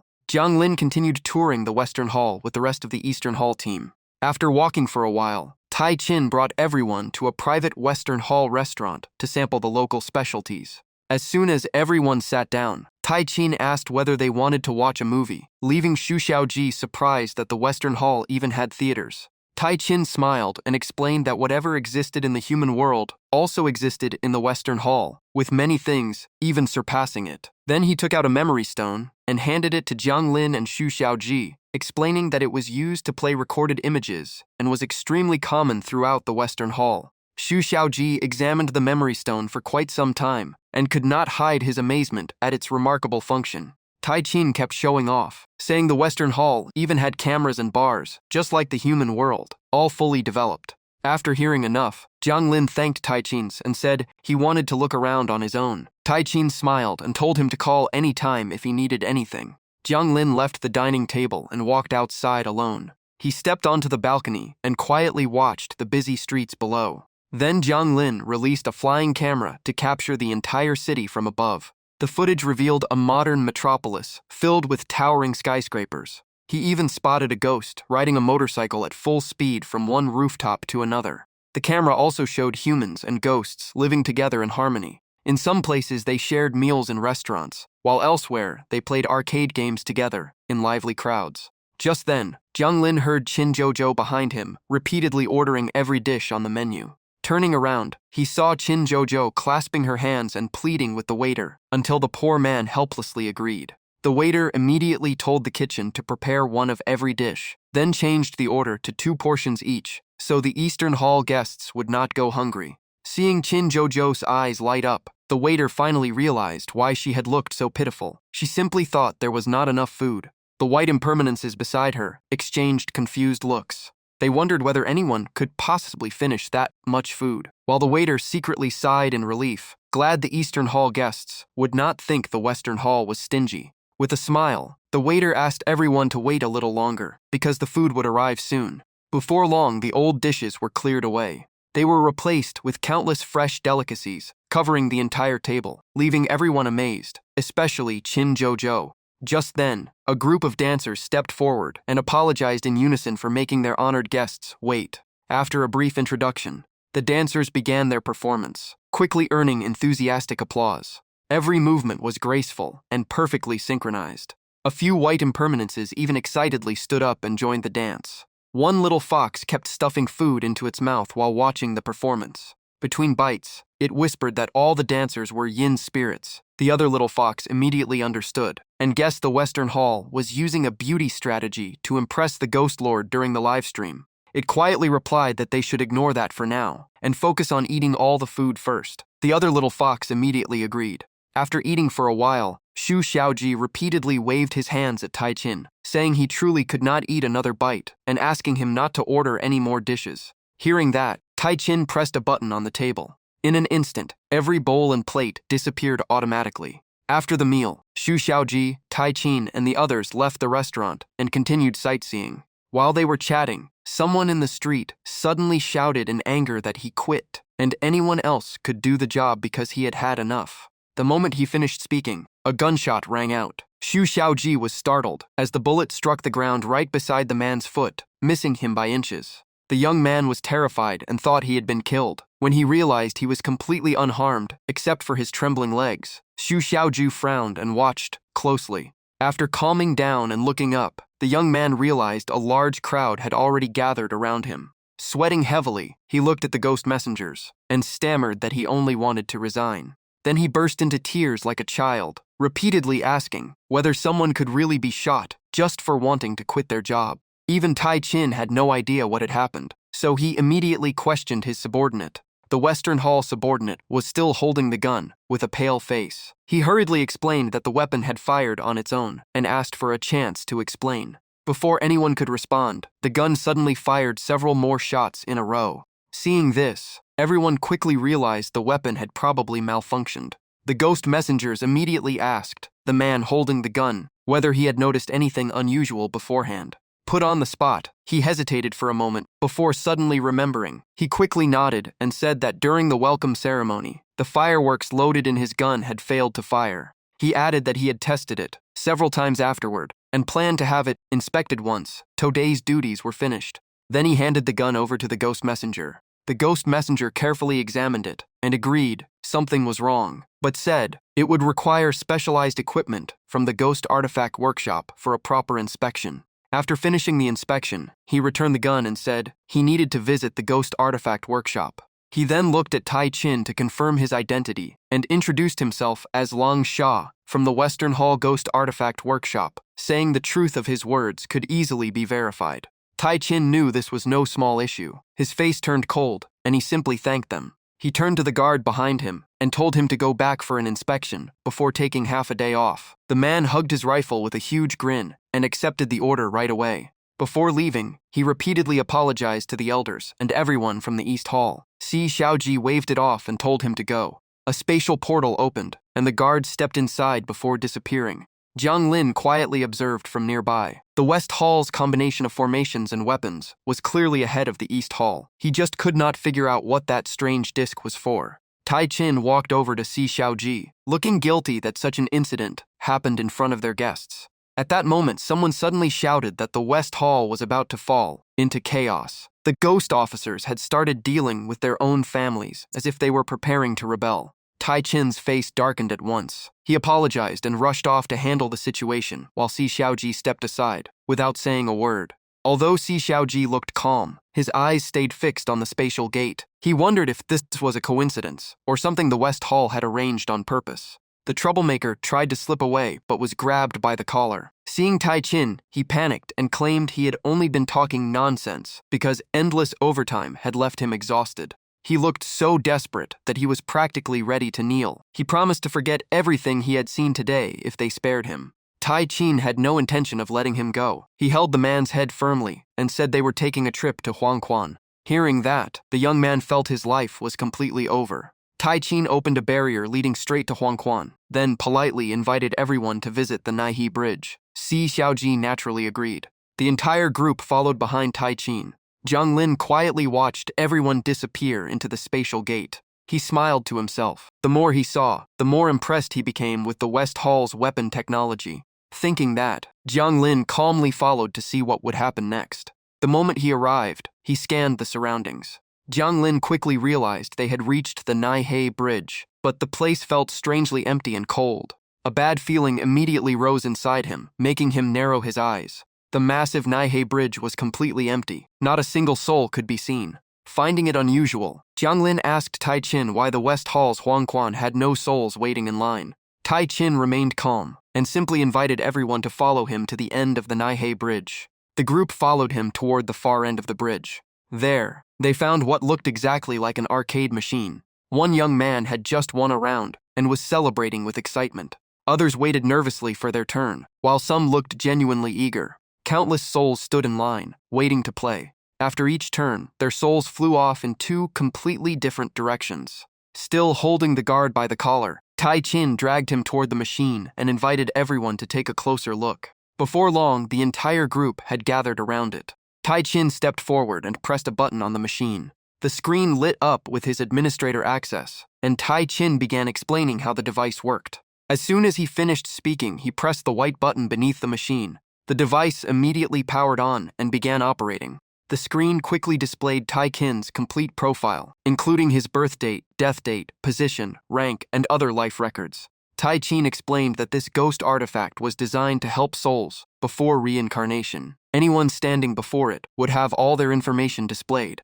Everyone was stunned. Some could not help praising how incredible it was, while Si Xiaoji asked if the machine did anything besides showing personal information. Tai Qin continued by saying that everyone knew Mung Po soup erased all memories before a new cycle of reincarnation began. That was why the West Hall built this machine. Before drinking Mung Po soup, souls could preview the general outline of their next life. They could even adjust parts of their future, which was why it was called the Destiny Rewriter Machine. After saying that, Tai Qin continued operating the control panel. A document instantly appeared in everyone's hands.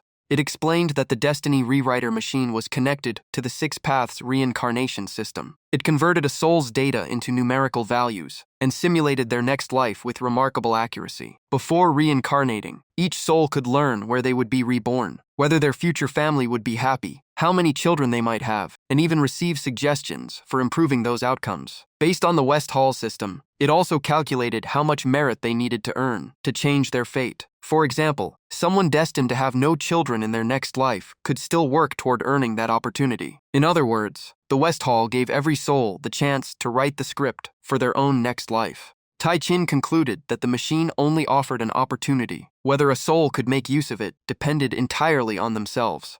Someone asked if that meant some souls would waste the chance and then blame fate anyway. Tai Qin nodded and said that was unavoidable because they had all once been human. Another person curiously asked if the West Hall really allowed every soul to change their future. Tai Qin confirmed it did. A ghost officer immediately guessed there had to be conditions for using the machine. Tai Qin explained that anything could be changed before reincarnation, but the greater the wish, the greater the price.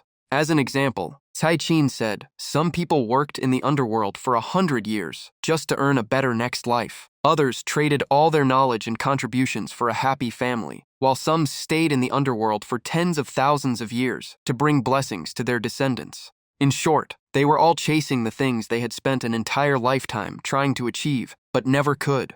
At that point, Jiang Lin finally understood. The East Hall and South Hall also let souls exchange their accumulated service in the underworld for benefits before reincarnation. After reading the full introduction, Jiang Lin realized the Destiny Rewriter Machine could convert merit into stats and simulate the future to motivate souls. It was a unique system with incredible appeal for both the living and the dead.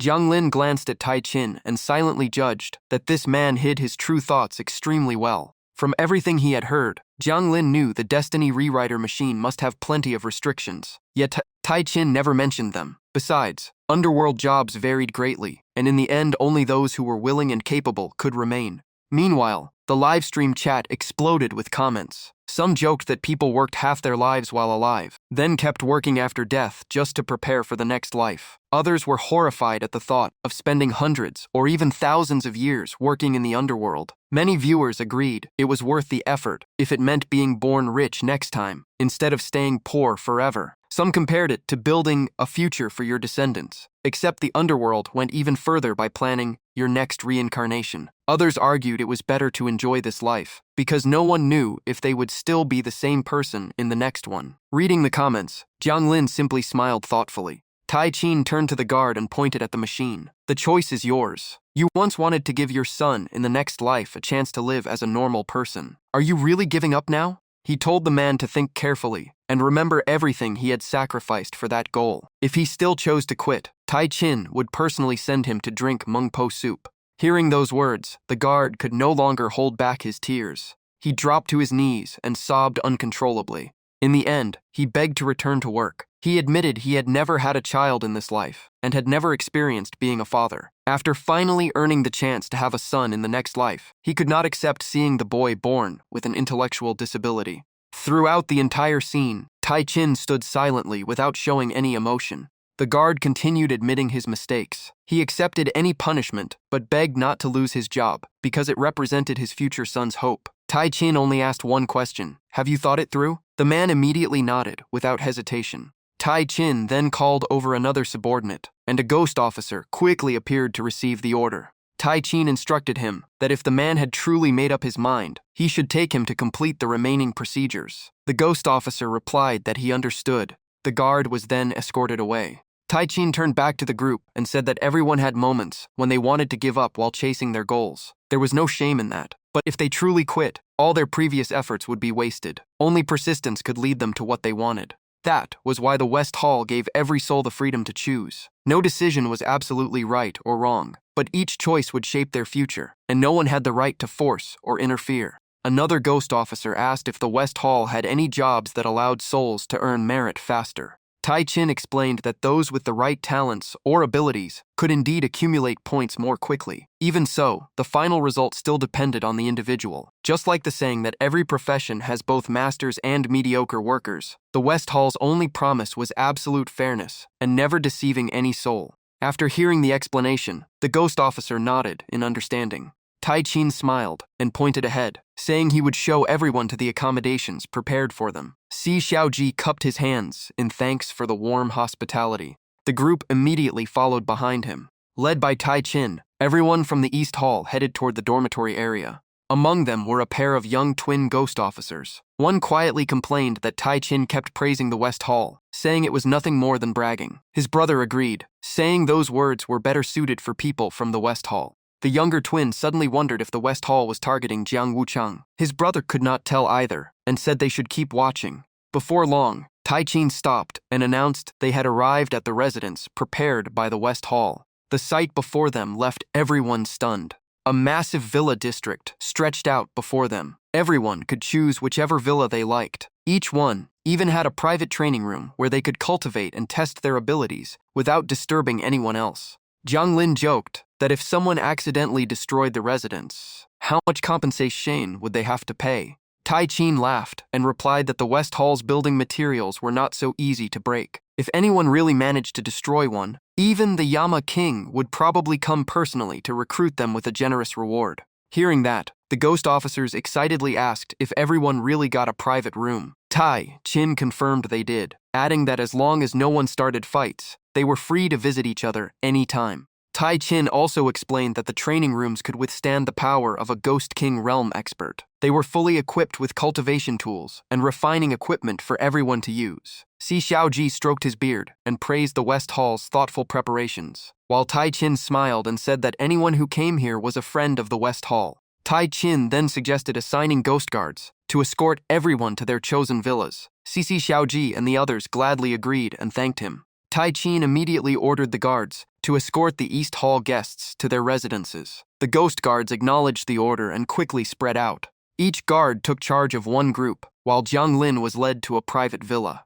Jiang Lin accepted the access card from the West Hall guard and politely thanked him for the guidance. The guard bowed and said it was only his duty. He wished Jiang Lin an enjoyable stay in the West Hall and reminded him to contact Tai Chin if he needed anything. After completing his task, the guard left. Jiang Lin held the access card near the door. The door opened at once, and the system announced that the mission to introduce the Underworld's Destiny Rewriter machine and West Hall culture had been completed, rewarding him with 500 points. Jiang Lin opened the system interface and told the viewers that today's live stream would end there. He then headed upstairs to his room, planning to examine the South Hall's special item while no one was around and find out what rank it really belonged to. As soon as he entered, Jiang Lin found a spacious villa with every modern convenience, no different from the human world. Since the training room was said to withstand Ghost King realm power, he wanted to test it himself. He raised his hand, and a wave of ghost energy instantly spread through the room. The power swept across every corner, yet the room remained completely intact, without the slightest damage. After checking everything carefully, Jiang Lin finally relaxed. It seemed Tai Chin had not exaggerated. This place was sturdy enough for him to use freely. Next, he took a glowing blue android token out of his ghost artifact pouch. The moment it appeared, another powerful wave of ghost energy filled the entire room. At the same time, the rainbow egg reacted. Jiang Lin sensed an overwhelming force from it and wondered if it could control Ghost King realm energy, or perhaps something even beyond that level. What puzzled him most was how to uncover its true purpose. Suddenly, a strange creature slowly emerged from the stone slab as streams of black ghost energy continuously flowed toward it.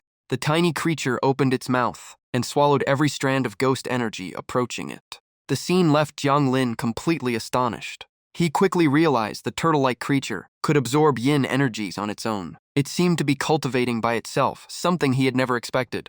After finishing its meal, the little creature lay down and became still. Jiang Lin guessed that if it were supplied with enough yin energy, it might eventually form a physical body or even become an independent clone. He reached out to touch it lightly, but it no longer reacted. After watching it for a while longer, Jiang Lin put the stone slab back into his ghost artifact pouch and decided to study it another time. He only hoped the system had completely severed its connection to the original owner. Otherwise, things would get messy if that owner ever came looking for it. With that thought, he sat down and entered a cultivation state. A desk suddenly appeared in front of Jiang Lin, already prepared with paper and a brush. He picked up the brush and began writing on the blank sheet. After writing for a while, Jiang Lin paused. The words Destiny Rewriter Machine were on the paper, but something still felt off. After all, the conflict between the West Hall and East Hall had never been a secret. The more he thought about it, the stranger it seemed. The West Hall never mentioned their old rivalry. Instead, they welcomed everyone with fireworks, performances, a grand banquet, and even a tour of the Naihei Bridge. It all felt like they were deliberately putting on a show for someone. A sudden thought crossed Jiang Lin's mind. Maybe the West Hall already knew he was live streaming and wanted to use the broadcast to achieve their own goal. Just then, someone knocked on the door and called out, "Jiang Wuchang, are you inside?" Jiang Lin immediately became alert and replied that he would be right out. He quickly stored everything away, and in the blink of an eye, the room was completely cleared. Before leaving, he reminded the rainbow egg to stay put and not wander around. Jiang Lin opened the door and found Tai Chin standing outside. Holding a pen and paper with an excited smile, Tai Chin explained that his younger sister was a fan of the streamer and wanted Jiang Lin's autograph. At that moment, Jiang Lin completely confirmed his suspicion. Tai Chin already knew his true identity as the livestream host. Seeing Jiang Lin on guard, Tai Chin quickly waved his hand and said not to misunderstand. He had actually come to discuss a partnership. Tai Chin continued that there had been too many ghost officers around earlier, so it was not convenient to say anything. In truth, everything from the fireworks and performances to the villa district had been prepared in advance. None of it was for the East Hall delegation. It had all been arranged specifically for Jiang Lin. Jiang Lin was stunned. Tai Chin laughed and explained that the West Hall really had prepared everything to welcome him. Jiang Lin's reputation as a streamer had already spread throughout the West Hall. Many ghosts officers regularly watched recordings of his live streams with memory stones. Even Tai Chin's younger sister had collected quite a few of them and hoped to show him someday. Although Jiang Lin was still not completely convinced, he began wondering if he had been overthinking things. He decided to hear Tai Chin out before making any judgment, then invited him inside to continue the conversation. As soon as he entered, Tai Chin excitedly introduced the many ghost artifacts the West Hall had created by combining underworld craftsmanship with modern human technology. Jiang Lin interrupted him, saying those could wait. He wanted to get straight to the partnership. Tai Chin immediately stopped. He explained his real purpose. He wanted Jiang Lin to include more content about the West Hall in future live streams. In return, Jiang Lin would help promote the West Hall's culture. Jiang Lin was genuinely surprised. Instead of answering right away, Tai Chin took out another memory stone and asked him to wait a moment. After activating it, a screen appeared before them. Tai Chin explained that the footage had been recorded by ghost officers and human souls. Once Jiang Lin watched it, he would understand what Tai Chin meant. Jiang Lin focused on the screen. The first scene showed a little girl asking her grandmother, "If you had the chance to choose again, would you still want to be my grandma?" The grandmother smiled warmly and replied that not only in the next life, but in every life after that, she would still want to be her grandmother. She even joked that the little girl would never be able to escape her. The girl happily answered that she also wanted to be her grandmother's granddaughter forever. The next scene showed a student chatting with an old farmer resting beneath a tree after working in the fields. The student curiously asked if the old man would still choose to be born into the same family if he had known how his life would turn out. The old man immediately grabbed his shovel and chased after the boy, scolding him for looking down on him because he was old. The student ran away laughing and repeatedly begged for mercy, insisting he had only been joking. The scene then shifted to a train station, where a young woman returned home after a long journey and reunited with her parents. They were overjoyed that their daughter had finally come back. Looking at her parents after years apart, the young woman said she would never leave again. Then she asked if they would still choose to be her parents, if they had the chance to decide again.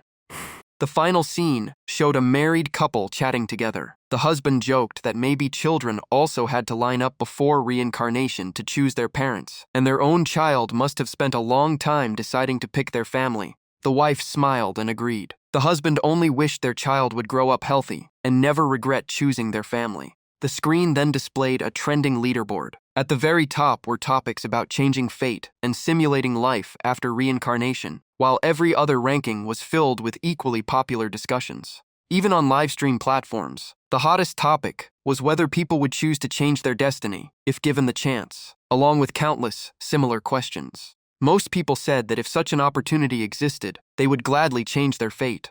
Just then, the system announced that Jiang Lin had completed the mission of promoting the West Hall's reincarnation culture and received double rewards. The reward was a Destiny Rewriter Lucky Bag. It worked much like the West Hall's Destiny Rewriter machine, digitizing the user's current condition and simulating one possible life after reincarnation. Even Jiang Lin was surprised by the item. He looked at Tai Chin. Since the promotion mission was already complete, cooperating with the West Hall could also build a valuable connection for the future. With that in mind, Jiang Lin nodded and accepted the partnership. However, he made it clear that any promotional content had to be approved by him first. Tai Chin was overjoyed and immediately agreed without hesitation. Jiang Lin then asked when they planned to begin the collaboration. Tai Chin quickly handed him the paper and pen with a grin. "Anytime works. But first, please give me an autograph. Otherwise, my little sister probably won't even let me into the house." Holding the brush, Jiang Lin smiled to himself. Even he had never expected someone would one day ask for his autograph. After signing his name, Jiang Lin handed the paper back. Tai Chin accepted it with a bright smile and repeatedly thanked him. The two shook hands, officially confirming their partnership. The next morning, Jiang Lin opened the system interface as usual. He pressed the button to begin a new live stream. The moment the stream started, countless viewer comments flooded the screen. Jiang Lin glanced at the viewer count and let out a quiet sigh of amazement. Just then, he heard a noise outside and walked over to open the door. It turned out to be a robotic mail carrier. It informed him that he had received a new message and asked whether he wanted it played. Jiang Lin agreed and remarked that the system was quite similar to the East Hall's Ghostfire Messenger. A small compartment on the robot opened, and its screen lit up. A fox spirit appeared and announced that the West Hall would be hosting a brand new food festival featuring unique dishes and live performances. The invitation contained the location and all the details, and guests only needed to bring it to attend. After watching the announcement, Jiang Lin blinked as the fox spirit wished everyone an enjoyable time at the festival. Once the message ended, the robot retracted its screen and personally handed Jiang Lin the invitation. After completing its delivery, it immediately flew away. Jiang Lin turned to the camera and told everyone that today's stream would be about exploring this Underworld food festival. Before long, night fell over the Underworld. Jiang Lin arrived at the festival grounds in the center of the West Hall's 9th Hell and found a huge crowd of ghost officers already gathered there. Looking around, he reminded the viewers that an underworld food festival would definitely be very different from anything in the human world, so they should prepare themselves. As soon as he finished speaking, countless souls flew back and forth across the sky. Jiang Lin seriously warned the audience that today's content was not suitable to watch while eating. People with weak hearts, the elderly, children, and anyone easily disturbed should avoid the stream. The warning left the chat completely confused. Some wondered what could possibly be so frightening about a food festival, while many others decided to trust the streamer and mentally prepare themselves. Seeing that many people were still watching, Jiang Lin repeated the warning and urged everyone in those groups to leave the live stream immediately. Right after that, the system automatically began filtering viewers. In the human world, a pregnant woman watching the stream was suddenly disconnected without understanding why. Several students experienced the same thing. Some were kicked out of the stream, while their friends remained inside and said the streamer was about to enter the venue. Some viewers refused to accept it and kept trying to reconnect, believing they should have passed the system's requirements. Back in the underworld, Jiang Lin received a system notification confirming that the viewer screening process had been completed. He also reminded everyone that those automatically removed by the system were considered unsuitable viewers. If someone they knew had been disconnected, they should take the opportunity to get a health checkup. Many viewers felt grateful for Jiang Lin's careful consideration. Jiang Lin walked to the entrance and handed his invitation to the ghost officer at the gate. The officer accepted it and opened the invitation. The moment he finished reading it, his eyes widened in surprise. His attitude instantly became much warmer, and he wished Jiang Lin an enjoyable time at the West Hall's famous banquet. Taking back the invitation, Jiang Lin looked a little confused. He even wondered if he had somehow become a VIP fan of the West Hall. Following the other guests inside, he heard the host welcoming everyone to the grand food festival as soon as he stepped through the doors. The venue was elegantly decorated and looked no different from a luxury restaurant. Suddenly, a little girl ran straight toward Jiang Lin.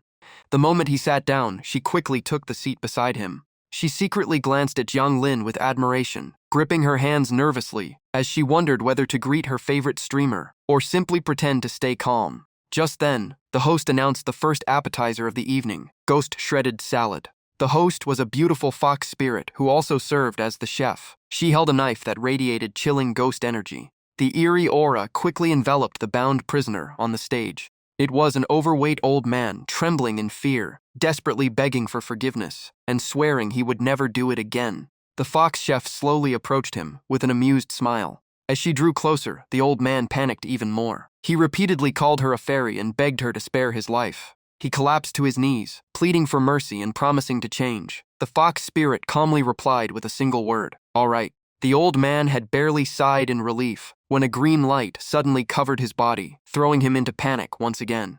Under the fox spirit's control, the mysterious energy slowly lifted him into the air. She gently reassured him that there was nothing to fear. Yet her expression was terrifyingly cold. Holding the blade close, she said it would all be over in one clean strike, and he would feel no pain at all. With those words, she raised her arm. In an instant, the old man's body was sliced into countless pieces. The fox spirit calmly introduced the criminal. His name was Peng Sin. At 28 years old, he knowingly continued selling baby formula that harmed children, despite fully understanding the danger. Without changing her expression, she explained that within only 3 years, he expanded his business with 2 more factories, purely for profit, ignoring the consequences.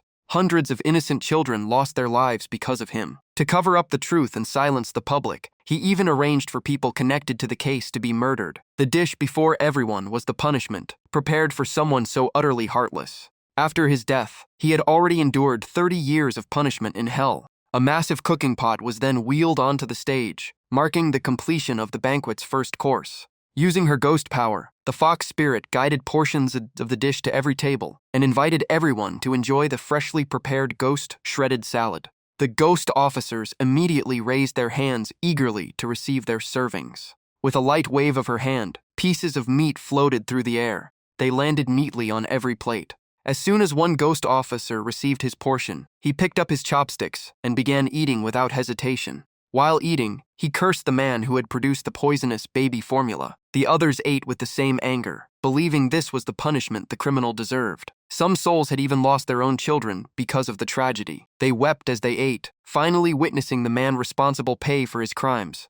Jiang Lin silently watched the entire process from beginning to end. Suddenly, he noticed one ghost officer becoming more and more transparent while eating. At the same time, many other souls also transformed into streams of light before leaving the hall. Jiang Lin remained seated, carefully observing the strange phenomenon. Smiling, he explained to the viewers that these souls had long been eligible for reincarnation. They had only remained because of unresolved resentment. After finally seeing justice served and letting go of their obsession, they could peacefully enter the cycle of reincarnation. However, the criminal's punishment was far from over. With that, Jiang Lin adjusted the live stream camera. The audience immediately saw what lay ahead and reacted with complete shock. Some finally understood why Jiang Lin had warned them so seriously. Others felt nauseated and said they would never look at shredded salad the same way again. Some even recognized the infamous baby formula scandal. Jiang Lin added that once the banquet ended, the criminal would be sent to hell to continue his punishment.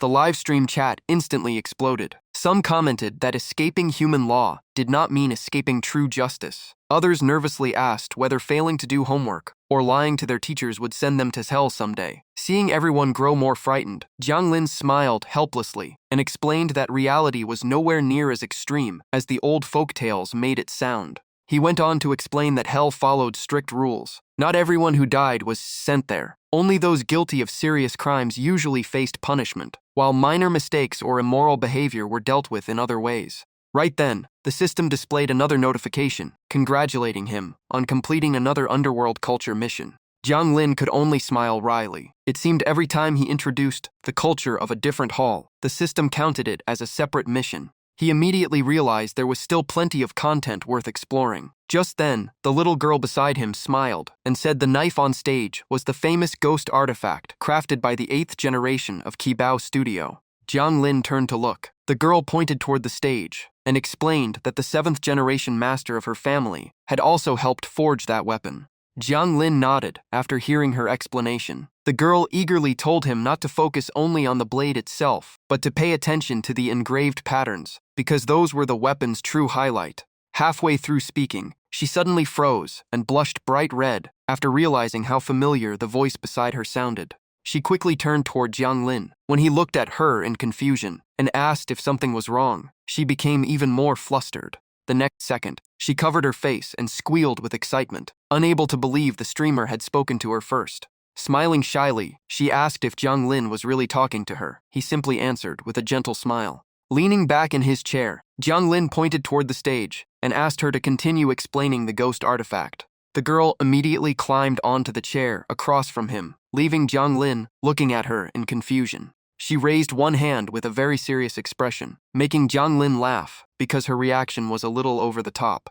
The girl slowly explained that the blade was terrifying. Wounds made by it were incredibly difficult to heal and left behind a burning pain that lingered like living fire. Even she had not expected Sister Menghu to use it during this banquet, because Nong Kui probably still carried many injuries that had never fully healed. According to her master, the flames attached to the blade were a special kind of fire. As she said that, the girl looked slightly worried. She only knew the flame was extremely rare, but her master had never revealed where it came from.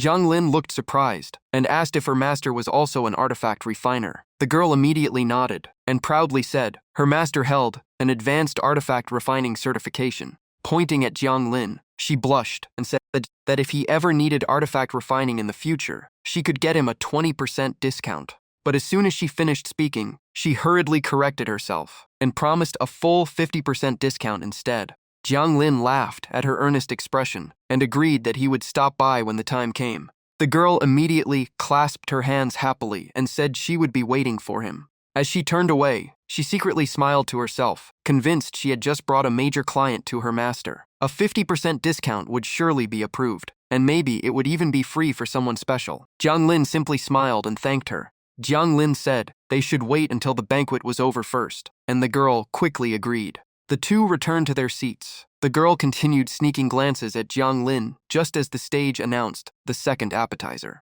The entire hall immediately buzzed with excitement after hearing that the next dish was hot and sour soup.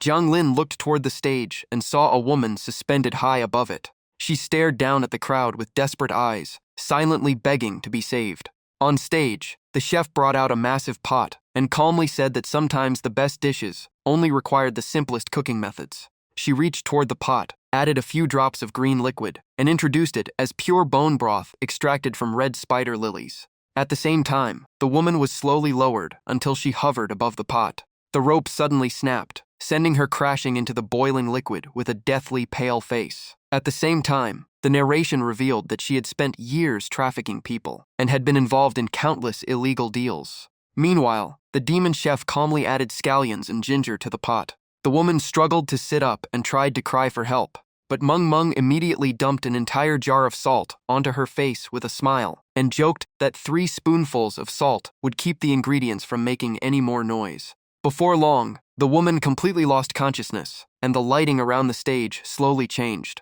Holding a giant ladle, Meng Meng smiled and announced that the next step was to stir everything thoroughly. The enormous ladle sank into the pot while she floated in the air, continuously stirring until every ingredient blended perfectly into the broth, signaling that the soup was complete. The woman's body slowly dissolved and merged into the broth inside the pot. Her body gradually turned soft like paste. Someone curiously asked why it was called hot and sour soup when Meng Meng had not added any pickled vegetables or chili peppers. She simply smiled and replied that the main ingredient was what truly mattered.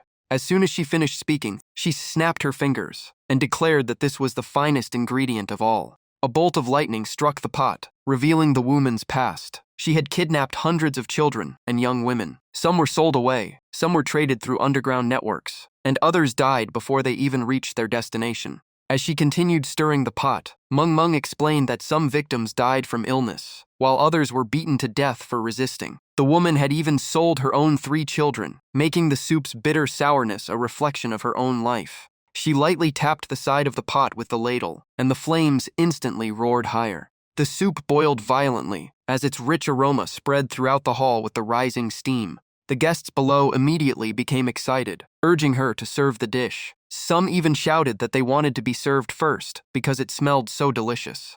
Meng Meng quickly divided the soup into individual bowls, which then floated into the air on their own. Within moments, every table had a serving placed before them. The little girl beside Jiang Lin happily began eating, while Jiang Lin silently stared at his own bowl in deep thought. The viewers shuddered at the scene. Some took deep breaths to calm themselves. Others cursed the woman for being so cruel that she had even sold her own children, saying she deserved this fate. At the same time, many were strangely curious about what it tasted like despite feeling sick. The little girl looked over at Jiang Lin and noticed him staring intently at his bowl, as if he were studying something. She leaned closer and quietly asked if Lord Wuchang was live streaming right now. Jiang Lin smiled and asked why she cared. The girl replied that she was simply curious because so many ghosts followed his channel, so she wanted to know whether he was currently broadcasting. She said Jiang Lin's live streams were her favorite because they not only attracted countless viewers, but also quietly influenced the entire underworld. Hearing that, Jiang Lin frowned in confusion. He asked why she thought that. The girl explained that every time they watched his live streams, they got to see a completely different side of both the human world and the underworld.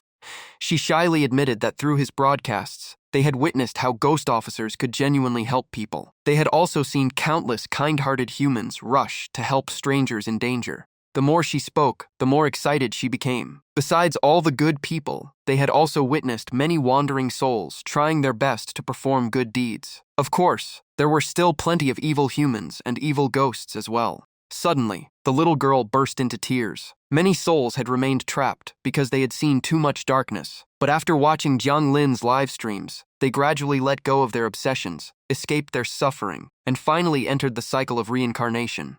Jiang Lin was genuinely shocked. He had never imagined his actions could have such a profound impact. Just then, the girl pointed toward the banquet exit and told him to look.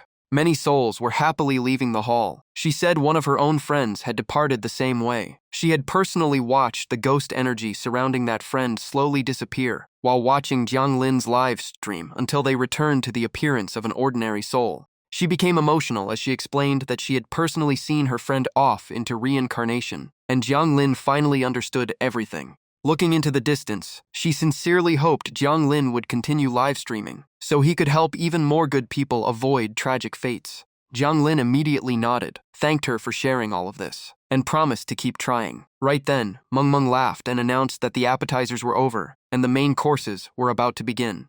Jiang Lin smiled and told the little girl to enjoy the rest of the banquet. She covered her face in embarrassment, thinking she had gotten so excited after meeting her favorite streamer that she had blurted out everything she had been keeping inside. On stage, Meng Meng faced the audience and announced that it was time for the main courses. Everyone was free to place their orders before the special chef appeared. The person who stepped onto the stage was Qin Zhuzhu. Holding a knife and a ladle, she smiled at the crowd and introduced herself as Today's chef, inviting everyone to order whatever they wanted, while promising to do her best to satisfy every request.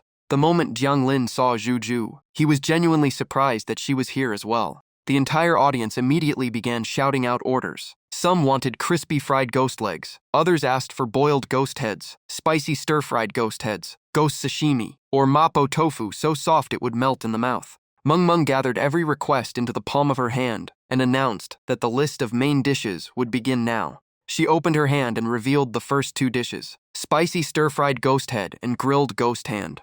Meng Meng turned to Zhuzhu and asked her to prepare the ingredients for the spicy ghost head. Zhuzhu immediately agreed. In the blink of an eye, Meng Meng created rows of giant pots, prepared deep-frying pans and barbecue grills, and got everything ready to cook each dish requested by the guests. Yin energy quickly covered the knife arm of Zhuzhu. A moment later, the ghost heads behind her were sliced clean apart, creating a horrifying scene. Every ingredient was evenly divided and skillfully placed into the pots. Zhuzhu looked at the pot in front of her and could only force a smile. She kept wondering how Meng Hu had refined these ghosts, because cooking them felt strangely natural. She tasted a little sauce and planned to ask Meng Hu later, thinking the method might even work for hot pot. Zhuzhu then expertly stirred the seasonings, moving with perfect confidence. At the grill, ghost arms were placed on the rack, and painful screams instantly echoed everywhere. The ghosts begged for mercy, promising never to offend again if they were spared. Ignoring the pleas, Meng Hu kept a calm smile as she gently raised her blade. Without any hesitation, she slowly lifted the sword and prepared to strike. The massive blade slammed into the ghost arm, making it scream in agony. The two ghost hands were skewered for grilling, while Zhuzhu announced the spicy stir-fried ghost head was ready. The live stream chat exploded. Some viewers recognized the man with glasses from the news. Others remembered he was a serial killer who had evaded capture for half a year. The fat man in the middle was confirmed to be a notorious drug lord, while another younger ghost had once been a mercenary. Watching the ghosts enjoy the food, many viewers even found themselves imagining the taste, feeling both disturbed and strangely tempted. The ghosts kept ordering more dishes, while the chat came up with names like ghost skewers, pickled ghost, and ghost meatballs, making everyone think of real food. Someone jokingly asked if everyone had really started thinking like ghosts to order so enthusiastically. Seeing the reactions, Jiang Lin simply smiled at how quickly the audience had adapted. In the human world, a young man rushed into the bathroom with his phone because the live stream was too intense. Another viewer sat in the bathroom, shaking with fear while watching, yet still could not bring himself to close the stream. Meanwhile, one girl happily added dishes, like steamed ghost with sugar and double steamed ghost to her imaginary menu, excited about the new ingredients. Meng Hu lifted the dishes and announced the feast was halfway over. Anyone who wanted more had to order now, because this chance would never come again. The ghosts immediately shouted out more orders. At that moment, Jiang Lin slightly moved his hand and slowly stood up. The little girl curiously asked if the streamer was about to leave. She smiled with obvious regret, waved goodbye to Jiang Lin, and hoped they could talk more the next time they met. Right then, the system announced that the Underworld Food Festival mission was complete, awarding 500 points and unlocking a new mission worth 1,000 faith points. Jiang Lin told the system that the next part would probably be too much for many viewers, so he decided to visit the Ziding Ghost Market instead. The audience had mixed reactions. Some were disappointed he was leaving so soon, while others sighed in relief because they had nearly reached their limit. Across online forums, the livestream quickly became a trending topic. Some posts warned evildoers to change their ways, while others said no one could escape karma after death, even if they escaped the law. In the human world, two young men sat in a corner, looking at a phone. One asked if they should stop, while the other took a drag from his cigarette and decided to deliver the stolen goods straight to the police station. Not long afterward, the news reported that the stolen medical equipment had mysteriously been returned intact outside the West Police Station. Soon after, another report confirmed that the museum's missing masterpiece had been fully returned. and the woman who had been missing for 2 days was found safe. The Ziding Ghost Market was bustling with activity, except everyone walking through it was a ghost. Jiang Lin glanced at the system interface and said he would show everyone around the Ziding Ghost Market. The moment he arrived, many female ghosts immediately recognized Jiang Wuchang. They excitedly whispered that he had already appeared at the market after attending the food festival, and they could not stop talking about how handsome he was. Several girls eagerly walked over to greet him, thrilled to meet their idol at the ghost market, while Jiang Lin remained as calm as ever. He did not stay long, and headed straight to a shop that specialized in ghost artifacts. Jiang Lin stepped inside and saw a clerk watching over the store. The clerk greeted him casually, telling him to browse freely and pay after making his choice. Jiang Lin simply smiled in response. He walked to the shelves and examined every ghost artifact on display. After looking around, he realized most of them were common items with nothing special. Jiang Lin rubbed his chin, feeling that nothing here was truly worth buying. Seeing his hesitation, the clerk asked if he still had not found what he wanted. Jiang Lin replied that he was looking for something unique and genuinely useful. The clerk laughed and said Jiang Lin had even brought a voice-changing ghost artifact for his cosplay. He assumed Jiang Lin was another fan who had missed the food festival and dressed up as Jiang Wuchang. Jiang Lin looked confused and asked if he really had to pretend to be himself. The clerk laughed awkwardly and said they were in the same situation, then offered to show him a few interesting items. After giving Jiang Lin a careful look, the clerk praised how convincing the disguise was. He almost thought the real Jiang Wuchang had shown up. He added that the ghosts of the northern lands were famous for face-changing techniques, but Jiang Lin's disguise was even better, leaving Jiang Lin speechless. The clerk quickly picked up a book and enthusiastically introduced his first item. He opened the book and explained that it looked like an ordinary brick from the outside, but inside was hidden storage space. It was perfect for hiding valuables, and in an emergency, it could even be thrown like a real brick. Jiang Lin found it surprisingly interesting. Leaning closer, the clerk whispered that this story should stay secret. Wang Xiaohua bought one to hide her belongings, but her husband found them every time. She eventually got so angry that she smashed him over the head with the book, and he chased her across 3 streets. The clerk then took out a paper packet and introduced a special type of tissue, immediately catching Jiang Lin's attention. According to the clerk, these tissues could erase every trace, including writing, footprints, oil stains, smells, and even marks that were almost impossible to detect. To demonstrate, he wrote a few words in the book and wiped them once with the tissue. The writing disappeared completely without leaving a single trace. The clerk smiled knowingly and said, "Some ghosts used it for studying, while others used it for purposes better left unspoken." Lowering his voice even more, he revealed that burning the tissue or wiping it directly over a smell would remove the odor instantly. It worked the same way for other traces, which was why many male ghosts secretly bought it before sneaking out at night. Jiang Lin nodded along and asked for one, while the clerk continued introducing more ghost artifacts. After browsing for a while, Jiang Lin bought quite a few things he liked. He was now holding a white mask. The clerk smiled and said it was Ziding's newest mask. He normally would not give it to anyone, but since Jiang Lin had spent so much, it was a free gift. He just asked him not to tell anyone because it was very expensive. Jiang Lin agreed.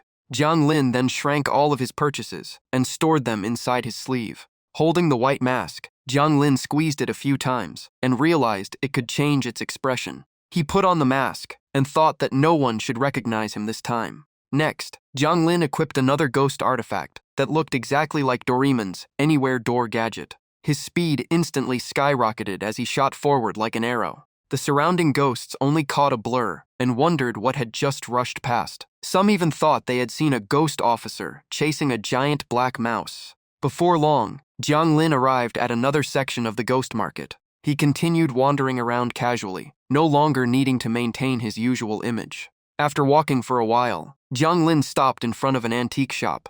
He stayed inside for quite some time, then came out carrying another large bag before continuing on. After leaving the antique shop, Jiang Lin passed by another ghost artifact store without stopping. The shop owner quietly watched him with a thoughtful expression. The owner yawned and muttered that Jiang Wuchang had become so famous that everyone was dressing like him. In less than half an hour, he had already seen 2 different versions. Just then, something suddenly slammed straight into him. The impact knocked the shop owner flat to the ground, and a frantic ghost appeared right behind it. The owner angrily yelled at Da Fei, telling him to stop charging around like that. Every time they met, he got rammed. and no one had enough lives to survive it forever. Da Fei rushed over and shouted that something huge had happened. Jiang Wuchang had left the food festival and was now at the ghost market. He shook the shop owner violently, insisting that Jiang Wuchang had even visited this very store. Dizzy from the shaking, the owner begged for mercy, apologized for losing his temper, and pleaded with Da Fei to put him down first. But Da Fei was too excited to stop, yelling that the owner had actually spoken to Jiang Wuchang in person. Finally snapping, the owner punched Da Fei straight into the wall and warned him to stop talking nonsense, or he would smash his head. The owner insisted there was no way he would fail to recognize his idol. If it were really Jiang Wuchang, he could never mistake him.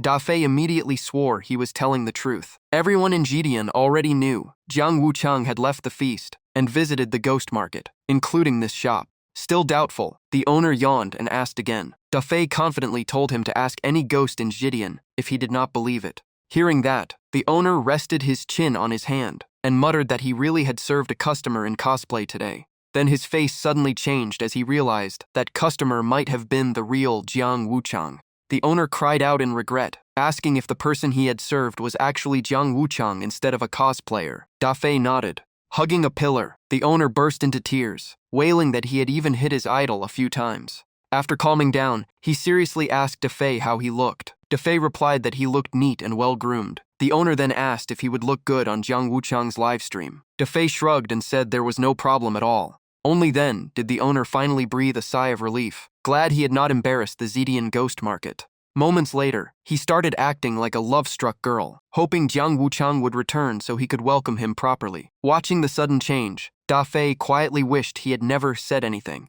Meanwhile, Jiang Lin continued strolling through the ghost market at a relaxed pace. Suddenly, a streak of light shot straight toward him. Jiang Lin reacted instantly and dodged to the side. A hint of annoyance flashed across his face at the unexpected attack. The streak did not stop. It sped away at incredible speed and changed direction. Jiang Lin carefully followed the golden trail with a thoughtful expression. He stood still for a moment, weighing his options. After a few seconds, Jiang Lin finally made his decision. He immediately accelerated and chased after the disappearing golden light. When he arrived, he swiped a key card, opened the door, and stepped inside. As soon as he entered, Jiang Lin casually placed his shopping bag on the floor. He removed his mask, revealing the fatigue from a long day of traveling. Sitting down, Jiang Lin reflected on today's trip. He realized the ghost artifacts in Zidian had a completely different style from those in Nandian and Dongdian. Although he did not know when he would leave, he thought it would be best to find a reliable ghost artisan to forge a few useful items for future missions in Dongdian. With that thought, he ended the livestream. On his way upstairs, Jiang Lin remembered the owner of the little girl he had met at the food festival. That person was clearly extraordinary, or their ghost artifacts would never have appeared at such an important event. Thinking of that, he reached out and opened the door. The egg he had been carrying suddenly flew out of his clothes and floated in mid-air. Jiang Lin quickly reached out and caught it. Just as he was about to inspect it, the egg began glowing with a pale blue light. Jiang Lin closed his eyes to sense the aura coming from it. He sat cross-legged on the spot and focused on the changes happening inside the egg. Then he opened his eyes and looked toward the area below the building. Without hesitation, Jiang Lin headed to the area marked 01. Looking around, he wondered if this was really where the ghost artifact master he was searching for lived. He recalled the earlier instructions. A Erst residence was protected by a barrier. All visitors had to ring the bell and wait without touching anything. Even Jiang Lin felt a little nervous. He pressed the doorbell several times and told himself that since he was already here, he might as well go in. As soon as the bell rang, the door creaked open and a little girl came out to greet him. The moment she saw Jiang Lin, she jumped with excitement because Jiang Wuchang had really come. After entering, Jiang Lin brought up the ghost artifacts they had discussed at the food festival. The little girl happily led him inside and said that Lord Tai Chin had already told them he would visit. After a few more steps, a barrier appeared right in front of them. The two calmly passed through the barrier and continued deeper inside. The little girl smiled and asked if Jiang Wuchang had run into anything unusual on the way. He simply shook his head and said everything was fine. Just then, a brilliant flash erupted from the house ahead. Jiang Lin looked toward the source of the light in surprise. A column of black smoke suddenly burst from the room, catching him off guard, while the little girl immediately clasped her hands and apologized. Jiang Lin asked what had happened. She quickly bowed her head and apologized for startling him the moment he arrived. Looking at the smoke, Jiang Lin relaxed after realizing there was no real danger. The little girl explained that this always happened whenever her master tested a new ghost artifact. She pointed at the ground beneath Jiang Lin's feet and reminded him to watch where he stepped. When he looked down, she explained that the yellow tiles marked the safe path. As long as he followed her and did not wander off, he would be fine. Jiang Lin nodded in thanks and asked her to lead the way. She happily ran ahead. He followed closely behind. As they walked, she offered to tell him about the artifact crafters of Xidian, and Jiang Lin agreed with a smile. She explained that Xidian had many artifact crafters, but true masters were extremely rare. Looking at Jiang Lin, she added that even the most famous shops usually had only one senior artifact crafter. Their schedules were always fully booked, sometimes all the way into next year. Reaching another spot, she stopped and laughed, saying that artifact crafters all shared the same bad habit of forgetting where they had left their creations. Jiang Lin asked if that made it easy for people to get hurt. She shook her head and explained that those who worked in the Ghost Artifact District were familiar with the crafters' routines and knew how to avoid danger. She admitted with an embarrassed smile that her own master was exactly the same. Most of her daily work was finding her master rather than avoiding accidents. Just then, a ladder slowly descended in front of them. She added that her master sometimes forgot not only the artifacts, but even where he was, and Jiang Lin immediately understood. Looking upward, she remarked that this latest experiment seemed to have caused quite a commotion. Feeling a little embarrassed, she asked Jiang Lin to wait while she checked on her master first. He agreed. The little girl quickly ran up the stairs. The moment she touched the doorknob, thick smoke began pouring out. Within moments, black smoke flooded the entire hallway. Her eyes watered instantly as she coughed and called out loudly. Even while coughing violently, she forced the door open. She then opened the windows to let the smoke escape, before finally breathing a sigh of relief. Looking inside, she helplessly called to her master, saying he had forgotten to activate the backup safety barrier again. Her master had already passed out in the middle of the room, smoke rising from his body, while the entire workshop remained a complete mess. She worried that if explosions kept happening like this, even the cleanup ghosts would give up. A few more repairs would also drain all of their savings. Meanwhile, her soot-covered master calmly picked up his glasses and put them on. He dusted himself off, while the little girl quickly reminded him that Jiang Wuchang had arrived and urged him to change into clean clothes. Still dazed, he mumbled, "Jiang Wuchang is really here." His eyes suddenly widened in shock. He shouted again, asking if Jiang Wuchang had truly come.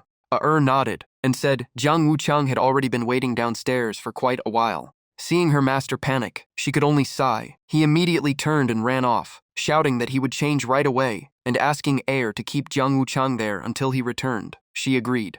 In the blink of an eye, he came back looking clean, neat, and much more presentable. Even then, he nervously asked Air if she had really invited Jiang Wuchang over. She quickly reassured him and reminded him to stay calm. She repeatedly warned him not to get too excited and frighten the guest. He immediately stood up straight, nodded, and said he understood. Guided him to take a deep breath and exhale slowly to calm himself, and he obediently followed every step. After composing themselves, the two walked outside together. Ayer asked one last time if he was ready, and he replied that he was. Then led Bao Yan downstairs to meet Jiang Lin and apologized for making him wait so long. The two stiffly walked forward and politely bowed to the guest before them. The crimson sky of the underworld remained silent overhead. Inside the living room, the three sat down together, while Bao Yan and Air stayed perfectly upright, hardly daring to move. The silence dragged on, making everyone feel awkward. After a while, Bao Yan quietly glanced at Jiang Lin. Jiang Lin noticed the look and calmly met his gaze. He frowned slightly, unsure of what Bao Yan wanted to say. At last, Bao Yan gathered his courage and asked if Jiang Wuchang was live streaming right now. Jiang Lin said no. Seeing how tense they were, he had thought they had spotted a dangerous ghost artifact behind him and were trying to warn him. Hearing that, Bao Yan instantly relaxed and slumped into his chair as if a huge weight had been lifted. Quietly nudged Bao Yan with her elbow, reminding him to be more serious. She then introduced him to Jiang Wuchang as her master and a senior ghost artifact crafter. The young man awkwardly greeted him and introduced himself as Bao Yan. He admitted he had admired Jiang Wuchang for a long time and considered himself a fan, just not an obsessive one. Bao Yan quickly got to the point and asked what kind of ghost artifact Jiang Lin wanted. After hearing about the device used in the Nandian tournament to suppress ghosts below the King realm, he immediately knew what Jiang Lin meant. Jiang Lin raised one finger and said he wanted to build an arena with the same function. The moment Bao Yan saw the payment, his eyes lit up. His attitude changed completely as he enthusiastically asked if Jiang Lin had already brought the materials. Watching this, Ayer sighed to herself. He had been acting reserved just moments ago, but the sight of money made him forget all about it. Jiang Lin nodded and confirmed that everything was ready. He immediately took out all the materials and placed them on the table. One rare material after another appeared before Bao Yan and Ayer. Bao Yan carefully inspected each one and said he had read about them in Jidian records. He remembered that Zhong Kui of Nandian had once brought the same materials for a custom artifact, but Jiang Lin was still missing a few components. Jiang Lin immediately asked what else he needed to find. Bao Yan pointed at Ayer and explained that the remaining materials were in a dangerous place, so it would be best if she led the way. Ayer could only sigh to herself. If her master wanted an excuse to spend time alone with Jiang Wuchang, he should have just said so instead of dragging her into it. Jiang Lin skipped the small talk and asked for the exact location. Ayer silently complained again that although she wanted to stay with Jiang Wuchang a little longer, her master's excuse was far too obvious. Bao Yan smiled and explained that south of Zidian lay a vast lake with a massive island at its center. In the middle of his explanation, Bao Yan suddenly changed the subject and asked if he could study the livestream camera. The unexpected question caught Jiang Lin completely by surprise. Scratching his head, Bao Yan explained that he was simply curious about how the device could connect the underworld and the human world. Hearing that, Jiang Lin fell silent in thought. After considering it for a moment, he honestly admitted that he did not understand the principle either and could not answer the question. Bao Yan looked disappointed. He had hoped this would lead to a breakthrough, since ordinary human electronics stopped working once they entered the underworld. Aar added that Zidian had tried countless methods, but still could not make phones connect to the internet or communicate with the living from the underworld. She explained that ever since Jiang Lin started live streaming, her master had been obsessed with figuring out how he managed it. Aer also revealed that Bao Yan had even asked Zhong Kui of Nandian, but because their methods were completely different, even Zhong Kui could not explain it. To this day, Jiang Lin's livestream remained one of the underworld's greatest mysteries. Pointing at Bao Yan, Aer said her master was convinced that the answer had to be hidden somewhere in the underworld. Jiang Lin found the idea interesting and promised to share the truth if he ever discovered it. Jiang Lin then changed the topic and asked how Aer and Bao Yan had first met.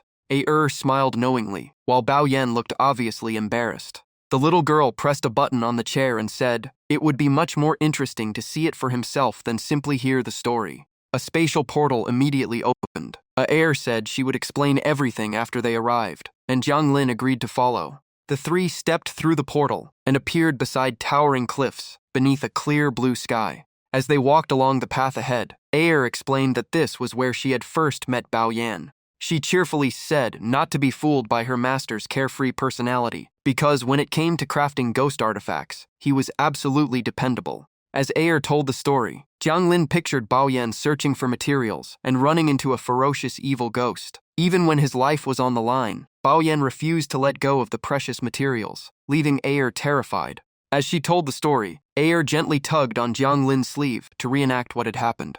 She remembered grabbing Bao Yan and shouting if he really did not care about his own life anymore. Patting Bao Yan on the shoulder, Aer laughed as she recalled him dragging her along while running and asking if she wanted to work under him. She even copied the awkward smile Bao Yan had back then. What moved him the most was that among all the ghosts there, she was the only one who cared whether he survived.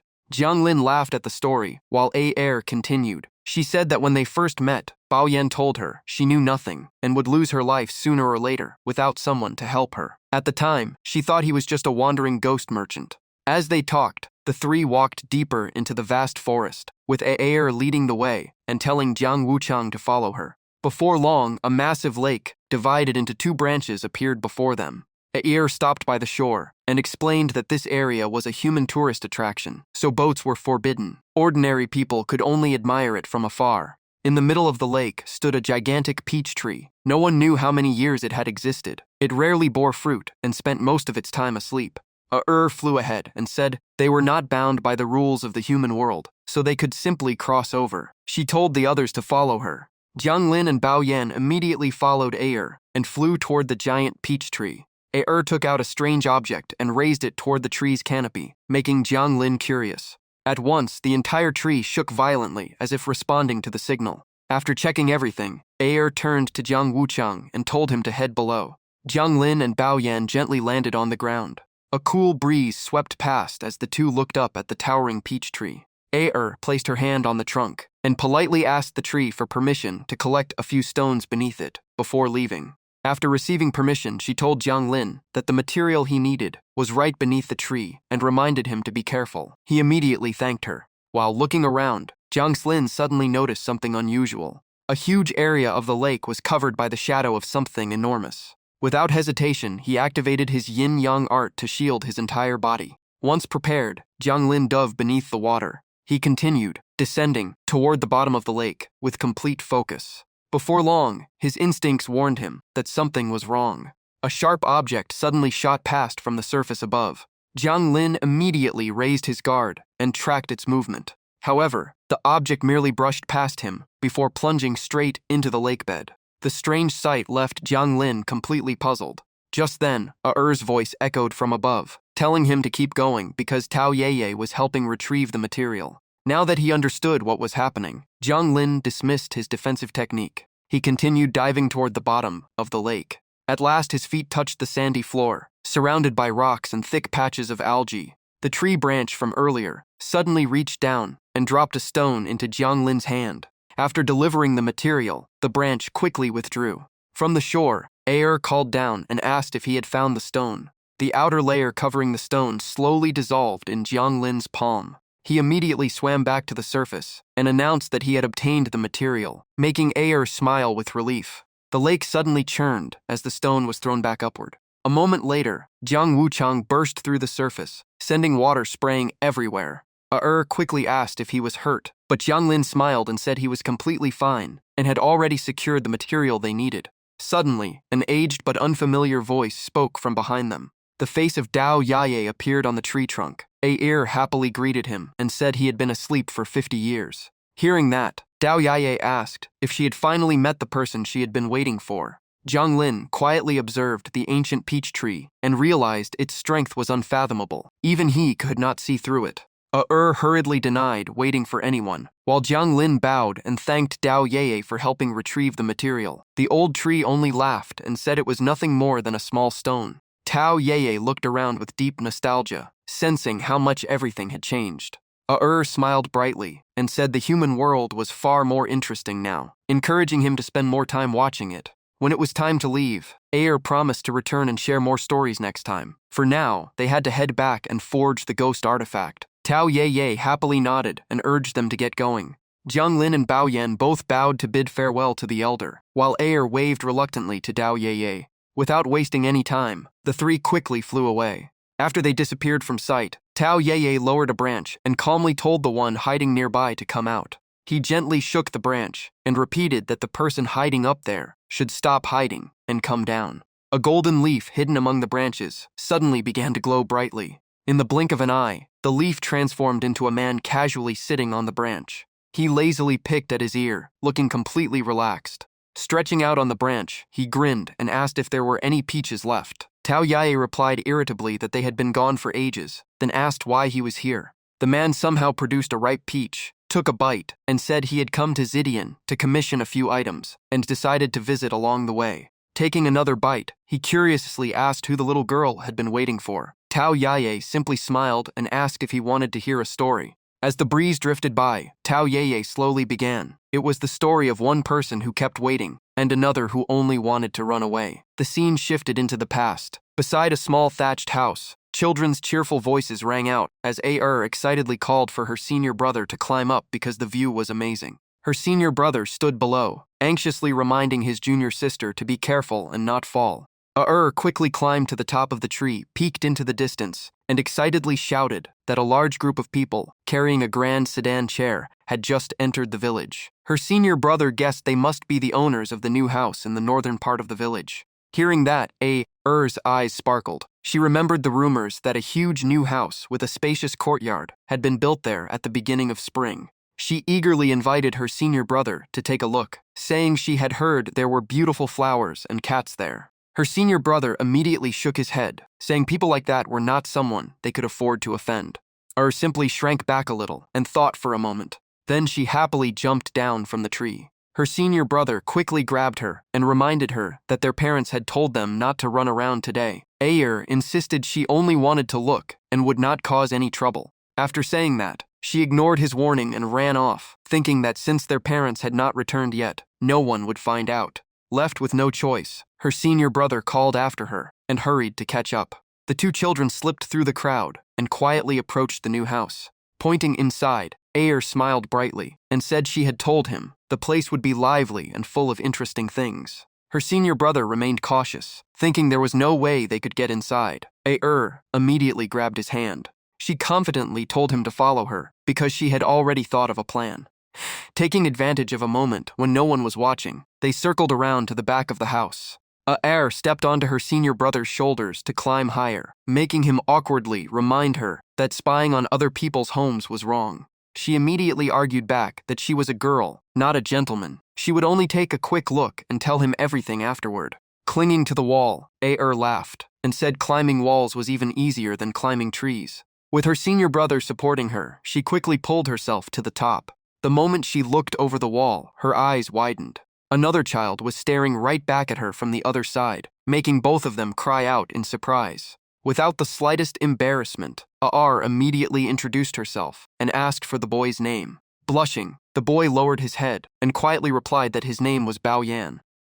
Tilted her head and innocently asked if his name meant salt, or if his family had named him that because they did not have enough salt. Bao Yan hurriedly shook his head and explained that the Yan in his name was a different character. He offered to write it for her. He picked up a small stick from the ground and carefully wrote the character in the dirt. The moment saw it, she immediately understood and nodded happily, realizing it was that character. Just as Bao Yan smiled, a woman's voice suddenly came from behind him, asking who the young master was talking to. Hearing that, immediately jumped down from the wall, while Bao Yan cried out in alarm. He anxiously looked around and only relaxed after making sure had already left. Seeing his strange reaction, the woman asked if there was something on the wall. Bao Yan quickly made up a story, saying he had just seen a huge bug and got startled. She gently stroked his cheek and told him the weather was cold, so the young master should stay outside a little longer before returning to rest. Bao Yan obediently agreed. Even though he agreed, Bao Yan kept glancing toward the wall. From that day on, became a frequent visitor who came to see him almost every day. On another visit, even brought a ladder so she could climb in more easily to see Bao Yan. Over the next few days, taught Bao Yan how to climb trees. He kept complaining that he was exhausted, and afterward they sat together and chatted. Bao Yan asked when he should head back because his weak body could not handle staying outside for long. Encouraged him to keep training because his health would slowly improve. Every time she visited, also brought all kinds of delicious food for Bao Yan, making him incredibly happy. Nighttime was when came alive. She had grown up running through the mountains, learning to hunt from her father, and became stronger and quicker with age. Once, she even killed a wolf herself and secretly took one of its fangs to give to Bao Yan. Late that night, old house was already dark, but she eagerly grabbed Bao Yan's hand and pulled him inside. Proudly showed him her trophy, while Bao Yan hid behind her in fear. The wolf's body lay motionless with a huge wound across its belly. Seeing Bao Yan's reaction, laughed and said he had probably never seen a real wolf before. As she spoke, she reached into the wolf's mouth and snapped off one of its fangs. She handed the fang to Bao Yan and said her father had told her it was a lucky charm that could ward off evil and bring peace. After examining it, Bao Yan realized it was a precious gift. Would not let him refuse. She simply pushed the gift into his hand and told him to keep it. Bao Yan carefully wrapped the fang and tucked it safely into his pocket. Then led him outside again, saying it had been hard enough sneaking him out, so she was taking him to eat peaches. As the night faded, the first light of dawn spread across the sky, while a hand reached up to pick a ripe peach. The two children sat in the tree, quietly enjoying the sweet peaches together. The mood suddenly turned heavy when Bao Yan said he would be leaving for another place in a few days.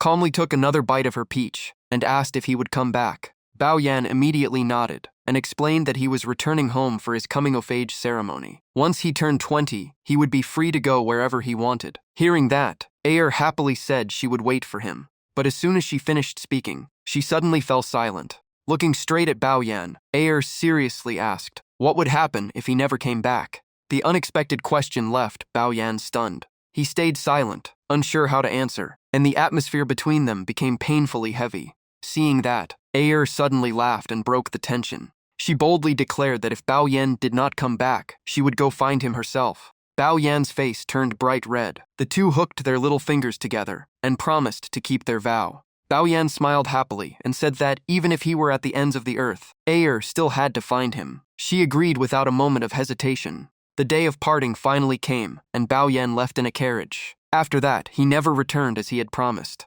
From then on, Aer was no longer the carefree girl she once was. She quietly sat beneath the peach tree and waited for years. At last, after growing older, she packed her belongings and decided to leave because she no longer wanted to wait in vain. Leaving the familiar peach tree behind, Aer began her journey to find Bao Yan. She crossed countless valleys and forests beneath the blazing sun. After years of searching, she finally tracked him to the Bao family's estate. But no one paid any attention to the country girl standing outside the grand gate. Aer anxiously looked inside, wondering if Bao Yan had failed to find her because something had happened to him. Just then, she overheard two women saying how pitiful the Bao family's young master was. He had died at a young age because his body had always been weak, and he had spent his life recovering at the estate. Hearing that, Aer immediately grabbed one of the women and desperately asked if they were talking about Bao Yan. The woman confirmed it and asked who she was. Tears instantly streamed down Aer's face. She rushed inside in disbelief because Bao Yan had promised his health was getting better and that he would come to see her after turning 20. The estate guards saw her rushing in and immediately shouted for her to leave. Aer ignored them completely, shoved them aside, and kept calling Bao Yan's name while demanding to see him. The guards all drew their weapons and blocked her path, shouting for everyone to capture her before she caused trouble at the young master's memorial hall. But Aer kept calling Bao Yan's name, refusing to leave without seeing him. After only a few exchanges, every guard had their weapon knocked away. Terrified, they fled while screaming that they had encountered a monster. Aer quickly grabbed one of the guards, only wanting to know where Bao Yan was. But the man was so frightened that he begged her not to touch him. Overwhelmed with fear, the guard collapsed onto the ground and fainted on the spot. Everyone else only dared to watch from a distance. No one wanted to get close. Aer could only wonder if she had really become that frightening. Just then Aer's eyes landed on a nearby well. She walked over and looked into the water. The reflection left her frozen. Her face and eyes now looked just like a demon's. The blonde man suddenly remembered that Aer was born from both human and demon blood. He even laughed, recalling how she once pulled out a few of his golden hairs when he carried her as a child. Then he frowned in confusion because he clearly remembered that Aer's demon power had been sealed long ago. After finishing the peach, he asked about what happened next. Tao Jiajia slowly explained that once her identity was exposed, everyone treated her like a monster and stayed away. In the end, they dragged Aer to Bao Yan's grave and killed her right there. Hearing that, the blonde man looked dissatisfied. He guessed Bao Yan had never truly died and had only faked his death. Tao Jiajia laughed and confirmed he was right.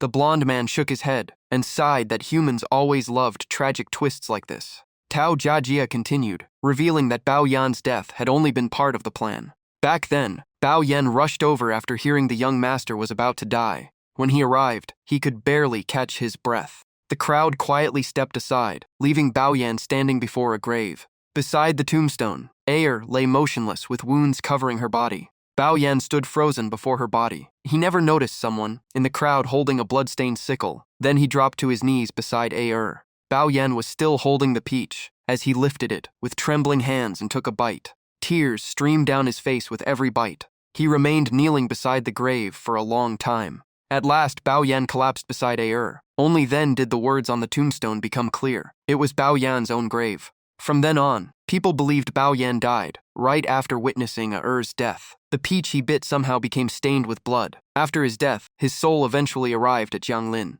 Bao Yan's soul stopped beneath a peach tree when someone greeted him below. Tao Jiajia recognized him at once, leaving Bao Yan shocked that the tree could both speak and remember him. Tao Jiajia reminded him that he and Aer had picked plenty of his peaches before, and asked if he remembered now. Only then did Bao Yan recover all of his memories. Tao Jiajia asked why he refused to reincarnate and kept sitting beneath the old tree. Bao Yan said he was waiting for Aer. She had left first, and if he reincarnated now, they might never meet again. Tao Jiajia then asked if he minded that she was a demon. Bao Yan calmly replied that he had no reason to fear her because Aer had never harmed him. He even blamed himself, believing would not have died if not for him. Waiting here was his way of making up for that mistake. Time quietly passed. Snow fell and melted again, yet Bao Yan's stayed beneath the peach tree with Tao Jiajia, patiently waiting for When summer returned, ripe peaches once again filled the branches. The man surrounded by golden light finally spoke, saying the story did not match Tao Jiajia's tale, about one person running and another giving chase. Tao Jiajia laughed and explained that when Bao Yan found in her next life, one sentence scared her into running away, and she avoided him for that entire lifetime. The blonde man became even more curious. Tao Jiajia continued that in her second life, was reincarnated as a man, so Bao Yan could only protect her from the shadows. Through the third and fourth lives, it was only now that he could finally form a contract and have her become the ghost soldier who always stayed by his side. The blonde man laughed while eating another peach, saying the story was far more interesting than he expected. Then he asked why Tao Jiajia had still asked whether had found the person she was waiting for. Tao Jiajia replied that he had not asked because he did not know. He only wanted to confirm whether had regained her memories. After so many reincarnations, the past had surely become blurry. After saying that, the man surrounded by golden light leaped from the tree branch, shot into the distance, and promised to meet Tao Jiajia again someday. In only a moment, his figure disappeared beyond the horizon. The surroundings soon returned to their peaceful silence. Tao Jiajia gently placed a peach seed onto the ground. He found a good place to bury it, hoping it would soon sprout into a new peach tree. Just then, the robot that had been hiding in the bushes suddenly flew out and spun its camera to capture everything. The robot scanned the area and spotted the peach tree. After flying higher, it realized the tree stood alone in the middle of endless water. It turned out Jiang Lin had sent the robot to the island where the peach tree stood. After finishing its recording, the robot immediately returned to Jiang Lin. The live stream chat was flooded with emotion. Some viewers cried and thanked Jiang Lin for setting up the camera, while others regretted that Bao Yan and had come so close to being together. One viewer asked why Bao Yan never told the truth. Others explained that he had his own reasons. His fake death had to remain secret, and without phones, fast mail, or modern travel, reaching her was nearly impossible. The more they talked, the harder it was to hold back their tears. Some admitted they understood why, but they still could not accept such a heartbreaking ending. Before long, the entire chat was filled with the same message. We just cannot let it go. Even Jiang Lin did not know how to comfort everyone. He simply said he understood their feelings and asked them not to spoil the truth before Bao Yan told himself. The viewers immediately agreed. They decided to wait until regained her memories, or Bao Yan revealed everything himself, and many were already excited for the next livestream. At that moment, somewhere else, a young girl softly hummed a tune. She looked almost identical to As she cleaned, ghost energy drifted around her, and she quietly wondered who had been talking about her. A faint memory suddenly surfaced. She caught a glimpse of a peach tree and a little girl standing beneath it, leaving her frozen for a moment. Then, clapped her hands and decided she must have stayed under the peach tree for too long and was probably catching a cold.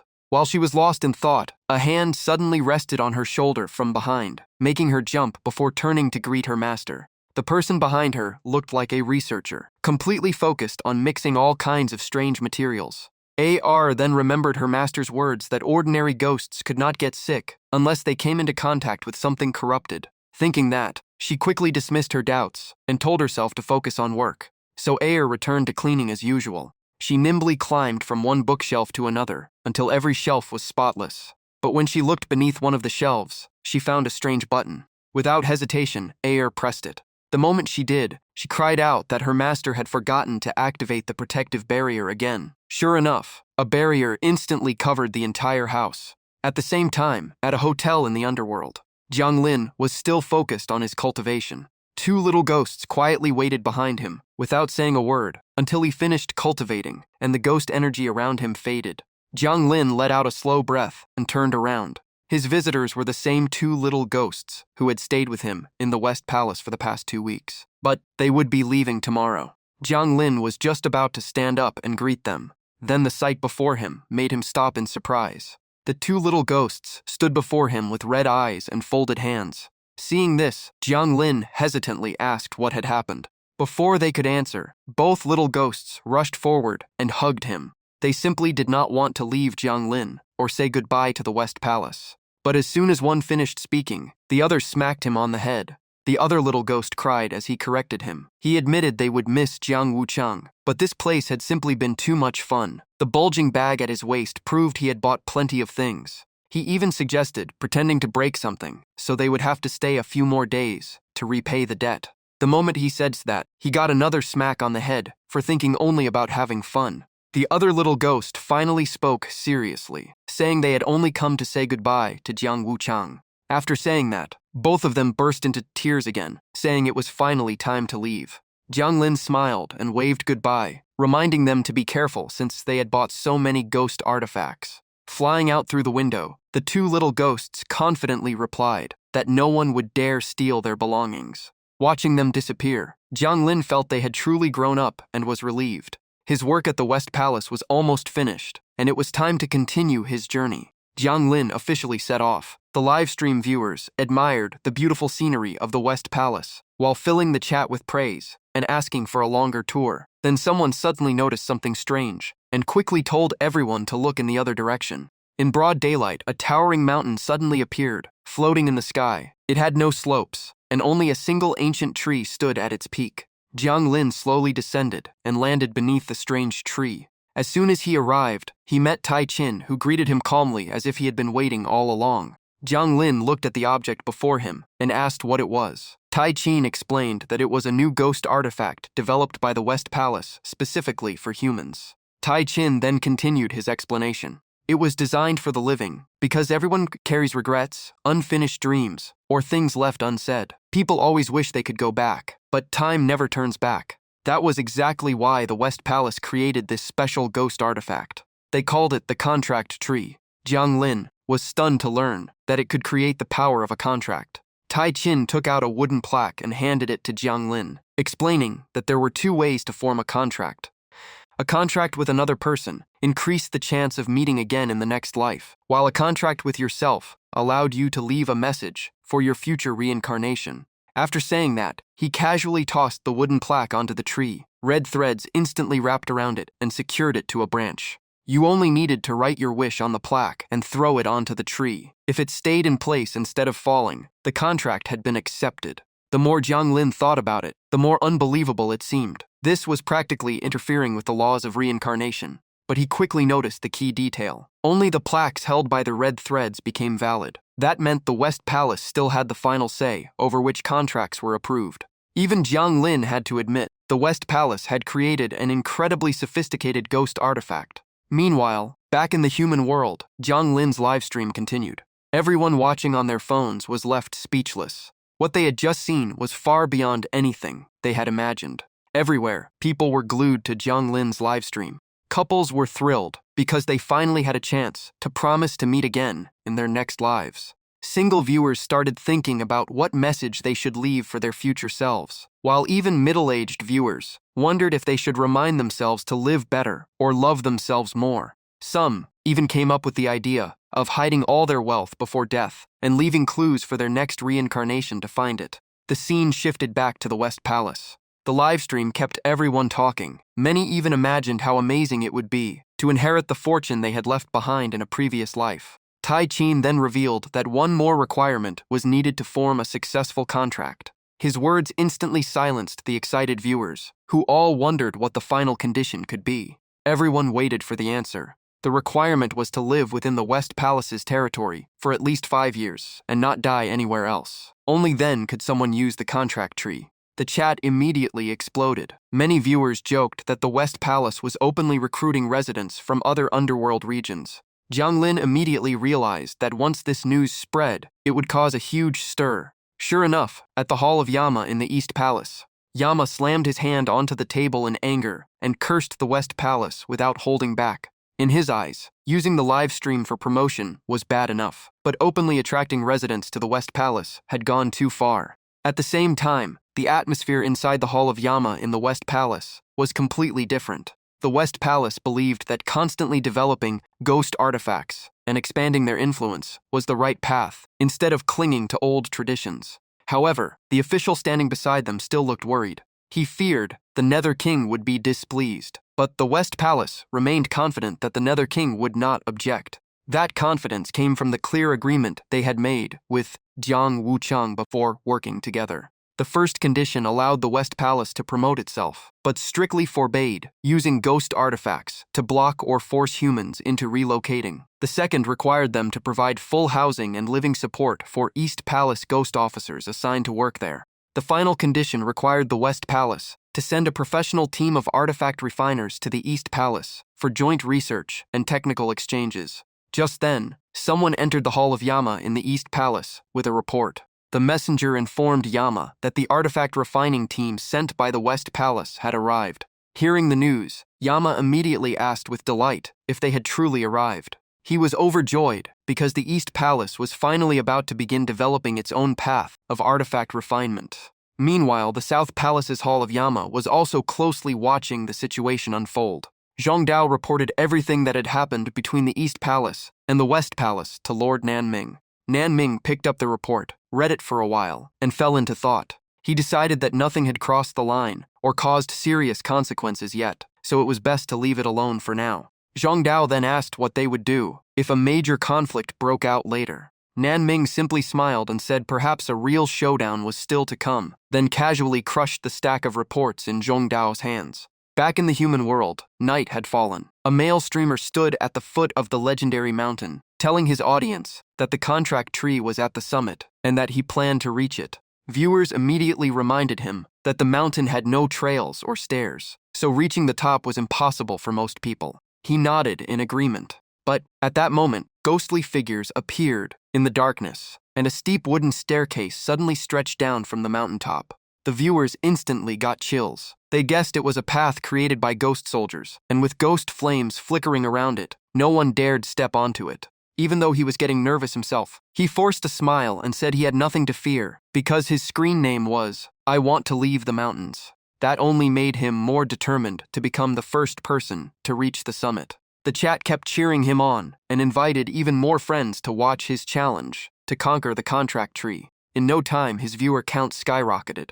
Fired up by the growing audience, he stood before the slope and loudly asked everyone to support him. At the same time, at the Annihilation Affairs Bureau, everyone was busy with their usual work. One employee suddenly brought up the new ghost artifact created by the West Palace and said it was pretty interesting. He joked that secretly saving up money and leaving the account details for his next life sounded like a great idea, then invited his two coworkers to watch the live stream. Both of them showed no interest and turned him down immediately. He sighed dramatically, wondering what they even considered good fun, but neither of them bothered to answer. Finally, he changed the topic and asked what message they would leave for their next life if they had the chance.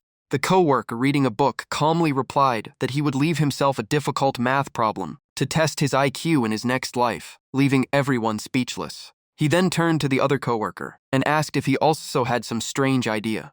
The other man smiled and said that in his next life, he did not want to keep working as a fortune teller.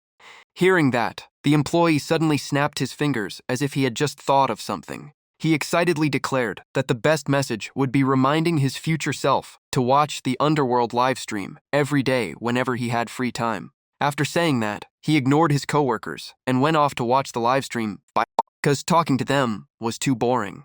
Back at the foot of the mountain, the streamer had already set up his tent and happily welcomed the 60,000 viewers watching his broadcast. He announced that this was his first live stream in the Western Territory and promised that tomorrow morning he would become the first person to reach the summit. Seeing his audience continue to grow, he secretly celebrated, convinced this stream would make him famous whether his viewers were humans or ghosts. He then secured his live stream camera in front of him. Next, he proudly showed the hundreds of thousands of viewers every piece of climbing gear he had prepared. After that, he continued digging through his backpack. Suddenly, he pulled out a pair of inherited family shorts and proudly showed them to the audience, even asking for gifts if they liked them.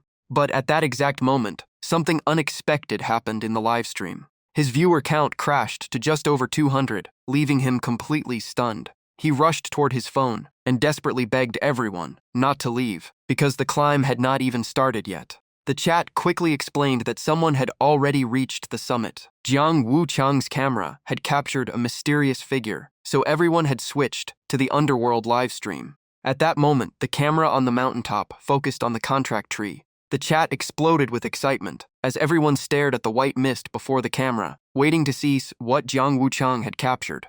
Every viewer held their breath as the image slowly became clear. No one knew when the mysterious visitor had quietly climbed the mountain without even starting a live stream, leading everyone to guess they were making a contract or leaving behind something incredibly important. As the white mist slowly cleared, the first thing everyone saw was a giant animal paw. The viewers were completely confused. They could not understand why the figures standing before the contract tree turned out to be a dog and a cat. But after looking closer, they realized both animals were carrying wooden plaques identical to the contract tablets. The brown dog and the white cat looked at each other and started making sounds as if they were having a conversation. The mood between the two animals instantly became lively. The white cat pointed with its paw, then rushed over to urge the brown dog on, meowing nonstop as if giving instructions. The wooden plaque in the brown dog's mouth even had a heart's symbol carved into it. The white cat looked toward the contract tree and signaled the brown dog to throw the plaque. The brown dog immediately obeyed, took a running start, and leaped forward. Standing below, the white cat pressed its front paws together like it was praying, watching the contract fly toward the tree. Unfortunately, the wooden plaque was not accepted and fell straight back to the ground. Both the white cat and the brown dog looked heartbroken. The contract plaque lay quietly on the ground. The brown dog refused to give up and wanted to try again. But the white cat stopped it, turned around, and seemed to say it wanted to take the next shot. Encouraged by the brown dog's barking, the white cat picked up the plaque and jumped. It shot onto a branch and threw the contract with all its strength. Both animals nervously watched to see what would happen, but the plaque fell once again, proving the contract had been rejected, leaving them even more disappointed. The white cat turned to the brown dog with a look of blame. The brown dog lowered its head, looking anxious and guilty. Then the viewers were stunned when the white cat suddenly spoke in a human voice, asking if the dog really did not want to stay with it through many lifetimes. The livestream chat instantly exploded as everyone stared in shock. The brown dog hurried to explain. It insisted that it truly wanted to stay with the white cat. Maybe the contract had failed because of an error, or because there was something wrong with the plaque. But the white cat refused to believe it. It accused the brown dog of still thinking about another black cat and angrily smacked its head over and over while the dog desperately defended itself. Watching the strange couple argue, the viewers were both frightened and amused that cats and dogs could not only talk but even get jealous. Many viewers joked that even a dog and a cat had someone who loved them while they were still single. By the next day, the story of the first dog and cat to visit the contract tree had spread across every major platform. News outlets and social media kept talking about it, and people even started searching for the mysterious black cat mentioned in the argument. From then on, everyone discovered another use for the contract tree. If you wanted to know whether someone truly loved you, all you had to do was try making a contract together. At the same time, Jiang Lin entered the artifact refining laboratory. He turned on the screen and immediately saw a news article about the talking dog and cat. After reading it, Jiang Lin turned off the screen and thought to himself that the West Palace's ghost artifacts really were remarkable and worth studying in greater depth. He began circulating his spiritual energy and created several colorful stones. Then he placed all the materials into the refining furnace. Next, he lit the fire and began the refining process. Only moments later, the furnace exploded, covering Jiang Lin's face in black soot as he could only stand there helplessly. While brushing the dust off himself, he opened his notes and muttered that artifact refining was far from easy. He needed to review Bao Yan's experience once again. Bao Yan's teachings echoed through his mind. To master artifact refining, you first had to understand the fundamentals, then learn to control the flames, add each material at exactly the right moment, and build experience through countless attempts. Unfortunately, every one of Jiang Lin's attempts ended in failure. Just then, someone knocked on the door and called out, asking if anyone was inside. Jiang Lin straightened his clothes and opened the door. A young boy stood there carrying 2 furnaces and cheerfully advertised them as essential tools for every artifact refiner. Jiang Lin rubbed his chin thoughtfully. It would probably take at least half a year before he could truly master artifact refining, so it seemed better to return for now. As he stepped out of the West Palace's training area, he heard a tiny object at his feet, repeatedly calling for him to wait another 2 days. Jiang Lin curiously picked it up, and a young man soon came running over, relieved that he had finally caught up with his guiding device. When Jiang Lin asked what was going on, the young man immediately said that Senior Xu Xiaoji had sent word that the sealing team would finish its mission and leave the West Palace in about 2 days. After hearing the news, Jiang Lin quietly murmured that only 2 days remained. He also wondered whether the team of artifact refiners sent to the East Palace had already begun their work. After confirming the date of their return, everyone became busy making preparations. Today, Jiang Lin planned to retrieve the camera from the contract tree, but the device had unexpectedly captured something unusual. The footage showed an elderly woman lying on a hospital bed as doctors pushed her forward. Beside her sat an elderly man in a wheelchair. The area was crowded, and voices constantly called out for people to make way. In the packed crowd, a doctor accidentally bumped into a young man and was instantly yelled at for not watching where he was going. The girl quickly grabbed her boyfriend's hand and quietly told him they needed to leave at once. The confused young man looked at her phone as she said she was watching an Underworld livestream and told him to look above the elderly couple ahead. Both of them immediately turned their eyes toward the old couple. The one on the livestream was Jiang Lin. The chat kept flooding with comments like, "Jiang Wuchang is here. Is someone about to die? Anyone nearby should move aside." And some even joked that they should leave the mountain before the ghost messengers called their names. The old man smiled gently and softly stroked the forehead of his wife lying in the hospital bed. Standing before the towering covenant tree, he quietly called her name. He softly said they had finally arrived. The old woman slowly opened her eyes. Seeing her awake, Wang Hai, sitting in his wheelchair, quickly told her he was right beside her and they had reached the covenant tree. Tears quietly rolled down his face. He said travel was easy now, and after this was over, he would take her to see the sea of flowers she had always dreamed of. The old woman said nothing and simply looked at him, but her eyes filled with tears, making him panic as he tried to comfort her and kept blaming himself. He gently wiped the tears from his wife's face. Choking with emotion, he said she had suffered far too much in this lifetime. Looking back on their years together, he said she had always been healthy and had stayed by his side through everything. He never imagined she would be the one to leave first. As he spoke, he slowly took something from his pocket. It was a wooden covenant plaque. He admitted he had never believed in another life before, but now he truly wanted to. The old woman used her last bit of strength to take the wooden plaque from her husband. Then she gently placed it back into his hands. Wang Hai accepted it with both hands and immediately understood what she meant. He quickly nodded and told her to watch carefully because he was about to throw it onto the tree. As soon as he finished speaking, he used all his strength to throw the covenant plaque toward the covenant tree while everyone around held their breath. The red string caught the plaque on the tree trunk. Wang Hai sighed in relief, and everyone watching cheered, believing it had worked. But the joy lasted only a moment. The covenant plaque suddenly fell right in front of him. Wang Hai froze, as the plaque that should have remained on the tree now lay on the ground. He broke into a cold sweat and could not believe what had just happened. He told himself he probably had not thrown it hard enough and prepared to try again while calling his wife's name. But when he turned around, her eyes had already closed, and she quietly left the world with a peaceful smile on her face. The heart monitor let out one long tone. The doctor sadly announced that she had passed away. Wang Hai cried out in agony, clutching the blanket as tears streamed down his face. He kept calling the name of the woman he loved in utter despair. Everyone who witnessed the scene could not hold back their tears. The young couple nearby sobbed, while Wang Hai's son and daughter-in-law stepped forward to support him and urged him to take his wife home. Still unable to accept the truth, he choked out whether she had really left him behind. Just then, his innocent granddaughter walked over and asked if Grandma was only sleeping, then told the family to take her home so she could have a good rest. In the end, Wang Hai forced himself to hold back his grief, agreed to return home, and bowed to apologize for troubling everyone. Just as the family was about to leave, a loud shout suddenly came from behind. A young woman pointed at the covenant tree and excitedly said the covenant plaque had just moved and was hanging on the tree again, urging Wang Hai to turn around. Hearing that, he immediately looked up.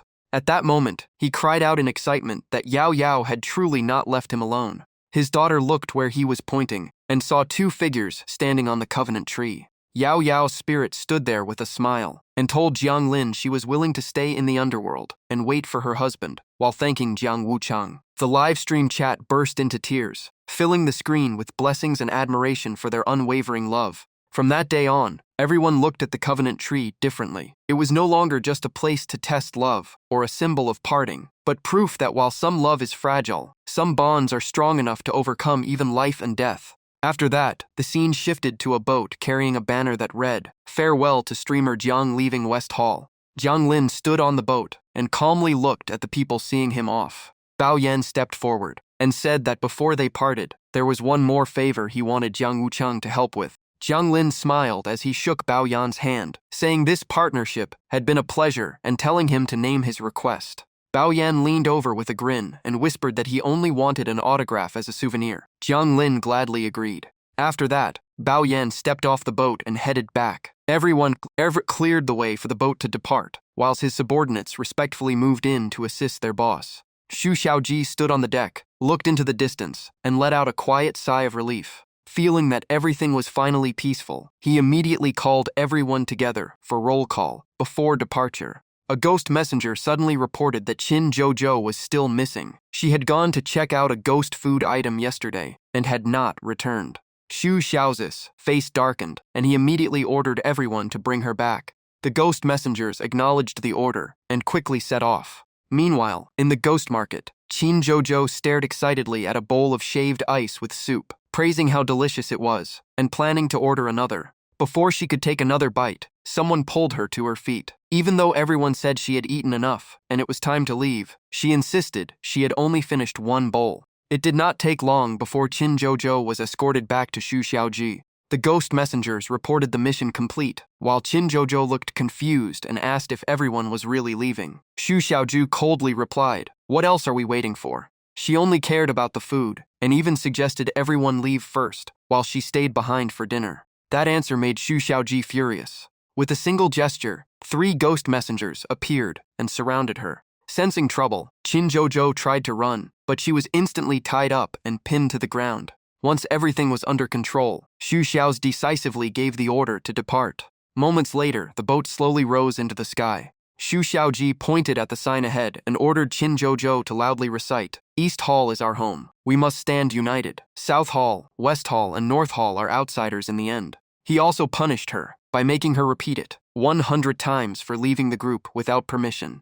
Jiang Lin livestreamed the entire scene. But instead of caring about the punishment, the viewers kept talking about West Hall's delicious food and joked that Qin Zhou should be tied to the boat so she could not sneak off to eat again.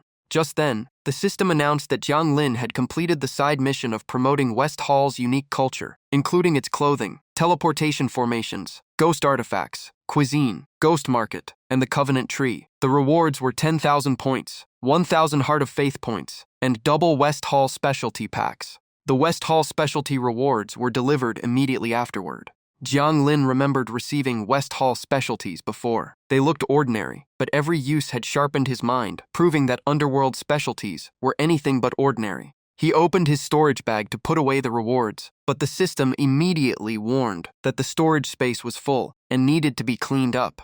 Jiang Lin looked helplessly at the small pouch in his hand. It was only palm-sized outside, yet inside it was as large as an arena, and it was still packed full. A Ur's gift probably took up most of the space. After reorganizing everything, he finally made enough room and stored both West Hall specialty packs. But the moment he opened one of the gift boxes, Jiang Lin froze. Inside were only a black sphere and a tiny wooden stick that looked completely ordinary. He studied both items for a long time, but still could not figure out what they were for. Curious, Jiang Lin gently tapped the black sphere with the wooden stick. A face instantly appeared on the sphere, and it transformed into a tiny robot.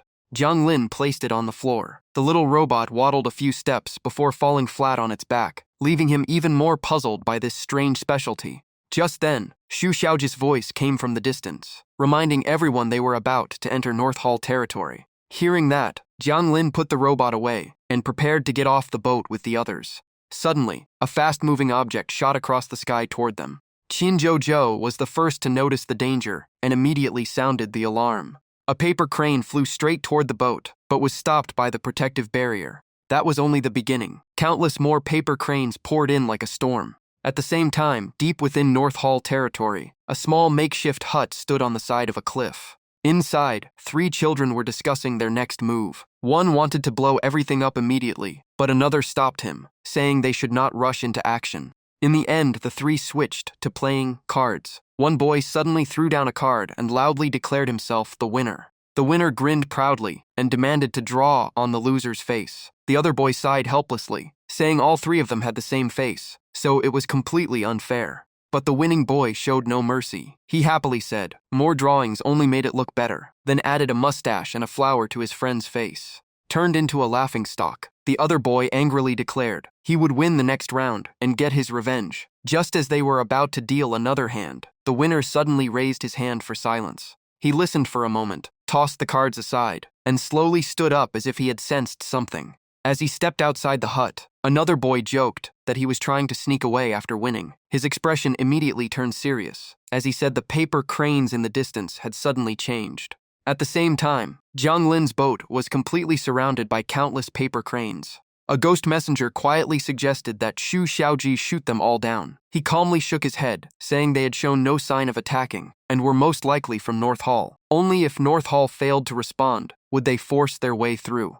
Jiang Lin kept the live stream running, allowing everyone to witness the scene. The chat exploded with comments. Some reminded everyone that North Hall was famous for paper folding and musical arts. Others admired the beautiful sea of paper cranes, while many pointed out that something seemed to be approaching. Just then, the paper cranes began changing formation. They all flew toward one direction and gathered into a single mass. The boy with the drawings all over his face called out to East Hall's boat, introduced himself as a North Hall ghost messenger, and asked everyone to identify themselves. Looking at the little boy, everyone from East Hall had the same thought. This ghost messenger did not look intimidating at all. Xu Xiaoji stepped forward and presented an official document explaining they were East Hall ghost messengers assigned to inspect the seal and that these were their credentials. The boy accepted the document and carefully examined it, but his attention quickly shifted to Jiang Lin. Through the paper body standing before the group, his other two bodies elsewhere saw everything as well. The moment they realized Jiang Wuchang was here, both became visibly excited. One of them immediately called to the other and said they should head over right away. After confirming the document was genuine, the boy said they only needed to wait for his boss to arrive. Then he pulled out a bowl of sunflower seeds and warmly offered them to everyone. Qin Jojo asked in surprise if he could really eat sunflower seeds. Xu Xiaoji and Jiang Lin both looked at her in confusion, wondering why she had asked that. While cracking seeds, the boy explained that he could simulate all 5 senses of the original body. Eating only transmitted the sensation, since this body did not actually need digestion. As he spoke, he opened his mouth wide and reached his entire hand inside.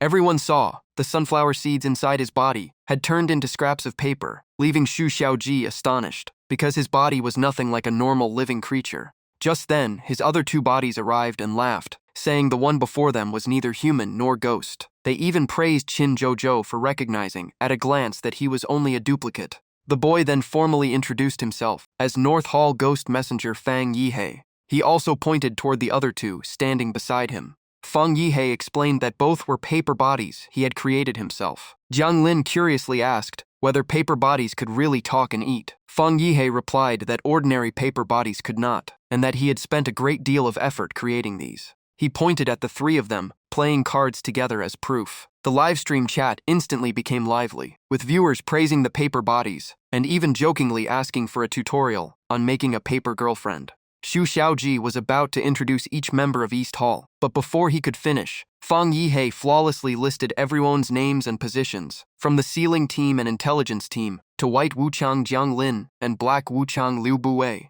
After the introductions, Fang Yihei smiled, welcomed everyone, and said that North Hall was just ahead. The thick fog surrounding the boat slowly began to fade. The scenery of North Hall gradually appeared before everyone's eyes. Right then, a gigantic paper airplane, even larger than the boat, soared across the sky, leaving everyone stunned. Jiang Lin looked at the massive paper airplane with great interest, and wondered why North Hall's ghost messengers did not simply fly themselves. One of Fang Yihei's paper bodies laughed and explained that they had to make paper bodies every day, which consumed huge amounts of ghost energy. If they also flew everywhere, they would have no energy left for work. After saying that, the paper body even pretended to sigh that it was completely exhausted. Before long, the boat landed, and everyone prepared to enter North Hall's underworld. Fang Yihei took the lead while the rest of the group followed behind. Along the way, he explained that North Hall was best known for paper folding and musical arts. Paper servants could guard, clean, serve, and some special ones could even sacrifice themselves to protect their masters in battle. Because of that, the more paper creations someone owned in North Hall, the greater their wealth and strength. Before long, the group officially entered North Hall. The moment someone spotted Jiang Lin, they shouted that the Underworld live streamer had arrived. The shout instantly drew everyone's attention toward the East Hall delegation.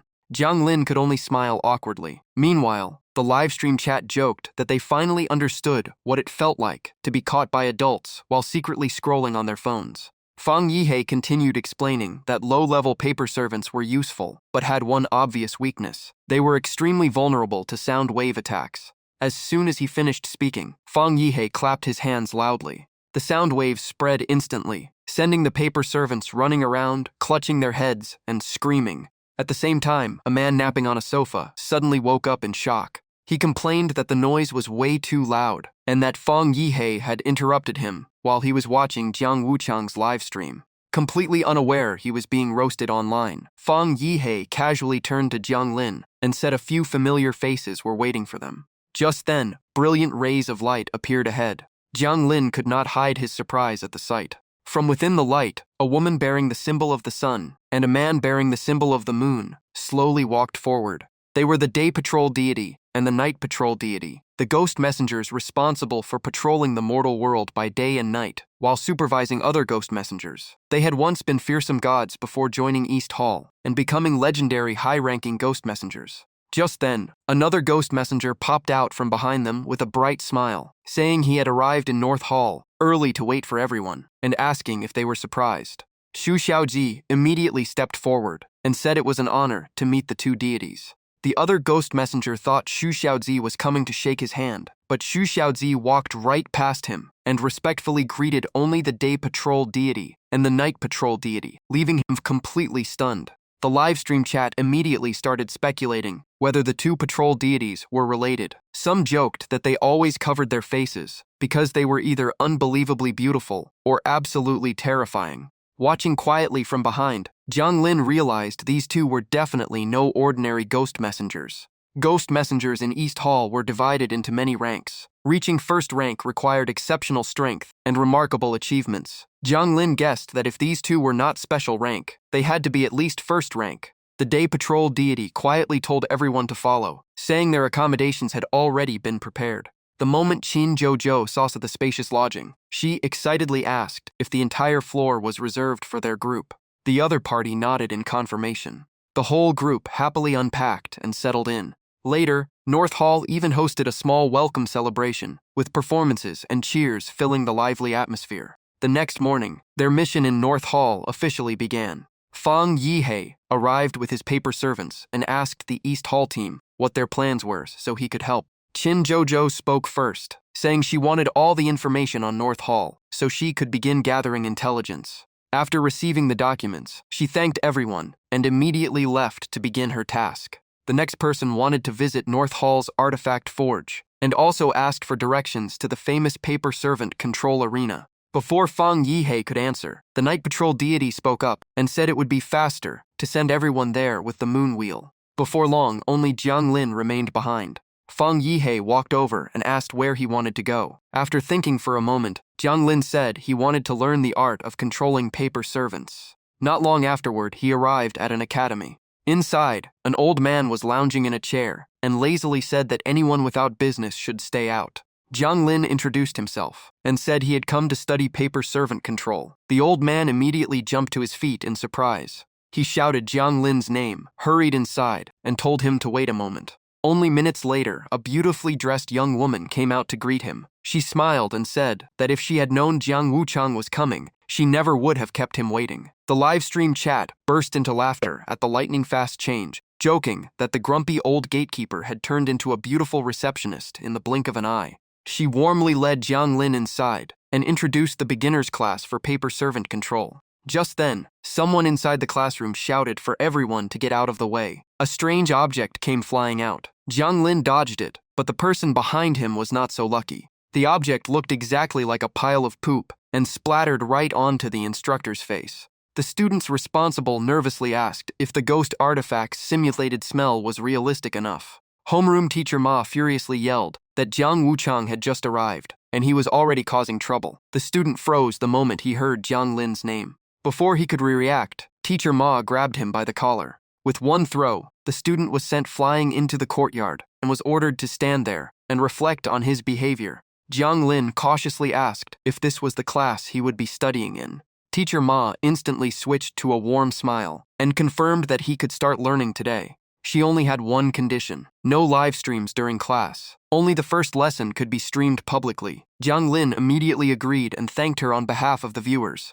Teacher Ma nodded, handed Jiang Lin a pair of special gloves, and wished him success in his studies. Once class officially began, everyone quickly settled down. The instructor introduced himself and announced that he would be teaching the beginner class. He stressed that only students who produced a qualified paper creation could advance to the intermediate class. To master the paper flight art, the first step was infusing ghost energy into a sheet of paper. As he explained, Instructor Huo demonstrated the process himself. The paper dart he created shot forward at incredible speed and pierced through two paper models made by the students. After striking its targets, the paper dart automatically returned to his hand. He immediately asked in a stern voice if anyone still dared to slack off during class. Seeing that display, every student in Class 7 answered in unison that they did not. Satisfied with the class, he continued by saying that infusing ghost energy alone was not enough. The next step was even more important. The paper had to truly come to life. Before long, countless paper scraps around the classroom began gathering together on their own. They formed a humanoid figure, and Instructor Huo recited an incantation before giving a single command: Guardian. The paper figure immediately came to life, and its body gradually became more detailed. It could not only move, but also let out a deep roar that echoed through the classroom. The entire class was left speechless. Gasps and applause immediately filled the room, as everyone hoped they could one day reach the same level. One eager student could not wait and immediately stood up to try it himself, confidently pouring ghost energy into the paper before him. The only result was a loud explosion. Instructor Huo shook his head and explained that the students' ghost energy was too chaotic and unfocused. For a first lesson, simply making the paper float was already an excellent result. Just then, everyone noticed a sheet of paper gently floating in midair. The one who had done it was Jiang Lin, leaving even Instructor Huo quietly impressed by how quickly he had learned. The instructor cleared his throat and turned his attention toward Jiang Lin. One excited student rushed over with sparkling eyes and asked Jiang Lin how he had done it. Jiang Lin honestly replied that he had simply followed the instructor's directions and infused ghost energy into the paper. Hearing that, the student immediately copied him and proudly declared he would pour every bit of ghost energy he had accumulated over the years into this attempt. The result was another explosion, with paper scraps flying everywhere and smacking both him and Jiang Lin in the face. He slammed the desk in frustration, complaining that he had tried his hardest, but still fell behind. Jiang Lin did not know how to comfort him, so he simply said that more practice would bring improvement.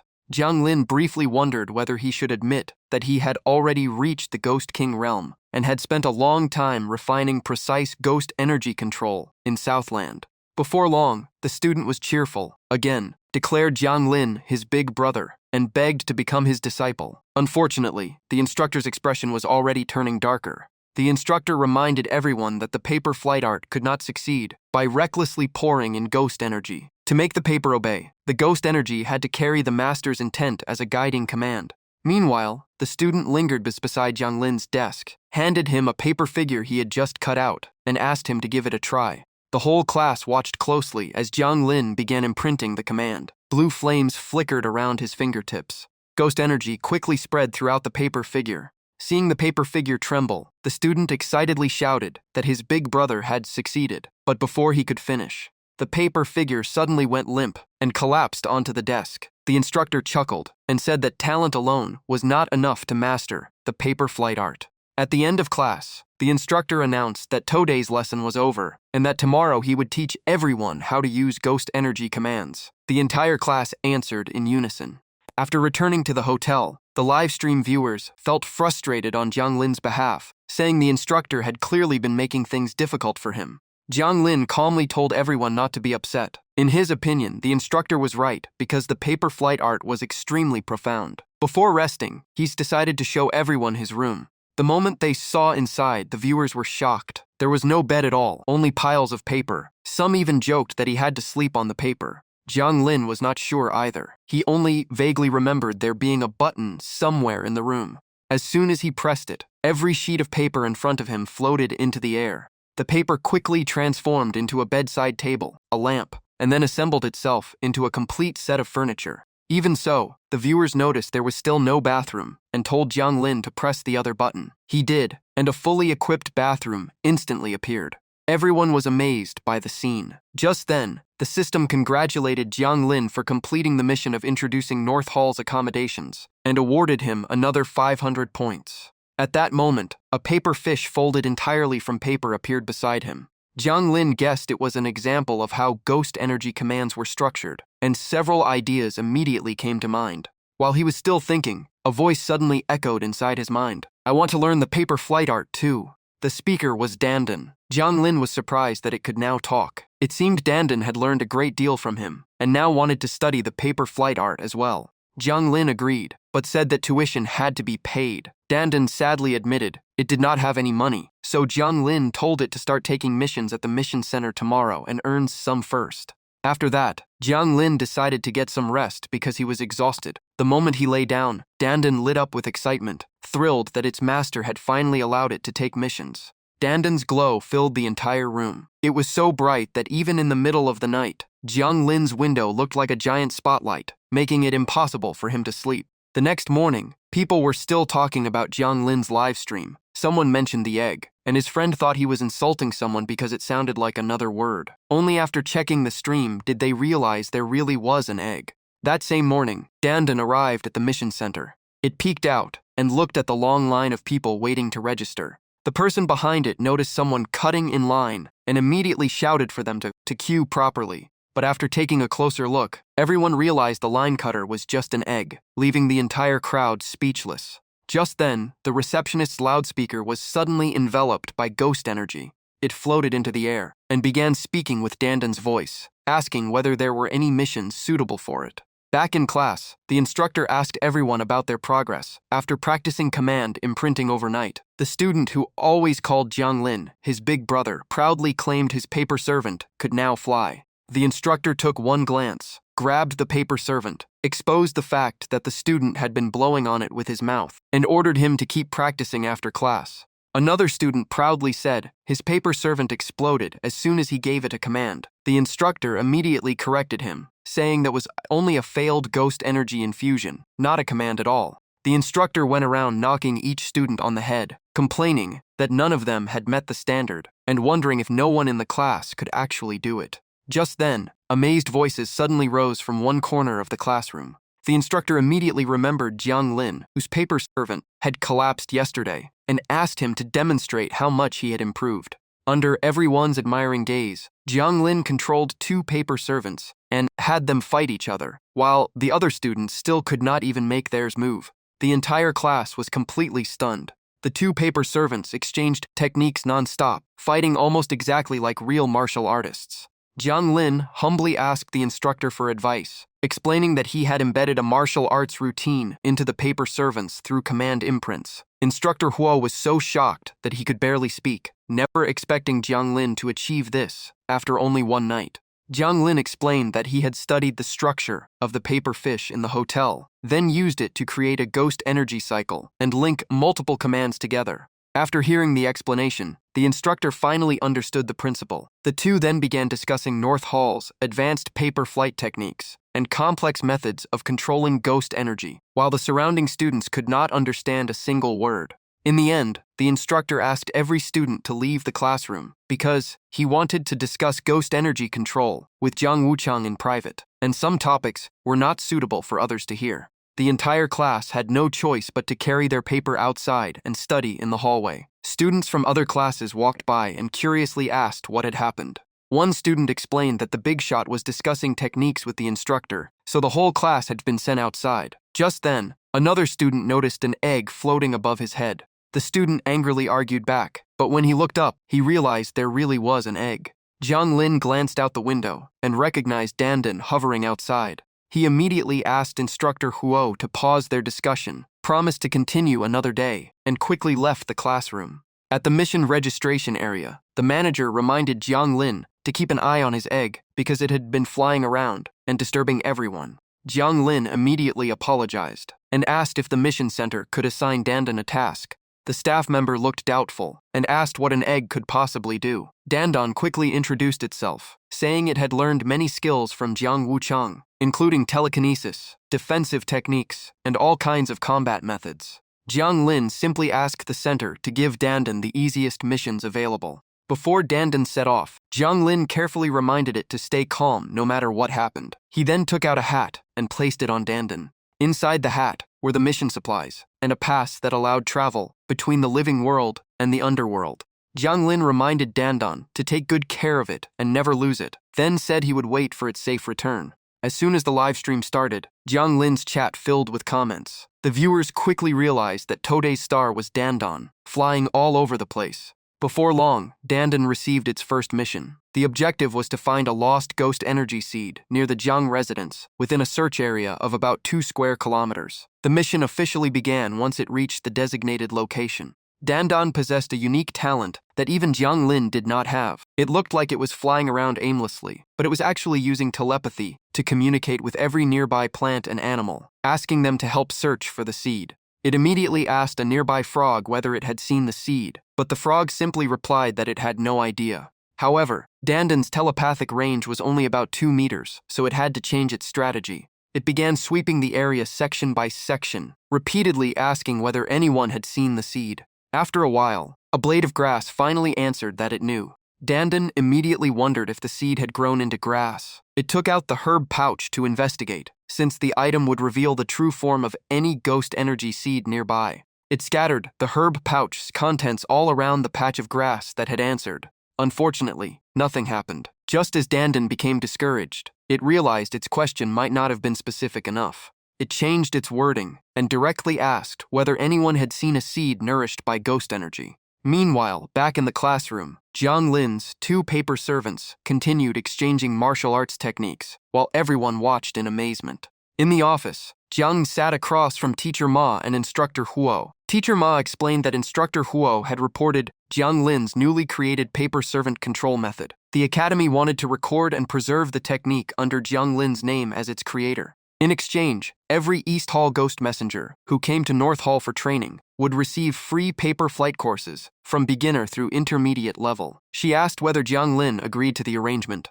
Jiang Lin thought for a moment before saying this was a matter between East Hall and North Hall, so he did not feel it was his place to decide. Teacher Ma immediately replied that since he was the inventor, the decision naturally belonged to him, and North Hall always encouraged innovation. She then handed Jiang Lin a contract and told him he only needed to sign it. Jiang Lin prepared to complete the paperwork. Just then, as Instructor Huo opened the door, a brilliant golden light flooded into the room. He was so surprised that he could barely speak. The newcomer was the Day Patrol deity. Instructor Huo asked what had brought her there, and the Day Patrol deity replied that she wanted to discuss an important matter directly with the person in charge. Instructor Huo immediately invited her inside. The moment she entered, the Day Patrol deity announced that East Hall wanted to purchase the rights to Jiang Lin's invention using life-bound paper. Instructor Huo was stunned by the price she offered. At first, he thought she meant 5 sheets, but she immediately corrected him. It was 50. North Hall felt the amount was far too high, while the Day Patrol deity insisted it was completely justified. She argued that surely free instruction for North Hall's students was worth at least that much. She continued by saying that Jiang Lin was a high-ranking ghost messenger, so the value of his invention deserved proper recognition. If they cooperated long-term, he could create even more techniques in the future. The 2 sides began negotiating. Teacher Ma first accepted only 10 sheets, then raised the offer to 20. The Day Patrol deity kept pushing for 35, insisting North Hall's future was worth far more. Her authority only allowed her to approve up to 30 life origin papers, and that was the absolute limit. After thinking it over, Ri Dushen agreed to settle on 30 life origin papers. That evening, Ri Dushen handed the papers to Jiang Lin. He took them and wondered what made both sides bargain so fiercely over them. Ri Dushen explained that the life origin paper was required to unlock and master advanced paper flight techniques. Only with it could anyone reach the true essence of the Northern Hall paper flight legacy. Ri Dushen smiled and said the future of the Eastern Hall would depend heavily on Jiang Lin. Hearing that, he became even more determined to keep training. A blue figure appeared behind Ri Dushen. The mysterious voice said that ever since learning the Northern Hall would be their final stop, she had been preparing everything for them. The figure stepped forward, revealing a mask, and asked if it was really necessary to handle everything from researching the Northern Hall and gathering records to arranging the location and even paying the tuition. Ri Du-shen answered without hesitation that it absolutely was. She believed these students were the future of the Eastern Hall. If no one prepared the road ahead, they could never truly grow. Meanwhile, Jiang Lin kept training and carefully attached the final leaf to the paper tree he had created. He had finally completed the last step, but the entire tree collapsed instantly. Jiang Lin sighed because controlling so many tiny paper pieces at once was simply too difficult, then decided to rest for a while. Lying on his bed, he remembered Huo Shi saying he had finished the beginner course. As long as he passed the graduation test in a few days, he could enter the intermediate class. Ri Du-shen's words about the future of the Eastern Hall also kept echoing in his mind. Thinking about that, Jiang Lin jumped back up and decided to try again. The livestream audience kept cheering him on, hoping he would create something impressive enough to earn the Northern Hall's respect. The next morning, Dan was also watching the livestream. Seeing its master work so hard made it even more determined not to give up. At that moment, Dan was stuck in a puppy's mouth. It kept explaining that it was not the puppy's mother, but the little dog kept barking and calling it mom, believing it even more with every explanation. Just then, Dan sensed a familiar aura and immediately told the puppy to stay quiet. In the distance, a flower started talking while admiring the scenery and praising the beautiful sky. The moment it heard that voice, Dan realized this was the Underworld seed it had been searching for. It broke free from the puppy's mouth and rushed over to catch it. The flower panicked and insisted it was just an ordinary flower. Dan refused to listen and declared that it was the runaway Underworld seed, ordering it to return immediately. Caught at last, the seed struggled and cried, saying it did not want to leave because it had finally found its perfect soulmate, Dan curiously asked who that was. The seed began talking with complete devotion, saying its beloved had a sturdy body, a calm nature, stayed by its side through every season, watched the clouds together, and witnessed every change in nature. Dan grew even more curious and asked where that special someone was. The seed immediately pointed beside itself. Dan looked over and saw nothing but an ordinary rock. The seed hugged the rock tightly and protected it, insisting it was nature's masterpiece and not ordinary at all. It wanted to stay beside its beloved forever. Watching the touching scene, Dan was almost out of patience. It turned to brother Shi-to and asked if he would come to the Underworld as well. The couple was completely shocked. Dan even threatened to smash the rock into 8 pieces if they refused. In the end, the seed hurriedly agreed to go. Just then, the same puppy came running back, barking loudly. Dan told it to calm down and said it also had to return to the Underworld. On a nearby mountain, 2 old men were chatting. One called his friend home for dinner, but old Han said he was still looking for Wang Sai. Hearing that name, the other man noticed Wang Sai wandering around the hillside and joked that there must be some hidden treasure there. Old Han sighed and said there was no treasure. It was where the thief who broke into his house had poisoned the dog's food. Wang Sai survived, but the 4 unborn puppies were lost. After hearing that, the other man angrily swore he would never spare the culprit. Dan heard the entire story right from its distance. Curious, it immediately called the puppy and headed up the hillside to take a look. The puppy immediately ran after Dan. Before long, they spotted another dog digging through the dirt, covered in mud, before slowly turning around.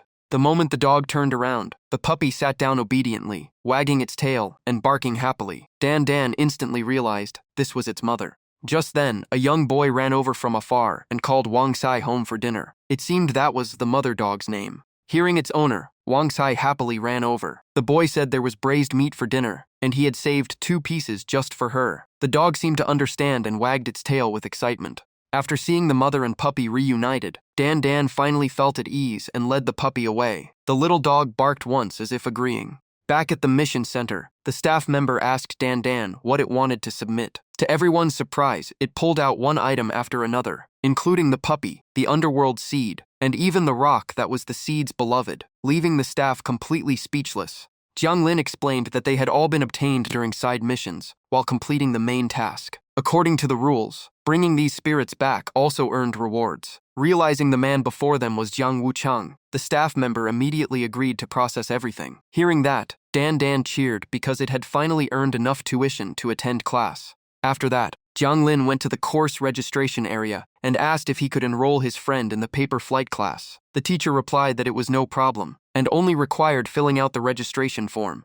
Dan immediately jumped onto the desk to sign up. The teacher stared at the egg in front of her in disbelief and asked if it could really study. Jiang Lin told Dan Dan to greet the teacher, and it immediately communicated through telepathy. The teacher was even more amazed, thinking that even Jiang Wuchang's friends were anything but ordinary. Jiang Lin was the one caught off guard when the teacher recognized him. She smiled and explained that her son was in his class. Ever since Jiang Lin enrolled, her son talked about him every day and had become much more hardworking. From the teacher's expression alone, Jiang Lin immediately guessed that the student who always called him boss was her son. After learning that Dan Dan could communicate normally and was Jiang Wuchang's friend, the teacher agreed to let it join the class that very afternoon. Dan Dan was so excited that it could hardly contain itself because it would finally study alongside its master. But the teacher quickly added that Jiang Lin could not attend today because he still had to present his graduation project before advancing to the intermediate class. Dan Dan still had no idea what a graduation project was. Back in the classroom, Huo Shi invited Jiang Lin to the front to present his graduation project. Jiang Lin took out the paper model he had spent so much time building at the hotel. This was the masterpiece he had prepared for the evaluation. The entire class froze in shock the moment they saw it. Jiang Lin poured ghost energy into the model. The dead tree burst into bloom. The paper figures came to life. Golden leaves drifted across the yard, and a giant paper insect appeared. The paper insect even flew straight out of the classroom.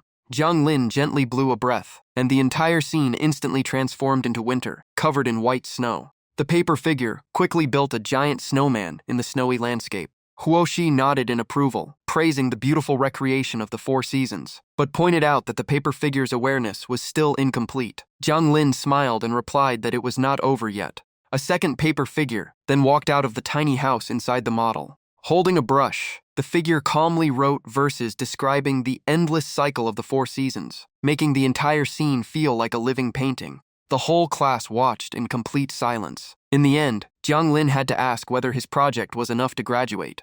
Many students could only laugh helplessly. One said his older brother had studied for 2 years and still could not reach this level, while Jiang Lin had brought a project worthy of the intermediate class. They all joked that studying with him was far too stressful. Meanwhile, the student who always called Jiang Lin boss excitedly said that one day the entire class might be interviewed just because they had studied with him. Huo Shi silently thought Jiang Lin was already skilled enough to teach his own class. When Jiang Lin awkwardly asked for the result, Huo Shi cleared his throat and officially announced that the graduation project had fully passed. He was now free to choose between the combat, support, or general intermediate program. While Jiang Lin continued studying the paper flight arts, another event was beginning to unfold in the human world. This time, the focus shifted to 1-year-old Xia Jingjing. Her mother gently called to her, her older brother tempted her with candy, and her father smiled, saying they should let the little girl crawl over on her own. But Xia Jingjing saw something completely different. A woman with long black hair was slowly walking toward her. Jingjing reached toward the woman and babbled, "Black auntie." Everyone assumed she was talking about the guest's black hair, so they paid no attention and let her keep choosing from the items in front of her. When Jingjing picked up a ruler, the woman smiled and praised her, saying she would surely become an excellent student and get into a top school. Jingjing's mother happily guessed her daughter might have a talent for math or physics.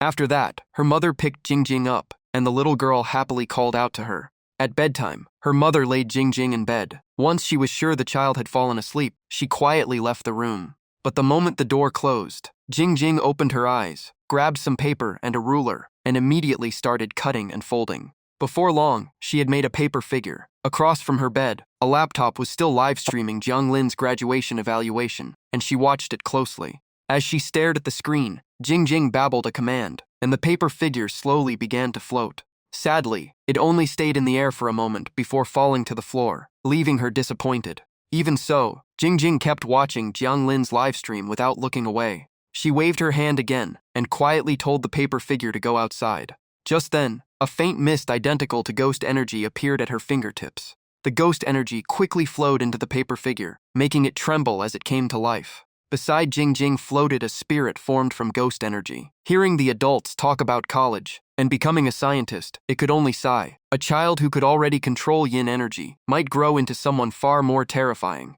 The spirit believed Jingjing had not fully regained her memories yet, but they were awakening rapidly. Meanwhile, she kept making the paper figure practice martial arts, convincing the spirit she would either become the ultimate ghost hunter or a terrifying demon lord. Suddenly, Jingjing turned her head toward the spirit. but it turned out the one looking into the room was actually her older brother. The two siblings stared at each other in silence. Frightened by what he saw, her brother ran outside to call their mother. Jingjing immediately lay back down and pretended to be asleep, while the spirit quickly hid inside a stuffed teddy bear. A moment later, their mother and her brother stood outside the bedroom. Everyone inside stayed perfectly still, as the boy kept insisting he had just seen a ghost. Hearing that, even Jingjing was startled. Her brother kept staring at her with complete awe. Jingjing thought that as long as she kept pretending to sleep, the adults would never believe a child's story. To her surprise, her brother suddenly knelt before her and begged her to accept him as her disciple. Jingjing widened her eyes in shock. The boy insisted he knew she could use magic and promised to keep it secret if she would only take him as her student. Jingjing sat up and signaled the spirit inside a stuffed rabbit to check outside. After confirming no one was there, she asked if he had told any adults. He immediately shook his head. He explained that after calming down, he realized anything related to magic had to remain secret. Even the spirit beside them thought the boy was surprisingly sensible. Jingjing asked what he could do if she accepted him as a disciple. He proudly listed skills like riding a bicycle and peeling fruit. After hearing that, Jingjing simply lay back down and turned away as if going to sleep. The boy quickly begged for another chance, saying he had plenty of other talents. Meanwhile, the laptop on the table continued broadcasting the live stream from the underworld. With no other choice, her brother used his final move. He threatened to cry as loudly as he could if Jingjing refused to accept him. She hurriedly told him to keep his voice down and stop making a scene. In the end, Jingjing reluctantly agreed. At that exact moment, the system issued an emergency alert about a man who had been attacked by a stranger while walking home and reminded everyone to stay safe. Back at the Northern Hall's intermediate class, the instructor introduced the newest student to everyone, Jiang Lin. The class immediately welcomed him with applause. The teacher told everyone to get acquainted because lessons would officially begin that afternoon. A bald student quickly walked over to Jiang Lin and bluntly asked how he had become a herald. The direct question even caught Jiang Lin off guard. The student explained that someone around him was also a herald. After awakening, that person seemed to receive a new mission, gained a huge boost in ghost energy, and used thousands of paper cranes to spread the message everywhere. He was still doing it even now. Jiang Lin was genuinely surprised after hearing that. The bald student then asked whether Jiang Lin had experienced any unusual dreams after becoming a herald. Jiang Lin did not answer right away. He quietly realized the system's power was far too unusual, and since he had no idea how strong the other heralds were, it was safer not to reveal too much. Just then, a student with a long horse-like face walked over and lightly smacked the bald student's head, saying he sounded like he was interrogating people. He then told Jiang Lin not to mind him because his friend was curious about everyone. As the mood relaxed, Jiang Lin finally said that he had only felt something appear in his mind. By the time he came to his senses, he had naturally begun spreading underworld culture. The bald student immediately looked pleased that he had finally gotten Jiang Lin to talk. But he did not stop there. He went on to ask Jiang Lin if he had ever heard of the life origin paper. The question caught Jiang Lin off guard. He was about to ask how the student knew about advanced cultivation organizations when the teacher slammed the desk and ordered everyone back to their assigned classes. Only then did Jiang Lin realize the bald student was not in his class. Before leaving, the student waved goodbye and explained that he belonged to the combat division, while the Northern Hall was split into combat, support, and general divisions, each with its own classes. The teacher explained that the general division only accepted students with exceptional talent. As for Jiang Lin, he found the lessons surprisingly easy to understand. Meanwhile, Dan had also started class. Wrapped in bandages and determined to study hard, it was suddenly startled by a loud blast. It turned out Jiang Lin was learning to play a horn today. The livestream audience wondered why he was studying such an instrument, while Dan immediately thought of the kind used to send the living into the underworld. Jiang Lin explained that the horn was the Northern Hall's signature artifact. It could summon souls, destroy souls, control minds, and even create powerful illusions. Dan still thought the horn was far too dramatic. Meanwhile, the livestream audience jokingly asked Jiang Lin to play Happy Birthday, and even teased him about only knowing one song. After reading the comments, Jiang Lin immediately denied it and announced that tomorrow he would livestream the Beginner Music Artifact graduation exam. As for tonight, he needed to enter closed-door training, so the stream was ending. The audience immediately begged him not to leave. Even so, Jiang Lin firmly ended the broadcast. The moment the livestream closed, he finally relaxed and let out a long sigh, glad to enjoy a little peace and quiet. Just then, Dan ran over and said someone had knocked on the door looking for him.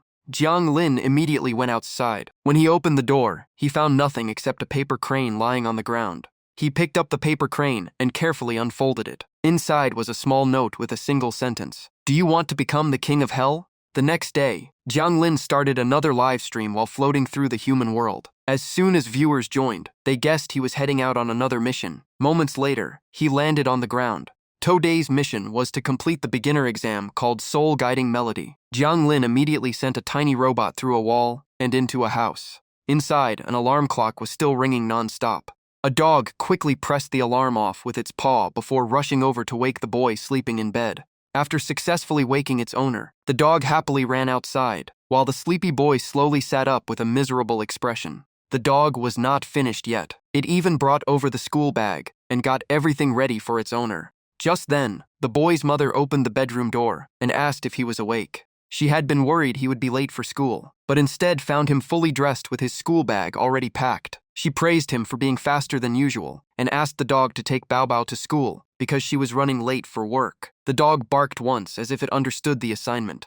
At the school gate, Bao Bao turned around and waved goodbye to Da Hei. After dropping off its young master, Da Hei immediately headed to the supermarket. The supermarket staff were completely stunned when they saw a dog casually walk in to buy groceries. Everyone could only stand there in disbelief. After returning home, Da Hei carefully closed the door behind itself before relaxing in front of the television. The livestream audience was amazed that the dog was so intelligent. It took its owner to school, shopped on its own, and now even knew how to enjoy life like a human. While relaxing in the living room, Da Hei suddenly felt a chill down its back. It turned around and saw Jiang Lin walking through the wall. The instant it saw him, the dog became so nervous it nearly broke into a sweat. At the same time, Xiao Qin had just arrived at work and was relieved she was not late, only to notice all of her co-workers staring at her strangely. Seeing her confused expression, someone asked Xiao Qin if she usually watched the Underworld livestream. She replied that she did, but she had been too busy that morning to open it.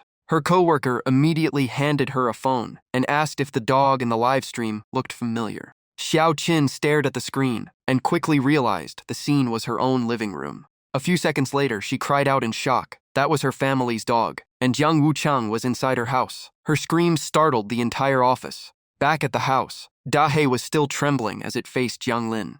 Jiang Lin calmly explained that the soul inside had completely merged with the dog's body and had almost forgotten its true identity. He was about to use the soul guiding melody to separate the soul from the body and warned it to endure the pain. As soon as he finished speaking, Jiang Lin raised the instrument and began to play. The instant the melody echoed out, Da Hei writhed in agony. A massive wave of ghost energy was forced out of its body as it let out painful cries. Unexpectedly, the soul resisted the melody's influence and took control of Da Hei's body to escape. Jiang Lin immediately used ghost energy to block its path. Strands of ghost energy quickly wrapped around Da Hei. Only then did Jiang Lin confirm that the soul inside was originally a human soul that had left the cycle of reincarnation and entered the dog's body. Jiang Lin warned that if it continued occupying the body, Da Hai's body would soon collapse, and the yin energy would eventually harm the living around it. Hearing that, the soul inside the dog slowly calmed down. It opened its mouth as streams of yin energy gradually drifted out. The system then displayed a notification saying a synchronized memory had been detected and would begin playing automatically in 3 seconds. As ghost energy enveloped the soul, fragments of its past memories slowly surfaced. It turned out that when Da Hei was still a puppy, Xiao Qin had received it as a gift from a coworker. She happily brought it home, hoping the whole family would raise it together, but her husband hesitated because he wanted to ask his mother first. Her elderly mother-in-law always wanted to help the family, but often made things more complicated. She once complained that keeping a dog was dirty, while Xiao Qin could only laugh awkwardly after remembering how her mother-in-law had once used a foot towel to wipe the table. More than once, Xiao Qin also discovered that her mother-in-law forgot to flush the toilet after using it. Sometimes, while massaging his grandmother's back, Bao Bao would remind her not to tell the neighbors about his father's athlete's foot. At the dinner table, Bao Bao also pouted because he had to eat carrots every single day. Then one day, the old woman stood alone in the middle of a crowded street with a lost expression. Dementia had reached the point where she no longer remembered who she was or where she belonged. In her eyes, the entire world had become endless darkness. Just then, Bao Bao accidentally bumped into her. The moment she recognized her grandson, she grabbed his hand and asked him to take her home. After that day, everything began to change. Sitting quietly on the sofa, she admitted to herself that she was truly growing old and losing her mind. Suddenly, a mysterious voice asked if she wanted to change her fate. A shadow appeared before her, and she hurriedly asked if it could cure her illness. The shadow replied that it could not cure her disease, but in exchange, it could give her a healthy and agile body. As it spoke, it slowly walked toward Da Hei. That very night, the old woman quietly passed away. Yet at the same moment, a different kind of life began inside Da Hai's body. From then on, Da Hai became unbelievably intelligent. Xiao Qin once caught it pushing its own waste into the toilet, and happily praised the dog for being so clean. Da Hai simply wagged its tail in response. Whenever Xiao Qin's husband suffered another athlete's foot flare-up, Da Hei would even bring the medicine box over by itself, leaving him both shocked and deeply touched. During meals, Bao Bao saw Da Hei happily eating carrots and decided to copy the dog, making the whole family burst into laughter. Da Hei simply sat quietly in the corner, wagging its tail as it watched the family of three gathered around the dinner table with complete satisfaction. Back in the present, the old woman's soul told Jiang Lin that ever since living inside Da Hai's body, she had regained her health and no longer kept making the mistakes she once did. The camera captured her, raising her hands and looking at them with trembling eyes, as she said that all the things she had once been too weak to do were finally possible. Watching the live stream, Xiao Qin broke down in tears. Only then did she realize her mother-in-law had skipped flushing the toilet just to save water. Asking everyone about athlete's foot had really been her way of finding a cure for her son. Eating carrots and countless other little things had all been quiet acts of love for the family, even after becoming Da Hei. Just then, Xiao Qin's husband rushed in and asked if she had seen the live stream. He had only now learned that his mother had been living inside Da Hei all this time. He even remembered the day he forgot an important file at work, and it had been her who secretly delivered it. As soon as he finished speaking, the couple embraced and burst into tears. Xiao Qin sobbed that Da Hei had always helped take care of the house. Every time, she silently thanked her mother in her heart, but never had the chance to say it aloud. Her husband gently replied, "Let's go home." Meanwhile, Jiang Lin told the old woman that the living and the dead now walked different paths. It was time for her to return to the underworld and begin a new reincarnation. When he asked if she had any lingering regrets, she simply smiled and shook her head. The old woman's figure slowly faded into the air. With a peaceful smile and tears of happiness on her face, she softly said she had done everything she could. Not long afterward, Xiao Qin's family of three returned home. The moment they stepped inside, they loudly called for Mom and Grandma.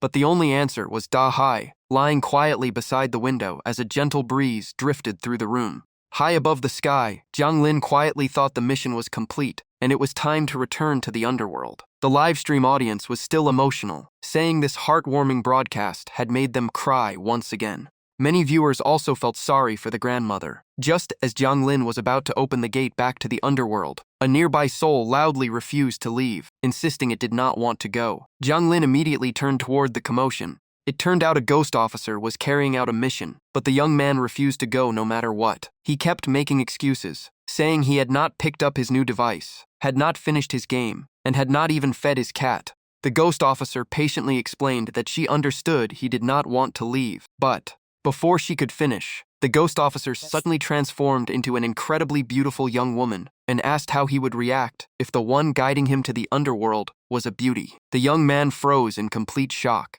The next second, he obediently raised both hands in surrender and asked to be taken away immediately, leaving the female ghost officer completely satisfied. She quickly sealed the young man's soul inside a special pouch and happily celebrated another completed mission. But the moment she turned around, she found Jiang Lin standing right behind her. She jumped in shock and stammered, "Jiang Wu Chang." Jiang Lin also recognized her as someone he had met before. Crossing her arms, the female ghost officer said her identity was not important. What mattered was whether Jiang Lin had seen everything. He calmly nodded. She then asked if he was live streaming. Jiang Lin smiled and confirmed that he was. Hearing that, the color instantly drained from her face. The live stream chat exploded. One moment everyone was crying, and the next they were laughing at the sudden comedy. Seeing her panic, Jiang Lin simply smiled, waved goodbye, and said he was heading back to the underworld. The moment Jiang Lin started to leave, the female ghost officer grabbed his sleeve in a panic and desperately stopped him, insisting she could explain everything. She even gracefully lifted the edge of her skirt and gently explained that this was a special cultivation method taught by the Northern Hall. Even after using her beauty as persuasion, Jiang Lin still turned away, ready to leave. In desperation, she hugged his leg and repeatedly insisted she was telling the truth, begging him to come see it for himself. She then offered to take Jiang Lin to the Advanced Class Activity Division, since he now possessed the life origin paper. Before long, the two arrived at a towering cliff, covered with countless flickering white flames. Jiang Lin and the female ghost officer rode paper cranes toward the cliff. Before they even landed, they saw several people seriously practicing famous dramatic lines like, Da Lang, drink your medicine, and Xu Xian, my wife. Watching the strange scene, Jiang Lin could not help asking if this really counted as cultivation. The female ghost officer explained that the advanced class had many different divisions, such as the Homecoming Division, the Wealth Division, and her own division, which specialized in acting. She excitedly explained that if someone wanted to control paper figures so they behaved exactly like living people, they first had to master the art of acting. Just then, a voice behind Jiang Lin asked if the expert she had been talking about was him. 3 ghost officers suddenly appeared around the paper crane. One scratched his head with a grin and said they were all members of the acting division, then asked if the senior was surprised to be back. Another casually tossed a set of clothes to Jiang Lin and said there happened to be an event today, inviting Jiang Wuchang to join them. The outfit automatically dressed Jiang Lin the instant it touched him. It matched his aura perfectly, and the livestream chat immediately exploded with praise for the instant outfit change and his striking new appearance. Moments later, countless paper cranes filled the sky. The female ghost officer pointed toward a golden paper boat and told everyone to follow it. Their destination was a ruined village that had almost no signs of life left.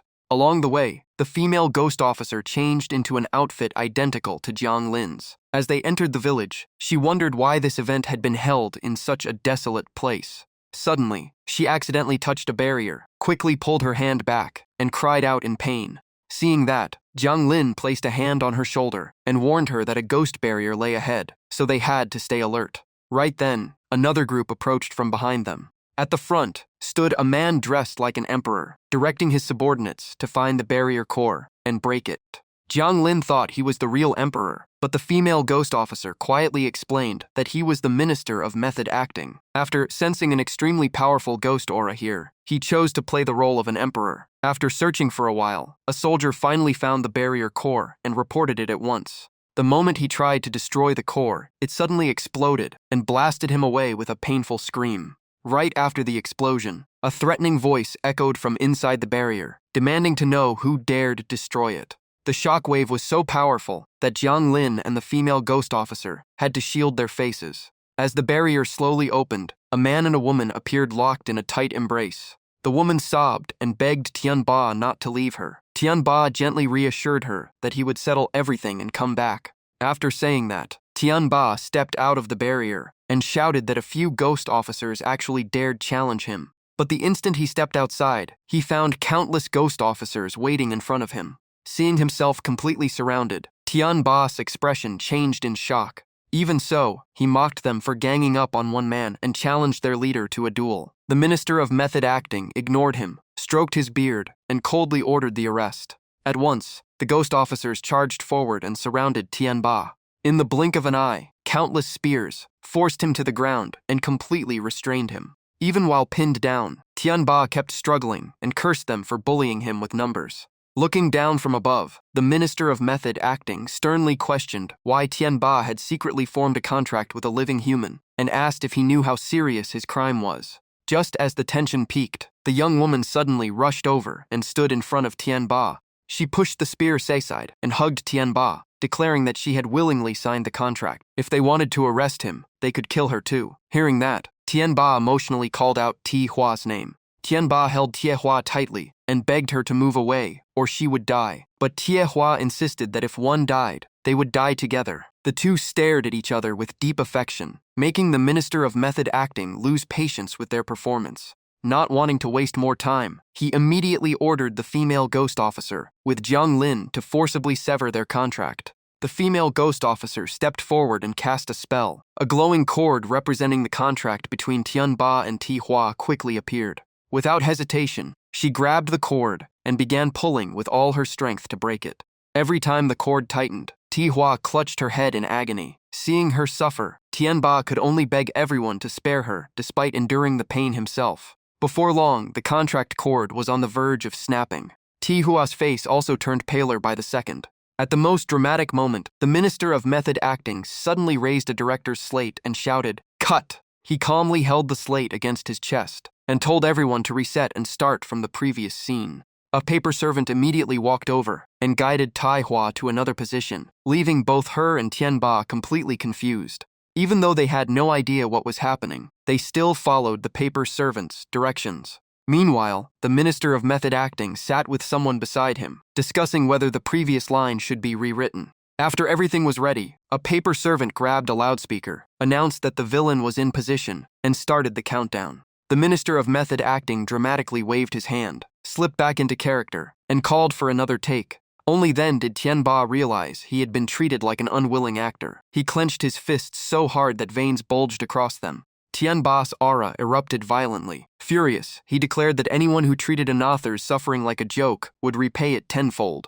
Sensing the terrifying power, Jiang Lin immediately raised a barrier to protect everyone nearby. As soon as a female ghost officer sensed Tianba's aura, she hurriedly reported to the minister that his strength had reached the half-step Ghost King level. Even as Tianba exploded forward with a murderous punch, the Minister of Method Acting remained perfectly still without the slightest change in expression. The instant Tianba got within reach, the minister simply raised one hand and slapped him across the face. The minister's slap landed perfectly and struck Tianba square in the face. The blow sent Tianba flying backward. Viewers in the live stream were left speechless, and the chat filled with question marks because no one expected the fight to end that fast. Only Jiang Lin saw what had really happened. He quietly realized that the gap between a half-step Ghost King and a true Ghost King was worlds apart because the minister had actually unleashed 3 slaps in a single instant. The first shattered Tianba's protective aura, the second destroyed his ghost form and yin energy, and the third completely ended the fight. Seeing Tianba sent flying, Tihua rushed over in panic and called his name. Tianba weakly responded as soon as he saw her. But the moment they embraced, another loud cut echoed out, leaving them both frozen in confusion. The minister immediately demanded another take because Tianba's pose after getting slapped was not good enough. 2 paper servants then stepped forward and separated the couple. Taihua angrily shouted that even if they had committed crimes, the underworld should not torture people in such a bizarre way. Hearing that, the minister calmly looked at her and asked who was really torturing others. As soon as he finished speaking, he waved away the barrier surrounding the house and told Taihua to see the answer for herself. The sight instantly drained the color from her face. The nearby tree was covered with hanging souls. Their cries for help never stopped. Some begged for mercy, while others only wished for release from their suffering. The female ghost officer flew up and casually picked one of the hanging objects from the tree. Looking closer, she realized it was not a fruit but the face of a trapped soul screaming for death. She immediately understood that every villager's soul had been imprisoned here for cultivation. She looked back at Tihua and said that even her own family and fellow villagers were among these souls. Before she could finish, Tihua shouted that they had wronged her first. Lowering her head, Taihua broke into tears and spoke about her miserable life. She lost her parents young, and because she was a girl, everyone constantly oppressed her. Even her grandparents treated her as nothing more than a bargaining chip for a marriage payment. The villagers saw her as nothing but a childbearing tool. Even the children joined in mocking and bullying her. Supporting herself on the ground, Tihua choked back tears and said that if Tianba had not discovered this remote village as the perfect place to cultivate souls by taking everyone's spirits, she did not know how much longer she would have suffered. Tears kept falling, yet Tihua looked at Tianba with nothing but admiration. To her, he was the only one who had ever saved her. Back in the human world, 2 investigators watching the live stream had barely recovered when a police officer rushed over to report that they had identified a woman named Wang Tihua in an abandoned village in the northern region. Hearing the news, the 2 investigators immediately rushed toward the scene. At the abandoned village, the police had already sealed off the area. An officer reported over the radio that Wang Tihua's body had been found, and the initial conclusion was suicide.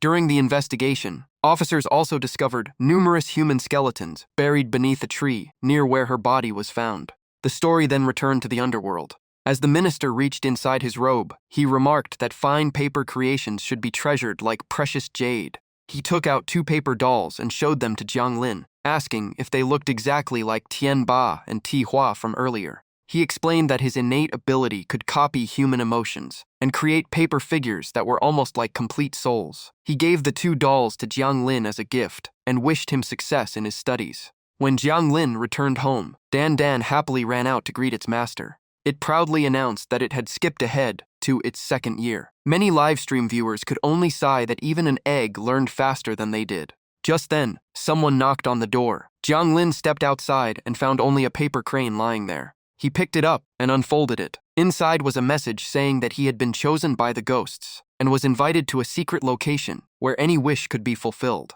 Dan Dan curiously asked where it was and whether they should go. Jiang Lin simply nodded and said he already had a plan. In a strange garden where all 4 seasons existed at once, the Southern Hall representatives, He Wuchang Fan Wujiu and Bai Wuchang Xie Bian, walked while observing their surroundings. Fan Wujiu remarked that the Northern Hall's King of Hell had an unusual style, while Xie Bian reminded him they had come for important business. Suddenly, Fan Wujiu pointed into the distance and told everyone to stop.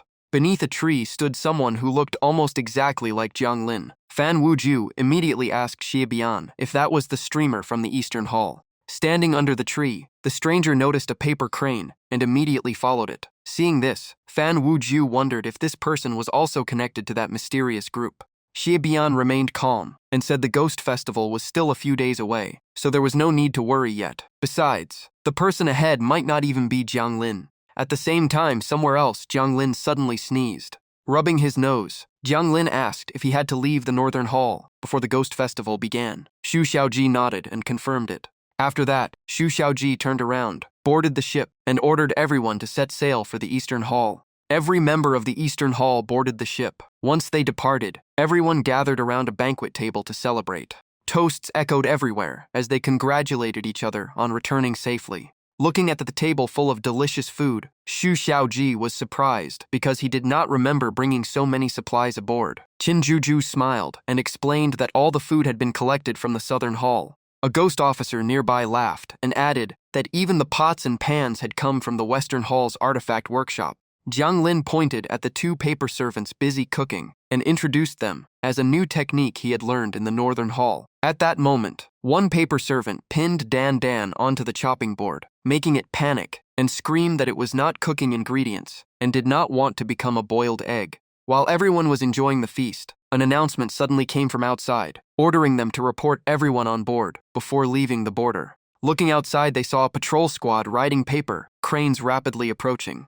Xu Xiaozi's expression changed slightly. He never expected the patrol to find them even after taking a detour. A patrol member boarded and demanded to know why the Eastern Hall had left without notice, adding that he would immediately report it to headquarters. Hearing this, Xu Xiaoji quickly tried to stop him. At that moment, Ye Yushen suddenly appeared behind the patrol squad, startling the officer, who nervously asked what they were planning to do. Before they could react, the entire patrol squad was overpowered and tightly bound by Ye Yushen as they cried out in panic. After dealing with everything, Ye Yushen told Xu Xiaoji to continue the journey. He explained that this ghost festival involved a special mission, so no one could be allowed to learn Jiang Wuchang's whereabouts. Xu Xiaoji immediately acknowledged the order and departed.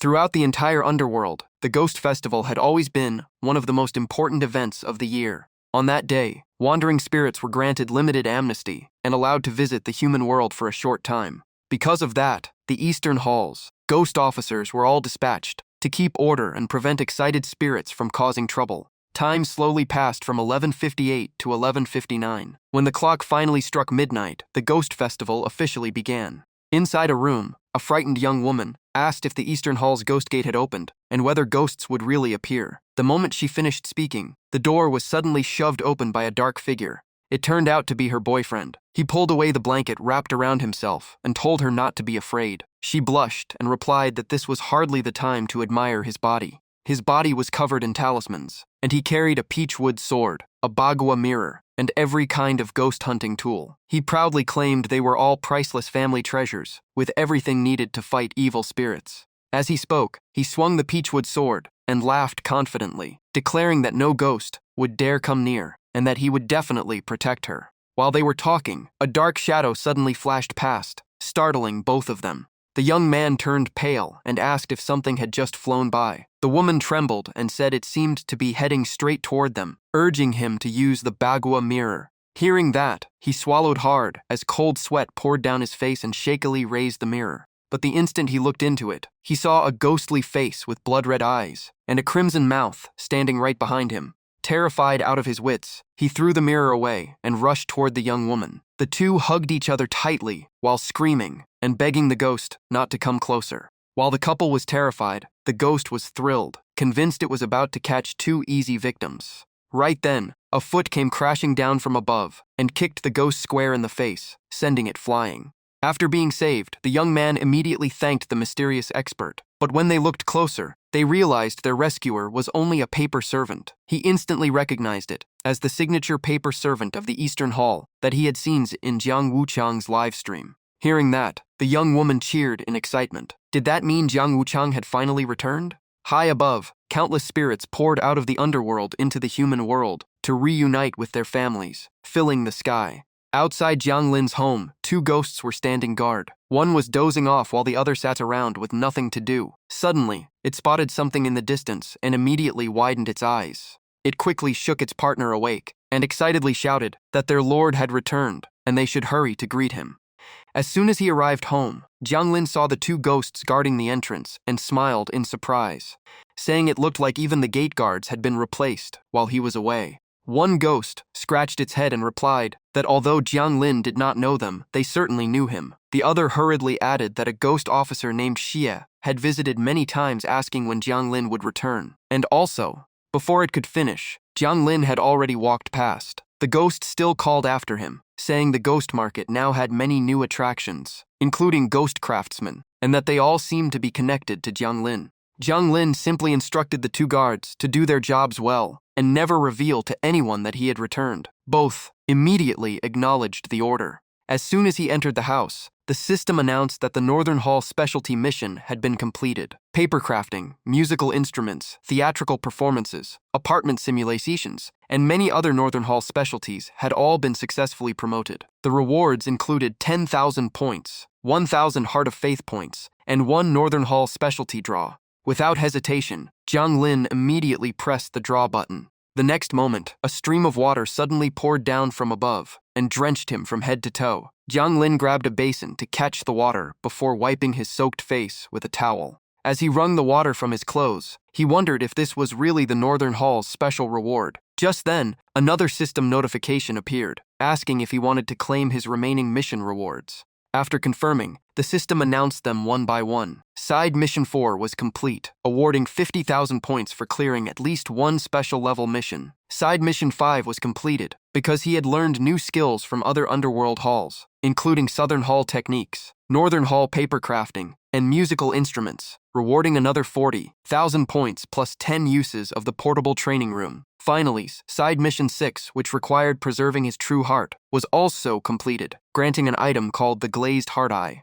Jiang Lin immediately opened his inventory to find the Glazed Heart Eye. Just as he was searching, his heart suddenly skipped a powerful beat, freezing him in place. The next instant, Jiang Lin's heart began glowing with brilliant light. He quickly realized that this new ability seemed capable of sensing things invisible to ordinary eyes. Looking toward his room, Jiang Lin noticed an area giving off unusual heat and immediately became suspicious. Without wasting a second, he hurried inside to investigate. The scene before him showed the little robot wrestling with Dan Dan. The moment Jiang Lin appeared, both of them stopped fighting. Dan Dan quickly insisted it had done nothing, while the robot stuttered and repeated the exact same words. Jiang Lin bent down and picked up the robot, thinking that it had never spoken before, so it had probably learned to imitate human speech. He then placed the robot on Dan Dan and told the two of them to stay together from now on. Dan Dan happily accepted the assignment and promised to do a great job. Inside King Yama's main hall, he asked Xu Xiaoji about the progress of the mission. Xu Xiaoji respectfully presented the patrol reports from the three halls, but he still seemed hesitant, as if something had been left unsaid. Noticing this, King Yama asked if there was anything else. Qin Zhuzhu then stepped forward and said she had additional details, especially information about the Southern Hall that was missing from the report. As King Yama reviewed the documents and listened to the report, he showed clear interest. Qin Juju continued, explaining that the southern hall seemed to be keeping an enormous living creature because no one was allowed outside between midnight and 4 in the morning, likely to avoid disturbing it. She then curiously asked King Yama whether the creature was a divine beast. King Yama smiled mysteriously and replied that it was indeed a living creature, but whether it was a divine beast was not something they needed to know yet. King Yama then asked about the Northern Hall's Ghost Festival mission. Xu Xiaoji reported that Jiang Lin's whereabouts had been kept completely secret, so everyone else still believed he had never left the Northern Hall. Meanwhile, at the Ghost Gate Pass, the gate swung open and wave after wave of ghosts rushed out, shouting excitedly that they were finally free. The underworld became incredibly lively. A blue-skinned ghost showed off a 3-meter saber, saying he was going to scare his ungrateful descendants. A one-eyed ghost proudly held up a paper machine gun. Meanwhile, a long-haired ghost with razor-sharp claws excitedly declared that Halloween was the perfect time to frighten humans. The long-haired ghost bared its fangs, raised an arm high, and shouted that they absolutely could not lose face this ghost festival. Moments later, countless glowing red eyes appeared in the darkness. Just as things were about to spiral out of control, He Wuchang, Fan Wuju, and Bai Wuchang, Xie Bian, appeared to restore order. Fan Wuju prepared a spell while coldly warning that anyone who went around terrorizing the living would be punished. Xie Bian reminded everyone that the ghost festival existed only to let spirits visit their families. Another ghost officer held up a stringed instrument and urged everyone to stay out of trouble. At the same time, someone blew apart the blue ghost's paper gun, frightening him out of his wits. Seeing the ghost officers were completely serious, the ghosts immediately raised their hands in surrender, repeatedly admitted they were wrong, and promised they would only take a short trip to the human world, grab something to eat, and return. Night fell over the underworld, and every street was packed, as ghosts and spirits wandered everywhere. Niuto and Ma Mian looked up at the sky and remarked that even the ghost officers from all 4 halls had arrived, so this year's ghost festival was bound to be lively. But then Niuto pointed ahead and told Ma Mian to look more carefully. Powerful blue-black auras were clashing with one another inside the gate. One ghost officer after another stepped out, each radiating a terrifying presence. The surrounding ghosts whispered that this group included great ghost generals, ghost kings, and even Ming envoy-level experts. At that moment, they spotted the familiar face of Jiang Wuchang. Someone gasped, wondering if Jiang Lin had also reached the Ming envoy realm. As the gate fully opened, groups of ghost officers flew inside. The crowd immediately erupted in cheers at the sight of Jiang Wuchang. Standing beside Jiang Lin, a Hai Wuchang suddenly revealed a strange smile. He suddenly grabbed Jiang Lin's hand and loudly declared that the Northern Hall had gone too long without a King Yama and needed a new ruler. Before he could finish, a cold flash swept across his neck. Blood instantly sprayed out as he froze in disbelief, while Jiang Lin calmly flicked his wrist as though he had merely completed a simple strike. Immediately afterward, Jiang Lin raised a barrier and swiftly dealt with everyone else inside. The ghosts outside had no idea what was happening within the barrier and could only whisper among themselves in confusion. The He Wuchang collapsed to the ground. Before his soul completely dispersed, he kept staring at Jiang Lin and cursed him as a traitor. Jiang Lin answered with nothing more than a faint smile. The remaining He Wuchang and Bai Wuchang immediately went mad, shouting that there was no longer any way back. They all charged at Jiang Lin, determined to kill him. Jiang Lin, however, remained perfectly calm and showed no surprise at all. Suddenly, a black ribbon flew in from nowhere and tightly wrapped around a Bai Wuchang before he could react. It was not just one of them. Every rebellious He Wuchang and Bai Wuchang was bound by the black ribbons. At that moment, a mysterious figure wearing a blindfold appeared, making even Jiang Lin ask who it was. The mysterious figure denied being Jiang Lin and then transformed before everyone's eyes into a young woman wearing the blindfold. She removed the blindfold, coldly looked at the rebels, and scolded them as nothing more than a disorganized mob daring to form a faction. Her crescent-bright eyes flashed with killing intent as she declared that it was over. Countless beams of light instantly pierced through the rebels' bodies, making them scream in agony. The entire barrier erupted with dazzling light so intense that even the ghosts outside could not keep their eyes open. Niuto stood there in confusion and asked what was happening. Ma Mian replied that he thought someone had mentioned King Yama and that someone had already gone to summon the judge. While the barrier remained in place, the ghost officers and demons outside shouted together, ordering those inside to drop the barrier and surrender immediately because they were completely surrounded.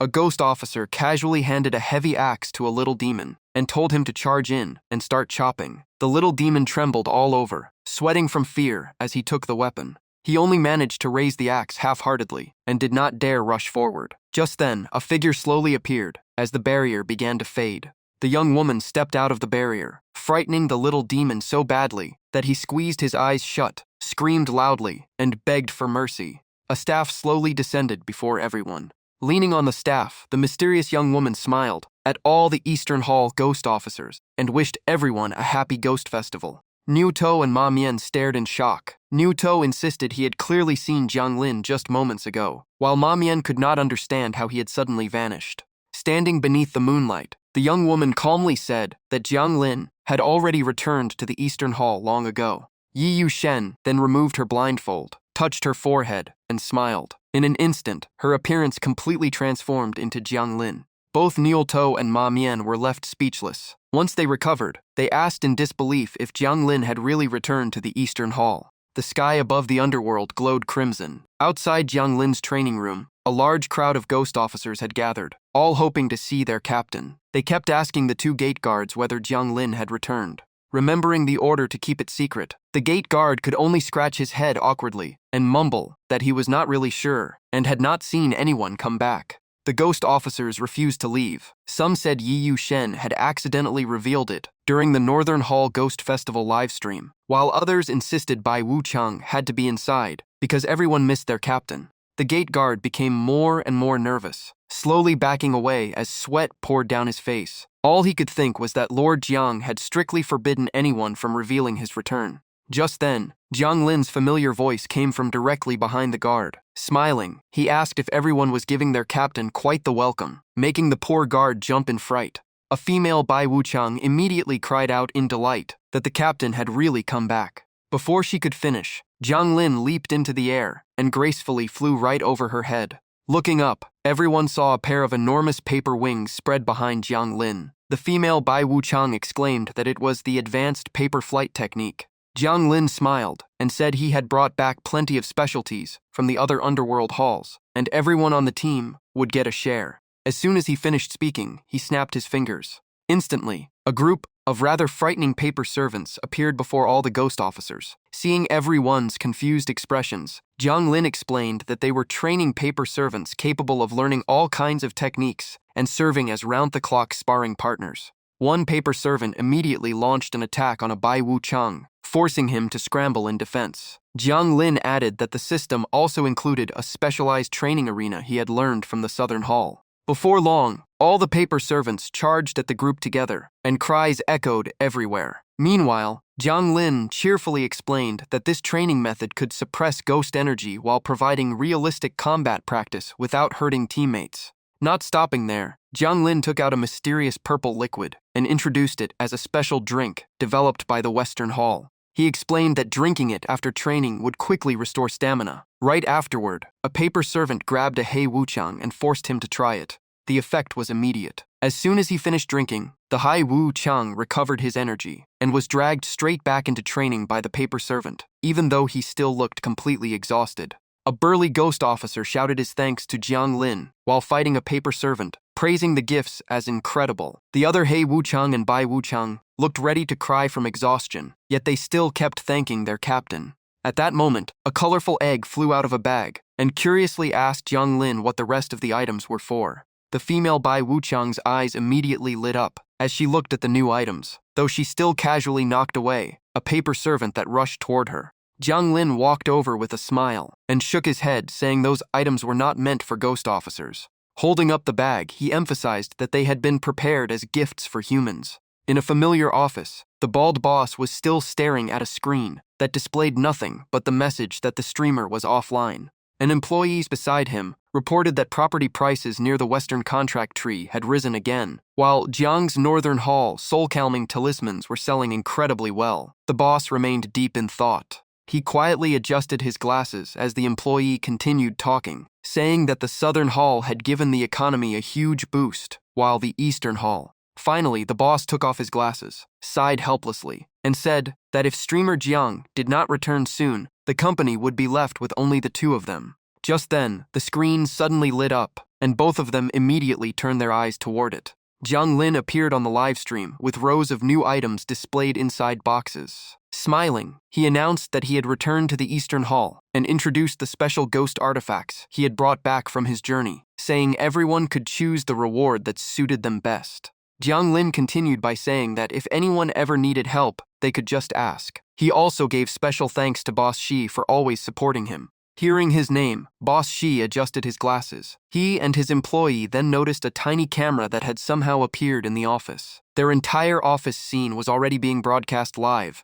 Their faces suddenly appeared on the TV. Boss Shi stared in disbelief and kept asking if he was really on the live stream. The moment he realized it was real, Boss Shi jumped to his feet, clapped excitedly, and asked for 2 free paper servants to work as employees. The viewers burst into laughter, but Jiang Lin quickly reminded everyone that paper servants were only for self-defense and dealing with ghostly threats. Hearing that, Boss Xie wiped away his sweat and immediately changed his request, asking instead for 2 paper servants that were really good at fighting. The instant he finished speaking, 2 paper servants dropped from the sky at incredible speed, startling both men with the unexpected gift.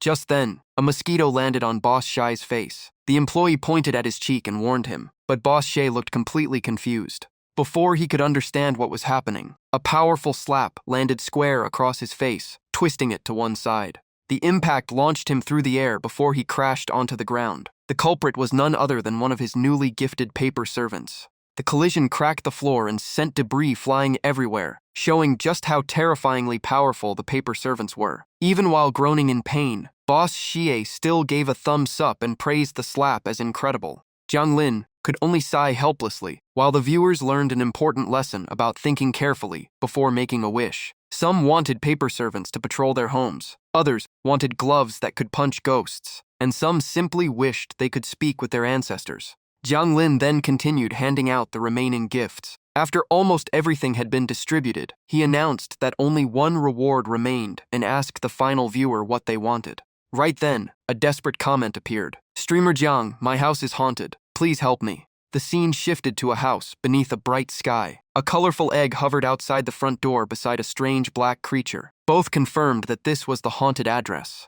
Viewers flooded the livestream, eager to watch Jiang's team catch a ghost. Meanwhile, the 2 strange creatures flew straight through the window. But the moment the colorful egg entered, a hand suddenly grabbed it. The egg immediately protested that its master was in seclusion and would not appear for another 3 days. If his cultivation was interrupted, who would take responsibility? The one holding the egg was a pale young man surrounded by black energy. He turned toward his mother and said he wanted to eat eggs, but she looked confused and replied that there were no eggs in the house. Holding a talisman, the mother told her son to take a bowl into his room while she prepared some soup. Meanwhile, the young man kept staring at the colorful egg until it finally struggled free. Although it escaped, the egg began trembling after realizing that the young man could actually see it. At the same time, his mother secretly glanced at him before burning the talisman over the stove, making the viewers feel that something was very wrong with this family. After the talisman burned to ashes, she mixed the ashes into the soup. The viewers immediately began discussing what they had just seen her add. Once the soup was ready, the mother smiled, handed the bowl to her son, and repeatedly urged him to drink it. The young man accepted the bowl. Frowning, he raised it to his lips and drank every last drop. Suddenly, 2 sharp fangs extended from his mouth. He bit straight through the bowl, and blood immediately spilled around his lips. He even chewed the broken porcelain as if it were food, creating a truly horrifying scene. Handing the cracked bowl back to his mother, he coldly declared through a blood-covered mouth that the soup tasted awful and that he wanted meat instead. His mother immediately panicked. The next moment, the young man seemed to lose all reason. He lunged forward while repeatedly screaming that he wanted meat. The force of his charge slammed into his mother and knocked her painfully to the floor. Bulging veins, gray-black eye sockets, and razor-sharp teeth made him look even more terrifying. His mother lay on the ground, with tears in her eyes, while the young man rushed to the refrigerator and frantically searched for meat. Before long, he found a large plate of raw meat and immediately grabbed it, unable to take his eyes off it. Having completely lost control, he tore off huge chunks and devoured them like a wild beast. The colorful egg stared in disbelief and remarked that this older brother had looked so polite before, so how had he ended up like this? The young man kept chewing in front of the refrigerator. Just then, a viewer commented that his name was Shu Ran, surprising the colorful egg because someone actually knew him. A viewer claiming to be Shu Ran's classmate explained that he had always been famous at school for his outstanding grades, handsome appearance, and exceptional piano skills. Shu Ran's girlfriend had been the school beauty, and he himself had already received early admission to a prestigious university before the entrance exams. But just 1 month before the college entrance exam, Shu Ran suddenly came down with a strange illness. It was like he had 2 personalities and completely lost control of his own body. As the story ended, Shu Ran finally stopped biting. He suddenly burst into tears, looked at his mother in confusion, and asked why he was eating such horrible things. The moment she saw her son regain his senses, his mother rushed over and hugged Shu Ran tightly while he froze, not knowing how to respond. She cried as she held him close, comforting him over and over that his illness would surely be cured. The 5-colored egg released the paper doll and calmly said this was only a case of ghost possession. It was easy to handle and would be over before one song ended. The paper doll raised its flute and began to play. The audience instantly recognized Jiang Wuchang's ghost suppression melody and was shocked that even the paper doll could use it. Under the sound of the flute, a stream of black soul energy was slowly forced out through Shu Ran's mouth and drifted away. Shu Ran clutched his ears in pain with bloodshot eyes. Evil black energy kept pouring from his body while the spirit muttered to itself. It kept repeating that it was not dead and refused to die, its face filled with despair. The ghost suddenly flew into a rage, screamed that everything should have belonged to it, and charged straight at the 5-colored egg. The egg did not move or dodge. At that moment, the black creature rushed in and kicked the ghost flying away, while the paper doll calmly continued playing the flute.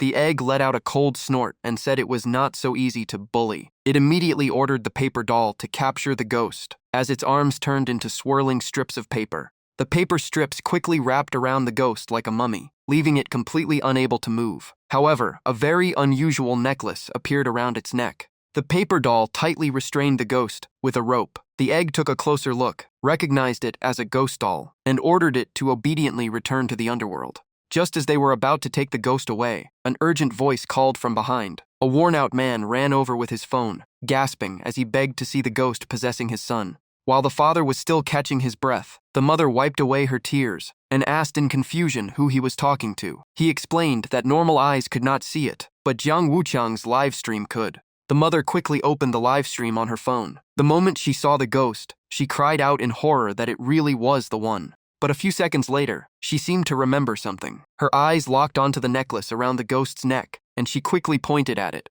Shu Ran was also stunned. Trembling as he looked at the necklace, tears streamed down his face as he softly called out, "Brother." He picked up the necklace and examined it. His own name was clearly carved into the blue stone bead.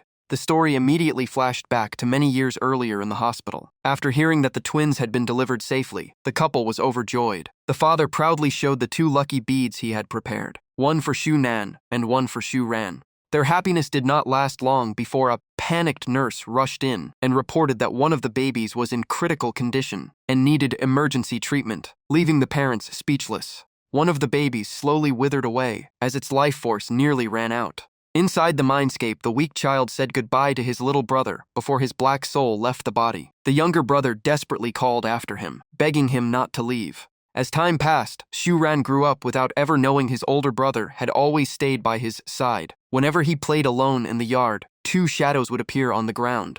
Shu Ran could see his brother's spirit, so he innocently offered him an apple. Shu Nan only smiled sadly and said he no longer had a body to enjoy it. Hearing that, Shu Ran firmly set the apple down and came up with a bold idea. The 2 brothers would switch places. He leaned close and told his brother to use his body while he tried floating around instead. As soon as they tried, they accidentally bumped heads and cried out in pain. Shu Nan suddenly widened his eyes in complete shock. Through those eyes, he saw the world through a real body for the first time, while Shu Ran happily called out to his brother in spirit form. After crashing into the wall, Shu Nan truly entered his little brother's body. He could not believe he had come back to life, while Shu Ran floated outside, laughing with excitement at the strange new feeling. From the kitchen, their mother called out while cooking, asking why he had not eaten the apple yet and who he was talking to in the room. Shu Nan could only stand there in silence. Shu Nan picked up the apple and prepared to take a bite, while Shu Ran floated beside him, eagerly urging his brother to try it.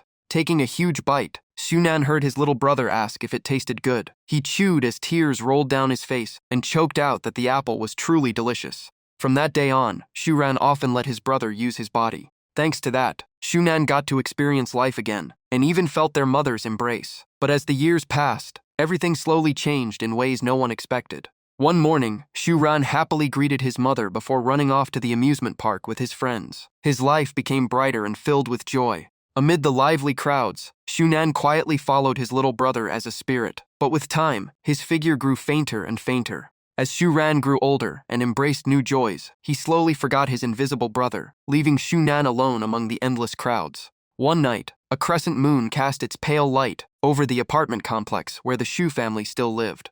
In his brother's room, Shunan gently placed a hand on Shuran's forehead and quietly realized his time was almost over. Before disappearing, he only wished to borrow his brother's body one last time to leave a final message. But as Shuran matured, he could barely sense his brother anymore. His childhood memories faded into little more than a distant dream, making that final wish nearly impossible. One night, desperate to fulfill his last wish before fading away, Shunan softly begged his sleeping brother to lend him his body. Shuran suddenly opened his eyes and saw his brother's spirit for the first time in years. But Shuran did not recognize the figure before him. He backed away in fear and tremblingly asked who he was. He shoved Shunan's hand away. Although Shunan kept explaining that he only wanted to borrow the body for a moment, Shuran screamed in terror, believing he had seen a ghost, and desperately told him to stay away. Unable to control his fear, Shuran burst into tears, jumped out of bed, and shouted for his mother because there was a ghost in his room.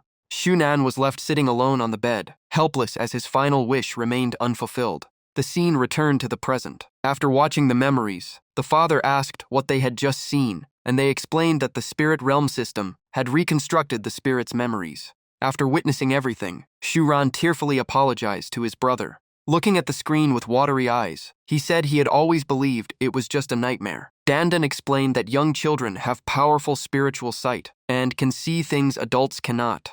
As people grow older, that spiritual sight fades away, and the memories tied to it also disappear. That was why Shuran should not blame himself, but he still could not stop feeling guilty. Shuran then tearfully asked why his brother had become like this, and the story immediately returned to the past. In the classroom, Shuran focused on his lessons, while Shunan quietly sat on the windowsill watching over him. Shunan thought to himself that it was probably time for him to leave because his little brother had grown up, and their parents were living peacefully. He forced himself to believe that was enough to smile, but as the moment of farewell approached, tears kept falling. Even he could not understand why his heart hurt so much. Outside the window, a creature overflowing with evil energy suddenly appeared and mocked him, saying that even ghosts could cry, and a spirit's tears were incredibly valuable. Shunan immediately became alert and demanded to know who the stranger was. Before him stood a pitch-black fox wrapped in overwhelming evil energy. It sneered and said its identity did not matter. What truly mattered was Shunan's identity. After a long silence, Shunan quietly replied that he was someone who should have died. The black fox immediately denied it. It claimed the one who should have died was his little brother, while Shunan was the one whose life and nourishment had been stolen. The memory returned to the moment Shunan died in his frail body, while his younger brother grew up healthy. The fox continued poisoning his mind, saying that if everything had not been stolen from him, he would never have suffered such a fate. It pointed at Shuran in the classroom and reminded him that he now had friends, a family, and someone he liked. According to the fox, all of those things should have belonged to Shunan, while Shuran continued studying without knowing a thing. Those poisonous words slowly consumed Shunan's mind, causing his spirit to fall into darkness. In the end, he seized his brother's body as thick demonic energy erupted from him, and through the unbearable pain he kept repeating that everything belonged to him. Shunan suddenly slammed his hand onto the desk and shot to his feet. Waves of demonic energy spread through the classroom, leaving everyone stunned, and the teacher immediately asked Shuran what was happening. But the one who answered was no longer the gentle student. The corrupted spirit coldly declared that he was not Shuran, he was Shunan. After saying that, he rushed out of the classroom, laughing eerily as he kept muttering that everything belonged to him. Back in the present live stream, after watching Shunan's memories, Lord Dandan realized that creature had appeared in its master's records. Although there was no solid proof yet, it was likely the wishing fox, so the matter had to be reported immediately. Once the whole truth came out, the entire family burst into tears for Sunan. His father choked up and offered his own body to his son. His mother immediately volunteered as well, while Suran cried and begged his brother to return to his body, promising to care for him forever. They all wanted to make up for everything Sunan had lost. Sadly, Shunan had already fallen completely onto the path of ghosts and could no longer feel their sincere love. Even while tightly bound by the paper doll, he only let out a twisted laugh. Filled with overwhelming killing intent, he lunged at the three of them and declared he would wipe out the entire family. But before he could reach them, the five-colored egg slammed him into the ground and angrily told him to stop dreaming. Shunan was then escorted back to the underworld. Along the way, the egg kept muttering that no one should steal this mission because it would personally deliver him. Behind them, the mother could only cry out for Nan Nan through the window as Shunan quietly followed them back to the underworld. The scene shifted to the underworld beneath a crimson sky. The egg happily ran off to report to its master that it had brought back a special gift. The moment Jiang Lin saw Shunan, he recognized him as a rare ghost child. Just then, the system announced that synchronized memories had been detected and would begin loading in 3 seconds. After watching the complete memories, Jiang Lin finally understood everything. Shunan had awakened his consciousness while still in his mother's womb, knew how to hide his aura from the underworld, and possessed an extraordinary talent from the very beginning. As the camera focused on the ghost child, the livestream chat was flooded with sympathy. Everyone felt sorry for such a kind boy who had been manipulated into becoming this way, and many were surprised that the livestream could even show Shunan inside the underworld. After observing him for a while, Jiang Lin concluded that his mind had been badly distorted by evil energy and that he was almost no longer the Shunan he once was. Meanwhile, the ghost child kept struggling wildly, screaming to be released and threatening to kill everyone. Jiang Lin calmly took an item from his pocket and said there was still a way to save him. In his hand was a glowing blue hexagonal artifact ready to be used to treat Shunan. Jiang Lin immediately placed the artifact on the ghost child's forehead, despite his constant resistance and furious screams. Streams of blue runes slowly seeped into Shunan's soul, gradually calming his chaotic mind. While casting the technique, Jiang Lin thought to himself that he had assumed this specialty from the Southern Hall only calmed the mind, but its actual effect was far beyond his expectations. Seeing Shunan calm down, the egg asked if he had recovered. Jiang Lin shook his head and said it would still take more time before ordering that Shunan be taken to the judge because he had more important matters to handle. Just then, one of his subordinates walked in to report. The subordinate announced that all the new ghost officers had gathered. Jiang Lin smiled and told them to wait outside because he would be there shortly. Outside, a large group of rookie ghost officers was already waiting, all hoping to serve under Jiang Lin. Not long afterward, Jiang Lin stepped onto the platform as the new ghost officers stood in neat formation below. He began the roll call. As soon as he called the surname Jin, someone loudly answered and boldly declared that he would devote himself completely to Hall 18. Seeing such enthusiasm, even Jiang Lin could not help but admire it. Standing beside Jin Young, someone curiously asked if he wanted a chicken drumstick. It was Bai Wan, another new member of Hall 18. Jin Young immediately refused because the roll call was still in progress. Refusing to give up, Bai Wan pulled out a cup of milk tea instead. This time, Jin Young's eyes instantly lit up, and all of his serious attitude disappeared. On the platform, Jiang Lin continued by calling Xiao Linglong's name, but no one answered for a while. Then a tiny voice finally replied that she was right there. Xiao Linglong shyly explained that she was too short and had been hidden behind everyone else. The live stream audience was instantly won over by how adorable she was. As the camera moved closer, Xiao Linglong blushed even harder and quickly covered her face in embarrassment. Jiang Lin then continued the roll call for everyone else. Once everyone was present, he announced that from now on, the recruits would be assigned to work alongside veteran ghost officers on missions. Just then, two people raised their hands at the same time to speak. They were Ni Ju and Qin Mu, both new members of Hall 18. They questioned why they were not paired with teammates of equal strength, and Ni Ju openly showed his dissatisfaction at being led by a senior he believed was weaker than himself. Jiang Lin frowned slightly as he observed them. He quickly realized that Ni Ju had already reached the Great Ghost General realm, while Qin Mu had reached the Yuping realm, making them far stronger than most of the other recruits. Seeing that both of them had impressive talent, Jiang Lin decided to pair them into one team. With Ni Jia's Great Ghost General's strength, letting him lead was the most suitable choice. Both Ni Ju and Qin Mu were fired up by the arrangement. One was excited to lead a junior for the first time, while the other was determined to surpass his senior as soon as possible. Jiang Lin reminded everyone that their soul escort missions were fully recorded in their work manuals before ordering the entire team to begin their assignments. The ghost officers quickly collected their assigned tasks and scattered to carry out their missions. With the new recruits joining, Hall 18's strength continued to grow, but rookies were still rookies, so unexpected accidents were inevitable. During a mission, a senior called Jin Yang over to help handle a fatal traffic accident. The bloody and horrifying scene left Jin Yang completely frozen in fear. Seeing him so terrified that he looked ready to lose his soul, the senior could only laugh helplessly. A ghost officer with a fear of blood was definitely a rare sight. Elsewhere, Ni Ju and Qin Mu were also carrying out their very first mission. After following their senior around for more than 10 minutes, without getting anywhere, Qin Mu finally asked where they were actually going. Ni Ju stayed silent because the truth was that he had no sense of direction and was completely lost. Meanwhile, Jiang Lin also ran into a problem with his own work. He looked at the pile of files before him and let out a quiet sigh. Among them was a golden book clearly marked as a special class mission. The moment he reached out to touch it, the system announced that the mission involved a deity, and his current cultivation was too low to access it. A barrier instantly surrounded the book, forcing Jiang Lin to pull his hand back. To unlock the contents, he first had to break through to the Ghost King realm. With that thought, Jiang Lin slowly closed his eyes.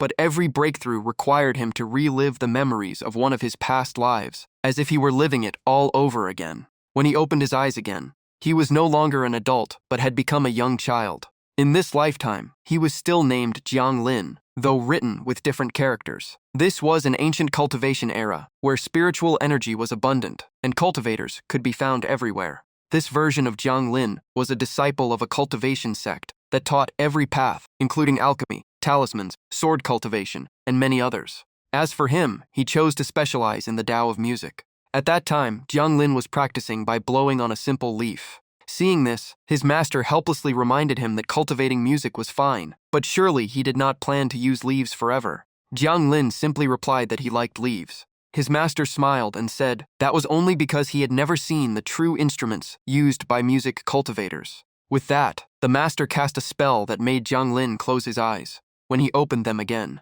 the scene before him left Jiang Lin staring in amazement. His master introduced one magical instrument after another. There was a guzheng hiding jade needles. The jade needles concealed a sword and countless other extraordinary treasures. Before the introductions were even finished, Jiang Lin excitedly chose an erhu and decided to make it his magical weapon. His master was instantly stunned. In his opinion, the erhu was an instrument for older people, and a flute or horn would have suited him much better. Before his master could finish speaking, Jiang Lin quietly mentioned the village chief who had once saved his life, leaving the old man silent. Jiang Lin explained that the village chief had always carried an erhu, so he wanted to carry on that image. As he spoke, Jiang Lin's expression gradually turned solemn. His master sighed softly, understanding that the boy had never forgotten the kindness shown to him years ago. In the end, he agreed to teach Jiang Lin the path of the erhu. Time quietly passed, and Jiang Lin slowly grew up. Not only did he become taller, but his cultivation speed far surpassed all of his fellow disciples. One day, the entire town gathered around the notice board after seeing Jiang Lin's challenge letter. While everyone else challenged opponents one by one, he challenged all of them at once, because he did not want to waste time. Someone immediately mocked him, saying that a guy who only played the erhu had no right to be so arrogant. But before he could finish speaking, a whole group of people behind him suddenly collapsed.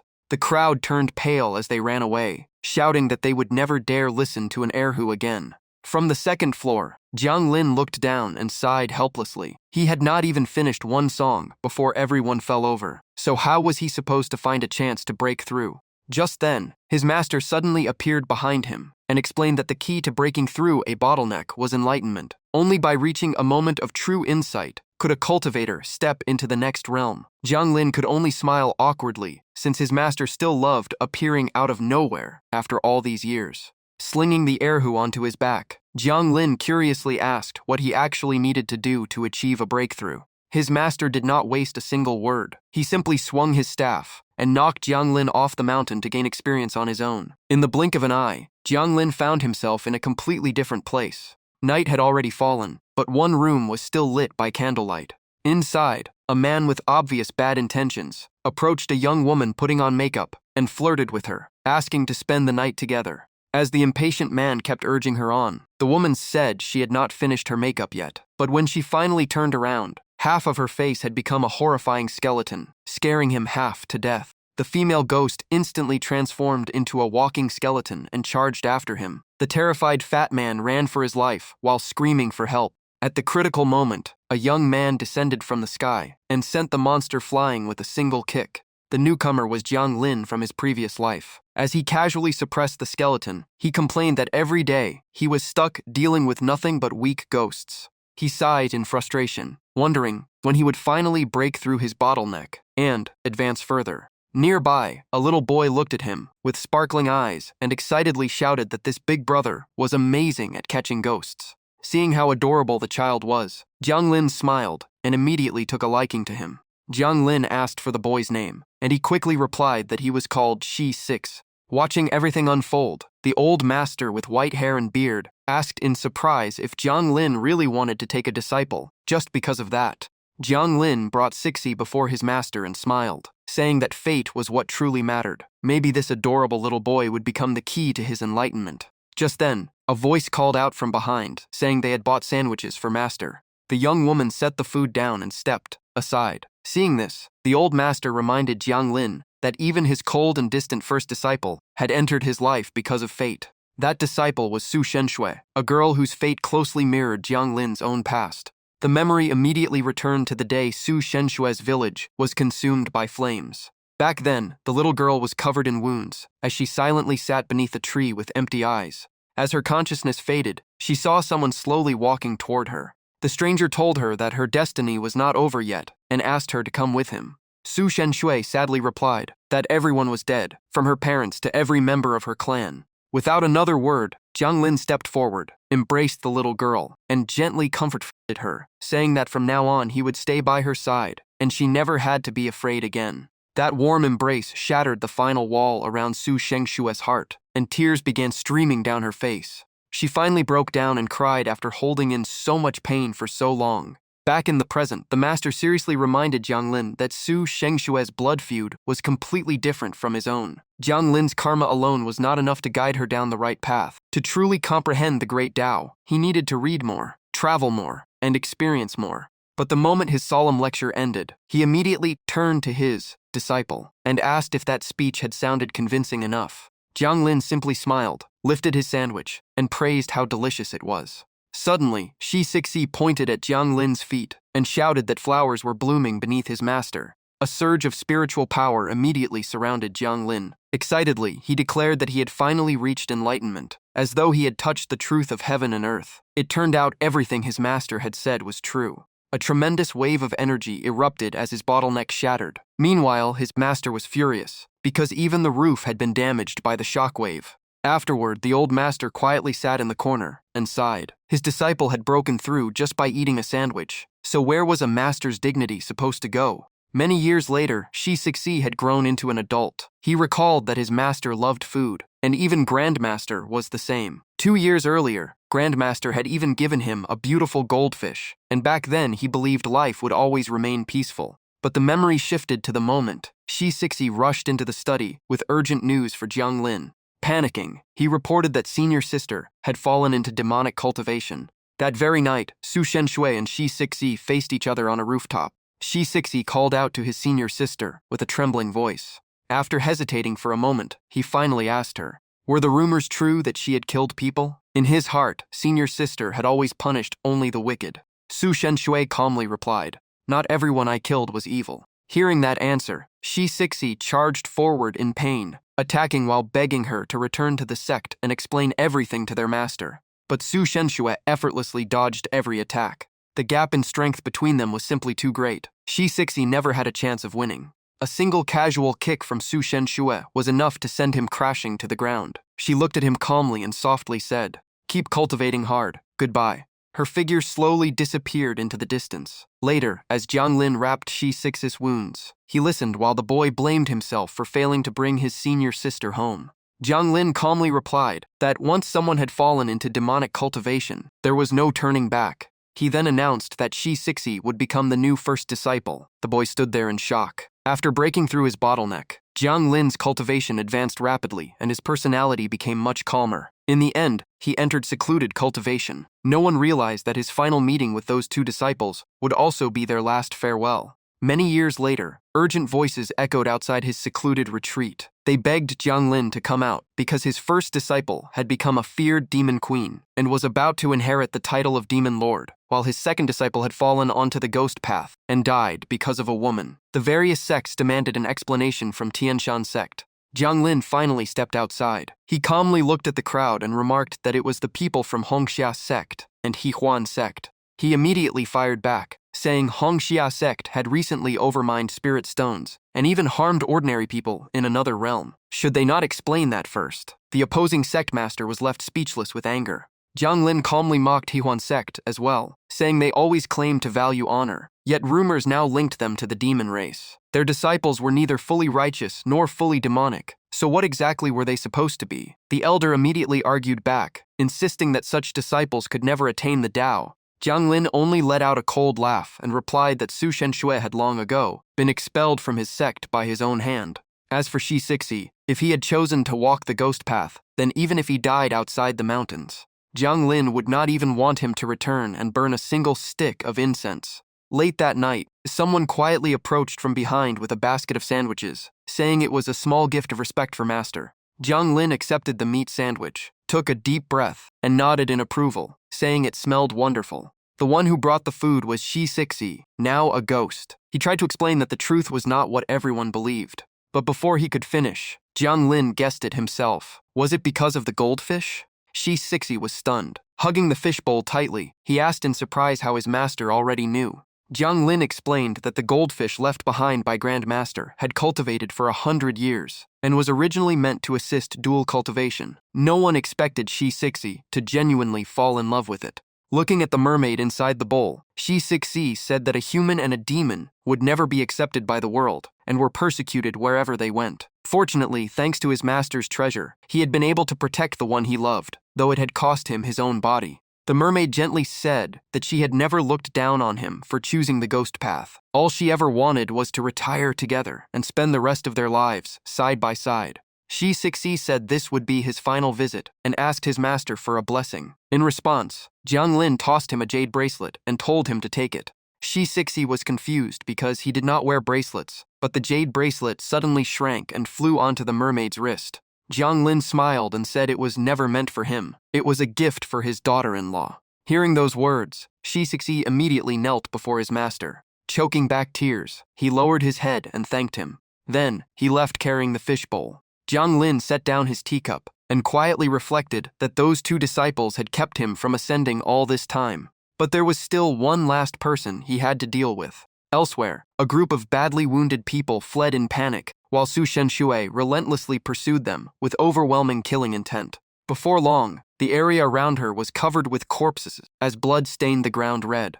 She coldly declared, "I did not come looking for you. You brought this death upon yourselves." Inside the demon hall, the members of the demon race were bowing together to welcome Su Shenshui as their new demon lord. Suddenly, someone rushed inside in a panic. Trembling, he reported that an immortal carrying an erhu was charging straight toward them. Hearing the news, Su Shenshui briefly showed a look of surprise. A demon nearby laughed with disdain, claiming that no one with an erhu could survive even a single swing of his axe. But, before he could finish speaking, a razor-sharp sound pierced straight through his heart, killing him instantly. One after another, the demons inside the hall collapsed beneath the haunting melody of Jiang Lin's erhu. The surviving demons immediately shouted for everyone to protect Su Shenshui, but she calmly stopped them. She told everyone to leave at once and run as far away as possible. Looking at Jiang Lin, she suddenly recognized the melody Green Journey because she had once heard her master play its opening years ago. With that thought, she charged straight at him.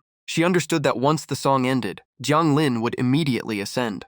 She remembered asking him long ago what he would do if she ever fell into the demonic path. Back then, Jiang Lin had answered that if it could not be avoided, he would personally deal with her. Hearing that answer, she had only smiled softly. Back in the present, Su Shenshui was struck by Jiang Lin and completely lost the ability to fight back. A mouthful of blood burst from her lips. Exhausted, she dropped to her knees before collapsing into her own pool of blood, still whispering, "Open the heavenly gate. Master, I wish you a successful ascension." Long ago, Jiang Lin had always wondered whether immortals truly existed in the heavens. The moment he stepped through the heavenly gate, he finally found the answer. The heavenly realm truly was home to immortals, but they rarely appeared in the mortal world. It was not because they were idle. Their war against the demon god had never ended. Countless gods had fallen or been gravely wounded, so even those who ascended to godhood never enjoyed an easy life. After ascending, Jiang Lin stood before a colossal gate stretching into the sky. Just then, an old man standing beside the gate laughed and said that dying in battle was far from the end. Jiang Lin looked at him in confusion. The old man introduced himself as Qingyang, handed Jiang Lin a token, and said that once he entered the battlefield, his old identity would no longer matter, and they might never meet again. Jiang Lin reached out and accepted the token. Engraved on it were the words Library Pavilion Access Token. At that moment, the massive gate slowly opened. Jiang Lin stepped inside one stride at a time. Countless books with mouths floated through the air. They laughed eerily and asked if he wanted to know what the Black Abyss really was. Before he could react, a gigantic mouth swallowed Jiang Lin whole. Not long afterward, he slowly landed in a place completely unlike anything he had seen before. Looking around, Jiang Lin asked the book beside him where they were. The book chuckled and replied that he had wanted to learn about the Black Abyss. Had he not? It pointed ahead and said that place was the Black Abyss. Suddenly, an arm struggled upward from below. But in the next instant, countless vengeful spirits dragged it back into the darkness. The book explained that the figure was an ancient war god. After people died, both the righteous and the wicked should enter reincarnation, but some resentments were simply too powerful to fade away. To prevent those lingering grudges from spreading across the mortal world, an ancient god absorbed every one of them into himself before sealing them within this place. That place became known as the Black Abyss. Even so, the darkness below continued to grow, forever waiting for the day it could break free. Because of that, gods who had reached the end of their lives, or could no longer fight, willingly sacrificed their final souls by descending into the abyss to continue battling those lingering remnants. After hearing the story, Jiang Lin asked if there was truly no way to rescue that ancient god. The book merely sneered. It replied that if he wanted the answer, he should try for himself. The instant it finished speaking, it slammed into Jiang Lin's back and knocked him straight into the abyss. As he fell, Jiang Lin screamed in panic the entire way down. When he suddenly opened his eyes, he realized he had already returned to reality. He let out a long breath and held his head, realizing that the Black Abyss was an endless battlefield without an end, the very place the Northern Hall's King of Hell had once mentioned. The memories of this lifetime were unbelievably long, and Senza would still need more time before breaking through to the late ghost realm. Just then, someone called out from behind, saying that a teacher wanted to meet Jiang Wuchang. Jiang Lin walked outside, where the visitor introduced himself as Dandan's teacher. After little Dandan returned, Jiang Lin had enrolled it in their Spirit Pet Academy. But now, it had led the entire beginner class in skipping school together. Jiang Lin looked completely confused because his Dandan had always been well-behaved. The teacher explained that everything changed a few days earlier when Dandan asked what the books Jiang Lin had bought were for and was told they were research books. The teacher showed Jiang Lin the books. They covered topics like raising spirit beasts from eggs, nurturing talent during the embryo stage, delicious egg recipes, and premium meal plans for spirit beasts. It seemed little Dandan had run away because it feared its master planned to cook it. Jiang Lin helplessly held his head. Those books were from long ago. Back then, who could have guessed the egg would actually hatch? He assured the teacher not to worry because he already knew exactly where the little troublemakers were. Looking at the giant screen Jiang Lin had opened, the teacher was immediately amazed by such an unusual technique. Jiang Lin explained that it was a sensory link between himself and his paper doll. He could synchronize its vision at any time and even use it for live streams. At that moment, the paper doll was basically a living projector. Elsewhere, a man who had completely lost control was frantically devouring raw meat. Behind him, a vengeful spirit laughed with delight, saying raw meat was delicious and that it had never appreciated it before. Not far away, little Dandan and its classmates were hiding behind a pile of hay. After checking the situation, little Dandan turned back and encouraged everyone, saying that if they wanted Master to see their worth, this ghost hunting mission had to succeed. When no one answered, it wondered why everyone had gone silent. But the moment it turned around, it found the possessed man already standing right behind it. The man grinned horribly, grabbed little Dandan, and muttered that both cows and eggs made excellent food. With that, he opened his mouth to swallow little Dandan whole, making the little spirit beasts below cry out in panic. He chewed noisily before looking ahead once more. His next target was beef. But in the next second, his stomach suddenly shook violently. Little Dandan burst out through his stomach and shouted that they could not give up because they had to prove to Master that they were still useful. The man collapsed to the ground, unable to believe he had lost to a single egg. Little Dandan looked up and called for Master, proudly reporting that it had completed another mission and surely would not be eaten this time. The other spirit beasts quickly nodded in agreement. But before they could finish speaking, Jiang Lin interrupted them, saying he had been waiting for them for a very long time. Seeing their teacher standing beside Jiang Lin, the entire group immediately panicked and insisted that they had not skipped class. The teacher sternly said that if they could explain which underworld laws the ghost they had just captured had broken, he would let this incident slide. After all, it was basic classroom knowledge. The little beasts immediately competed to answer. It had possessed a human body, tried to eat spirit beasts, disturbed public order, and stolen another person's identity. Hearing that, the vengeful spirit was stunned. It had never imagined that simply eating people would break so many laws. The spirit beasts angrily shouted in unison that underworld law strictly forbade devouring another soul, and anyone who broke the rules had to be punished. Meanwhile, the live stream chat exploded. Some viewers said they wanted to adopt one because they were so cute. Others fought over little Dandan, while many laughed so hard they could barely breathe because it felt like they were watching a legal education program. Somewhere else, someone was also watching Jiang Lin's live stream and laughed when the underworld laws were mentioned. He said he wanted to see just how fair Jiang Lin's laws really were. Xiao Linglong stared intently at the map in her hands. The missing ghost mission was located within this area. They only had to travel another 200 meters. Xiao Linglong and Bai Wan flew through the air, looking down at the enormous maze below, with no idea where to begin searching.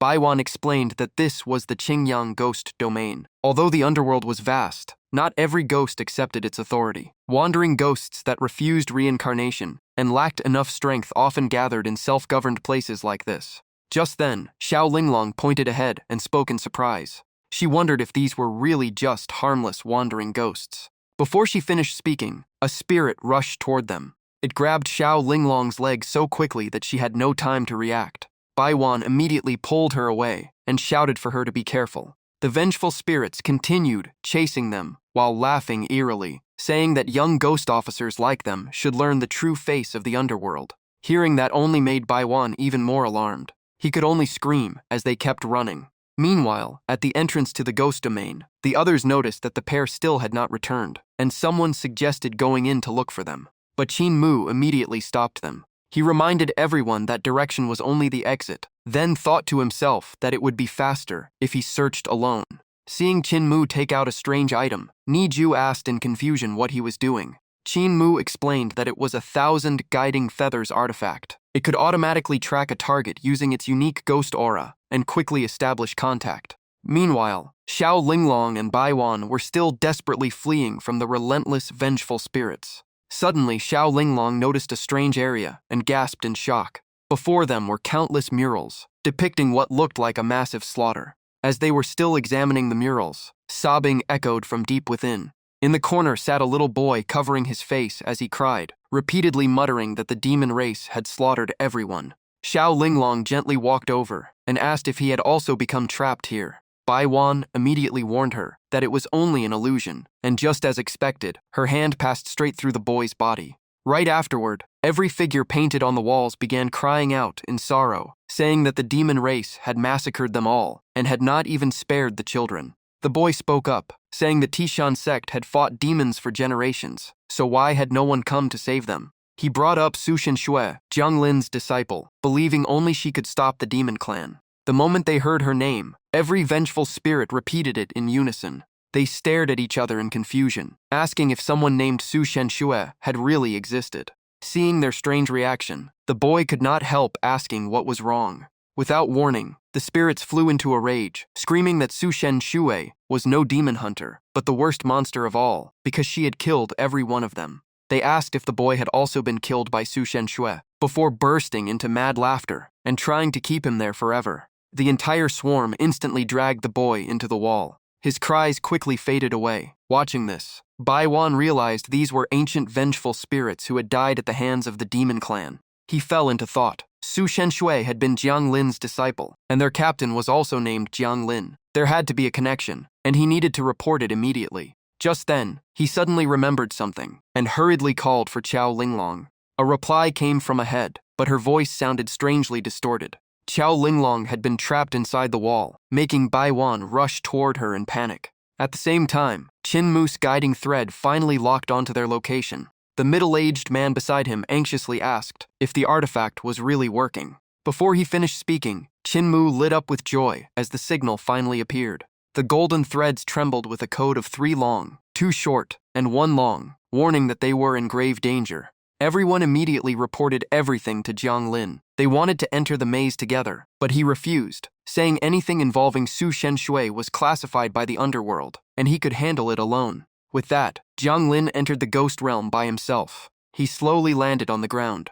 The moment he stepped into the maze, the entire structure around him began to shift. Right in front of him, a small hand reached out in desperate plea for help. Jiang Lin instantly became alert. He realized the ghost realm was replaying the past for him to witness. Behind the child, countless twisted heads screamed with their mouths wide open. The boy kept insisting he was innocent, but the spirits shouted that his sister had murdered their children, so he had to pay the price. At the critical moment, someone suddenly grabbed the boy's hand and pulled him away. The two quickly hid behind a nearby wall. The boy pressed himself into the corner and quietly thanked his rescuer. The girl immediately scolded him, calling him foolish because he looked so much like Su Shenshui, yet still dared to tell others she was his sister. Before the boy could answer, a massive shadow suddenly fell over them, startling them both. A ghost warden walked over and asked if second sister Shou Ra was there. She immediately stepped forward and admitted it was her. Behind the ghost warden stood several twisted souls. He informed her that her entire family of 5, including her parents and siblings, had been killed by demon lord Su Shenshui and had just arrived in the ghost realm. Hearing that news, her face instantly turned pale. At that moment, the spirits charged forward together, screaming Su Shengshue's name and cursing her for becoming the demon lord and slaughtering them all. They suddenly noticed the trembling boy in the corner and realized he was Su Shengshue's younger brother. One furious spirit shouted that anyone who sided with the enemy's family had to repay blood with blood. Second sister Shou Ra immediately turned and yelled for the boy to run. This time, he shook his head and firmly said he would never run again. His answer left her completely stunned. The boy stood up and calmly faced the countless vengeful spirits before him. He said someone had to bear their hatred in the end. As the resentment tore through his body, he only wished to atone for his sister before she arrived in the underworld. Cracks slowly spread across the child's body as the resentment consumed him. Even so, he quietly kept walking through the ruined ghost realm. The cracks spread down to his legs. Holding back tears, he wondered when his sister would reach the underworld, and whether even the demon lord would one day die. All he wanted was the chance to tell her everything he had been through. Not long after, a terrified spirit rushed over with shocking news that during the demon lord's coronation, Su Shenshui had been slain by Jiang Lin with a single sword strike. Hearing that, the vengeful spirits instantly lost their ferocity and fled in panic, terrified that the great demon would soon arrive in the underworld.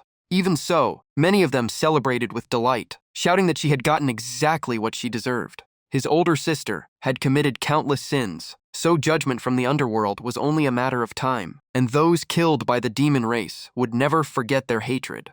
Just as the chaos reached its peak, a ghost officer descended from the sky, scattered the crowd with a few moves, and ordered everyone to disperse. He also declared that Su Shenshui would never enter the ghost realm. The resentful spirits immediately protested. They asked why, wondering if she had been cast into the 18 hells and denied reincarnation forever. At that moment, another figure descended from the sky. Yan Luo calmly announced that Su Shenshui had already been reincarnated. The case that had lasted for years was finally over, and the resentment in Qingyang Ghost Realm should now fade away. Hearing that, the spirits clutched their heads and screamed. They could not accept that the one who killed countless people was allowed to reincarnate while they remained trapped as restless souls, so they demanded an explanation from the underworld. Yan Luo calmly replied that the answer was simple. The gate of reincarnation in the underworld had always been open. Before leaving, she reminded them that those consumed by hatred could only save themselves. The underworld never needed to explain its decisions. Then she left with the ghost officer.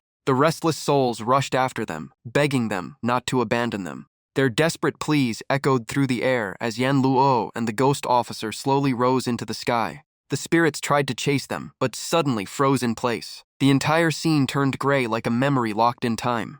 Jiang Lin turned around after hearing someone call him Jiang Wuchang. Standing behind him was the grown-up Su Luo. He looked at Jiang Lin and asked if, after seeing everything, he still believed the laws of the underworld were fair. Jiang Lin ignored the question and instead asked if the man before him was really Su Luo, the younger brother of Su Shenxue. He then asked where his teammates were. At that moment, Qiao Linglong and the young ghost officer were stuck inside a wall, crying as they called for their captain. They feared they would remain trapped between reality and illusion forever. Jiang Lin sighed softly and told Su Luo that his sister had never been reincarnated as a human. He then showed him the scene of Su Shenxue being swallowed by the black abyss after her death. Su Luo froze in shock. He could not believe the badly wounded woman was really his sister. Rage exploded inside him as he demanded to know what Jiang Lin had done to her. Jiang Lin calmly revealed the whole truth. Su Shenxue had chosen the path of if I do not enter hell, then who will? She cultivated a demon heart to stop the disaster caused by the demon race. Everything that followed had been part of her plan. After becoming the demon lord, she secretly absorbed almost all of the demon race's power. When she finally fell, the demons in the human world also lost their ability to grow stronger. But that was still not the end. After her death, she made a pact with the king of hell and willingly sealed her soul inside the black abyss forever, fighting the darkness every single day. Jiang Lin slowly told Su Luo that all the resentment within Qingyang Ghost Realm would eventually be absorbed by the black abyss. Every burden of hatred carried by Su Shenxue only continued to grow. After revealing the whole truth, Jiang Lin asked Su Luo if he still believed this world was unfair. Su Luo clenched both fists until they trembled. Tears quietly rolled down his face as he choked out that he had finally understood his sister. The surrounding space slowly dissolved, bringing everyone back outside the maze where the team had been anxiously waiting for Jiang Lin. Some even worried that their captain had also become trapped. But at that very moment, the maze began to change. The entire Qingyang Ghost Realm burst into brilliant light as it slowly faded away. The young man beside them cheered and said Captain Jiang had finally purified all the resentment in this place. Inside the maze, Su Luo was also slowly disappearing along with the ghost realm. Before vanishing, he smiled and said that in his heart, his sister would always be the greatest demon slayer. His voice faded as his body turned into countless particles of light, and he no longer had any regrets. In the end, everything returned to dust. Jiang Lin opened a spatial gate and calmly stepped through. As soon as he arrived, a middle-aged man quickly appeared behind him and called him captain. At the same time, the system announced that he had completed the hidden Qingyang Ghost Realm mission, earned 1,000 experience points, and unlocked a special mission called Fish Leaping the Dragon Gate. Jiang Lin took out the mission journal to read the details. The objective clearly stated that he had to find the legendary fish that could become a dragon. According to the description, the fish first had to cultivate into human form, then dual cultivate with an extremely powerful cultivator before it could have a chance to transform into a dragon. Such an event was incredibly rare and happened only once every 1,000 years. The ghost officer sighed that no powerful cultivator would ever agree to dual cultivate with a fish. This mission was clearly impossible. Jiang Lin simply replied that he did not care much about that condition. After that, he headed to a deserted wasteland. His subordinate wondered why they came to a place with neither humans nor ghosts. While drawing a magic seal, Jiang Lin explained that in a previous life, before ascending, he had left behind a secret realm in the mortal world. A mirror appeared and reflected the calm surface of a peaceful lake. After confirming the location, Jiang Lin stepped through the mirror and entered the secret realm. Everything looked exactly as he remembered. A seven-colored egg happily bounced around after seeing him again, while the surroundings remained calm and beautiful. But the next moment, a strange flower suddenly closed. It swallowed the egg whole, and no matter how hard the egg struggled, it could not escape. Jiang Lin took a closer look and recognized it as a spirit blossom demon, an extremely rare spirit, born only after a powerful cultivator had lived beside plants for an incredibly long time. Suddenly, countless vines shot out and wrapped tightly around him. A cautious voice warned him to stay still, saying any further movement would be met with an attack. After a brief misunderstanding, Liu Yangzi was beaten into submission by Jiang Lin. Only then did he realize Jiang Lin was a friend of Shi Xi's and finally understood why he was so strong. The two sat down to chat. Beside them, the egg proudly bragged about how amazing its master was. Jiang Lin quickly covered its mouth before it said something foolish, then explained that many years ago, Shi Xi's old friend had come looking for the master, the disciple, and the goldfish. Liu Yangzi pointed toward the lake and said the goldfish Jiang Lin was searching for was right there. Jiang Lin looked over, but only saw a lotus blooming brightly in the middle of the lake. Liu Yangzi explained that after being brought together, Shi Cixi and the goldfish had lived happily there. Years later, Shi Cixi became gravely ill. Only then did they discover that the goldfish had unknowingly absorbed his spiritual energy, while he had kept the truth hidden until it was too late. In the end, they chose to die together, in the lake, rather than be separated. After 1,000 years, this lotus finally bloomed. Jiang Lin could only sigh, regretting that his disciple had thrown away his life for love. It seemed he would have to find another fish. But just as he was about to leave, the seven-colored egg suddenly spoke. It slowly crawled over to the lotus and gently whispered that it could sleep peacefully. Then the egg climbed straight into the center of the flower. The lotus petals slowly closed, gently embracing the egg inside. Jiang Lin shook his head with a helpless smile. Kids really could fall asleep anywhere. What he did not know was that this nap would last for 2 full years. 2 years passed in the blink of an eye. One day, a ghost officer arrived at Jiang Lin's residence and knocked on the door, asking to see Jiang Wuchang. A ghost servant answered the door and politely explained that Captain Jiang was still in secluded cultivation. But Shunan did not even wait to hear the rest before barging inside. The ghost servant tried to stop him, but was kicked away with a single strike. 2 peaceful years had quietly passed. If there was one major change during that time, it was Shunan. The moment the robot detected someone, it immediately sounded an intrusion alarm. Countless tentacles extended from its body as it switched into combat mode. In an instant, the machine transformed into a beautiful young woman, already holding a gun at the ready. Shunan was so frightened that he fell to the ground. He hurriedly insisted he was not an intruder and asked if she really did not recognize him. Even so, the robot kept its gun trained on them. The group could only raise their hands and explain that they just wanted to know if Big Brother Egg had returned. It turned out the robot had spent the past 2 years learning disguise techniques from A4, only to create a face so awkward that everyone was left speechless. While everything outside was lively, Jiang Lin remained calmly meditating. Suddenly, a hedgehog was thrown and hit him on the head, forcing him to open his eyes. Left with no choice, Jiang Lin leaned out the window and complained that the little animals were making so much noise that he could not focus on cultivation. They immediately apologized and admitted they were worried because Big Brother Egg still had not returned. Without it, they would be bullied by the neighboring class. Rubbing his forehead helplessly, Jiang Lin explained that the 7-colored egg was still asleep, and he had no way to wake it.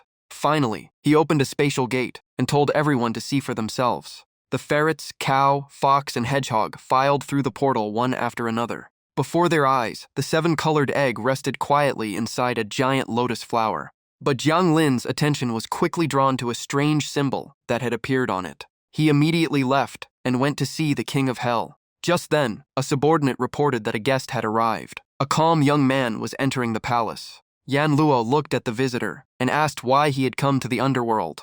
The young man calmly replied that he had come to bring a member of the Dragon Clan back home. But Little Dragon clung tightly to Jiang Lin and refused to leave because it only wanted to stay with its master. That made Jiang Lin wonder if it was really the Frost Dragon. The young man explained that every dragon carried the Dragon King's soul mark, so there could be no mistake. He also said the dragon had absorbed too much ghost energy, and without dragon chi to nourish it, its life would be in danger. Yan Luo said he had no objection. The only problem was that the dragon refused to leave. Frost Dragon stubbornly declared that it belonged to the 18 halls in life, and would belong there even in death. The dragon envoy sighed and said the Dragon Clan had never forced anyone to leave against their will. To show his sincerity, he presented a dragon pearl, filled with dragon chi, that could greatly aid cultivation, and offered it to the King of Hell. Even Yan Luo could not hide his interest after seeing the treasure. The dragon envoy also brought many more gifts, including armor forged from dragon scales. The Dragon King had specially sent it to thank the 18 halls for taking care of the Dragon Clan's descendant. Frost Dragon nervously asked if everyone was going to abandon it because of those gifts. Before it could finish, everyone in the 18 halls was already staring at it with sparkling eyes. Before long, they even put up a large sign in the underworld that read, "Farewell to the dragon going home." The little animals cried as they said goodbye to their friend and hoped it would return one day as a mighty dragon. Everyone smiled as they watched Frost Dragon leave and promised they would never forget it. The dragon envoy, however, simply tied it up and carried it away, while the little dragon struggled and screamed to be let go. Jiang Lin gently told it that everyone only wanted what was best. Too much ghost energy would eventually harm it. Once it had grown stronger through cultivation, it could come back. He promised that he would be waiting for its return. Frost Dragon burst into tears as it cried out for its master, while the distance between them kept growing. No one expected that farewell to become their last. Later, every memory of the 18 halls and its friends would remain only as a dream that could never be revisited. When it opened its eyes again, it found itself in a completely different place. The dragon envoy stood beside it with a gentle smile. The little dragon jumped up in panic and asked where it was. Its body had become much healthier and stronger. The dragon envoy smiled and said it had cultivated in the Earth Dragon clan for 9,981 days. He told it to take a good look at its own body. Overcome with excitement, the little dragon shot straight into the air and smashed through the roof, forcing the dragon envoy to chase after it. The scene suddenly shifted to a blood-red sky with thick smoke covering the entire underworld. Before the little dragon lay nothing but endless ruins. It transformed into human form and landed at the gate, only to be stopped by the guards and asked to show its pass. Kaisi took out the wooden token of the 18 halls, declared that it belonged to Jiang Wuchang, and asked to be let inside. The dragon envoy caught up from behind and reminded it that dragons should not behave that way. The guard, wearing a gas mask, quietly replied that the 18 halls no longer existed. Keys immediately denied it, refusing to believe such a thing. Just then, Qin Juju happened to pass by. Kisei quickly called out to her, hoping she would confirm its identity and let it see its master. But even she was wearing protective gear. Qin Juju sadly said that Jiang Wuchang was gone, leaving Kisei completely stunned. She then explained that everything had started with a mysterious virus that appeared while Kis had been in seclusion for 2 months. The contamination spread across the 3 realms, reached the 18 halls, and created ghost beings that could copy someone's appearance while possessing 70% of the original strength. Kisei still refused to accept it, insisting that 70% strength could never defeat the original. Qin Juju lowered her head and explained that the terrifying part was that the enemy always hid in the shadows. She stressed that even a copy with only 70% of Jiang Wuchang's power was enough to wipe out the entire 18 halls. Hearing that, Kisei completely lost its composure and kept denying everything it had just heard. Qin Juju silently looked toward the collapsed building before them. She said the 18 halls had been the first to fall, and now the entire underworld was living in fear of the same disaster. Even so, Kisei shouted that it would never believe it until it saw Jiang Wuchang with its own eyes, then rushed forward. At that very moment, a familiar figure stepped out from inside. The figure allowed Kisei to enter. It was Jiang Lin, but the virus had turned his eyes blood red. He wore a strange smile as he slowly reached out with a sharp claw toward his old friend. The hand crept closer and closer to Kisei. Kis froze in place, unable to believe what he was seeing. The shock jolted him awake, and he screamed for his master. The dragon envoy was stunned and asked why he had awakened so early. To complete his human transformation, he needed to sleep for all 9,981 days, but he was still 1 month short, and his tail had not fully developed. The image of Jiang Lin from the dream weighed heavily on Kisei's mind. The moment he learned he still had to wait another month, he shot into the sky, terrified he would never see his master again. The dragon envoy could only panic and chase after him. Meanwhile, Jiang Lin sat in his office, reviewing stacks of reports, reading and making notes as he analyzed the situation. He concluded that the contamination was still spreading in secret. Although it had not caused a major disaster yet, it would become much harder to eliminate if it remained hidden. Just then, the office door suddenly swung open. A subordinate rushed in and reported that someone had suddenly fallen from the sky, and no one had been able to stop them. But the moment the child saw Jiang Lin safe and sound, he happily ran over and hugged him. Jiang Lin hugged him back, while Kis burst into tears after finally reuniting with his master. Jiang Lin looked confused since they had only been apart for a short time. He smiled, called him Little Azure Dragon, and asked how his training in the Dragon Clan had gone. After wiping away his tears, Little Azure Dragon said he had experienced a terrifying dream and begged Jiang Lin to listen carefully. In that dream, Strange murder cases broke out everywhere. Every victim was surrounded by pools of blood, yet none of them had any visible wounds. People watching the news were terrified, and one young man frantically called for his mother after seeing the horrifying reports. But moments later, he noticed a stream of red liquid flowing out of the kitchen. He immediately rushed over and opened the door. The sight before him drained all the color from his face. Part of a body lay on the floor, while his mother's head had been crushed beyond recognition. She had clearly become the victim of a terrifying creature. The young man screamed in horror as the monster calmly finished chewing its meal. After eating, it immediately turned its attention to its next target, the sun. Just as disaster was about to strike, something suddenly flew toward them. The powerful impact blasted the monster out of the house. It slammed into the ground with a small explosion and was immediately restrained. Hong Ya appeared with an imposing presence, while nearby cameras recorded everything. Everyone watching breathed a sigh of relief as Team 18 arrived just in time. During the live stream, Hong Ya stepped on the contaminated creature and immediately contacted Team 18 headquarters to request reinforcements. After receiving the report, Jiang Lin confirmed that support units were already on the way. Not long afterward, Qiao Linglong and another ghost officer descended from the sky. The two quickly landed at the scene. However, the ghost officer beside her suddenly changed appearance. Qiao Linglong instantly realized that another victim controlled by the contamination was still hiding there. Without hesitation, Hong Ya attacked. She smashed her staff straight into the fake ghost officer's face, knocking him to the ground, then reminded Qiao Linglong that she was the one who needed to stay alert. The fake ghost officer immediately dissolved into a shadow before vanishing into smoke. Qiao Linglong asked in surprise how Hong Ya had known he was an imposter. Hong Ya showed her a black paper crane prepared by Captain Jiang and explained that it changed color whenever it detected contaminated energy, making it easy to identify allies. After that, the two joined forces and began wiping out every trace of the contamination. Seeing how overwhelming their strength was, the enemies began to panic. One of them shouted for a retreat, and the red-eyed creatures with sharp fangs immediately fled. On another battlefield, countless contaminated enemies were being overwhelmed by heavy firepower. It was the forces of the Western Hall joining the battle against them. Qiao Linglong quickly confirmed their identities. Their leader nodded and revealed that all 4 Underworld halls had officially formed an alliance to purge every contaminated zone. Thanks to Little Azure Dragon's warning dream, the Underworld shifted from defense to a full counterattack and rapidly cleared out most of the contamination in the mortal world. The remaining survivors were finally forced to gather outside the Southern Hall. They believed it had the weakest defenses, so killing the lone defender inside would allow them to seize it. Inside the main hall, Nan Ming heard every one of their taunts. He wondered if he could really face thousands of enemies alone, as he quietly condensed a sphere of purple energy in his hand. The energy instantly spread and wrapped around his entire body. Streams of dark power pierced through the contaminated creatures, making them scream in agony. Only then did they realize the Southern Hall held the strongest fighter. The entire operation had been an underworld trap to wipe them all out at once. Meanwhile, Jiang Lin and the others watched the black creatures with glowing red eyes and mouths like demons. They declared that they had hidden for thousands of years and would never give up Earth so easily.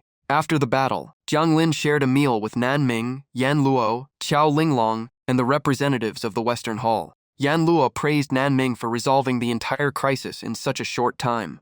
Nan Ming humbly replied that it was all thanks to the intelligence from the Eastern Hall, then turned to Jiang Lin and asked if he had been the one who provided it. As Nan Ming placed a hand on Jiang Lin's shoulder, strange wisps of purple smoke quietly spread from his body. Back at the 18 halls, Little Azure Dragon happily said that this time he could finally stay by his master's side. He would never have to leave Jiang Lin again.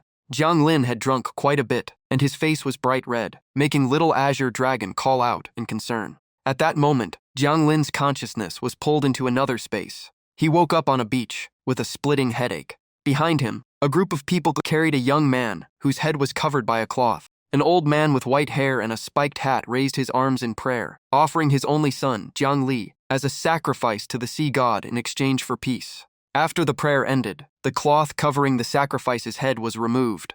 Jiang Lin immediately realized he was witnessing someone else's memories as an observer. A man asked Jiang Li why he did not object to being offered as a sacrifice. Since Jiang Li was mute, he could only answer with hand gestures.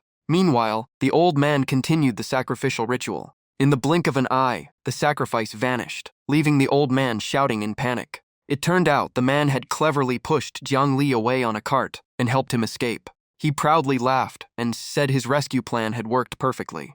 Jiang Li gestured to ask whether escaping the sacrifice would bring divine punishment, but the man only laughed and called it superstition. The moment he finished speaking, thunder roared across the sky. Dark clouds descended as two gods appeared and declared they would capture the one who had ruined the sea god's ritual. They immediately unleashed a bolt of heavenly lightning. The man quickly pushed Jiang Li away and took the attack himself. The villagers fell to their knees in terror, begging the gods to spare the children. But the goddess coldly declared them evil beings who had defied heaven's will. She then continued raining down lightning without mercy. Her cold voice echoed across the sky once again. Just then, Jiang Li quietly raised a barrier to protect everyone, leaving the two gods completely stunned.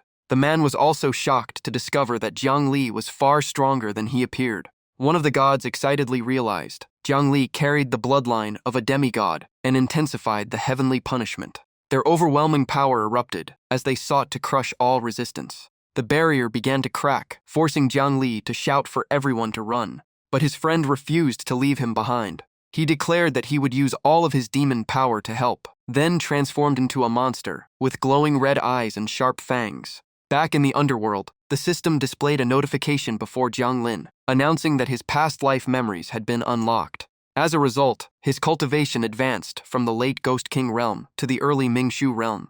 Jiang Lin sat in silence for a moment before glancing at his right shoulder. Nanming's handprint from their meal was still there, and purple energy continued to spread from it. Remembering Nanming's pat on the shoulder and his question about the intelligence report, Jiang Lin suddenly formed a troubling suspicion. Could the one hiding a secret actually be the king of the Southern Hall? At the same time, Nanming sat alone in his office, quietly thinking about Jiang Lin. In his eyes, the power sleeping inside Jiang Lin would awaken sooner or later. He looked forward to finally meeting a worthy opponent in this lifetime, then laughed with excitement. As night fell over the mortal world, Jiang Lin still had no idea how terrifying the power hidden within him truly was. Everything began to change during a later mission when he accidentally met a very unusual girl. Following pieces of paper covered with the words, "Save me," Jiang Lin arrived at an apartment in a residential building. Inside, a little girl was curled up beneath a blanket, while the floor was covered with desperate notes she had written herself. Fear filled the girl's face as she repeatedly whispered for help, as though trapped inside a nightmare.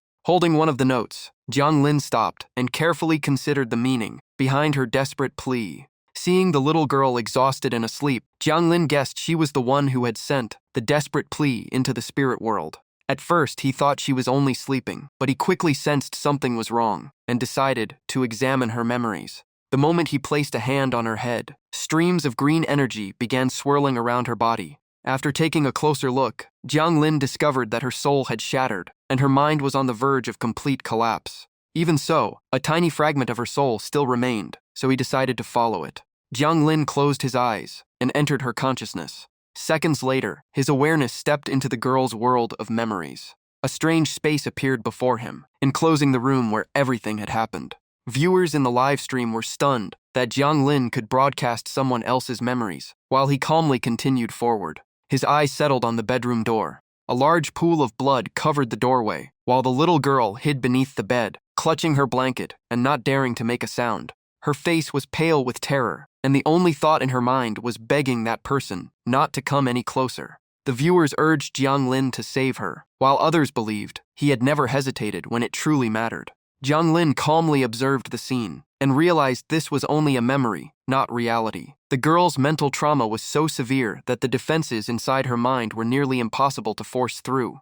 Just then, a foot wearing a black slipper suddenly kicked the door wide open. The intruder slowly walked toward the bed. The little girl shut her eyes tightly in fear. Suddenly, a tiny flame appeared before her, making her slowly open her eyes. The flame quickly formed glowing words, claiming to be an immortal who had come to rescue her and telling her not to be afraid. The girl weakly replied that she could not leave because she had nowhere else to go. The flame immediately burned brighter and gently guided her out from beneath the bed. The moment they floated out, a man wearing an apron spotted them. Seeing the girl about to escape, he grabbed a large knife, rushed onto the balcony, and roared that they would never get away. the flame instantly transformed into Jiang Lin. He calmly assured the girl that he would take her away from this place. But at that moment, a gigantic shadow appeared with a horrifying laugh, declaring that this was his daughter's mental world, where neither gods nor demons could use their true power. The enormous monster was wrapped in a terrifying aura, while countless black bats circled around it.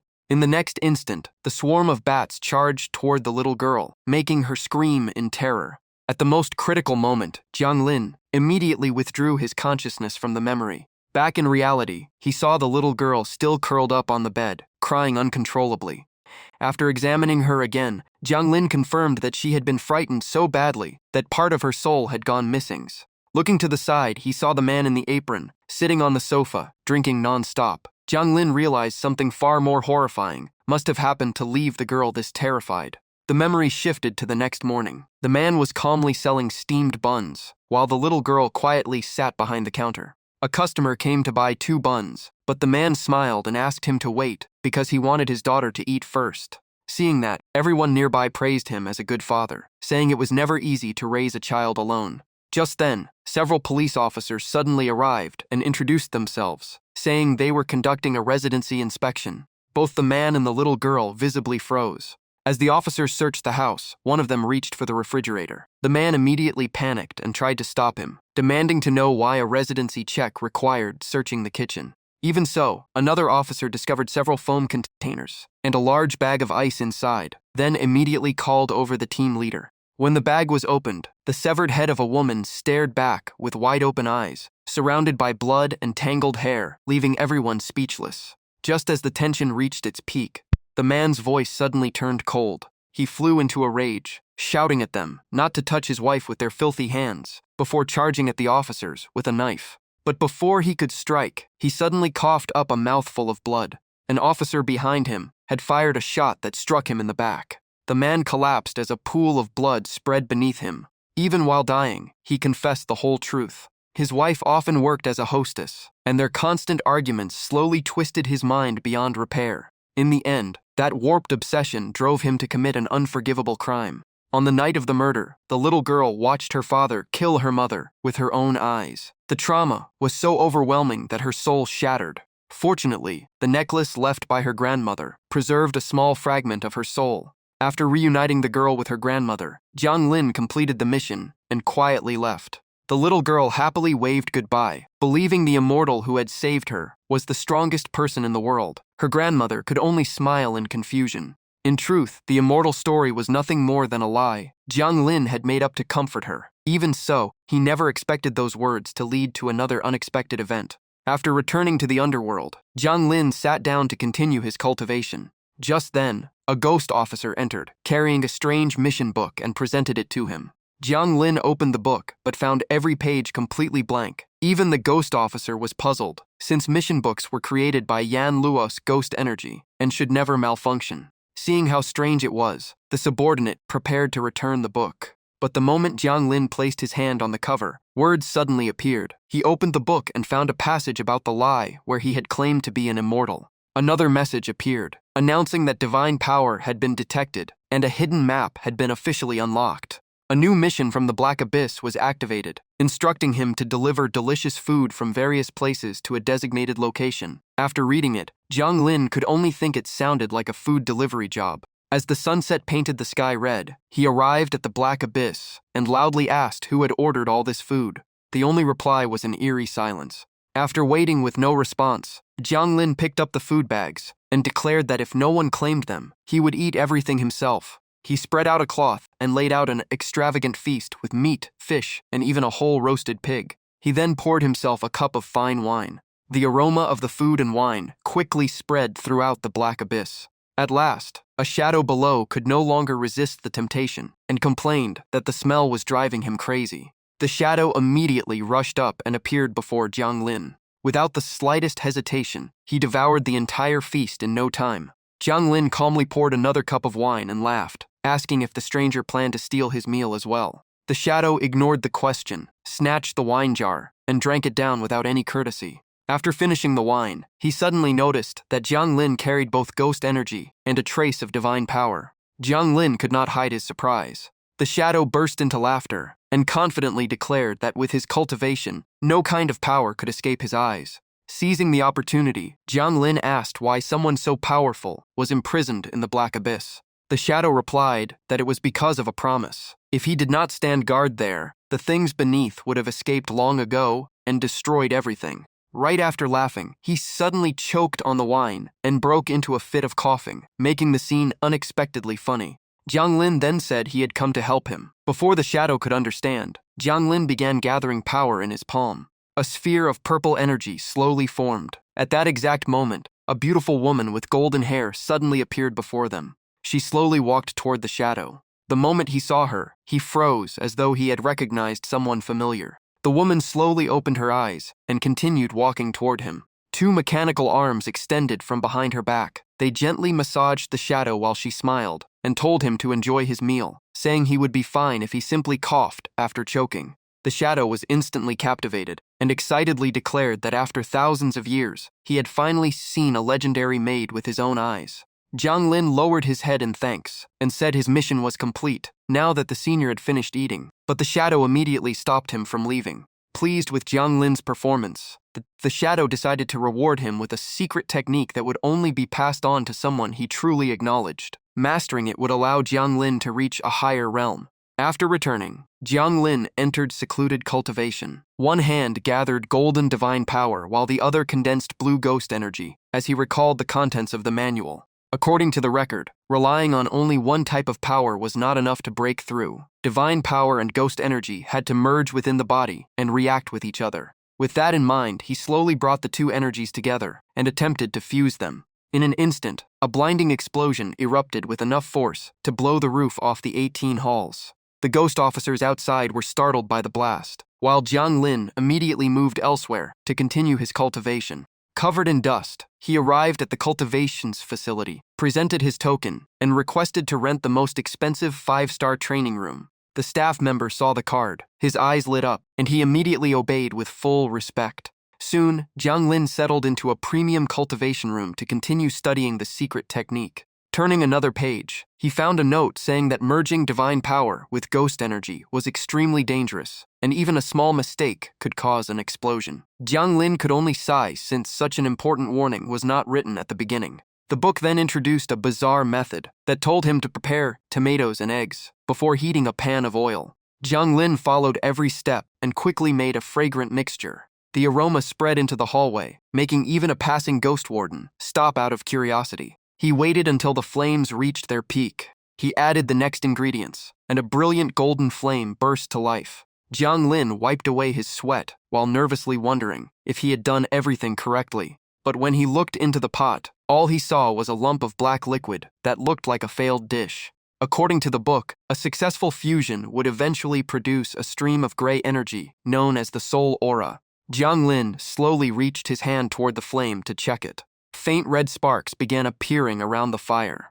Just as his fingertip was about to touch it, Jiang Lin suddenly froze as a mysterious red aura, carrying both divine and ghostly power, erupted across the underworld. The aura rushed all the way to the black abyss, where the shadow sensed it at once. He was shocked, saying it had been thousands of years since he last felt the divine ghost aura, and it looked like Jiang Lin was finally about to rise. In the Dragon Clan, a powerful expert sensed the familiar aura and smiled, finally understanding why Little Azure Dragon refused to leave Jiang Lin. His master was clearly no ordinary person. At the same time in the southern hall, Nan Ming was wiping his sword when he also sensed the strange aura. The feeling left him, stunned. Nan Ming wondered if the underworld had just gained another powerful expert. Yan Luo also sensed the mysterious aura at the same moment. While she was still surprised, a pillar of purple light suddenly appeared before her. Yan Luo jumped in shock at the sudden arrival. The one who stepped out was Nan Ming. He glanced around before asking if the Eastern Hall had recently gained anyone unusual, making Yan Luo complain that he always barged in without permission. She then admitted that the 18 halls really had produced someone worth noticing lately. Meanwhile, Jiang Lin was sitting in the audience, watching a match in the arena. Suddenly, Nan Ming's purple aura descended from the sky, leaving everyone below in shock. A ghost warden immediately stepped forward and ordered the fighters to pause the match. Floating in the air with his arms crossed, Nan Ming announced that he had an important matter to declare. He officially proposed a martial exchange tournament between the Southern Hall and the Eastern Hall to strengthen their relationship, while Yan Luo could only hold her head in frustration at his troublemaking nature. Unlike Yan Luo, the ghost wardens below were thrilled by the news and eagerly wanted to test their strength. Nan Ming calmly replied that the person they were looking for was himself. His answer left the other side speechless, and the entire arena was stunned to learn that the King of Hell of the Southern Hall would personally enter the arena. Nan Ming remained silent as the crowd erupted into chaos. Discussions spread everywhere. Nan Ming then withdrew his ghost energy and addressed the senior. He said this match would conveniently suppress his own cultivation, and there was only one chance to defeat a King of Hell. As he spoke, he raised one finger and pointed ahead. A man dressed in black immediately stepped forward to accept the challenge, declaring that this was the perfect moment. Lu Buwei cupped his fists and asked for guidance. Nan Ming landed on the arena, looked at his opponent, and remarked that he had already reached the early Ghost King realm with impressive presence. The two quickly faced each other, as both were suppressed to the early Ghost King realm. Lu Buwei smiled confidently, believing that with equal cultivation, victory would be decided by speed. He planned to pour all of his ghost energy into his movement technique for a surprise attack. Maybe he could even defeat a King of Hell. With that thought, he shot into the air at astonishing speed. In the blink of an eye, Liu Buwei appeared behind Nan Ming, convinced the opportunity had arrived. Yet Nan Ming remained perfectly calm. The instant the punch was about to land, Nan Ming's figure vanished so fast, it was almost impossible to see. The fight instantly turned into a high-speed close combat exchange, as both sides dashed around and clashed non-stop. Liu Buwei unleashed a relentless barrage of punches, constantly increasing the pressure. At that very moment, Nan Ming suddenly stomped on his opponent's shoulder, making Liu Buwei cry out in pain as his face instantly turned pale. The moment he turned around, Liu Buwei found Nan Ming standing right behind him. Without wasting the chance, Nan Ming unleashed the finishing blow and blasted Liu Buwei into the ground. Liu Buwei passed out completely after the defeat. Looking at the toothpick in his hand, Nan Ming commented that his opponent's speed was decent, but his attacks lacked power. The audience was stunned that a match between equals ended in an instant. As Nan Ming prepared to leave the arena, Ni Ju, a great ghost general, immediately stepped forward to challenge him with weapons. Nan Ming smiled and said he was not used to the ghost warden's weapons, then asked if a toothpick could count as his weapon instead. Ni Ju laughed, saying weapons were crucial in battles between great ghost generals, before charging straight in. Even as attack after attack came at him, Nan Ming dodged with ease and calmly warned him not to underestimate a toothpick. The moment he finished speaking, he drove the toothpick straight into the center of Ni Jia's forehead. The strike froze Ni Ju in place before he collapsed, with blood running down from the wound on his forehead. Even so, Ni Ju forced himself back up and insisted he could still keep fighting. At that moment, Jiang Lin stood up from the crowd and told Ni Ju to stop. If Nan Ming had used a steel needle instead of a toothpick, he would already be dead. Yan Luo quietly watched the entire fight from a corner, without saying a word. She realized Nan Ming had become far stronger than before. His speed, strength, and precision had all improved, making him incredibly difficult to defeat. Just then, another man stepped onto the arena and introduced himself as Xu Beixing, a ghost king, asking for a match. As soon as he finished speaking, Xu Beixing cast a spell and created a massive wind character before him. The giant symbol shot toward Nan Ming at incredible speed. The entire arena was soon covered by a murky green barrier, leaving no one outside able to see what was happening. The audience could only stare in confusion. Inside the barrier, Nan Ming casually rubbed his eyes. When he opened them, he found himself standing in a dense green forest. Nan Ming smiled and admitted the sealing technique was quite interesting. A nearby pine tree secretly watched Nan Ming, thinking that, even if it could not win head-on, trapping him long enough would make it the last one standing in the arena. Suddenly, the pine tree where Xu Beixing was hiding shook violently, leaving him completely shocked. Before he could react, he was blasted out of the arena. It turned out Nan Ming had simply lifted the entire arena into the air and calmly explained that the seal was too small, so destroying the area, supporting the formation was enough to break it. After saying that, he casually threw the entire arena back down. The impact sent violent tremors everywhere. Nan Ming looked around and asked if anyone else wanted to challenge him. As soon as he finished speaking, he gently landed on the ground. At that moment, Jiang Lin finally stepped forward and introduced himself. He gave his name as Jiang Lin and revealed that he was only at the Ghost Soldier realm. Viewers watching the live broadcast immediately exploded with disbelief. A ghost soldier could barely use ghost energy, and many believed challenging Nan Ming, a veteran of countless battles, in hand-to-hand combat was pure suicide. Nan Ming quietly sized up his opponent, wondering what kind of background Jiang Lin had to dare challenge him in close combat.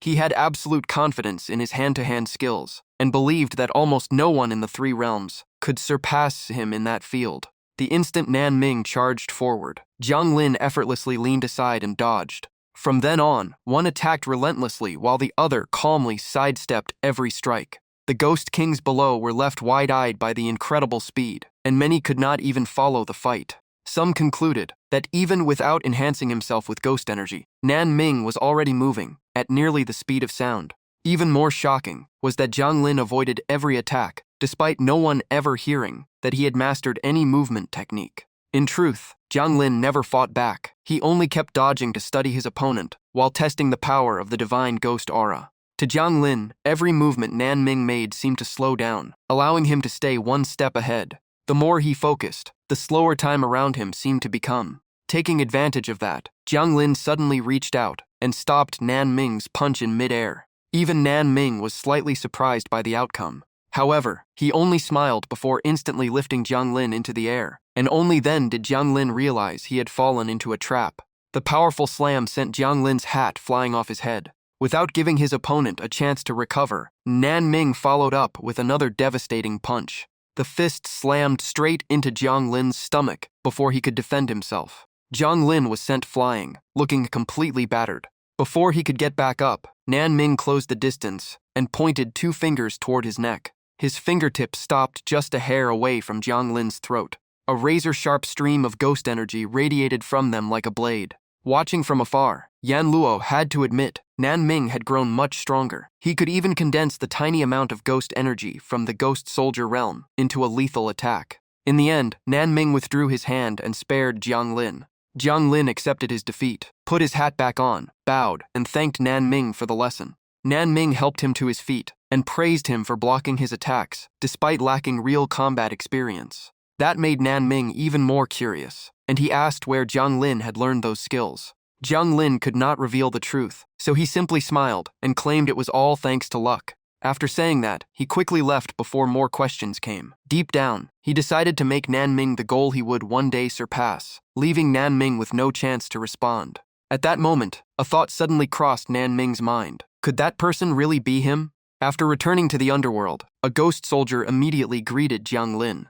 Jiang Lin pulled out a huge stack of cultivation cards and asked to use them all at once, requesting the cultivation room with the densest ghost energy. Seeing such a massive pile of cards, the ghost soldier became excited and hurried off to make the arrangements. Before long, the cultivation room was ready. After his battle with Nan Ming, Jiang Lin became even more determined and realized that combining ghost energy with divine power was the true key. His strength continued to grow through cultivation, but he still felt it was not enough and began searching for a way to reach an even higher level. Ghost energy merged with divine power, forming strange currents that wrapped around his body, while Jiang Lin kept searching for the path ahead. Every time he thought more deeply, it felt as if another door had opened on his cultivation journey. While lost in thought, Jiang Lin suddenly found himself falling through the air, leaving him completely confused. He wondered why he had suddenly appeared high above the ground. Before finding an answer, Jiang Lin crashed hard into the earth. As he got up rubbing his head, he realized his consciousness had entered someone else's body, and he could feel everything through it. Just then, a creature with a human body and the features of a bird suddenly appeared. It was surprised to find another human slave there. Seeing a talking bird for the first time, Jiang Lin casually greeted it and even asked if it had seen number 2. The creature ignored him, grabbed his clothes with its claws, and lifted him into the air. Jiang Lin could only keep asking where it was taking him. The creature seemed unable to understand him and simply grumbled that humans were far too noisy. Carrying Jiang Lin high into the sky, it decided to throw him into the mining area. Below, countless humans were being forced to work by monsters. They beat and shouted at the slaves, ordering them to dig up crystal cores as fast as possible. A small monster laughed when it saw the scene, saying that Huo Linger had caught another human slave. The bird-like creature carried Jiang Lin to the mine and casually tossed him down.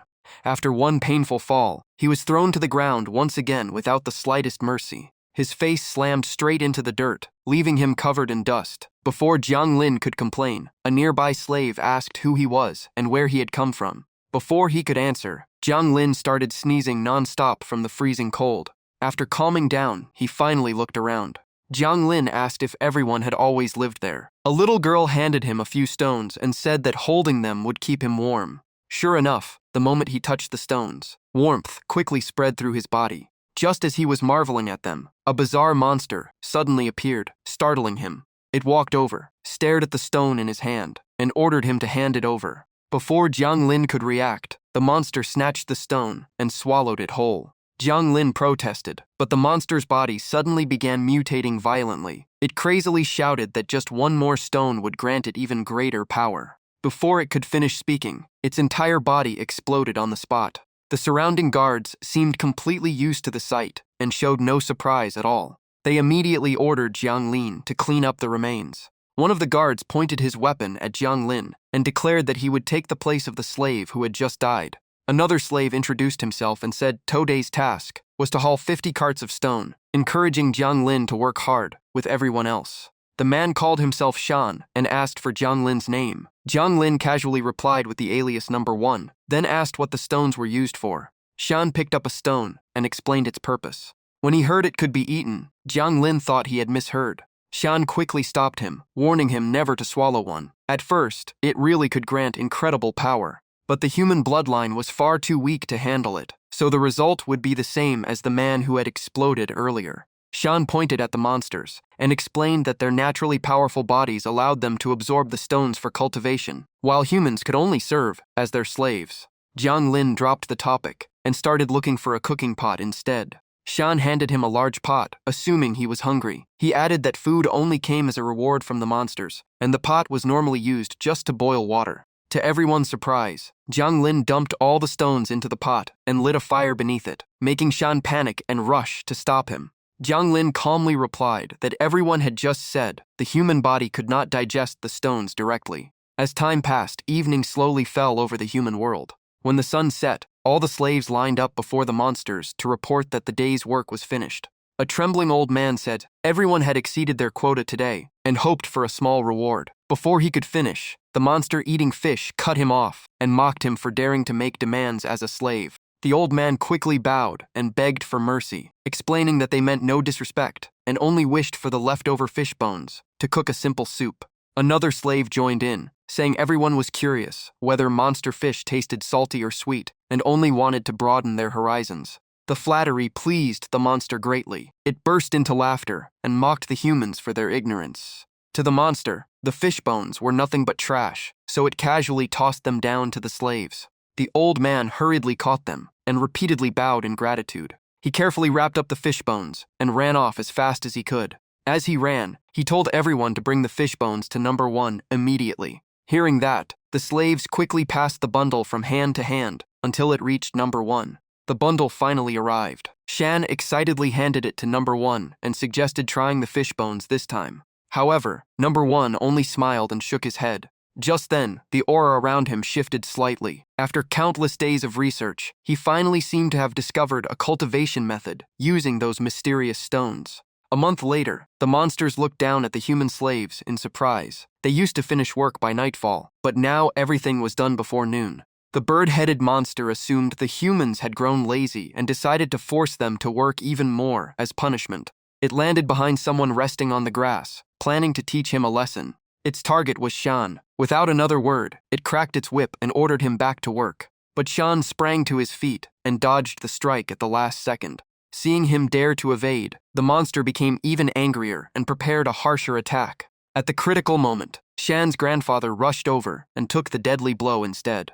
Shan turned pale at the sight of his injured grandfather. Even then, the old man bowed to the monster, saying the child was ignorant and promising they would work harder. Shan quietly told his grandfather that they no longer needed to be afraid. Thanks to number 1's guidance over the past month, everyone had gained real strength. Despite the severe wound on his back, the old man gritted his teeth and told Shan to keep enduring, because the right moment had not yet arrived. Neither of them noticed that the monster had quietly raised its sickle. In the next instant, the old man's arm was sliced clean off. Before his final warning was even finished, Blood sprayed everywhere. Shan froze in horror and could only scream for his grandfather. Elsewhere, the pig-headed monster waited calmly, wondering why its companion had still not returned after going to discipline the human slaves. A moment later, the bird-headed monster's corpse suddenly crashed down right in front of it.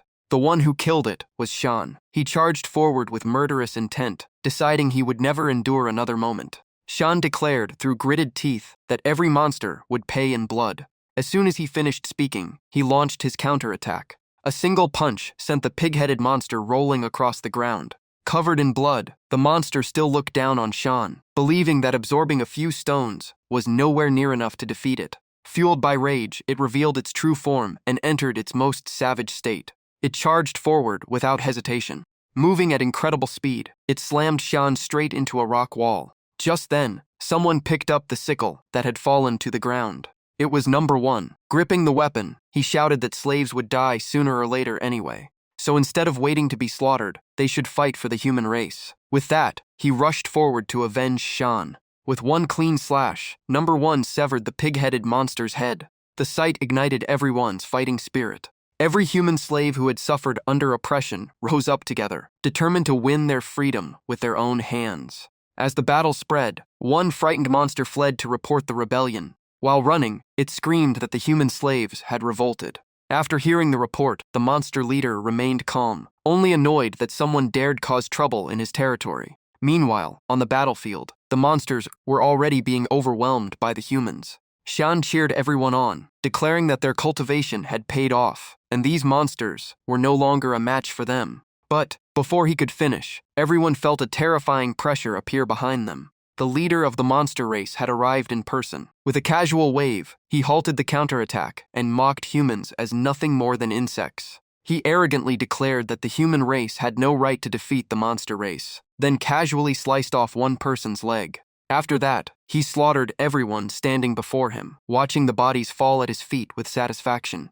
In his eyes, humans looked best kneeling on the ground, and his arrogant laughter echoed across the battlefield. Just then, a stone suddenly flew straight into his mouth. Choking unexpectedly, the monster coughed violently and immediately turned to find the attacker. Looking in that direction, Shan was overjoyed to see that the newcomer was number 1. He quickly shouted for number 1 to be careful. The most dangerous thing was the monster's razor-sharp claws. In the next instant, the monster closed the distance, forced number 1 to his knees, and swung its claws to cut off both his legs. But number 1 had already seen it coming. He read through his opponent's intentions and struck first.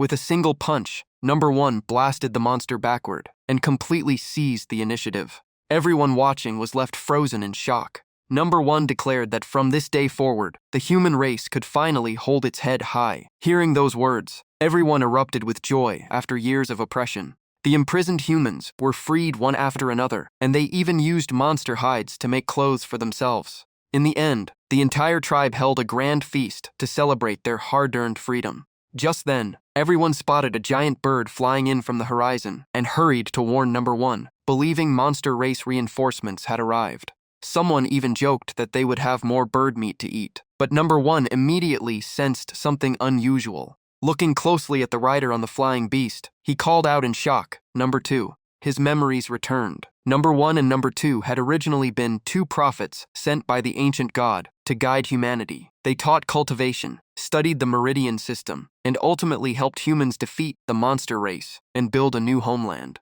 Before passing away, number 2 smiled and told number 1 that their mission was complete and that he had to leave first. Number 1 desperately tried to stop him, begging number 2 not to leave him alone. To find a way to bring his companion back, number 1 entered secluded cultivation. He eventually awakened divine power and became the first person to wield it. During that same period, he discovered that after number 2's death, he had founded the Underworld and become the first being to command ghost energy. At last, the two met again.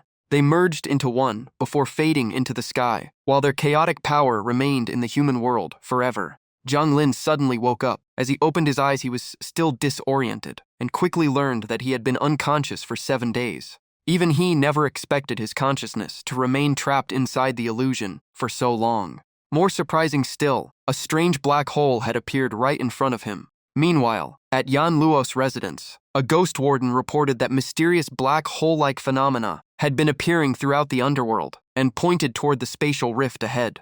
According to the investigation, the first black hole appeared inside the premium cultivation room, and similar rifts later opened across the human world, causing countless people to disappear within just a few days. Yan Luo immediately asked where Jiang Lin was, and whether his team had already been notified. The ghost messenger replied that Captain Jiang was still in the advanced training room, but he was also the first one to disappear. At that moment, Jiang Lin was floating inside a completely unfamiliar space. He was trapped in that mysterious dimension. At first, Jiang Lin kept his eyes tightly shut. When he opened them, he found himself in a ruined slum. A sign reading Merry Christmas left him wondering if it was Christmas Eve. Before he could figure it out, Jiang Lin's body slowly began to fade away. Once everything settled, he realized he had become the little match girl with a red cloak and a basket of matches. Jiang Lin stared at the matches and guessed this chaotic world was forcing him to play a role. He figured every game had rules and clues, so he immediately checked the basket in his hands. Right then, a small note slipped out of the basket. Jiang Lin picked it up and read that he must never fall into darkness and had to survive Christmas night to clear the game. He memorized the rule at once. Just then, a blonde boy walked over and asked if the little girl had lost her way, because the harbor was easy to get lost in.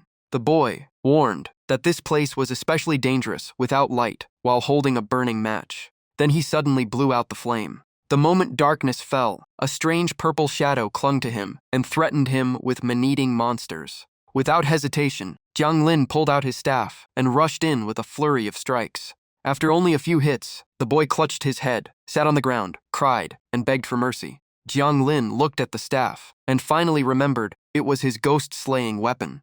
The frightened boy asked where Jiang Lin came from to be this terrifying. Jiang Lin calmly replied that he was a ghost officer who specialized in hunting evil spirits. He kept questioning the boy, demanding to know who brought him here and where their headquarters was. His killing intent terrified the boy. Just then, the Christmas bell hanging outside a nearby house suddenly rang.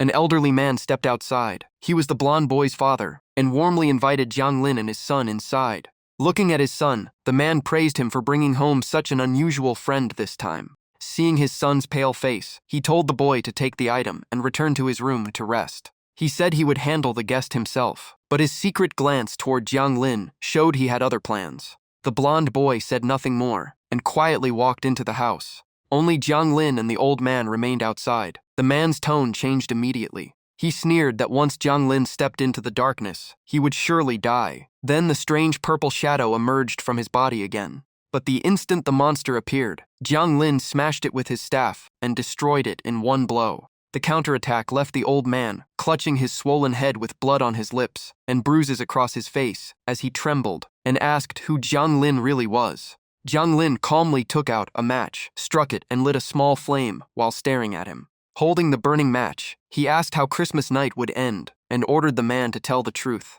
He added that honesty was the man's only chance to be spared. The old man finally confessed that this world followed the rules of darkness. After midnight, the entire village would be swallowed by darkness, and the only way to survive was to kill every monster. Otherwise, no one would make it through Christmas night. He continued that only 30 seconds remained. Until the new day, Jiang Lin had just 3 matches left, and even his lifespan was counting down before bursting into eerie laughter. Right then, the clock bell rang, announcing the arrival of midnight.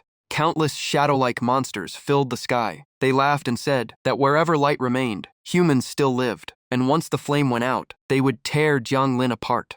A sudden gust of wind blew out the flame in Jiang Lin's hand, but he only smiled calmly. Seeing that, the monsters thought their chance had come and charged toward the house where he stood. But a massive red and golden barrier suddenly appeared and blocked every one of them. No matter how hard they tried, they could not break through. They could only stare at the barrier in shock and ask what it was. Standing safely inside the barrier, Jiang Lin looked at the match and finally realized that once night fell, the monsters were completely freed to hunt humans. His ghost shield could reflect double the damage. He had planned to deal with them one by one, but now they had gathered for him.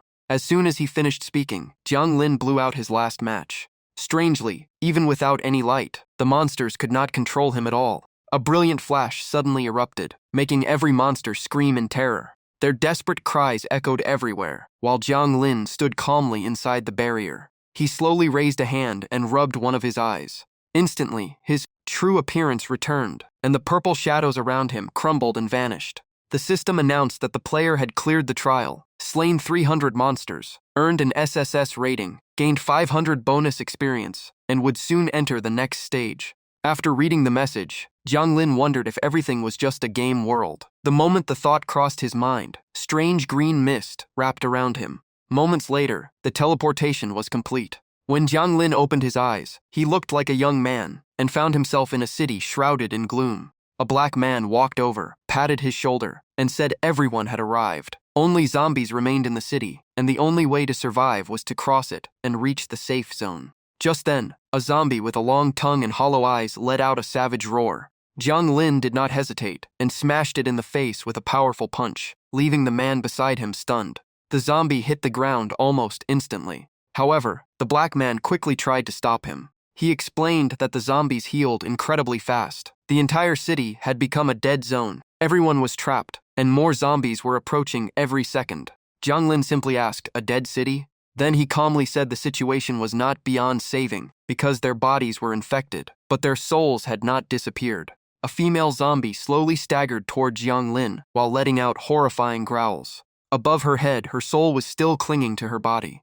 Jiang Lin grabbed the zombie and shoved her forward with all his strength. In an instant, the woman regained her senses, held her head, and asked what had happened to her. Before anyone could react, another zombie staggered toward him. Jiang Lin removed his infection as well, restoring his consciousness. The man looked around in confusion and wondered why he had become like that. Then his eyes turned toward the woman beside him. The two recognized each other. The man immediately dropped to one knee, took her hand, and confessed his love. They embraced in joyful reunion, leaving the black man completely speechless. He had no idea what had just happened. Just then, a congratulatory sound rang out like fireworks celebrating a successful stage clear. The system announced that Jiang Wuchang had saved 5,000 zombies, received 5,000 times the experience reward, and was preparing to enter the next stage. As the teleportation began, a tiny purple shadow still floated beside him. Before it could escape, Jiang Lin grabbed it and coldly asked who gave it permission to send him away again. Caught in his grip, the purple shadow trembled in fear, unable to understand how Jiang Lin had broken through space itself to touch it. Jiang Lin pointed at the system screen, showing the experience reward, and calmly explained. He said that for ordinary people, this much experience would only make them slightly stronger. Then he crushed the system screen with his bare hand. But as a ghost officer, he could convert that massive amount of experience directly into cultivation. The purple shadow struggled desperately and begged him to stop. Moments later, Jiang Lin entered a completely different space. Countless symbols and images surrounded him, recording every stage he had just completed. After examining everything, he quickly concluded that every game was actually an illusion.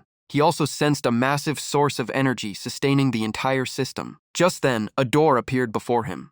Jiang Lin locked onto his target and walked straight toward it. He reached out and pushed the door open. Inside stood a strange yellow creature with a long twisted body, and the purple shadow in Jiang Lin's hand became even more terrified. Before Jiang Lin was an octopus-like monster with countless tentacles and a long tail. It let out a creepy laugh before speaking. It admitted that Jiang Lin was the one who had ruined the source of the infection, proving that these games could never imprison him. Jiang Lin calmly replied that the stages were far too realistic for any computer to simulate, then asked what the creature really was. The monster explained that every game was an illusion born from humanity's malice. The more humans existed, the more illusion worlds were created, and they kept amplifying mankind's evil. Sooner or later, the entire planet would be consumed. That had always been their true goal. Everything would have gone according to plan if Jiang Lin had never appeared. Jiang Lin replied that he should actually thank them for giving him an enormous amount of chaotic energy, enough to tear through space. He demanded they send everyone back, or he would destroy this place. As he spoke, a sphere of chaotic power formed in his palm, but the power suddenly vanished, leaving even Jiang Lin surprised. Seeing that, the octopus monster burst into triumphant laughter. It declared that malice existed in every soul. Even Jiang Lin was no exception. As it spoke, one of its tentacles wrapped tightly around him. It explained that as long as even a trace of evil remained in his heart, all of Jiang Lin's power would become useless. Laughing proudly, the monster lifted him into the air with its tentacle. Jiang Lin quietly wondered if he really carried malice in his own heart. Countless memories from his previous reincarnations flashed through his mind, showing all the times he had helped others. Yet the monster insisted the world had never changed, and evil had never diminished, because it was the true nature of every soul. The moment those words echoed out, Jiang Lin's eyes slowly turned into a deep, eerie black. A surge of purple power exploded from his body and sliced off the monster's tentacle, forcing it to retreat in shock. At that very moment, Nan Ming stepped through a spatial portal. The instant he saw Jiang Lin, Nan Ming realized his aura had become far stronger than before. Even while restrained, Jiang Lin could not hide his surprise that Nan Ming had appeared at this exact moment. Only then did the yellow octopus monster notice Nan Ming and realize another powerful expert had arrived. Though briefly surprised, it quickly regained its arrogance, convinced that no one could change the outcome. It smiled viciously, believing it was only one step away from devouring Jiang Lin's will. But just as its tentacle reached for Jiang Lin's heart, it was suddenly cut apart. The monster was stunned to discover that Jiang Lin possessed the glazed heart. It could not understand how he had obtained such a treasure, while Jiang Lin remained completely calm. It turned out the system had rewarded him with the glazed heart after he completed the trial of preserving his true self. Thanks to it, Jiang Lin's mind could never be shaken, no matter the situation. Nan Ming moved behind the monster and declared that Jiang Lin was the only opponent he wanted. He coldly told the monster to stay out of their fight before cutting off its head with a single slash. Then Nan Ming pulled Jiang Lin to his feet and urged him to move somewhere else so they could continue their duel. Jiang Lin, meanwhile, just wanted to play dead because dealing with such a battle fanatic was exhausting. Even after losing its head, the monster refused to give up and shouted at Nan Ming for underestimating it. It claimed to be the embodiment of all malice in the universe. It declared that everything inside its domain must obey its will. The moment it finished speaking, countless fragments rushed toward the two of them. By then, Nan Ming had already freed Jiang Lin from the monster's restraint. The entire area erupted in a violent explosion, while Nan Ming simply muttered that no one could stop his duel. He grabbed Jiang Lin and smashed a path through the siege as they escaped together. The octopus monster was shocked to realize Nan Ming had unleashed Nether Emperor Battle Aura, a divine technique that covered the entire body, and unleashed its full power across every plane. It was an incredibly rare and terrifying ability. Nan Ming immediately counterattacked, piercing straight through the monster's body and blasting it far away. Even with devastating injuries, the monster refused to accept defeat and could not understand how a Ming king could wield the Nether Emperor Battle Aura. Meanwhile, a massive black hole appeared above Chenjiang, continuously spewing waves of black smoke.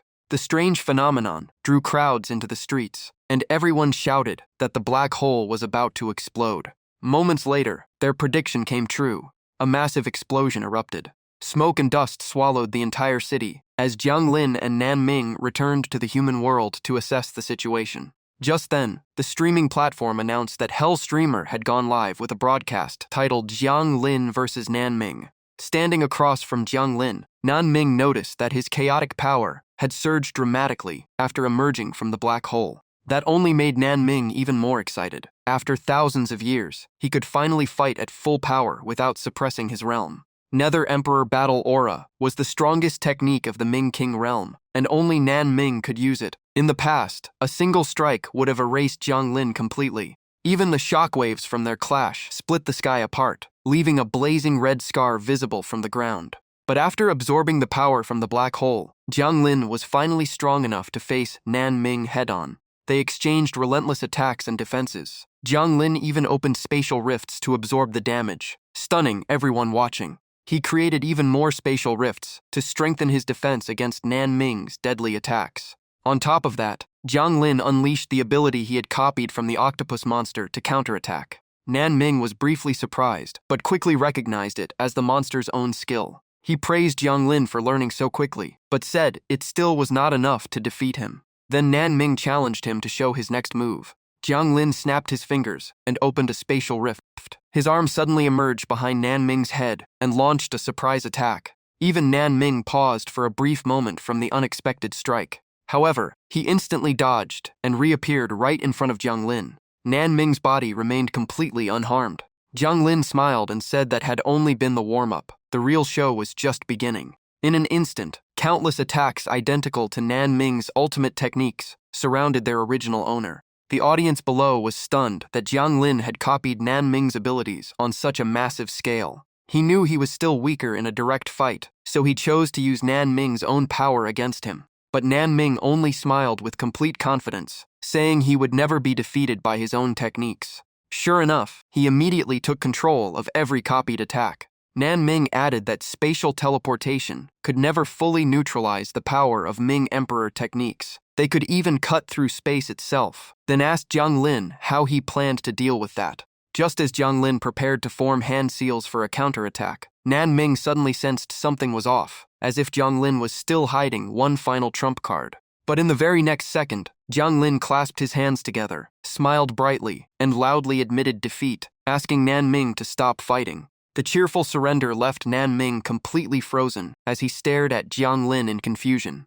Jiang Lin motioned for Nan Ming to take a closer look at the damage their battle had caused. He pointed out that if they kept fighting, the barrier between the human world and the underworld would no longer hold.